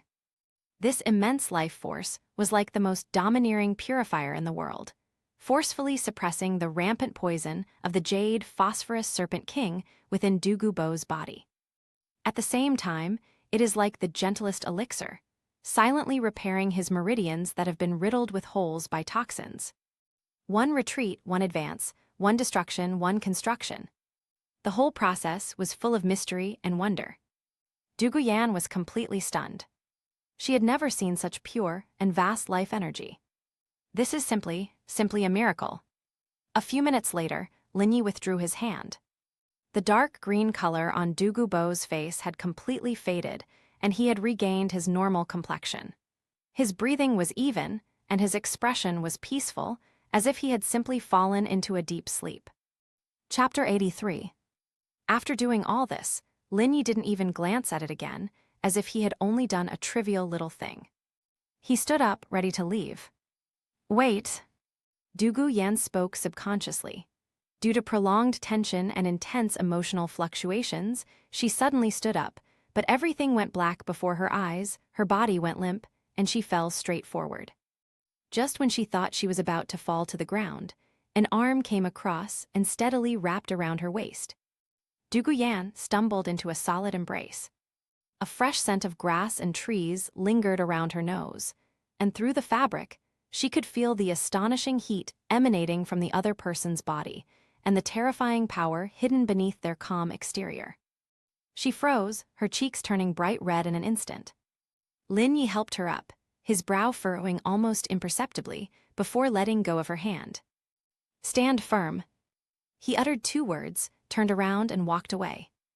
Du Guyan quickly steadied herself and watched his retreating figure as he walked towards the direction of the ice and fire yin-yang eye, her feelings extremely complicated. Lin Yi ignored the grandfather and grandson. For him, the treatment he just received was nothing more than a simple act of kindness. His true purpose was the entire sunset forest and this treasure land created by nature. He walked slowly through the valley, his powerful divine sense spreading out like an overwhelming force, exploring every inch of the land and every plant. Those rare and precious medicinal herbs that are considered extremely rare by outsiders, such as the 8-cornered ice grass, the fiery apricot, and the beautiful tulip, all had nowhere to hide under his divine sense. He noted down their locations and characteristics one by one. "Take all of these with you." He intends to relocate not only these immortal herbs, but also the ice and fire yin-yang well, and even the core ecosystem of the entire sunset forest, back to the Blue-Silver Kingdom. This will be one of the most precious assets of the Blue-Silver Kingdom. "Where should I put it?" Lin Yi walked along, lost in thought. "Is it placed next to the Lake of Life, complementing the ancient Jianmu tree? Or should we create a separate area to simulate the environment of a sunset forest? This needs to be planned carefully." Just as the forestry worker was planning his kingdom, a suppressed cough came from behind him. "Cough, cough, cough." Du Guyan turned around in surprise. "Grandpa, you're awake." Du Gubo slowly opened his eyes, his gaze still somewhat confused, but it quickly cleared. He subconsciously raised his hand to check his physical condition. This feeling struck him like a thunderbolt, leaving him frozen in place. This is. Du Gubo's voice was full of shock. He could clearly feel that the excruciating pain that had tormented him for decades had disappeared. The deadly venom of the azure phosphorus serpent king, like a maggot clinging to the bone, dwells deep within the meridians. Although it wasn't completely eliminated, it was firmly suppressed by an incredibly gentle, yet incredibly domineering life energy, cowering in a corner, no longer able to cause any trouble. Far from feeling like he was dying, he felt more relaxed than ever before. It felt like a mountain that had been pressing down on my body for decades had been lifted out. "Grandpa, how are you feeling?" Du Guyan asked with concern as she supported him. Much better, much better." Du Gubo muttered to himself as he circulated his soul power, finding that its flow was smoother than ever before. "This feeling is something I haven't felt in so long." He suddenly raised his head, his gaze fixed intently on the figure not far away who was observing a magical herb. Shocking. An unprecedented and shocking experience. The terminal illness that even he himself was helpless against was suppressed by the other party in a short time. What incredible power this is. Seeing her grandfather's expression, Du Guyan finally realized that everything Lin Yi said was true. He really has the ability to heal his own grandfather. The way she looked at Lin Yi had completely changed. All the previous hatred, humiliation, and resentment became insignificant in the face of Grandpa's life. She and her grandfather depended on each other for survival. Her grandfather was her everything, her everything. As long as it can save Grandpa. Du Guyan took a deep breath and made a decision in her heart. As long as her grandfather can live, she is willing to pay any price, let alone apologize. Night quietly descended upon Sunset Forest. A campfire rose in the valley, its orange flames leaping and dispelling the chill and darkness of the forest, illuminating 3 faces, each lost in their own thoughts. Lin Yi sat cross-legged on a huge rock, closed his eyes to rest, his breathing long and steady, as if he had become one with the entire forest. Douluo Bo leaned to one side, his body still weak, but his spirits were better than ever. He glanced at Lin Yi from time to time, his eyes filled with awe and curiosity. Only Douluo was restless. She looked at the campfire, the firelight flickering in her beautiful eyes, while an internal struggle raged within her. Grandpa's poison was only temporarily suppressed. The only hope for a complete cure lies with this man in front of us. She knew she had to do something. Finally, as if she had made up her mind, Douluo took a deep breath and stood up. She straightened her somewhat disheveled clothes and, with heavy steps, walked towards the boulder. Douluo Bo noticed his granddaughter's unusual behavior, opened his mouth as if to say something, but ultimately let out a soft sigh and chose to remain silent. He knew his granddaughter's pride, and he also knew what she had to give up at this moment. Douluo Bo chose to leave, leaving the place to the two of them. Douluo stopped 3 steps away from Lin Yi. She clenched her fists so tightly that her knuckles turned white from the force. With a plop, she knelt down and bowed her proud head deeply to Lin Yi. "I was wrong before." The girl's voice trembled slightly, yet remained remarkably clear. "I shouldn't have been so willful and capricious, and I shouldn't have spoken rudely to you and offended you. I apologize to you for all my rudeness and stupidity. I hope you can forgive me." After saying that, she pressed her forehead to the cold ground, lowered her body, and adopted the most humble posture. Lin Yi slowly opened his eyes. His gaze was calm as still water, settling on the graceful body before him, which trembled slightly from humiliation and tension. He didn't tell her to get up, but simply spoke. "Oh, they're actually being so proactive." This seemingly casual remark, like a needle, pierced deeply into Douluo's heart. Her body stiffened for a moment, and her cheeks instantly turned bright red. But she did not raise her head, remaining kneeling, her voice becoming even softer, carrying a hint of pleading. "As long as you can completely cure my grandfather, I'm willing to give everything." As she spoke, she raised her hand with trembling hands and unbuttoned the Chinese knot buttons on her blouse. She tore open her dark green outfit without hesitation, revealing a white undergarment underneath. Chapter 84. Then there's the hem of the skirt. One by one, Douluo resolutely removed her clothes, which were scattered on the grass beside her. Soon, a flawless and captivating body was presented to the forestry worker, without reservation, in the flickering firelight. The girl's skin was as white as jade, and it shone with an alluring luster in the firelight. Her figure was exquisitely curvaceous, every curve seemingly sculpted by the most meticulous care of God. Especially her long, beautiful legs, encased in snakescale stockings, appeared even more taut and perky due to her kneeling posture, outlining a breathtaking curve and exuding a fatal attraction. This is her most valuable asset as a woman. This was also the only bargaining chip she could offer at that moment. "Please." Douluo closed her eyes, glistening teardrops clinging to her long eyelashes, her voice barely audible. "Please, save my grandfather." She gave up everything, her dignity, her body, just to give her grandfather a chance to live. However, the expected action did not occur. The surroundings were completely silent, except for the crackling sound of the campfire. Douluo waited for a long time, overwhelmed by shame and unease. She couldn't help but secretly open her eyes a crack. Lin Yi remained seated on the boulder, his expression unchanged. His gaze didn't even linger on her prized body, but calmly focused on the flickering flames, as if this sight, enough to drive any man mad, was nothing more than ordinary scenery. "Put them on." Lin Yi's voice rang out, indifferent and devoid of any emotion. Douluo was struck dumb, completely stunned. What does he mean by that? Boom. Douluo's mind went blank. Shame instantly overwhelmed her reason. He actually doesn't care. He risked everything, but in his eyes it was worthless. Tears, which could no longer be held back, streamed down my face. Lin Yi seemed oblivious to her breakdown and continued speaking. "I am not short of women around me. Whether it's looks or ability, there are people who are better than you. These words made her feel even more ashamed.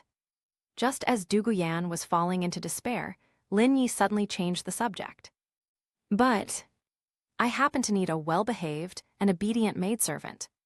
Du Guyan suddenly raised her head, looking at him with teary eyes. Lin Yi's gaze finally fell on her face, his eyes deep and penetrating, as if they could see right through her. The conditions are very simple. Serve me as my maid for 3 months. During this time, you must obey my every word. Whatever I say, you must do. If you can do that, I will completely remove the poison of the backlash from Du Gubo's martial soul in 3 months. Maid. Obey without question. Du Guyan was stunned.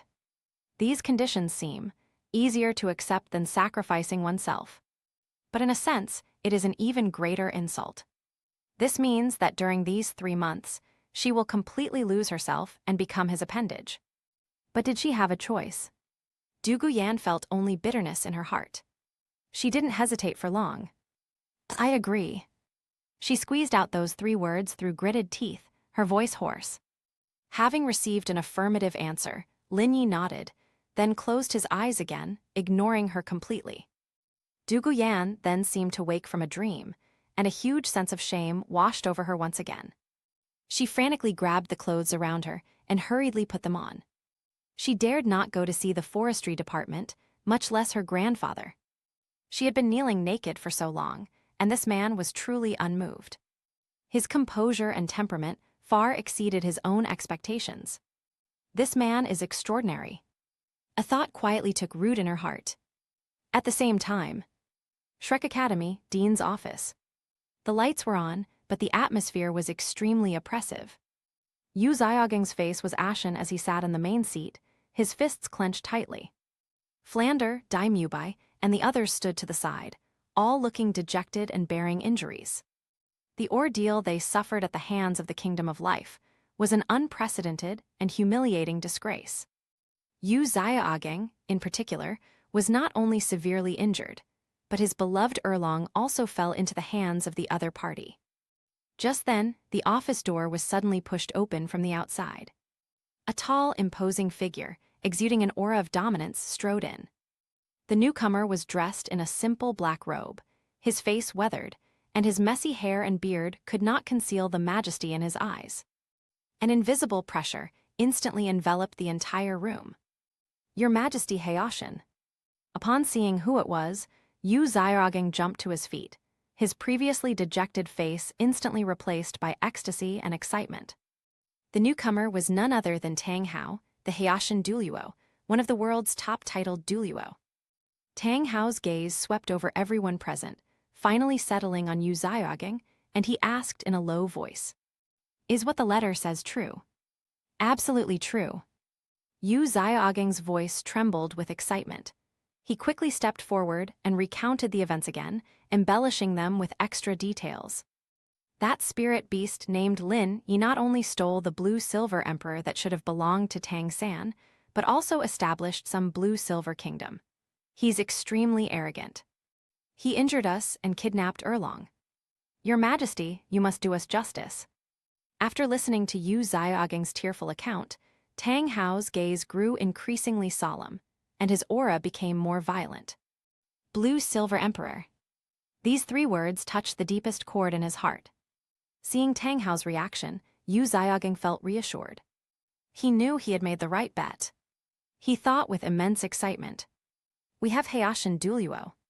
With the intervention of this strongest offensive, titled Douluo on the continent, we will definitely be able to wipe away this humiliation.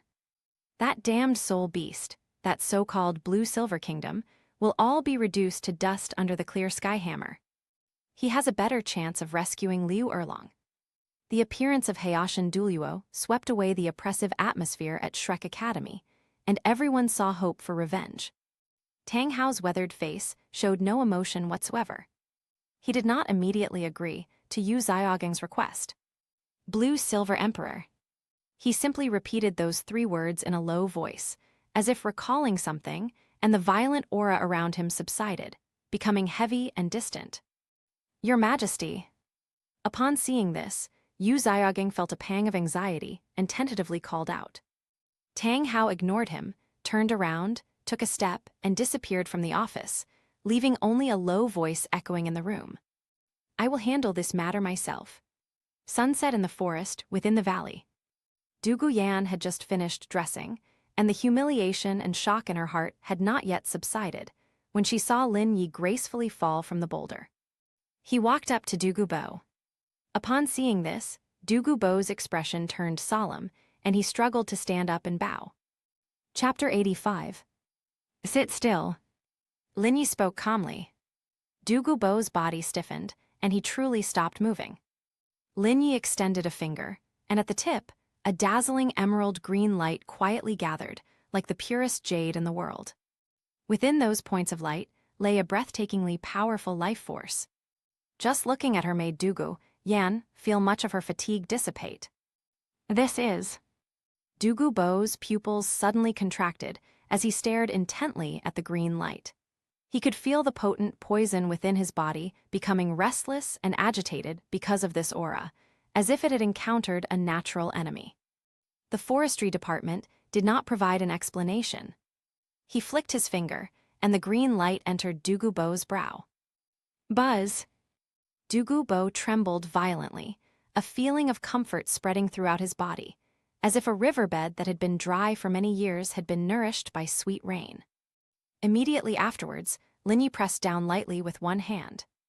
In the center of the valley, the strange spring, the yin-yang spring of ice and fire, suddenly began to boil. Two distinct yet perfectly blended streams of energy, one red and one blue, were drawn out by an invisible force, transforming into two long energy dragons that spiraled towards Dugu Bo. Dugu Bo let out a muffled groan. The pain of being simultaneously infused with both extreme cold and extreme heat is far beyond what ordinary people can imagine. But soon, he discovered that under the influence of these two energies, the toxins in his body that had long been integrated with his flesh, bones, and even soul were being gradually peeled away.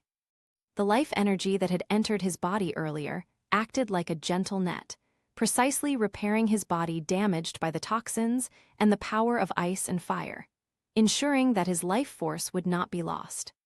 Wisps of dark green poisonous gas began to seep out from Dugu Bo's 7 orifices and pores all over his body. When these toxic gases fall to the ground, they sizzle and corrode even the hardest rocks, emitting a pungent, fishy stench. Dugu Yan watched this scene with bated breath, her heart pounding in her chest. She could feel the immense pain her grandfather was enduring, but she could also see that his face, which had been a sickly green due to poisoning for years, was regaining its rosy color at a visible speed. The entire process lasted a full hour. After the last wisp of poison gas was expelled from Dugu Bo's body, Lin Yi slowly withdrew his hand. The swirling ice and fire energy dissipated and returned to the spring. Dugu Bo suddenly opened his tightly closed eyes, and 2 beams of light shot out. Boom! A powerful and unparalleled surge of soul energy suddenly erupted from him. This aura is far stronger than when he was at his peak. My poison is cured. Dugu Bo slowly stood up, feeling an unprecedented ease and surging soul power within his body, his expression filled with shock. The poison of the backlash of his martial soul, which had plagued him all his life and tormented him day and night, was thus eliminated. He stretched his muscles and bones, which crackled and popped. Not only that, he examined his inner soul power, and the look of astonishment on his face deepened. My soul power, level 93. I've been promoted 2 levels in a row. Without the limitations and burdens of toxins, his accumulated strength over the years, tempered by the immense life energy and the power of ice and fire, erupted instantly, breaking through the bottleneck. He jumped from level 91 to level 93, becoming a titled Douluo. What a terrifying method! The man before me was not only so powerful in attack that he could easily defeat me, but his healing methods were also at a level that could be described as defying fate. Its strength is unfathomable. Dugu Bo's gaze toward the forestry department had shifted from awe to utter submission. He took a deep breath and solemnly knelt on one knee in front of the forestry department. Many thanks to the Blue Silver Emperor for saving my life. This kindness will never be forgotten by Douluo. His only regret was that this precious land, this yin-yang well of ice and fire, would belong to the person before him from now on. But then he thought, if it weren't for forestry, this precious land would be nothing more than a place for him to barely survive, and there would be no cure for his granddaughter's poison. Thinking about it this way, he felt that he had gotten a huge advantage. Douluo stood aside, taking in all of this. She was completely stunned. With a simple gesture, he cured the deadly poison that even a titled Douluo couldn't cure, and even raised his grandfather's cultivation level by 2 levels. What kind of divine power is this? She felt no more resentment or humiliation. At this moment, she felt only relief. I'm glad I made the right choice. To be able to follow such a being, even if only as a maid, is perhaps an opportunity that is difficult for ordinary people to attain. Get up. Linyi looked at Douluo with a calm expression. Transaction complete, you can leave now. Upon hearing this, Douluo stood up respectfully. He glanced at his granddaughter, a hint of hesitation flashing in his eyes, but ultimately decided to respect her choice. Blue Silver Emperor, well, I shall take my leave now. After he finished speaking, he prepared to turn and leave. Grandfather. Douluo suddenly spoke. Douluo stopped and turned to look at her. Douluo's face had regained its composure, and she smiled slightly at Douluo. You should go back now. I plan to stay. She paused, then turned her gaze to the forestry department, a hint of determination in her eyes. I want to follow him and go see the Blue Silver Kingdom he mentioned. She never mentioned that she was the protagonist's maid. After all, it would be 2 beneath a woman of exceptional talent from the Heavenly Dew Royal Academy to serve as a maid for a man. Upon hearing this, Douluo was taken aback at first, then a knowing smile appeared in his eyes. He nodded happily. Good. My granddaughter has finally come to her senses. If Yan could really establish a relationship with this Blue Silver Emperor, even if it was just to receive some guidance, it would be immeasurable for her future achievements. This can be considered her good fortune. Okay, then you should be careful. Douluo gave his granddaughter a deep look, then bowed to Linyi before transforming into a green shadow and quickly disappearing into the night of the forest. Silence returned to the valley. Douluo stood there somewhat awkwardly, unsure of what to do next. Linyi acted as if he hadn't seen her at all and walked straight to the center of the valley. He stood still and then slowly raised his right foot. It fell heavily. Thump! A muffled thud, like the beating of a war drum, shook the entire earth. The next moment, a scene that Douluo would never forget appeared. Centered on the forestry settlement, countless thick, dragon-like blue-gold vines suddenly burst forth from the ground. These vines shimmer with mysterious golden patterns as they grow wildly, spreading in all directions. Chapter 86. Boom! The hills surrounding the valley were easily entangled, bound, and then uprooted by these vines. That's right, it's pulling it up. Soil flew, boulders rolled down, and hills seemed to have turned into radishes, forcibly pulled out of the earth by an unparalleled force. Then, like the arms of a giant, the vines hurled the uprooted hills into the distance, or crushed them to fill the depressions on the other side. Move mountains. Land reclamation. This is simply the kind of power that only gods in legend possess. Douluo stood there blankly, her mouth agape, almost forgetting to breathe. The entire world, before her eyes, was being reshaped. The valley's topography is being rapidly altered in an unreasonable way. The man who caused all of this simply stood there quietly, his clothes fluttering, his expression indifferent, as if he had only done something insignificant. Douluo's mind went blank. She thought she had overestimated the man's abilities. But now she realizes that what she saw was perhaps not even the tip of the iceberg of his true power. Just how powerful is he? Titled Douluo. No, it's not just that. Could it be the legendary level 100 realm, which touches upon the realm of gods? After the miracle, there was a deathly silence. Douluo Yan stared blankly at the completely transformed valley before her. The heart that belonged to the proud daughter of heaven had long been crushed and was being reshaped in awe and fear. The entrance to the valley is blocked by two towering peaks, forming a natural barrier. The central yin-yang eye of ice and fire was quietly emitting a red and blue halo, and the surrounding land was shrouded in an invisible energy field, full of vitality. Those raging blue-gold vines had long since disappeared back into the ground, as if they had never existed. Lin Yi slowly withdrew his foot and turned to look at Douluo Yan. His eyes were calm as still water, as if the magnificent feat of moving mountains and filling seas was nothing more than a dust mote brushed off his clothes. "I have set up a magic array here." The forestry worker's voice rang out calmly. "From this day forward, this place will be one of the foundations of my blue-silver kingdom." Upon hearing this, Douluo Yan trembled involuntarily, lowered her head, and dared not meet his gaze. "Go find a carriage." The forestry department issued a command. Douluo Yan was stunned for a moment, then realized what she meant and quickly nodded. "Yes." Just as she was about to turn and leave, Lin Yi's voice came again. "Remember who you are."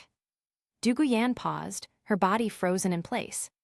Lin Yi's gaze slowly swept over her, from her delicate face to her shapely figure, and finally landed on her long, straight, beautiful legs.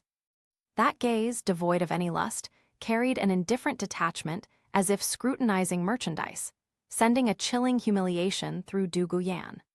"From today onwards, you will be my maid. From now on, you must call me master."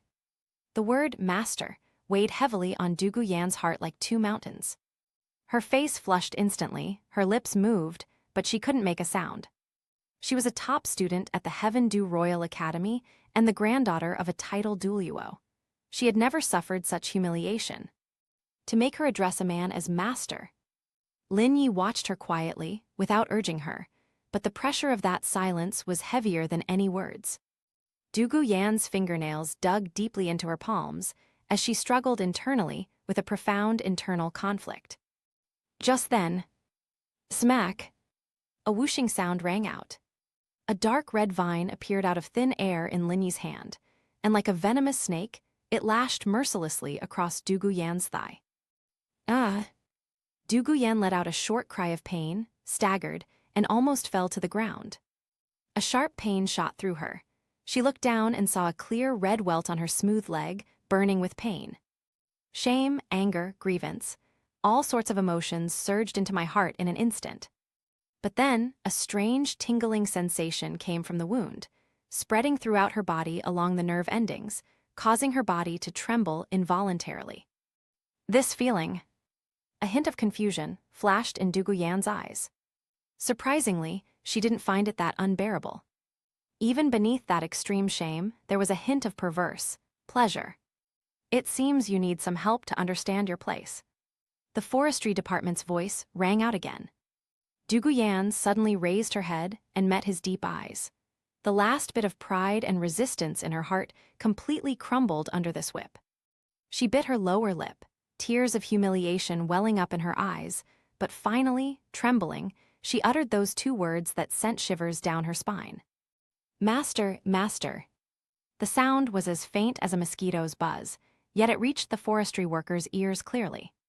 His expression remained unchanged. He simply retracted the vampire vine. He stepped forward and put his arm around Douluo Yan's waist. Douluo Yan's body stiffened, and she instinctively tried to struggle, but she was firmly restrained by a tremendous force and could not move. He held her in his arms, and she could clearly smell his unique, fresh scent, like a forest after the rain. "Very good," the forestry worker whispered in her ear. "Remember this feeling, it's your only option." After saying that, he let go of her hand. Douluo Yan felt as if all her strength had been drained away. Her legs went weak, and she could only barely stand by leaning against his body. "Go." "Yes, master." This time, her voice was much more compliant. Douluo Yan dared not hesitate any longer and quickly left the valley. Soon after, a plainly decorated carriage stopped outside the valley. Douluo Yan stood respectfully by the carriage and lifted the curtain.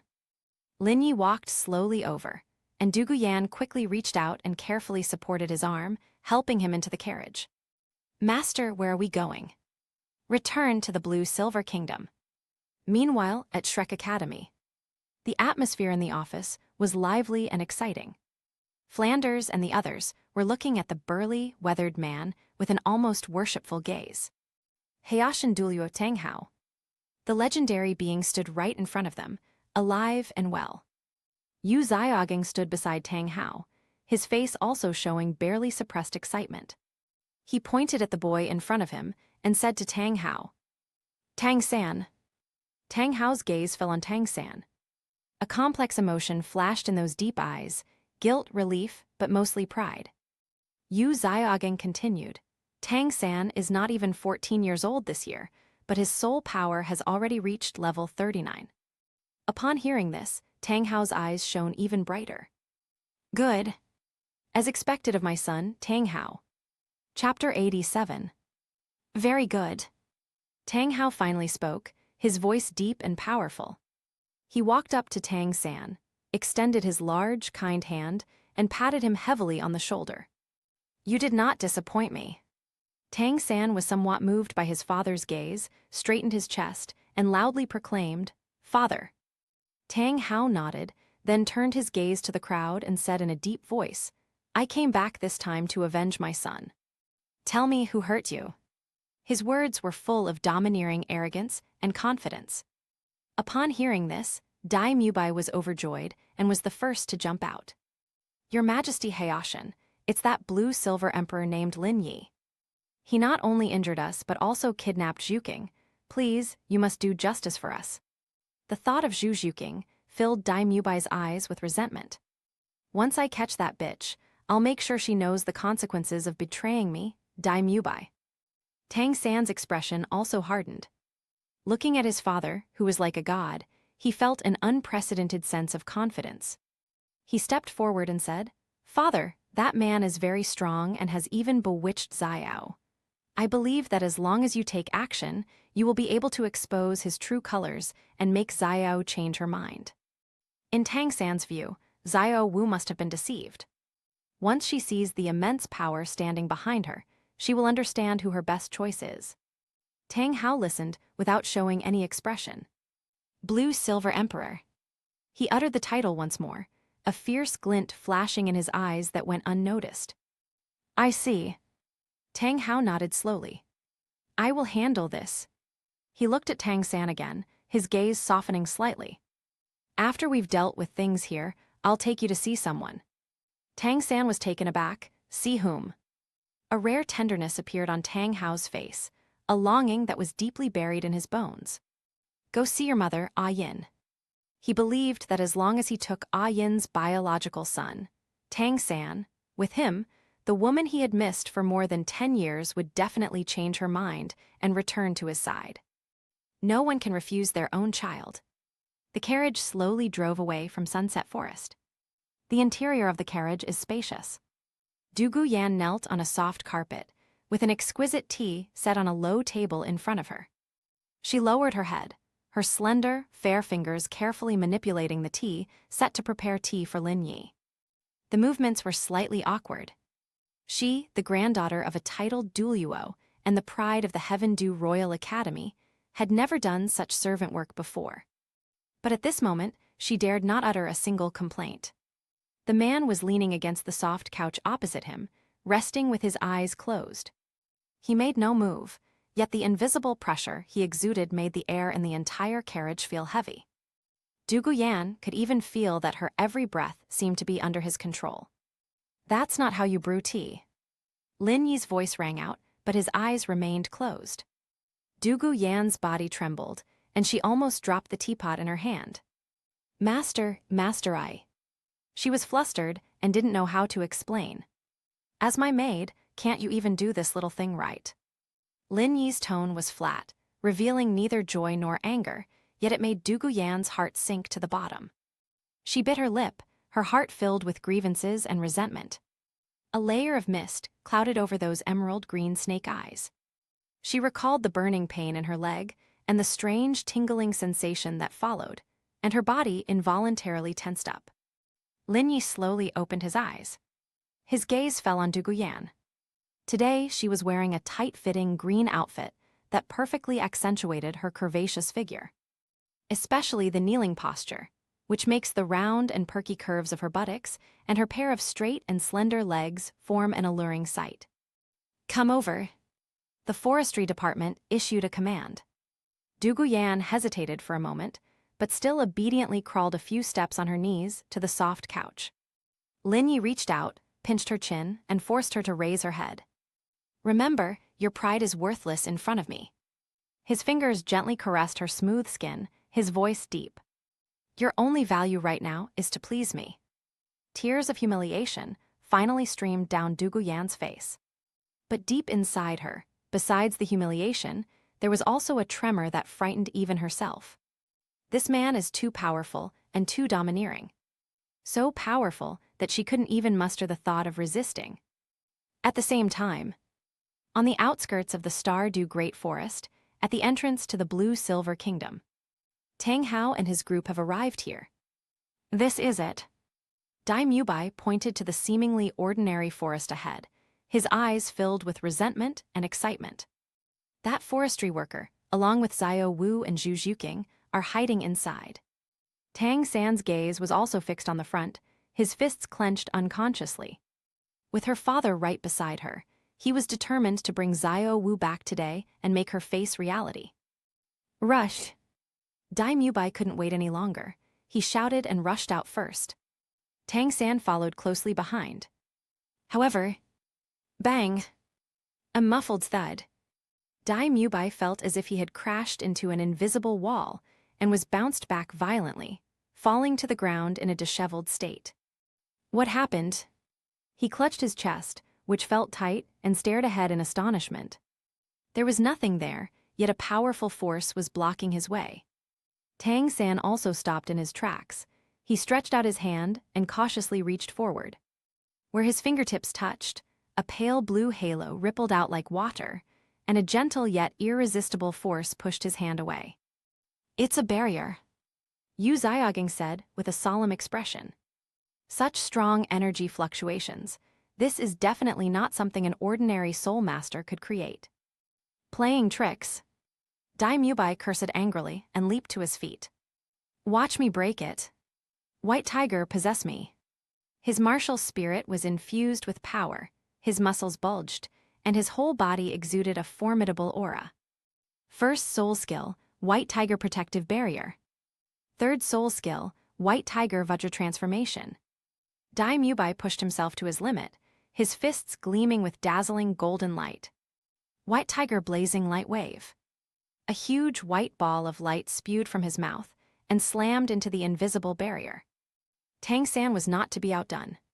Second soul skill, Parasite. Third soul skill, Spider Web Binding. The blue-silver grass vines and the tough spider web attacked simultaneously, attempting to entangle and tear the barrier. Boom! The two attacks struck the barrier squarely. The pale blue light screen rippled violently, emitting a muffled thud. However, the next second, buzz! A force even stronger than their attack suddenly rebounded from the light barrier. Puff! Dai Mubai was the first to be hit, directly struck by his own White Tiger Blazing Light Wave. He spat out a mouthful of blood and flew backward, in a worse state than when he arrived. Chapter 88. Tang San's spider web and vines were instantly shattered. The powerful recoil caused his blood to surge, and he staggered back several steps before barely managing to stand firm. This is impossible. Tang San's face was filled with horror.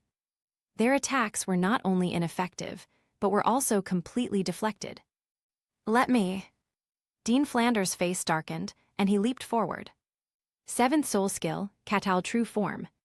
He transformed into a giant cat owl, displaying the overwhelming power of a soul saint. Soul power surged on his claws as he fiercely clawed at the barrier. Clang! A metallic clang rang out. Flanders' claws drew a trail of sparks across the light screen, but failed to leave even a trace. Immediately afterwards, another powerful counterforce struck.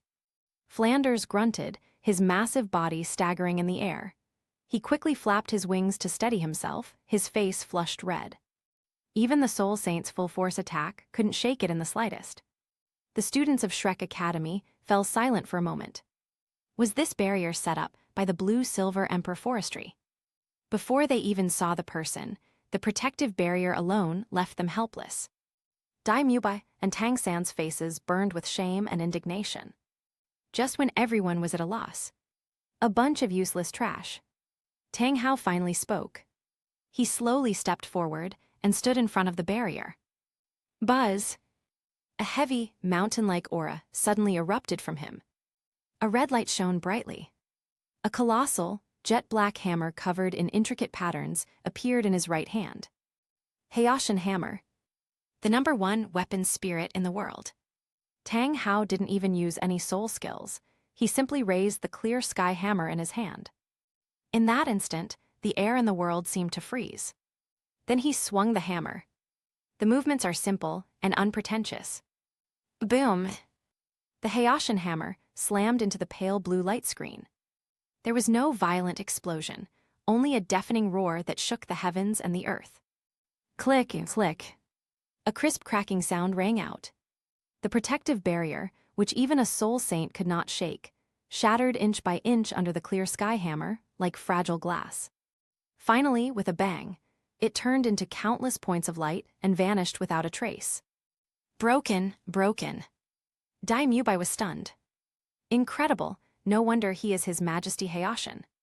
Flanders and the others wore expressions of ecstasy and admiration. Tang San watched his father's retreating figure with great excitement, his heart filled with boundless pride and confidence. This is his father, the youngest titled Douluo in the Douluo Continent, Heian Douluo. The barrier shattered, and the road to the Blue-Silver Kingdom was now unobstructed. However, when they saw what lay behind the barrier, their excitement froze instantly. Not far ahead, 3 figures stood silently. It was Xiao Wu, Zhu Juqing, and Liu Erlong. Their faces showed no surprise or panic, only disgust and hatred. Xiao Wu's gaze passed over everyone and landed on Tang San. The intimacy of the past was gone from those bright eyes. Only disappointment and resoluteness remained. Tang San. Her voice was soft, yet it reached everyone's ears clearly. You disgust me. Zhu Juqing's gaze was like 2 sharp swords, piercing straight at Dai Mubai. She stood there, her expression aloof, her eyes filled with disdain and contempt. Liu Erlong was filled with murderous intent, his gaze fixed on Yu Xiaoging, as if he wanted to devour him alive. The smiles on the faces of the Shrek Academy students froze. Inside the speeding carriage, Lin Yezheng's hand, which was holding Dugu Yan's chin, suddenly stopped. His brow furrowed slightly. The feeling of being connected in spirit and mind was severed in my mind. That was the protective barrier he left at the entrance to the Blue-Silver Kingdom. It was a barrier he erected with his own primal power, specifically to protect his woman and children. Unless it is a powerful opponent of the same level, it is absolutely impossible for it to be so easily breached. Dugu Yan clearly felt that the ambiguous and oppressive atmosphere in the carriage vanished in an instant. Instead, she was met with a powerful aura that made her soul tremble. Linyi released his hand and slowly sat up straight. His face remained expressionless, but a hint of genuine killing intent flashed in his deep eyes. Someone has invaded his kingdom. And it was done in the most brutal way. Parking.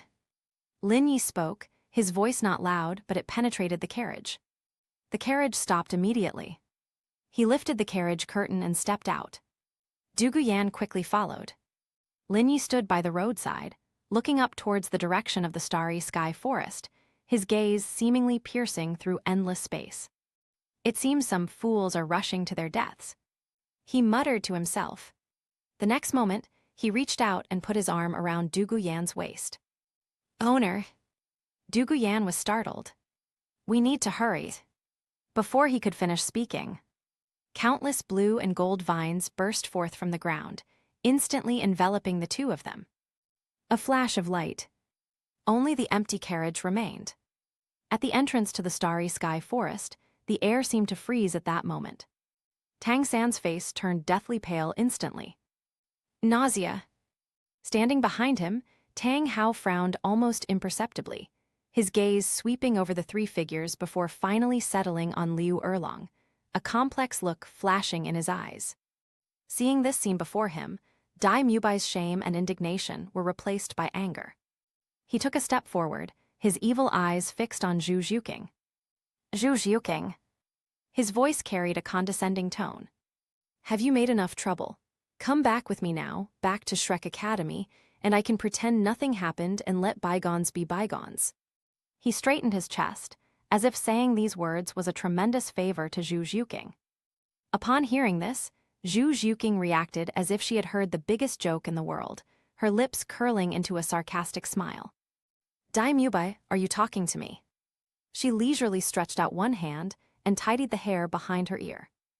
This simple movement revealed her breathtaking figure.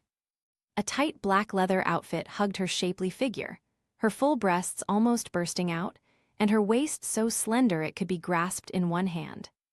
And those straight, slender legs are full of explosive power and allure.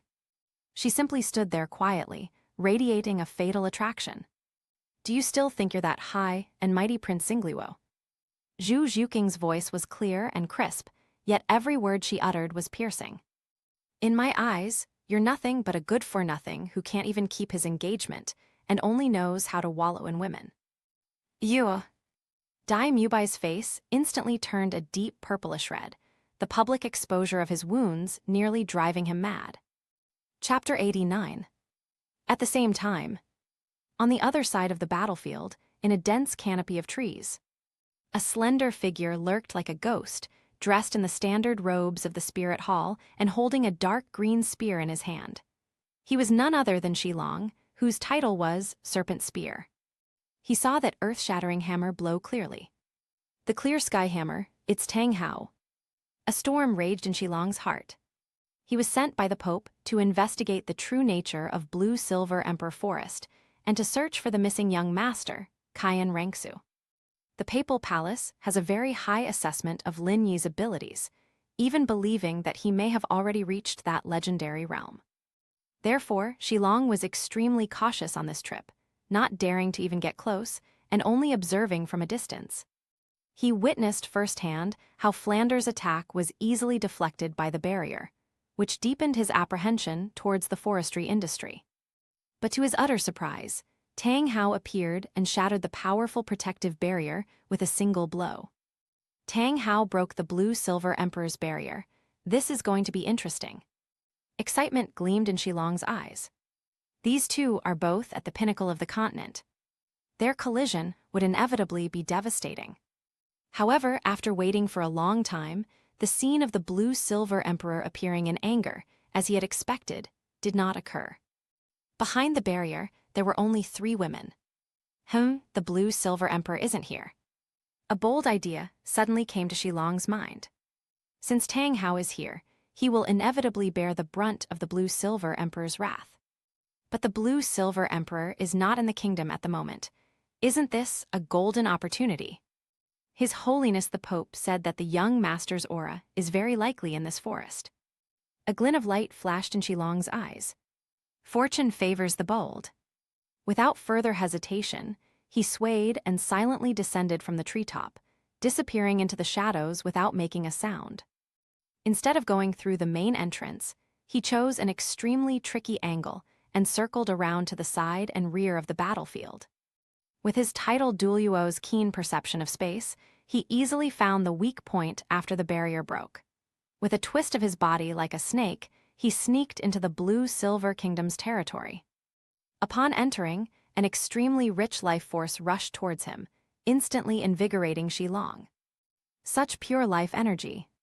He was secretly alarmed, which further confirmed his belief that this place was extraordinary. He concealed his aura and cautiously crept deeper into the depths.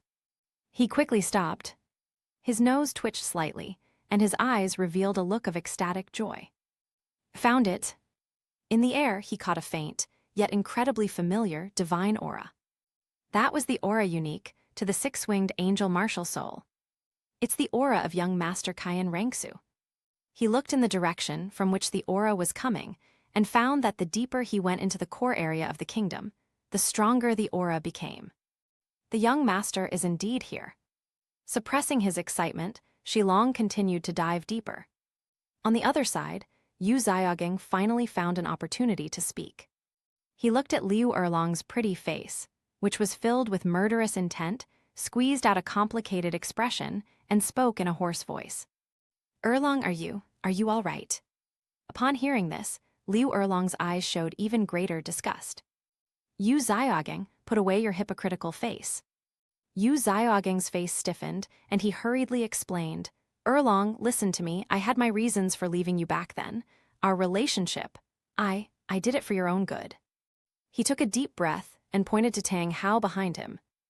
"Look, I brought He Xianmian down with me today. I'm here to save you from this sea of suffering. If you come with me, we—" "Shut up." Liu Erlong interrupted him with an angry rebuke. Her gaze was filled with pity and disdain. "Save me, Yu Xiaoging, you're both pathetic and laughable. I used to think you were a real man, but now I see you're nothing but a cowardly, incompetent piece of trash who only knows how to hide behind others." As she looked at Yu Xiaoging, the image of Lin Yi's domineering and imposing figure came to mind. Compared to each other, one is in the heavens and the other is on the earth. Compared to him, you're not even trash. Liu Erlong's words were like poisoned knives, piercing Yu Xiaoging's heart. His theories and his pride were trampled into nothingness at this moment. Dai Mubai and Yu Xiaoging suffered setbacks one after another. All eyes were on Tang San. Tang San finally recovered from the shock of that disgusting comment. He looked at Xiao Wu, his eyes filled with heartache and stubbornness, and instantly became infatuated. "Xiao Wu," he shouted, "you must have been fooled by that forestry worker. What kind of spell did he cast on you? Look what he's done. He imprisoned you, Zhu Zhuqing, and teacher Erlong. He's a demon." Tang San took a few steps forward, stretched out his hand, and wore a self-righteous expression of deep affection on his face. "Xiao Wu, come with me, let's leave this place. I will protect you.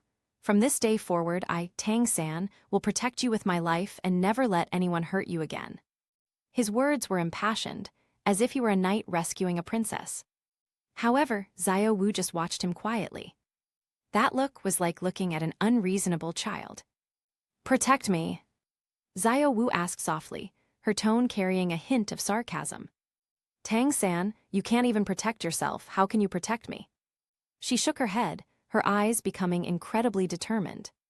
"This is my home. The Blue Silver Emperor is my king and my man. I'm not going anywhere. I'll say it one last time, take your people and get out of our kingdom." "Absolutely." Simply. Tang San's outstretched hand froze in midair. Dai Mubai's flushed face also froze. Yu Xiaoging's grief-stricken expression only made him look more ridiculous. Faced with the resolute attitude of Xiao Wu, Zhu Zhuqing, and Liu Erlong, their carefully prepared rhetoric and their self-righteous salvation turned into a joke. They were like three clowns, performing energetically on stage, only to be met with merciless ridicule from the audience. The entire room fell silent. On the Shrek Academy side, both teachers and students wore expressions of astonishment and embarrassment.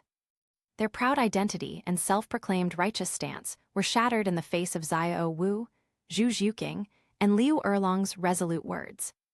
At that very moment, in the deepest part of the Blue-Silver Kingdom, in the center of a vast lake of life, an enormous blue-silver grass stands silently. Its entire body presents a noble blue-gold color, and each leaf seems to be carved from the purest life crystal. Life energy surged like a tide, nourishing an ethereal and beautiful female soul. Chapter 90. She was Ah Yin. Suddenly, an overwhelming and destructive surge of soul power pierced through the layers of protective barriers and descended upon this peaceful land. Buzz! Ah Yin's soul trembled violently. She would never forget that feeling, not even in death. It's Tang Hao.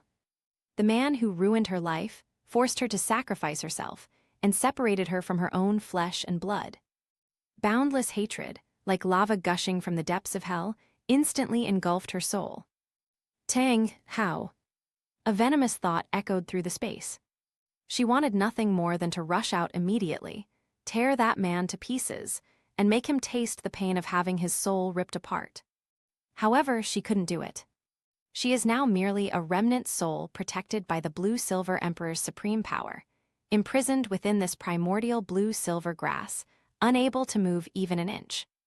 She could only watch helplessly as that familiar, yet loathsome aura raged through her king's kingdom of forestry.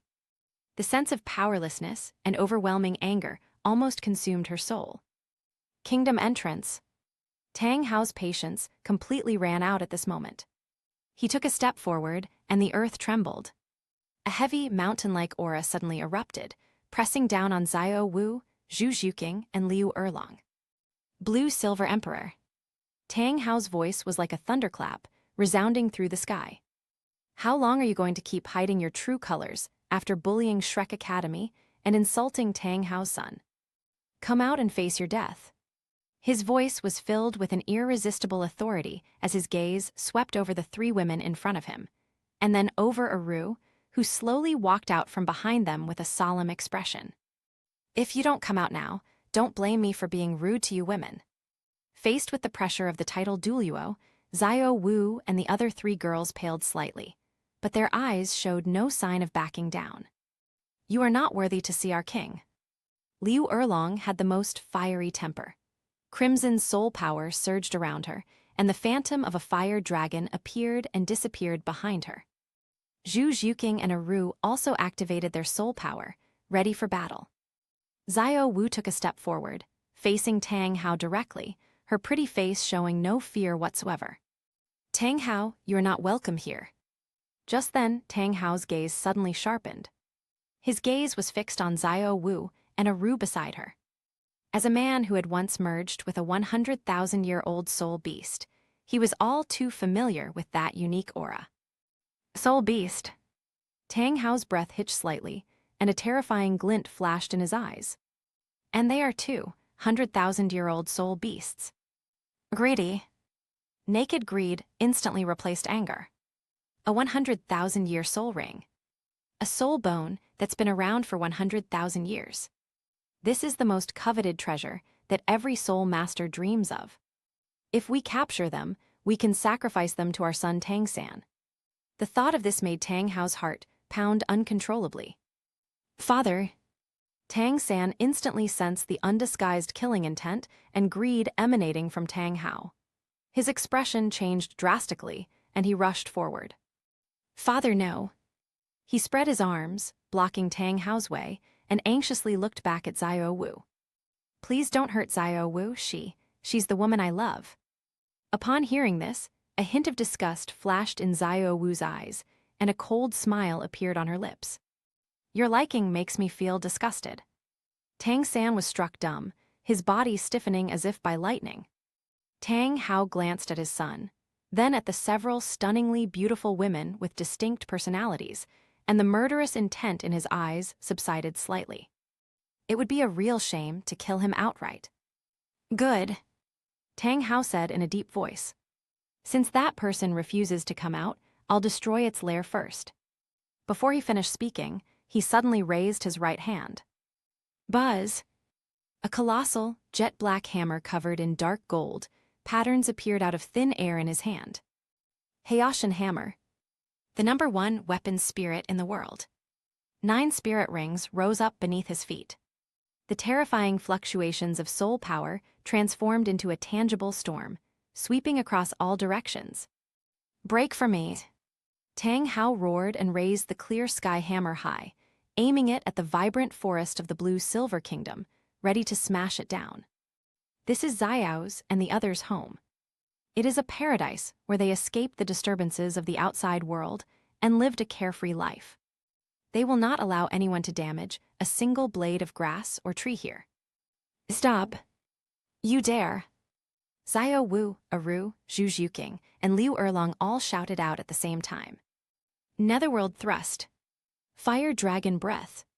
The 4 of them had their spirit rings shining brightly, and 4 attacks of different attributes burst out at the same time, attacking Tang Hao in midair from 4 directions.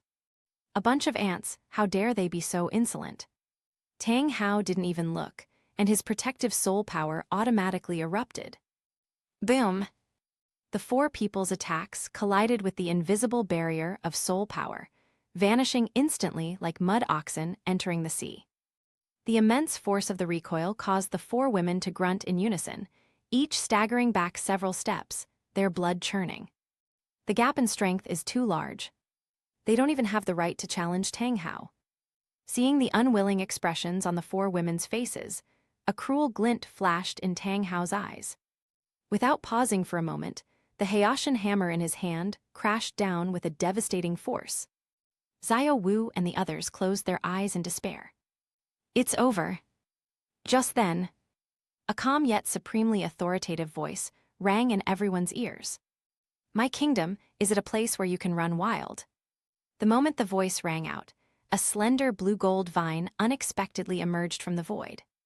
It looked so fragile, as if it would break at the slightest touch. However, it lightly and effortlessly wrapped itself around the Haitian hammer, a weapon powerful enough to split mountains and shatter rocks. Bite. A soft sound. The terrifying giant hammer, capable of destroying everything, remained suspended in midair, only a few meters from the ground, unable to advance even an inch further. Time stood still at this moment. Then, the blue-gold vine simply flicked its wrist. An immense, unstoppable force traveled along the Haitian hammer. What? Tang Hao's pupils suddenly contracted to a single point. He felt an irresistible force coming from the hammer handle, and he and the hammer were forcefully knocked back. Thump, thump, thump. Tang Hao left more than a dozen deep footprints on the ground, each step causing the earth to crack. He retreated more than 100 meters before he could barely regain his footing. His arm, gripping the Haitian hammer, trembled slightly, and his tiger's mouth was split open, oozing a trickle of blood. Tang Hao raised his head and stared intently ahead. Before Xiao Wu and the others, the space rippled like water. A tall, slender figure slowly emerged from it. He wore a simple blue robe, his black hair was draped over his shoulders, and his face was so handsome that he seemed otherworldly. His eyes were a pure emerald green, as if they contained the life of the entire forest. He simply stood there quietly, and everything seemed to lose its color. Chapter 91. Blue Silver Emperor. Tang Hao's voice carried a hint of solemnity and shock. When Lin Yi's figure materialized and stood clearly before everyone, the tense, destructive atmosphere at the entrance to the Blue-Silver Kingdom seemed to be instantly soothed by an invisible, powerful force. Forestry. A wave of complete peace of mind and dependence instantly washed over Xiao Wu's bright eyes. The despair he felt when facing Haitian, Douluo vanished the moment he saw this man appear. She straightened her back, her long, shapely legs outlining alluring curves beneath her skirt, and a playful smile even graced her lips, as if the titled Douluo before her was nothing more than a clown. It wasn't just her. Zhu Zhuqing's previously tense body completely relaxed. She stood there quietly, her voluptuous figure exuding a breathtaking charm under the tight-fitting clothes. The fiery dragon phantom surrounding Liu Erlong slowly dissipated. She crossed her arms over her chest, making her already stunning curves even more striking. Her gaze towards Tang Hao now carried a hint of pity. Even Eru, the 100,000-year-old soft-boned rabbit king, bowed slightly to Lin Yi, her expression respectful and gentle. With him around, there is nothing to fear. This was the only thought in the minds of all of them. Meanwhile, in the shadow of a giant tree hundreds of meters away, a slender, dark figure was silently blending into the darkness. It was Shilong, a titled Douluo from the spirit hall. His breathing almost stopped, his snake-like eyes fixed intently on the distant forestry. Just now, he clearly sensed that the aura of the six-winged angel belonging to the young Master Kaiyan Renksu flashed past the man in blue. Young Master, as expected, has fallen into his hands. The moment this thought arose, a terrifying pressure that made Shilong's soul tremble descended with the appearance of Lin Yi. That's not a suppression based on soul power level. It's a perspective from a higher level of existence, like an ant looking up at a deity, or a giant python peering at a true dragon. He had no doubt that if he dared to reveal even the slightest bit of hostility, he would be crushed into dust by that force in the next second. Retreat. Only this one word remained in Shilong's mind. How could such a being rescue the young master? That's wishful thinking. This matter must be reported to His Holiness, the Pope, immediately for a decision by him personally. Without the slightest hesitation, Shilong's figure glided backward like a ghost, silently disappearing into the deeper dense forest and quickly moving away. Shilong's departure went unnoticed by anyone. At this moment, everyone's attention was focused on the two people in the room. Father. When Tang San saw Tang Hao being defeated, he was initially shocked, but then he saw that his father only had a split in his tiger's mouth and was otherwise unharmed, and his confidence returned. He stepped forward, pointed at the forestry department, his face filled with anger at having his beloved possession taken away. You're the Blue-Silver Emperor. You injured the Shrek Academy members and even incited Xiao Wu and the others. Today, my father is here, and he will make you pay the price. Yu Xiaogang also came up. He pushed up his glasses and looked at Lin Yi with a serious expression. Your actions are far too domineering. Erlong and the others are not bad by nature. They must have been deceived by you using some means. Please be merciful and let them come back. He still didn't see the situation clearly, only thinking that the forestry department had gained the upper hand through a sneak attack. In his view, Haitian Douluo Tang Hao was invincible. Lin Yi didn't even spare a glance for the two men who were shouting at him. His gaze remained fixed on Tang Hao from beginning to end. That's the face. This is the man. In Lin Yi's mind, the image of the soul imprisoned in the blue-silver herb source in the center of the lake of life, enduring boundless loneliness and pain day and night, instantly appeared. Ah Yin's hatred. Ah Yin's resentment. Ah Yin's boundless rage almost consumed her soul. At this moment, it all transformed into the forestry department's own killing intent. Buzz! An indescribable, terrifying aura erupted from Lin Yi's body. It was no longer the gentle breath of life, but a supreme majesty that judged all things. Centered on him, within a radius of 100 meters, the grass on the ground began to grow wildly, growing to more than half a person's height in an instant, and then withering and turning into ashes in the next moment. One thought is life, the other thought is death. The temperature in the air suddenly dropped, and everyone felt a chill that came from the depths of their souls. You. Tang Hao's pupils contracted. He finally realized something was wrong. He came here to stand up for his son, and to seize the 100,000-year-old soul ring and soul bone. But the blue-silver emperor opposite him exuded such intense hatred and killing intent towards him that it was almost tangible, as if he were his mortal enemy. What happened? We probably have never seen it before. Tang Hao was filled with doubts, but as a seasoned veteran, he instantly suppressed all distracting thoughts. Regardless of why the other party harbors such hostility towards me, today, we must determine who is superior. Very good. Tang Hao's voice became hoarse and low. It seems you're determined to be an enemy of my Haitian sect. He no longer held back, gripping the clear sky hammer tightly with both hands, and his fifth spirit ring suddenly lit up. The black 10,000-year-old soul ring shone brightly. Then let me see just how much this so-called blue-silver emperor really is. Fifth soul skill, chaotic cloak hammer. Tang Hao roared, his muscles bulged, and a violent and unparalleled power was injected into the clear sky hammer. The enormous black hammer, accompanied by a piercing shriek that tore through the air, transformed into a bolt of black lightning and crashed down upon Lin Yi. He used all his strength in that hammer blow. Faced with this earth-shattering blow, Lin Yi's expression remained unchanged. He simply raised his right hand slowly. Tang Hao. Lin Yi spoke, his voice calm yet clearly reaching everyone's ears. You deserve to die. The moment he finished speaking, endless blue-gold light burst forth from his palm. Amidst the light, a long sword with an ancient and ornate design slowly materialized. The sword is long and slender, with a noble blue-gold color throughout. It is engraved with countless mysterious patterns, as if it contains the most fundamental life principles of the world. The hilt is shaped like a small blue-silver grass, while the guard is made up of 2 outstretched blue-silver grass leaves. No spirit rings were displayed. There was no earth-shattering momentum.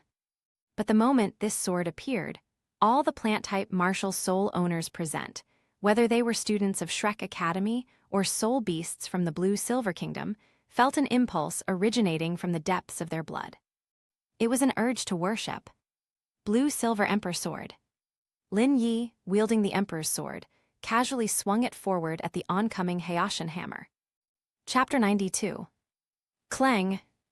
A deafening clang of metal resounded throughout the entrance to the Star du Great Forest. That was not a simple collision. The moment the blue-gold Emperor's sword made contact with the pitch-black clear sky hammer, it did not unleash a tremendous storm of soul power. Instead, it was as if 2 completely different forces of law were undergoing the most fundamental annihilation. A visible ripple spread through the space, centered on the point where the sword and hammer clashed. Tang Hao felt an immense, unparalleled force surging wildly into his arms through the hammer handle. The power was not violent, but it was long and vast, carrying a majestic aura of dominance, and easily tore apart all the power he had gathered with his 5th soul skill. Puff! Tang Hao groaned, feeling a sweet taste in his throat, and his body flew backward uncontrollably. Lin Yi remained standing in the same spot, holding a blue-gold longsword, his robes fluttering without moving an inch. The difference in quality is immediately apparent. Father! Tang San was shocked and tried to step forward, but was blown about by the gust of wind. See, I told you, he's nothing but a joke in front of forestry. Xiao Wu crossed her arms. Tang Hao is finished. Liu Erlong spoke succinctly, her gaze towards Tang Hao filled with satisfaction. Alia. Struck back by a single sword strike, feeling the excruciating pain and numbness in his arm, Tang Hao's pride was trampled upon like never before. Who is he? He is the youngest titled Douluo on the mainland, a once-in-a-century genius of the Clear Sky sect. How could he possibly lose? Blue-Silver Emperor. Tang Hao's eyes were bloodshot, and he looked like a madman. After regaining his footing, he advanced instead of retreating, and the Hayashan hammer in his hand swirled into a dense black whirlwind. Disorderly cloak hammer technique. 1 strike. 2 hammer blows. 3 hammer blows.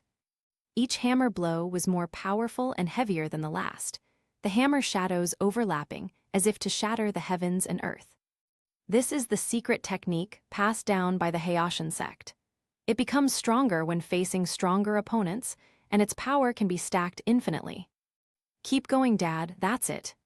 Seeing this familiar hammer technique, Tang San's face lit up with renewed hope, and he shouted loudly to cheer him on. Did you see that? This is the true power of Hayashan Douluo. Yu Xiaogang clenched his fist excitedly and explained to the Shrek Academy members around him. The chaotic cloak hammer technique, 81 strikes, each strike stronger than the last. When the 81 strikes fall, even gods will have to retreat. That blue-silver emperor is doomed. Flander, Zhao Wuji, and the others were also deeply moved, their faces filled with shock.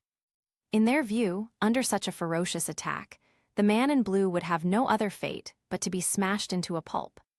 However, the forestry sector, located at the epicenter of the storm, remained calm. He held his sword in one hand, his steps unhurried, strolling leisurely amidst the dense shadows of hammers. Ding ding, clang clang.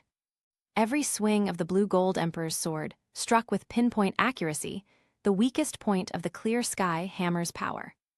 His seemingly casual parries always managed to thwart Tang Hao's long-prepared attacks with minimal effort. Tang Hao grew increasingly alarmed as the fight progressed. He felt like a child swinging his fist with all his might, while the other person was an adult who could see through all his movements and easily deflect his fist every time. What made him even more uneasy was, while Lin Yi was defending against his attack, he seemed to be doing something else as well. His footsteps moved seemingly without any pattern, yet they subtly conformed to some mysterious rhythm. With each step he took, A faint wisp of blue-gold light followed his foot and disappeared into the earth. What is that? Alarm bells rang in Tang Hao's mind. What is he setting up? How could someone be engaged in such an intense battle with himself, while still having the energy to spare for other things? This blue-silver emperor wants to leave me here permanently. A terrible thought began to frantically grow in Tang Hao's mind. No, this can't go on. We must finish this quickly. Thinking of this, Tang Hao roared and pushed the chaotic cloak hammer technique to its limit, forcibly combining all the subsequent power together on the 49th strike. Combine! The countless hammer shadows merged into one, transforming into a giant mountain-splitting hammer, which, with unprecedented destructive power, crashed down fiercely towards the top of the forestry department. And that was the instant the hammer fell. A faint smile appeared on Linyi's lips. Buzz! Centered on him, 49 blue-gold spots of light suddenly lit up on the ground within a radius of 100 meters, connecting with each other to form a complex and mysterious array diagram. Blue-silver imprisoning heaven formation, activate. The voice of forestry is like a divine oracle. Rumble! The earth trembled violently, and countless thick, dragon-like blue-gold vines burst forth from the ground, weaving together into a net that frantically closed in on Tang Hao at the center of the formation. Not good. Tang Hao was terrified. He finally understood the other party's intention. He never intended to fight me head-on. From the very beginning, he was setting up a deadly trap. Tang Hao truly lives up to his reputation as a seasoned veteran. At this critical moment, he forcefully reversed the trajectory of the clear sky hammer, preventing it from striking Linyi. Instead, he used all his strength to slam it hard onto the open ground in front of him. The Great Sumeru Hammer. Boom! An explosive force propelled his body backward in a disheveled manner. Just as he was about to escape the formation's range, the giant net made of blue and gold vines suddenly closed. If he had been even a step later, he had no doubt that he would have been instantly annihilated. Trying to leave. The sound of forestry drifted over. He made a grasping motion in the air with his left hand. A dark red, eerie vine covered in jagged barbs appeared out of thin air, like a living venomous snake, and lashed out at Tang Hao, who was still unsteady in midair, with speed exceeding lightning. Vampire vine. Snap! A crisp popping sound. The demonic vine struck Tang Hao squarely on the back. He. Tang Hao let out a shrill scream as his clothes on his back tore instantly, revealing a deep, bone-revealing bloodstain that stretched from his left shoulder to his right waist. Blood gushed out like a fountain, staining half the sky red. The entire venue was deathly silent. Everyone was stunned. The fervor and worship on the faces of the Shrek Academy students froze instantly, replaced by blankness and dazedness. The invincible Hayashin Douluo is injured. Moreover, it was whipped with a vine like livestock until its skin was torn and its flesh was ripped open. No, it's impossible. Yu Xiaogeng muttered to himself, his hand trembling as he adjusted his glasses. Father! Tang San's eyes widened in shock, and he was completely stunned. Tang Hao fell heavily to the ground, struggled to get up, and clutched the wound on his back. The look in his eyes as he looked at Lin Yi was no longer anger, but deep apprehension and a trace of fear. This person is too strong. Their strength is definitely no less than mine, and perhaps even stronger. Chapter 93. The opponent's endless tricks and his composed, strategic planning were simply not something a reckless man could possess. If the fight continues, Tang Hao will really die here. His strength is not simple. Tang Hao, panting heavily, shouted to Tang San, Yu Xiaogeng, and the others. You guys get out of here. It'll take me a while to fight him, and I won't be able to look after you. He spoke in a dignified and respectful manner, seemingly still thinking of everyone's well-being. But inside, things were in turmoil. Get out of here, you bunch of idiots, get out of here. If we don't leave now, none of us will be able to leave. Yu Xiaogeng finally snapped out of his shock. Although he was theoretically invincible, he wasn't stupid. The situation was now quite clear. Listen to His Majesty, the Jade Emperor. Yu Xiaogang made a quick decision and gave instructions to the Shrek team. Let's retreat first, don't cause His Majesty any trouble. Dai Mubai, Flander, and the others felt as if they had been granted a pardon and immediately turned to run away. Tang Hao also took a deep breath, raised the clear sky hammer again, and assumed a fighting stance to buy them time. Did I tell you to leave? Lin Yi's calm voice rang out behind them like a death knell. He didn't even move. He simply snapped his fingers lightly. Splash! Along the path of Shrek's retreat, countless blue-silver grasses lurking underground burst forth from the ground and grew wildly. They intertwined and entwined, and in an instant, they formed a blue-silver grass wall that was tens of meters high and several meters thick. On the wall, sharp leaves are like blades, and tough vines are dense and impenetrable. This completely blocked all their escape routes. The colossal wall, woven from the frenzied blue-silver grass, stood like an insurmountable chasm before the Shrek 7 devils. The walls were incredibly tough, and the edges of the leaves shimmered with a faint blue light, exuding a chilling aura. What the hell is this? Dai Mubai roared, his third soul ring lit up, and he activated the white tiger Vajra transformation. His sharp claws shot out and fiercely grabbed at the grass wall.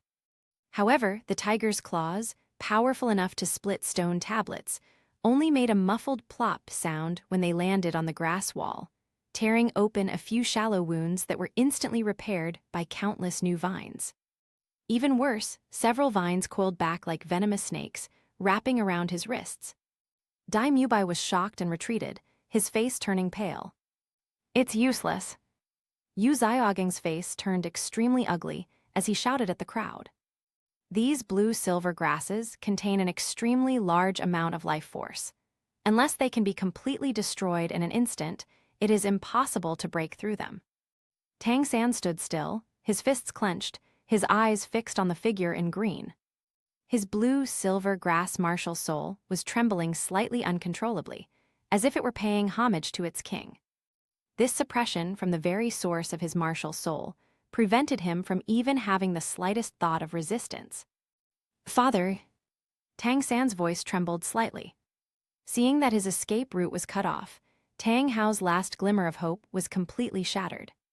He knew that if he didn't fight desperately today, no one would be able to leave. Blue-Silver Emperor, do you really intend to exterminate us all? Tang Hao roared, unleashing his full soul power without reservation. His 9 soul rings shone brightly, especially the blood-red 100,000-year soul ring, which was dazzling. He no longer held anything back. The 9 absolute techniques of Heiashin shake. The Heiashin hammer was raised high, not to smash down on the forestry department, but to slam heavily into the ground. A violent shockwave emanated from him and spread wildly in all directions. This is a ranged attack soul skill, intended to disrupt the forestry industry's control over this area. However, Lin Yi just watched him quietly. Just as the shockwave was about to hit him, the ground beneath his feet shimmered with a soft, emerald-green glow. All the shockwaves vanished without a trace the moment they came into contact with that halo of light, like a clay ox sinking into the sea. What? Tang Hao's pupils suddenly contracted. Here I am this forest. Lin Yi's voice was calm, yet carried an undeniable authority. All your strength will ultimately only become nourishment for it. Before he could finish speaking, Lin Yi's figure suddenly disappeared from the spot. The next moment, he appeared beside Tang Hao, the blue-gold emperor's sword in his hand, drawing an elegant yet deadly trajectory, aiming straight for Tang Hao's waist and ribs. Tang Hao was shocked. His fighting instincts made him instantly move his clear sky hammer to the side, narrowly blocking the sword. Clang! As the sword and hammer clashed, Tang Hao was once again shaken by that immense power, causing his blood to surge and his tiger's mouth to split open. Not to be outdone, he used the force to spin wildly, his Heiashin hammer transforming into a dark storm of death. 9 absolute techniques of Heiashin spin, break, shatter. In an instant, Tang Hao effortlessly employed all sorts of unique skills from the Heiashin sect, his hammer flashing and energy overflowing, each strike containing the power to split mountains and shatter rocks. No matter how fierce his attacks were, Lin Yi handled them with ease. His blue-gold longsword was used to lightly tap, slash diagonally, and flick upwards, each strike perfectly thwarting Tang Hao's attack. Tang Hao grew increasingly alarmed as the fight progressed. The opponent's swordsmanship, though seemingly simple, contains a profound truth. What made him even more desperate was that, as the battle continued, he could clearly feel his soul power being consumed rapidly. The aura emanating from the forestry industry did not diminish in the slightest. On the contrary, it became even more magnificent and profound. Centered on forestry, the entire entrance area of the starry sky forest seemed to come alive. The air was filled with an intense, pervasive sense of life. Every blade of grass and every tree was supplying him with a continuous stream of energy. Here he is God. He is the sole lord of this territory. As long as the starry sky forest does not wither, his power will be inexhaustible. Puffed. After another fierce battle, Tang Hao could no longer suppress his injuries. He spat out a mouthful of blood and staggered backward. His momentum had already reached rock bottom. At the same time, the core of the blue-silver kingdom, the Lake of Life. The lake water is emerald green, radiating a refreshing and invigorating life energy. On the lakeside, several stunningly beautiful figures sat together, chatting and laughing. Bridget, who had just returned from Sunset Forest, was being questioned by Murasaki and Bear. Sister Bridget, tell us quickly, what special gains did you make this time following the blue-silver emperor? With a smile, Zaijai blinked her alluring purple eyes. Look at your complexion, it's as rosy as a ripe peach. It seems His Majesty the blue-silver emperor is taking very good care of you. Cough coughs. Upon hearing this, Xingjun, who was standing to the side, echoed in a muffled voice. Of course, the queen needs to look radiant. Chapter 94. Bridget's pretty face flushed bright red instantly, the blush spreading from her cheeks all the way down her snow-white neck. You're talking nonsense. Lin Yi, we were just handling some matters in Sunset Forest. Her voice was as soft as a mosquito's buzz, carrying a hint of reproach, but it had no intimidating power. Instead, it added to her charming shyness. Seated in the main seat, Gu Yuina, dressed in a silver dress, watched this scene with a faint smile on her exquisite face. Just then, buzz! An extremely powerful surge of energy emanated from the direction of the kingdom's entrance without warning, instantly engulfing the entire Lake of Life. The lake's surface rippled violently, and the life energy in the air seemed to freeze for a moment. The originally joyful atmosphere instantly froze. All the ferocious beasts present changed their expressions simultaneously. Dai Tian, who had been resting with his eyes closed, suddenly opened his majestic golden vertical pupils. Such immense power. Dai Tian's voice was low and solemn. One of the auras was violent and fierce. It belonged to Tang Hao's clear sky hammer. Another one. Dai Tian paused, a hint of surprise flashing in his golden pupils. Vast as the sea, it blends seamlessly with the atmosphere of the entire Star Du Great Forest. This is forestry. He made a judgment. This is no longer an ordinary battle between title Douluos. This level is close to the top level of human title Douluos. Forestry. Upon hearing this name, Bridget's shyness vanished instantly, replaced by deep worry and anxiety. She suddenly stood up, her long, slender legs stretched straight beneath her dark green dress, outlining a breathtaking curve, but she had no time to care about any of that at the moment. How dare he make a move in the kingdom? Bridget's voice trembled slightly. No, I have to go back and help him. She took long strides, and without the slightest hesitation, rushed towards the entrance. Stop! Gu Yuina's clear voice rang out, stopping Biji's impulsive act. Bridget turned around anxiously. My lord, Lin Yi he. I know how you feel. Gu Yuina's gaze was calm as still water. She slowly stood up and looked at Dai Tian. Dai Tian. My lord. Dai Tian immediately bowed his head respectfully. You escort Bridget across. Gu Yuina said calmly. Go and see what happened. If that person is courting death, then there's no need to keep him alive. Tang Hao staggered, each step leaving a deep footprint on the solid ground, the blood spilling from his mouth staining his chest. He was breathing heavily, and his arm holding the Hayashin hammer was trembling uncontrollably. Soul power is nearly exhausted. If the fight continues, it won't be as simple as being exhausted and captured. You really will die here. He glanced at the motionless figure in blue, then at his son Tang San, who was trapped by the grass wall and looked anxious. A resolute thought began to grow wildly in his mind. Walk. We must leave immediately.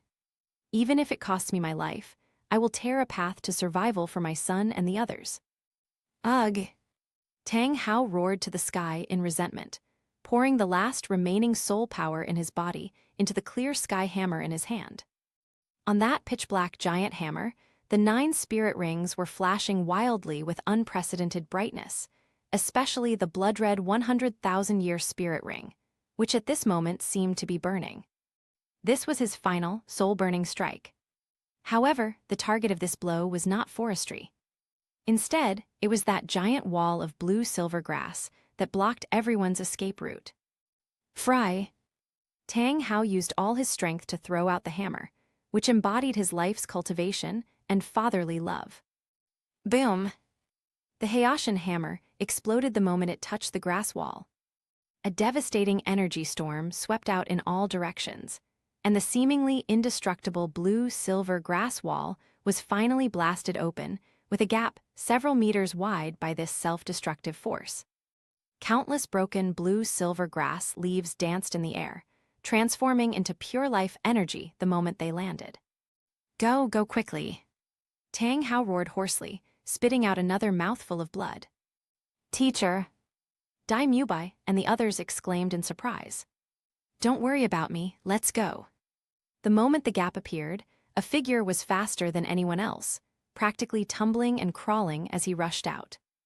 It's Yu Xiaogang.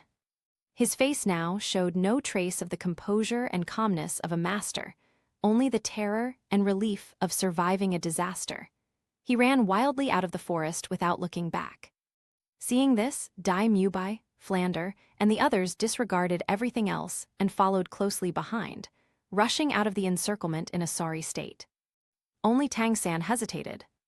He turned back and looked at his father, whose life force had waned to the point of exhaustion in his efforts to save him, his eyes filled with reluctance and worry. Father! That moment of hesitation cut off all his escape routes. Lin Yi's eyes remained completely unmoved. He didn't even go to see Tang Hao. It was just a fleeting thought. Call out! A blue-gold vine, like a living serpent, silently emerged from the ground and, with a speed imperceptible to the naked eye, precisely wrapped around Tang San's ankle. What? Tang San felt a sudden tightness under his feet and was dragged backward by a tremendous force. The mistress! Tang Hao's eyes were about to burst. He knew he no longer had the power to save his son. In a flash, Tang Hao made a crazy move. He suddenly recalled the Hayashin hammer, and without even glancing at Lin Yi, he used his last bit of strength to smash it fiercely towards Xiao Wu and Zhu Zhuqing. He's trying to relieve the siege of Wei by attacking Zhao. Court deaths! A murderous glint finally flashed in Lin Yi's eyes. He moved swiftly and appeared in front of Xiao Wu and Zhu Zhuqing in an instant. With a gentle lift of his right hand, a verdant shield formed from countless blue-silver grass leaves appeared out of thin air. Clang! The Hayashin hammer slammed heavily onto the shield, producing a deafening clang of metal against metal, but it failed to budge the shield in the slightest. Tang Hao, using the recoil from the attack, transformed into a streak of blood-red light and disappeared into the vast forest without looking back, his aura quickly fading into the distance. When the smoke and dust cleared, the gap in the blasted grass wall had already healed completely, as good as new. In the arena, only Tang San remained, bound tightly by a blue-gold vine and unable to move. The space rippled slightly. Lin Yi's figure appeared silently in front of Tang San. He looked down at the boy, expressionless. Tang San's heart sank to the bottom at this moment. A fear emanating from the depths of his soul chilled him to the bone, making his blood feel as if it were freezing. The blue gold vine that bound him suddenly loosened. Tang San fell to the ground, ignoring the pain. Almost instinctively, he crawled over on all fours and then knelt heavily in front of Lin Yi with a thump. Chapter 95. Don't kill me. Tang San's voice was choked with sobs as he kept kowtowing. Blue Silver Emperor, Senior, I truly have no ill intentions towards you or towards Xiao Wu and the others. My father just cared too much about my mother, that's why he acted impulsively. He spoke incoherently, desperately trying to defend himself and Tang Hao. It's all a misunderstanding. It's all a misunderstanding. Lin Yi simply watched him quietly, without saying a word. Seeing this, Tang San felt even more terrified. He suddenly raised his head, tears streaming down his face, but his eyes looked at Xiao Wu not far away with utmost sincerity. Xiao Wu, I truly love you. I can feel it, you have feelings for me too, don't you? Senior. He turned around abruptly and kowtowed to the forestry official again, his forehead hitting the ground with a thump-thump sound. Please grant us our wish. If you will marry Xiao Wu to me, I Tang San swear, I promise. We will never disturb you or your kingdom again. We will fly far away and never set foot in the starry sky forest again. Upon hearing these words, Xiao Wu, Zhu Zhuqing, and the others were stunned. They could hardly believe their ears. Is this guy out of his mind? A hint of expression finally appeared on Lin Yi's face. It was a smile that mixed sarcasm and amusement. He looked at Tang San, who was kneeling on the ground with a face full of sincerity and expectation, and spoke softly. You want to take Xiao Wu away from me? Tang San was taken aback and quickly said, No, it's not about stealing. It's about mutual affection. You're giving us your blessing. Okay. Lin Yi nodded, his voice calm. Then I'll grant your wish. Upon hearing this, Tang San's face instantly lit up with ecstatic joy. He believed that his sincerity had moved the powerful Blue Silver Emperor. Thank you so much, Senior, thank you so much. His words came to an abrupt end. The next second, the ecstasy on his face turned into extreme contortion and pain. Lin Yi raised his foot. No soul power was used, it was purely physical strength. He kicked Tang San between his kneeling legs without any mercy. Puff! A dull thud that made your teeth ache. Ah! A piercing scream, so shrill it was almost inhuman, suddenly shattered the silence of the forest. Tang San arched his body instantly, like a boiled shrimp. He clutched his genitals tightly with both hands, his eyes bulged out and were bloodshot, and his mouth was wide open, but he could only let out a series of hissing sounds. The excruciating pain, the unparalleled pain, overwhelmed his entire mind like a tidal wave. He curled up on the ground, his body convulsing violently, foaming at the mouth, and his body was quickly soaked in cold sweat. Xiao Wu, Zhu Zhuqing, and Liu Erlong all turned their faces away at the same time. Even though they were used to the cruelty of the soul beast world, they were still shocked by this simple and brutal scene, and their pretty faces turned pale. Xiao Wu's long, beautiful legs, clad in crystal high heels, were taut and straight. She bit her lip, her face filled with disgust and pleasure, but without a trace of sympathy. Zhu Zhuqing's exquisite body trembled slightly, then quickly regained its composure, her eyes filled with indifference. Serves you right. Liu Erlong crossed her arms, her full chest heaving slightly, and coldly uttered 2 words.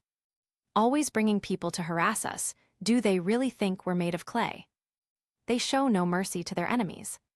Lin Yi withdrew his foot, not even glancing at Tang San, who was twitching on the ground like a dead dog, as if he had merely crushed an eyesore of an ant. Ah!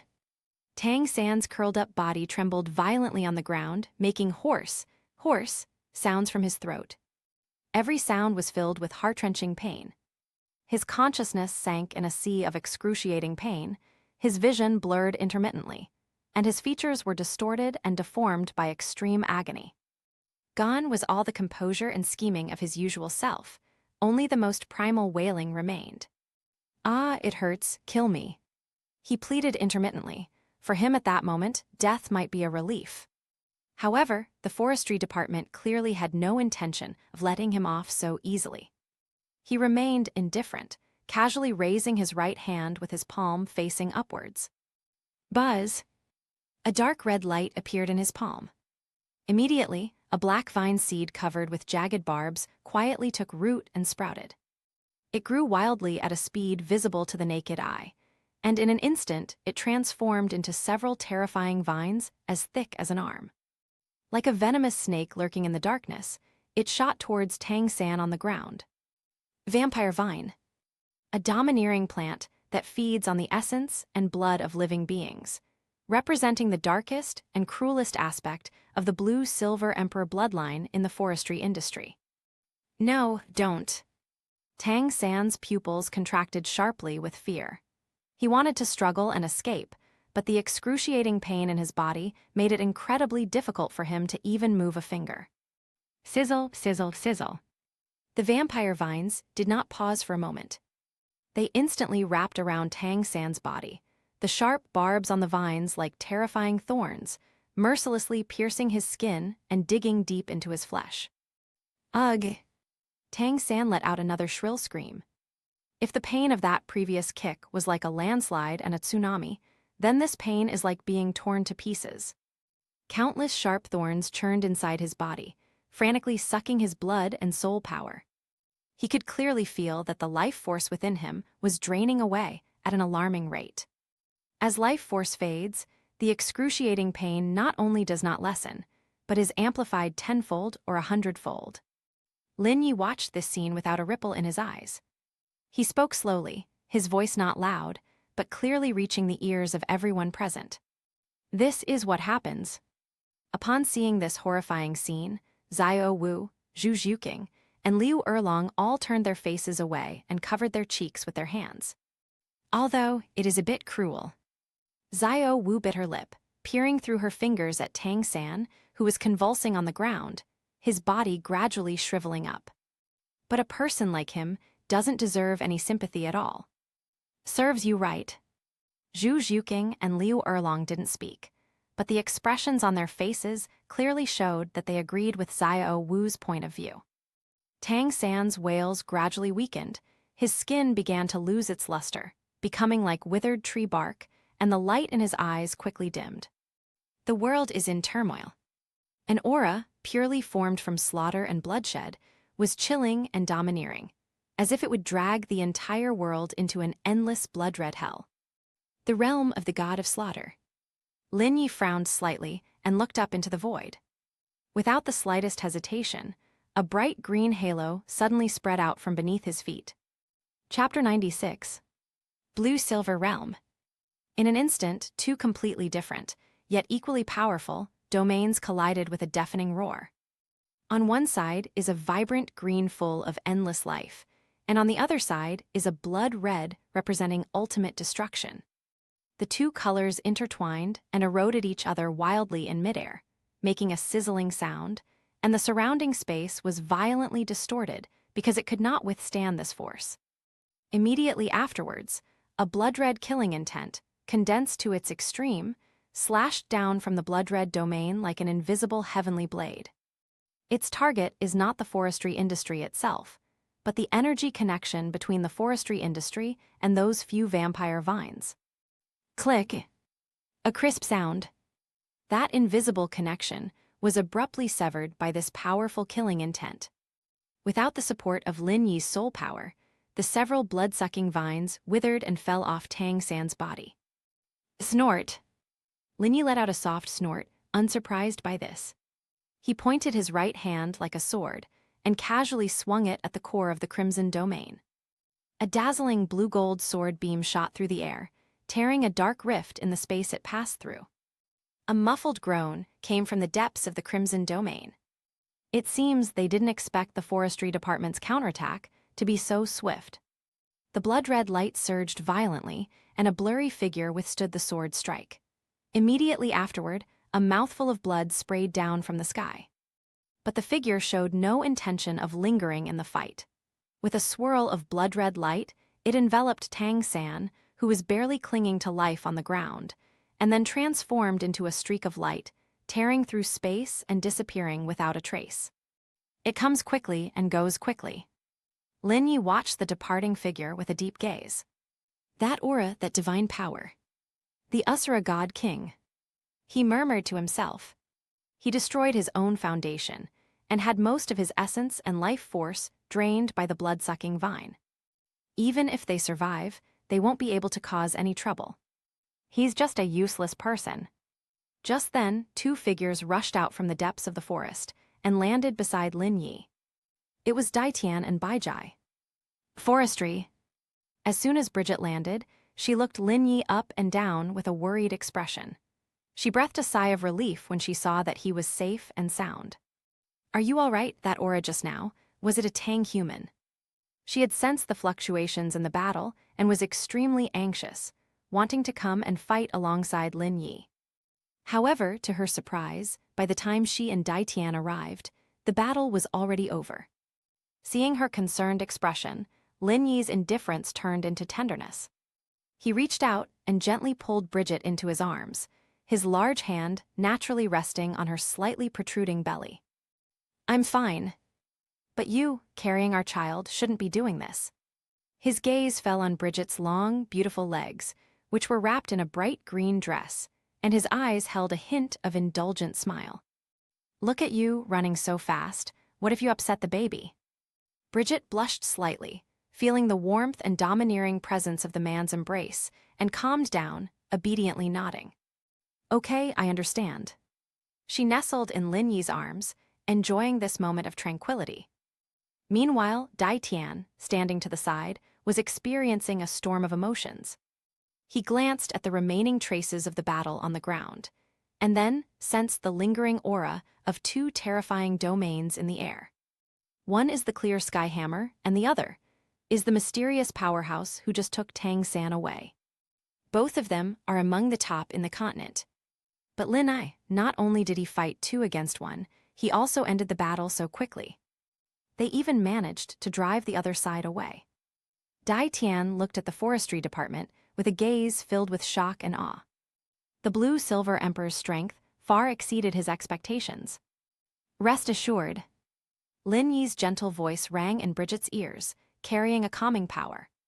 He held Bridget's slender waist with his other hand, still resting on her lower abdomen, feeling the new life growing within, the continuation of his bloodline. Bridget felt the warmth of the man's palm and the tenderness that was uniquely hers. All the worries and fears in my heart dissipated, leaving only a sense of peace and sweetness. She gently pressed her cheek against Lin Yi's broad chest, listening to his steady and powerful heartbeat, as if it were the most beautiful melody in the world. Not far away, Xiao Wu, Zhu Zhuqing, and Liu Erlong stood quietly. As they watched the heartwarming scene of Lin Yi and Bridget embracing, there was not a trace of jealousy in their eyes, only heartfelt joy and longing. During the time Lin Yi was away, they were constantly worried about him. Seeing him return unharmed and still so strong, the longing that had been suppressed in my heart finally burst forth like a flood. Almost simultaneously, the three beautiful figures moved. Forestry. Xiao Wu pounced first, like a happy little rabbit, jumping directly into Lin Yi's embrace on the other side, her two slender and straight long legs tightly wrapped around his waist. She wrapped her arms around his neck, buried her face in the crook of his shoulder, and breathed deeply the comforting scent of herbs emanating from him. Immediately afterwards, Zhu Zhuqing also came up. She wasn't as lively as Xiao Wu. Her movements were somewhat reserved, yet equally resolute. She simply nestled gently into Lin Yi's arms from the front. The stunningly full curves fit snugly against the chest of the forestry plant, bringing a breathtakingly soft touch. Finally, Liu Erlong, her beautiful eyes shimmering with tears, walked behind Lin Yi, stretched out her arms, and wrapped them around his waist from behind, pressing her mature and voluptuous body tightly against his back. In an instant, I was surrounded by warm, fragrant, and soft flesh. Lin Yi's tall figure was tightly embraced by several stunningly beautiful women from all directions. He could clearly feel Xiao Wu's youthful and vibrant body, and Zhu Zhuqing's hot and sexy figure that made his blood boil. Liu Erlong's mature and charming allure, and Bai Jai's maternal tenderness. Each and every one of them is a rare beauty. Lin Yi smiled slightly, a great sense of satisfaction welling up inside him. He savored this tender moment that belonged only to him, gently patting the back of the beauty in his arms with his large hand. Just as the atmosphere was becoming more romantic, an untimely cough rang out. Cough! The one who made the sound was Dai Tian, who had been left standing aside. The women then seemed to wake from a dream, realizing that there were outsiders present. A blush immediately rose on their pretty faces, and they all let go of each other's hands somewhat embarrassedly, moving away from Lin Yi a little, but still affectionately clustering around him. Dai Tian's expression at this moment was also quite awkward. As a beast god who had lived for hundreds of thousands of years, he had never seen such a scene before. This blue-silver emperor is not only unfathomably powerful, but his luck with women is also unfathomably good. Chapter 97. Moreover, Dai Tian could sense that these women's feelings for Lin Yi were genuine and heartfelt, not simply a matter of attaching themselves to a powerful figure. However, after the brief embarrassment, Dai Tian was more shocked by Lin Yi's terrifying strength. The lingering battle aura in the air, one belonging to Tang Hao and the other, carrying a hint of divine pressure.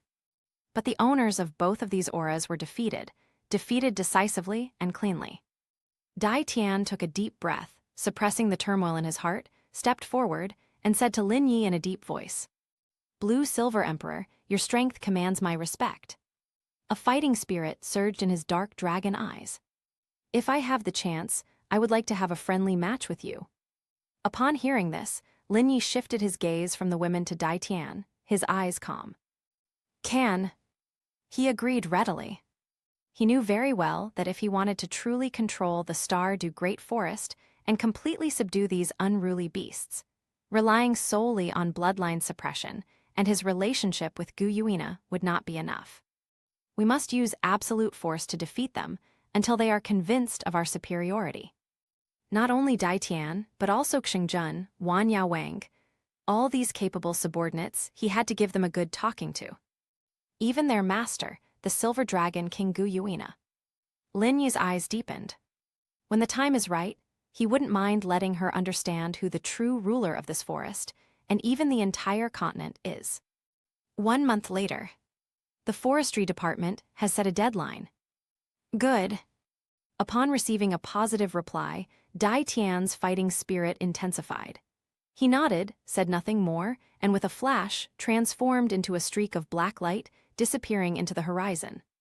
He needs time to get himself into peak condition, to prepare for this long-awaited battle.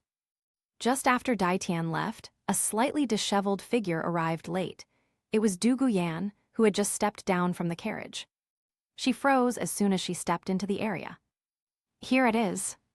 Du Guyan stared wide-eyed at her surroundings, her face filled with astonishment. The air was filled with a rich, almost overwhelming life force. Just a gentle inhale made me feel incredibly comfortable throughout my body, and my soul power began to activate. On the ground, every blue-silver grass was crystal clear and shimmering with precious light. The towering ancient trees around them are full of spirituality, as if they might be born with intelligence at any moment. The speed of cultivation here is probably 10 times, or even dozens of times, faster than outside. This is simply the paradise on earth that all plant-type soul masters dream of. Du Guyan, like a country bumpkin who had never seen the world, was completely mesmerized. Then her gaze fell on Lin Yi and the women around him. Upon seeing this, she was even more shocked. That girl in the pink dress was lively, pretty, and full of spirit. The woman in black had a stunning figure and a cool, aloof demeanor. The woman in red was mature, dignified, and full of charm. The woman in green was like a goddess of life, noble and holy. Each and every one of them was a beauty of unparalleled grace. In terms of looks and figure, none of them could rival her. A strange sense of inferiority quietly rose from the bottom of Du Guyan's heart. She subconsciously puffed out her equally impressive chest and touched her shapely, long legs encased in tight leather pants. No wonder this man looked down on me in the carriage. It turns out that he was already surrounded by beauties. Does he really not like me? But a surge of indomitable spirit welled up within Du Guyan. I'm not bad at all, so why should I be considered inferior to them? Just as she was lost in thought, Xiao Wu noticed her. Linai, who is this lady? Xiao Wu blinked her curious big eyes and asked. Zhu Zhuqing and Bai Jai's gazes also fell on Du Guyan at the same time. Liu Erlong's heart tightened involuntarily. Another one. Moreover, she was such a young and beautiful girl with a unique and heroic charm. A strong sense of crisis rose in her heart. If I don't seize this opportunity now and fully commit to becoming a woman in the forestry industry, I'm afraid I'll never have another chance. Faced with the women's questions, Lin Yi merely glanced at Du Guyan indifferently. His gaze was as indifferent as if he were looking at an object. He parted his thin lips slightly and said casually, "A newly acquired maid. From now on, if there are any chores like serving tea or water, washing clothes or folding blankets, just tell her to do them." Maid? Upon hearing this, Du Guyan's face turned deathly pale. She is, after all, the granddaughter of a titled Douluo. But in this man's eyes, she was just a maid. In front of so many women, he ruthlessly trampled on her status and dignity. Du Guyan felt a surge of immense humiliation, making her feel instantly inferior under the gaze of the other women. She bit her lip, her nails digging deep into her palms, but she couldn't utter a single word. On the other side, in a hidden cave hundreds of miles outside the starry sky forest, puffed, Tang Hao could no longer suppress his surging blood and qi, and suddenly spat out a mouthful of dark, reversed blood, which splashed onto the rock wall in front of him, emitting a scorching aura. He knelt on one knee, using the Haitian hammer to support his swaying body. His face was ashen, and his breath was extremely weak. Lin Yi's sword strike not only severely injured his physical body, but also caused a surge of life energy to invade his meridians, like countless tiny needles, constantly destroying the vitality within him. Ordinary treatments are completely ineffective against this. His injuries won't heal anytime soon. Blue-Silver Emperor, Forestry. Tang Hao gritted his teeth as he muttered the name, his eyes filled with resentment and a hint of horror. That's incredible. That man's power had exceeded his understanding of a titled Douluo. The 9 absolute techniques of Haitian, which he had unleashed with all his might, even at the cost of his life, was like child's play in front of him. That absolute domineering power that controlled the entire forest made him feel deeply powerless. Shame. An unprecedented disgrace. He, the mighty Haitian Douluo, was chased out of the Star-Du Great Forest like a dog, and he couldn't even take his son with him. The flames of hatred burned fiercely in Tang Hao's heart. But after calming down, a huge question arose in my mind. Why? He had never met the Blue-Silver Emperor before, so why did the other party harbor such deep killing intent and hatred towards him as soon as they met? Tang Hao began to carefully recall every detail of the battle. The overwhelming expanse of blue-silver grass, the life force so intensely concentrated. The properties of these powers are so familiar. Blue-silver grass, life. A long-forgotten fragment of memory suddenly flashed through his mind. Chapter 98. That was many years ago, when Tang Hao and Ah Yin were still deeply in love.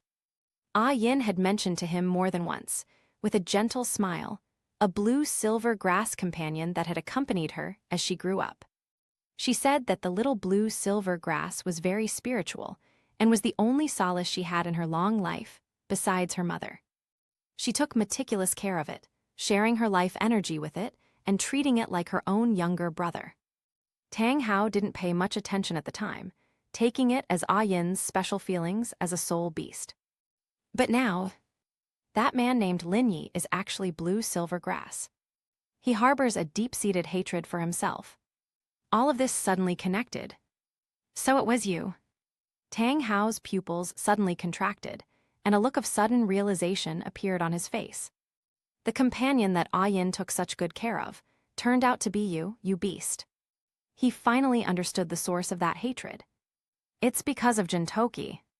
This blue-silver grass is avenging Ah Yin against herself. Ridiculous. Ah Yin is my wife. Who do you think you are to stand up for her? Tang Hao let out a suppressed roar, which aggravated his wounds, causing another violent coughing fit. Just wait. He wiped the blood from the corner of his mouth, his eyes filled with malice.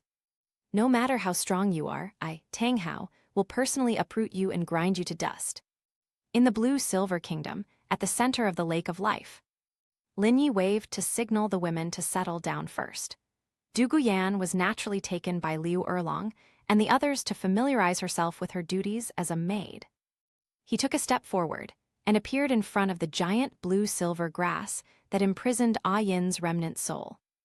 Forestry. A clear yet weak voice came from inside the blue-silver grass, carrying a hint of concern.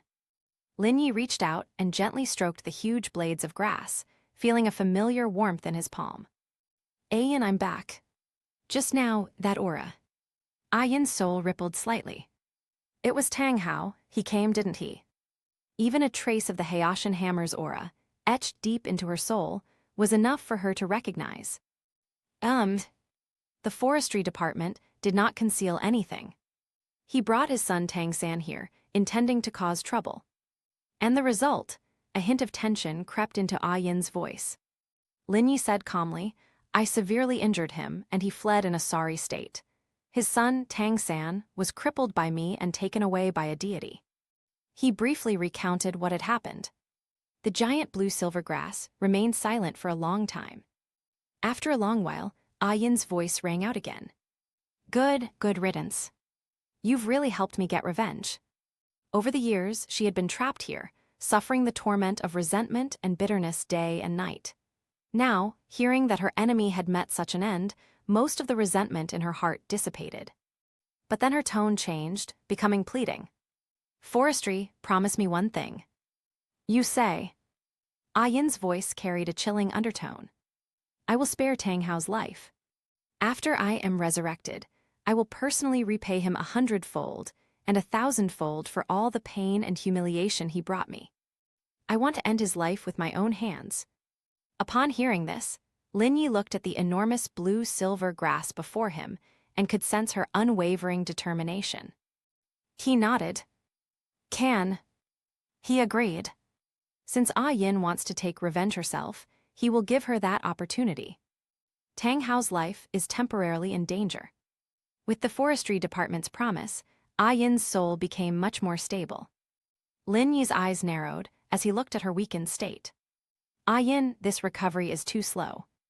I'll take you somewhere to help you quickly gather your divine soul. As soon as he finished speaking, Lin Yi closed his eyes, and his vast divine sense instantly spread out, traversing endless space and precisely locking onto the valley deep within the sunset forest. Rise. He parted his thin lips slightly and uttered a single word. The next moment, the entire blue-silver kingdom, and even the starry sky forest within a radius of 1,000 miles, began to tremble violently. Rumble. It was as if the sky had fallen and the earth had split open. A tremendous force, capable of moving mountains and filling seas, surged into the sky from the foot of the forestry plantation. Far away in the valley of the sunset forest, the earth roared at the yin-yang eye of ice and fire, which contained the ultimate energy. Along with the surrounding 10 miles of earth veins, an invisible force forcibly uprooted them from the ground. Space was torn apart, and a huge rift appeared out of nowhere.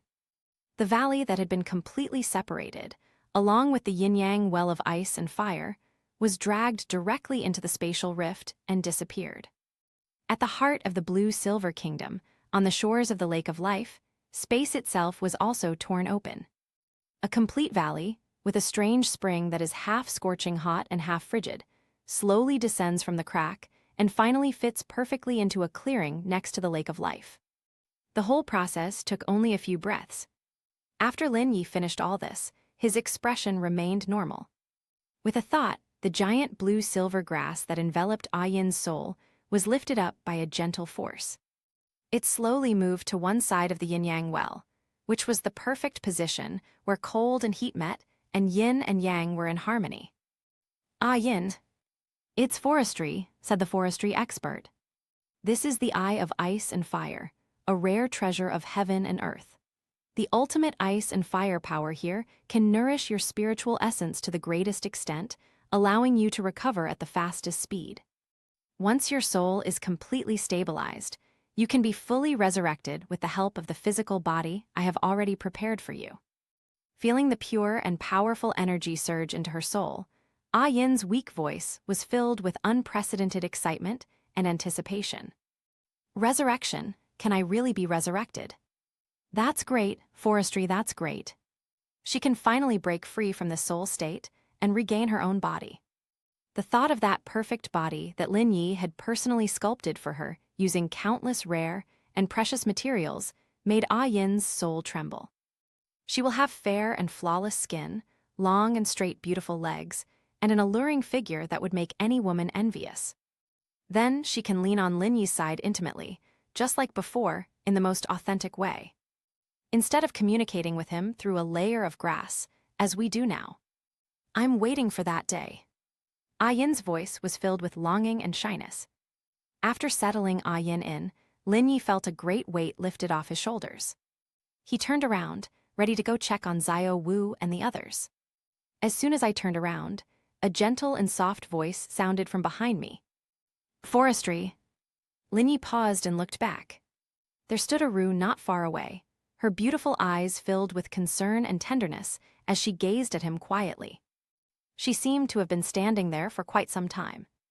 You must have expended a lot of energy in your battle with Tang Hao just now, right? Chapter 99. Ru walked gracefully to Lin Yi, her body exuding a mature and gentle fragrance. Lin Yi smiled faintly. Tang Hao is nothing to worry me about. Ru gently shook her head, stretched out her slender hand, and took the initiative to walk behind Lin Yi to massage his shoulders. That being said, you are still our pillar of strength. Your body cannot afford the slightest mistake. Her fingers were soft yet strong, pressing Lin Yi's acupoints just right, bringing a comfortable sensation that soothed his tense mind. Lin Yi did not refuse, but calmly enjoyed this kindness. Seeing that he did not resist, Ru became bolder. Her breath was fragrant and warm, brushing against Lin Yi's ear, and her voice became soft and gentle. Lin, I know you have a lot on your mind. If you don't mind, I'd like to share some of the burden with you. As she spoke, her hands, which had been massaging, gradually slid down, carrying a subtle, almost imperceptible teasing quality, and her body slowly pressed against him from behind. Those mature and voluptuous curves fit snugly against the broad back of the forestry plantation, conveying an astonishing warmth and elasticity. Just as the atmosphere in the valley gradually became enchanting and ambiguous. A clear and lively voice, like an oriole in a valley, rang out without warning. Forestry. Ru's body stiffened abruptly, like a startled deer, and she swiftly withdrew her hands, distancing herself from Lin Yi. Lin Yi turned around and looked in the direction from which the sound came. Xiao Wu and Zhu Zhuqing were walking hand in hand from a flower-lined path not far away. Xiao Wu was as lively and agile as ever, a scorpion braid swinging behind her as she skipped and hopped over. Zhu Zhuqing, standing beside her, appeared aloof and calm, but her eyes, gazing at Lin Yi, also held an unyielding tenderness. As the two approached, Xiao Wu immediately spotted Ru standing next to Lin Yi, her pretty face slightly flushed and her expression somewhat unnatural. What are you doing here? Xiao Wu blinked her big, watery eyes curiously, looking at Lin Yi and then at Ru. Ru's heart skipped a beat, her eyes darted around, and she stammered out her words. No, it's nothing. I saw that Lin Yi had just fought with someone, and I was worried that he might have some discomfort in his muscles and bones, so I thought I would massage him to relieve the discomfort. Her voice grew softer and softer as she spoke, clearly indicating that she was extremely guilty. Huh, are you hurt?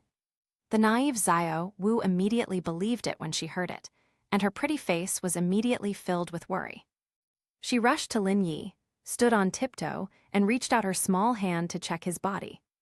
Lin, where do you feel unwell? Let me take a look. Seeing Xiao Wu's anxious and concerned expression, Ru's cheeks burned even hotter, and she felt ashamed. He had actually told such a lie in front of Xiao Wu. She was too ashamed to stay any longer and quickly made up an excuse. I suddenly remembered I have some things to take care of. You guys chat, I'll be going now. Before she finished speaking, Ru turned and walked away quickly without looking back, her back view looking somewhat disheveled. Xiao Wu and Zhu Zhuqing watched her hurried departure, both somewhat puzzled. They turned their heads and looked at the forestry department again, asking in unison, "Are you really okay?" Lin Yi looked at the two pretty and charming girls in front of him, and the corners of his mouth turned up slightly. He reached out and pulled them into his arms, one in each hand. "I'm fine. I'm in good health." His words were pointed, and his warm breath brushed against the two women's ears. Xiao Wu and Zhu Zhuqing's cheeks flushed bright red in an instant, like ripe apples. They naturally understood the deeper meaning behind Lin Yi's words, and their hearts began to pound uncontrollably. Lin Yi chuckled, released them, and flipped his hand over. Two radiant, ethereal flowers appeared out of thin air in his palm. "All right, let's get down to business. I brought you some good things this time I came back."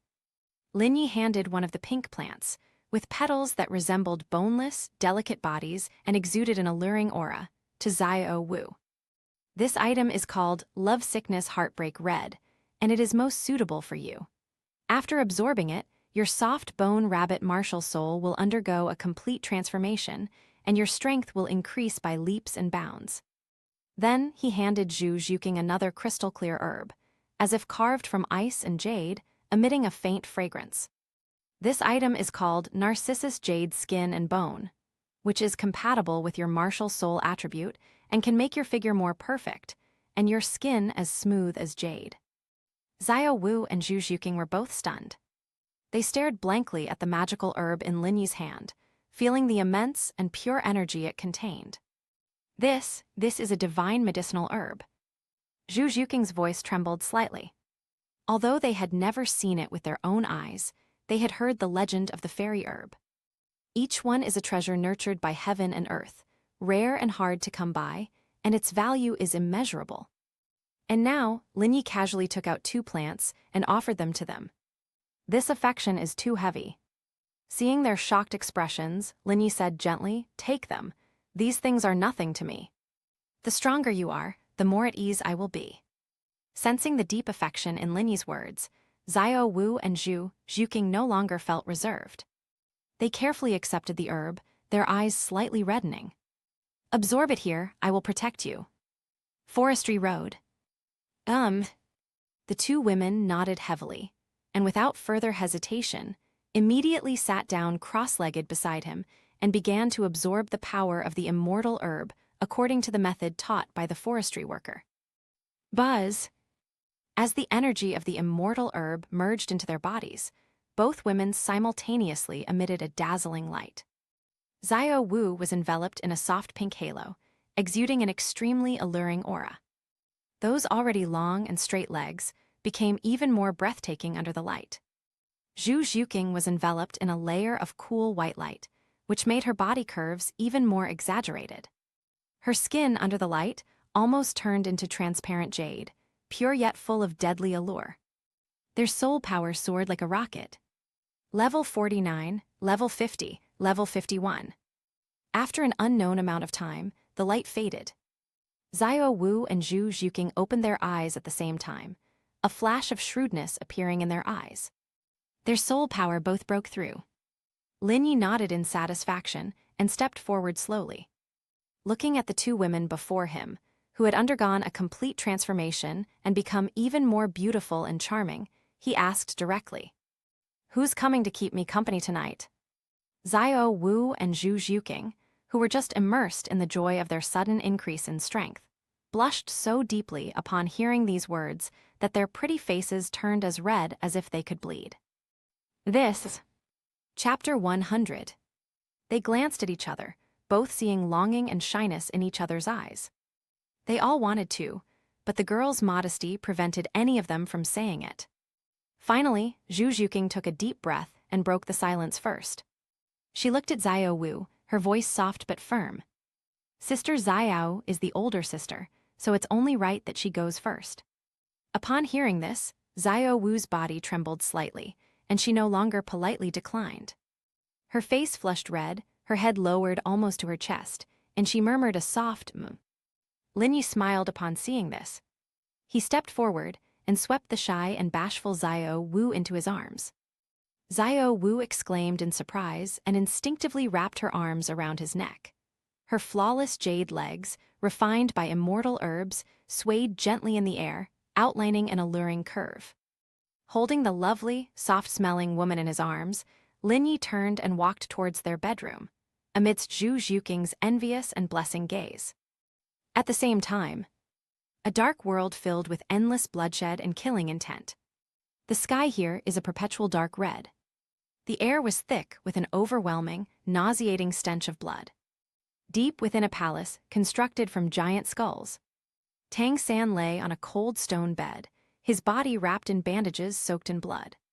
His breath was extremely faint, like a candle flickering in the wind, ready to be extinguished at any moment. That once handsome face was now as pale as paper, devoid of any color. The most fatal wound was in his lower abdomen, where he had almost bled to death.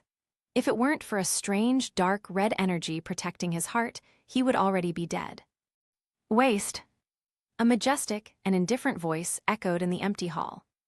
The owner of the voice sat atop a skeletal throne above the main hall. He was shrouded in a blood-red cloak, his face blurred, only a pair of scarlet eyes that seemed to contain mountains of corpses and seas of blood could be seen. He was none other than the Asura god king, who rescued Tang San from Lin Yi's clutches.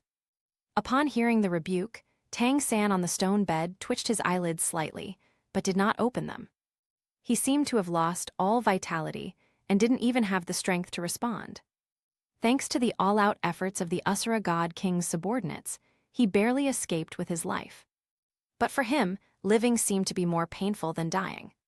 His eyes were closed, his gaze was unfocused, and he was completely immersed in a boundless decadence and despair. Is this the successor of the Haoshan sect? The Asura god king's voice carried a hint of mockery. Being beaten like a dead dog by a mere blue-silver grass.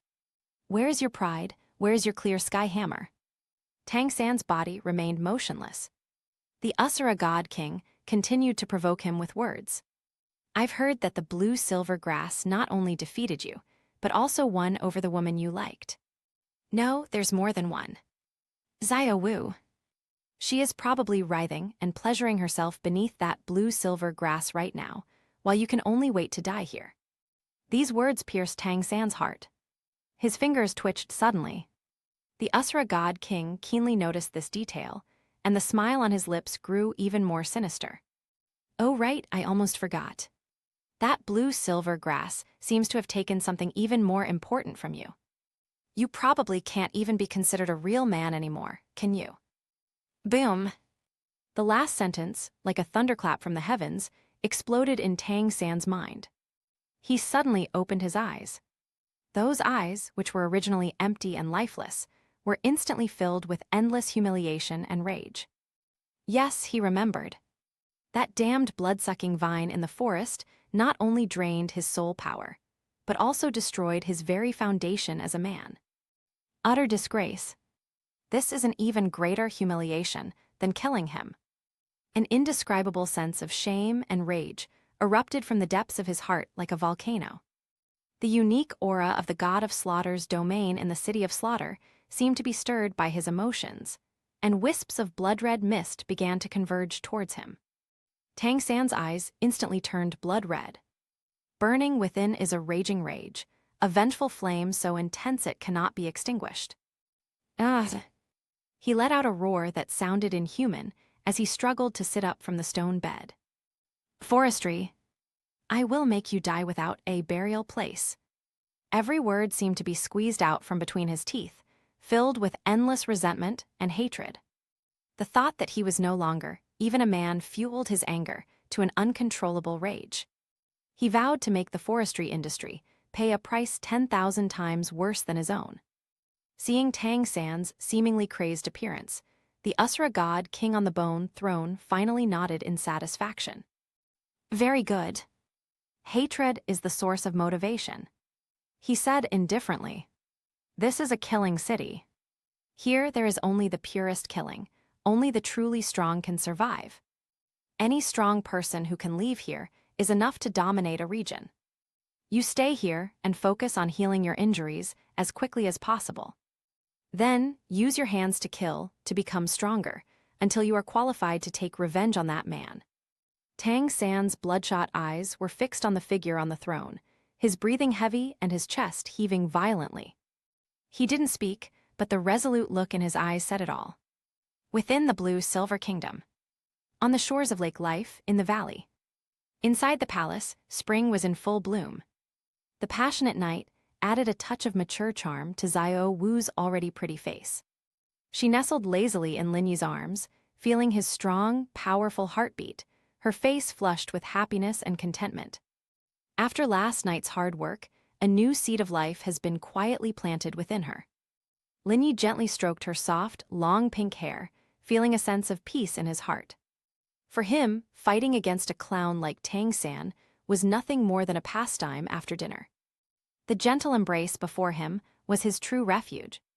After an unknown amount of time, Lin Yi's gaze turned to the other side of the bed. Zhu Zhuqing had woken up at some point and was quietly looking at them with her bright, beautiful eyes. Her expression held envy, shyness, and an overwhelming longing. Seeing this, Lin Yi smiled. He beckoned to Zhu Zhuqing with his finger. Zhu Zhuqing's heart skipped a beat, and her pretty face instantly turned crimson. She lightly bit her red lips with her pearly teeth, hesitated for a moment, and then obediently lifted the quilt, like an elegant and agile black cat, slowly crawling to Lin Yi's side. Immediately afterwards, another round of lovemaking ensued. Chapter 101. Zhu Zhuqing's delicate body, after being transformed by the Narcissus jade skin and bones technique, has reached a state of perfection. Her skin was as white as snow, so delicate it seemed to break at a touch, and her figure was even more graceful and curvaceous, with amazing curves. Especially her long, shapely legs, full of amazing elasticity and strength, seemed to be the most outstanding work of art from heaven, exuding a fatal allure. Her heart was filled with gratitude and love for forestry. It was this man who gave her the 10,000-year soul ring she had always dreamed of, and bestowed upon her celestial herbs, allowing her to undergo a complete transformation and greatly increase her strength. She had no way to repay this kindness. Since Lin Yi likes her body, she will use this body to repay him properly. For a time, the palace was filled with magnificent scenery. Zhu Zhuqing did her best, using various tricks to show every bit of her charm to the forestry workers. But outside this gentle and beautiful palace, Dugu Yan stood gracefully at the doorway, carrying a basin of freshly changed water. Her current identity is Lin Yi's personal maid. My daily work consisted of serving tea and water, tidying up rooms, and doing other menial tasks that only the lower classes would do. At night, she would stand guard at the entrance of the palace, acting as a gatekeeper. The undisguised sounds of playful frolicking and the soft moans that made her blush clearly reached her ears. At first, Dugu Yan felt extremely ashamed and indignant, her pretty face turning so red it looked like it could bleed. She was a direct descendant of the prestigious blue lightning Tyrannosaurus rex family, a proud daughter of heaven. How could she have ever suffered such humiliation? But as time went by and she heard more of it, her mindset gradually underwent subtle changes. The shame and indignation gradually faded, replaced by an inexplicable heat and curiosity. She began to listen to the captivating voice inside, and her mind started to wander. If the woman inside was me, being held in the arms of that powerful and domineering man, doing that kind of thing, is it possible to be happy? Once this thought arose, it was like a wildly growing vine, instantly entangling her entire mind. However, the thought of Lin Yi's consistently indifferent attitude towards her made her feel uncomfortable again. That man seemed to truly only regard her as a maidservant who could be summoned and dismissed at will. He admired Xiao Wu's liveliness and was infatuated with Zhu Zhuqing's figure, but he was indifferent to her and had no intention of developing any feelings for her. Dugu Yan subconsciously looked down at herself. In terms of looks, I am no less attractive than them. As for her figure, she is also curvaceous, and her long legs are a source of great pride. Why can't he see himself? A strong sense of resentment and grievance welled up in my heart. No, this can't go on any longer. A bold idea quietly sprouted in Du Guyan's mind. Since he's not interested in me, I'll take the initiative. Or try seducing him. Du Guyan bit her lower lip tightly, her mind in turmoil. That thin door panel seemed to separate two worlds. She stood outside the door, a maidservant in an awkward position, struggling with her inner turmoil. Inside the door lay the power and tenderness she craved, but could never reach. Finally, a resolute glint flashed in her beautiful eyes. Instead of passively enduring humiliation here, it's better to take the initiative and fight for a future for yourself. Meanwhile, 1,000 miles away. Wuhan City, Papal Palace. Inside the main hall, the atmosphere was so oppressive it was suffocating. Serpent Spear Douluo Shilong knelt on one knee, his face pale, his magnificent soul master robes stained with dust, making him look somewhat disheveled. He had just escaped from the edge of the starry sky forest and was still shaken. Bibi Dong, seated high on the papal throne, possessed an exquisitely beautiful face, yet her expression remained indifferent as she listened quietly to his report. Your Holiness the Pope. Shilong's voice trembled slightly. My subordinates pursued Tang Hao all the way to the outer edge of the Star du Great Forest, only to find that it was already shrouded by a huge barrier. That barrier was filled with a powerful life force, just like the aura of the blue-silver grass. Tang Hao forcibly broke through the barrier and rushed in, and his subordinates followed closely behind, but they were blocked by an invisible force and could not advance an inch. Bibi Dong closed her phoenix eyes slightly and remained silent. The ghost Douluo and chrysanthemum Douluo beside her exchanged a glance, both seeing solemnity in each other's eyes. Last time, they suffered a great loss at the hands of that man while trying to capture Xiao Wu and Aru. That terrifying strength still sends chills down their spines when they think about it. Shilong took a deep breath and continued. Most importantly, I sensed a faint but familiar aura inside the barrier. It's the young master's aura. Upon hearing this, the air in the hall suddenly tightened. Chrysanthemum Douluo Yueguan's shrill voice rang out. Shilong, are you sure? Absolutely true. Shilong answered decisively. Although that aura was concealed by layers, it was definitely the sacred aura unique to the angelic martial soul. Young Master Qian Rengsu is very likely to have been captured by that blue-silver emperor and taken to his blue-silver kingdom. The entire hall fell into a deathly silence in an instant. Qian Rengsu, the young master of the spirit hall and the future heir, actually fell into the hands of that mysterious and powerful blue-silver emperor. This news was like a violent earthquake. However, Bibi Dong's expression remained largely unchanged on the throne. She simply said, I understand. You should go and heal your wounds first. His Majesty. Shilong looked up in astonishment. That's it, over. The young master has been captured. Shouldn't we immediately gather our forces and go to rescue him? Bibi Dong's gaze swept over him, her voice completely calm. You all know how strong that man is. Last time, if he hadn't been unwilling to fight us to the death, do you think you could have retreated back to Wuhan City safely? Upon hearing this, both Ghost Douluo and Chrysanthemum Douluo lowered their heads and dared not utter a sound. Bibi Dong was telling the truth. That man named Lin, he possessed unfathomable strength and acted with unparalleled arrogance.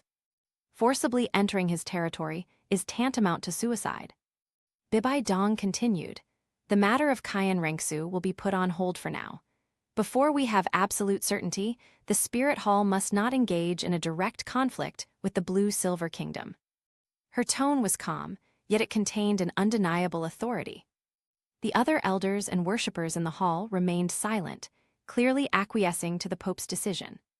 To provoke a terrifying being with godlike power for the sake of Qian Rengsu is not a worthwhile trade. Just then, presumptuous, a roar filled with boundless rage exploded like thunder throughout the hall. A golden figure, exuding unparalleled power, walked out step by step from the back of the hall. Chapter 102. The newcomer had white hair and beard, wore a golden robe, and had a dignified face. He was none other than Qian Dalu, the Grand Elder of the Spirit Hall and a level 99 peerless Douluo. With each step he took, a golden halo appeared on the floor beneath his feet. Those golden eyes burned with a fury powerful enough to incinerate everything, fixed intently on Bibi Dong. Bibi Dong. The sound of Qian Dalu reverberated throughout the entire hall. Zuer is my granddaughter. She is the hope of the angel race. Now that she's imprisoned and her fate is uncertain, you're saying we should put it on hold for now. Faced with Qian Dalu's questioning, Bibi Dong slowly stood up from her throne, her expression remaining calm. High Priest, as the Pope, I must consider the overall situation of the Spirit Hall. The strength of the blue-silver Emperor Forestry is enough to threaten the foundation of the Spirit Hall. If we rashly start a war, the consequences will be unimaginable. You bastard!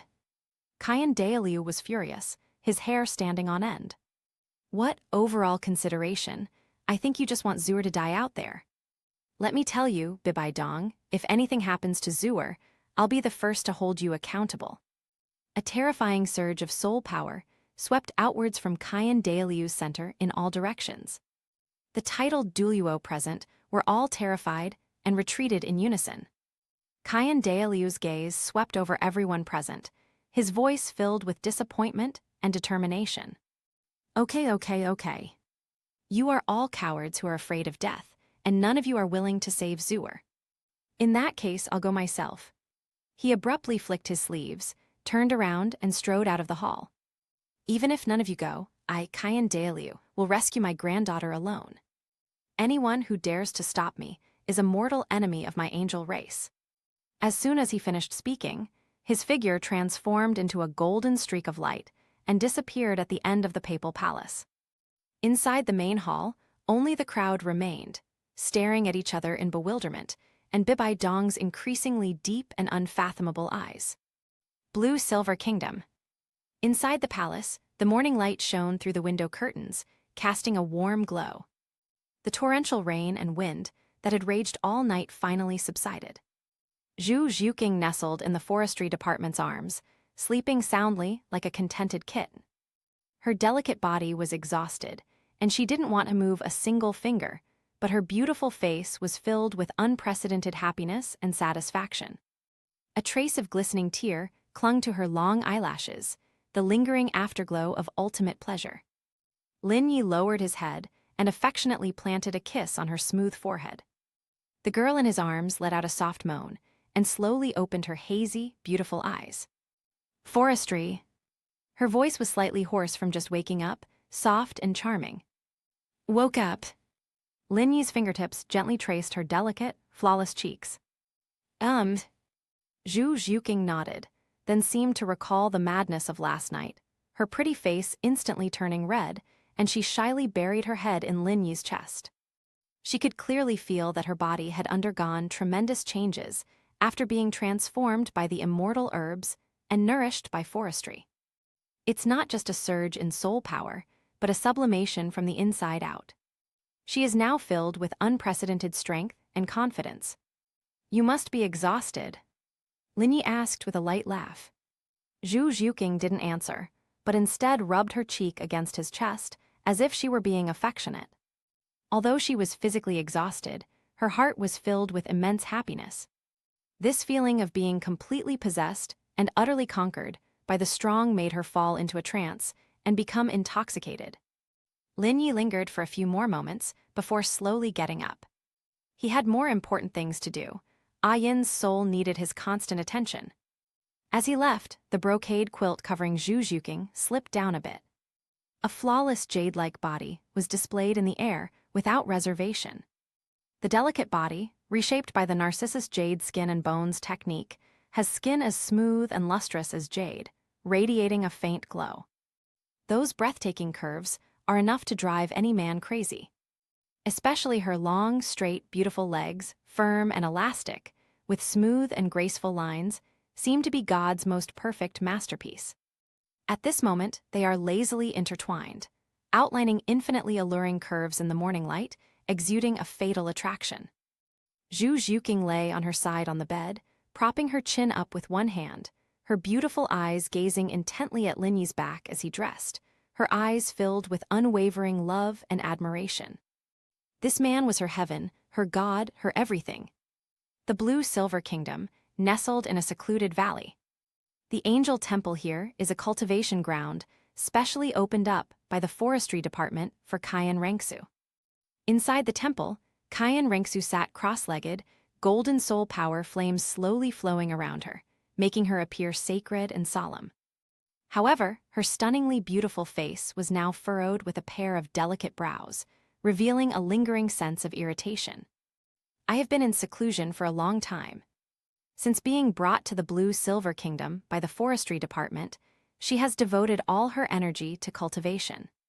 The life force here is extremely abundant, which is of great benefit to the cultivation of soul masters. Her cultivation level did, indeed, advance by leaps and bounds. But not long ago, she encountered an invisible barrier. No matter how she tried to break through, the barrier remained unmoved. The angelic power within him seemed to have solidified, unable to advance even slightly. This is the bottleneck. A bottleneck that can trap countless genius soul masters. Call. Cayenne Rengsu slowly exhaled a breath of turbid air, and the light and flames around her gradually receded into her body. She opened her eyes, her beautiful golden eyes filled with helplessness and frustration. Continuing to remain in seclusion is pointless. She stood up and stretched her somewhat stiff body. Her exquisite curves, encased in a long gold dress, made her even more captivating. In the end, she had no choice but to give up and decided to go out for a walk to get some fresh air. Stepping out of the temple, a breath of fresh air greeted me, carrying the unique fragrance of blue-silver grass. The valley is filled with birdsong and fragrant flowers, and the scenery is delightful. But Cayenne Rengsu's heart couldn't calm down. For some reason, a figure uncontrollably appeared in her mind. That figure was domineering and powerful, yet he appeared like a god at her most critical moment, rescuing her from her grandfather's wrong decision. It's forestry. The man who reigned supreme in the form of blue-silver grass. What's wrong with me? Cayenne Rengsu gently patted her burning cheeks, muttering to herself in embarrassment and annoyance. When did I start wanting to see that guy so much? At the same time, on the shore of Lake of Life, the forestry worker is tending to Ah Yin's soul grass, soothing her spirit. He hadn't seen Cayenne Rengsu for a long time. That proud, stubborn, yet pure-hearted girl had been in seclusion, diligently cultivating herself. Chapter 103. Lin Yi's heart stirred slightly. Calculating the time, it was about time to send over the immortal herb he had prepared for her. Light of Paradise grass. This immortal herb is a perfect match for Cayenne Rengsu's angelic martial soul. Just then, he sensed the fluctuation of Cayenne Rengsu's aura, as if she had ended her seclusion. Lin Yi's lips curled up slightly as a thought crossed his mind.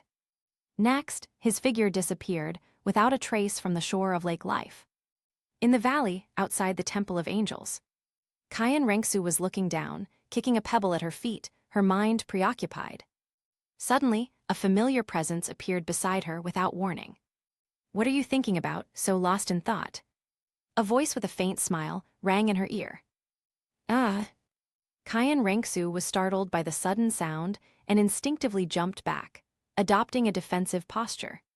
When she saw who it was, she was completely stunned.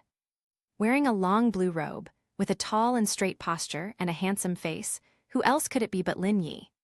He was looking at me with a smile, his eyes filled with a hint of mockery. How did you get here? Cayenne Rengsu's heart skipped a beat, and she blurted out the question. She had no idea how he appeared. It was as if he had always been standing there. Lin Yi's smile deepened as he looked at her adorable, flustered expression. He slowly stepped forward, approaching Cayenne Rengsu. Wasn't it because you wanted to see me that I came here? His voice wasn't loud, but it was like an electric current, instantly striking Cayenne Rengsu's heart. With a boom, Cayenne Rengsu's cheeks instantly turned bright red, like a ripe apple, delicate and luscious. She felt as if this man had completely seen through her thoughts, leaving her with no secrets whatsoever. You're talking nonsense. Kayan Rengsu was both embarrassed and ashamed, but she denied it firmly. Who wants to see you? I was just tired from cultivating and came out for a walk. She dared not look into Lin Yi's eyes, turning her head slightly away, her heart pounding like a deer. Oh, is that so? Lin Yi nodded, feigning sudden realization. If that's the case, then it seems I was just being presumptuous. I won't disturb your relaxation. After saying that, he actually turned around and made a move to leave. Don't. Upon seeing this, Kayan Rengsu became anxious and, forgetting her shyness, quickly reached out her delicate hand and grabbed Lin Yi's sleeve. A warm, smooth touch came from the sleeve, bringing the two bodies closer together. Kayan Rengsu could clearly smell the unique, forest-like fresh scent emanating from him. Her heart started beating even faster. Lin Yi stopped and turned to look at her, his smile impossible to hide. Kayan Rengsu then realized how inappropriate her actions were and hurriedly tried to let go, but Lin Yi grabbed her wrist instead. His palms were broad and warm, carrying an irresistible power. Kayan Rengsu struggled for a moment but couldn't break free, so she simply stopped struggling. She lowered her head and said in a voice barely audible, I've hit a bottleneck in my cultivation. The angelic power within me seems to be blocked by something, preventing me from breaking through. I'm feeling very frustrated, so I came out for a walk. It's strange, really. Before meeting Lin Yi, she was extremely depressed and found everything unpleasant to look at. But now, with his hand in mine and me looking into his smiling eyes, all those complicated thoughts miraculously calmed down. My heart is at peace. Lin Yi nodded upon hearing this. So that's how it is. He released Kayan Rengsu's hand, but the lingering warmth on her wrist caused a slight sense of loss in her heart. Immediately afterwards, Lin Yi flipped his hand over. A celestial herb, entirely golden with leaves that unfurled like wings, appeared in his palm. As soon as the magical herb appeared, the entire valley seemed to be enveloped in a sacred glow, filled with an aura of supreme yang and strength. This is... Kayan Rengsu's gaze was instantly drawn to this immortal herb, her golden eyes filled with shock. A divine herb, the herb of the bright paradise. Lin Yi spoke calmly, handing the immortal herb to Kayan Rengsu. It will be of immense benefit to your angelic martial soul. Kayan Rengsu was completely stunned. Amazing herb. This is actually a miraculous herb. As the young master of the spirit hall, she understood the value of the immortal herb better than anyone else. That is a priceless treasure that can only be found once in the entire continent. The emergence of any one of these plants would be enough to cause a frenzy of competition among titled Douluo-level powerhouses. And now, Lin Yi has so casually presented her with a magical herb whose attributes perfectly match hers. This gift is so precious. With this bright paradise grass, not to mention breaking through the bottleneck, it is not impossible to even increase the soul power several levels, or even allow the martial soul to evolve a second time. This is too valuable, I can't accept it. Kayan Rengsu subconsciously took a step back and waved her hands repeatedly. Without saying a word, Lin Yi stuffed the herb into her hand. There's no reason to take back what I've given away. Take it. His tone was calm, yet it possessed an irresistible air of authority. Take it here, and I will protect you. Holding the radiant heaven grass in her hands, Kayan Rengsu felt the immense power of light emanating from it, her heart filled with mixed emotions. She looked up and gave Lin Yi a deep look. In those golden eyes, there was shock, gratitude, and something she herself was unaware of, a feeling that was quietly growing. Finally, she nodded heavily. Good. I've started absorbing it. After saying that, she no longer hesitated, sat down cross-legged on the spot again, and slowly put the bright paradise grass into her mouth. The herb melted instantly upon entering her mouth, transforming into an incomparably pure golden warm current that surged into her limbs and bones. Boom! Kayan Rengsu's body jolted violently. A dazzling golden light burst forth from her body, shooting straight into the sky. Behind her, 6 golden wings suddenly unfurled, enveloping her in a divine radiance. Her eyes were slightly closed, her long eyelashes trembled slightly, and her holy face showed a hint of pain, yet also a hint of comfort. Linyi stood aside, watching quietly. It must be admitted that Kayan Rengsu at this moment is breathtakingly beautiful. It was an ultimate beauty that blended holiness and nobility, purity and allure. Her long golden hair danced in the waves of soul power, and the holy radiance outlined her perfect figure, like a goddess about to awaken. Even the forestry expert was momentarily lost in thought. Time passed by bit. The aura emanating from Kayan Rengsu was also rising at an astonishing rate. Snap! A crisp sound seemed to come from the depths of her soul. The bottleneck that had troubled her for so long shattered, in the face of the overwhelming power of the light paradise grass. Chapter 104. A more powerful and purer angelic power surged forth from Kayan Rengsu's body. Her soul power began to surge wildly. Moreover, the angelic bloodline within her also began a profound evolution under the baptism of this power. The 6-winged angel martial spirit behind her shone even brighter, as if it were about to solidify. Much later, the soaring golden light slowly receded. Kayan Rengsu opened her eyes. What eyes they were! Brighter and purer than ever before, it seemed to contain endless stars, sacred and majestic, making people dare not look directly at it. She felt the powerful energy surging within her, and a genuine joy appeared on her face. The bottleneck has been broken. Moreover, their strength has increased dramatically. More importantly, she felt that her angelic martial soul had become stronger than ever before. All of this was brought to her by the man in front of her. Kayan Rengsu stood up and stared intently at Lin Yi. She could feel the unwavering affection in Lin Yi's gesture when he offered the herb. That was neither charity nor a transaction. It was a pure desire to be good to her.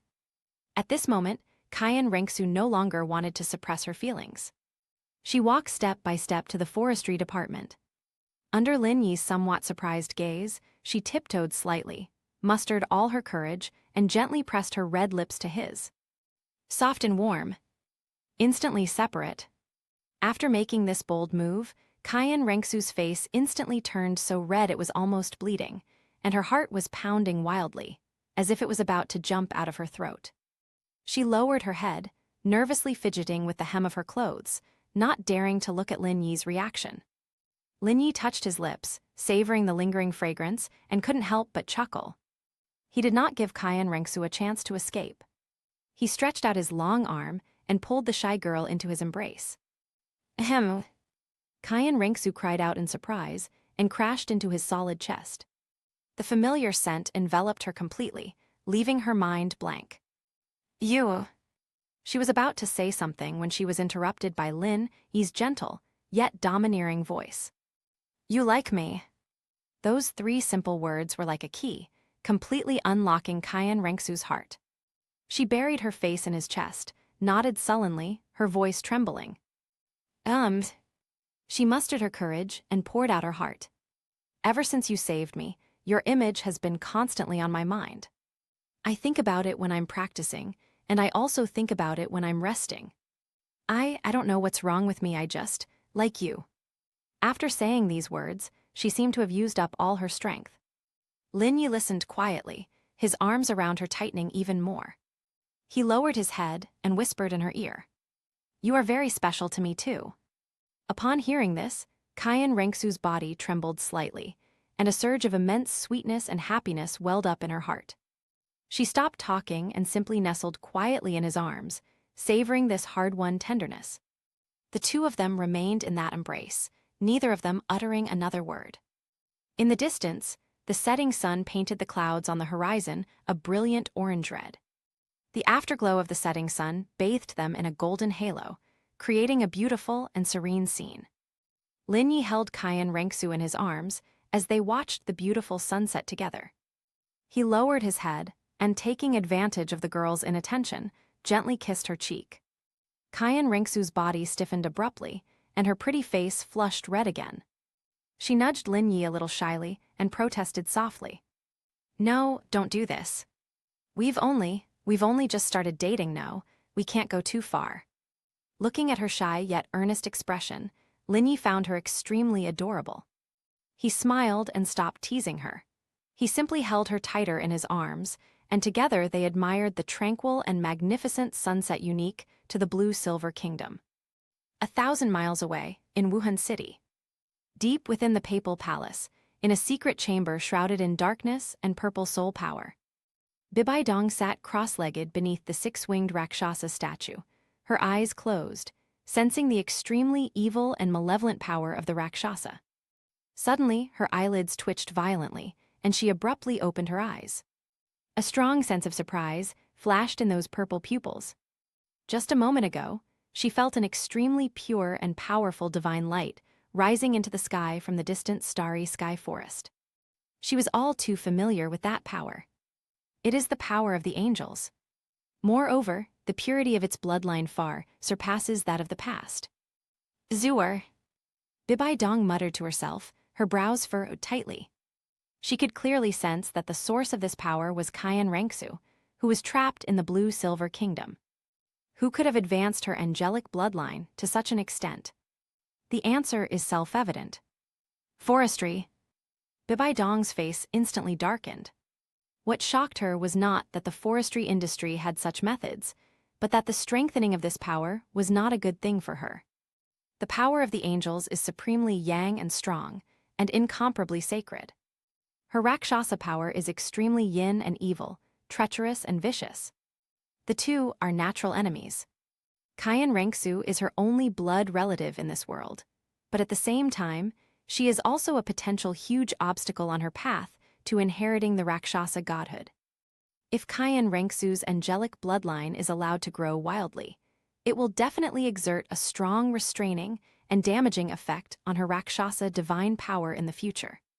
This is something she absolutely cannot tolerate. Your Holiness the Pope. Outside the hall, Shilong's respectful voice could be heard. Come in. Bibi Dong's voice regained its former majesty. Shilong pushed open the door and knelt on one knee. Your Majesty, a violent fluctuation of soul power has appeared in the direction of the Star-Du Great Forest. Its attributes are very similar to those of the young master, but its strength is far greater than before. Bibi Dong listened expressionlessly, already knowing what was going on in her heart. I understand. She spoke slowly, her voice revealing neither joy nor anger. Pass on my orders. No one in the spirit hall, including the Elders' Hall, is allowed to go to the Star-Du Great Forest for any reason in the near future. Furthermore, we will not allow any direct conflict with the Blue-Silver Kingdom. Those who disobey orders will be treated as traitors. Upon hearing this, Shilong's body trembled, and a hint of confusion flashed in his eyes, but he still respectfully accepted the order. Yes, Your Majesty. Just then, a golden beam of light, carrying boundless fury, shot in from outside the hall and crashed into the hall. The newcomer's hair and beard stood on end, and his golden eyes burned with fury. He was none other than the High Priest, Thousand Paths. Bibi Dong. Qian Dalu's voice was like a thunderclap, echoing throughout the hall. What did you mean by that order? Zuer's bloodline power has surged, and this is precisely the time when she needs help. Yet you have ordered that no one is allowed to go. What exactly are you up to? Chapter 105. Bibi Dong slowly stood up and looked coldly at the furious Qian Dalu. Great Venerable One, watch your words. I am the Pope of the Spirit Hall. We both know the strength of the Blue-Silver Kingdom. Even the soul beasts have chosen to submit. If we rashly start a war, it will only severely damage the Spirit Hall and be a losing proposition. Qian Dalu, enraged to the extreme, laughed instead. What a case of losing more than you gain. For the sake of your power, you can even disregard the safety of your own daughter. Let me tell you, Bibi Dong, I don't care what your plans are, but no one is allowed to bully my granddaughter. If you won't go, I will. After saying that, he turned to leave. Stop. Bibi Dong's voice rang out softly. My orders are not only directed at the Spirit Hall, but also at you, Grand Elder. If you dare to step out of Wuhan City, Don't blame me for using the Pope's decree to kill you on the spot. Qian Dailiu's body suddenly stiffened. He slowly turned around and stared intently at Bibi Dong, his eyes revealing murderous intent. You dare! Bibi Dong met his gaze without backing down, her purple pupils filled with an unyielding chill. The two remained locked in the standoff, the atmosphere in the papal palace becoming extremely oppressive. In the end, Qian Dailiu gave in. He knew that Bibi Dong, who held the Pope's decree, could indeed mobilize the entire Spirit Hall's power to deal with him. Okay.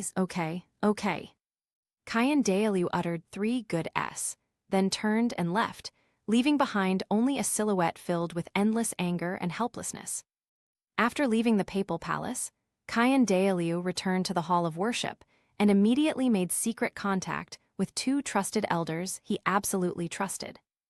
Listen up, no matter what method you use or what cost you have to pay, you must find a way to rescue Zuer from that blue-silver kingdom. No one, no matter who, can bully my granddaughter. The blue-silver kingdom, by the Lake of Life.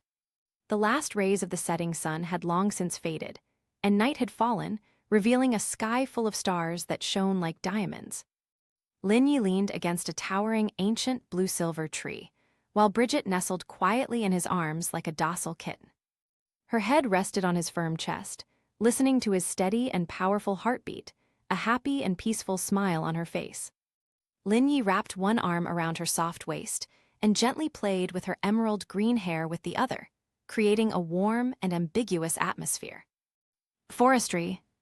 Bridget suddenly raised her head, a hint of worry in her beautiful emerald green eyes. Your agreement with Lord Daitian is almost up, isn't it? Lin Yi hummed in agreement, his expression remaining relaxed. He knew that Daitian, like him, was also eagerly anticipating this contest.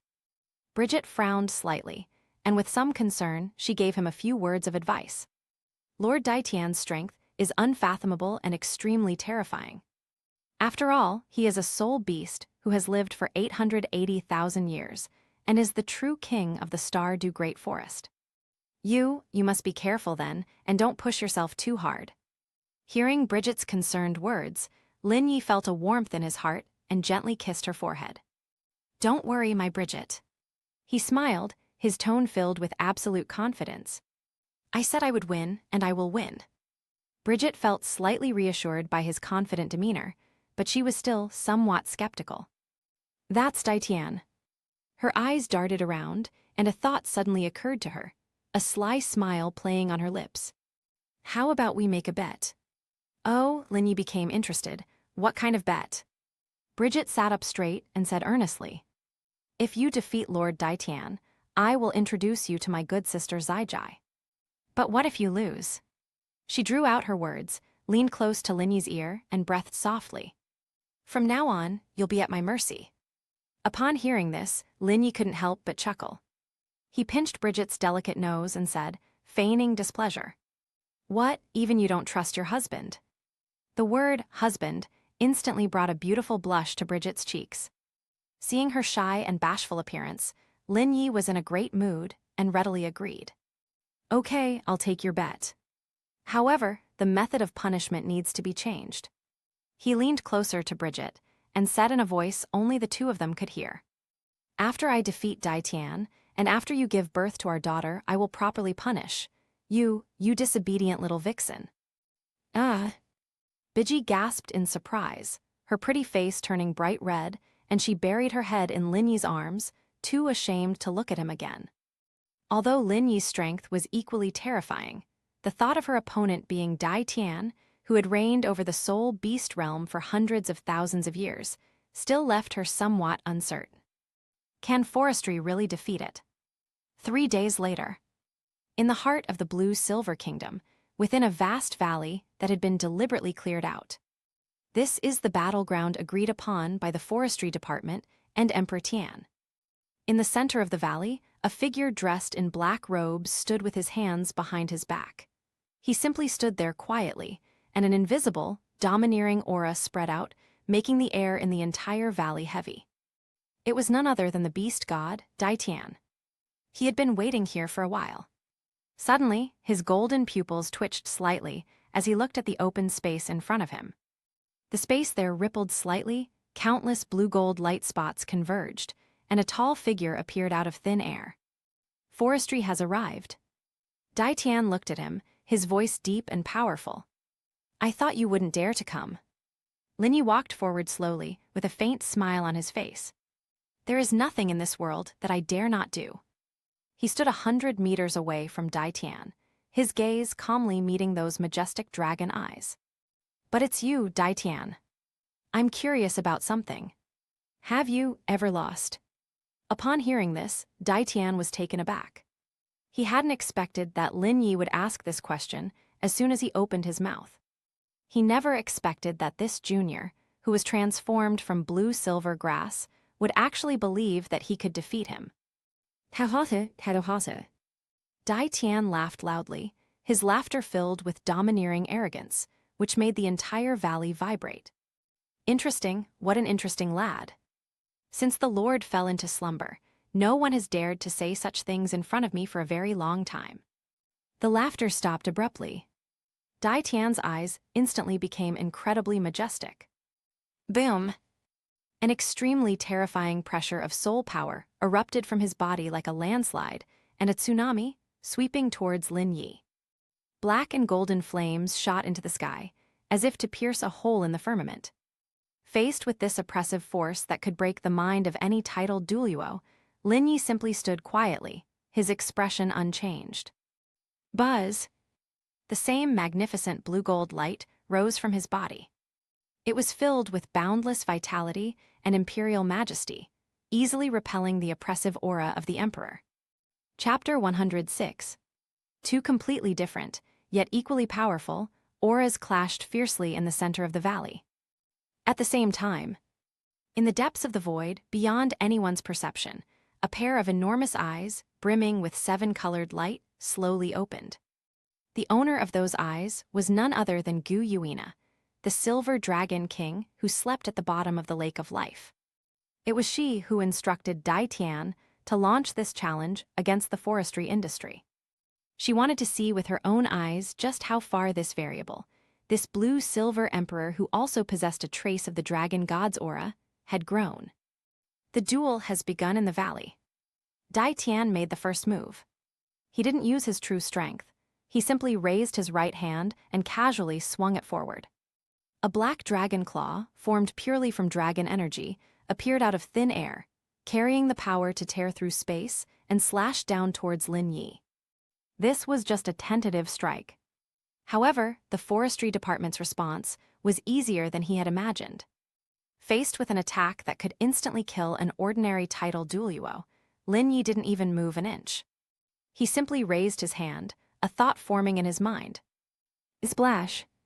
Above the ground, thousands upon thousands of thick blue-silver vines, like awakened giant pythons, burst forth from the earth in an instant, intertwining layer upon layer to form a huge vine shield.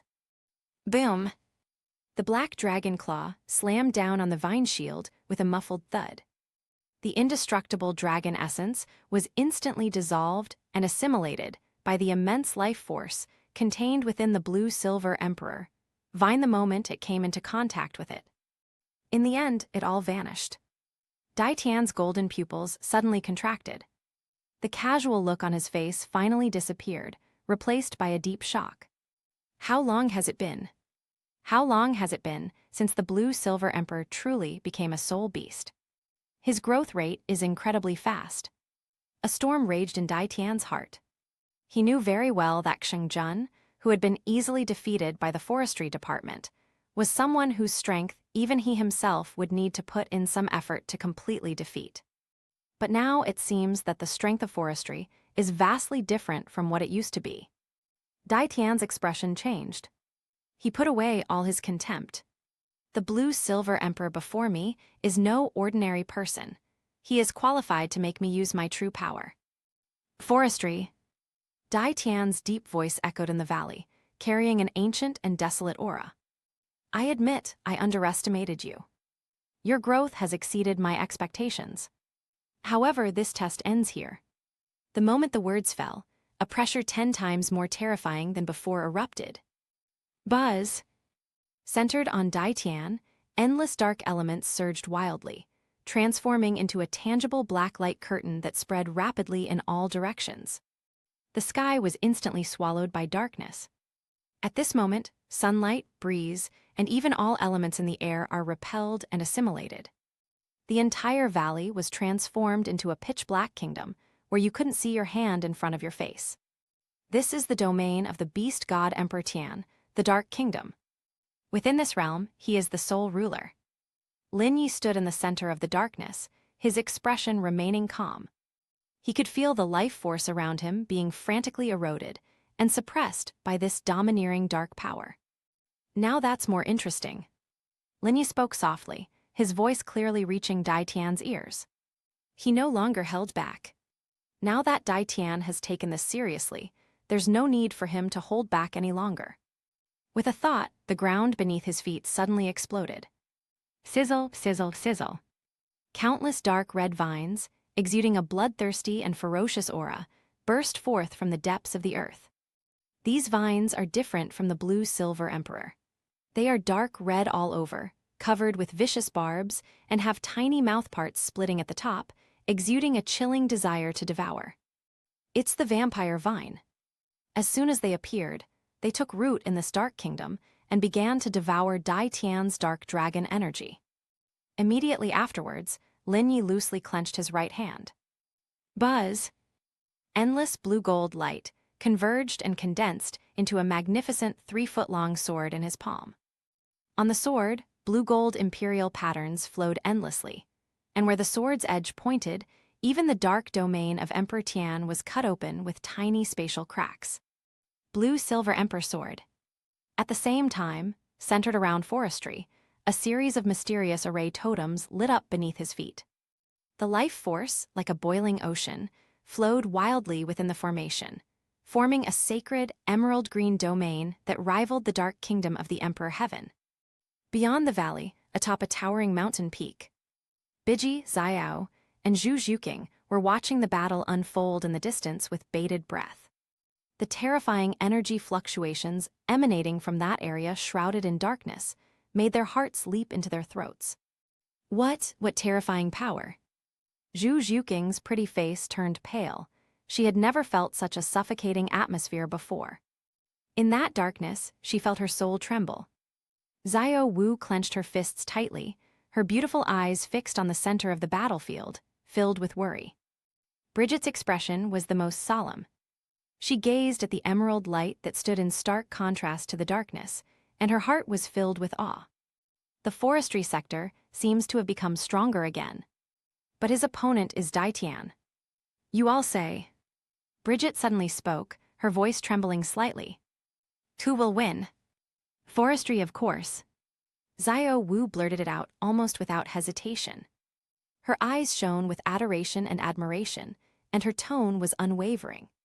Forestry is the best, he'll definitely win. In her mind, forestry is an omnipotent god, the most powerful being in the world. Zhu Zhuqing nodded in agreement. Ever since Lin Yi bestowed upon her a 100,000-year soul ring, far exceeding her limits with a wave of his hand, she developed an almost blind trust in Lin Yi's power. I also think forestry will win.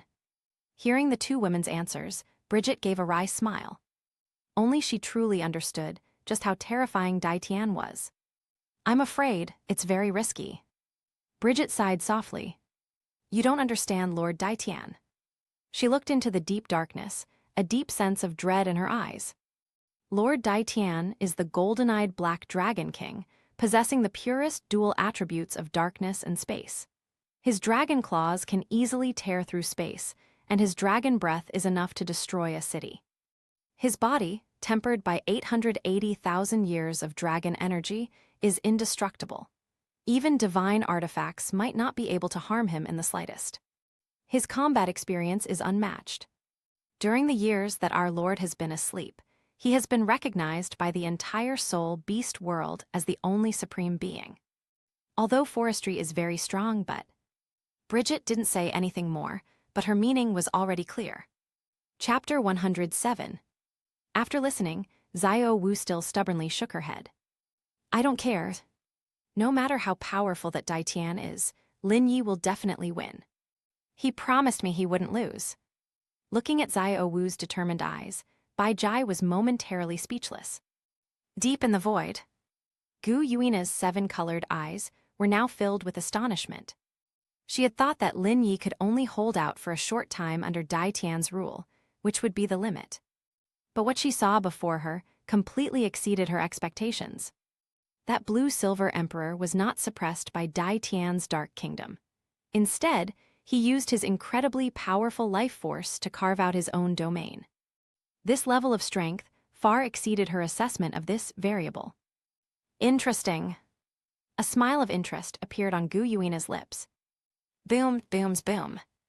The battle in the valley had reached a fever pitch. The forestry and Dishan forces were evenly matched. Each of Dai Tian's attacks was enough to destroy the heavens and the earth. Black dragon claws tore through the sky, and destructive dragon breath erupted forth. Lin Yi, wielding the blue-silver emperor sword, moved with graceful ease. Wherever the sword light touched, life force surged forth, always managing to neutralize Dai Tian's attacks at just the right moment. The vampire vines and blue-silver vines under their feet intertwined, constantly engaging in a tug-of-war with the Dark Kingdom. Time passed by second. A tremendous wave of emotion surged within Dai Tian's heart once again. He was shocked to discover that after fighting for so long, the enemy's Lin Yi's energy had not diminished at all.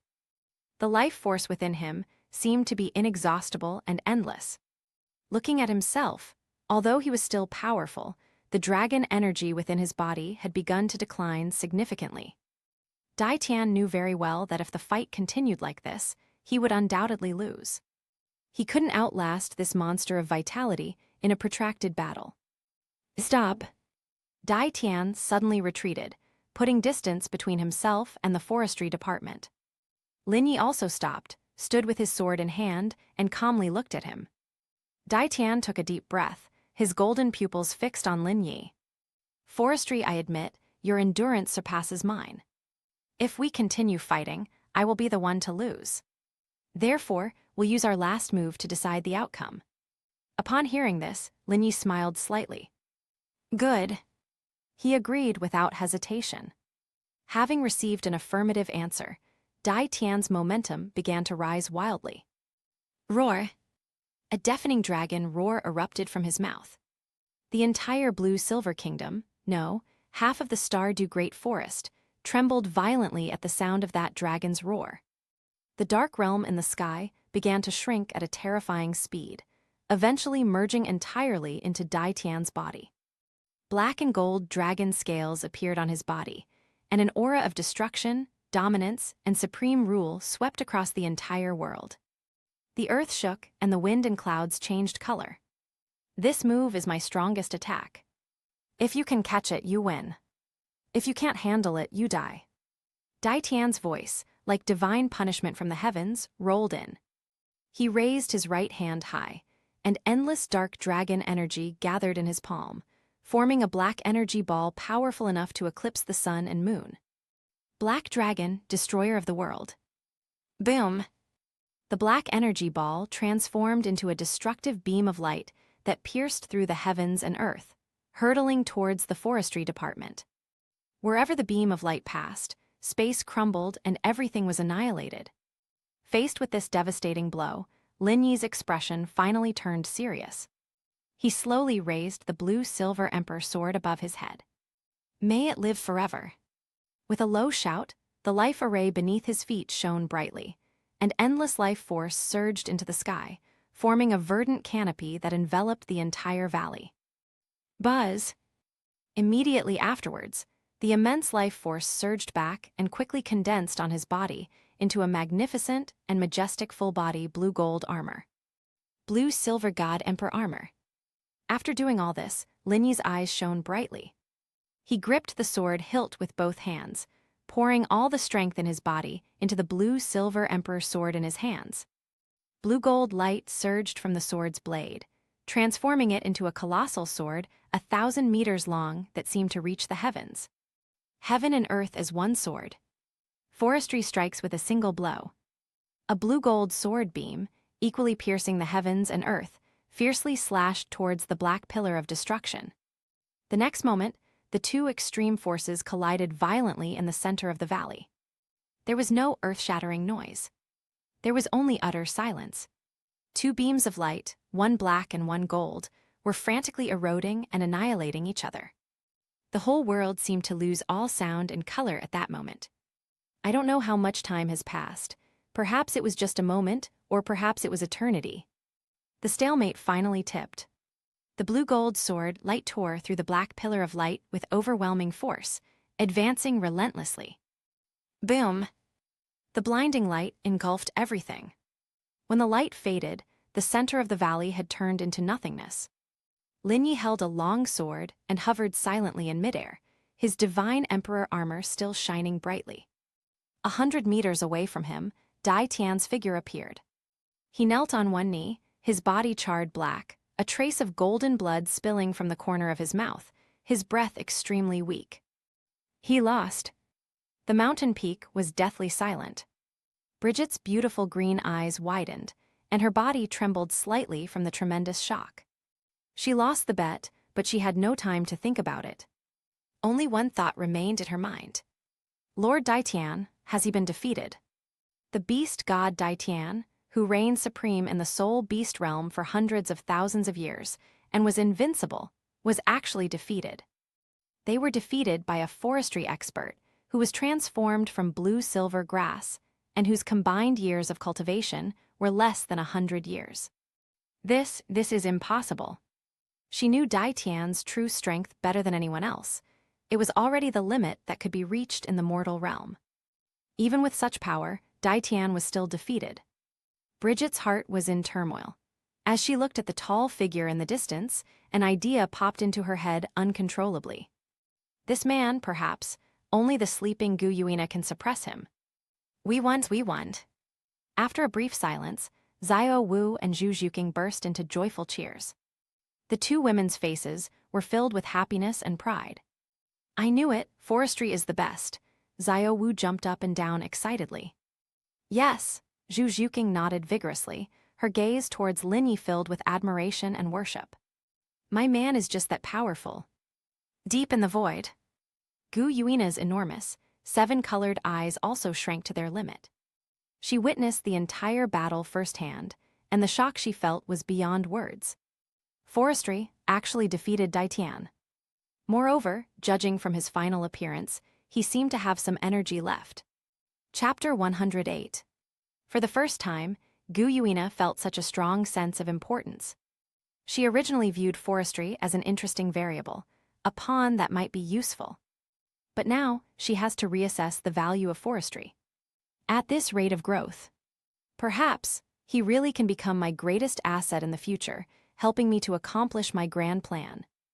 Gu Yuina secretly began to make plans in her heart. Just then, the forestry workers in the valley below seemed to sense something, and suddenly raised their heads, their gazes fixed precisely on the direction Gu Yuina was peering into. His gaze, calm and profound, seemed to pierce through endless space, colliding with Gu Yuina's gaze in the void. Gu Yuina's heart skipped a beat. He spotted me. A huge sense of astonishment welled up inside me. She immediately withdrew all her divine sense and power, cutting off the spying. In the void, those 7-colored eyes slowly closed, but Gu Yuina's heart remained restless for a long time. This forestry industry is truly remarkable. There must be many secrets hidden within him. In the valley, Lin Yi concealed the blue-silver, divine emperor armor he was wearing. The armor transformed into specks of golden light and dissipated into the air. He glanced at Dai Tian, who was kneeling on one knee in the distance, his aura weak but said nothing. With a flash, he returned to the mountain peak. Forestry. Xiao Wu and Zhu Zhuqing immediately came forward, each hugging his arm on either side, their faces filled with admiration and joy. You're amazing. I knew you would win. Lin Yi smiled and reached out to pat the two girls' heads. His gaze fell on Bridget, who stood beside him with a complicated expression. I won the bet. Lin Yi spoke calmly. Bridget's delicate body trembled as she recovered from the tremendous shock. She looked at Lin Yi, and in her emerald green eyes there was no longer a trace of doubt, only deep awe. She accepted her defeat wholeheartedly. Yes, you won. Bridget took a deep breath and nodded solemnly. I will bring Ziggy to see you within 3 days. Very good. The forestry department was very satisfied with this. Just then, another figure strode out from a nearby palace. It was Liu Erlong. She was also startled by the earth-shattering battle fluctuations, but her strength was not enough to get close enough to observe the battle. Seeing Lin Yi return safely, she finally felt relieved. But what followed was an even more turbulent surge of thoughts. That night, inside the Blue Silver Kingdom's palace, Liu Erlong suddenly sat up in bed, his forehead covered in a fine layer of cold sweat. She had another nightmare. In my dream, it was that familiar figure again, Yu Xiaogang. He stood before me, spouting his so-called 10 core competencies of martial soul, his eyes filled with fanaticism and obsession. When she questioned him about why he betrayed her and why he was entangled with Bibi Dong, he only offered weak excuses. Erlong, you have to understand me. This is for my theory. Erlong, our relationship can wait. My research is the most important thing. The dream ended with his face contorted with helplessness. Ah. Liu Erlong let out a short gasp and gasped for breath. The moonlight streaming into the room from the window illuminated her pale face. In her eyes, pain first appeared, then transformed into endless disgust and resolute determination. That's enough. That's enough.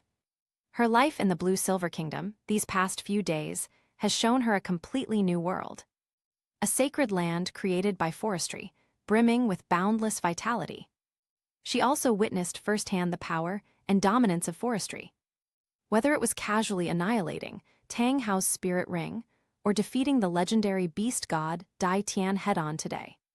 The strength and spirit that man displayed were something that even a theoretical master like Yu Xiaogang, who only talked about military strategy on paper, could never hope to reach in his entire life. One is a divine dragon soaring in the heavens, the other is a bedbug in the mud. I was so blind to have gone there. Liu Erlong clenched his fists so tightly that his nails dug deep into his palms. No. This can't go on any longer. I must completely sever ties with the past. The shadow cast by that despicable man Yu Xiaogang must be uprooted from one's life. Thinking of this, she threw off the covers, got out of bed, put on an overcoat, and headed straight for Xiao Wu and Zhu Zhuqing's room. Second sister, what's wrong?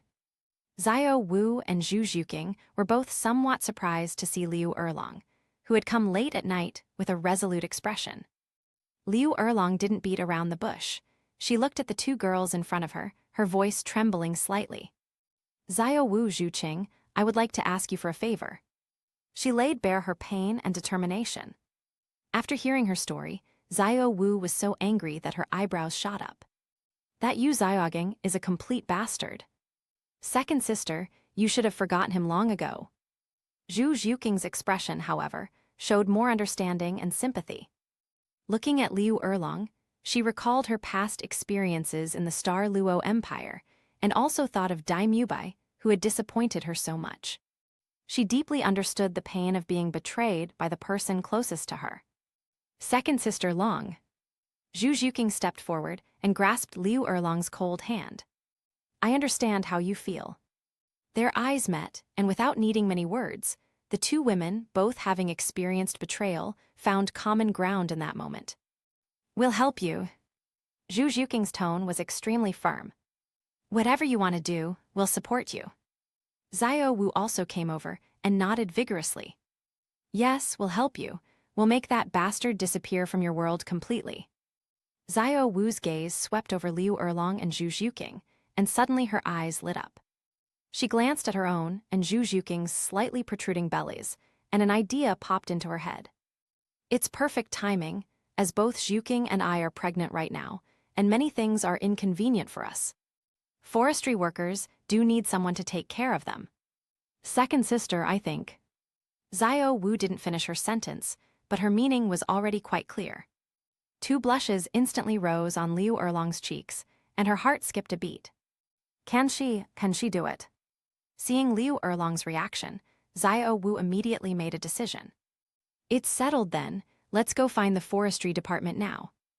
Xiao Wu, pulling along the still hesitant Liu Erlong, found Lin Yi, who had just finished his meditation. Forestry. Xiao Wu's voice carried a hint of coquettishness. We defeated Dai Tian today, shall we go celebrate? Lin Yi looked at her and asked, how are you going to celebrate? Let's go for a walk on the mountaintop. Xiao Wu pointed out the window. The night is so beautiful tonight, I want to watch the stars and the moon with you. She then pulled Zhu Zhuqing and Liu Erlong behind her. Invite Zhu Qing and Sister Erlong along too. Chapter 109. Lin Yi's gaze swept over the three women, lingering for a moment, especially on Liu Erlong's slightly nervous face. He nodded. Good. The summit of the central mountain of the Blue-Silver Kingdom. The group stood side by side, looking down at the brightly lit and vibrant kingdom below. In the night sky, the stars shone like diamonds, and a silver moon hung high, its cool moonlight casting a holy silver veil over the earth. The scenery is picturesque and breathtaking. Forestry, you are so kind. Xiao Wu leaned on Lin Yi's shoulder and spoke with a happy expression. You are not only good to me and Zhu Qing, but you also helped Ah Yin's mother come back to life, and now you have taken in Erlong Jai. Zhu Zhuqing also softly echoed. Yes, if I hadn't met you, I might have died in the Star Luo Empire. You gave us a home, you gave us a new life. The two women spoke one after the other, expressing their gratitude and admiration for forestry. Their words were filled with genuine emotion. In their hearts, Lin Yi is the most outstanding and perfect man. Liu Erlong stood aside, listening quietly. At first, she was a little embarrassed. But as she listened, her heart was gradually touched. Yes, this man, though domineering and assertive, is incredibly kind to his own people. Compared to Yu Xiaogeng, who was selfish and only cared about his own theories, they were worlds apart. The last trace of hesitation in Liu Erlong's heart vanished in the gentle moonlight and tender words. She made up her mind. Xiao Wu and Zhu Zhuqing were both very clever. They noticed Lin Yi's gaze and began to linger on Liu Erlong's mature and voluptuous figure. The two women exchanged a glance and smiled knowingly. Oops. Xiao Wu suddenly clutched her stomach. The baby seems to have kicked me again, Zhuqing. Why don't you come back with me to rest for a while? Zhu Zhuqing immediately understood and helped Xiao Wu up. Okay, let's go back first. With that, the two women gave Lin Yi and Liu Erlong a knowing look and quickly left the mountaintop. For a moment, only Lin Yi and Liu Erlong remained on the mountaintop. The atmosphere instantly became somewhat awkward. The evening breeze blew, stirring Liu Erlong's fiery red hair and also unsettling her heart. Finally, she mustered all her courage, took a step forward, and reached out her slightly trembling hand to take Lin Yi's large hand. Forestry. Her voice carried a hint of determination. I want to say goodbye to the past completely. She raised her head, her beautiful eyes shimmering with tears, filled with pleading. I hope you can help me. From now on, I, Liu Erlong, am willing to stay by your side. Under the moonlight, this member of the famously fiery Golden Triangle, known for her killer instincts, revealed a tenderness and charm she had never shown before. The charm of a mature woman is like a glass of fine wine, exuding a fatal allure. Lin Yi looked at her, a slight smile playing on his lips. He didn't speak, but instead gripped Liu Erlong's soft hand tightly and pulled her into his arms. Amid Liu Erlong's gasp, he lowered his head and kissed her forcefully. The cool moonlight became the sole witness. Lin Yi showed no mercy, tearing away all of Liu Erlong's pretenses atop the mountain and completely taking this beautiful, mature woman for himself. The next morning, Liu Erlong only woke up slowly when the first ray of sunlight shone through the window into the bedroom. She felt weak all over, as if her bones were about to fall apart. Struggling to sit up in bed, he took a couple of steps, but his legs gave way and he started to limp. The madness on the mountaintop last night is still vivid in my mind. But her face showed no signs of fatigue or pain. Instead, it radiated an unprecedented sense of satisfaction and happiness.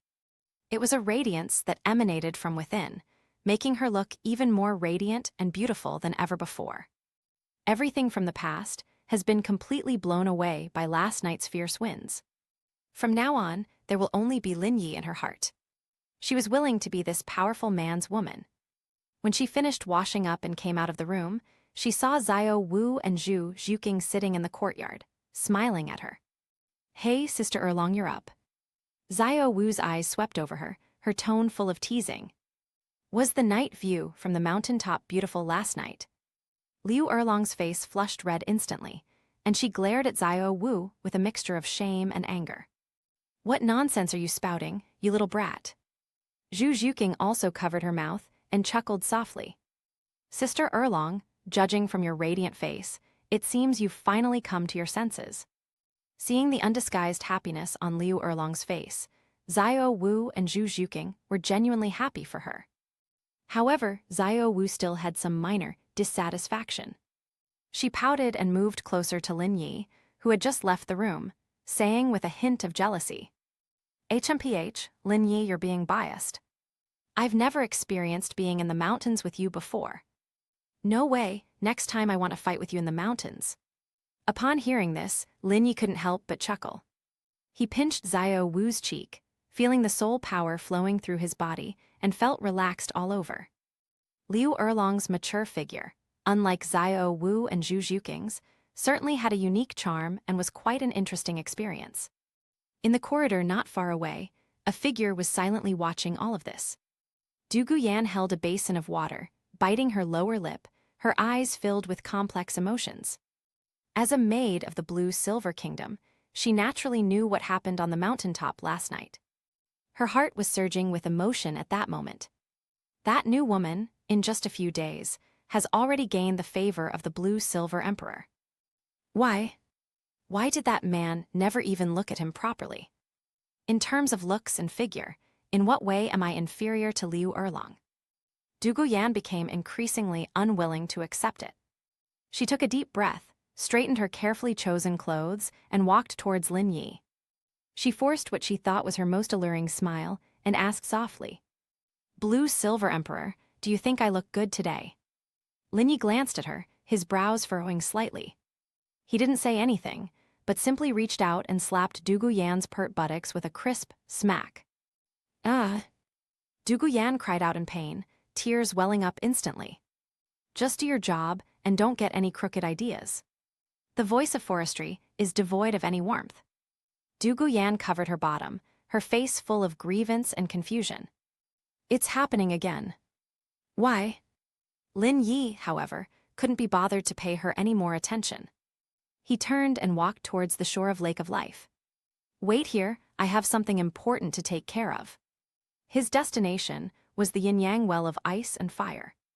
After this period of nurturing and the constant nourishment from Ah Yin's remnant soul, the life energy in the yin-yang eye of ice and fire has reached an unprecedented peak. It's time to truly bring Ah Yin back to life. Chapter 110. At the same time, 1,000 miles away, at the Seven Treasure Glazed Tile School, Sect Master Ning Fengzhai listened to the report from the disciple kneeling below, his face grave. "You mean Rongrong was mistreated at Shrek Academy? And it's also related to a force that suddenly appeared called the Blue-Silver Kingdom." Ning Fengzhai's voice was calm, but those who knew him well knew that this was a prelude to his anger. Ning Rongrong is his precious daughter, the apple of his eye. Anyone who dares to wrong her is an enemy of the entire Seven Treasure Glazed Tile School. Moreover, this so-called Blue-Silver Kingdom was able to cover most of the Stardew Great Forest with a barrier, even trapping Kyan Rangsu, the young master of the Spirit Hall, inside. There must be a great secret hidden within this.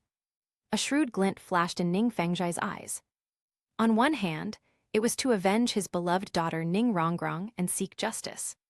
On the other hand, he also wanted to take this opportunity to find out the truth about the Blue-Silver Kingdom and see what was so special about it. "Uncle Jai and Uncle Gu." Ning Fengzhai spoke in a deep voice. Two figures appeared silently in the main hall. "Metropolitan, please come to Shrek Academy and find out the whole story." A fierce glint flashed in Ning Fengzhai's eyes. If the Blue-Silver Kingdom truly goes too far, let them know that the wrath of my 7-treasure glazed tile school is not something anyone can withstand. Yes. Sword Douluo and Bone Douluo disappeared once again. Shrek Academy. When Sword Douluo Chenzin and Bone Douluo Gurong arrived, the entire academy was shaken. Upon learning the purpose of their visit, Yu Xiaoging's eyes instantly lit up with hope. He immediately went to meet them and exaggerated the evil deeds of the Blue-Silver Kingdom. Your Excellencies, you have come at the perfect time. That Blue-Silver Emperor forestry is arrogant and ruthless. They not only seriously injured my disciple Tang San, but also forcibly kidnapped Erlong. Since losing Liu Erlong, Yu Xiao has belatedly realized how important that woman was to her. He was filled with remorse and thought about getting Liu Erlong back every moment. In his view, Liu Erlong must have been coerced and was in dire straits, waiting for him to rescue her. Little did he know that Erlong, whom he longed for, had already completely erased him from his life. She was overjoyed, preparing to welcome the arrival of her and Lin Yi's first daughter. Inside a cave in a remote, unnamed mountain forest, Tang Hao sat cross-legged, his face ashen. His severed right arm and left leg were enveloped in rings of dense blue light. That was his only remaining Blue-Silver Emperor right leg bone, which was doing its utmost to grow flesh and blood. Click and click. The sound of bones rubbing and regenerating was particularly jarring in the silent cave. Large beads of sweat slid down Tang Hao's forehead as he clenched his teeth, enduring this inhuman pain. Ever since he was crushed by that bastard Lin Yi and fled in a sorry state, he has been hiding here, working day and night to recover from his injuries. His 5 spirit rings were destroyed, and his clear sky hammer spirit was severely damaged, causing his strength to plummet to rock bottom. If it weren't for this piece of soul bone keeping him alive, he would probably have become a cripple long ago. Forestry. Tang Hao squeezed out those 2 words through gritted teeth, his eyes filled with unyielding resentment. He couldn't understand it. Both are Blue-Silver Emperors, so why is that bastard so powerful? That's not the kind of power a titled Douluo should possess. That is the power of God. However, amidst this endless pain and resentment, there was also a glimmer of hope that brought him comfort. He had sensed through a secret technique that Tang San's aura, though faint, had not dissipated. Moreover, that aura appeared in an extremely distant place filled with slaughter. The Usura God King. Tang Hao was panting heavily, a forced, ugly smile tugging at the corners of his mouth. As expected of my son, he has actually won the favor of the gods. The tension in his heart eased slightly. As long as Tang San is alive, there is still hope. At least, I'll still have the face to see Ah Yin in the future. The thought of Ah Yin transformed the resentment in Tang Hao's eyes into a morbid tenderness and possessiveness. Ah Yin, wait for me. Once I recover my cultivation, I will bring Xiao San to see you. A picture was beginning to form in his mind. He reappeared before Ah Yin with Tang San, who had inherited the position of God. No matter how much Ah Yin hates herself or resents her incompetence back then, she will definitely soften when she sees such an outstanding son. Blood ties are something that can never be severed. By then, she will surely forgive herself. She will once again throw herself into his arms, nestling against him tenderly as before. As for that bastard child named Linai, Tang Hao's eyes turned fierce again. Once I and my son have attained godhood, I will tear him to pieces and make him pay 1,000-fold price for what he has done today. He firmly believed that Ah Yin would ultimately belong to him. She was only temporarily deceived. As long as Tang San is her son, Ah Yin will never be able to completely get rid of herself. She will eventually compromise. Tang Hao, lost in his own fantasy, was unaware that the family ties he cherished had long been used as tools for binding and extortion. The city of slaughter. Inside the hellish killing field, the stench of blood filled the air. Die. A figure moved with ghostly speed, the Haoshan hammer in his hand flashing by, instantly smashing the opponent's head to pieces. Red and white things splashed everywhere.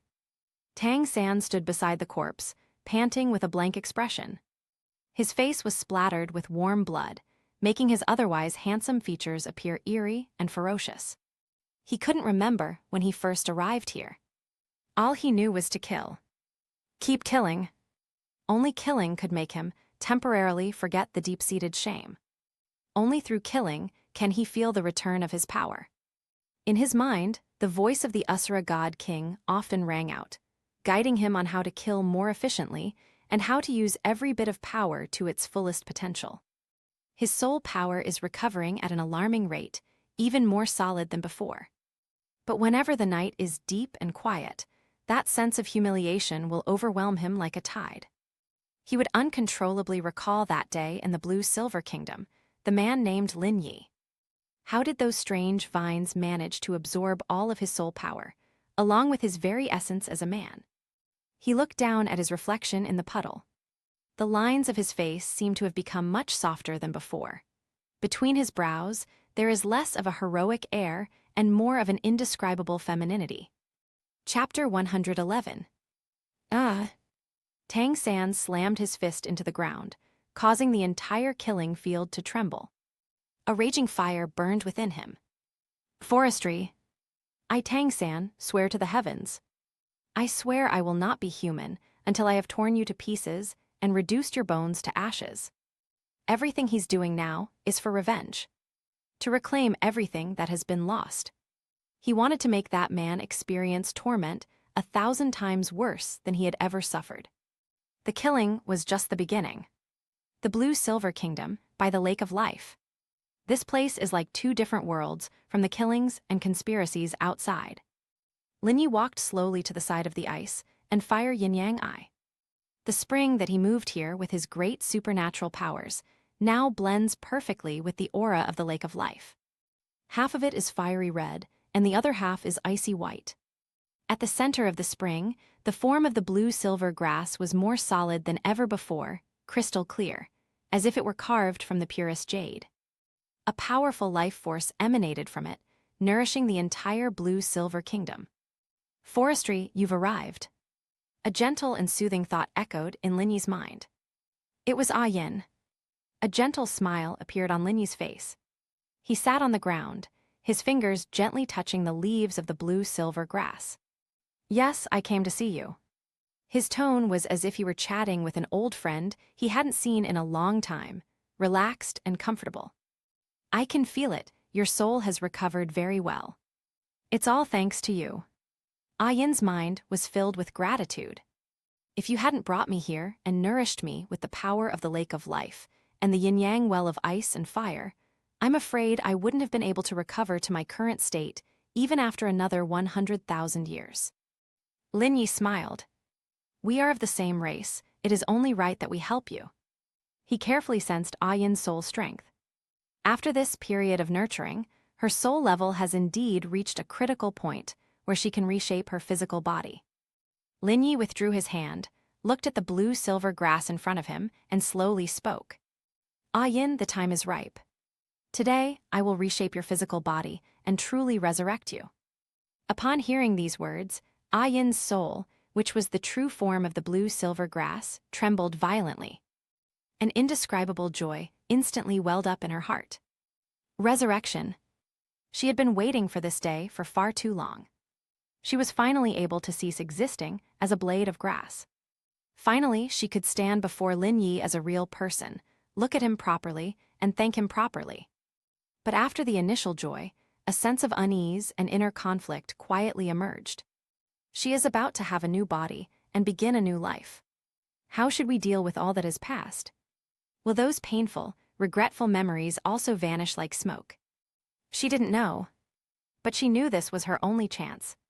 It was forestry that gave her the opportunity to choose a new life. Ice, I'm ready. Ah Yin's thoughts trembled slightly, almost imperceptibly. Lin Yi sensed her nervousness and said gently, Don't be afraid, I'm here. These 4 simple words seemed to possess boundless power, instantly soothing all of Ah Yin's unease. Yes, with him around, what do I have to be afraid of? I won't say more about forestry. He slowly stood up, his expression becoming solemn. With a flick of his wrist, A crimson ginseng fruit, shaped like an infant, appeared in his palm.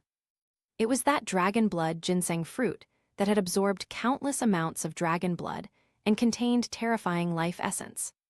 As soon as the ginseng fruit appeared, the air around the entire ice and fire yin-yang well became viscous.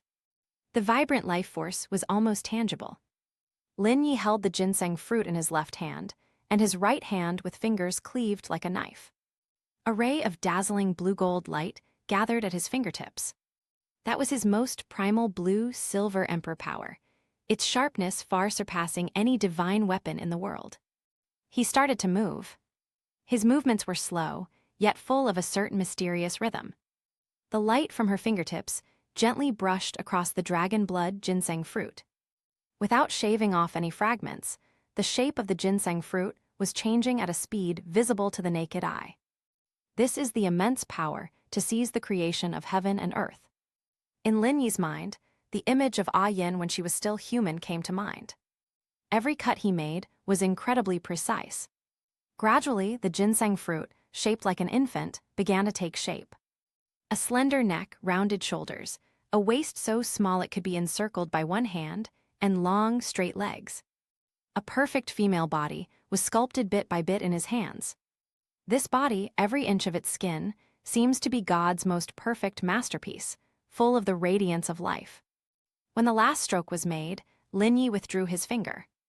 A lifelike, exquisitely beautiful body, with its eyes closed, floated silently before him. "Ah Yin, come out," Forestry said softly. The blue-silver grass at the center of the yin-yang eye of ice and fire shone brightly. A streak of emerald-green light flew out from the blades of grass and transformed into a slightly ethereal soul. It was Ah Yin's soul. She stared in shock at the body prepared for her. Lin Yi reached out and gently touched Ah Yin's soul. "Go."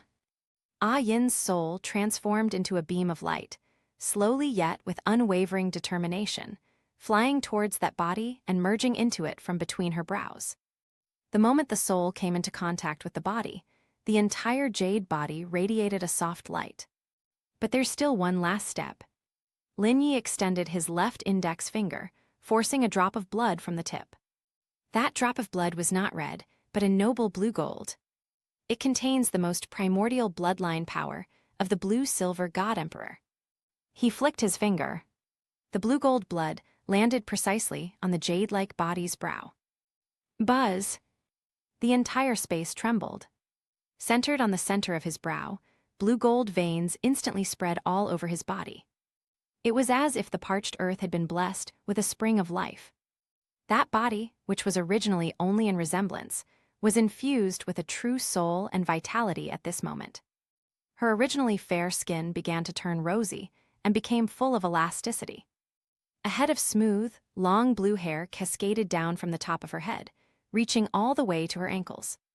The flat chest rose and fell slightly, and the first heartbeat was heard. Thump! Thump, thump. The heartbeat, from weak to strong, grew increasingly powerful. This sound was like the most beautiful melody in the world. A brand new life is born. Lin Yi watched all this quietly, a relieved smile on his face. Finally, the long eyelashes of the body, suspended in midair, trembled slightly. Then she slowly opened her eyes. Chapter 112. What beautiful eyes they were. Clear and gentle, like a lake that contains the entire starry sky. Her gaze was somewhat bewildered, somewhat curious, and finally settled on Lin Yi's face. Their eyes met. 1,000 words are left unsaid. Forestry. She parted her lips slightly and uttered her first sound since her resurrection. Her voice was soft and beautiful, like heavenly music. She is Ah Yin. I'm back. Ah Yin slowly descended from midair, her bare feet landing on the soft blue-silver grass by the lake of life. Her figure was sculpted by Lin Yi, using the dragon blood ginseng fruit as a base and his own imperial power as a sculptor. Every inch of it is perfect. Her skin was as white as snow, and under the radiance of the lake of life and the yin-yang well of ice and fire, it shimmered with a faint, precious light, like the finest mutton-fat jade. A cascade of long, blue hair, unbound and flowing smoothly to her ankles, swayed gently in the breeze, each strand carrying a vibrant rhythm of life. Those clear eyes were staring unblinkingly at Lin Yi. It contained confusion, joy, gratitude, and countless other complex emotions that were difficult to express. The forestry worker stood there quietly, gazing at the masterpiece before him. He was not admiring a beautiful body, but rather the birth of a new life, a rebirth of a kinsman after endless suffering. His gaze was pure and focused. However, this undisguised gaze gave Ah Yin, who had just gained physical perception, an unprecedented feeling. She looked down and saw her naked body. A surge of warmth suddenly welled up from the bottom of my heart to my cheeks. Her fair neck was instantly tinged with a captivating blush. Ah! She let out a soft gasp instinctively, crossing her arms over her chest as if trying to cover herself, but appearing flustered and helpless. That shyness that belongs to human women was fully embodied in her. Swish! Just as Ah Yin was feeling extremely embarrassed, the surrounding blue-silver grass seemed to sense the queen's emotions. Countless enormous blue-silver grass leaves and the emerald-green vines hanging from the ancient tree of life seemed to come alive and instantly took flight. They gently wrapped around Ah Yin's body, weaving into a verdant dress full of natural charm, perfectly concealing the captivating spring light. Lin Yi then came to his senses, and an apologetic smile appeared on his face. With a wave of his hand, a set of neatly folded clothes appeared in his hand. It was a sky-blue long dress, simple in style but made of exquisite material, with delicate blue-silver grass patterns embroidered on it with silver thread, which he had prepared for her in advance. "I'm sorry, it was my oversight."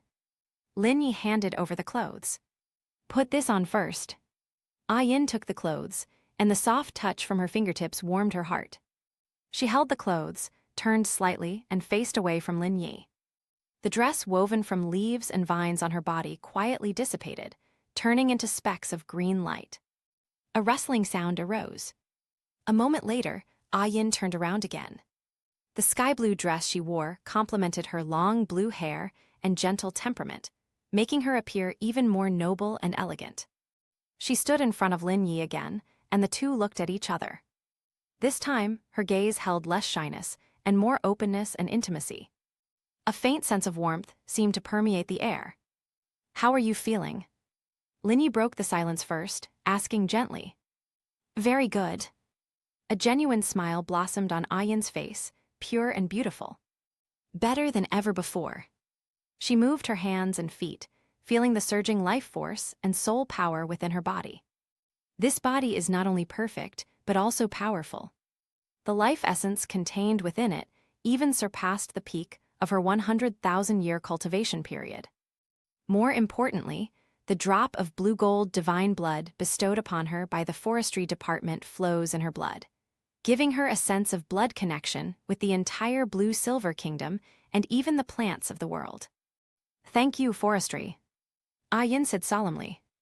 "It was you who gave me a second life." Lin Yi smiled and said, "We are of the same clan, there is no need for thanks." The two chatted by the lake of life, from the cultivation of soul beasts to the current development of the blue-silver kingdom and their expectations for the future. Their conversation flowed so naturally and smoothly, as if they were old friends who had known each other for hundreds of thousands of years. Ah Yin found that being with the forestry worker gave her an unprecedented sense of peace and relaxation. He is powerful but not domineering. He is gentle yet principled. Everything he did was for the continuation and prosperity of the entire tribe. This is the true demeanor of a king. Looking back on her past choices and recalling the man who spoke of love but used her as a shield at crucial moments, and even after her sacrifice, still used her soul bone to bind her son, Ah Yin felt nothing but endless relief. "I'm so glad I encountered forestry. I'm glad I still have the chance to choose again." Ah Yin made up her mind in her heart. In this life, she must treat Lin Yi and the man who saved her from the abyss well. She would never betray this kindness again. We will never repeat the same mistake. Just as peace and tranquility reigned within the blue-silver kingdom, several figures were swiftly traversing the vast forests beyond the kingdom. The two leaders were a man of slender build and ordinary appearance, but whose eyes shone with a sharp light when they opened and closed, making him seem like a peerless sword hidden in its sheath. It was none other than Chen Zin, the sword Douluo and guardian of the Seven Treasure Glazed Tile School. The other person was burly, with extraordinary bone structure, and exuded a strange yet powerful aura. Bone Douluo, ancient banyan tree. Behind them followed several young people.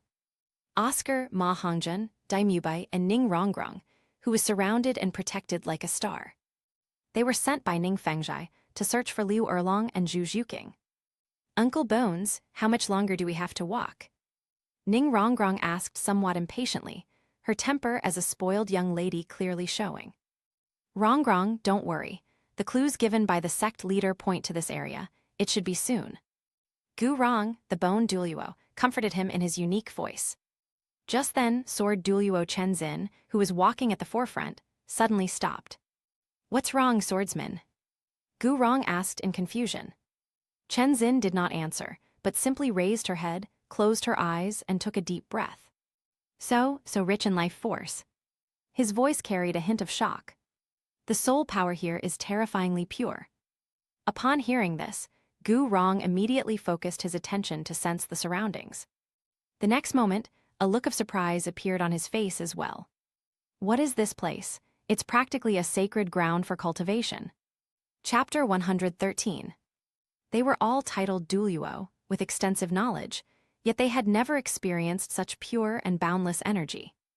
1 day of cultivation here is probably equivalent to 10 days of cultivation outside. Let's go take a look. The two exchanged a glance and saw the burning desire in each other's eyes, and immediately quickened their pace. Soon, they passed through an invisible energy barrier, and the view before them suddenly opened up. Towering ancient trees of life, shimmering lakes of life, all sorts of unheard-of exotic flowers and herbs, and those spiritually potent blue-silver grasses. A world that resembled a divine paradise unfolded before them. Oh my God! Ning Rongrong covered her mouth, her eyes sparkling. This place is so beautiful. Dai Mubai, Ma Hongjun, and the others were all speechless with astonishment at the sight before them.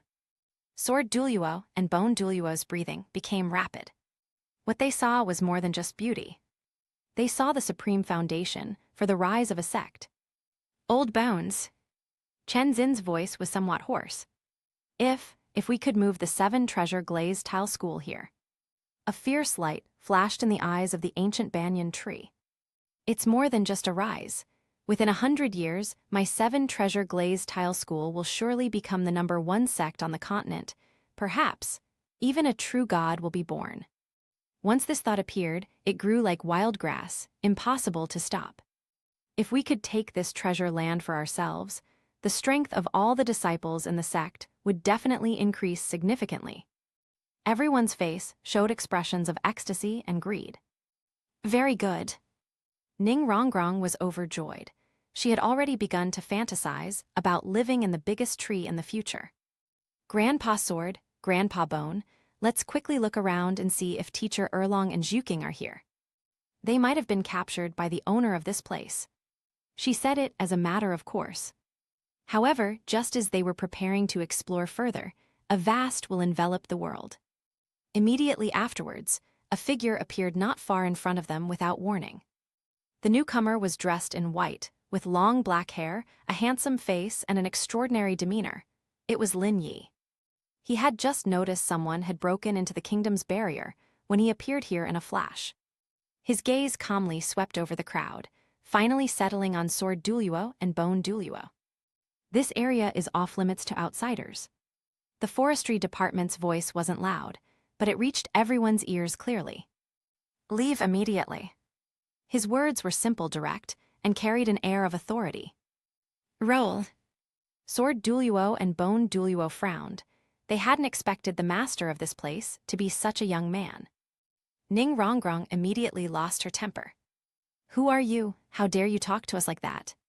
She pointed at the forestry department and scolded them playfully. We are from the Seven Treasure Glazed Tile School.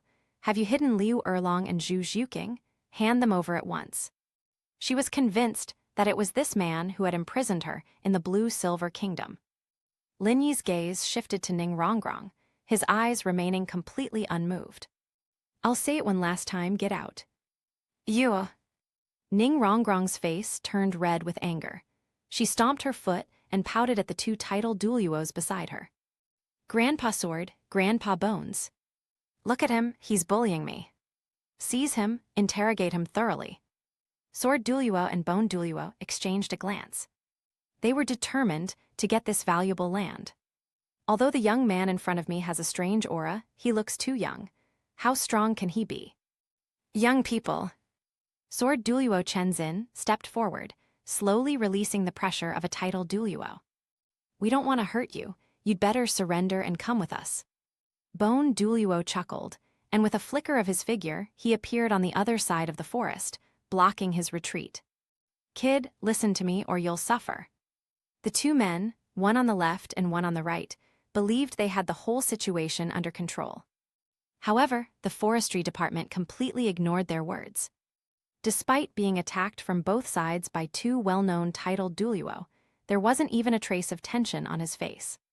He simply raised his right hand slowly. "Since you're not leaving, then stay forever." The moment the words left his mouth, Lin Yi moved. His figure didn't even move. He simply raised his right hand and casually pressed it down in midair, pointing it towards Sword Douluo. There were no flashing spirit rings and no glowing spirit skills. It's such a simple action. But in Sword Douluo's perception, it was as if the entire sky was collapsing towards him. An overwhelming and terrifying force descended instantly. Chenzin's expression changed drastically. Without a second thought, his martial spirit instantly possessed him. His seventh spirit ring shone brightly, and he became one with his sword. A powerful sword intent soared into the sky, meeting the invisible pressure head-on. Boom! A deafeningly loud bang. Under the horrified gazes of Ning Rongrong and the others, Chenzin, the Sword Douluo hailed as the #1 attacker on the continent, suddenly shuddered, his tall, sword-like body trembling. Thump, thump, thump. The ground beneath his feet cracked inch by inch, and he uncontrollably staggered back 3 large steps. Each step left a deep footprint on the hard ground. When he regained his balance, an unnatural flush had risen on his face, and his right hand, which was gripping the sword, was trembling slightly. The entire venue was deathly silent. The smile on Bone Douluo's face froze completely. Ning Rongrong and the others almost popped their eyes out. Sword Douluo and Bone Douluo exchanged a glance. They both saw deep shock and solemnity in each other's eyes. With just a casual press, Sword Douluo, who had unleashed his martial soul true form, was forced back 3 steps. This young man. His strength was beyond their comprehension. They've met their match. A piece of indestructible, heaven-reaching divine iron that could even smash them to pieces. The smile on Bone Douluo Gurong's face had long since frozen like 10,000 years of ice. His deep-set eyes, with pupils shrunken to the size of pinpoints, reflected Lin Yi's calm and collected figure, as if he were looking at a deity from the ancient wilderness. Ning Rongrong, Dai Mubai, Ma Hongjin, and Oscar, these young people, had already completely lost their minds. Their mouths were open, but their throats felt like they had cotton stuffed in them, and they couldn't make a sound. The scene before them had completely overturned their understanding of the word, powerful. Sword Douluo Changsen, one of the 2 pillars of the 7 treasure glazed tile school, a level 96 powerful attack type titled Douluo, possessing the 7-kill sword, the #1 attack martial soul on the continent, and hailed as the man with the #1 attack power. In their minds, Grandpa Sword was the epitome of invincibility. Chapter 114. However, even such a figure who stands at the pinnacle of the soul master world, when unleashing his 7th soul skill, martial soul true body. They were actually forced back 3 steps by a casual palm strike from this young man who looked only a few years older than them. How is this possible? Coughs. A soft cough shattered the suffocating silence. Chenzin forcibly suppressed the surging blood in his throat, but his hand holding the 7-kill sword still trembled slightly uncontrollably. The power transmitted through the sword was domineering and unparalleled, as if it were not soul power, but the weight of an entire world. His gaze was more solemn than ever before, fixed intently on the forestry. Old bones. Chen Xin's voice carried a hint of dryness that he himself was unaware of. Gu Rong's figure flickered like a ghost and returned to Chen Xin's side, standing shoulder to shoulder with him. His expression was no longer frivolous. Instead, it was one of vigilance, as if facing a formidable enemy. I am here. This person is unfathomable, Chen Xin said, enunciating each word clearly. Join forces. Without needing any further words, the two old friends, who had worked together for decades, instantly understood each other's meaning. They knew very well that they had encountered something completely beyond the realm of reason. If they were to fight alone, none of them would likely be able to escape this forest. Only by joining forces can we have a glimmer of hope. Good. The ancient banyan tree responded in a deep voice. The moment the words fell, their auras erupted simultaneously. Ninth soul skill, bone transformation divine dragon. Gu Rong let out a long howl, and the 9 spirit rings on his body shone brightly, especially the last 10,000-year spirit ring, which was dazzling. His already imposing body expanded rapidly amidst a series of cracking and popping sounds.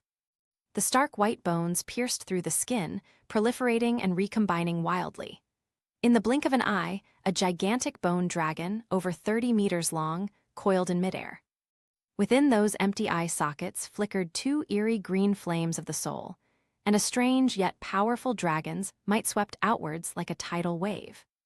At the same time, Chen Xin was also moved. 8th soul skill, 10,000 swords returned to 1. He raised the 7-kill sword high in his hand, its tip pointing straight to the sky. In an instant, the weather changed dramatically.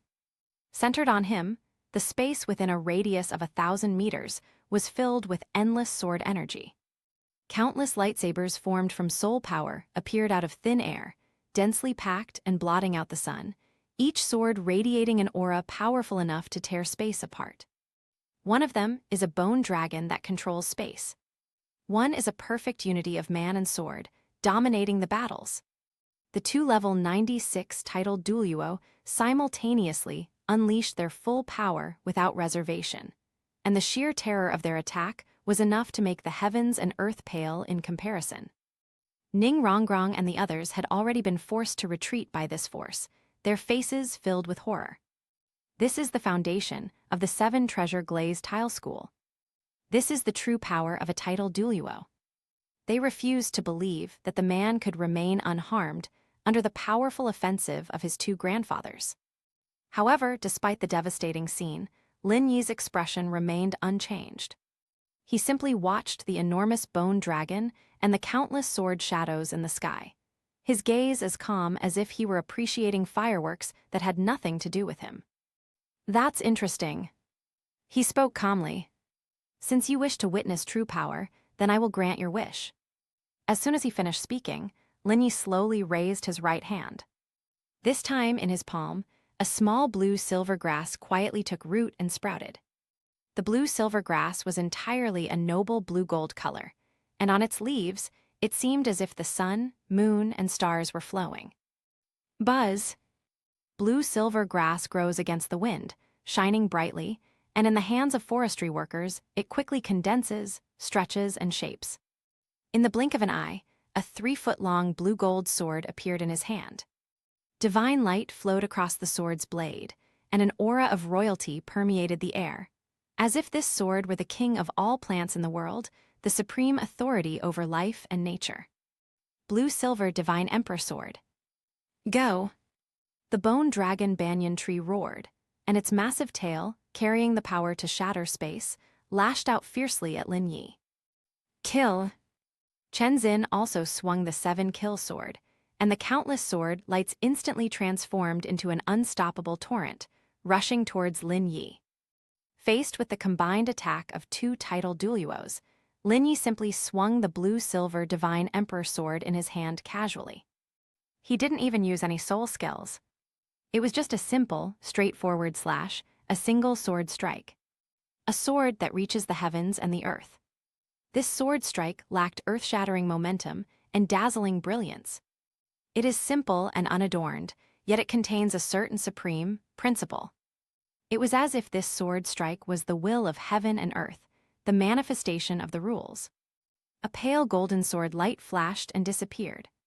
The next moment, the enormous dragon tail, powerful enough to tear space apart, silently snapped in two the moment it came into contact with the sword's edge, turning into a shower of bone dust. The torrent of sword energy composed of thousands of light swords melted instantly after the sword light passed by, like ice and snow illuminated by the sun, without causing a ripple. Puffed. Wow. Chen Xin and Gu Rong were both struck as if by lightning. Their bodies trembled violently, blood gushed from their mouths, and they were sent flying backward in a disheveled state. The bone dragon phantom, and the sky full of sword energy in the sky vanished instantly. The two crashed heavily to the ground, creating two huge craters, their energy instantly waning to its lowest point. One sword. Just one sword strike. It simultaneously, severely injured two-level 96 titled Douluo. Chen Xin lay in the pit, ignoring her injuries, staring blankly at Lin Yi and the blue-gold divine emperor sword in his hand. His lips trembled, and his eyes were filled with shock and bewilderment. The sword, that is, the real sword. He devoted his entire life to the pursuit of the ultimate swordsmanship, calling himself the King of Swords. Only today did he realize how childish and laughable his sword was in front of his opponent. The opponent's sword strike was not a skill, nor a spiritual force, but a kind of Tao. A supreme and domineering path of the emperor that transcends everything. He was completely crushed. From his strength to his most prized swordsmanship, he was utterly crushed. Run! Just then, a terrified scream broke the silence. It's Dai Mubai. He could no longer bear the terrifying pressure, and his evil eyes were filled with fear. The man before me is not human, he is a god, he is a demon. If we don't run, everyone will die here. His shouts instantly woke Ma Hongzhen and Oscar. Without saying a word, the two activated their martial spirits, turned around, and ran frantically back the way they came. They finally realized just how terrifying a place they had entered, and how terrifying a being they had provoked. Chapter 115. Walked. Gu Rong, enduring her pain, pulled up the distraught Chen Xin, and with a surge of spatial power, prepared to teleport away. They were defeated, utterly defeated. The only thing we can do now is to escape from here as soon as possible and bring this terrifying news back to the sect. Hidden within this forest is a terrifying being whose strength has reached the level of a god. Everyone moved. Only Ning Rongrong, being a support-type soul master, was slow because speed was her weakness, and her legs went weak from being frightened, causing her to react a beat slower. When she realized what was happening and tried to run away, she was already at the very back. Grandpa Sword, Grandpa Bone, wait for me. Ning Rongrong let out a panic scream. Lin Yi watched the figures fleeing in panic, a faint smile playing on his lips. Come and go as you please. What do you take my blue-silver kingdom for? He didn't pursue Chen Xin and Gu Rong, letting them leave so they could go back and deliver a message. But something has to be left behind. Lin Yi's gaze fell on the girl in the pink dress who was running at the back. He had a sudden thought. Swish, swish, swish. On the ground, countless blue-silver vines, like living golden chains, burst forth from the earth in an instant. Their speed was so fast that they overtook Ning Rongrong in the blink of an eye. Ah! Ning Rongrong felt a tightness in her ankle, lost her balance, screamed, and fell forward.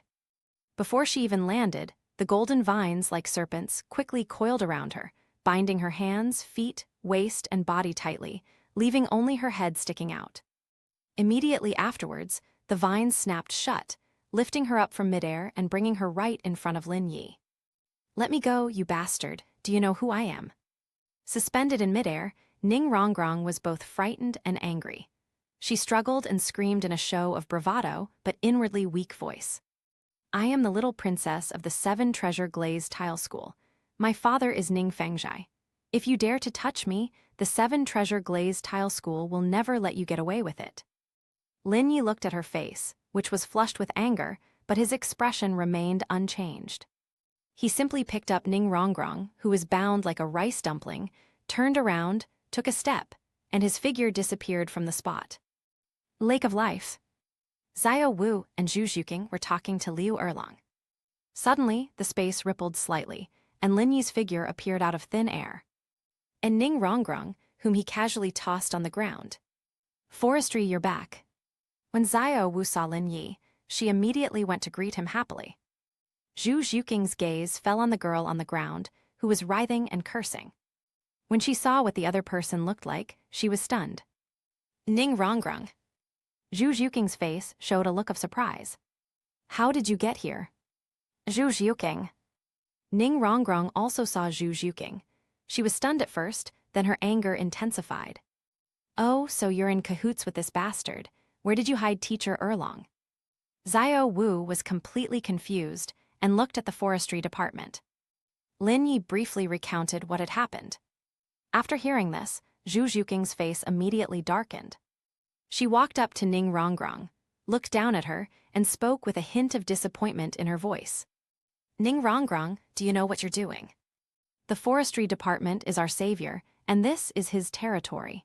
How dare you bring a titled Douluo to attack this place? You are simply ungrateful. Savior. Upon hearing this, Ning Rongrong acted as if she had heard the biggest joke in the world, and arrogantly raised her chin. Zhu Zhuqing, get your facts straight. You're just a disgraced nobleman from the Star Luo Empire. What right do you have to lecture me? I am the sole heir of the 7-treasure glazed tile school. I am the future sect leader. I think you all conspired to imprison Teacher Erlong, and then try to seize this precious land. Even as a prisoner, her innate sense of superiority remained undiminished, and she completely disregarded Zhu Zhuqing. You. Zhu Zhuqing turned pale with anger at her words. Lin Yi watched from the side, shaking his head. He patted Xiao Wu and Zhu Zhuqing on the shoulder. It seems this little princess needs to receive some proper education. I'll leave it to you. After Lin Yi finished speaking, he ignored the spoiled young lady and turned to walk towards the direction of the ice and fire yin-yang well. He wanted to go and see how Ah Yin was recovering.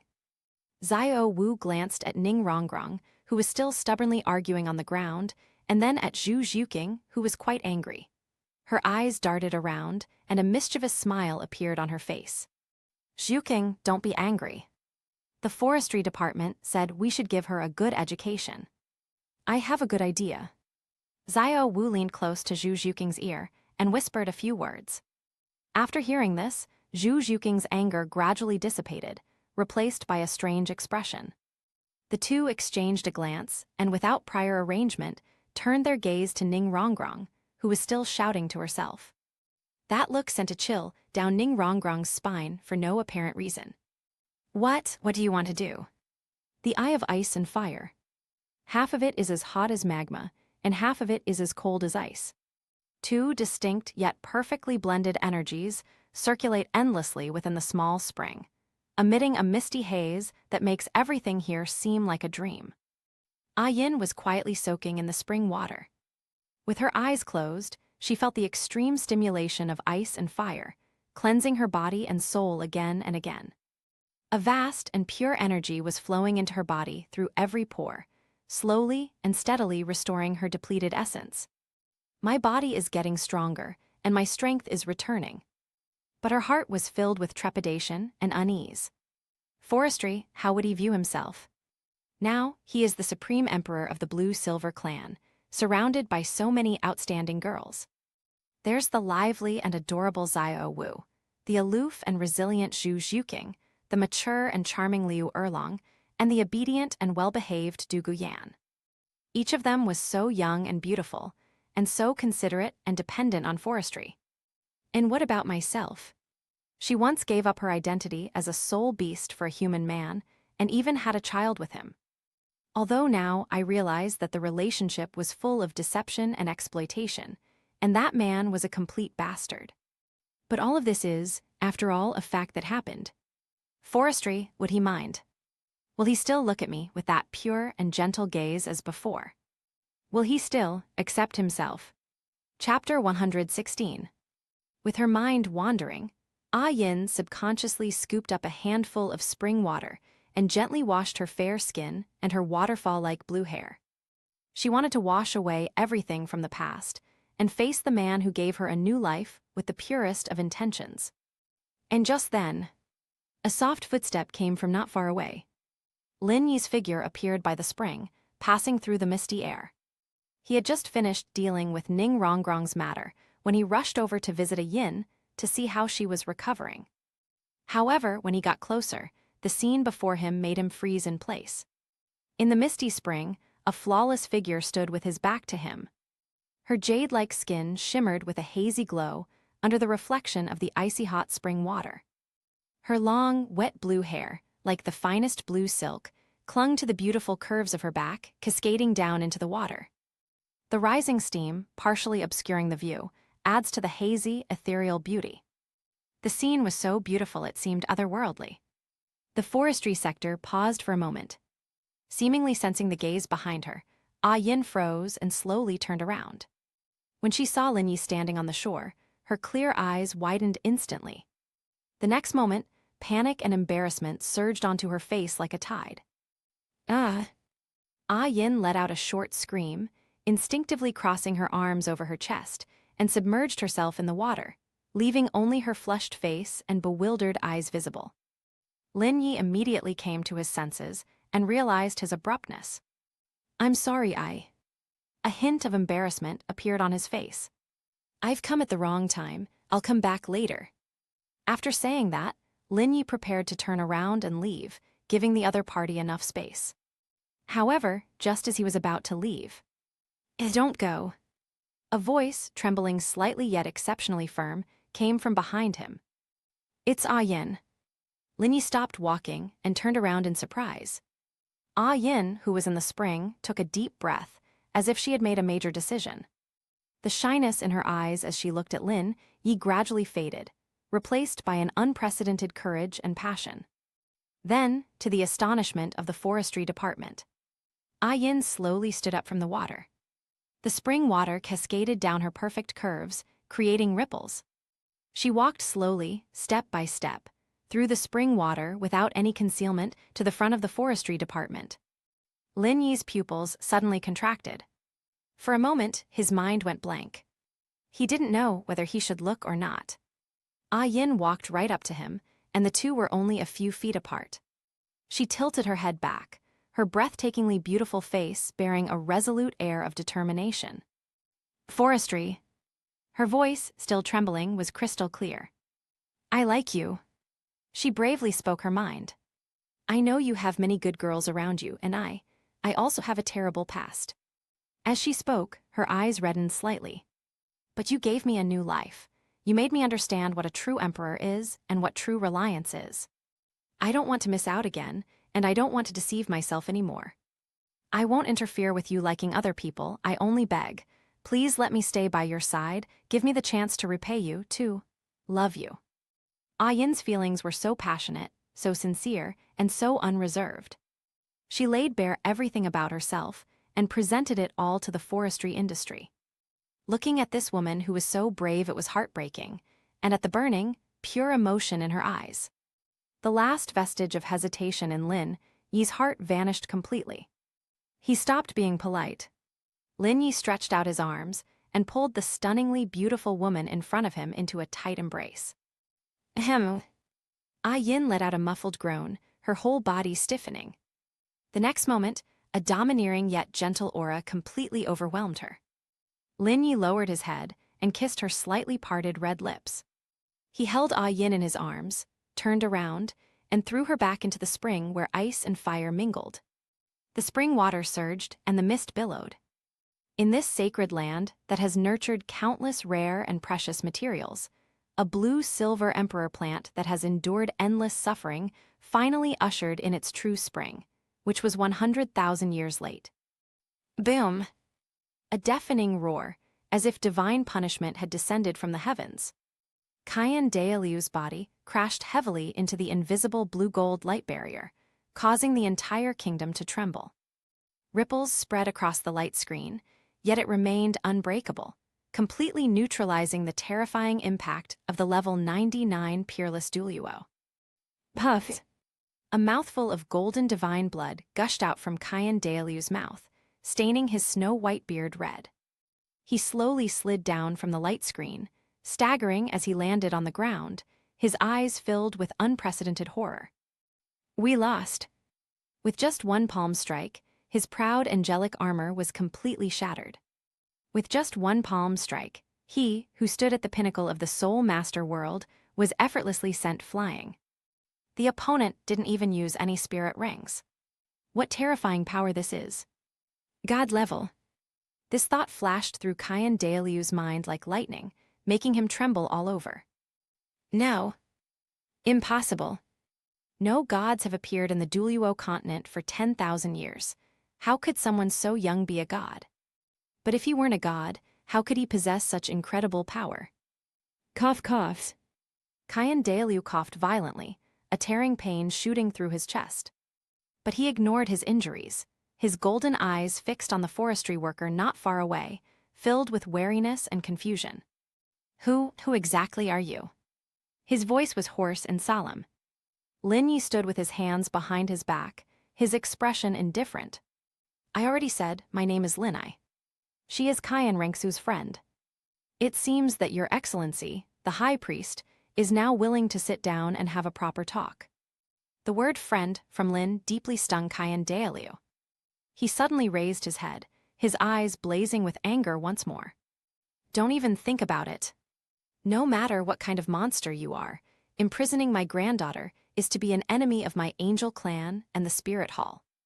Qian Dailiu roared angrily, forcibly suppressing the injuries in his body, and once again activated his soul power. Today, it's either you or me who dies. He cannot back down.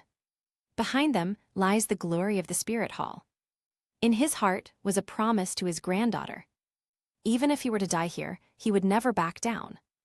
Lin Yi's brows furrowed completely, and his last bit of patience was exhausted. Stubborn and obstinate. He uttered 4 words calmly. Since they won't listen to reason, they'll have to suffer the consequences. However, just as Qian Dailiu was preparing to burn his life force and unleash his strongest attack, 2 ripples appeared in the space behind him once again. Chapter 117. 2 figures emerged silently from the spatial rift. Both of them were dressed in golden robes, one holding a scepter and the other carrying a giant sword. Their auras were as deep as the sea, and they were clearly titled Douluo of level 95 or above.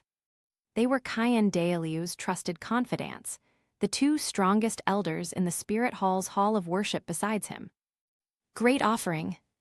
The moment the 2 appeared, their expressions changed drastically upon seeing the bloodstains at the corner of Qian Dailiu's mouth and his shattered holy armor. Form ranks.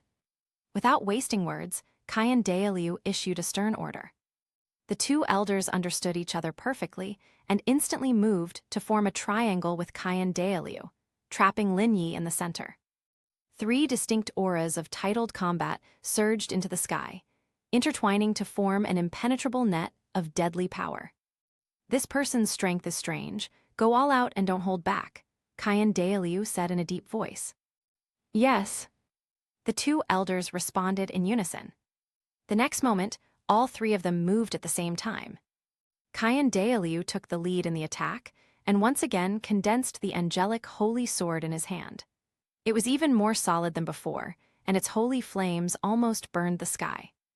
The scepter Douluo raised his scepter high, chanting incantations.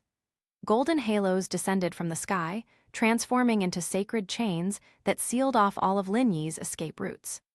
The greatsword Douluo then merged with his sword, transforming into a golden sword rainbow that split the heavens and the earth, flanking from the side and slashing towards Lin Yi's neck. The combined attack of 3 top-tier titled Douluos was an inescapable trap, leaving no chance of survival. Faced with this deadly situation of being attacked from 3 sides, Lin Yi's face remained completely calm. He simply lifted his foot slightly and stomped lightly on the ground beneath his feet. Buzz! In an instant, the entire blue-silver kingdom seemed to come alive.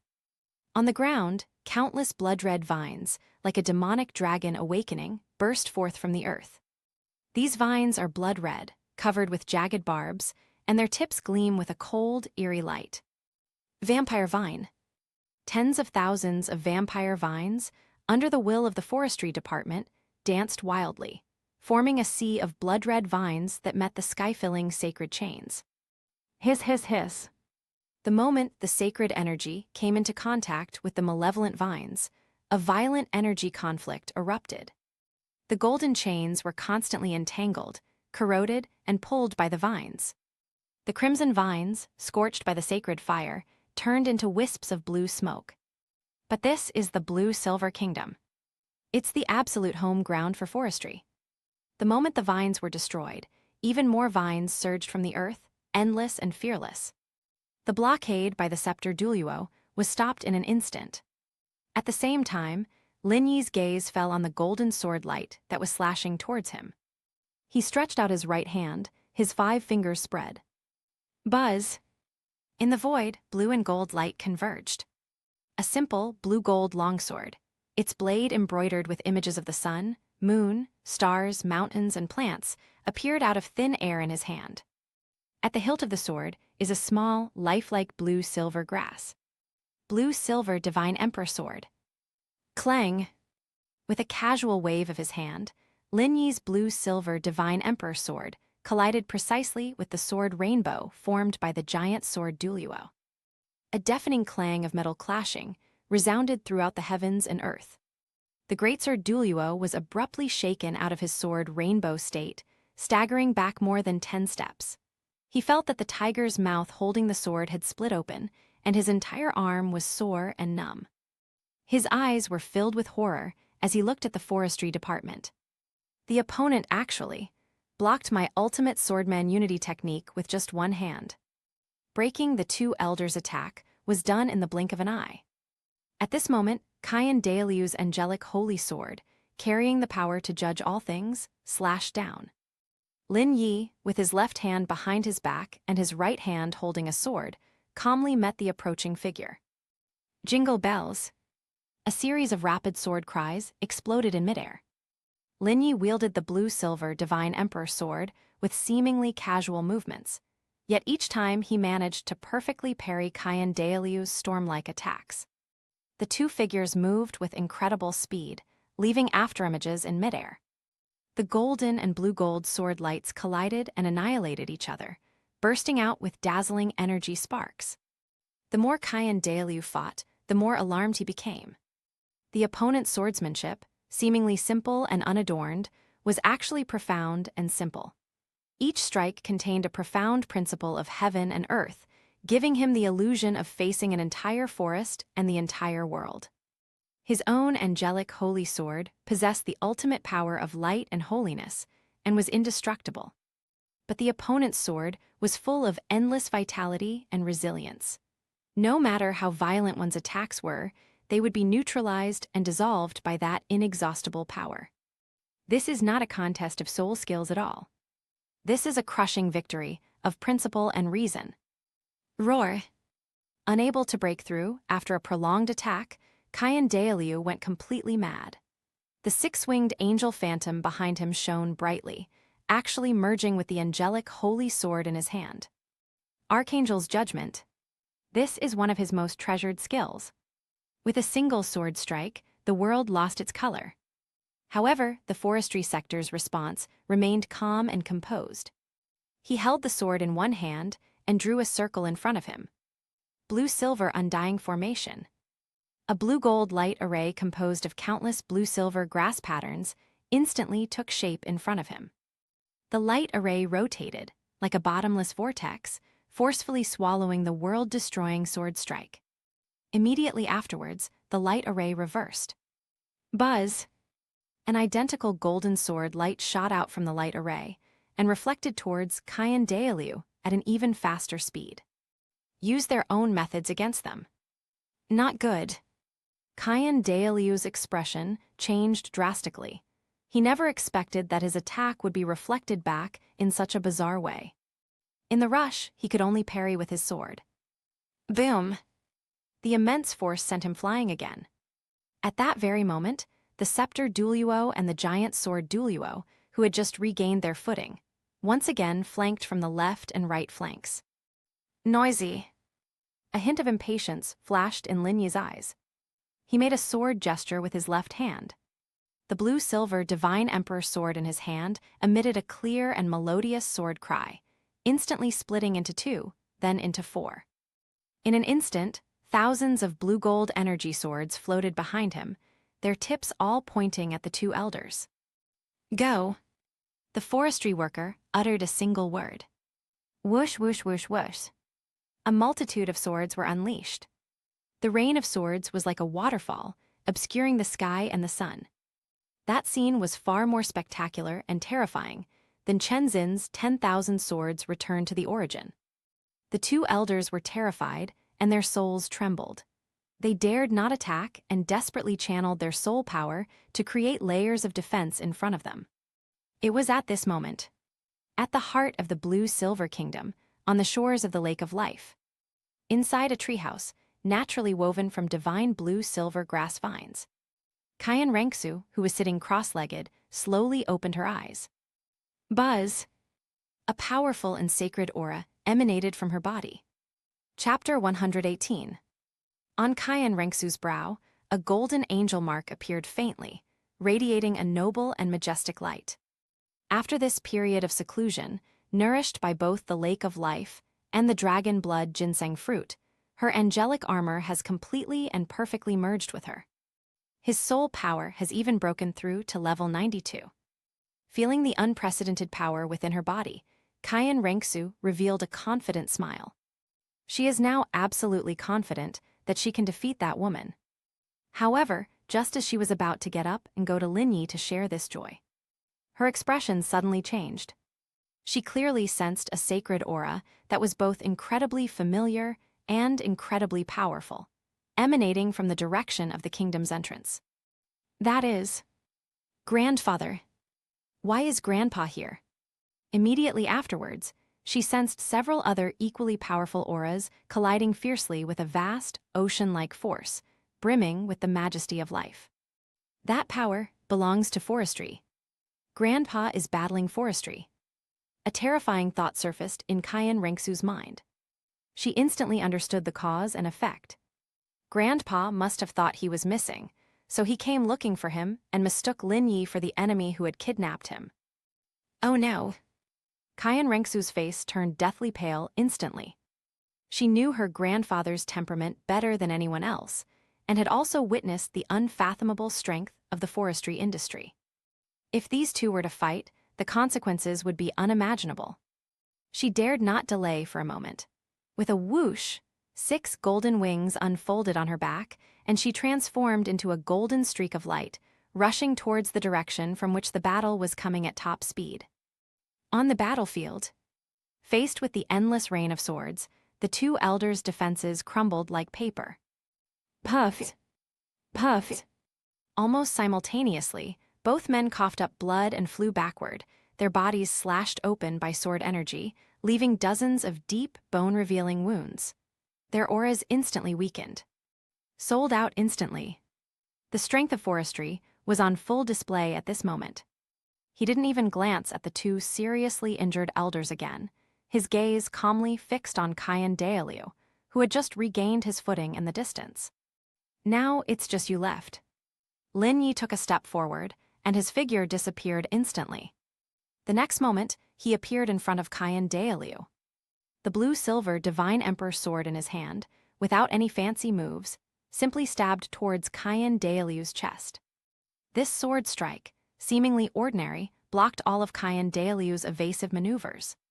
The relentless, destructive intent emanating from the tip of the sword made Qian Dalu's soul tremble. He knew he couldn't withstand that sword strike.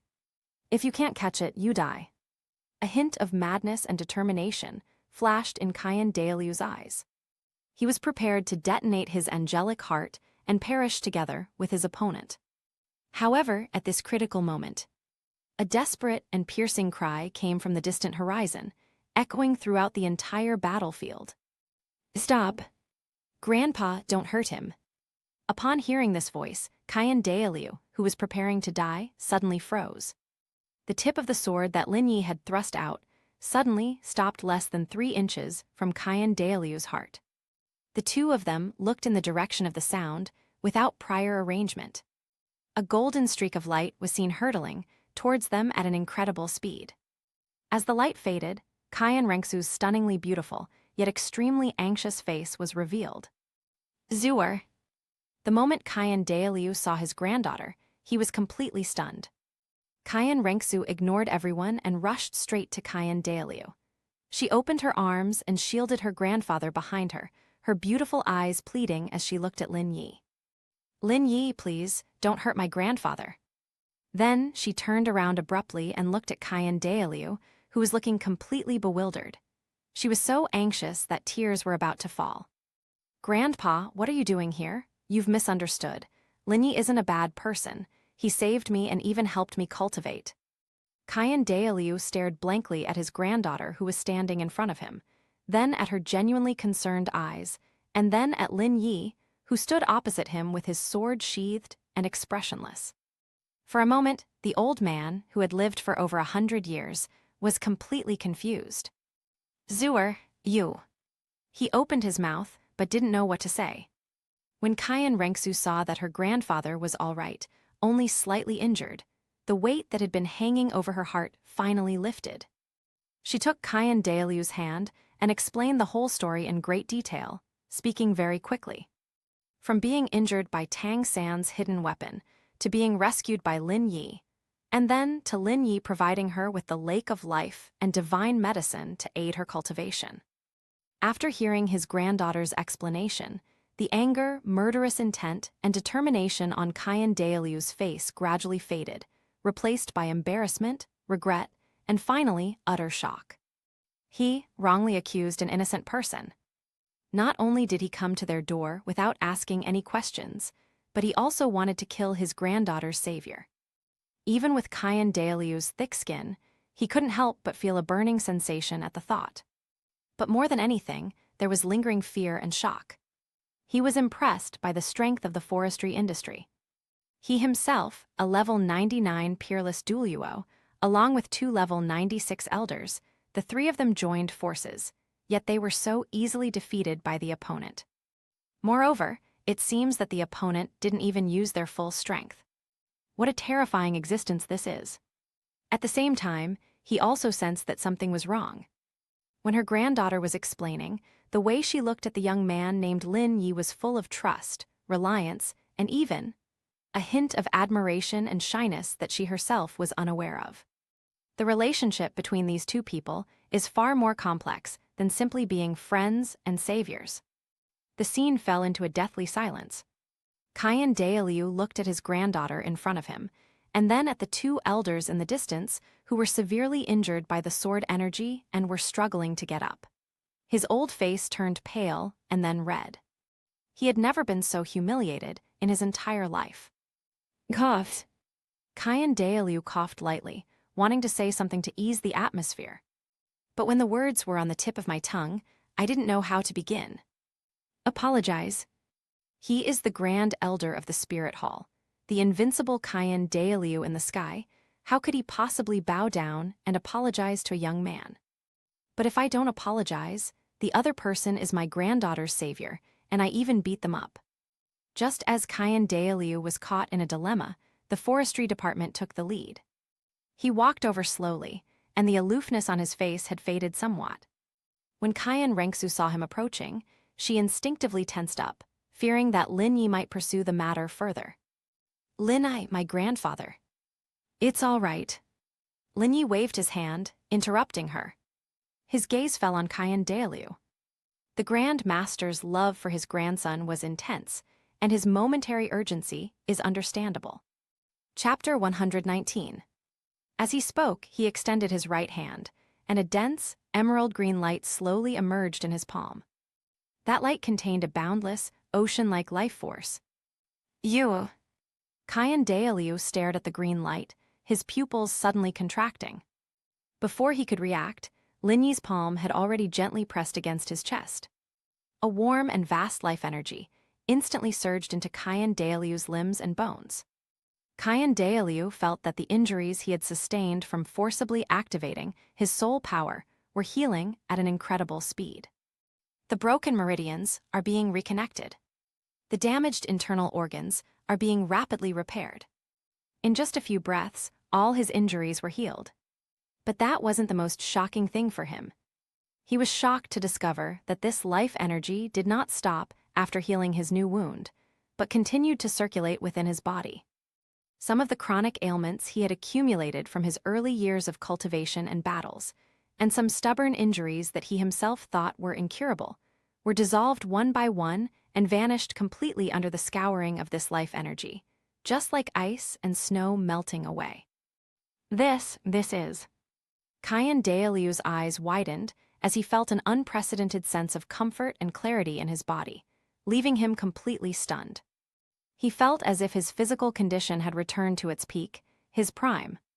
The bottleneck that had plagued him for decades seemed to be showing signs of loosening. What an incredibly skillful technique. This level of life force is something that ordinary people simply cannot possess. It's divine power. It's absolutely God-level life force. Qian Dailiu's gaze toward the forestry department had completely changed. Previously, he was only wary of the forestry industry's strength. Now, all that remains in his heart is awe. Reverence for the gods. After doing all this, Lin Yi withdrew his hand, as if he had only done a trivial matter. Qian Dailiu felt refreshed and invigorated, experiencing a surge of power within his body, which stirred up a storm in his heart. Another face involuntarily surfaced in his mind. Bibi Dong. That woman was ambitious and ruthless, and had long coveted the inheritance of the angel race. I am getting old. Although I am still at level 99, my energy and blood have already begun to decline, and my days are numbered.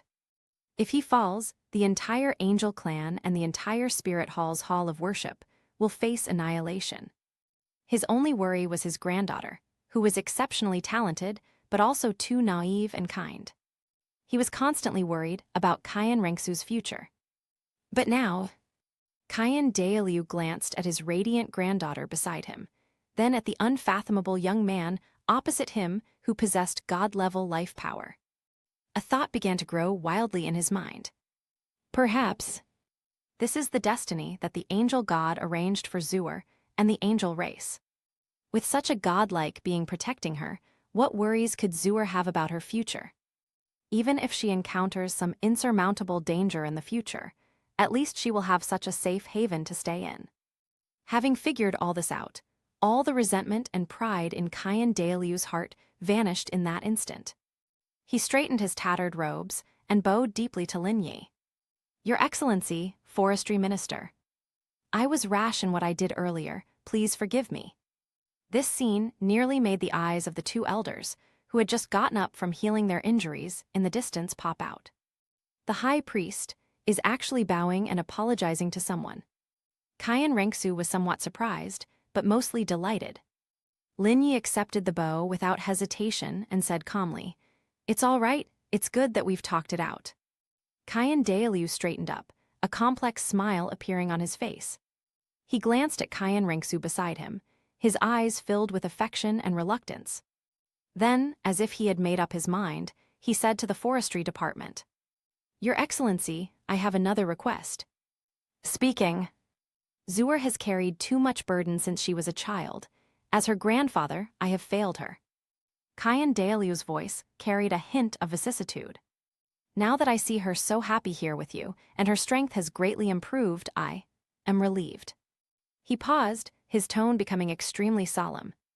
From now on, Zuer, I entrust her to your care. If she has done anything wrong, I hope you will forgive her. But if I find out that you dared to bully her... A sharp glint flashed in Qian Dailiu's eyes. Even if it costs me my old life, I will fight you to the death. These words were less of a trust and more of a deathbed entrustment. Qian Rengsu blushed upon hearing this, feeling both sweet and shy. Grandpa, what nonsense are you talking about? She stamped her foot, tugged at Qian Dailiu's sleeve, and said coquettishly. Upon hearing this, Lin Yi smiled. He looked at Dalu and nodded seriously. Rest assured, Your Excellency. As long as I am here, no one in this world can harm her in the slightest. This is a promise. A godlike man's promise to a grandfather. With the forestry department's assurance, Dalu felt as if a huge weight had been lifted from his shoulders, and he felt much more relaxed. He took one last deep look at Rengsu, then at Lin Yi, and nodded. In that case, I shall take my leave. With that, he waved his hand, and a surge of soul power swept up the two still dazed elders. In a flash, he tore through space and disappeared from the blue-silver kingdom. They arrived with a menacing aura and overwhelming killing intent.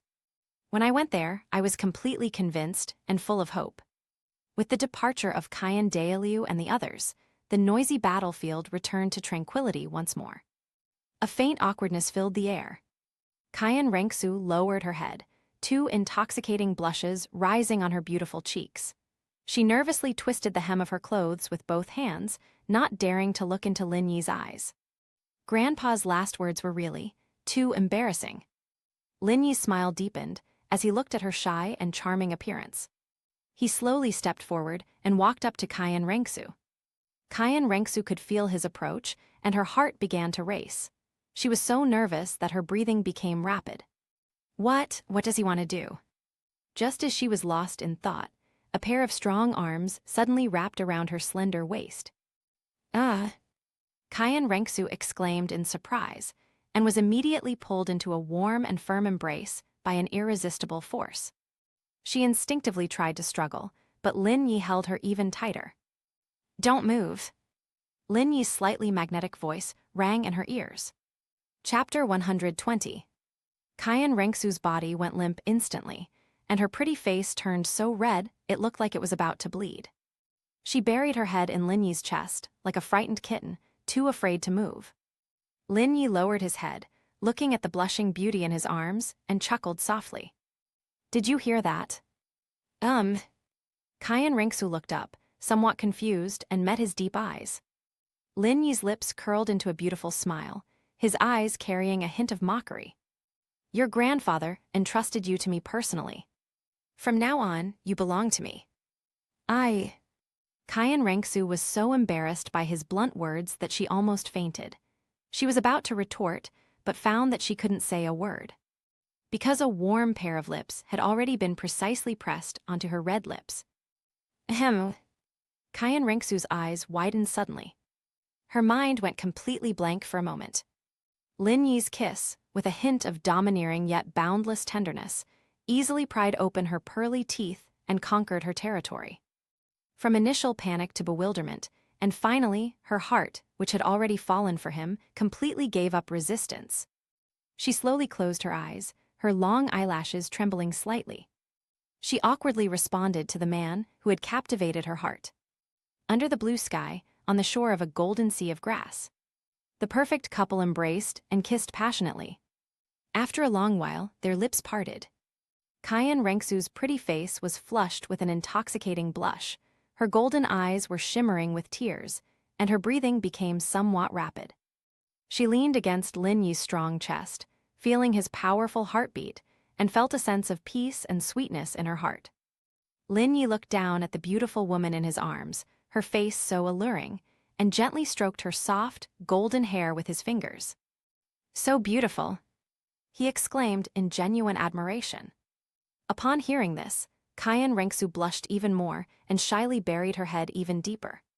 The two embraced quietly, savoring the rare tenderness after the storm. A moment later, Rengsu seemed to remember something, gently pushed Lin Yi's chest, and broke free from his embrace. Her eyes regained some clarity, but also held a hint of complexity and reluctance. Forestry, she called softly. Lin Yi looked at her, waiting for her to continue. I should go. Rengsu's voice was very soft, with a slight, almost imperceptible tremor. Lin Yi raised an eyebrow slightly. Walk. Where to? Rengsu raised her head, met his gaze, and said earnestly, I still have things I need to do. I can't stay here forever. Although she didn't say it explicitly, Lin Shi understood instantly. Qian Rengsu's identity is that of the young master of the Spirit Hall and the Crown Prince, who is lurking in the Heaven Dew Empire.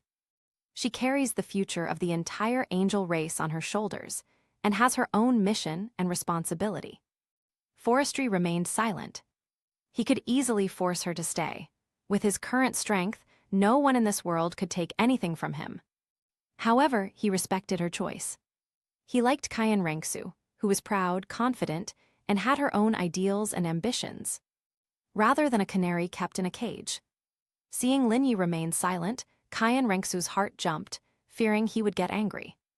She stepped forward and took Lin Yi's large hand in hers, saying softly, "Wait for me, okay? I will come back and stay by your side forever after I have finished dealing with everything." Her eyes were filled with expectation and pleading. Seeing her like this, Lin Yi's displeasure vanished instantly. He took her soft, boneless hand in his own, and a smile returned to his face. "Good.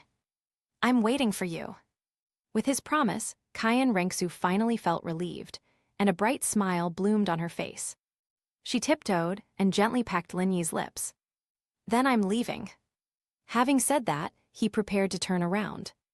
However, as soon as she turned around, a tremendous force came from her waist. Lin Yi pulled her back and held her tightly in his arms. "You just left like that." His voice had a slightly husky, magnetic quality. Before Qian Rengsu could react, Lin Yi had already lowered his head. This kiss was no longer as gentle as before. Instead, it is full of domineering and aggressiveness.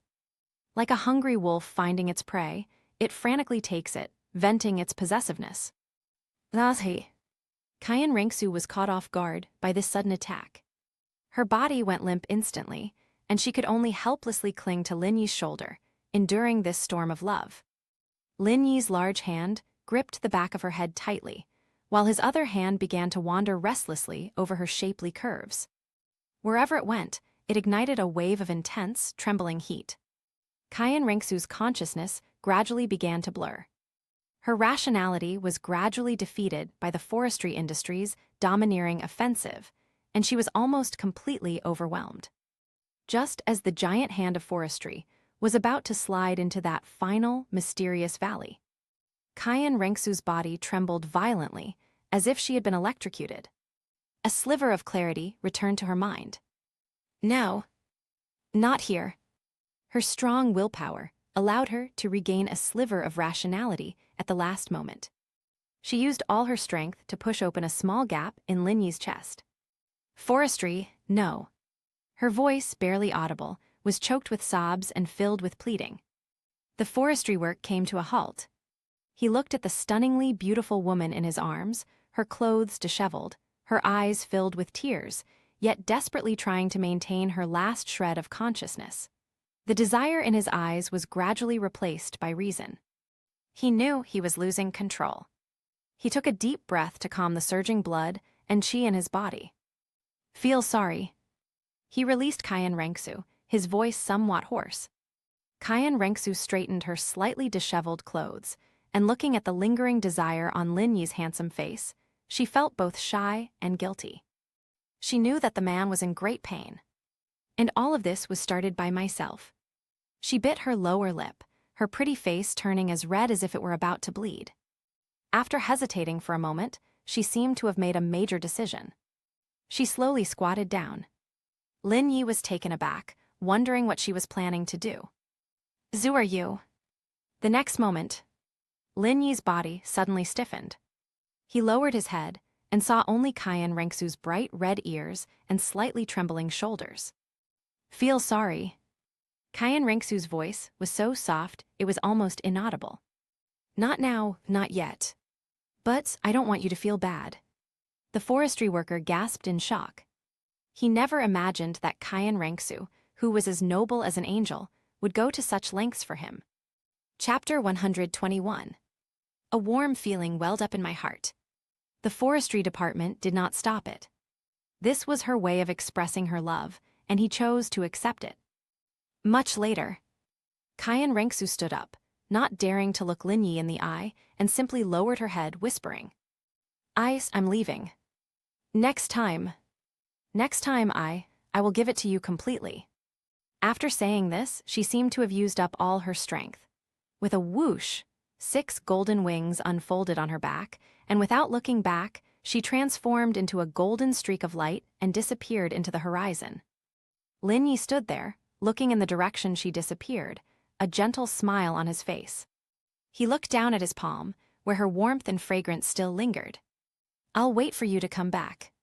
When Lin Yi returned to the shores of Lake of Life, Ah Yin was sitting in a wicker chair by the lake, quietly watching the fish playing in the water. She wore the sky blue dress that the forestry department had given her. She was gentle and charming, like a delicate orchid swaying in the wind. Hearing footsteps, she turned around and saw Lin Yi, a gentle smile appearing on her face. "You're back." Lin Yi walked over to her, sat down naturally, and rested his head on her firm thighs. Ah Yin's body stiffened slightly, then relaxed, and she stretched out her slender hand to gently massage his temples.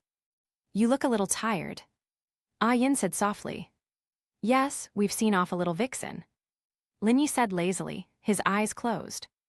Ah Yin's fingers paused for a moment. She lowered her head, brought her face close to Lin Yi's neck, and gently sniffed. You smell like another woman." Her voice carried a faint hint of laughter, but there was no questioning or jealousy in it. Lin Yi opened his eyes and looked at her stunningly beautiful face so close to his. "Are you jealous?"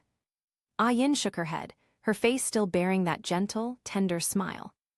"As long as you have a place for me in your heart, that's enough. I am someone who has died once." Her eyes were somewhat dim. Lin Yi reached out and stroked her smooth cheek, saying earnestly, "You don't have a place in my heart." Upon hearing these words, Ah Yin's heart trembled violently. A warm current instantly enveloped her entire body. Her eyes were slightly red. She didn't say anything more, but lowered her head and gently kissed Lin Yi's forehead with her warm lips. Then her kiss slowly moved downwards. She was like the most gentle and considerate wife, the most understanding and sensible older sister, comforting the man who had just experienced a separation and was feeling empty both physically and mentally in her own way. The gentle breeze by the lake fluttered the blue skirt, creating an ambiguous yet moving melody. At the same time, elsewhere in the blue-silver kingdom, inside a cage made of vines, Ning Rongrong sat in the corner with a look of disgust on her face, completely out of place with her surroundings. Her magnificent robes were slightly dusty, but her innate arrogance remained undiminished. Outside the cage, Xiao Wu and Zhu Zhuqing walked over. "Ning Rongrong." Xiao Wu spoke first, her tone somewhat impatient. "It's been so many days, haven't you figured it out yet?" Ning Rongrong raised her eyelids, glanced at her, and a mocking smile appeared on her lips. "What do you want to understand? Do you want to be like you, wagging your tails and trying to please that blade of grass?" "You." Xiao Wu was furious. A soul beast is a soul beast. Even if it transforms into a human, it is still a beast at heart. Ning Rongrong's words were harsh and vicious. Zhu Zhuqing's face also darkened. She stepped forward and said coldly, "Ning Rongrong, I advise you to be more pragmatic. You've seen the strength of the forestry department before. Do you think the 7-treasure glazed tile school can protect you?" Ning Rongrong scoffed, stood up, and looked down at Zhu Zhuqing through the vines. "Who do you think you are? She's nothing more than an abandoned child of a family in the Star Luo Empire, a stray cat that nobody wants. What right do you have to lecture me? Believe it or not, once I get out of here, the first family I'll wipe out is your Zhu family." Faced with Ning Rongrong's threat, a murderous glint flashed in Zhu Zhuqing's eyes. But she held back in the end. This is the blue-silver kingdom, where everything must be done according to the forestry department's orders. Stubborn and obstinate, Zhu Zhuqing coldly uttered 4 words, then pulled Xiao Wu, who was trembling with anger, and turned to leave. Watching the 2 figures disappear into the distance, Ning Rongrong's face revealed a smug smile.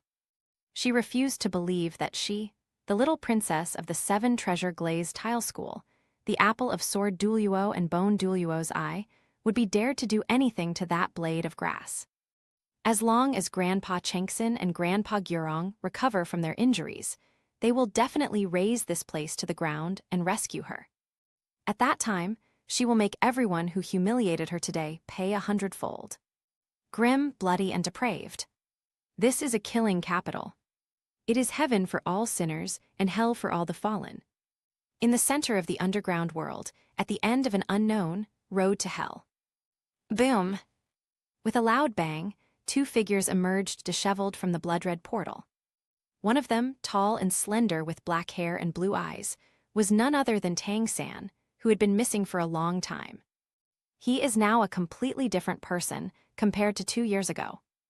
The naivety and innocence that once belonged to Shrek Academy have long since disappeared. Instead, there is a chilling coldness and ruthlessness that runs deep into the bones.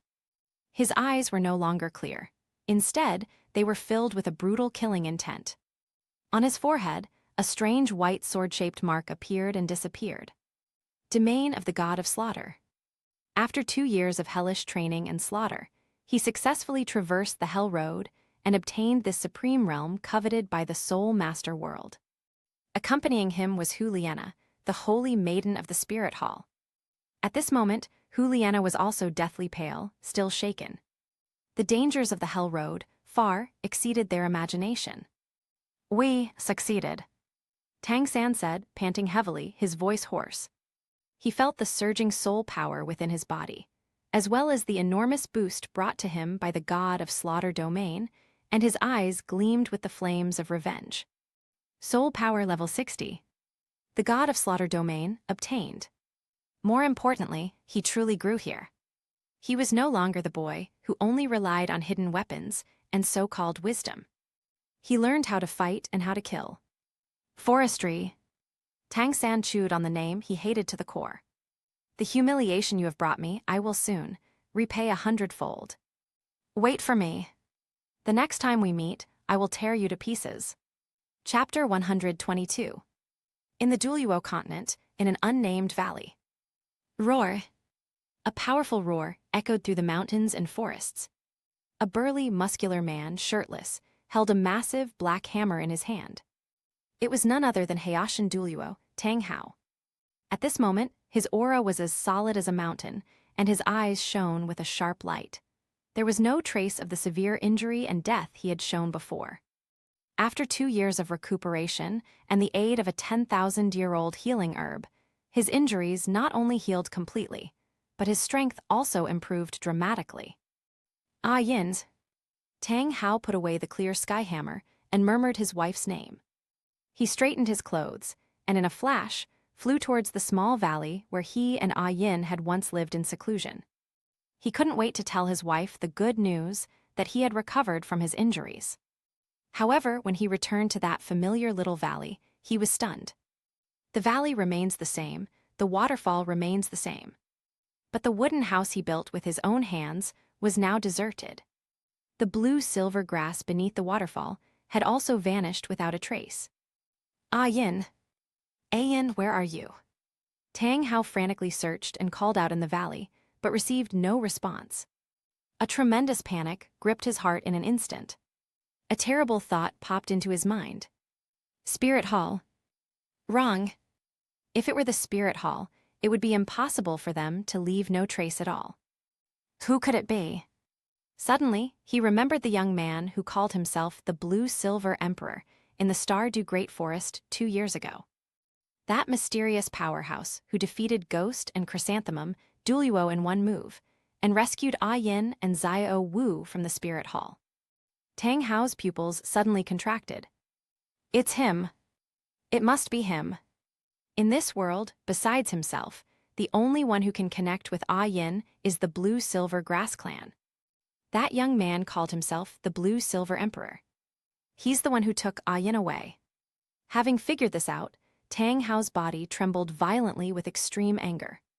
A terrifying killing intent surged from his body, bending all the trees in the valley low. Forestry. Tang Hao roared to the sky, his voice shaking the surrounding area. How dare you take my Ah Yin away?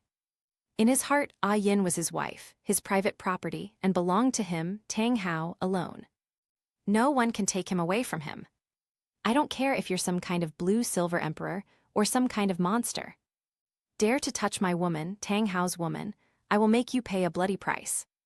Ah Yin is mine, I will definitely take you back. A violent surge of soul power raged around him, and the entire valley trembled under his fury. Wuhan City. Papal Palace. High on the throne, Bibi Dong, dressed in a magnificent papal robe and holding a scepter, looked down with a majestic expression. Suddenly, her brows furrowed slightly. She raised her head, her gaze seemingly piercing through the dome of the papal palace, looking towards the distant horizon.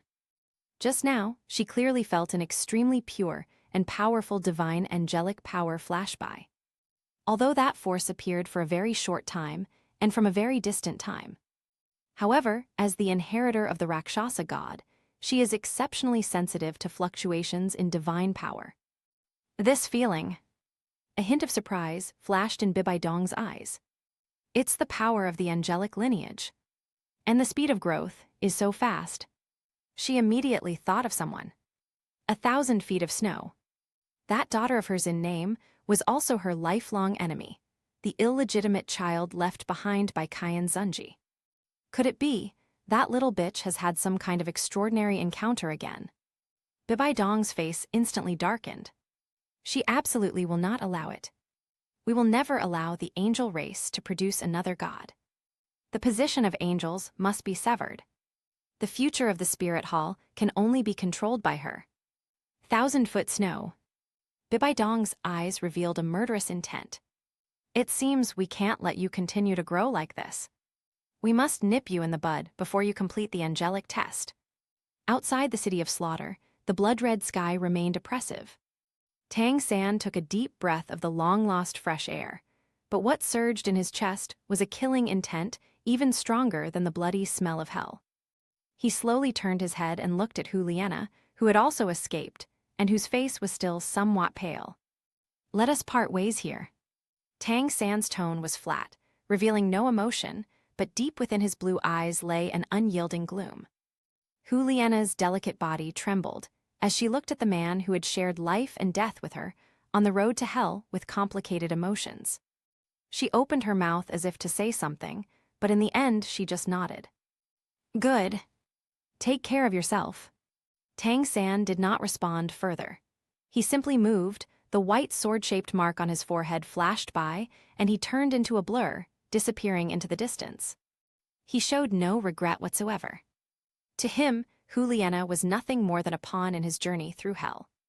Now that the chess pieces are useless, they should be discarded. Several days later, in a remote valley in the Heaven Dew Empire. This is the dwelling place of the 4 clans, with a single attribute. Since leaving the Haitian sect, they have been recuperating here, and life has been quite difficult. The atmosphere in the council chamber was somber. Titan, the patriarch of the Power clan, Niu Gao, the patriarch of the Defense clan, Bai He, the patriarch of the Agility clan, and Yang Wudi, the patriarch of the Destruction clan, all 4 of them wore furrowed brows. Just then, a chilling and domineering killing intent enveloped the entire valley without warning. Who? The 4 clan leaders' expressions changed drastically at the same time. They instantly stood up, their soul power surging forth. The door was slowly pushed open. A young man dressed in black, with black hair and blue eyes, walked in slowly. It was Tang San. It's you. Titan recognized him at a glance. After all, he had a deep impression of Tang Hao's son. Tang San, what are you doing here? Niu Gao asked in a gruff voice, his eyes filled with vigilance. Tang San didn't speak, but slowly released his spirit ring. Yellow, yellow, purple, purple, black, black. The 6 spirit rings exuded a powerful aura. An invisible domain spread out from him. Domain of the god of slaughter. Under the influence of the domain, the 4 clan leaders all paused in their breathing. Their soul power circulation was noticeably suppressed. Level 60 Soul Emperor. This is a domain. Bai He and Yang Wudi exclaimed in surprise at the same time, their eyes filled with shock. How long has it been? 2 years. In just 2 years, this boy has grown to such an extent. Tang San was very satisfied with their reaction and slowly opened his mouth, his voice hoarse yet alluring. 4 clan leaders, I have come here today to present you with an immense fortune." Yang Wudi frowned and snorted coldly. Chapter 123. What wealth and status? Tang San's gaze swept over the four people, and he slowly said, "As you all probably know, the mainland today appears calm on the surface, but in reality, there are turbulent undercurrents. The Spirit Hall is all-powerful and ambitious. Our Clear Sky sect lives in seclusion, and the three upper sects exist in name only. How long can you all hold out here?" These words struck a nerve with the four men, and their expressions turned grim. Tang San continued, "But I found a place. A paradise where treasures abound, and resources are inexhaustible. There are countless rare flowers and herbs, ancient medicinal plants, and even legendary 100,000-year-old soul beasts." Upon hearing this, Yang Wudi's breathing became noticeably rapid. As members of the Destroyer clan, their obsession with drugs is ingrained in their very bones. Tang San's lips curled up slightly as he threw out the final bait. That place is called the Blue Silver Kingdom. It is located in the deepest part of the Stardew Great Forest, and is ruled by a blue-silver emperor that has transformed into human form. Once we take that place, everything inside will be ours. At that time, let alone revitalizing the clan, it wouldn't be impossible for us to even surpass the Haitian sect of yesteryear. You can divide up the entire Blue-Silver Kingdom and enjoy endless riches and glory." Tang San's words, like the whispers of a devil, were deeply imprinted in the hearts of the four clan leaders. The flames of greed ignited in their eyes. Titan asked in a deep voice, "Is what you're saying true?" Tang San smiled calmly and asked in return, "Why would I need to lie to you? How strong is the Blue-Silver Emperor?" Niu Gao pressed. "It's just a lucky soul beast that's lived a long time." Tang San's tone was full of disdain. "My father was able to severely injure the Pope of the Spirit Hall back then, so naturally I, Tang San, can also deal with a mere Blue-Silver Emperor. Moreover, we have four clan leaders to help us." The four exchanged glances, each seeing a resolute decision in the other's eyes. Yang Wudi spoke first, his voice resolute. "Let's do it. I of the Broken Clan am willing to obey your command. My race of strength will also do it. And my defensive race. My Min clan has no objections." Seeing the four people who had reached an agreement in an instant, Tang San's face showed a satisfied smile. He raised his hand and said loudly, "All right, everyone, get ready to go. Target, Stardew Great Forest, Blue-Silver Kingdom." Set off. Blue-Silver Kingdom. Inside a cage made of vines. Ning Rongrong still maintained her haughty demeanor. Even as a prisoner, her arrogance as the little princess of the 7-treasure glazed tile school had not diminished in the slightest. She's been thinking a lot these past few days. The more she thought about it, the more she felt that the grass wouldn't dare to do anything to her. She was the sole heir of the 7-treasure glazed tile school, the apple of the eye of Sword Douluo and Bone Douluo. If you mess with them, it's like having an irreconcilable feud with the 7-treasure glazed tile school. With this in mind, she felt even more confident. Footsteps approached. Lin Yi slowly walked to the outside of the cage and looked at her indifferently. Ning Rongrong raised her chin, like a proud peacock. "What, you've changed your mind? You're ready to let me out? If you kneel down and kowtow to me 3 times now, and hand over those 2 lowly maids to me for disposal, I might consider letting Grandpa Chengxin and Grandpa Gyurong spare your life." Lin Yi looked at her, his eyes completely unmoved. He simply spoke. "You led the people of Shippo Ririshu to trespass into my kingdom and disrupt the peace here. Do you think this matter should just be left like this?" Ning Rongrong scoffed. "It's just a bunch of flowers and plants, so what if they get damaged? I'm telling you, you'd better let me go now otherwise." Before she could finish speaking, the vines that formed the cage suddenly opened automatically with a whoosh. Ning Rongrong was taken aback. Lin Yi stepped in. A powerful sense of oppression washed over me. Ning Rongrong subconsciously took a step back and shouted in a fierce but weak voice, "What do you want to do? I'm warning you, don't do anything reckless, I am." The forestry department didn't give her a chance to continue.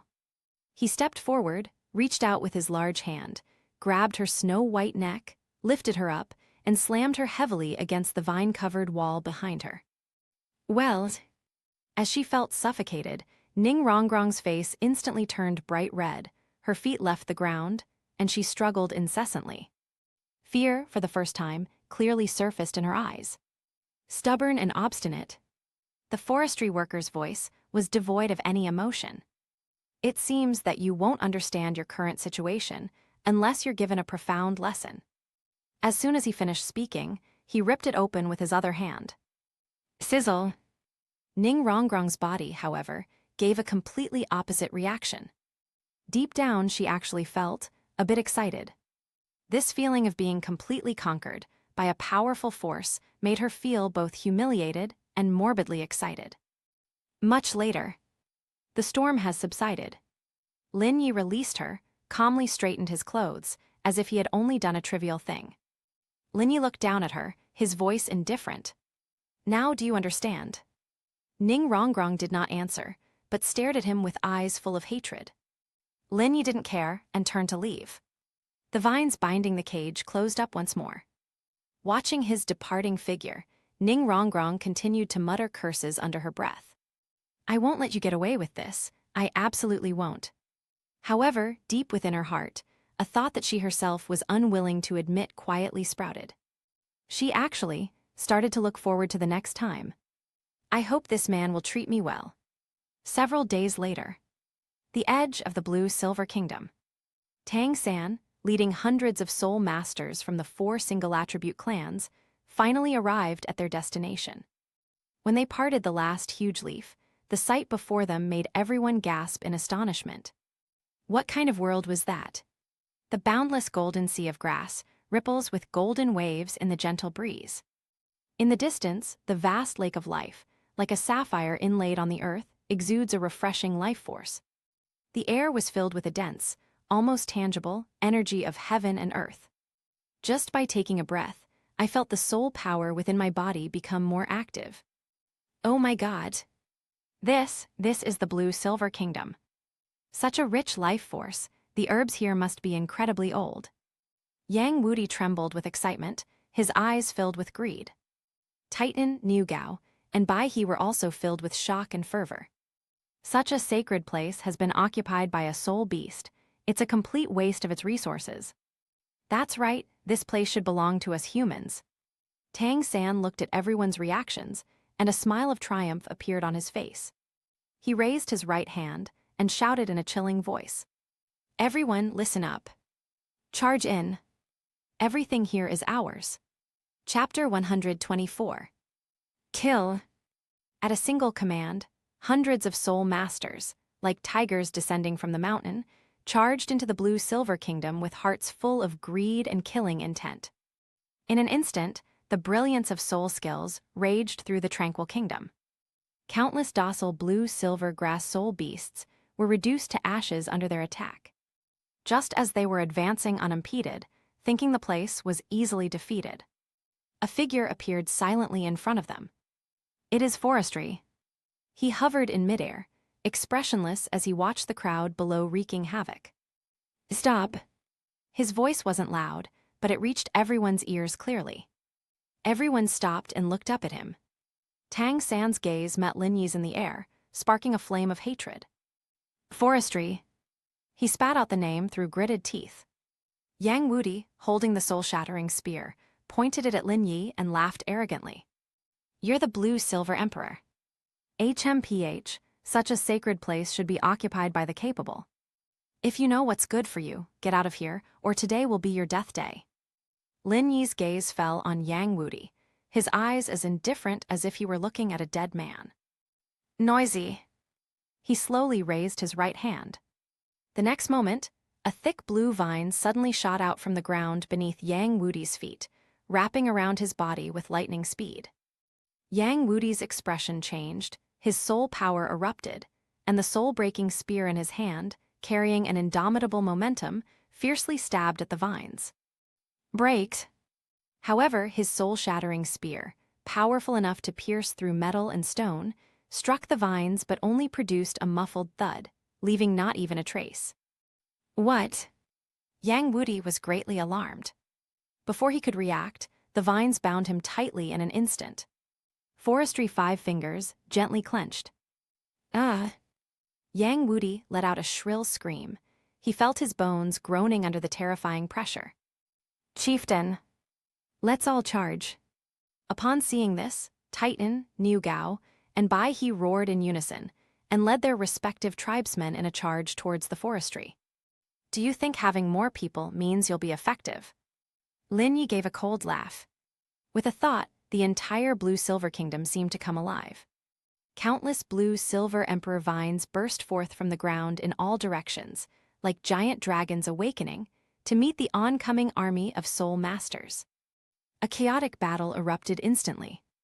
The vines of the blue-silver emperor are incredibly resilient, impervious to water and fire, and invulnerable to swords and spears.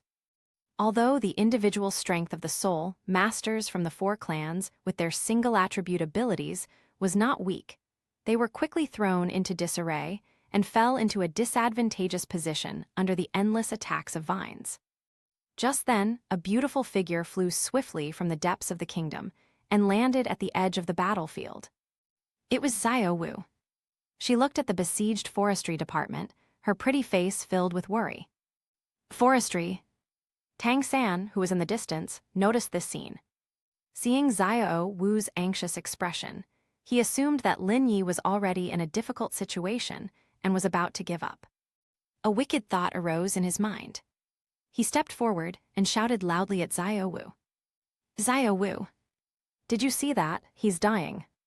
If you kneel down and beg me now, and then obediently come with me, I'll take pity on him and spare his dog's life. Tang San wore a confident smile. In his view, everything was under his control.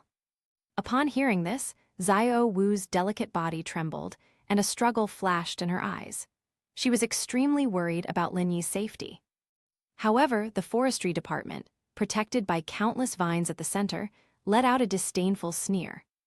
Tang San, you're still the same as before, ridiculously naive. The moment the words fell, an indescribable, terrifying pressure erupted from Lin Yi's body. Golden light shot into the sky, dyeing the entire sky a dazzling gold. Boom! Centered on him, a golden energy shockwave swept outwards.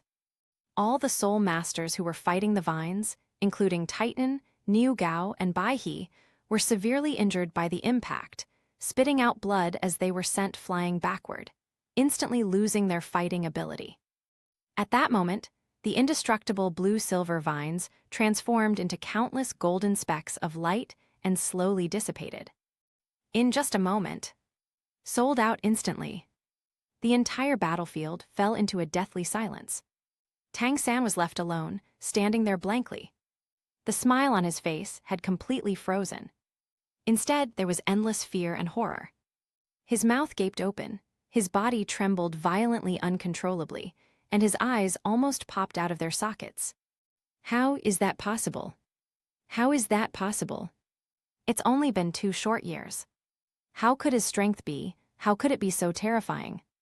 That power, that oppressive aura. Even the king of slaughter is far inferior. Tang San felt his heart being gripped tightly by an invisible hand, almost stopping its beating. His prized killing god domain paled in comparison to that golden light, appearing as insignificant as a speck of dust in the night. The so-called revenge, the so-called 100-fold repayment. At this moment, it all became a huge joke. The golden light gradually faded. The suffocating pressure between heaven and earth did not dissipate. Instead, it felt like an invisible mountain, weighing heavily on everyone's heart. Tang San's legs were trembling. That fear seeped from the very marrow of my bones. Looking at Titan, Niu Gao, and the others lying motionless on the ground not far away, the last glimmer of hope in his heart was completely shattered. We lost. We lost completely. Is this absolute power? No fancy techniques were needed. The sheer force of his aura was enough to destroy everything he had meticulously planned. Tang San didn't want to die here. He also wants to revitalize the Tang clan. He also seeks revenge against the Spirit Hall. As long as the Green Hills remain, there will always be firewood to burn. Escape. Once the thought arises, it can no longer be suppressed. Tang San did not hesitate at all. He suddenly bit his tongue, spitting a mouthful of blood onto the blue-silver emperor's right leg bone. Driven by this stimulation, he forcefully suppressed the injuries within his body. He unleashed the full power of the ghostly shadow step. He transformed into a black streak of light and fled frantically in the opposite direction. As for the clan leaders and disciples of those 4 clans, with a single attribute, he couldn't care less. Since they have already been defeated, these people are now expendable pawns. Even if it only buys him a second, it would be a worthy death. Lin Yi stood still, without moving an inch. He watched Tang San's hasty retreat, a slight smile playing on his lips. That was the hunter's mockery as he watched his prey struggle for its life. Since we're here, why rush to leave? Lin Yi slowly raised his hand. The sound wasn't loud, but it clearly reached Tang San's ears. Chapter 125. Tang San felt his scalp tingling. He dared not turn around, but instead desperately urged his soul power forward. Hurry up. Faster. If we can escape into the dense forest ahead and use the blue-silver grass to cover our presence, there might still be a glimmer of hope. However, the next moment, a golden streak of light arrived first, even though it was delayed. It was a vine as if cast in gold, moving at incredible speed, piercing straight through the void. Bang! A muffled thud. Tang San didn't even have time to make any dodging movements. The golden vine lashed heavily across his back. Puffed. Tang San felt as if he had been struck by lightning. The clothes on his back instantly ripped apart. A terrifying force entered his body and raged wildly. His body was like a kite with a broken string, tracing a tragic parabola in the air. It then crashed heavily to the ground. The ground was smashed into a deep crater. Smoke and dust rose everywhere. Tang San felt as if his internal organs had shifted. The intense pain made his vision go black for a moment. He struggled to get up. Cough, cough.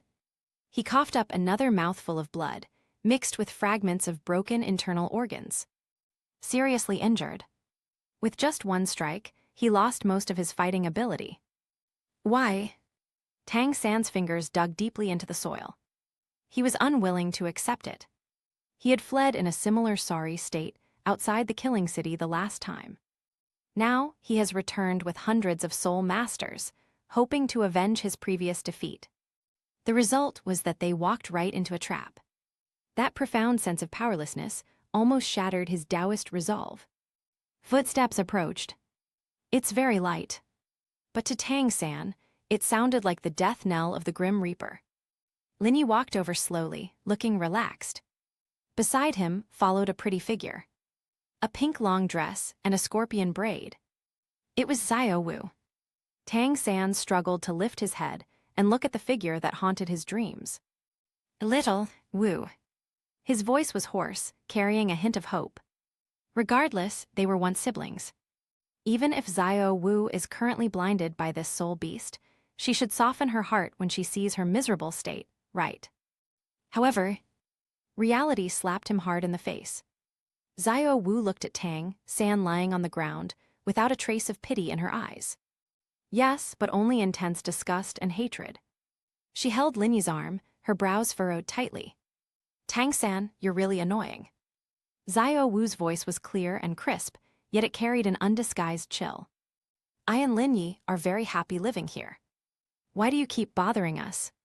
You lead people to attack our homeland and destroy our peace. Is this what you call justice? Tang San was stunned. He opened his mouth, wanting to explain. I did it to save you. I did this to free you from the clutches of this soul beast. But seeing Xiao Wu's attachment to the forestry industry, all the words stuck in his throat. I simply can't bring myself to say it. Xiao Wu turned to look at Lin Yi, and the disgust in her eyes instantly turned into tenderness. Forestry. Kill him. This kind of person is like a fly. If we don't swat him away completely, he'll keep coming back to disgust us. To prevent future troubles. Xiao Wu's words were like a sharp knife, piercing Tang San's heart. He never expected this. The one who wanted to kill him was none other than Xiao Wu, the very person he most wanted to save. Lin Yi nodded. He reached out and gently stroked Xiao Wu's long hair. Good. I'll listen to you. 3 simple words pronounced Tang San's death sentence. Lin Yi turned around and looked at Tang San indifferently. Raise your right hand. Golden light began to gather in his palm. A destructive aura locked onto Tang San. Tang San was in despair. He sensed that death was approaching. Is there really no way out this time? Just as the golden beam of light was about to shoot out, a sudden change occurred. The once clear sky suddenly turned gloomy. An extremely domineering and destructive aura rapidly approached from afar. Immediately afterwards, a roar exploded like thunder. Who dares to hurt my son? The sound was incredibly deep, causing the surrounding trees to tremble. Lin Yi paused slightly. He raised his head and looked up at the sky. A middle-aged man, dressed in rags and missing an arm and a leg, fell from the sky like a meteorite. In his hand, he held an enormous black hammer. It was covered in red patterns, exuding a chilling aura of menace. It was none other than Haitian Douluo, Tang Hao. Tang Hao was in extremely poor condition at this time. But the madness in his eyes was stronger than ever. He saw Tang San, who was seriously injured and on the verge of death. That was his only hope, the continuation of his life. Get out of my way. Tang Hao roared. At this moment, all 9 of his spirit rings lit up. Then, shattered with a deafening roar. Ring explosion. This is the divine skill of the Haitian sect, the profound meaning of the great Sumeru hammer. By shattering the spirit rings, one can gain power beyond the limits in a short period of time.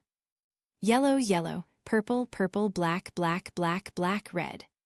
The energy generated by the explosion of the 9 spirit rings was all poured into the clear sky hammer.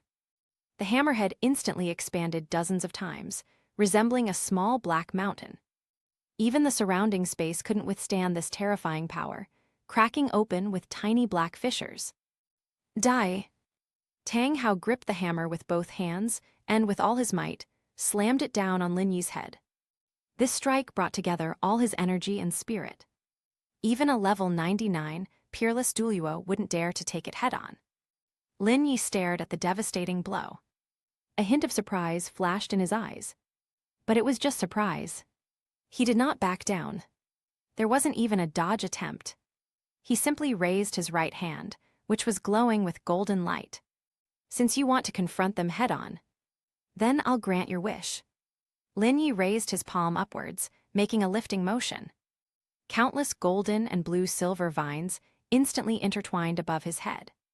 It transformed into a giant golden hand. Boom! The Haitian hammer and the golden palm collided violently. Time seemed to stand still at that moment. Immediately afterwards, a terrifying shockwave, visible to the naked eye, swept outwards in all directions from the point of impact. The earth cracked open. Countless towering trees were uprooted and reduced to dust. The area within several miles was instantly reduced to ruins. Smoke and dust obscured the sky and the sun. When the smoke and dust had dissipated slightly, the scene in the field was revealed. The forestry sector remains unchanged. His feet sank 3 inches into the ground. Although the golden hand had some cracks, it ultimately blocked the attack. Meanwhile, Tang Hao, who was in midair, coughed up a mouthful of blood. The backlash from the exploding ring, combined with the shockwave from the impact, made his already damaged body even worse. But he didn't stop at all. Using the force of the recoil, his body twisted in midair. He rushed to Tang San's side with lightning speed. He grabbed Tang San from the ground. Chapter 126. Walked. Tang Hao had no intention of lingering in the fight. He knew it very well. That last hammer blow was his limit. Even so, it only barely managed to block the forestry's attack. This young man's abilities are unfathomable. If this continues, both he and Tang San will die here. A bright red light emanated from Tang Hao's body. He burned his life force, employing his last means of escape. He transformed into a blood-red rainbow, carrying Tang San and vanished into the sky in an instant.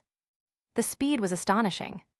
Lin Yi watched the direction in which the two disappeared, but did not give chase. He withdrew his hand. The golden light slowly faded away. Xiao Wu was somewhat unwilling. Forestry, are we just going to let them get away like this? Lin Yi dusted himself off. It's just the last gasp of its power. That old guy used a forbidden technique. Even if he doesn't die, he'll be crippled. As for Tang San, Lin Yi shook his head. Living in fear and shadow is worse than death. Xiao Wu nodded as if she understood, but not quite. As long as the forestry sector is all right, that's good. At this time, the battlefield was a scene of utter devastation. Among the sole masters of the four clans with single attributes, some died and others were injured. Those who were still alive were terrified, kneeling on the ground trembling, not even having the courage to run away. The forestry department ignored these people. His gaze swept over a corner of the ruins. There seemed to be a faint breath there. Lin Yi strode over. He waved his hand. A huge rock that was pressing down on it was blown away. The following situation was revealed. It was a young girl. She was petite and wore a purple bodysuit that accentuated her figure, which, though not fully developed, was already taking shape. Behind her were a pair of broken wings. His short, purple hair was covered in dust and blood. She was Bai Chengxiang, the granddaughter of Bai He, the patriarch of the Min clan. She was seriously injured. The aftershocks of the clash between Lin Yi and Tang Hao earlier affected her. At this moment, she was barely breathing, and her face was as pale as paper. He was already on his deathbed. Not dead yet. Lin Yi looked at her calmly. A member of the Min clan. It's incredibly fast, but its defensive capabilities are truly underwhelming. These people who invaded his kingdom deserve to die. But looking at the girl's face, which was stained with blood yet still exquisitely beautiful, the forestry department suddenly changed its mind. It's such a waste for him to die like this. Perfect. He was missing a maid to serve him tea and water. Lin Yi squatted down. A glimmer of emerald green light appeared at his fingertips. That is the purest source of life for the blue-silver emperor. He stretched out his finger and gently touched Bai Chengxiang's forehead. The green light instantly entered her body. The heart, which was on the verge of stopping, seemed to be injected with new energy at this moment. The wound began to heal at a speed visible to the naked eye. The broken bones reconnected. Her pale face gradually regained a touch of color. A moment later, Bai Chengxiang's long eyelashes trembled slightly. Then, he slowly opened his eyes. The first thing you see is an extremely handsome face, yet with a touch of devilish charm. Bai Chengxiang's consciousness was still somewhat blurred. She remembered being blasted away by a terrifying force. Then came endless darkness. Am I dead? She murmured to herself. Is this hell? Lin Yi looked at her confused expression and spoke calmly. This is not hell. But for you, it might be about the same. I heard this sound. Bai Chengxiang suddenly woke up. Memories flooded back like a tide. She stared wide-eyed in horror at the man before her. This is the demon. That terrifying being who crushed the four great families with a single blow. She instinctively wanted to back away and scream. But her body had just recovered and she was still weak, so she couldn't move at all. What do you want to do? Bai Chengxiang's voice trembled, her eyes filled with fear. Lin Yi stood up and looked down at her. I saved your life. From this moment on, your life belongs to me. Your grandfather, your clansmen, all lost. Whether they live or die depends entirely on your performance. Bai Chengxiang looked into the distance. Grandpa Bei lay on the ground, his life hanging in the balance, and the other members of the clan were also in dire straits. Tang San had long since disappeared. They were abandoned. Despair filled her heart. She knew she had no room to resist. In front of this powerful man, she was like a lamb to the slaughter. What do you want to do? Bai Chengxiang bit her lip, tears welling up in her eyes. Lin Yi sized her up. My gaze lingered for a moment on the curves encased in that tight-fitting bodysuit. Be my maid. Serve me well. If you behave well, I might consider letting your stupid grandfather go. Bai Chengxiang's body trembled. Maid. She was the pride of the Min clan. How could she have ever suffered such humiliation? But, looking at my grandfather in the distance, whose fate is unknown, she slowly lowered her head. That was a gesture of submission. Yes. Owner. The forestry worker nodded in satisfaction. This little swallow needs some proper training before it can become obedient. Hundreds of miles away, inside a hidden mountain cave. Bang! Tang San was thrown heavily to the ground. The movement aggravated his wound, causing him to let out a muffled groan. Tang Hao leaned against the rock wall, panting heavily. His face was ashen, as if he had aged 10 years in an instant. That attack just now drained too much of his life force. But he couldn't care less about himself. He looked at Tang San, who was lying on the ground, his eyes filled with regret and disappointment. Tang San stared blankly at the cave ceiling. My heart is ashen. We lost. Lost again. Dad, am I a good for nothing? Tang San's voice was trembling with sobs. From childhood to adulthood, he has always been one of the best among his peers. Twin martial souls, innate full soul power, and mastery of all hidden weapons. He is a true genius. But ever since I met that forestry worker, all his pride was crushed. No matter how hard he tries or how strong he becomes. In front of the other party, they are all like a joke. This sense of despair robbed him of the courage to continue. Smack! A crisp slap echoed through the cave. Tang San was knocked to the side by the blow, and his cheeks swelled up instantly.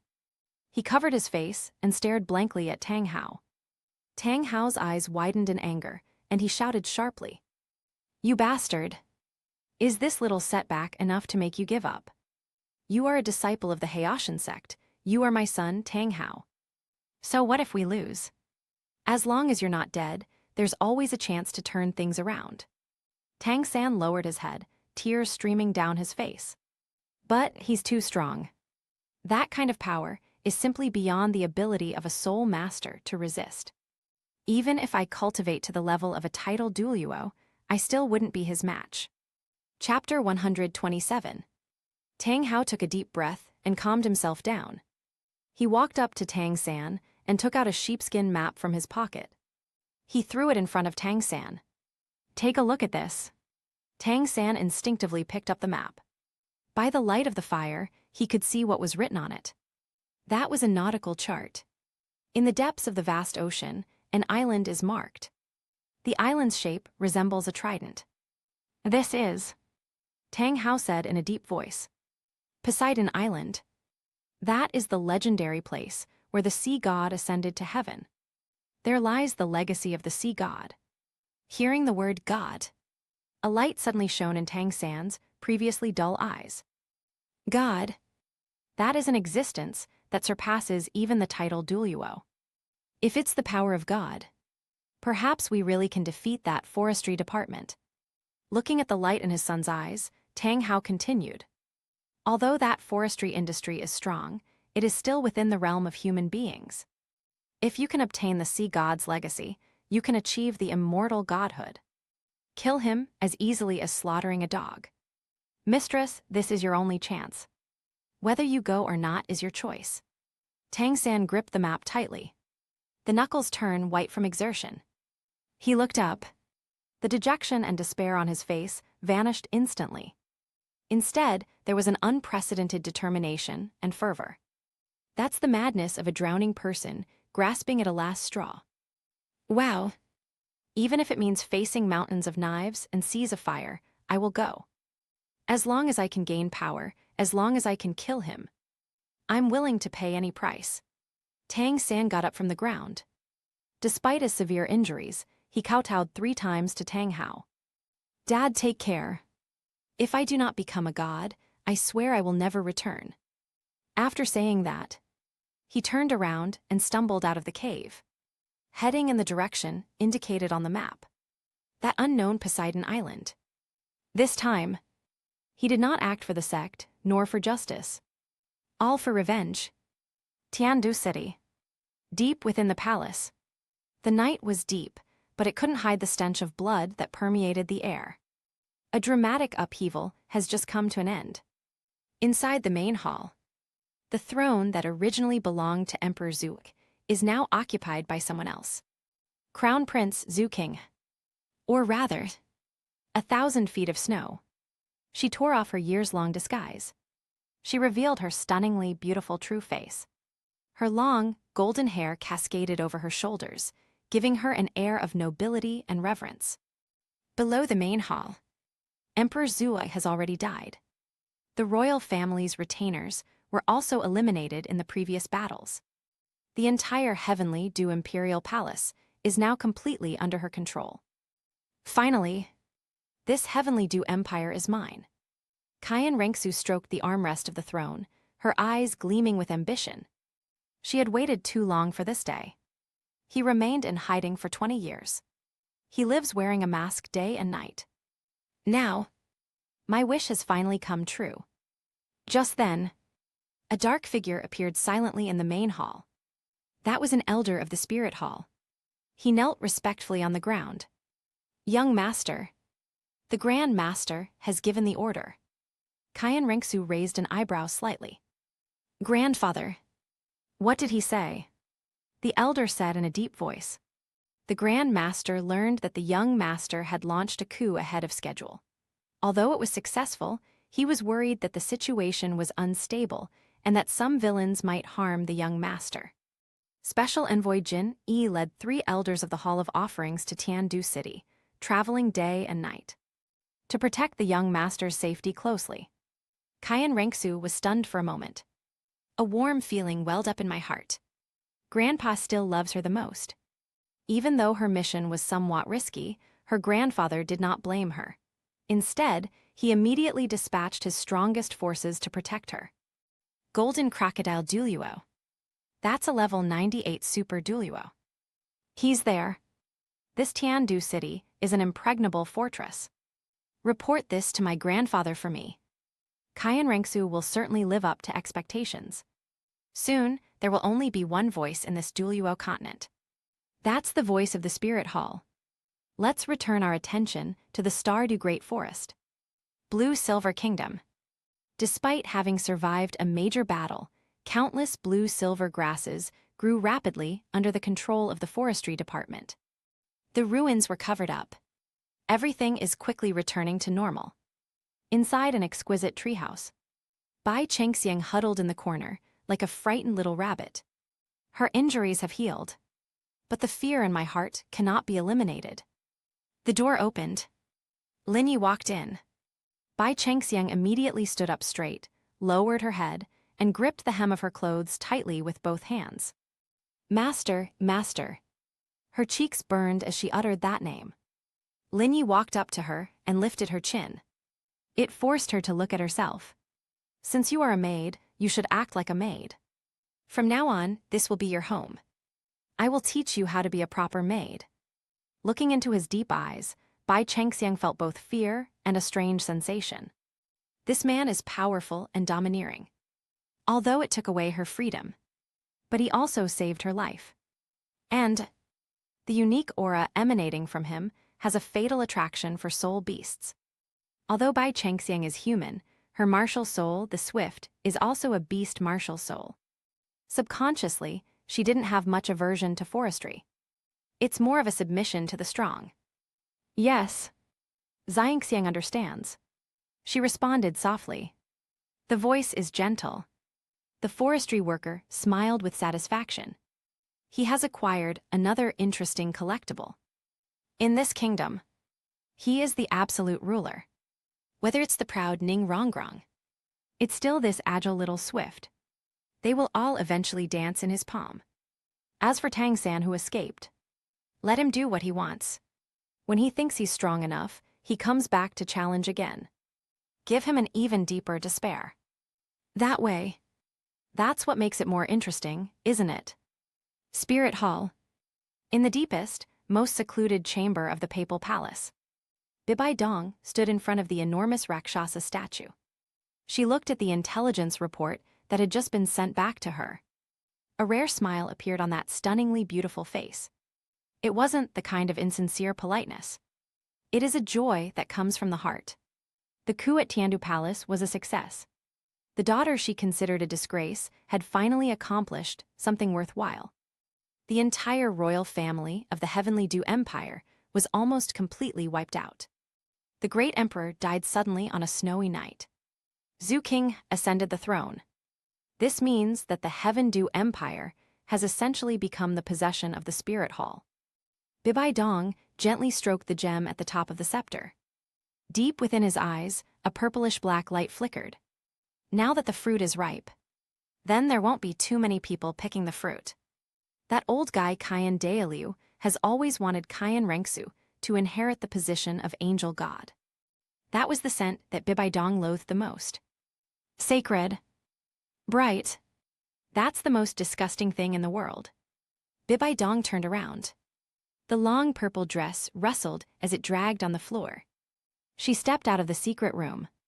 Outside the door, Chrysanthemum Douluo Yue Guan and Ghost Douluo Gui Mei had been waiting for a long time. Chapter 128. Pass down the order. Bibi Dong's voice was very soft. Yet it carried a suffocating sense of oppression. Integrate the military. Also, Yue Guan, you're coming with me. A hint of doubt lingered on Yue Guan's alluring face. Your Holiness, where are you going? Bibi Dong looked in the direction of Tiandu City. The smile on his lips turned cruel. Go and fetch our young master, who will become emperor. Tiandu City. Inside the palace, flames soared into the sky. Although the palace coup had ended, the purges continued. Qian Rengsu stood at the highest point of the main hall. She has resumed wearing women's clothing. Her golden palace dress made her look like a goddess descended from heaven. She looked down at the city below. My heart was filled with pride. 20 years. She remained hidden here for a full 20 years. He has to wear a mask every day and call his enemy Father Emperor. Now, it's all finally over. She proved her abilities to her grandfather. He also proved himself to that woman. I thought of Bibi Dong. Qian Rengsu's expression became complicated. That woman was her mother. But he never gave her a single bit of maternal love. All that remained was indifference, disgust, and even hatred. But Qian Rengsu always harbored a sliver of hope. Now she has conquered the Heaven Dew Empire and made unparalleled contributions. Will that woman change her opinion of her? Would he ever look at her with the kind of gaze one would give a daughter, even just once? Just then, a massive, terrifying aura suddenly descended. The aura was cold, evil, and filled with the smell of death. Qian Rengsu suddenly turned around. There was a person standing at the entrance of the main hall, someone I didn't know had appeared at some point. He wore a purple-gold papal robe, holding a scepter, noble, aloof, and arrogant. It was Bibi Dong. A look of surprise appeared on Qian Rengsu's face. She hadn't expected Bibi Dong to come in person. Was it to celebrate her victory? You've arrived. Qian Rengsu's voice trembled slightly. She hurried down the steps, wanting to go to him. However, Bibi Dong stood still, motionless. She looked at Qian Rengsu walking towards her, her eyes devoid of any warmth. There was only a strong sense of murderous intent. Well done. Bibi Dong spoke calmly. Qian Rengsu was overjoyed. Is this a compliment? But the next second, Bibi Dong's words, however, made her feel as if she had fallen into an ice cave. It's a pity your surname is Qian. The bloodline of the angel race should not exist in this world. Before he could finish speaking, Bibi Dong slammed the scepter in her hand to the ground. Boom! A surge of purplish-black energy erupted instantly. This is not a test. This is the real killer move. Qian Rengsu had no time to react. He was blasted away by this terrifying energy. Bang! Her body slammed heavily onto the throne.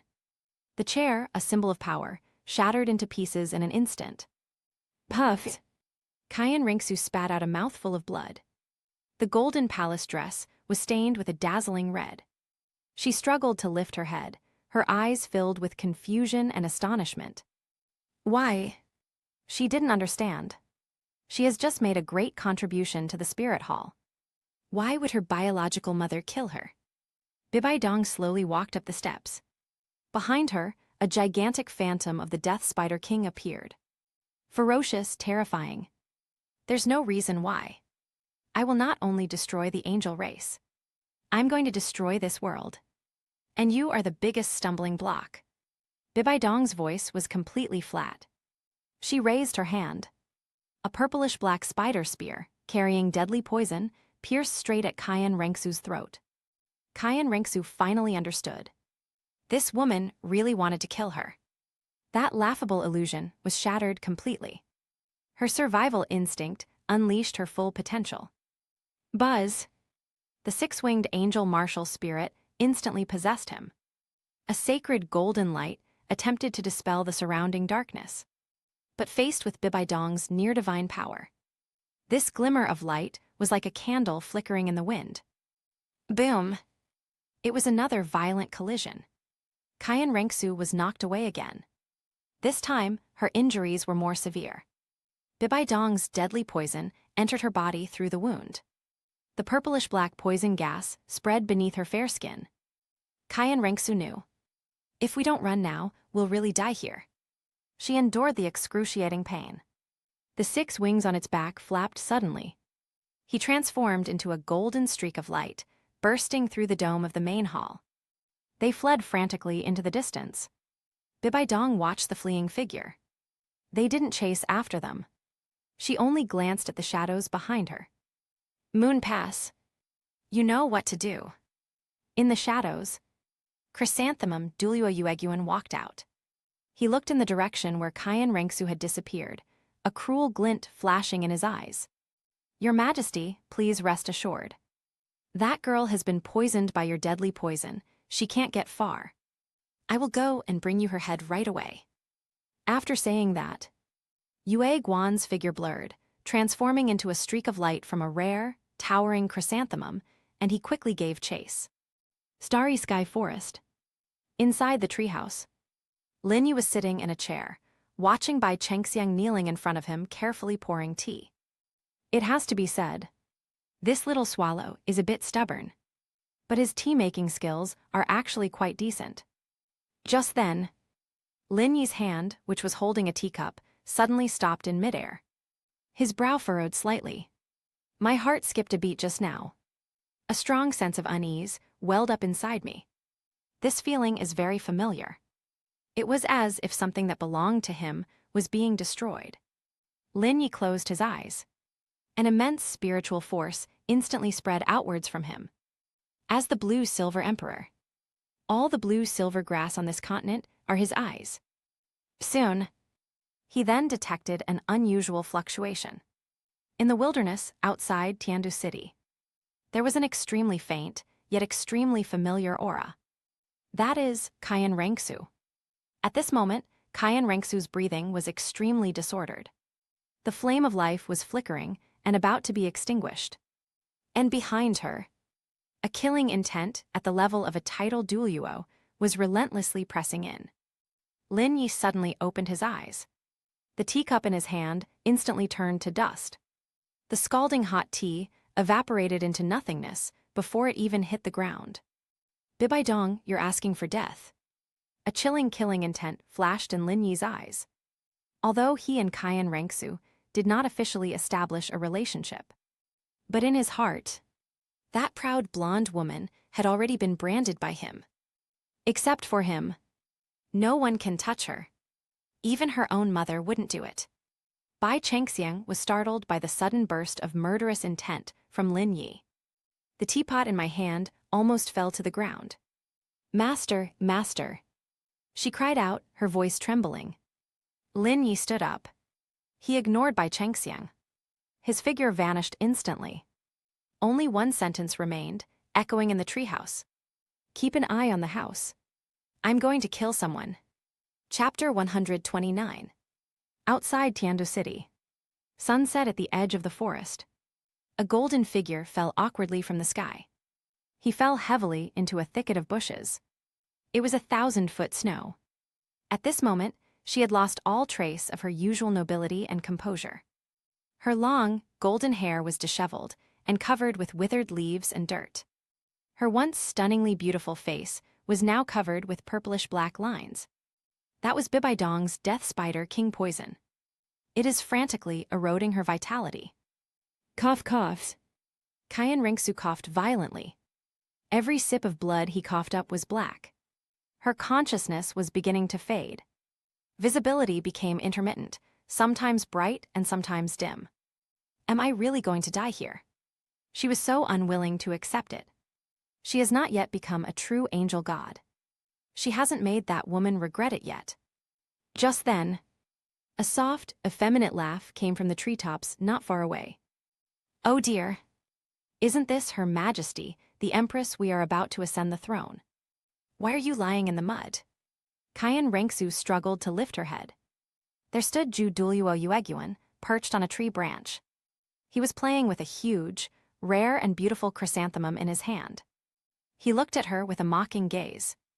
Moon, pass. Qian Rengsu gritted her teeth, trying to stand up. But my body simply wouldn't cooperate. The deadly poison had numbed her senses. Yue Guan shook his head. Young master, stop struggling. No one in this world can cure Her Holiness the Pope's poison except herself. Considering that we've known each other for a while, I'll let you know. I'll make sure you die a quick and painless death. After saying that, the Kaiyang Tongshan chrysanthemum in Yue Guan's hand suddenly grew larger. 10 petals fell off instantly. It transformed into 10 incredibly sharp golden throwing knives. It spun in the air, making a piercing sound as it cut through the air. 6th soul skill, golden stamens flowing with rosy clouds. With a soft shout from Yue Guan, 10 golden throwing knives, carrying an imminent killing intent. It shot towards the towering snow from all directions. It blocked all her escape routes. Qian Rengsu closed her eyes in despair. It's over. This life. It's like a joke. Just as the sharp blade was about to touch Qian Rengsu's skin. World. It fell silent. There was no pain. There was no blood splattering. Qian Rengsu opened her eyes in confusion. There were 10 throwing knives, each powerful enough to cut through gold and jade. It just hovered there, only 3 inches in front of her. It could not advance even an inch further. And in front of her, unbeknownst to me, a broad and kind figure had appeared. He wore a long blue and gold robe. Her black hair cascaded down like a waterfall. Although it was just a view from behind. But it gave her a sense of security she had never felt before. It was like a mountain, shielding her from all the wind and rain. Hua. The moon on the treetop was terrified. He didn't even see how this person appeared. Linyi slowly raised his head. The way he looked at Yue Guan was as if he were looking at an ant. My woman. You dare to touch me. The sound wasn't loud. But it was like a thunderclap, exploding in Yue Guan's ears. Immediately afterwards, Linyi raised his right hand. Gently grasped the void. Snap! The 10 golden throwing knives that were hovering in the air shattered instantly. It turned into specks of golden light and dissipated. Yue Guan's pupils suddenly contracted, crushing his 6th soul skill with bare hands. What kind of monster is this? Escape. This was the only thought in Yue Guan's mind. As a titled Douluo, he has an extremely keen sense of danger. This young man in front of him was definitely not someone he could contend with. Yue Guan did not hesitate at all. The 9 spirit rings behind him flashed wildly. He was about to use his martial soul true form to escape. Linyi gave a cold laugh. Since you're here, just leave your life behind. The words had barely left his mouth. Countless golden and silver vines suddenly emerged from the void surrounding the moon gate. The speed was extremely fast. It completely ignores spatial distance. Puff, puff, puff, puff, puff. A series of sounds of sharp blades piercing flesh rang out. Yue Guan didn't even have time to let out a scream. His body was instantly pierced by dozens of vines. Limbs, torso, head. They were all firmly pinned in midair. Fresh blood dripped down the vines. It dyed the grass below red. A level 95 titled Douluo. In that very instant. Fallen. The forestry worker waved his hand. The vines disappeared. Yue Guan's body fell to the ground like a pile of mud. Lin Yi didn't even glance at it. He turned around. He looked at Qian Rengsu, who was lying paralyzed on the ground. At this moment, Qian Rengsu was staring blankly at him. His eyes were filled with shock and grievance. The moment I saw Lin Yi turn around, the string that Qian Rengsu had been holding so tightly finally snapped. Tears welled up like a flood bursting its banks. She didn't care about royal dignity or the heirs of a young master. Forestry, forestry. She cried out. Lin Yi sighed. He stepped forward and squatted down. Looking at her face covered with poisonous marks, a pang of heartache flashed in his eyes. Fool! I already told you, I will protect you. Why didn't you tell me sooner? Qian Rengsu wanted to speak. But the poison attacked her heart, leaving her without even the strength to open her mouth. Forestry didn't mince words either. He simply reached out and lifted her up around the waist. Let her head rest against your chest. Don't speak. Let's neutralize the poison first. A dazzling blue-gold light shone from the forest. That is the purest source of life for the blue-silver emperor. It is also the nemesis of all deadly poisons in the world. Countless soft points of light flowed into Qian Rengsu's body through Lin Yi's palm. Qian Rengsu felt a warm current flow through her entire body. The excruciating pain quickly subsided under the wash of this warm current. The purplish-black lines on his face faded at a speed visible to the naked eye. Her originally pale lips gradually regained their color. A moment later, Qian Rengsu felt that her strength had returned somewhat. She greedily inhaled the scent emanating from Lin Yi. That's the smell of grass and sunshine. It made her feel incredibly at ease. Why did you come? Qian Rengsu's voice was still somewhat weak. Lin Yi reached out and tidied her messy long hair. I sensed you were in danger, so I came. Fortunately, we made it in time. Qian Rengsu buried her head even deeper. Her tears soaked Lin Yi's clothes. I don't have a mother anymore. She's going to kill me. She really wants to kill me. Qian Rengsu cried like a helpless child. 20 years of perseverance. It completely collapsed at that moment. If the forestry department hadn't arrived in time. She is now a cold corpse. Lin Yi held her tightly. The killing intent in his eyes surged again. Fine. You still have me. From today onwards, I am your family. As for Bibi Dong, the forestry department's voice turned chilling. I'll help you settle this score. She slapped you once, so I'll slap her 10 times in return. If she wants to kill you, I will destroy her spirit hall. Qian Rengsu raised her head, looking at Lin Yi's serious eyes. All the grievances and fears in my heart vanished at this moment. Chapter 130. Qian Rengsu knew. This man wasn't joking. He would truly fight the entire world for her. Qian Rengsu nodded vigorously. She reached out and wrapped her arms around Lin Yi's neck. She offered her lips to him willingly, although her lips were still slightly cold. But this kiss, it was more popular than ever before. Spirit Hall. Inside the papal palace, Bibi Dong sat on that brand new throne. She was in a good mood. The Heavenly Dew Empire has been conquered. That annoying daughter should be dead by now. Next, it means integrating the power of the two great empires. To unify the continent. To establish her own martial soul empire. Someone come here. Bibi Dong's voice echoed in the hall. Several cardinals immediately entered respectfully. Kneel on the ground. What are your orders, your majesty? Bibi Dong stood up. He raised the scepter high in his hand. An aura of supreme majesty emanated from her. Issue the order to the whole world. Effective immediately. The Heaven Dew Empire has been renamed the Martial Soul Empire. I am the first empress of the Spirit Empire. Those who obey me prosper, those who defy me perish. The cardinals shouted in unison. Long live the empress, long live the martial soul empire. The sound was deafening.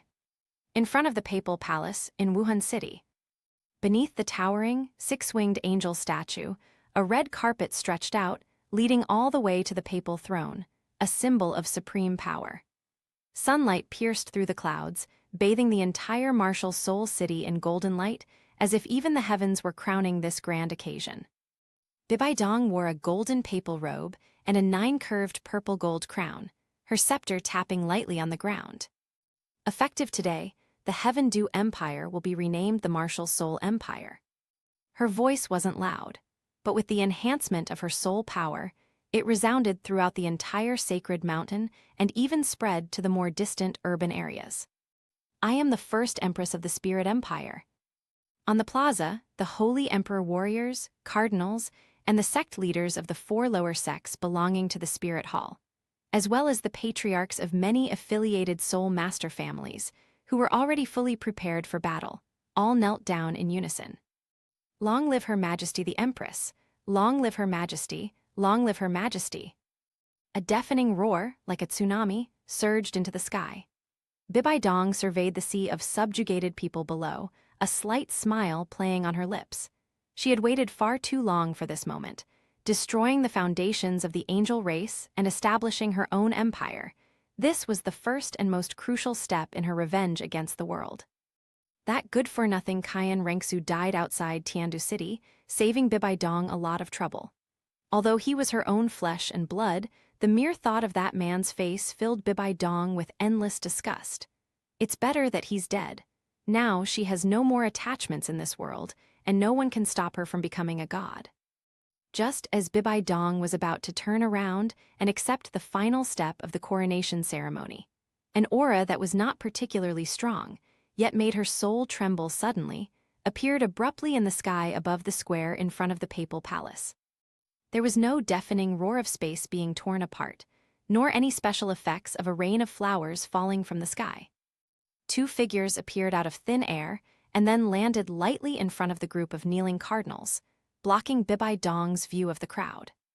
The entire room fell silent. The shouts of "Long live the Emperor" were abruptly cut off by an invisible hand. Everyone looked up in astonishment at the 2 reckless intruders. Bibi Dong's relaxed brows instantly furrowed, and her fingers gripping the scepter turned white from the force. Standing on the left was a stunningly beautiful woman in a pale gold dress. Although her face was still somewhat pale, her eyes shone with an unprecedented resolve and clarity. Standing on the right was a young man dressed in a blue robe. He was tall and handsome, but his casual posture made it seem as if he had come to the dangerous martial soul city, rather than to his own backyard. Cayenne Rengsu. Bibi Dong's voice changed slightly, and the joy in her eyes froze instantly. The poison she personally administered was a deadly poison that even a titled Douluo couldn't withstand. Coupled with the betrayal of Ci Zhu and Shilong, how could Cayenne Rengsu still be alive? What made her pupils shrink even more was the man standing next to Cayenne Rengsu. Forestry. That damned soul beast that repeatedly ruined her plans and even killed the ghostly partner Yue Guan in the Star du Great Forest.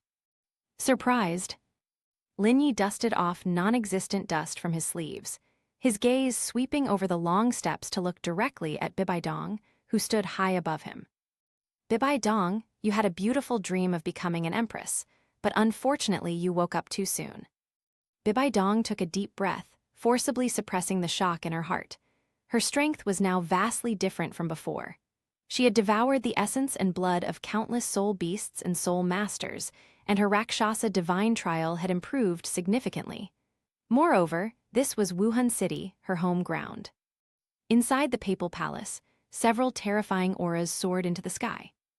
Ghostly figure appeared beside Bibi Dong in a dark shadow, followed by demon bear, ghost leopard, sea turtle, and several newly promoted title Douluo elders. A total of 7 or 8 title Douluos, the sheer pressure of their soul power alone was enough to terrify ordinary soul masters. Forestry, you have a path to heaven, but you choose not to take it, and you come to hell even though there is no way out.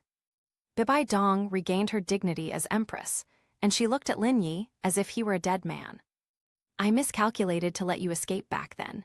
Today you dare to deliver yourself to my doorstep, bringing this bastard child with you? Perfect. I'll send you 2 star-crossed lovers on your way, using your soul rings and soul bones to commemorate the founding of the martial soul empire.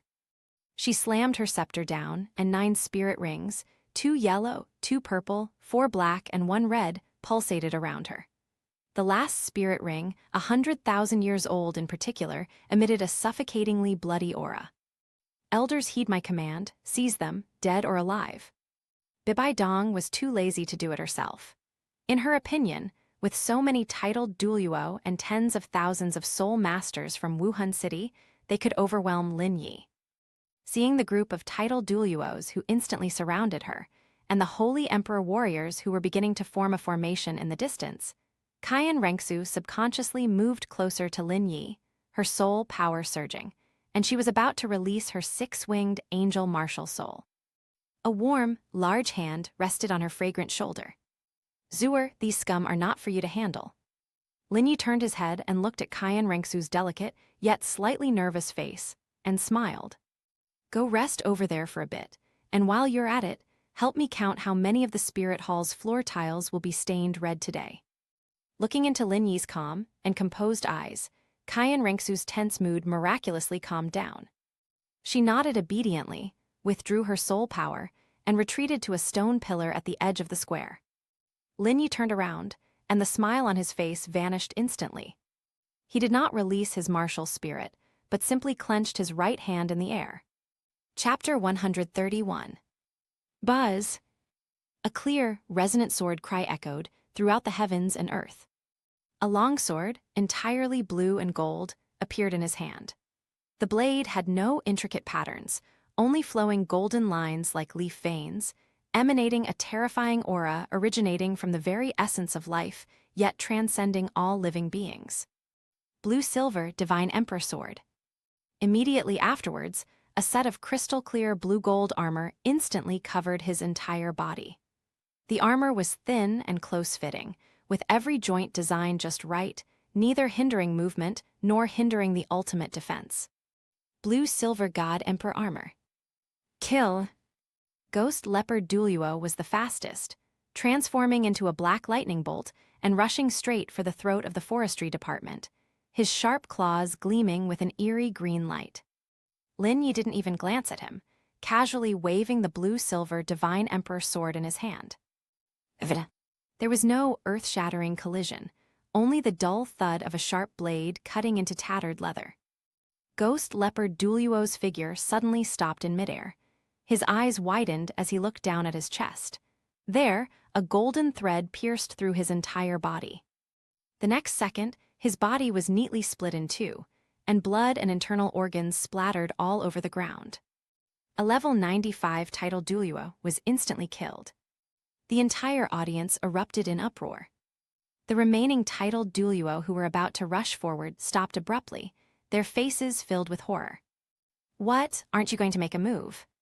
Lin Yi chuckled lightly, pointing his long sword diagonally at the ground, a drop of blood slowly sliding down the tip of the sword. Then I won't stand on ceremony. Before he could finish speaking, Lin Yi's figure vanished into thin air. It wasn't teleportation, but rather an extreme speed that exceeded the limits of what the naked eye could perceive. Defend now. With a roar, the demon bear Douluo's 7th spirit ring shone brightly, and his martial soul true body was instantly activated, transforming into a giant blood-eyed demon bear with its arms protecting its chest. However, in the face of absolute sharpness, all defenses are as fragile as paper. A flash of blue-gold sword light appeared. The enormous bear head shot into the sky, and the massive headless corpse collapsed with a crash, kicking up clouds of dust. When Lin Yi reappeared, he was behind Turtle Douluo. Your shell is too fragile. Lin Yi made a casual comment, then thrust his long sword inward, piercing through the supposedly absolute defense of the tortoise shell and pinning the sea turtle Douluo to the ground. Just 3 breaths. 3 titled Douluo have fallen. This is no battle. This is clearly a one-sided massacre. The remaining titled Douluos were utterly terrified, Although they were loyal to the spirit hall, they valued their lives even more. The Lin Yi before them was not human, he was a god of death. Retreat, retreat quickly. Someone shouted something, and the once imposing encirclement instantly collapsed. Trying to leave, have you asked the sword in my hand first? Lin Yi's eyes were indifferent, and the blue-silver divine emperor sword in his hand suddenly burst forth with a dazzling light. Countless golden sword energies swept outwards from him in all directions. These sword energies were not inanimate objects, but rather like living blue-silver grass, winding and swirling in the air, precisely locking onto every titled Douluo attempting to escape and every cardinal rushing forward. Puff, puff, puff, puffs. The sounds of sharp blades piercing flesh blended together. At this moment, the square in front of the papal palace turned into a battlefield. Limbs and severed arms flew about, and blood gathered into streams that flowed slowly down the white jade steps, making the bright red carpet even more glaring. Forestry is like an elegant grim reaper, strolling leisurely through the bloody storm. Wherever his sword flashes, none can withstand his attack. The ghost tried to escape by turning into a shadow, but Lin Yi saw through it at a glance and severed the origin of its martial soul with a sword. It screamed and turned into ashes. Those newly promoted title Douluos didn't even have a chance to beg for mercy before they became victims of the sword. In the blink of an eye, all the high-ranking members of the spirit hall who had been standing arrogantly beside Bibi Dong, except for Bibi Dong herself, were wiped out. The entire square was silent except for the sound of the wind and the dripping of blood. Bibi Dong stood on the high platform, her face as pale as paper. Her body trembled uncontrollably, and the majesty in her eyes had vanished, replaced by deep fear. How could that be? How is that possible? Even Qian Dailiu and Tang Chen couldn't possibly possess such terrifying strength. Cutting down title Douluos like slaughtering dogs, this is already the realm of gods. You, what kind of monster are you? Bibi Dong's hand holding the scepter trembled. She wanted to mobilize her soul power to resist, but found that under the lock of that terrifying sword intent, even raising a finger became extremely difficult. Her pride and her ambition were shattered in the face of absolute power. She had thought that possessing twin martial souls and the Rakshasa divine trial would allow her to disregard all rules. But now she realized that in front of Lin Yi, she was still just a slightly stronger ant. Forestry is making steady progress. His boots made a slight sound as they stepped on the viscous blood, each step feeling like stepping on Bibi Dong's heart. Monster! Lin Yi stopped 3 meters in front of Bibi Dong, his blue-silver divine emperor sword still spotless. Bibi Dong, when you stop at nothing for power and even poison your own daughter, you become a true monster. The imposing aura emanating from the forestry worker was released without reservation. Boom! Bibi Dong felt her knees buckle, and the soul power defense that had supported her to stand out from the crowd collapsed instantly. Thump! The newly crowned empress of the martial soul empire knelt before Lin Yi without any dignity. No, don't kill me. At this moment, Bibi Dong's mental defenses completely collapsed. The shadow of death loomed over her, and the cold touch reminded her of the nightmare she had in the secret room years ago. But this time, what terrified her was not the beastly teacher, but the indifferent young man before her. She didn't want to die. She has not yet become a god, has not yet unified the continent, and has not yet made the man who abandoned her regret his actions. Forestry, please let me go. Bibi Dong raised her head, her well-maintained face covered in tear stains, her makeup ruined, and she looked disheveled. I am willing to submit. The entire spirit hall, no, the entire spirit empire is yours. I can do anything for you. My twin spirits, my cultivation insights, even myself, as long as you don't kill me. She pleaded incoherently, trying to grasp at the last straw.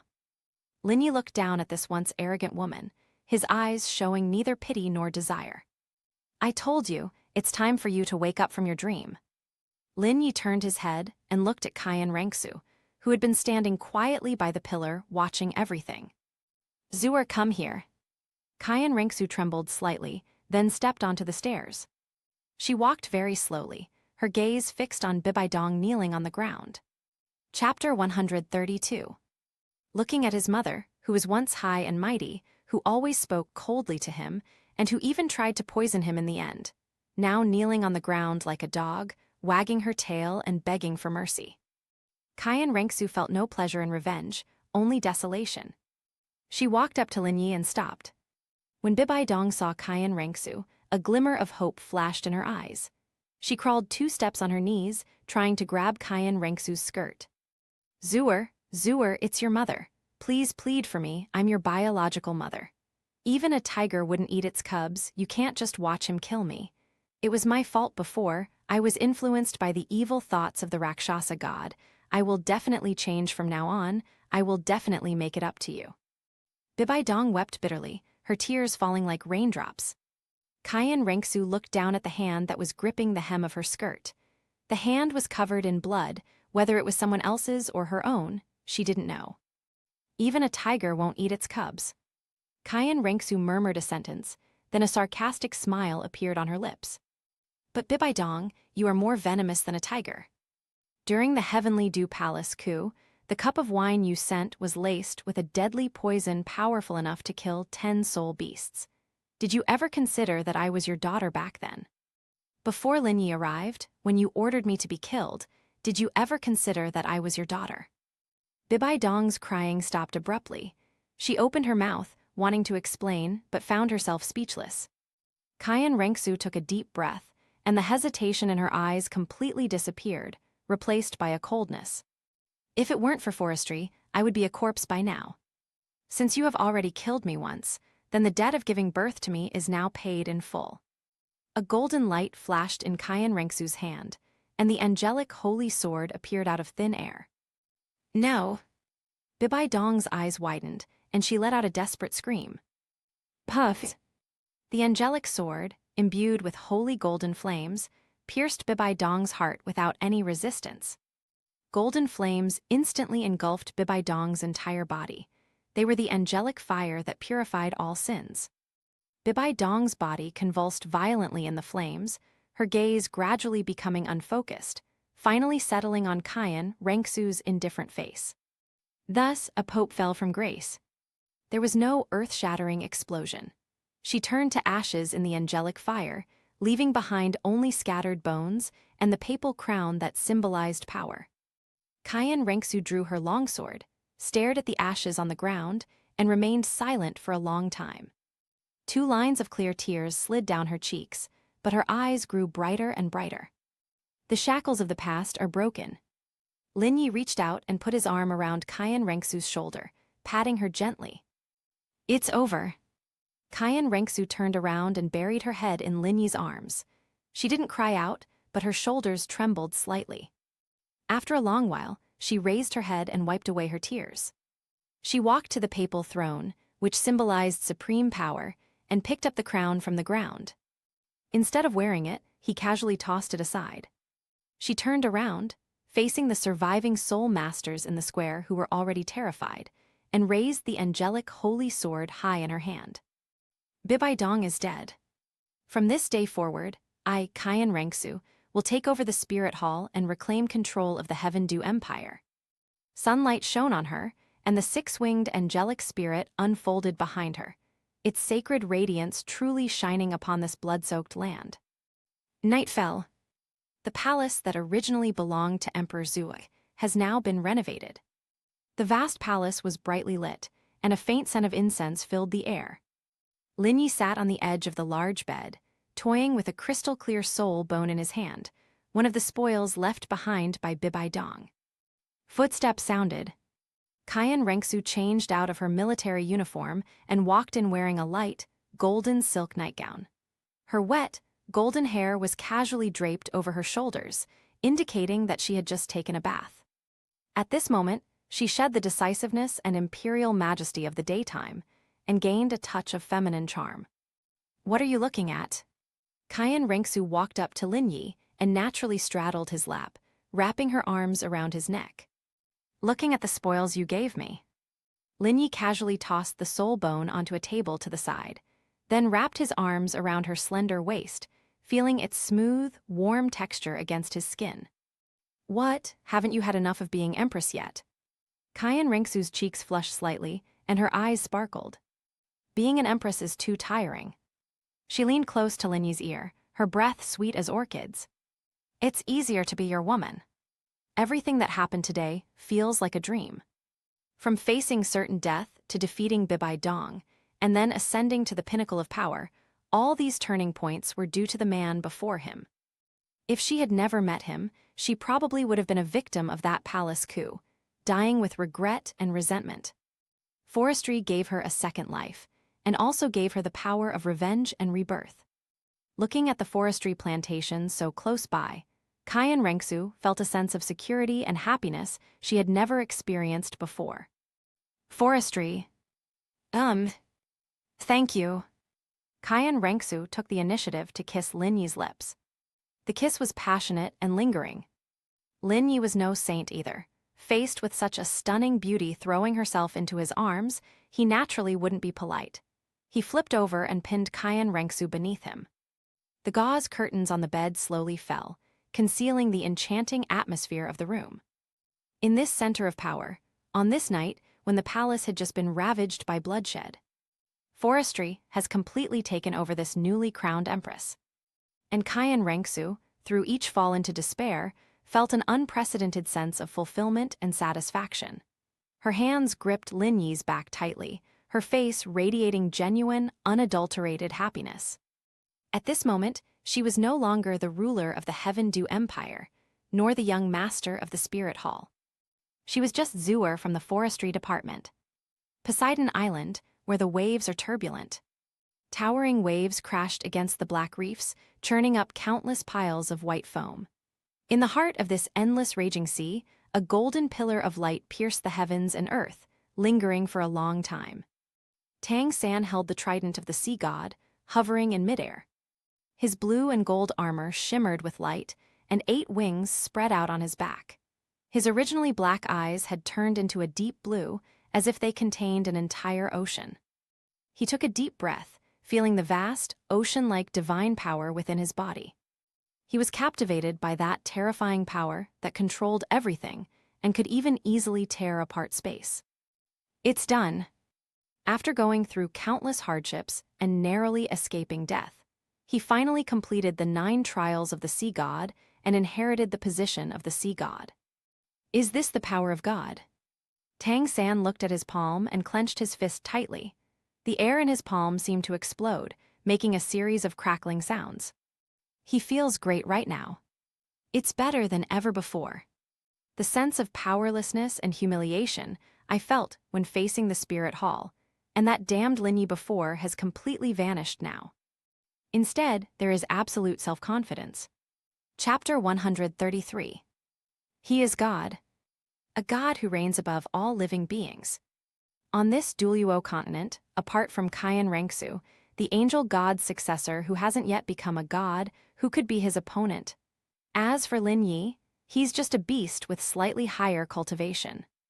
Back then, his father had to rely on exploding rings to get him to safety, but now, he could crush his opponent with a single finger. Forestry. Tang San muttered the name, the killing intent in his eyes almost solidifying. Xiao Wu's grudge, the sex grudge, and the grudge for my severed arm. Let's settle them one by one. He did not linger on Poseidon Island. It transformed into a streak of blue-gold light, soaring straight into the sky and flying rapidly towards the mainland. Within the territory of the Heavenly Dew Empire, there is a secluded deep mountain valley. This is the current hiding place of the Haitian sect, and also where Tang Hao recuperates from his injuries. Since suffering a major loss at the hands of the forestry department, Tang Hao not only suffered severe physical injuries, but also lost most of his morale. The strength displayed by that young man completely exceeded the scope of a title Douluo. Even today, an immense, suffocating aura descended upon the canyon.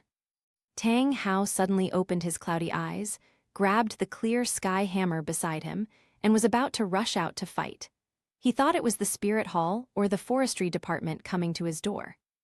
But when he rushed out of the cave and saw the figure in the air, he was completely stunned. A mistress, a third party. Tang Hao's voice trembled as he looked incredulously at the godlike youth in the air. Tang San slowly descended, concealing his terrifying divine power, but the aloof divinity between his brows could not be hidden.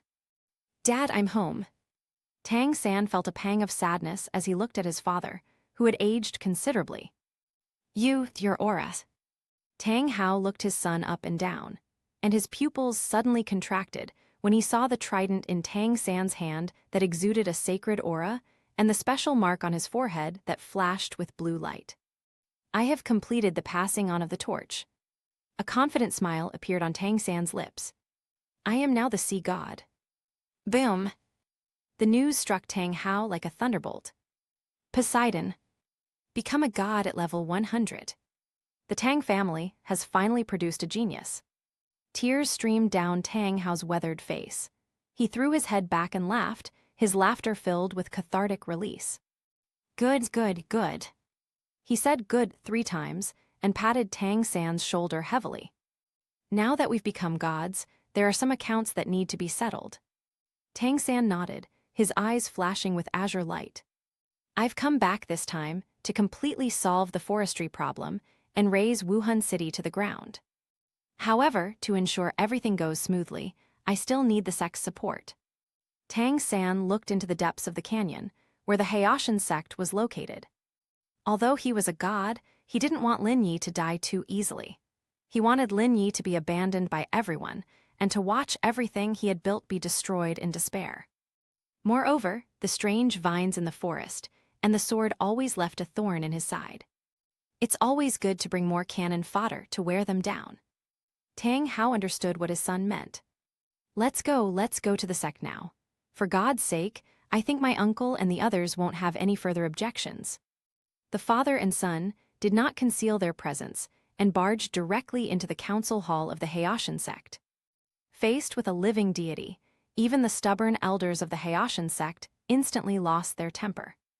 When Tang San revealed the sea god rings, the last and most dazzling golden ring among the 10 spirit rings shone brightly throughout the arena, all doubts turned into adoration. The entire Haitian sect was mobilized. This is not only for revenge, but also to reshape the power structure of the continent under the leadership of a new god. Deep within the imperial palace of Wuhan City. Unlike the turbulent outside world, this place is peaceful and tranquil. Lin Yi lay comfortably on the large, soft couch. Qian Rengsu sat to the side, holding a peeled grape in her hand, and gently fed it to Lin Yi. Her belly was now slightly protruding. It was her and Lin Yi's first child. On a carpet not far away, several adorable little girls were playing happily. Those were the children of Lin Yi and several of his female confidants. Originally, according to the trajectory of fate, perhaps a boy would have been born, but under the influence of the domineering bloodline of the forestry, they were all born with sweet little girls. Good girl. The girl is her father's lover from a past life, and the apple of his eye in this life. Looking at those adorable little creatures, Lin Yi heard the long-lost system notification sound in his mind. Ding detected the awakening of the host's 5th daughter's martial soul, innate full soul power. Martial soul, blue-silver emperor mutated. Host reward, cultivation years increased by 1 million years. Ding, detection indicates a harmonious family dynamic, with Qian Rengsu conceiving and giving birth to an heir, with the life essence providing nourishment. Host reward, cultivation years increased by 2 million years. Current host's total cultivation level, 10 million years. Lin Yi's body trembled slightly.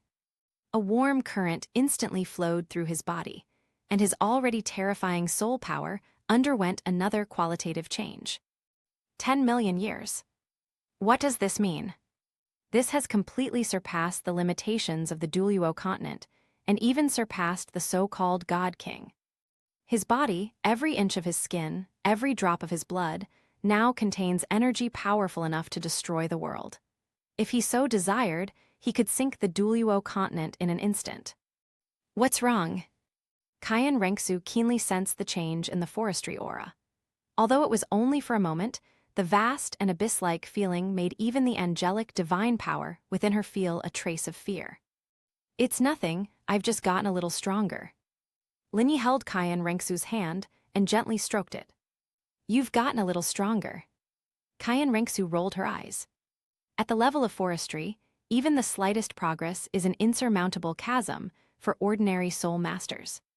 By the way, my scouts have recently reported that there's been quite a commotion at the beach. It seems someone's been up to something big there. Qian Rengsu said with some concern. It must be Tang San who has returned. The forestry worker spoke in a flat tone, as if he were simply saying that the weather was nice today. Tang San, if he has completed the sea god's inheritance. Qian Rengsu frowned slightly. So what if you become a god? Lin Yi sat up, stretched, and his bones cracked all over. Even if Poseidon himself came, I would kill him without hesitation, let alone a half-baked god who inherited his godhood through back channels. Just then, Lin Yi raised an eyebrow slightly, his gaze piercing through the layers of palace walls, looking towards the north of Wuhan City. There, a dark cloud loomed over the city. A terrifying pressure swept in like a tsunami, and the entire defensive array of Wuhan City creaked under the strain. They arrived quite quickly. Lin Yi stood up and patted his clothes. Zhu'er, you stay here and rest well during your pregnancy. I'll be right back. Chapter 134. Careful. Qian Rengsu didn't stop him. She simply gently straightened his collar. She knew that nothing in this world could threaten the man before her. Outside Wuhan City, the once clear sky was now split in two. Half of it was a deep, shimmering blue, like an inverted ocean. The other half was a heavy, dark black, the killing intent condensed by hundreds of clear sky sect soul masters simultaneously releasing their clear sky hammer martial souls. Tang San stood at the very front, with Tang Hao and the 5 elders of the clear sky sect behind him. Further back are all the elite disciples of the Haitian sect. Such a lineup is enough to sweep aside any force on the continent. Forestry. Tang San's voice, enveloped in soul power, resounded like thunder across the sky above Wuhan City. Come out and face your death. Under this divine might, the soldiers guarding the city walls turned pale, and many even coughed up blood and collapsed to the ground. The power of the gods is beyond the comprehension of mortals. Just as Tang San was about to speak again, a tall, slender figure suddenly appeared on the city wall of Wuhan City. There were no flashy entrance effects, nor any earth-shattering burst of energy. Lin Yi stood there casually, hands behind his back, calmly looking at the enemy filling the sky. What are you yelling about so early in the morning? Lin Yi picked at his ear, looking disgusted. Tang San, you barely escaped with your life. Why didn't you find a rat hole to hide in, instead of coming here to die? Presumptuous. The second elder of Haitian sect roared angrily. You audacious fiend, you dare to be so stubborn even when death is imminent. Today, His Majesty the Sea God has personally come. Why don't you kneel down and accept your fate? In the eyes of the Haitian sect members, with Tang San as their godlike backer, they now have more confidence than anyone else. Lin Yi's gaze swept over the group of people from the Haitian sect, finally landing on Tang San, and he chuckled softly. Poseidon, that's it. You think you're all that just because you've led a bunch of chickens and dogs. Tang San's face darkened. Lin Yi's contemptuous attitude fueled his anger. What he hated most was Lin Yi's attitude of never giving him a second glance. You'll soon find out whether it's a worthless piece of junk or a worthless dog. Tang San swung the sea god trident in his hand.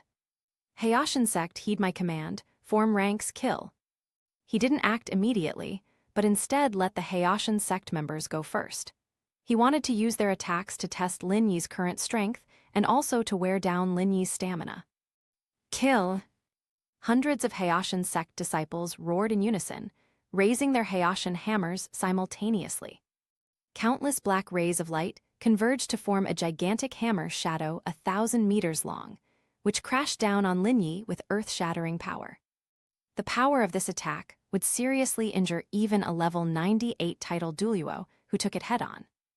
Lin Yi stood atop the city wall, not even lifting an eyelid. Boring. He slowly raised his right hand and gently clenched it in the air. Strangulation. Rumble. The ground suddenly shook. Countless thick blue-silver vines burst forth from the ground. They were no longer ordinary blue gold, but rather a deep, dark gold covered with strange magical patterns. These vines moved at incredible speed, instantly breaking through the massive hammer shadow. Immediately afterward, before the people of Haoshan sect could react, the vines, like bloodthirsty venomous snakes, rushed into the crowd. Puff, puff, puff, puff. Blood splattered. Before they could even scream, the dozens of Haoshan sect soul masters at the forefront were pierced through the body by the vines. What? Tang Hao and the elders were shocked. But the nightmare had only just begun. The vines seemed to have a life of their own. After piercing a person, they did not stop, but instead danced, pierced, and coiled wildly. The power and defense that the Haoshan sect was so proud of were as fragile as paper in front of these vines. Help me. Elder, save me. The once mighty Haoshan sect army was transformed into a living hell in an instant. Limbs and severed arms flew everywhere, and blood rained down like drops of water. The 5 titled Douluo-level elders wanted to come to the rescue, but were horrified to find that they too were locked onto by several thicker vines. 7th soul skill, Haoshan True Body. The 2nd elder roared and activated his martial soul True Body, attempting to shatter the vines. However, snap! A vine lashed down like a whip. Haoshan's true form shattered instantly. Immediately afterwards, the tip of the vine pierced through his skull. Instant kill. A titled Douluo was swatted to death like a fly. The other 4 elders were not spared either. Within a mere 3 breaths, they all turned into corpses strung on vines. From the moment Tang San ordered the attack until now, only 10 breaths have passed. Apart from Tang San and Tang Hao, everyone brought by the Clear Sky sect was wiped out. The air was thick with the pungent smell of blood. Those watching from inside and outside Wuhan City were dumbfounded. Is this the current strength of forestry? With a wave of his hand, he annihilated hundreds of soul masters and killed 5 titled Douluos. Tang San's hand, gripping the trident, bulged with veins. He hadn't expected Lin Yi to be so strong, nor had he expected the Clear Sky sect to be defeated so quickly, without even having the slightest effect of attrition. A bunch of useless trash. Tang San cursed inwardly, but his face remained icy cold. Forestry, your killings have gone too far, you are on the verge of death. Lin Yi clapped his hands, and the blood-stained vines instantly retreated into the ground, as if nothing had happened. Too much killing? You're all coming to kill my whole family, and I'm not allowed to fight back. Tang San, you're getting better and better at playing the double-standard game. At this moment, Tang Hao, who had not made a move until now, finally did. Seeing the sect's disciples wiped out and the elders die tragically, this former Haoshan Douluo's eyes turned completely red. Forestry, I'll take your life.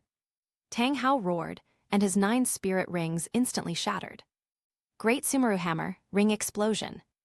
And it destroyed all the spirit rings at once.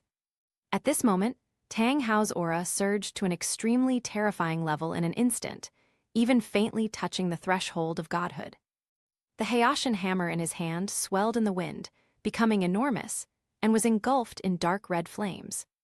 This was the strongest blow of his life, and also the blow that would surely kill him. Go to hell.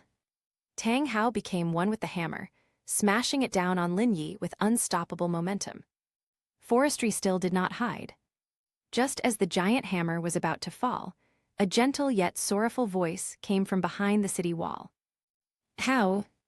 Tang Hao's frantic figure suddenly froze. He turned his head with difficulty, looking in the direction from which the sound came. Ah Yin, dressed in a light blue dress, stood there, looking at him with a complicated expression. Ah Yin.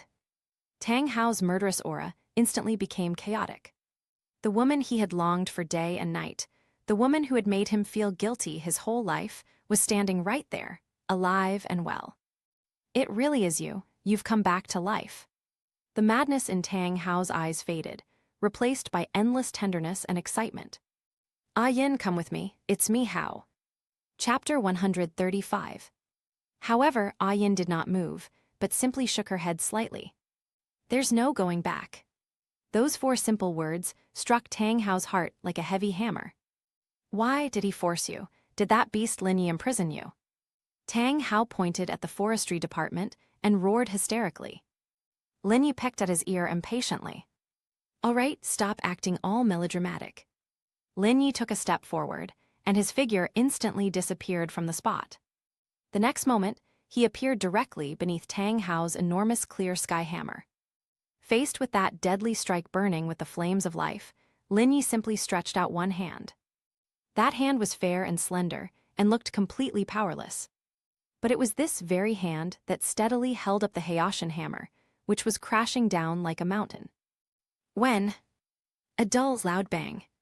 Time seemed to stand still at that moment. Tang Hao's eyes widened. He felt as if his hammer had struck the entire earth, leaving it completely still. How is this possible? Nothing is impossible. Lin Yi applied slight pressure with his 5 fingers. Click! The clear sky hammer, hailed as the #1 weapon spirit in the world, actually developed cracks in Lin Yi's hands. Immediately afterwards, bang! The Haoshan hammer shattered instantly, turning into countless fragments.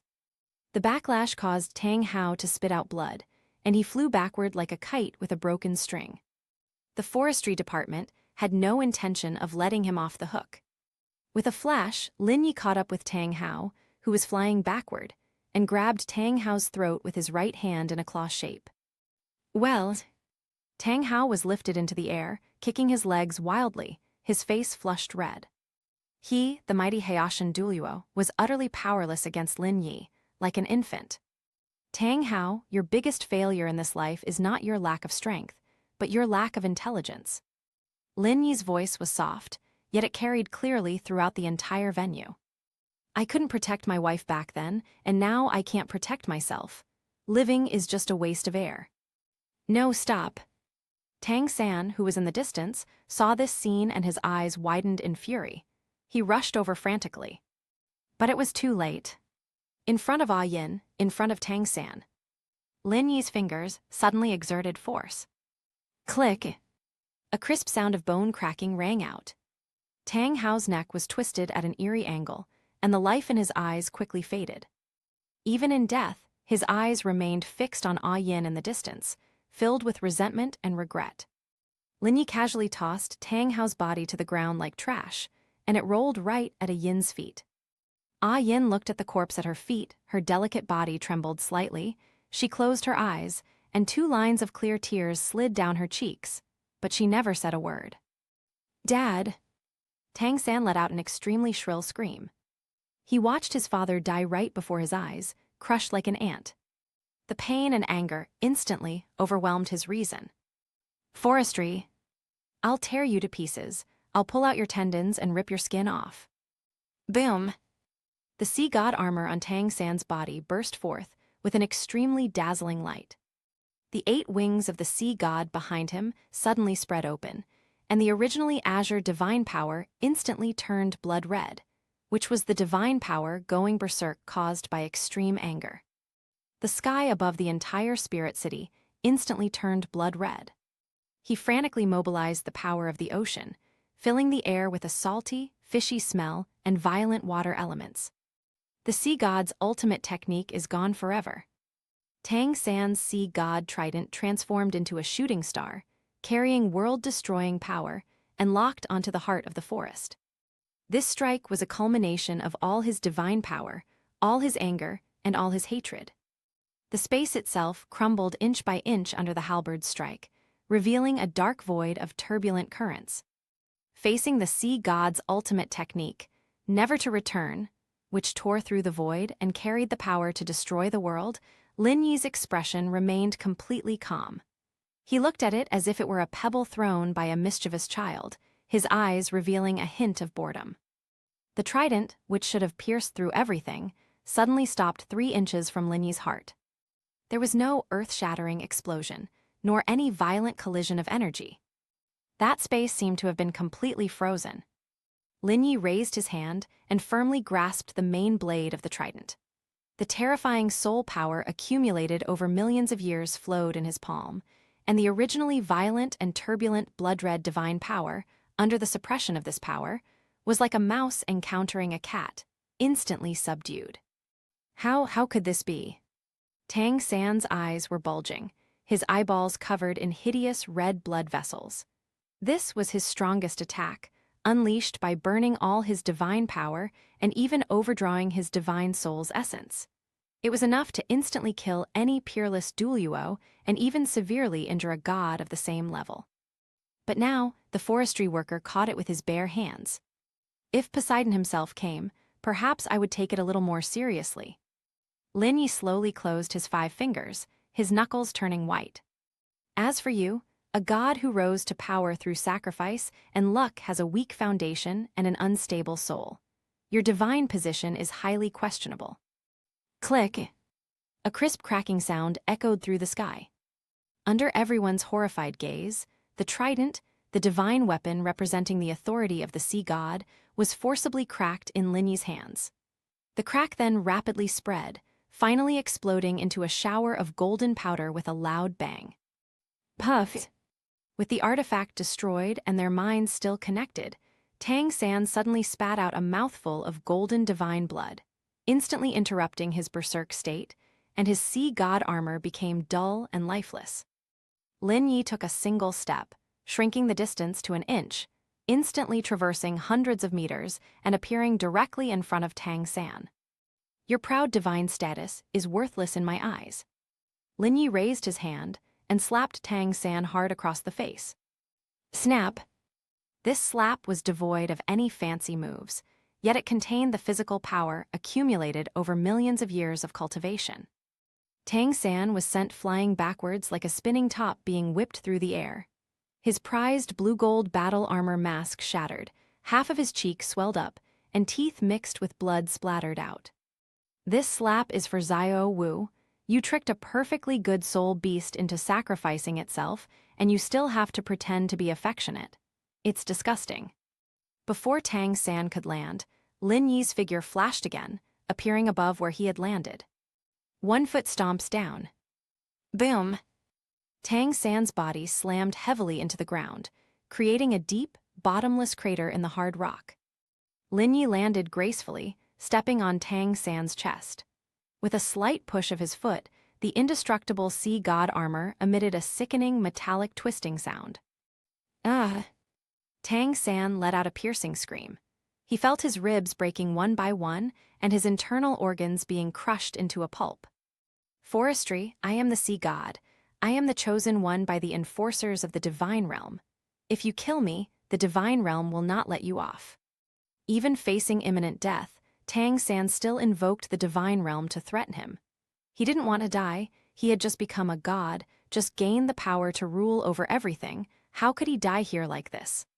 Chapter 136. Upon hearing this, Lin Yi's lips curled up slightly, revealing a set of white teeth. The god realm? Since you miss the god realm so much, then I'll send you on your way and let you go there to complain all you want. As for whether the divine realm will let me go. Lin Yi suddenly exerted force with his feet, and the dark golden blue silver emperor vines instantly burst forth, burrowing into Tang San's body through the gaps in his divine armor. Once I kill you, I'll go to the god realm and bring down those high and mighty guys one by one. Then you'll know, won't you? No, don't. Feeling his life force and divine power being frantically drained from his body, Tang San finally felt fear. That deep-seated tremor made him completely abandon his dignity. Forestry, spare me. I'm willing to submit. I'm willing to be your dog. I am a god, I have great use, I can help you rule the sea. It's too late. Lin Yi looked at the once arrogant, chosen one with indifferent eyes. And you think you're worthy. The power of devouring, accumulated over millions of years, erupted in full force. Tang San's body shriveled up at a visible rate. His once vast and boundless divine power now became a great tonic for the forestry industry. The sea god's divine position was shattered, and his soul was strangled. In just a few breaths, this new god, who had just made a fleeting appearance on the continent, vanished completely from the world, leaving not even a trace of ashes behind. Lin Yi withdrew his foot, feeling the renewed increase in his cultivation level, and shook his head with a sense of unfinished business. It's just so-so, the taste is average. At this moment, the area outside Wuhan City was deathly silent. They were terrified, while the spirit hall's guards stared with fanaticism at the man standing in the ruins. Kill gods. Their regent just now publicly tortured and killed a deity. Lin Yi turned around, his gaze sweeping over Qian Rengsu and Ah Yin on the city wall. Qian Rengsu had already stood up. Although she was pregnant, her regal aura remained undiminished. Looking at Lin Yi, her eyes were filled with tenderness and pride. Ah Yin looked in the direction of Tang Hao's body with a complicated expression, finally sighed, and turned away. Everything from the past had come to a complete end today. Clean up the battlefield and get rid of this trash from the Haitian sect. The forestry worker casually gave an instruction. Yes. A deafening roar of agreement erupted from within the city. After dealing with the trivial matters here, Lin Yi did not rush back to the palace. His gaze was fixed on the distant south, the core area of the Star du Great Forest. With his cultivation level exceeding 10 million years, his perception now covered the entire Douluo star. Just now, at the instant he devoured Tang San's godhood, he vaguely sensed a strange fluctuation coming from that direction. That was a resonance between people of the same top-tier bloodline. He is also one of the few remaining entities in this plane that can pique his interest. It's time, Lin Yi thought to himself. Previously, he lacked the strength and had to be wary of those people in the god realm. Now that he is invincible, it is natural for him to put some things he has always wanted to do but has not yet done on the agenda. Zuer, I'm going out for a bit, I'll be right back. The forestry worker's voice reached Qian Rengsu's ears directly.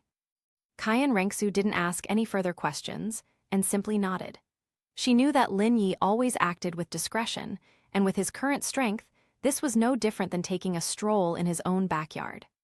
Lin Yi took a step forward, and his figure instantly disappeared from the spot. He didn't tear through space. Instead, he merged directly with heaven and earth. He is the blue-silver emperor, the king of plants. Wherever there are plants, that is his domain. The next second, the core of the starry sky forest is the Lake of Life. This is a forbidden area for soul beasts. Even titled Douluo dare not venture here lightly. The rich life force here condenses into a tangible mist, and the lake water is as green as jade, as calm as a mirror. Suddenly, a ripple appeared on the calm lake surface. The forestry worker appeared out of nowhere on the lakeshore. Roar! A deafening dragon roar suddenly rang out. A colossal black dragon rose from the depths of the forest, its enormous wings blotting out the sky, its golden vertical pupils fixed intently on the forestry department. Beast God, Emperor Tian. Human, this is not a place for you, get out. Although Dai Tian sensed the terrifying aura emanating from Lin Yi, as a guardian, he had to step forward. Lin Yi looked up and glanced at the black dragon. Just one glance. Dai Tian felt as if an ancient divine mountain was pressing down on him. It was an absolute suppression from the depths of his bloodline and soul, which made him, with his more than 800,000 years of cultivation, unable to muster the slightest thought of resistance. Noisy. With a flick of his sleeve, Lin Yi finished his work. An invisible force struck Dai Tian directly. Dai Tian, the leader of the 10 ferocious beasts, didn't even have time to scream before he was sent flying by this sleeve, crashing heavily into a mountain ranged thousands of meters away, his fate unknown. Come out, there's no need to hide anymore. Lin Yi looked at the calm lake surface and spoke softly. I know you're down there, Silver Dragon King, Gu Yuina. As the forestry official finished speaking, the waters of the Lake of Life began to churn violently, and a dazzling silver light shot up from the bottom of the lake. As the light faded, a stunningly beautiful woman in a silver dress appeared in midair. She had long, flowing silver hair that cascaded down to her ankles. Her eyes were a rare purple, clear and deep, like 2 amethysts. From any angle, her appearance was flawless. Her noble and aloof aura made her seem like the most perfect masterpiece in the world. Gu Yuina, Lord of all soul beasts. At this moment, Gu Yuina's purple eyes were watching Lin Yi warily. She had been awakened from her slumber by a powerful aura that threatened her life. "Who are you?" Gu Yuina's voice was clear and melodious, yet it carried a sense of aloofness that kept people at a distance. "Who I am is not important." Lin Yi walked on air, step by step, toward Gu Yuina. With each step he took, his aura grew stronger. The pressure emanating from that cultivation spanning millions of years caused the surrounding space to begin to distort slightly. "The important thing is, I've taken a liking to you." Such blunt and domineering words startled Gu Yuina slightly. She was the noble silver dragon queen, half a dragon god. When had anyone dared to speak to her like that? Presumptuous. Gu Yuina frowned slightly, and a silver spear instantly materialized in her hand as silver light shimmered. "Even if you are a god, you have no right to run wild here." She could sense that Lin Yi was very strong, even stronger than the sea god of yesteryear. But the pride of the dragon race made it impossible for her to bow down. "Whether it's wild or not, you'll only know after you try." Lin Yi moved swiftly, closing in instantly. Gu Yuina was shocked. Her silver dragon spear transformed into countless spear shadows, piercing towards Lin Yi. Each spear strike contained the ultimate elemental power, enough to tear through the void. However, the forestry department did not dodge or avoid the issue at all. He reached out, completely ignoring the terrifying elemental energy, and grabbed the shaft of the silver dragon spear. Chapter 137. What? Gu Yuina's beautiful eyes widened. Before she could react, Lin Yi had already wrapped his other arm around her slender waist. A strong masculine scent wafted over, instantly throwing Gu Yuina, who had never been so intimately connected with a man before, into a panic. "You, let me go." Gu Yuina tried to struggle, but found herself utterly powerless in Lin Yi's arms. The dragon god bloodline within her instinctively submitted to Lin Yi's domineering aura. "I told you you're mine." Lin Yi looked at the stunningly beautiful face in his arms, panicked and flustered, and asserted his domineering claim. "The soul beast race needs a strong one to protect them, and I am that strongest one. Following me is better than you hiding in this puddle and barely surviving." Gu Yuina bit her red lips and stared intently at Lin Yi. "Are you trying to humiliate me?" "No, I'm informing you." Lin Yi lowered his head and looked into those purple eyes. "From this day forward, you are my woman. I will avenge your grudges and protect your people. In exchange, everything you have belongs to me." After saying that, Lin Yi didn't give Gu Yuina a chance to refuse and directly picked her up by the waist. "Come on, I'll take you home." Gu Yuina's body stiffened. She wanted to resist, to summon the elemental tide to blast this hateful man in front of her into dust. But looking at Lin Yi's resolute profile and feeling the warmth emanating from his broad chest, a crack appeared in the icy defenses deep within her heart. For millions of years, she has been bearing the heavy responsibility of reviving the soul beasts all by herself. Now, suddenly, an incredibly powerful man appears, barging into her world and telling her that he's there for her. This feeling is strange. I don't dislike it. In the end, the silver dragon spear in Gu Yuina's hand turned into specks of silver light and dissipated. She turned her head to the side, no longer looking at Lin Yi, but she did not struggle anymore, which could be regarded as acquiescence to this domineering possession. 3 years later. Blue-Silver Kingdom. The original blue-silver forest has now been expanded into a magnificent city. Here, spring-like weather prevails all year round, and crystal-clear blue-silver grass grows everywhere. Inside the palace gardens, the sun was shining brightly, and a gentle breeze was blowing. Lin Yi lay on a huge rocking chair, a book covering his face, enjoying a leisurely afternoon. Not far away, there was an enviable scene. Cayenne Rengsu, dressed in a golden palace gown, was sitting at a stone table reviewing memorials. Although she said she would leave all the government affairs to Lin Yi, she was still the kind of person who worried about everything. Ah Yin, dressed in an elegant blue dress, was pruning flower branches with gentle and graceful movements and a serene smile on her face. The once aloof silver dragon king, Gu Yuina, had completely lost her airs as the ruler of all beasts. She was holding several exquisite soul-guided toy items, helplessly dealing with the little ones surrounding her. "Mommy Nana, I want to fly high." "Me too, I want to see the dragon transform." Several adorable little girls chattered around Gu Yuina. They were Lin Yi's precious daughters. These little darlings inherited Lin Yi's abnormal talent, and each of them displayed astonishing soul power fluctuations shortly after birth. Okay, one at a time, don't pull on my skirt." Although Gu Yuina complained, she couldn't hide the doting look in her eyes. Lin Yi removed the book from his face, looked at the scene, and a smile involuntarily crept onto his lips. Tang San is dead. He also beat up those ignorant fools in the divine realm, and they became much more obedient afterward. The Douluo Continent of today is his forestry backyard. There were no conspiracies or schemes, and no fighting or killing. Only a beautiful wife and children around my knees. "Daddy, look, Nana's mommy made a rainbow." The eldest daughter ran over with her short legs, jumped into Lin Yi's arms, and excitedly shouted, pointing to the brilliant seven-colored halo in the sky. Lin Yi picked up his daughter and kissed her on her rosy cheeks. "Is it pretty?" "Nice."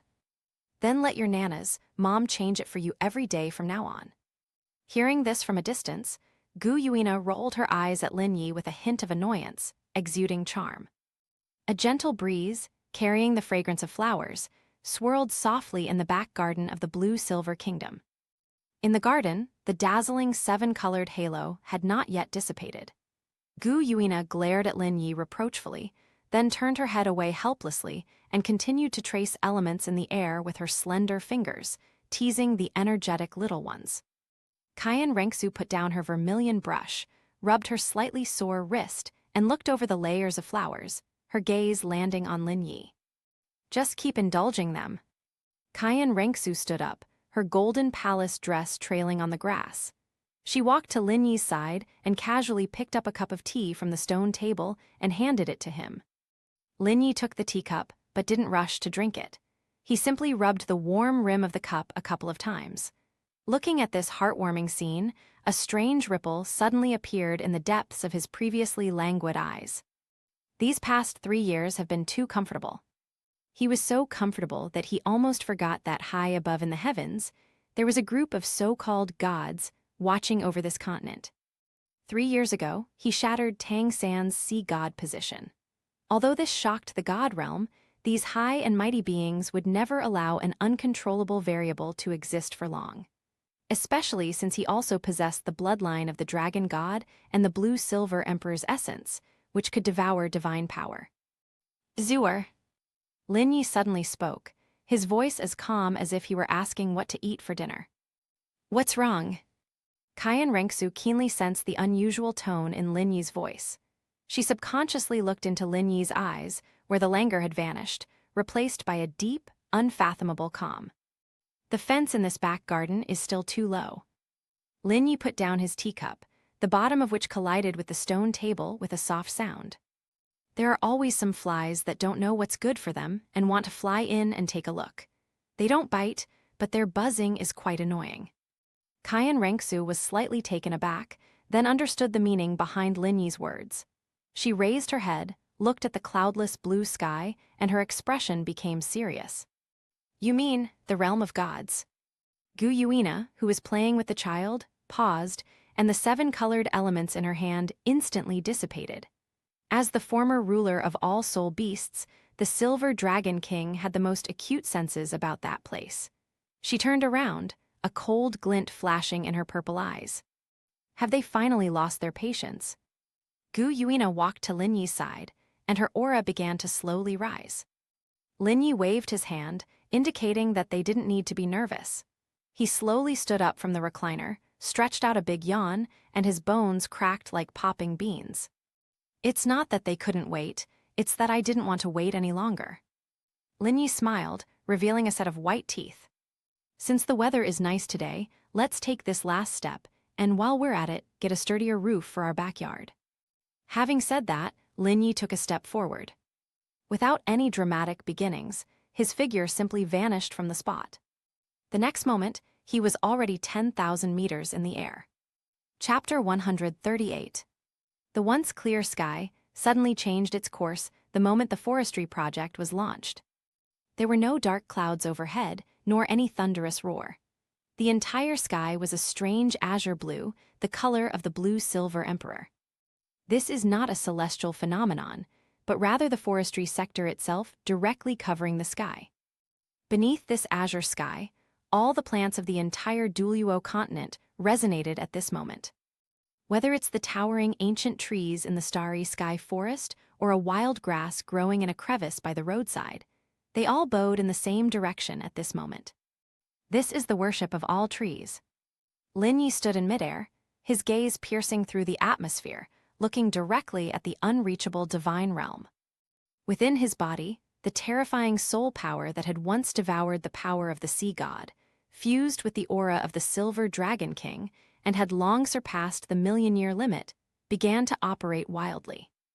This is no longer a quantitative change in soul power, but a qualitative change in the level of life. The so-called God King is nothing more than a life form that has mastered a higher level of cosmic laws. The forestry worker muttered to himself. He opened his palm, and a dark golden blue-silver emperor quietly appeared in his palm. But this blue-silver emperor is different from the others. On each of its leaves, there are mysterious golden patterns. The patterns seem to contain the ultimate truth of heaven and earth. With each flash, the surrounding space collapses and reassembles. "Open it for me." Lin Yi gave a soft shout. The blue-silver emperor in his palm suddenly swelled, instantly transforming into a colossal pillar that reached the heavens and pierced the clouds. Boom! A deep, muffled bang resounded deep within everyone's soul. That wasn't a real sound, but rather a vibration generated when some rule was broken. Just then, a huge crack suddenly appeared in the sky. 5 terrifying beams of light, each a different color, descended from the crack with an overwhelming pressure capable of destroying the heavens and the earth. That was the power projection of the 5 enforcers of the Divine Realm Council, namely the 5 divine kings. Asura, destruction, life, good, evil. The God Realm had clearly been monitoring the Douluo Continent all along, and they intervened the moment Lin Yi attempted to break through the limitations of the plane and become a God King. Not allowed. The birth of a God King who is not under the control of the Divine Realm must never be allowed. "You wicked creature, if you don't submit to punishment now, when will you?" A majestic voice, filled with murderous intent, echoed across the entire continent along with the crimson Asura divine light. That was the will of the Asura god. In the garden below, Kayan Rengsu's face was pale. Although she had inherited some of the angel's divine power, she still felt immense pressure in the face of such true divine king's might. Ah Yin tightly protected the children, activating her full blue-silver domain in an attempt to resist this oppressive force. Only Gu Yuina, holding the silver dragon spear, stared intently at the sky, her eyes filled with fighting spirit. However, faced with the combined attack of the 5 great god kings, which was enough to instantly annihilate the entire plane, Lin Yi's expression did not even waver. He simply raised his head, looking at the 5 descending beams of light, his eyes revealing a hint of disdain. "Does having a loud voice make you right? This is my territory. Who gives you old fogies the right to point fingers?" Lin Yi suddenly grabbed upwards with his right hand.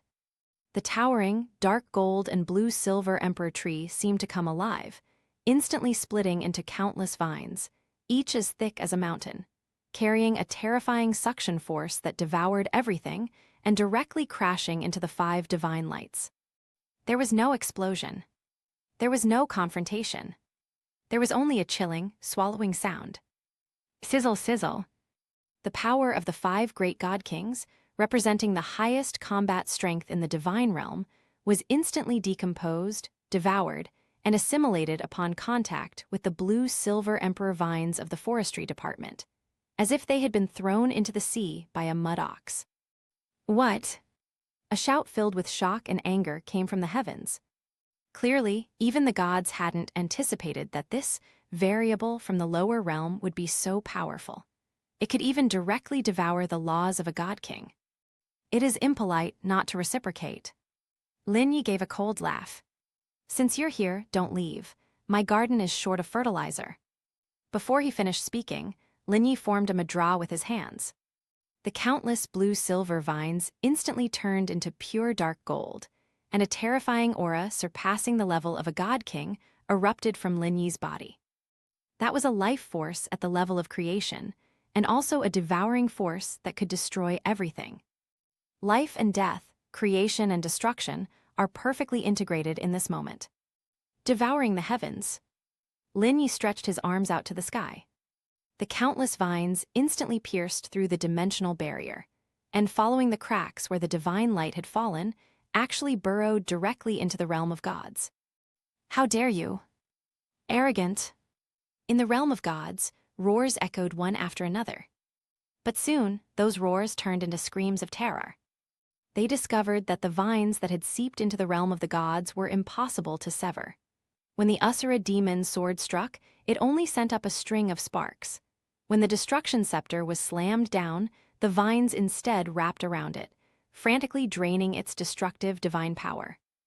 Linyi stood high in the sky above Douluo Continent, like a giant fishing for the heavens. A continuous stream of divine power flowed into his body through the vines. His aura was rising at an alarming rate. Level 100, level 110, level 120. Up to level 150. That is the limit of the God King, and also the critical point of this universe's laws. Click. It was as if some shackles within the forestry department had been completely shattered. The original dark gold blue-silver emperor has now completely transformed into a crystal-clear glass color, with 9 colored halos flowing across it, a chaotic color that transcends all elements. God King realm achieved. But this is not the end. Linyi felt the vast, ocean-like power within his body and looked toward the dimensional rift. At this moment, the divine realm on the other side of the rift was in complete chaos. Enough! Linyi shouted. This sound, imbued with the supreme pressure of the newly ascended God King, resounded directly throughout the God realm along the vines. The entire divine realm trembled violently at this roar, countless palaces collapsed, and even the light of the divine realm's central hub dimmed.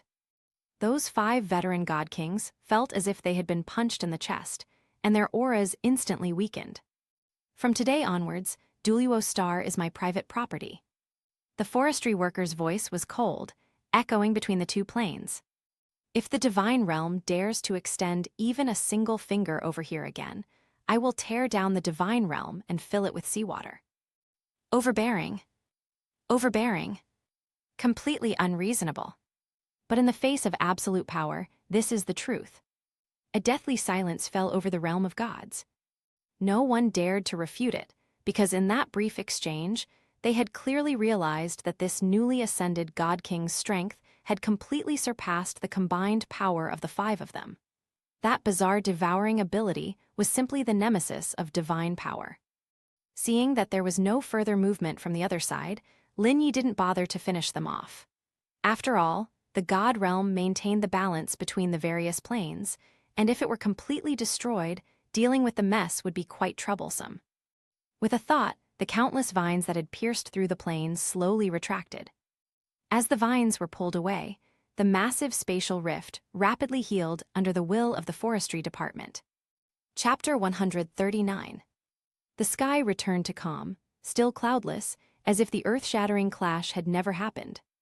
The light emanating from Linyi subsided, and the terrifying pressure dissipated as a result. He reverted to being that somewhat lazy young man. With a flash, Linyi landed back on the grass in the back garden. Dad! Although the little ones didn't know what had just happened, they were so excited by their father's radiant appearance that their faces turned red, and they rushed over with their short legs. Linyi squatted down, picked up his eldest daughter who was running in front, and put her on his shoulders to ride on. Let's fly. He played with the child as if nothing had happened, as if he had just gone out to buy groceries. Kaian Rengsu, Ah Yin, and Gu Yuina walked over, looking at Linyi with complicated expressions. What they just witnessed was incredibly shocking. That's the Divine Realm Committee. The supreme being who has ruled over all the heavens and myriad realms for countless years, was subdued by Lin Yi alone. Resolved. Gu Yuina looked at Lin Yi, her tone carrying a hint of uncertainty. Yes, it's resolved. Lin Yi supported his daughter, who was riding on his shoulders with one hand, and naturally put his other arm around Gu Yuina's waist. From now on, there's no need to worry about divine punishment or tribulations. In this world, my words are the rules. Ah Yin stepped forward and gently straightened Lin Yi's slightly disheveled collar. Are you all right? Lin Yi smiled and shook his head. Just a few slightly stronger ants, they can't hurt me. Qian Rengsu had regained her composure. She looked at Lin Yi with a hint of admiration in her eyes, but quickly concealed it, reverting to her usual haughty demeanor as an empress. Now that you've become a god king, shouldn't the Blue-Silver Kingdom expand its territory? Some duchies have been acting rather unruly lately. Upon hearing this, Lin Yi's smile widened. He put his daughters off his neck and let them play by themselves. Then he walked to the stone table, picked up the cup of tea that was still warm, and drank it all in one gulp. That's a small matter, you can handle it yourself. I am now the God King. How could I have time to concern myself with the trivial matters of the mortal realm? Qian Rengsu rolled her eyes at him, annoyed. So what does this God King intend to do? Lin Yi put down his teacup, glanced at the three stunning beauties in front of him, then at his daughters playing in the distance, and finally turned his gaze to the Blue-Silver Kingdom, which he had transformed into a place where spring reigned all year round and was full of vitality. He extended a finger and gently tapped the air. As he moved, countless tiny golden specks of light suddenly appeared in the air throughout the Blue-Silver Kingdom. These were divine power factors. For mortals living in this environment for a long time, longevity was merely a basic benefit, and even ordinary people could easily awaken their martial souls. I plan to renovate this back garden again. Lin Yi leaned back in his recliner, put his hands behind his head, and looked at the azure sky. Transform this place into a true earthly kingdom. At that time, our family will stay here and not go anywhere. If those old guys in the god realm know what's good for them, I won't touch them, if they don't. Lin Yi narrowed his eyes slightly, his tone revealing a chilling intent. Then let's bring down the realm of gods and use it as a playground for our daughters. Upon hearing this, Gu Yuina couldn't help but chuckle. That smile was like 100 flowers blooming, breathtakingly beautiful. You really are. She shook her head, but didn't say anything more. The last trace of fear of the divine realm in her purple eyes vanished. With this man around, even if the sky falls, he can simply slap it back down. Okay, let's stop talking about those unpleasant things. Lin Yi patted the spot next to him. Zhuer, stop reviewing the memorials and come over here to massage my shoulders. I used too much force just now, and my shoulders are a little sore. Qian Rengsu's willow leaf eyebrows stood on end. You're a god king yourself, and your shoulders still ache. Is it wrong to feel heartbroken? Do you know how hard it is for me to do this for this family? Seeing Lin Yi's shameless appearance, Qian Rengsu was both annoyed and amused, but in the end she obediently walked over, stretched out her slender hand, and began to massage him with moderate pressure. Ah Yin smiled and refilled Lin Yi's teacup. The sun was shining brightly, and the breeze was gentle. In this absolute domain belonging to forestry, life is peaceful and serene. As for the gods in the heavens above, they were gathered together at this moment, looking at the devastated divine palace, exchanging bewildered glances, each one as if they had lost their parents. They knew that from this day forward, the Douluo Continent had become a true forbidden zone. A god king named Forestry has completely transcended the rules. Meanwhile, the protagonist was enjoying the service of three stunning beauties with his eyes closed. But what he was thinking about was whether he should have lotus seed soup made by Ah Yin or soul beast meat roasted by Gu Yuina for dinner. The life of the God King was simple, unadorned, and monotonous. A gentle breeze wafted by, and the refreshing aroma of tea in the back garden seemed to grow even stronger. Lin Yi half closed his eyes, enjoying the massage of Qian Rengsu's soft hands on his shoulders. This woman, who once held the imperial power of the Heavenly Dew Empire and later, inherited the position of the angel god, now acted like an ordinary young wife, controlling her strength just right. Is this force enough? Kayan Rengsu's voice rang in my ears, carrying a hint of barely perceptible coquettishness. Lin Yi grunted twice, adjusted his posture, and made his back fit the recliner better. A little to the left, yes, that's it. Just now, I drained all my divine power to crash into the realm of gods, so my meridians are indeed a bit tight. Upon hearing this, Gu Yuina, who was peeling grapes for her daughters, looked up, a hint of annoyance flashing in her purple eyes. Keep pretending. Gu Yuina popped the peeled grapes into her eldest daughter's mouth, then wiped her hands with a handkerchief and walked over with long, slender steps. That attack just now, you mobilized the power of the blue-silver emperor's origin to devour, and didn't use much of your own reserves at all. I can feel it. The aura within you has not weakened at all. On the contrary, because you have absorbed the divine power of those 5 guys, it has become even more frightening than before. When his lie was exposed, Lin Yi wasn't embarrassed, he just chuckled. He casually took the second cup of hot tea that Ah Yin handed him and took a small sip. For whom? Isn't it all to provide for our family? Besides, it would be a waste not to use that divine power, so we might as well use it to nourish our bodies. Ah Yin smiled gently. She didn't participate in the bickering, but just stood quietly to the side, watching the children chase and play among the flowers. Those adorable little girls were at the most lively age. Although they are all daughters, each of them inherited the best genes from their parents and has shown amazing talent at a young age. Especially the 10,000 trees paying homage to the emperor, moved by the forestry department just now, which has kept these kids excited until now. Chapter 140. Daddy, let's fly even higher. The youngest daughter ran over with her short legs, hugged Lin Yi's leg, and started shaking him. Lin Yi put down his teacup, scooped his youngest daughter into his arms, and rubbed his stubble against her rosy cheeks, making the little girl giggle. Okay, Dad will take you flying up to the sky to pick stars later. Seeing this, Kayan Rengsu slowed down her movements. Looking at Lin Yi's sharply defined profile, the shock she felt was far more intense than it appeared on the surface. 3 years ago, they were fighting against the Spirit Hall and for survival. And now, this man has reached a height that even her grandfather, Kayan Dalu, dared not imagine. God King. Moreover, it was the God King who suppressed the 5 great enforcers of the divine realm. Forestry.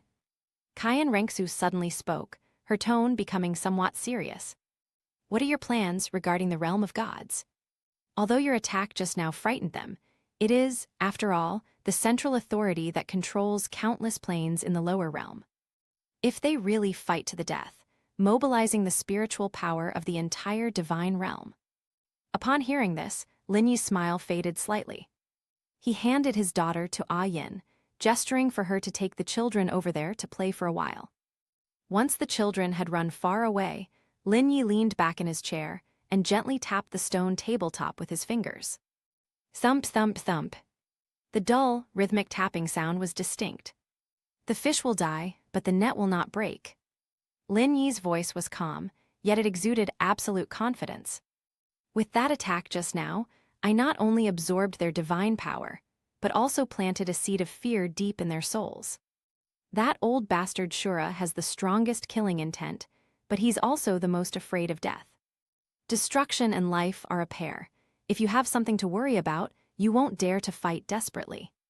As for those 2 slippery guys, good and evil, they held back a bit of their strength when they attacked just now, obviously to see which way the wind was blowing. Lin Yi picked up his teacup and gently blew on the floating tea leaves. The wind has changed now.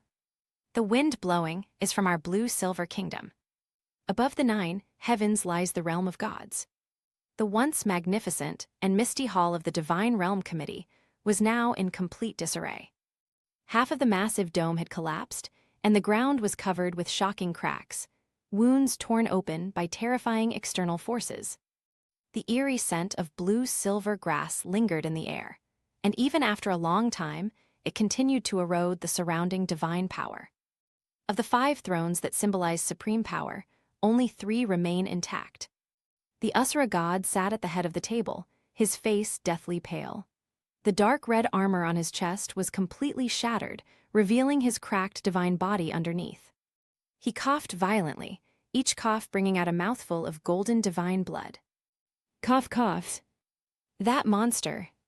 The Asura god's eyes no longer held the majesty that once controlled everything. Instead, they were filled with a deep terror. Just a moment ago, he truly felt death approaching. The feeling of being entangled by vines, with divine power, vitality, and even the soul being forcibly extracted, was a nightmare. The god of destruction stood to one side, the scepter of destruction in his hand now dim, and the gem at the top even had a crack. This god king, who was known for his destructive power, was silent at this moment, shrouded in a purple cloak, his body trembling slightly. My destructive intent has been consumed. After a long silence, the god of destruction finally uttered those words in a hoarse voice. Not only was my will to destroy ripped out, but a piece of my very essence was also bitten off. That's not a soul skill at all. It's the suppression of laws from a higher dimension. The goddess of life tenderly supported the god of destruction, continuously channeling her life power into his body, but to little avail. That dark golden energy was too domineering. Our laws were like paper in front of it. The goddess of life looked at the slowly healing spatial rift in the center of the hall, her eyes filled with apprehension. You all heard his last words. The god of good and the god of evil exchanged a glance and saw the helplessness in each other's eyes. From now on, Douluo Star will be his private property. The god of evil sighed and sat down on a relatively intact step. We lost. We lost completely. If he wanted to, those countless vines could have pulled the entire divine realm down to the mortal realm and then completely devoured it. A deathly silence fell over the hall. Everyone knew that the evil god was telling the truth. The man named Linai has grown into a behemoth that they cannot comprehend. What do we do now? The god of kindness broke the silence. Is it to gather the gods and launch the final divine judgment, or trial my ass? The Asura god suddenly raised his head, and although he was weak, his tone was unusually urgent. Do you want the entire divine realm to be buried with us? Even the combined attack of the 5 great enforcers was eaten like a snack by him. The other gods would just be food for him. The Asura god took a deep breath and forcibly suppressed the surging blood and chi within his body. He closed his eyes, his face showing an expression of extreme humiliation, yet resignation to his fate. Let's sue for peace. The moment those 3 words were uttered, the atmosphere in the hall became even more somber. The high and mighty divine realm, where the gods have ruled the mortal world for countless years, actually wants to make peace with a mortal.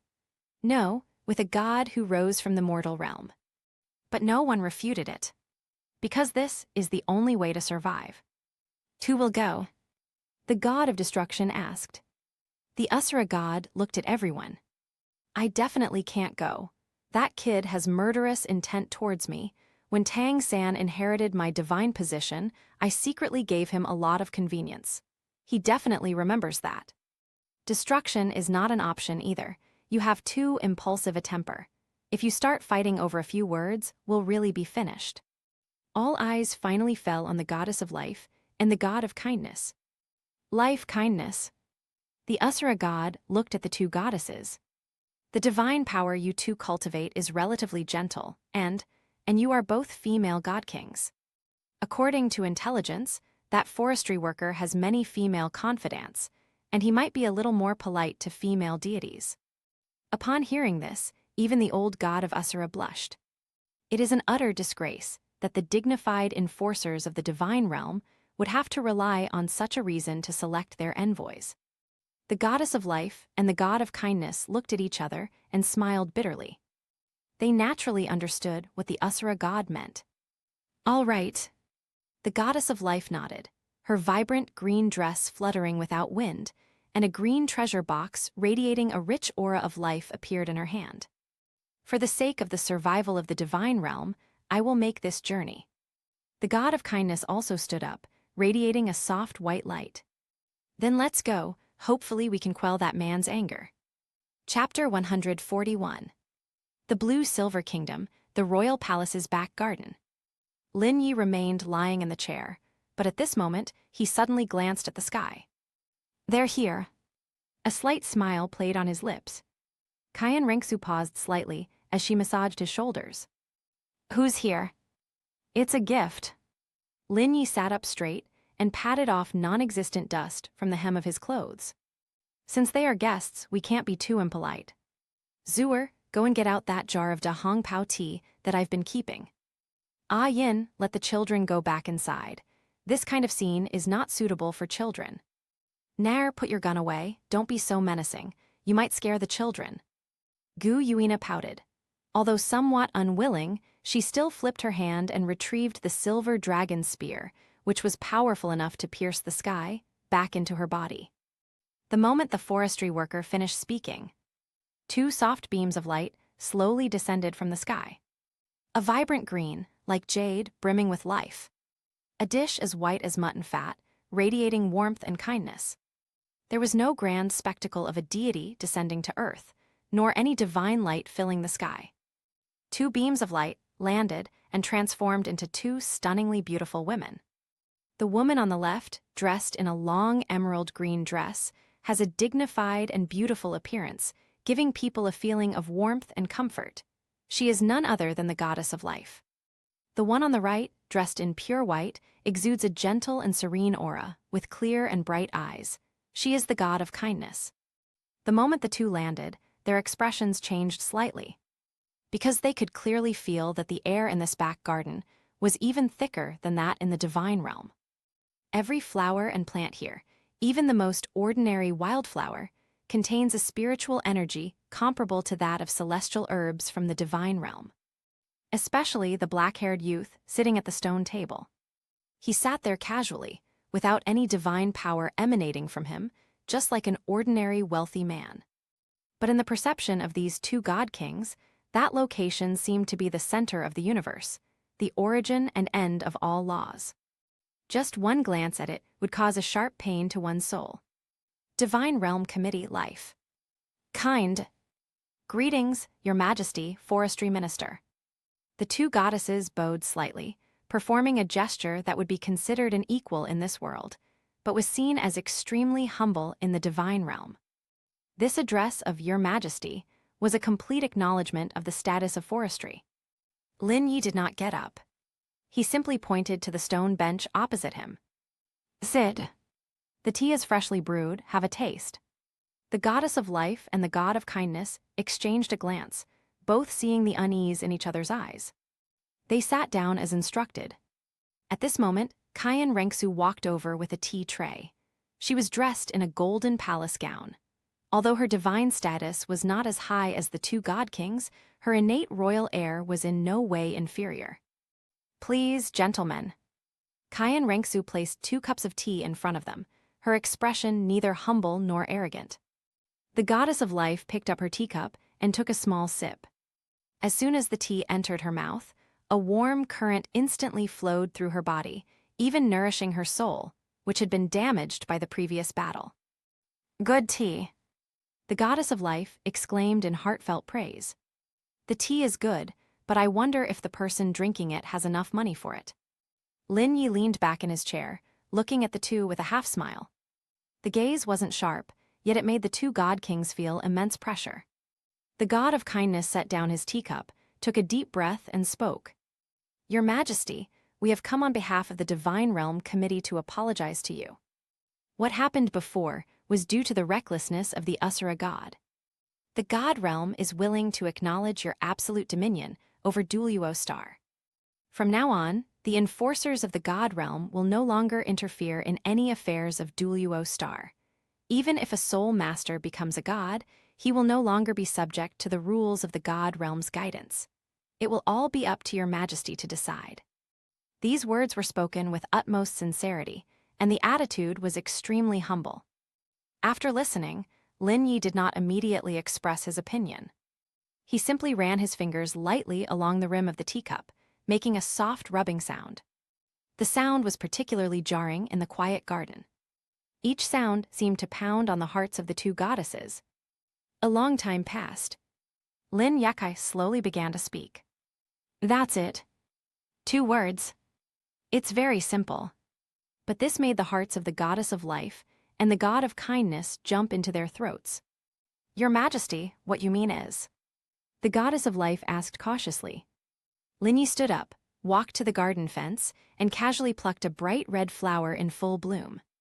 You have disturbed my enjoyment and frightened my child. You're trying to break the rules of my backyard. You think you can just let this go with an apology and an admission? Lin Yi turned around and casually tossed the red flower onto the stone table. The petals scattered, resembling fresh blood. That old guy Shura didn't come because he's afraid of dying. You came because you thought I wouldn't kill a woman. But when I do business, I value fairness the most. Since you're here to apologize, you should at least show some sincerity. Lin Yi's gaze fell on the green treasure box in the hands of the goddess of life. This thing must be the seed of life, right? The fruit of the tree of life in the god realm only appears once every 10,000 years. The goddess of life turned pale and instinctively gripped the treasure box tightly. This was her trump card, originally intended as a bargaining chip, but Lin Yi saw through it at a glance. And that one too. Lin Yi pointed to a jade hairpin in the hair of the god of kindness. Primordial white jade can calm the mind and nourish the soul, making it a perfect toy for my eldest daughter. The goddess of kindness was also taken aback. That was her innate artifact. What? You can't bear to part with it? The smile on Lin Yi's face vanished instantly. The surrounding air temperature dropped sharply. A terrifying pressure descended from the sky, turning the once cloudless sky into pitch black, with countless dark golden lightning bolts rolling through the clouds. That is divine wrath. It is also the wrath of the God King. I'm not discussing this with you. The forestry department's voice became sinister. What I want you have to give me, whether you like it or not. Then I'll go to the realm of gods myself to get it. At that time, we'll get more than just these 2 things. Thump.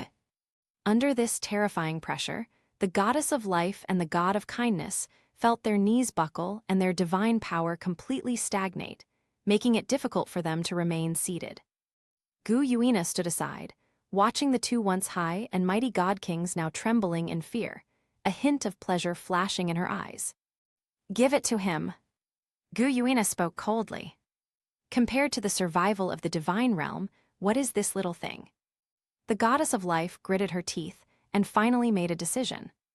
She held the green treasure box in both hands and respectfully handed it to Lin Yi. Your Majesty, please calm your anger. This is the seed of life, which I offer to your Majesty in order to quell the war. The god of kindness also took a deep breath, and with trembling hands removed the primordial white jade hairpin from her hair and placed it on the table. Chapter 142.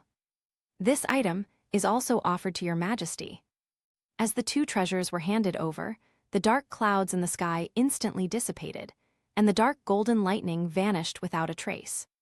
Sunlight is shining into the garden again. The gloom on Lin Yi's face vanished, and he returned to being the lazy young man he always was. He casually picked up the primordial white jade hairpin, played with it in his hand for a moment, and then tossed it to Gu Yuina, who was standing to the side. Take it, put it on our daughter later. Then he picked up the seed of life, felt the surging life force within it, and nodded in satisfaction. Excellent, it's perfect as the focal point of this back garden, so the flowers and plants here will grow even better in the future. After doing all this, Lin Yi looked at the 2 pale-faced goddesses again. All right, I'll take the things. I heard what you said. Go back and tell Shura to wash his neck clean. Oh no, tell him that as long as the god realm behaves itself, I'm too lazy to go up there and cause trouble. After all, I'm a peace-loving person. Lin Yi picked up his teacup and gestured for the guest to leave. No need to see me out. The goddess of life and the god of goodness were granted a pardon. The 2 bowed again, then transformed into 2 streaks of light and fled into the sky as if escaping. They moved at that speed, as if they were afraid the forestry department would back out. Looking in the direction where the 2 disappeared, Cayenne Rengsu shook her head with amusement. You're such a bandit. They even steal other girls' hairpins. Linyi laughed and wrapped his arm around Qian Rengsu's slender waist. What do you mean by robbery? These are spoils of war. Besides, those old guys in the God realm have plenty of good stuff in their hands. This time, we're just collecting some interest. Linyi gazed at the clear blue sky, his eyes deep and thoughtful. Now that the divine realm has submitted, the days ahead will be much more peaceful. Ah Yin, add 2 more dishes tonight. I want to drink lotus seed soup. Okay, whatever you say. Ah Yin's gentle voice drifted in the wind. In the sunlight, the family's shadows were stretched very long.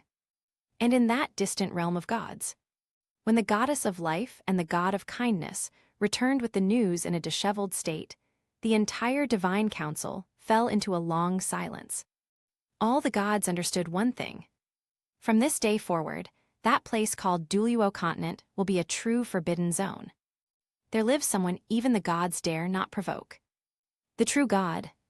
As the evening breeze subsided, the night, like a vast, deep blue velvet cloth, gently enveloped the entire palace of the blue-silver kingdom.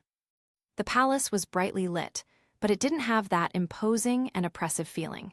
Instead, it exuded the warmth and everyday life of an ordinary family. Ah Yin carried a white porcelain stew pot in her hand and walked lightly through the corridor. Her long, azure hair was casually tied back, with a few strands falling beside her ears, giving her a gentle and domestic appearance. As the queen of all blue-silver grass in this world, she was willing to wash her hands and cook, just for that person's words, "I want to drink lotus seed soup." As soon as I entered the side hall, I heard a burst of cheerful laughter coming from inside. "Slow down, be careful not to fall." It was a Ru who spoke. This former ruler of the Star-Du Great Forest is now dressed in a light pink dress, holding a small cape, chasing after a little girl who is only 3 or 4 years old. The little girl was exquisitely beautiful, with a pair of fluffy rabbit ears on her head that jiggled as she ran, making her incredibly adorable. That was Lin Yi and a Ru's daughter. She inherited her mother's soft-boned rabbit characteristics, but her temperament was just like Lin Yi's, very tough. "I won't wear it. Dad said I have the bloodline of a soul beast. I'm not afraid of the cold." The little girl ran while turning back to make faces, only to bump headfirst into a strong embrace. Lin Yi then picked up his daughter and spun her around twice above his head. "I'm not afraid of the cold, but listening to my mother is another matter." Lin Yi smiled and gently pinched his daughter's little nose. "If you upset your mom, you won't get any dessert tonight." Upon hearing that there would be no dessert, the little girl immediately became obedient, slid off Lin Yi's body, ran to Aru, and stretched out her little arms to let him put on his clothes. Aru glared at Lin Yi with annoyance, but her hands moved with extreme gentleness as she carefully tied her daughter's sash. "Just keep indulging them." Although Aru complained, she couldn't hide the smile in her eyes. Lin Yi walked to the main seat and sat down. Looking at the room full of beautiful women, he felt 100 times more satisfied than when he suppressed the God realm. This is the significance of how he conquered this land. At this moment, Ah Yin stepped forward, placed the stew pot in front of Lin Yi, and lifted the lid. A sweet aroma of lotus seeds instantly filled the air. "Try it." This time, we added the ancient snow lotus seeds that Bridget sent, and the cooking time is just right. Ah Yin ladled out a small bowl and handed it to Lin Yi. Lin Yi took a bite. It was soft, sweet, and melted in his mouth. "It tastes good." "Where's that girl, Bridget? I haven't seen her anywhere." Just then, footsteps sounded outside the hall. Bridget walked in wearing a long emerald green dress, holding the hand of another slightly older girl. The girl was about 5 or 6 years old, with a bright and intelligent look in her eyes. She was Lin Yi and Bai Jai's daughter. "It's here." With a gentle smile on her face, Bridget walked to the table and sat down. "I just went to the herb garden to check on that seed of life." The mention of the seed of life drew the attention of all the women present. That is the very essence of the goddess of life in the divine realm. As the king of healing-type soul beasts, Bridget is most sensitive to things full of life. "How is it? Have you planted it yet?" Lin Yi put down his spoon and asked. Bridget nodded and casually straightened her daughter's skirt. It's planted right at the heart of the formation in the back garden. I have to say, the things in the divine realm are indeed quite remarkable. As soon as it was planted, the spiritual energy concentration in the entire back garden increased at least threefold. Moreover, that life energy is spreading outwards, and it's estimated that it won't be long before the air in the entire blue-silver royal city is purified. The forestry worker nodded in satisfaction. That's good. This is like protection money paid by the gods. We might as well use it. Just then, Gu Yuina walked over, leading a little girl with silver hair. The little girl was extremely beautiful, with a pair of bright purple eyes like stars and two small bumps on her forehead, which were dragon horns that had not yet grown. This is the daughter who possesses the bloodline of the Silver Dragon King. Gu Yuina was no longer the fierce and murderous woman she had been in the back garden. She was holding the primordial white jade hairpin that Lin Yi had just given her, and she was gesturing it on her daughter's head. Although this hairpin belongs to the god of kindness, its craftsmanship is indeed excellent. As Gu Yuina spoke, she inserted the hairpin into her daughter's hair bun. Against the backdrop of silver hair, the white jade hairpin shimmered with a warm luster, exuding an air of nobility. Chapter 143. Is it pretty, Dad? The silver-haired little girl ran up to the forestry worker, looking up at him with her little face, asking for praise. Lin Yi reached out and touched the jade hairpin. It was cool to the touch, and indeed a good thing that could nourish the soul. It looks beautiful. Our little princess looks good in anything. When you grow up, Dad will go to the realm of gods and dismantle the skeleton of that dragon god to make a necklace for you. Upon hearing this, Gu Yuina's hand, which was pouring tea, trembled slightly, and she glanced at Lin Yi with a hint of helplessness. Don't always be fighting and killing in front of children. Besides, the dragon god is my ancestor. Lin Yi laughed and picked up a grape from the table, popping it into his mouth. What about our ancestors? I'm the one who calls the shots in this Douluo Continent now, and I set the rules. Even if the dragon god were to be resurrected, he would still have to address my Nair as mistress, with utmost respect. Gu Yuina blushed slightly, but did not refute. She knew in her heart that although Lin Yi's words were arrogant, he had the right to say so. Even the combined might of the 5 great god kings was suppressed on the spot by him, so the mere remnant soul of the dragon god is indeed nothing. Just as the family was enjoying a happy time together, Kayan Rengsu walked in with her last 2 children. They were twin daughters, their clothes slightly bulging at the back, clearly a feature inherited from the angelic martial soul. Kayan Rengsu had already changed out of her golden palace dress and was now wearing a light gold casual home dress. She didn't sit down, but walked straight behind Lin Yi and naturally reached out to massage his shoulders. Xiao Wu was just complaining to me. Kayan Rengsu's voice was soft and languid. What are you complaining about? Lin Yi was a little curious. She said you scared away the people of the divine realm, and now no one will dare to cause trouble for her, so she has nowhere to use her skills. No sooner had the words left his mouth than a playful head peeked out from the side door. It was Xiao Wu. She still looks like a young girl. Even though she's a mother, her lively spirit hasn't changed. Sister Zhu, you've tattled on me again. Xiao Wu skipped over and sat down on a chair on the other side of the forest without any hesitation, grabbing a pastry from the table and taking a bite. That wasn't a complaint, it was regret. That Tang San died too early. I didn't even have a chance to beat him up a couple of times to vent my anger. When Tang San was mentioned, Xiao Wu's eyes showed only disgust, without a trace of any so-called brotherly and sisterly affection. In her opinion, that scheming guy who always talked about the righteous way to die was a joke. Fortunately, I wasn't blind enough to follow him to Shrek Academy, and instead stayed by Lin Yi's side.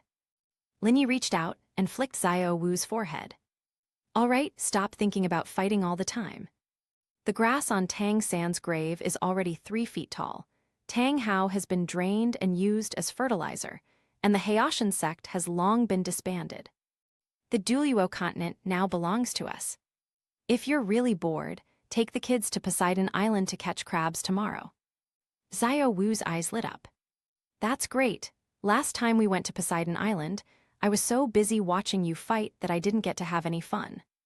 I heard that although Poseidon sacrificed himself, the scenery on Poseidon Island is still quite beautiful.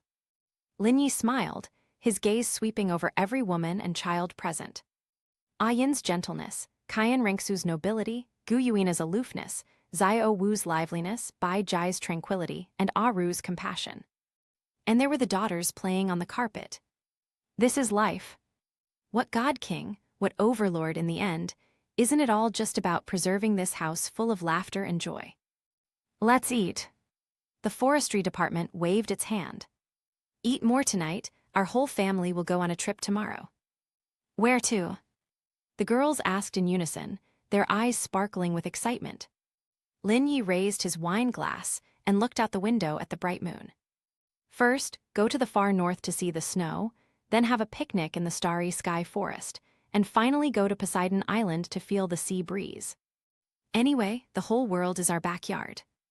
Go wherever you want. At this moment, Dugu Yan came up with a plate of sliced fruit. This granddaughter of the former poisoned Douluo is now a four-ring soul master. Although she is nothing in front of all the big shots in this room, she has put her skills in preparing poisons and medicines into cooking and health preservation. Lin, Grandpa sent a message a couple of days ago saying that he has found a new magical herb in Sunset Forest and asked if you want to go and take a look. Dugu Yan put down the fruit plate and sat down on the soft cushion next to Lin Yi's feet, leaning against his legs affectionately. Lin Yi casually picked up a piece of melon and put it in his mouth. Old Poisoner is in luck. Have him dig up that magical herb and plant it in our back garden. Nourished by the seed of life here, it will surely grow better than in that wretched forest. Dugu Yan nodded obediently. Okay, I'll write back to Grandpa right away. This meal was exceptionally lively. There were no rules about not talking while eating or sleeping. Only the laughter of children and the chatter of adults could be heard. After several rounds of drinks, the night deepened. The children were tired from playing, and one by one, the nanny carried them back to their rooms to rest. Only Lin Yi and the women remained in the main hall. The atmosphere gradually became somewhat romantic. Qian Rengsu waved her hand to dismiss all the maids, and the doors of the main hall slowly closed. The flickering candlelight illuminated each exquisitely beautiful face. Gu Yuina leaned against the window, looking at the night outside, and suddenly spoke. Are they really just going to let them go like that, from the realm of gods? She still harbored some resentment. After all, she still vividly remembered the tragic state of the dragon race back then. Lin Yi stood up, walked behind Gu Yuina, and gently wrapped his arms around her waist from behind. He rested his chin on her fragrant shoulder, inhaling her delicate scent. Nair, killing someone is just a matter of beheading them. In the current realm of gods, those 5 old guys have been scared out of their wits by me. Keeping them alive is more useful than killing them. The Douluo Continent will continue to develop, and soul masters will continue to advance. Wouldn't it be better to turn the divine realm into our office, have them work for us, and be responsible for maintaining the balance between the various planes? I want them to see how, under my rule, the Douluo Continent can surpass the god realm. This is the greatest revenge. Gu Yuina turned around and looked into Lin Yi's deep eyes. At that moment, the hostility in her eyes finally dissipated completely. She reached out and gently stroked Lin Yi's cheek. You're always right. Anyway, I'm no longer the Silver Dragon King, I'm Lin Yi's wife. Whatever you say goes. Lin Yi chuckled and leaned down to peck her lips. That's a high level of awareness. Then, he turned around and looked at the other women in the room. Ah Yin was cleaning up the mess on the table, Qian Rengsu was tidying up the soft couch, Xiao Wu and Ah Ru were whispering to each other, and Bai Jai and Dugu Yan were adding incense. Lin Yi stretched, and the comfort that came from his very bones made him let out a long sigh. Wives! This shout caused all the women to stop what they were doing and turn to look at him. Lin Yi smiled, revealing a set of white teeth. It's late at night. Shouldn't we discuss our grand plan for the blue-silver royal family to expand its lineage? Qian Rengsu blushed and spat. Never serious. Who wants to discuss this with you? Although she said that, her body betrayed her by not moving an inch. Xiao Wu chuckled and pounced on him. I'm not afraid, I want to have a little bunny for daddy. Ah Yin shook her head helplessly, put down her bowl and chopsticks, and walked over to dim the lights in the hall. Her gentle voice sounded especially touching under the dim light. Whatever you say. Well, that's what happens when you're the head of the household. That night, the rear palace of the Blue Silver Palace was filled with the warmth of spring. And in the divine realm, above the 9 heavens, the Asura god stood trembling beneath the shattered dome, gazing down at the blue planet below, his eyes now devoid of any disrespect. He knew that the man named Lin Yi, although he had not ascended to the throne of the gods, but he is already the true uncrowned king of all the heavens and myriad realms. As long as he is alive, Douluo Continent is a forbidden place for all gods. At the end,